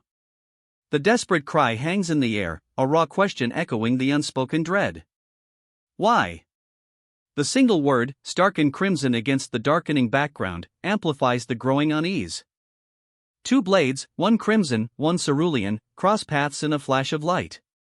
A searing pain rips through him. Han Tae-soo stumbles, the vibrant energy around him flickering and dying. Han Tae-soo collapses, his hands instinctively shielding his face.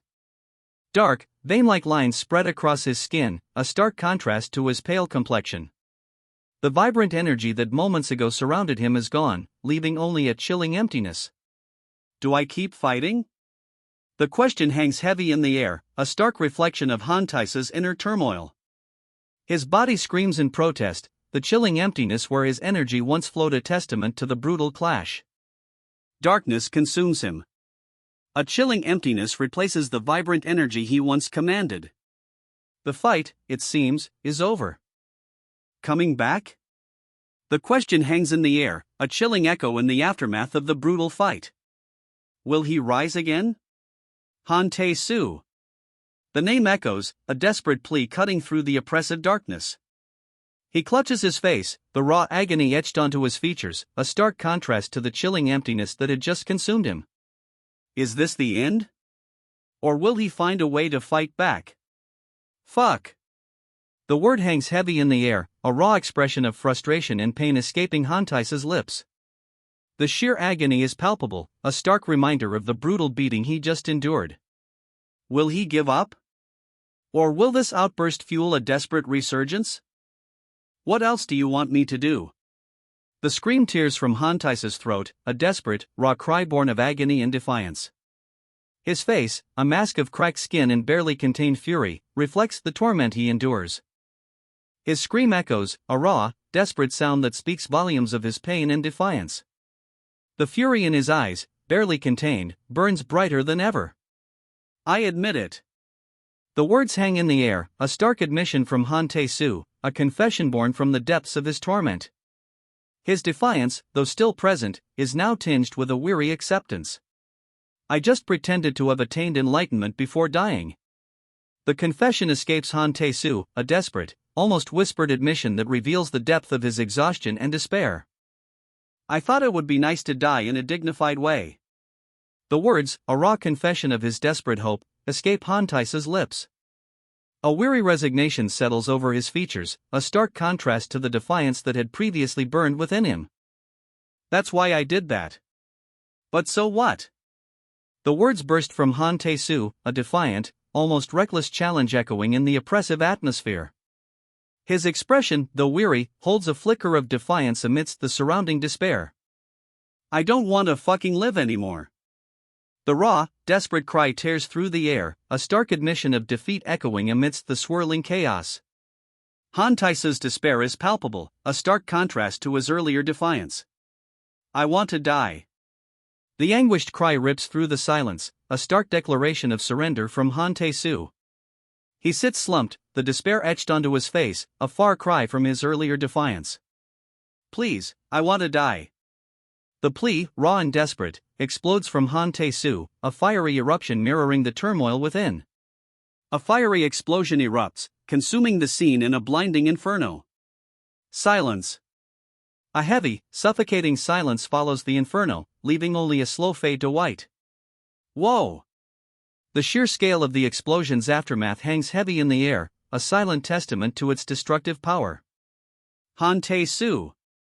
The name rings out, a desperate cry against the echoing silence. A figure, pale and scarred, clutches his head, the aftermath of the explosion a stark backdrop to his pain. Han Tae-soo. The desperate cry pierces the silence, a stark contrast to the lingering devastation. 3 times the name echoes, a desperate plea amidst the swirling dust and fading light. Han Tae-soo. The desperate cry echoes once more, a raw plea cutting through the lingering silence. Han Tae-soo. The desperate pleas continue, a frantic chorus echoing around a figure slumped to the ground. Ha? What the? Why? A guttural voice, filled with confusion and dawning horror, finally breaks through the desperate cries. Please, let me die already. A defeated whisper follows, barely audible above the cacophony. A guttural sound, a choked cry of agony, erupts from Han Tae-soo. The word fuck screams across the panel, mirroring the raw pain and despair radiating from him. Why do I keep fucking coming back? The raw agony in Han Tae-soo's voice is matched only by the blood splattered across his face, a testament to his repeated defeats. His eyes, wide and filled with a desperate, furious energy, burn with a mixture of pain and defiance. He collapses, a defeated heap. The only sound is the ragged, pained breathing that escapes his lips. This relentless cycle of failure, it weighs heavily on him. Calm down, a voice commands, a gentle counterpoint to the tempest raging within him. A moment of quiet reprieve, a chance to regain his composure. Han Tae-soo. The name hangs in the air, a quiet introduction to a new presence. A woman, her expression unreadable, observes him from across the room, her gaze steady and assessing. Lee Yuman. The name, a barely audible whisper, escapes his lips. He's slumped, his back to a woman who watches him with an impassive expression from across a dimly lit, crowded room. You must know something, a voice cuts through the dimness. The words are addressed to Han Tae-soo, who is visibly battered, his body bearing the marks of a brutal struggle. A gloved hand rests on his shoulder, a silent but powerful presence. Right? The single word, sharp and insistent, hangs in the air, a question mark echoing the uncertainty of the situation. Tell me what's going on, the demand echoes across the desolate landscape. Han Tae-soo, kneeling before a shadowy figure, responds, the endless reversals in time. A vast, ruined city stretches behind them, a testament to the chaos unfolding. As that mana stack layers upon the fabric of time, a chilling revelation unfolds. The sheer scale of temporal manipulation is almost incomprehensible.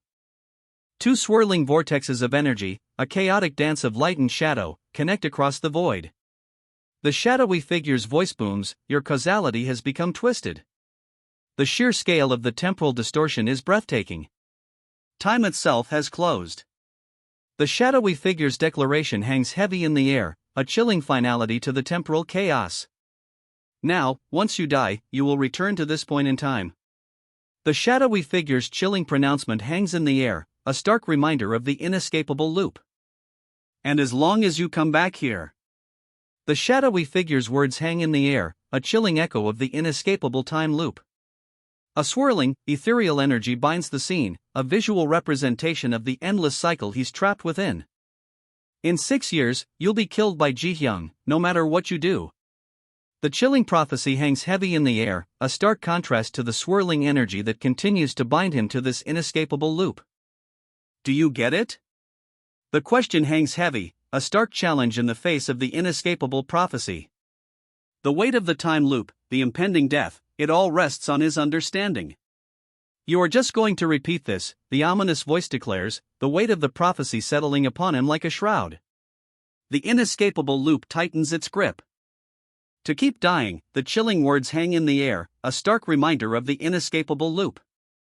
Below, a luminous infinity symbol pulses, a visual representation of his unending torment. Endlessly. Forever. Repeatedly. The chilling words echo the horrifying reality of his fate, a brutal cycle of death and rebirth. His lifeless body lies sprawled, blood staining the crimson backdrop, a stark testament to his unending torment. What? The question, barely a whisper, hangs heavy in the silence, a stark contrast to the relentless cycle of death he'd just endured.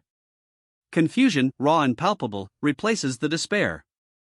What are you talking about?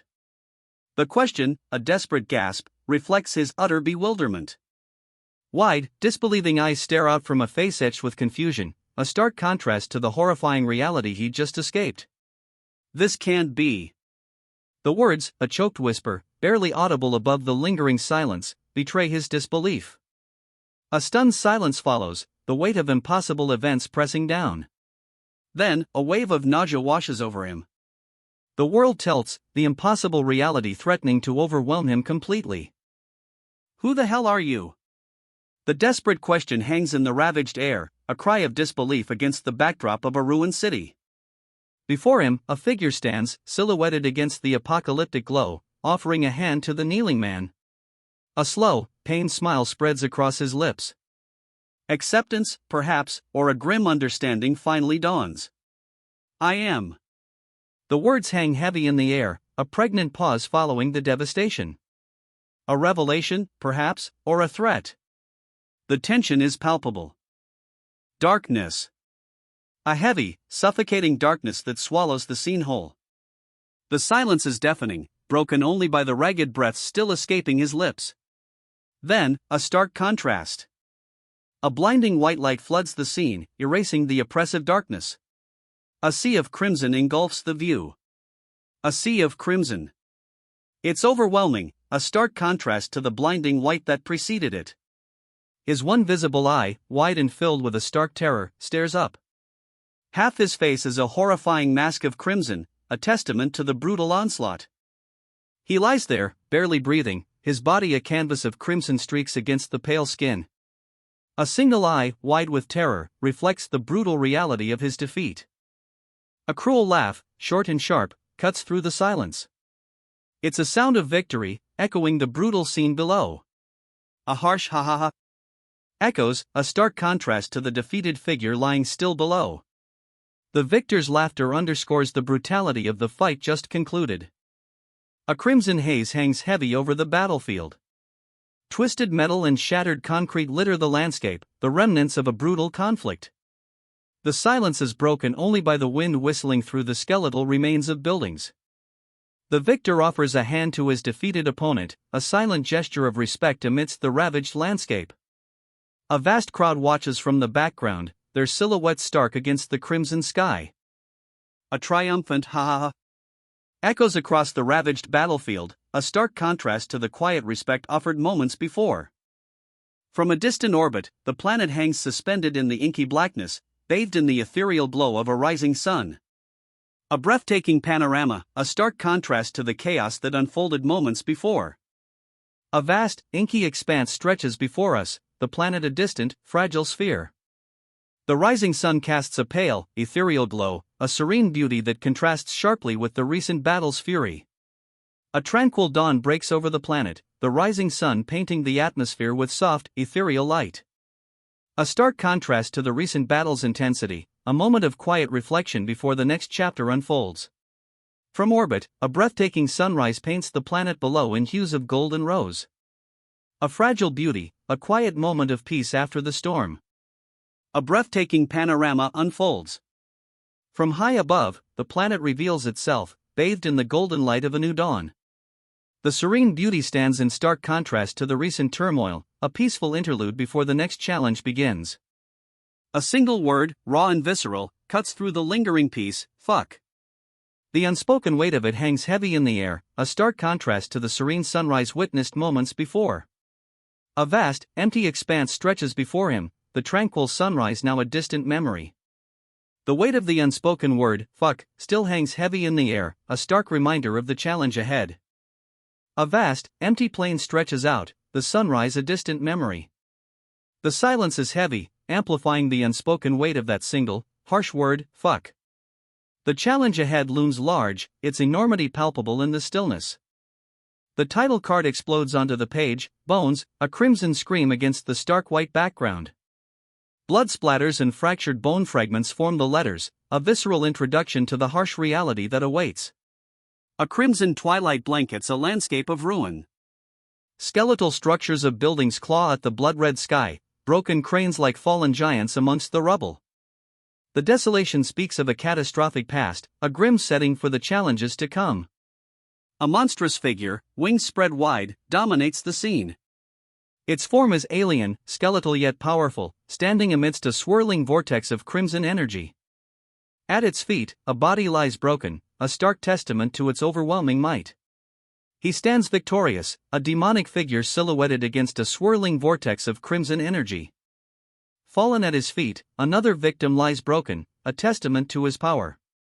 The landscape itself reflects his might, a wasteland of shattered buildings and a blood-red sky. A mountain of skulls and skeletal remains stretches before him, a grim testament to the Demon King's power. The crimson sky casts a hellish glow on the ravaged cityscape, a landscape of ruin reflecting his reign of terror. A chilling expanse stretches before him, a mountain of skulls, a grim monument to his reign. The crimson sky bleeds into the ravaged earth, mirroring the blood-soaked landscape he commands. A crimson expanse stretches to the horizon, the blood-red sky mirroring the gruesome landscape below. Veins of dark energy pulse across the ground, a testament to the lingering power of the demonic reign. He stands amidst a sea of skulls, his back to us, a silhouette against the crimson sky. Two swirling vortexes of darkness hang in the heavens above, a testament to the demonic power he wields. The landscape itself seems to bleed, mirroring the carnage he commands. He turns, revealing a horrifying visage, a demonic form, wings spread wide, a stark silhouette against the crimson sky. Before him, a vast army of skulls stretches to the horizon, a chilling testament to his power. His demonic form is fully revealed now, a terrifying silhouette against the blood-red sky. Massive, leathery wings unfurl, casting a shadow over the endless expanse of skulls that stretch to the horizon. The very air crackles with his power. A vast, white expanse stretches before him, a stark contrast to the crimson sky above. The silence is heavy, broken only by the faint whisper of wind. He stands, a colossal figure, his shadow stretching across the empty space. The weight of his power hangs palpable in the air. He turns, his back now to the crimson sky, the vastness of the landscape stretching before him. A long, dark shadow stretches from his imposing form across the empty plain. The silence is absolute, broken only by the unseen wind. Against the crimson backdrop, swirling vortexes punctuate the sky. He stands, a colossal figure, his back to us, wings spread wide. The vast, desolate landscape stretches before him, mirroring the emptiness within. Illusion. The word hangs heavy in the air, a stark contrast to the vast, crimson sky. Ji Young. The name, barely a whisper, hangs in the crimson air. A single, sharp blade, glinting ominously, rises from the bottom of the panel, suggesting a hidden threat, a lurking danger. Ji Young rests her head against the monstrous figure, eyes closed. A chilling stillness hangs in the air, broken only by the ominous crimson backdrop. A chilling stillness persists. Ji Young remains slumped against the monstrous figure, her eyes closed, a picture of exhaustion or perhaps surrender. The crimson backdrop, however, intensifies the ominous atmosphere. The Administrator of Hell. A skeletal figure, cloaked in crimson, sits upon a throne, a monstrous spider-like entity looming behind him. The fiery, infernal landscape speaks of immense power and terrifying dominion. Pale. For an eternal time, the Administrator of Hell watches, his crimson throne a stark contrast to the swirling vortexes of hellfire behind him. He endlessly razed worlds to the ground. The Administrator of Hell, a terrifying figure of bone and shadow, sits enthroned amidst a maelstrom of infernal energy. His reign is one of absolute destruction. He had lost his sense of identity, along with any reasons for existing. The Administrator of Hell, once a force of unyielding destruction, now sits in desolate contemplation. All that was left was destruction and devastation. The weight of his actions settled heavily, a crushing silence echoing the emptiness of his existence. Suddenly, a shift. The oppressive silence breaks. A wave of loneliness washes over him. He stands amidst a swirling crimson void, countless dark holes piercing the abyss above. So, he attempted to create life. The weight of that ambition hangs heavy in the air, a stark contrast to the desolate void surrounding him. But each attempt ended in failure. A skeletal remains, a testament to his repeated, agonizing setbacks, lies scattered amidst the crimson void. Then, in a new attempt, he tried again. Crimson liquid spills from his skeletal hand, a desperate act against the void. He ripped out his own heart and created a daughter. From his own torn heart, a new life emerges. A daughter, held aloft by skeletal hands, cries out into the crimson void. She will become his alter ego. Her name is Requiem. You. The single word hangs heavy in the air, a question, an accusation, a promise all at once. The weight of untold stories rests on that syllable. Requiem. The name itself seems to echo in the silence, a chilling presence made manifest in the grotesque visage before them. A creature of shadows and decay, its form a horrifying testament to some unspeakable horror. Are you? The question hangs unfinished, a chilling whisper in the wake of the horrifying creature's presence. A palpable tension fills the air, the unspoken dread intensifying the mystery. Her eyes flutter closed, a shudder running through her as if the very air around her is freezing. A wave of dread washes over her, the chilling presence of Requiem undeniable. Yes, she confirms, the single word a stark admission in the face of the overwhelming dread. That's me, she whispers, the words a chilling confirmation against the crimson backdrop of her dread. The stark simplicity of the statement underscores the gravity of her situation. Against a blood-red sky, a lone figure stands silhouetted. Sword held high, they seem to command the desolate landscape, a stark and ominous presence. The title card, Bones, explodes across the page, a crimson splash against a stark white background. The word itself seems fractured, mirroring the shattered landscape we've just witnessed. A sense of finality hangs heavy in the air. But as you can see, the aftermath is far more brutal than anticipated. A stark, black void dominates, a chilling testament to the devastation. A newborn's cry pierces the darkness. Small, frail, and utterly alone, the infant wails, a desperate sound in the void. Below, a stark declaration, I am a human. Living in hell wasn't possible for me, so I was abandoned. The stark words appear, a chilling explanation for the infant's desolate surroundings. The tiny figure lies alone, its cries echoing in the vast, crimson void. Outside the gates, a chilling revelation hangs in the air. The infant, abandoned, is alone. This is not hell, but something far more desolate. 4.5 billion years ago, a desolate landscape stretches before us. Crimson skies hang heavy over jagged peaks, a harsh and unforgiving world. In the ravaged lands of Earth, 4.5 billion years past, a desolate landscape unfolds. Crimson skies bleed across jagged peaks, painting a harsh and unforgiving world. I wanted to die, but because a naked figure lies sprawled across the crimson landscape, the harsh red sky mirroring the desperate plea etched in the scene. But because of Pale's heart, I couldn't. As long as we stayed in different dimensions. The narrator's voice trails off, leaving the unspoken weight of the statement hanging heavy in the air. A sense of profound loss and regret permeates the scene.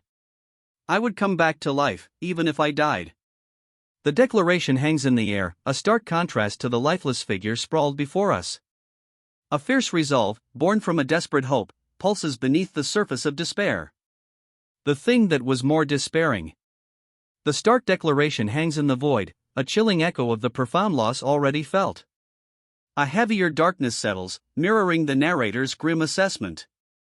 Was that I couldn't meet Pale? The words, a raw confession of failure, hang heavy in the silence. A single, haunted eye, wide with a grief too profound for tears, stares out into the void. Until this earth was destroyed again. The narrator's voice, heavy with the weight of ages, recounts a desolate existence. Hundreds of millions of years spent in utter solitude. The starkness of the statement underscores the profound loneliness endured. Across the endless void, streaks of light, like tears in the fabric of space, trace their silent paths. A cosmic canvas of desolation, mirroring the narrator's tale of unending solitude. Consumed by loneliness and hatred, she sits, a solitary figure against a backdrop of desolate mountains and a star-strewn sky. Across the vast expanse, shooting stars streak across the heavens, mirroring the endlessness of her despair. A stark black screen fills the void, broken only by the stark white declaration, you wouldn't know. The words hang heavy, a chilling counterpoint to the desolate landscape previously shown. A lone figure walks across a desolate expanse of white, the vastness mirroring the emptiness within. Or even understand, what people meant to me, the words appear, a stark admission of profound isolation. The figure continues its solitary journey, the vast white expanse echoing the emptiness within. A profound sadness hangs in the air, a palpable weight to their isolation. A profound sadness lingers, yet a flicker of something else, a subtle defiance, glints in their emerald eyes. The journey continues. The solitary figure arrives at a fire, a small group of people huddled around the flickering flames. Their presence, a stark contrast to the vast emptiness that had been their companion for so long, is met with a quiet contemplation. When I, who had lived alone for so long, the narrative begins, setting the scene for a profound shift in their journey. Finally came in contact with a few, the narrative continues, a quiet revelation hanging in the air. And you know, I fell in love.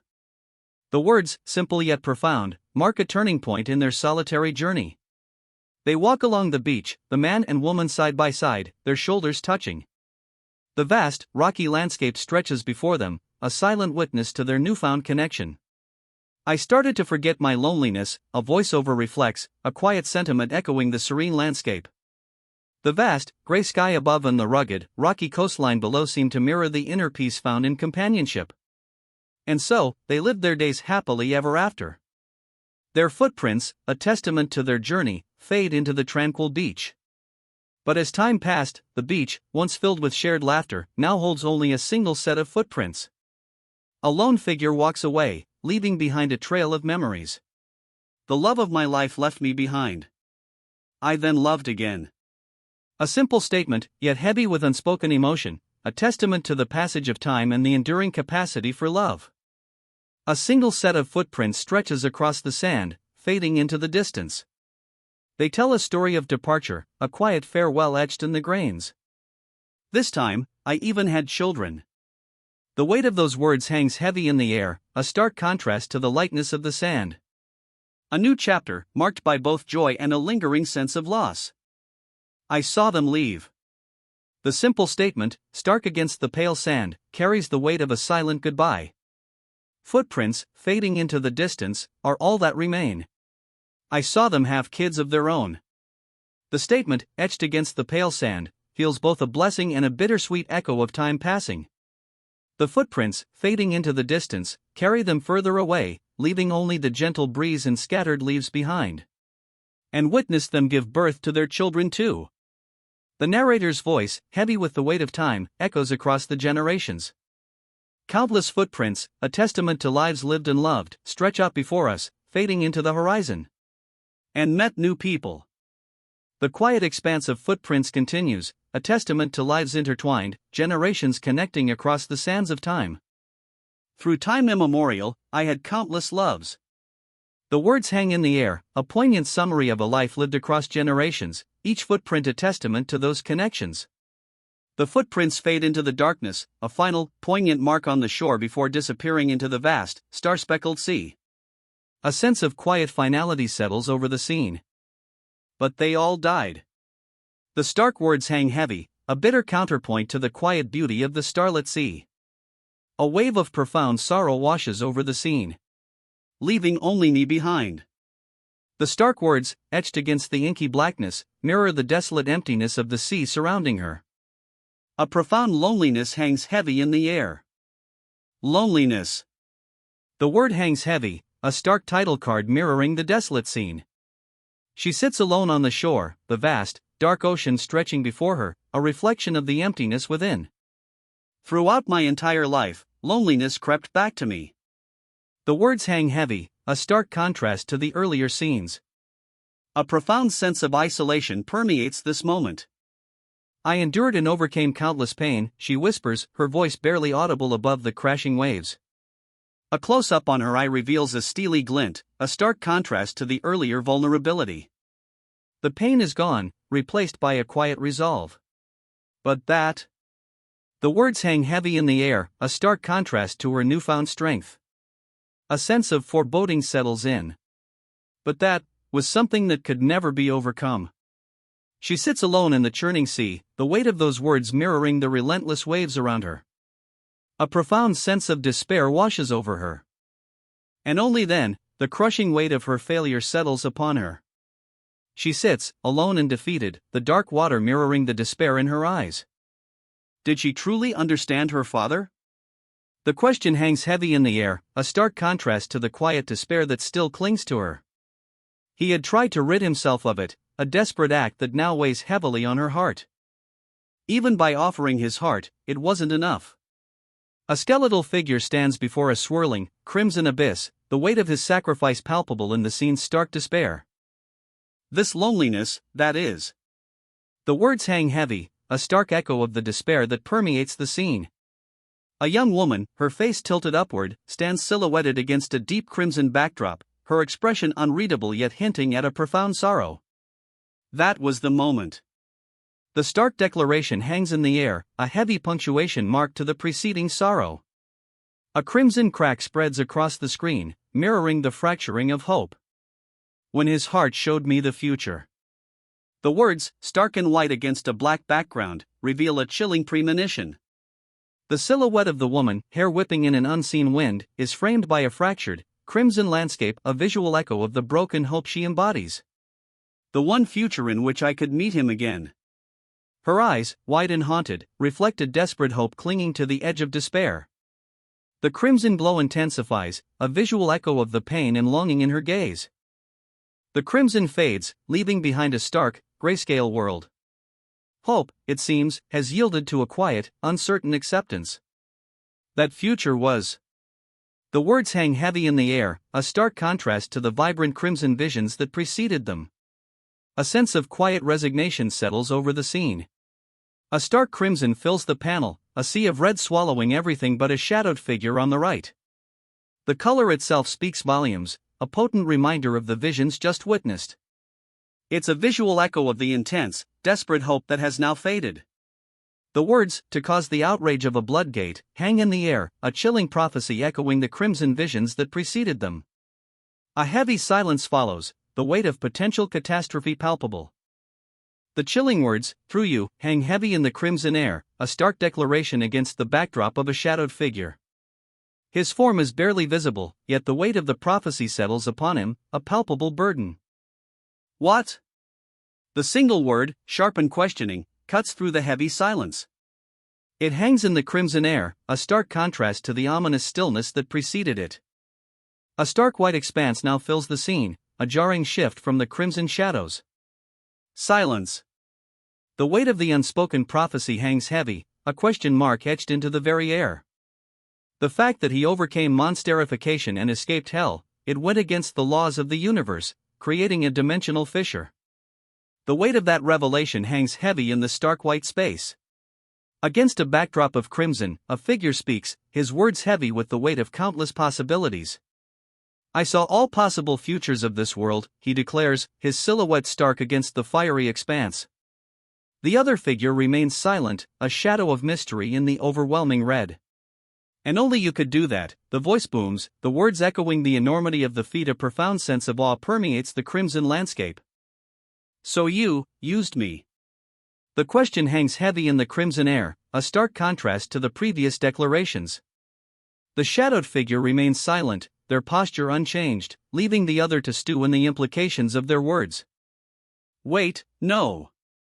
The words escape, a desperate plea hanging in the crimson air, a stark contrast to the chilling silence that preceded them. The things that happened with my dad. The words, a choked whisper, hang in the air, a stark contrast to the vibrant red background. A flashback flickers, a blurry image of a desperate struggle, a child reaching out, a shadowy figure looming. And Mom. The words, a barely audible whisper, are swallowed by the stark red backdrop. A fragmented memory flashes, his father's struggle, a child's desperate grasp, a looming shadow. The weight of it all settles heavily, a crushing burden visible in the shadowed, monstrous form before us. Was it your doing? The question hangs heavy in the air, a stark contrast to the vibrant red that dominates the lower half of the panel. Two women, their faces etched with worry, walk away, leaving the speaker alone with his anguished query and the crushing weight of his memories. Yes. The single word, a stark admission, hangs in the oppressive red silence. The weight of his confession settles, a palpable tension replacing the previous anguish. A monstrous figure looms, its crimson form a terrifying spectacle against the blood-red backdrop. Its presence is overwhelming, a stark visual confirmation of the confession. A searing green light erupts from the man's forehead, a violent expulsion of energy that shatters the surrounding stone. He recoils, his body contorting under the force. Debris rains down, a stark testament to the raw power unleashed. The aftermath hangs heavy in the air, a silent pause before the next confrontation. The future I saw ends here, he declares, a steely resolve hardening his features. This is it, the final confrontation. He collapses, defeated. A figure stands over him, silhouetted against the crimson backdrop, their victory absolute. Ah! Fuck! He gasps, the sound a testament to his utter defeat. Because of you. He whispers, his voice barely audible above the silence. The weight of his defeat, a crushing burden, hangs heavy in the air. For your sake, I gave Taesu the most miserable death possible. The words hang heavy in the air, a chilling declaration of vengeance. The conclusion of being stuck in a loop, and infinitely dying to you, she declares, her voice cold and unwavering. He responds with a raw, guttural, fuck off. His defiance, a final, desperate act against his unending torment, hangs heavy in the crimson air. I'm sure you don't understand, she replies, her tone suggesting a profound disconnect between them. The weight of her words hangs heavy in the aftermath of his defiant outburst. But don't worry, she says, a subtle shift in her tone hinting at a change in the immediate situation. A glimmer of something unexpected, perhaps a hint of compassion, or perhaps a more sinister plan, flickers in her eyes. Her gaze, unwavering, holds a hint of something unreadable. A subtle shift in her expression, a tightening of her lips, a slight narrowing of her eyes suggests a calculated decision made. The vibrant red background intensifies the feeling of tension. Everything will end now, she declares, her voice a low, chilling whisper against the vibrant red backdrop. A finality hangs in the air, a stark contrast to the subtle hints of uncertainty from moments before. Once I'm in the same dimension as my father, she vows, her declaration echoing with chilling resolve. The crimson backdrop intensifies the weight of her words, a promise of finality hanging heavy in the air. I can die, she states, the words cutting through the silence. He lies prostrate before her, a stark contrast to her unwavering resolve. The crimson backdrop fades, replaced by a stark black and white, mirroring the stark choice before him. And if I die there, she continues, her voice unwavering, a chilling finality coloring her words. The unspoken consequences hang heavy in the air. A crimson glow envelopes her, a network of light tracing the contours of her brain. Her expression is resolute, unwavering in the face of the stark choice before her. My father will pass away as well, she states, the words hanging heavy in the crimson glow surrounding her. A grim acceptance settles over her features, her resolve hardening further. The crimson glow fades, leaving her standing alone, her face etched with a quiet sorrow. A heavy silence follows, the weight of her decision settling upon her. The day I came to understand my father's loneliness. She reflects, the words a quiet echo in the crimson landscape of skeletal figures. A profound sadness lingers in the air, a stark contrast to her earlier grim resolve. I made my decision, she states, the words firm despite the lingering sorrow. A finality hangs in the air, a stark contrast to the emotional turmoil that preceded it. I would find him again, burn the world to ash, she vows, her hand pressed to her chest, a fierce determination hardening her features amidst the hellish landscape of skulls and a looming demonic figure. The crimson backdrop reflects the intensity of her promise. And with my death, the words hang heavy, a chilling finality echoing her unwavering resolve. Take him with me, she whispers, a finality in her voice that chills to the bone. Blood blossoms across her chest, a crimson stain mirroring the hellish landscape around her. Her grip tightens, a desperate plea echoing in the silence. A blinding white light erupts, swallowing the scene. From her hands, a torrent of blood erupts, staining the crimson landscape even further. A desperate act, a final sacrifice. To break the cycle of loneliness. The words hang heavy in the aftermath of the sacrifice, a stark reminder of the cost. A heavy silence descends. The crimson landscape, stained by sacrifice, seems to hold its breath. Then, a single tear traces a path down a weathered cheek. The weight of the sacrifice, the crushing silence, finally breaks. A crimson eruption explodes across the panel, a brutal, silent testament to the violence that has just transpired. A crimson stain blossoms, a stark and brutal punctuation mark to the silence. He lies there, amidst a crimson storm, eyes wide, a grim smile playing on his bloodied lips. A final, defiant gesture in the face of defeat. You're no different, a voice cuts through the aftermath, a cold judgment echoing over the fallen warrior. No matter how much you suffered. The words hang heavy in the air, a cold dismissal echoing over the fallen warrior's broken form. His agony, however, is far from over. A surge of dark energy erupts from within him, a terrifying transformation beginning. You clung to life because of your mother, the voice declares, the words a cold judgment on the warrior's desperate struggle. His transformation intensifies, a horrifying spectacle of dark energy and bone. But that wasn't love, the voice cuts through the warrior's agonizing transformation, a chilling declaration that underscores the horrifying spectacle unfolding before them. His very essence contorts, a grotesque mockery of life fueled by something far darker than maternal affection. The warrior's transformation completes, a horrifying visage of corrupted flesh and bone. His form contorts further, a grotesque parody of humanity, dripping with dark ichor against the crimson backdrop. Alone, under a relentless downpour, he stands, a figure diminished, the horrifying transformation complete. The rain washes over him, mirroring the torrent of despair that seems to engulf him. It was loneliness. The single word hangs heavy in the air, a stark contrast to the torrential rain lashing down. His monstrous form, a testament to a terrible transformation, is almost swallowed by the oppressive darkness. A single, wide eye stares out from the shadows, reflecting the storm raging within. Fear, raw and undeniable, pulses in its depths. Then, a tremor runs through him. The monstrous form, still shrouded in shadow, shudders, a silent testament to the overwhelming fear gripping him. It's a fear deeper than the storm raging outside, a primal terror that threatens to consume him entirely. A single word, barely a whisper, escapes him, yes. The tremor subsides, replaced by a chilling stillness. A chilling stillness follows his whispered affirmation. The weight of his decision hangs heavy in the air. Love. The single word hangs in the air, a stark contrast to the fiery chaos engulfing the scene. Two figures, intertwined amidst the inferno, are locked in a desperate embrace. A cruel deception. A fragile illusion to seal the cracks in your soul. The words hang in the air, a stark counterpoint to the tender embrace of the three figures huddled together, their backs turned to the fiery destruction raging behind them. It numbs the loneliness but never erases it, a voice narrates, the words hanging heavy in the air. Three figures huddled together, their backs to a fallen, bloodied form. A chilling silence underscores their grief. It's a curse, disguised as salvation, a voice declares, the words heavy with the weight of revelation. Blood stains the ground, a grim testament to the harsh truth. His eyes, burning crimson, reflect the bloody aftermath.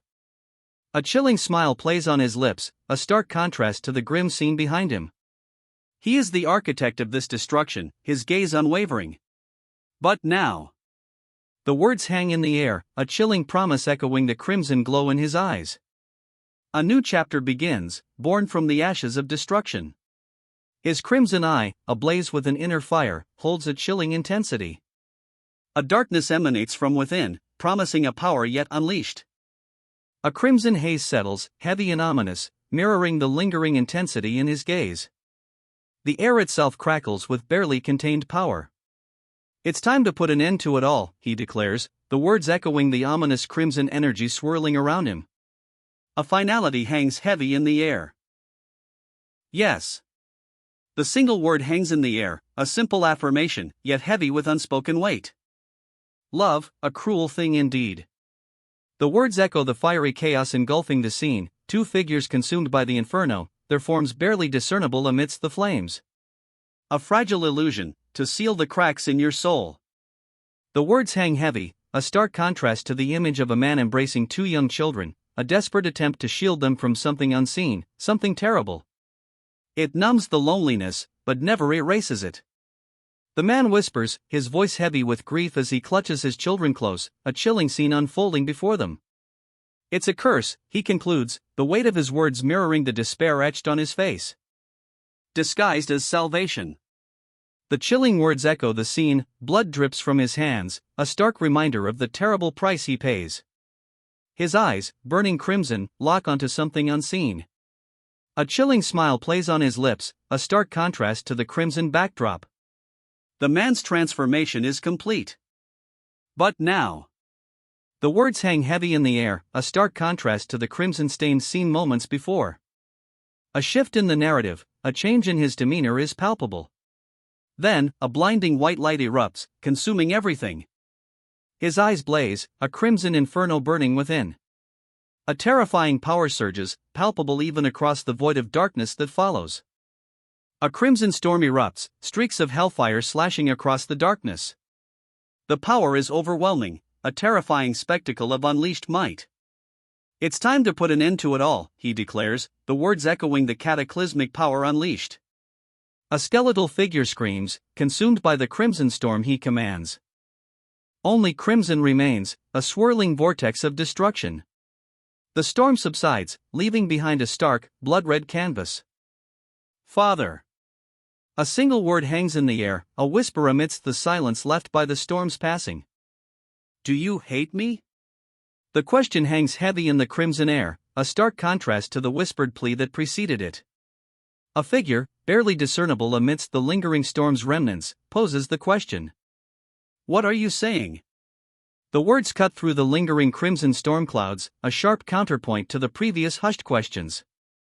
A voice, filled with disbelief and perhaps a hint of dawning horror, demands an answer. A skeletal grin, impossibly wide, dominates the crimson landscape. The remnants of the storm swirl around it, a macabre dance in the bloody aftermath. You are my daughter and my other half, a voice booms, the words echoing across the ravaged landscape. The revelation hangs heavy in the air, a chilling twist in the bloody aftermath. How could I hate you?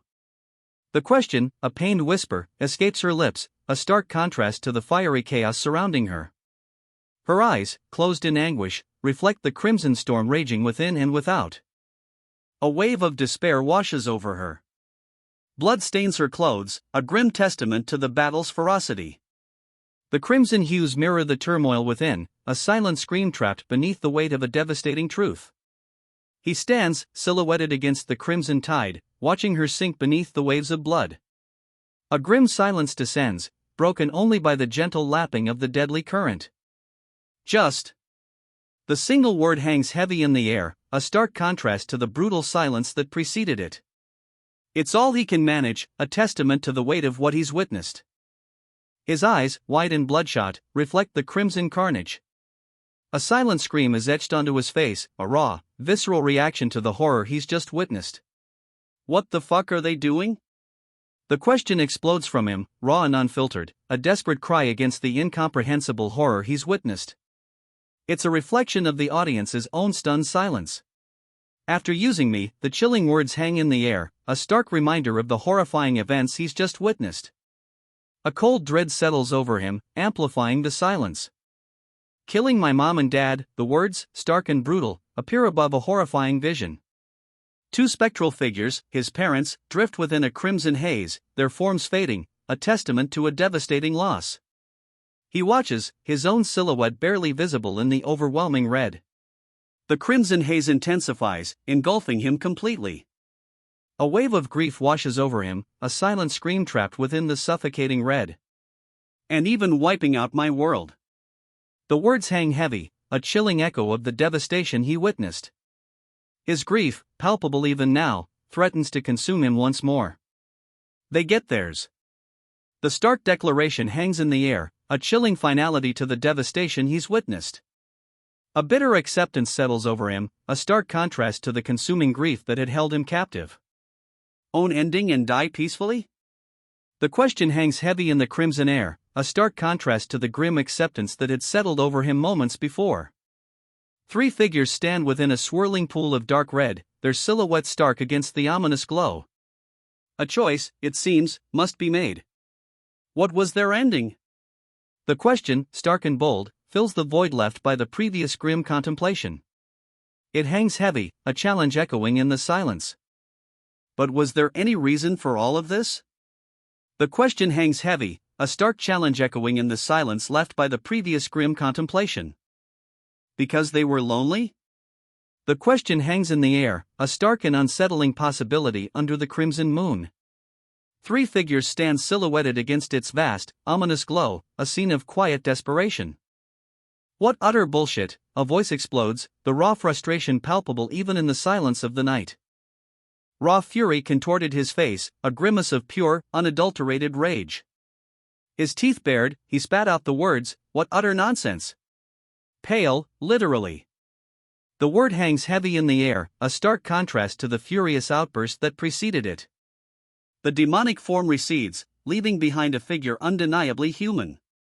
"Turn me back to normal," the words appear, a stark contrast to the furious monster that had just raged. The demonic form dissipates, leaving only a man where a monster once stood. A wave of exhaustion settles over him as the red fades, revealing his human form once more. "When I had become a complete monster," he breathes, the words a heavy weight in the silence following the transformation. The lingering exhaustion is palpable, a stark reminder of the monstrous power he just wielded. With that power, the weight of his words hangs heavy in the air, a stark reminder of the transformation he just endured. A crimson haze swirls around her, a stark contrast to her serene expression. Eyes closed, she seems almost peaceful amidst the chaotic energy. The transformation's aftermath lingers, a silent testament to the power unleashed. He might be able to bring Mom back. The thought, stark and simple, hangs in the air, a beacon of hope amidst the lingering chaos. A single word, desperate and filled with hope, escapes her lips, "Please." The plea hangs heavy in the air, a fragile counterpoint to the raw power still radiating from her. Tears stream down his face, a stark contrast to the golden armor he wears. His hands are clasped together in prayer, a silent plea echoing the desperate hope of the woman before him. "Don't lose your faith until the end," he whispers, his voice a fragile promise against the overwhelming odds. "Yes, if you're going to die." The words hang in the air, a stark contrast to the quiet desperation that preceded them. A grim acceptance, perhaps, or a chilling resolve. A lone foot, bare and calloused, steps forward into a crimson pool. The air itself seems to shimmer with heat, a tangible aura of sacrifice and finality. Then that power. The implication hangs heavy, a promise whispered on the wind. A power born of sacrifice, perhaps, or a terrible price paid. A hand, bloodied and strong, clenches a still-beating heart. Crimson stains the surrounding darkness, a stark contrast to the grim determination etched onto the hand's owner. "Give it to me." The demand echoes, a desperate plea laced with raw power. Above, a figure, bloodied and broken, falls, the lifeblood staining the crimson-tinged air. He collapses, a crimson tide staining the ground. His eyes, wide with a horrifying finality, stare blankly upwards. Death's cold grip has claimed him. Three figures lie scattered amidst a crimson haze, the aftermath of a brutal struggle. Silence hangs heavy, broken only by the slow drift of the blood-red mist. Ji Young. The name hangs heavy in the silence, a whispered lament for the fallen. The declaration hangs in the air, stark and final, "You are now an ordinary human." Two figures lie prostrate amidst the lingering crimson mist, the echoes of battle fading into a heavy silence. "There's no way you'll be able to absorb Pale's power." The words cut through the silence, a stark declaration of the impossible. A figure lies broken, their face a mask of agony, their body consumed by a crimson tide. From high above, the planet stretches out, a breathtaking panorama of swirling clouds and landmasses bathed in the soft glow of a rising sun. A vast, peaceful vista contrasts sharply with the recent brutal battle. Below, the aftermath of the battle rages, a crimson tide staining the land. Above, however, a breathtaking sunrise paints the planet in hues of orange and red, a stark contrast to the violence below. A fragile peace hangs in the balance. He collapses, a figure of despair amidst a swirling crimson vortex. "No," he whispers, the word barely audible above the echoing silence. "No way." He repeats, disbelief etched onto his face as he sinks further into the abyss. She falls, swallowed by the crimson tide, a skeletal figure watching from the edge of the abyss. Despair clings to her as she sinks, the red engulfing her completely. "You still haven't realized? Loneliness can't be rid of without one's death." The words hang in the air, a chilling proclamation as she continues her descent into the crimson abyss, her face a mask of horrified understanding. "That was the same for you." The accusation hangs heavy, a stark contrast to her defiant whisper, "No." Denial, fierce and desperate, echoes in the crimson abyss. I'm going to meet my mom again. The words, a desperate whisper, escape him as he falls, his eyes wide with a mixture of fear and fervent hope. His body contorts, a grotesque parody of human form as crimson energy surges, consuming him. A horrifying transformation unfolds before our eyes. He's absorbing all. The words hang heavy in the sudden silence, a stark contrast to the chaos that preceded them. A transformation, complete and terrifying, is underway. The crimson energy continues its horrifying work, a terrifying transformation fueled by Pale's power. Is this the end? The crimson energy surges, reshaping flesh and bone. A single, unsettling green eye, now monstrously large, stares out from the horrifying transformation. That means the transformation is complete. A chilling silence hangs in the air, broken only by the unsettling gleam of a single, monstrous green eye. He collapses, a grotesque parody of humanity bound by crimson threads against a backdrop of hellish red. The transformation is complete. A stark white space now fills the frame, a jarring contrast to the hellish red that preceded it. Silence. A heavy, suffocating silence. Oh, I see. A single phrase, uttered in a breathy whisper, breaks the suffocating silence of the stark white void.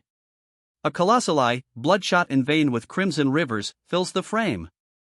Its gaze, heavy with untold power, seems to pierce the very fabric of reality. Then, a stark, unsettling shift.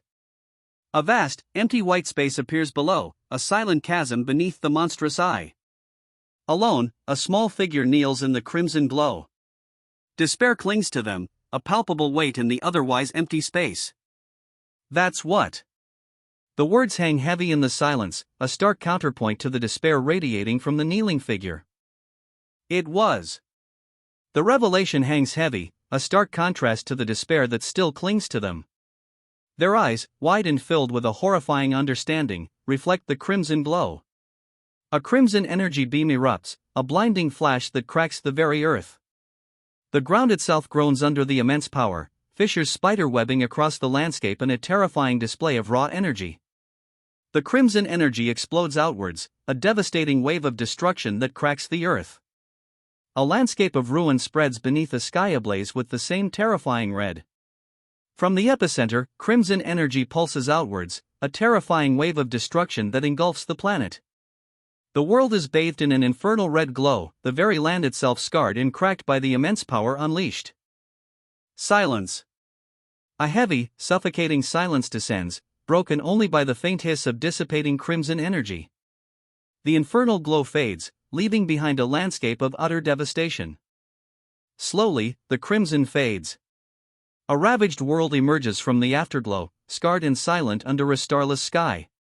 Finally, the crimson inferno fades. A ravaged world lies exposed, scarred and silent under a starless sky.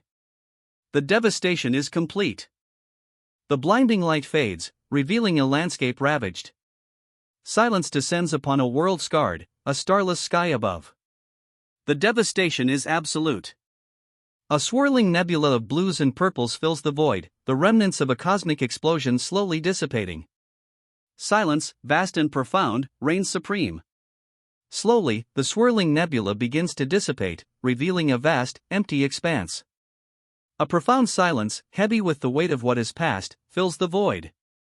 The blinding light fades, leaving behind an emptiness so vast it seems to swallow all sound. A stark white expanse now fills the void where the blinding light once blazed. Silence, profound and absolute, reigns. Then, a stark black band cuts across the white expanse, a horizontal line of absolute darkness, swallowing the silence.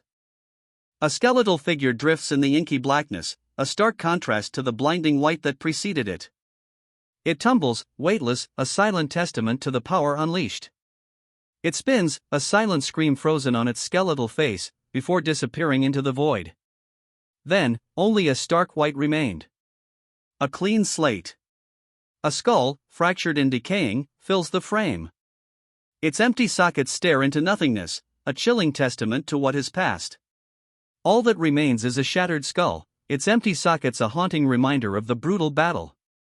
A chilling silence hangs in the air. Only a stark, black expanse remains.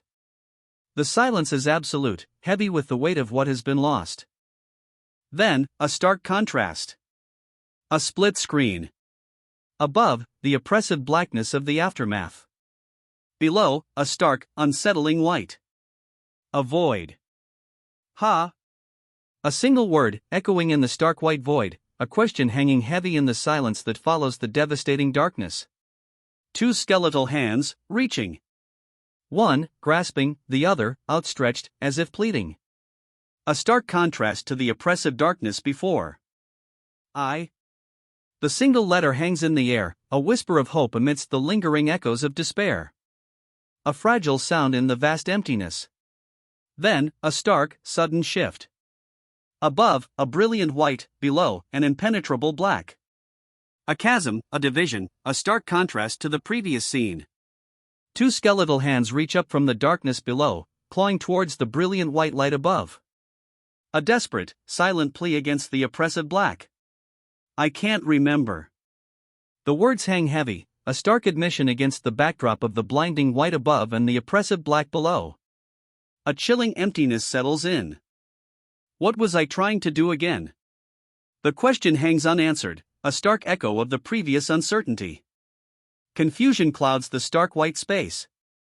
Only skeletal hands remain, reaching upward into the oppressive darkness. A chilling silence amplifies the despair. Who? The single word hangs heavy in the oppressive silence, a stark question echoing the lingering despair. Only skeletal remains, reaching up from the abyss. A chilling question hangs in the air. Who? Am I? The question, stark and unsettling, echoes in the void, a chilling testament to the protagonist's profound uncertainty. From the abyss, skeletal fingers claw upwards, a silent scream against the encroaching darkness. The chilling uncertainty remains: who, or what, lies below? Then, a bone-white expanse fills the frame, a stark contrast to the previous darkness. From this blinding white, skeletal hands reach up, clawing, as if desperate to escape some unseen horror. From the blinding white, a crimson crack appears, spreading like a spider web across the bone-white expanse. A chilling premonition hangs in the air. A sharp crack, crimson against the bone-white, spreads. Ah, a pained gasp escapes, barely audible above the rising tension. Yeah, a single word hangs heavy in the silence, confirming the unspoken dread. Crimson cracks spiderweb across the skeletal remains, a stark, brutal end. Silence follows, heavy with the weight of what's been done. A single, stark eye hangs in the air, unfinished, heavy with unspoken implications. A crimson stain blooms across the shattered remains, a stark testament to the battle's brutal conclusion. The silence that follows is thick, heavy with the unspoken weight of loss. I am the declaration hangs unfinished, a stark punctuation mark in the aftermath of the brutal fight. A chilling silence settles, broken only by the weight of what remains unsaid. Administrator of Hell, the chilling title hangs in the air, a stark declaration in the wake of the devastating battle. The weight of this revelation settles heavily, a promise of further conflict to come. From the darkness, a face emerges. Glowing red eyes pierce the gloom, a chilling visage of the Administrator of Hell himself. His full form is revealed at last, a horrifying skeletal figure, crowned with a grotesque skull, its red eyes burning with malevolent intensity. The Administrator of Hell. Crimson threads, thin as spider silk, trail from the skeletal form. The Administrator of Hell hangs suspended, a terrifying spectacle of bone and tattered red cloth, his malevolent gaze unseen but felt. The crimson threads snap, and the Administrator of Hell plummets. A terrifying descent into the abyss. Pael. The word hangs heavy in the silence that follows the Administrator's fall. A fiery vortex swirls below, consuming him. The abyss claims the Administrator of Hell. From the fiery vortex, a skeletal figure emerges, its horrifying visage a testament to the abyss's power. Claws outstretched, it rises, a chilling presence filling the void left by the Administrator. It rises from the inferno, a skeletal horror. Its form, a grotesque parody of life, is wreathed in swirling crimson energy. This is no mere servant, this is a being of immense power, born from the abyss itself. Fully emerged now, the skeletal horror stands revealed.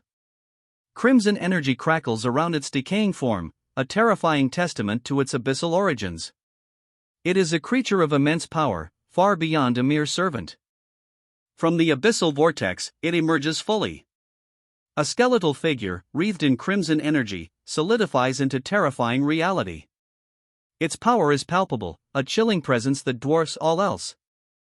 A deep crimson darkness fills the void, unbroken, save for a stark black horizontal line bisecting it. The silence is absolute, heavy with anticipation. The title card appears, stark and ominous against the crimson backdrop, Bones. A single, thin red line slices through the word, a visual echo of the tension hanging heavy in the air. The Administrator of Hell. The title hangs heavy, a chilling introduction against the fiery crimson backdrop. He sits enthroned, a monstrous figure with the limbs of a spider and a face that speaks of ancient, unspeakable evils. Pael. The single word, stark white against the crimson backdrop, hangs heavy with unspoken dread. It's a name, a title, perhaps, whispered on the winds of hell itself. The Administrator of Hell remains enthroned, his skeletal form a monument to terrifying power. For an eternal time, the Administrator of Hell sits in judgment. His gaze, burning with infernal light, sweeps across the crimson abyss swirling around him. He endlessly razed worlds to the ground. A chilling revelation, etched against the crimson backdrop of his infernal throne, speaks volumes of the Administrator's devastating power. He had lost his sense of identity in the endless cycle of destruction, along with any reasons for his actions. The Administrator's identity, lost in the endless cycle of destruction, remains a mystery. All that was left was destruction and devastation. The weight of countless ruined worlds hangs heavy in the air. Suddenly, a shift. The crimson landscape, previously silent in its devastation, crackles with anticipation. A wave of loneliness washes over him. He stands amidst the crimson devastation, a skeletal figure silhouetted against a swirling vortex of dark energy. So, he attempted to create life. The stark declaration hangs heavy in the crimson air, a testament to his ambition and the devastating consequences that followed. But his efforts were futile. Each attempt ended in failure, a stark truth etched into the crimson landscape. The skeletal remains, a testament to his repeated failures, lay scattered amidst the lingering dark energy. Then, in a desperate, final attempt, he ripped out his own heart. Crimson flowed, staining the already blood-soaked ground. From the crimson pool of his sacrifice, a new life emerged. He created a daughter. From the sacrifice, a newborn daughter emerged, a new life born from death, destined to live on as his other self. A soft, crimson glow fades to white, a gentle transition mirroring the peace settling over the scene. The birth is complete. The newborn lies still, a tiny figure amidst the fading crimson glow. A swirling vortex of darkness, the remnants of the sacrifice, slowly retreats, leaving behind an unsettling quiet. From the inky blackness of space, a faint, ethereal light emanates, a beacon against the vast, star-studded void. It pulses gently, a silent promise in the cosmic dark. Alone on a desolate shore, a lone figure sits, their back to the viewer, a long shadow stretching across the sand. The ocean stretches out before them, dark and vast under a moonless sky. A profound sense of solitude hangs heavy in the air. Suddenly, a crimson tide engulfs the scene, a fractured, web-like pattern spreading across the canvas. Within this sea of red, a dark silhouette emerges, a woman's form, hair whipping wildly in an unseen wind. She moves with a desperate grace, trapped within this fiery labyrinth. He lies broken, a crimson stain blooming across his chest. A shard of crimson crystal, pulsing with inner light, rests embedded in his side, the source of his agonizing end. A young man with striking silver hair and piercing blue eyes stands defiantly, a crimson crystal clutched in his hand. Two figures flank him, their expressions a mixture of apprehension and awe. The scene pulses with a newfound tension, a stark contrast to the fiery chaos that preceded it. Now, a young man lies still, his head swathed in bandages, a single, crimson eye staring blankly upward. Medical tubes snake around him, a stark reminder of his precarious state. The room is bathed in a deep, unsettling red. He lies still, his head heavily bandaged, a single crimson eye visible, staring blankly upwards. Medical tubes weave around him, a stark reminder of his injuries. The room's deep red hue adds to the unsettling atmosphere. He collapses, a crimson vortex swirling around him as he falls. Blood stains his body, a testament to the brutal fight. A crimson vortex explodes outward, engulfing him in a maelstrom of chaotic energy. Spikes erupt from his back, his form contorting in a horrifying transformation. The crimson vortex dissipates, revealing a horrifying transformation. Spikes now jut from his back, his body contorted into a monstrous form. Glowing red eyes pierce the darkness. The transformation is complete. He stands, a monstrous figure, his new form radiating a terrifying power. Crimson eyes glow, and clawed feet dig into the cracked earth. He lunges, a monstrous claw aimed directly at her. The woman barely reacts, her expression unreadable. A woman in a lab coat watches from above as a fiery, crystalline structure erupts from the prone figure on the operating table below. Sweat beads on her brow, glistening under the dim light. Her eyes, an unsettling shade of green, are wide, reflecting a pain that transcends the visible wound on her nose. She clutches her hands, trembling, the raw agony etched onto her face. A crimson tide engulfs the figure on the table, a horrifying spectacle of raw power and agony. Blood splatters, obscuring the details, yet the intensity of the transformation is undeniable. Only crimson remains. The transformation is complete, a horrifying spectacle of blood and power. The swirling crimson fades, leaving behind a figure of terrifying power. Muscles ripple beneath a skin stretched taut, almost translucent, revealing a network of pulsating veins. He stands, a monument to raw, terrifying might. Is that him? The question hangs heavy in the air, a stark contrast to the terrifying figure revealed moments before. A chilling uncertainty grips the scene. A sea of crimson engulfs the scene, swirling energy coalescing into a terrifying, vaguely humanoid form. The inferno pulses with malevolent power, its very essence radiating dread. Its face, a horrifying skull, contorted in a silent scream. Burning embers danced within its empty sockets, mirroring the inferno that still raged around it.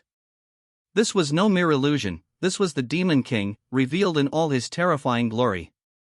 He sits upon a throne of jagged crimson spikes, a horrifying arachnid-like figure, his skeletal face a mask of furious malice.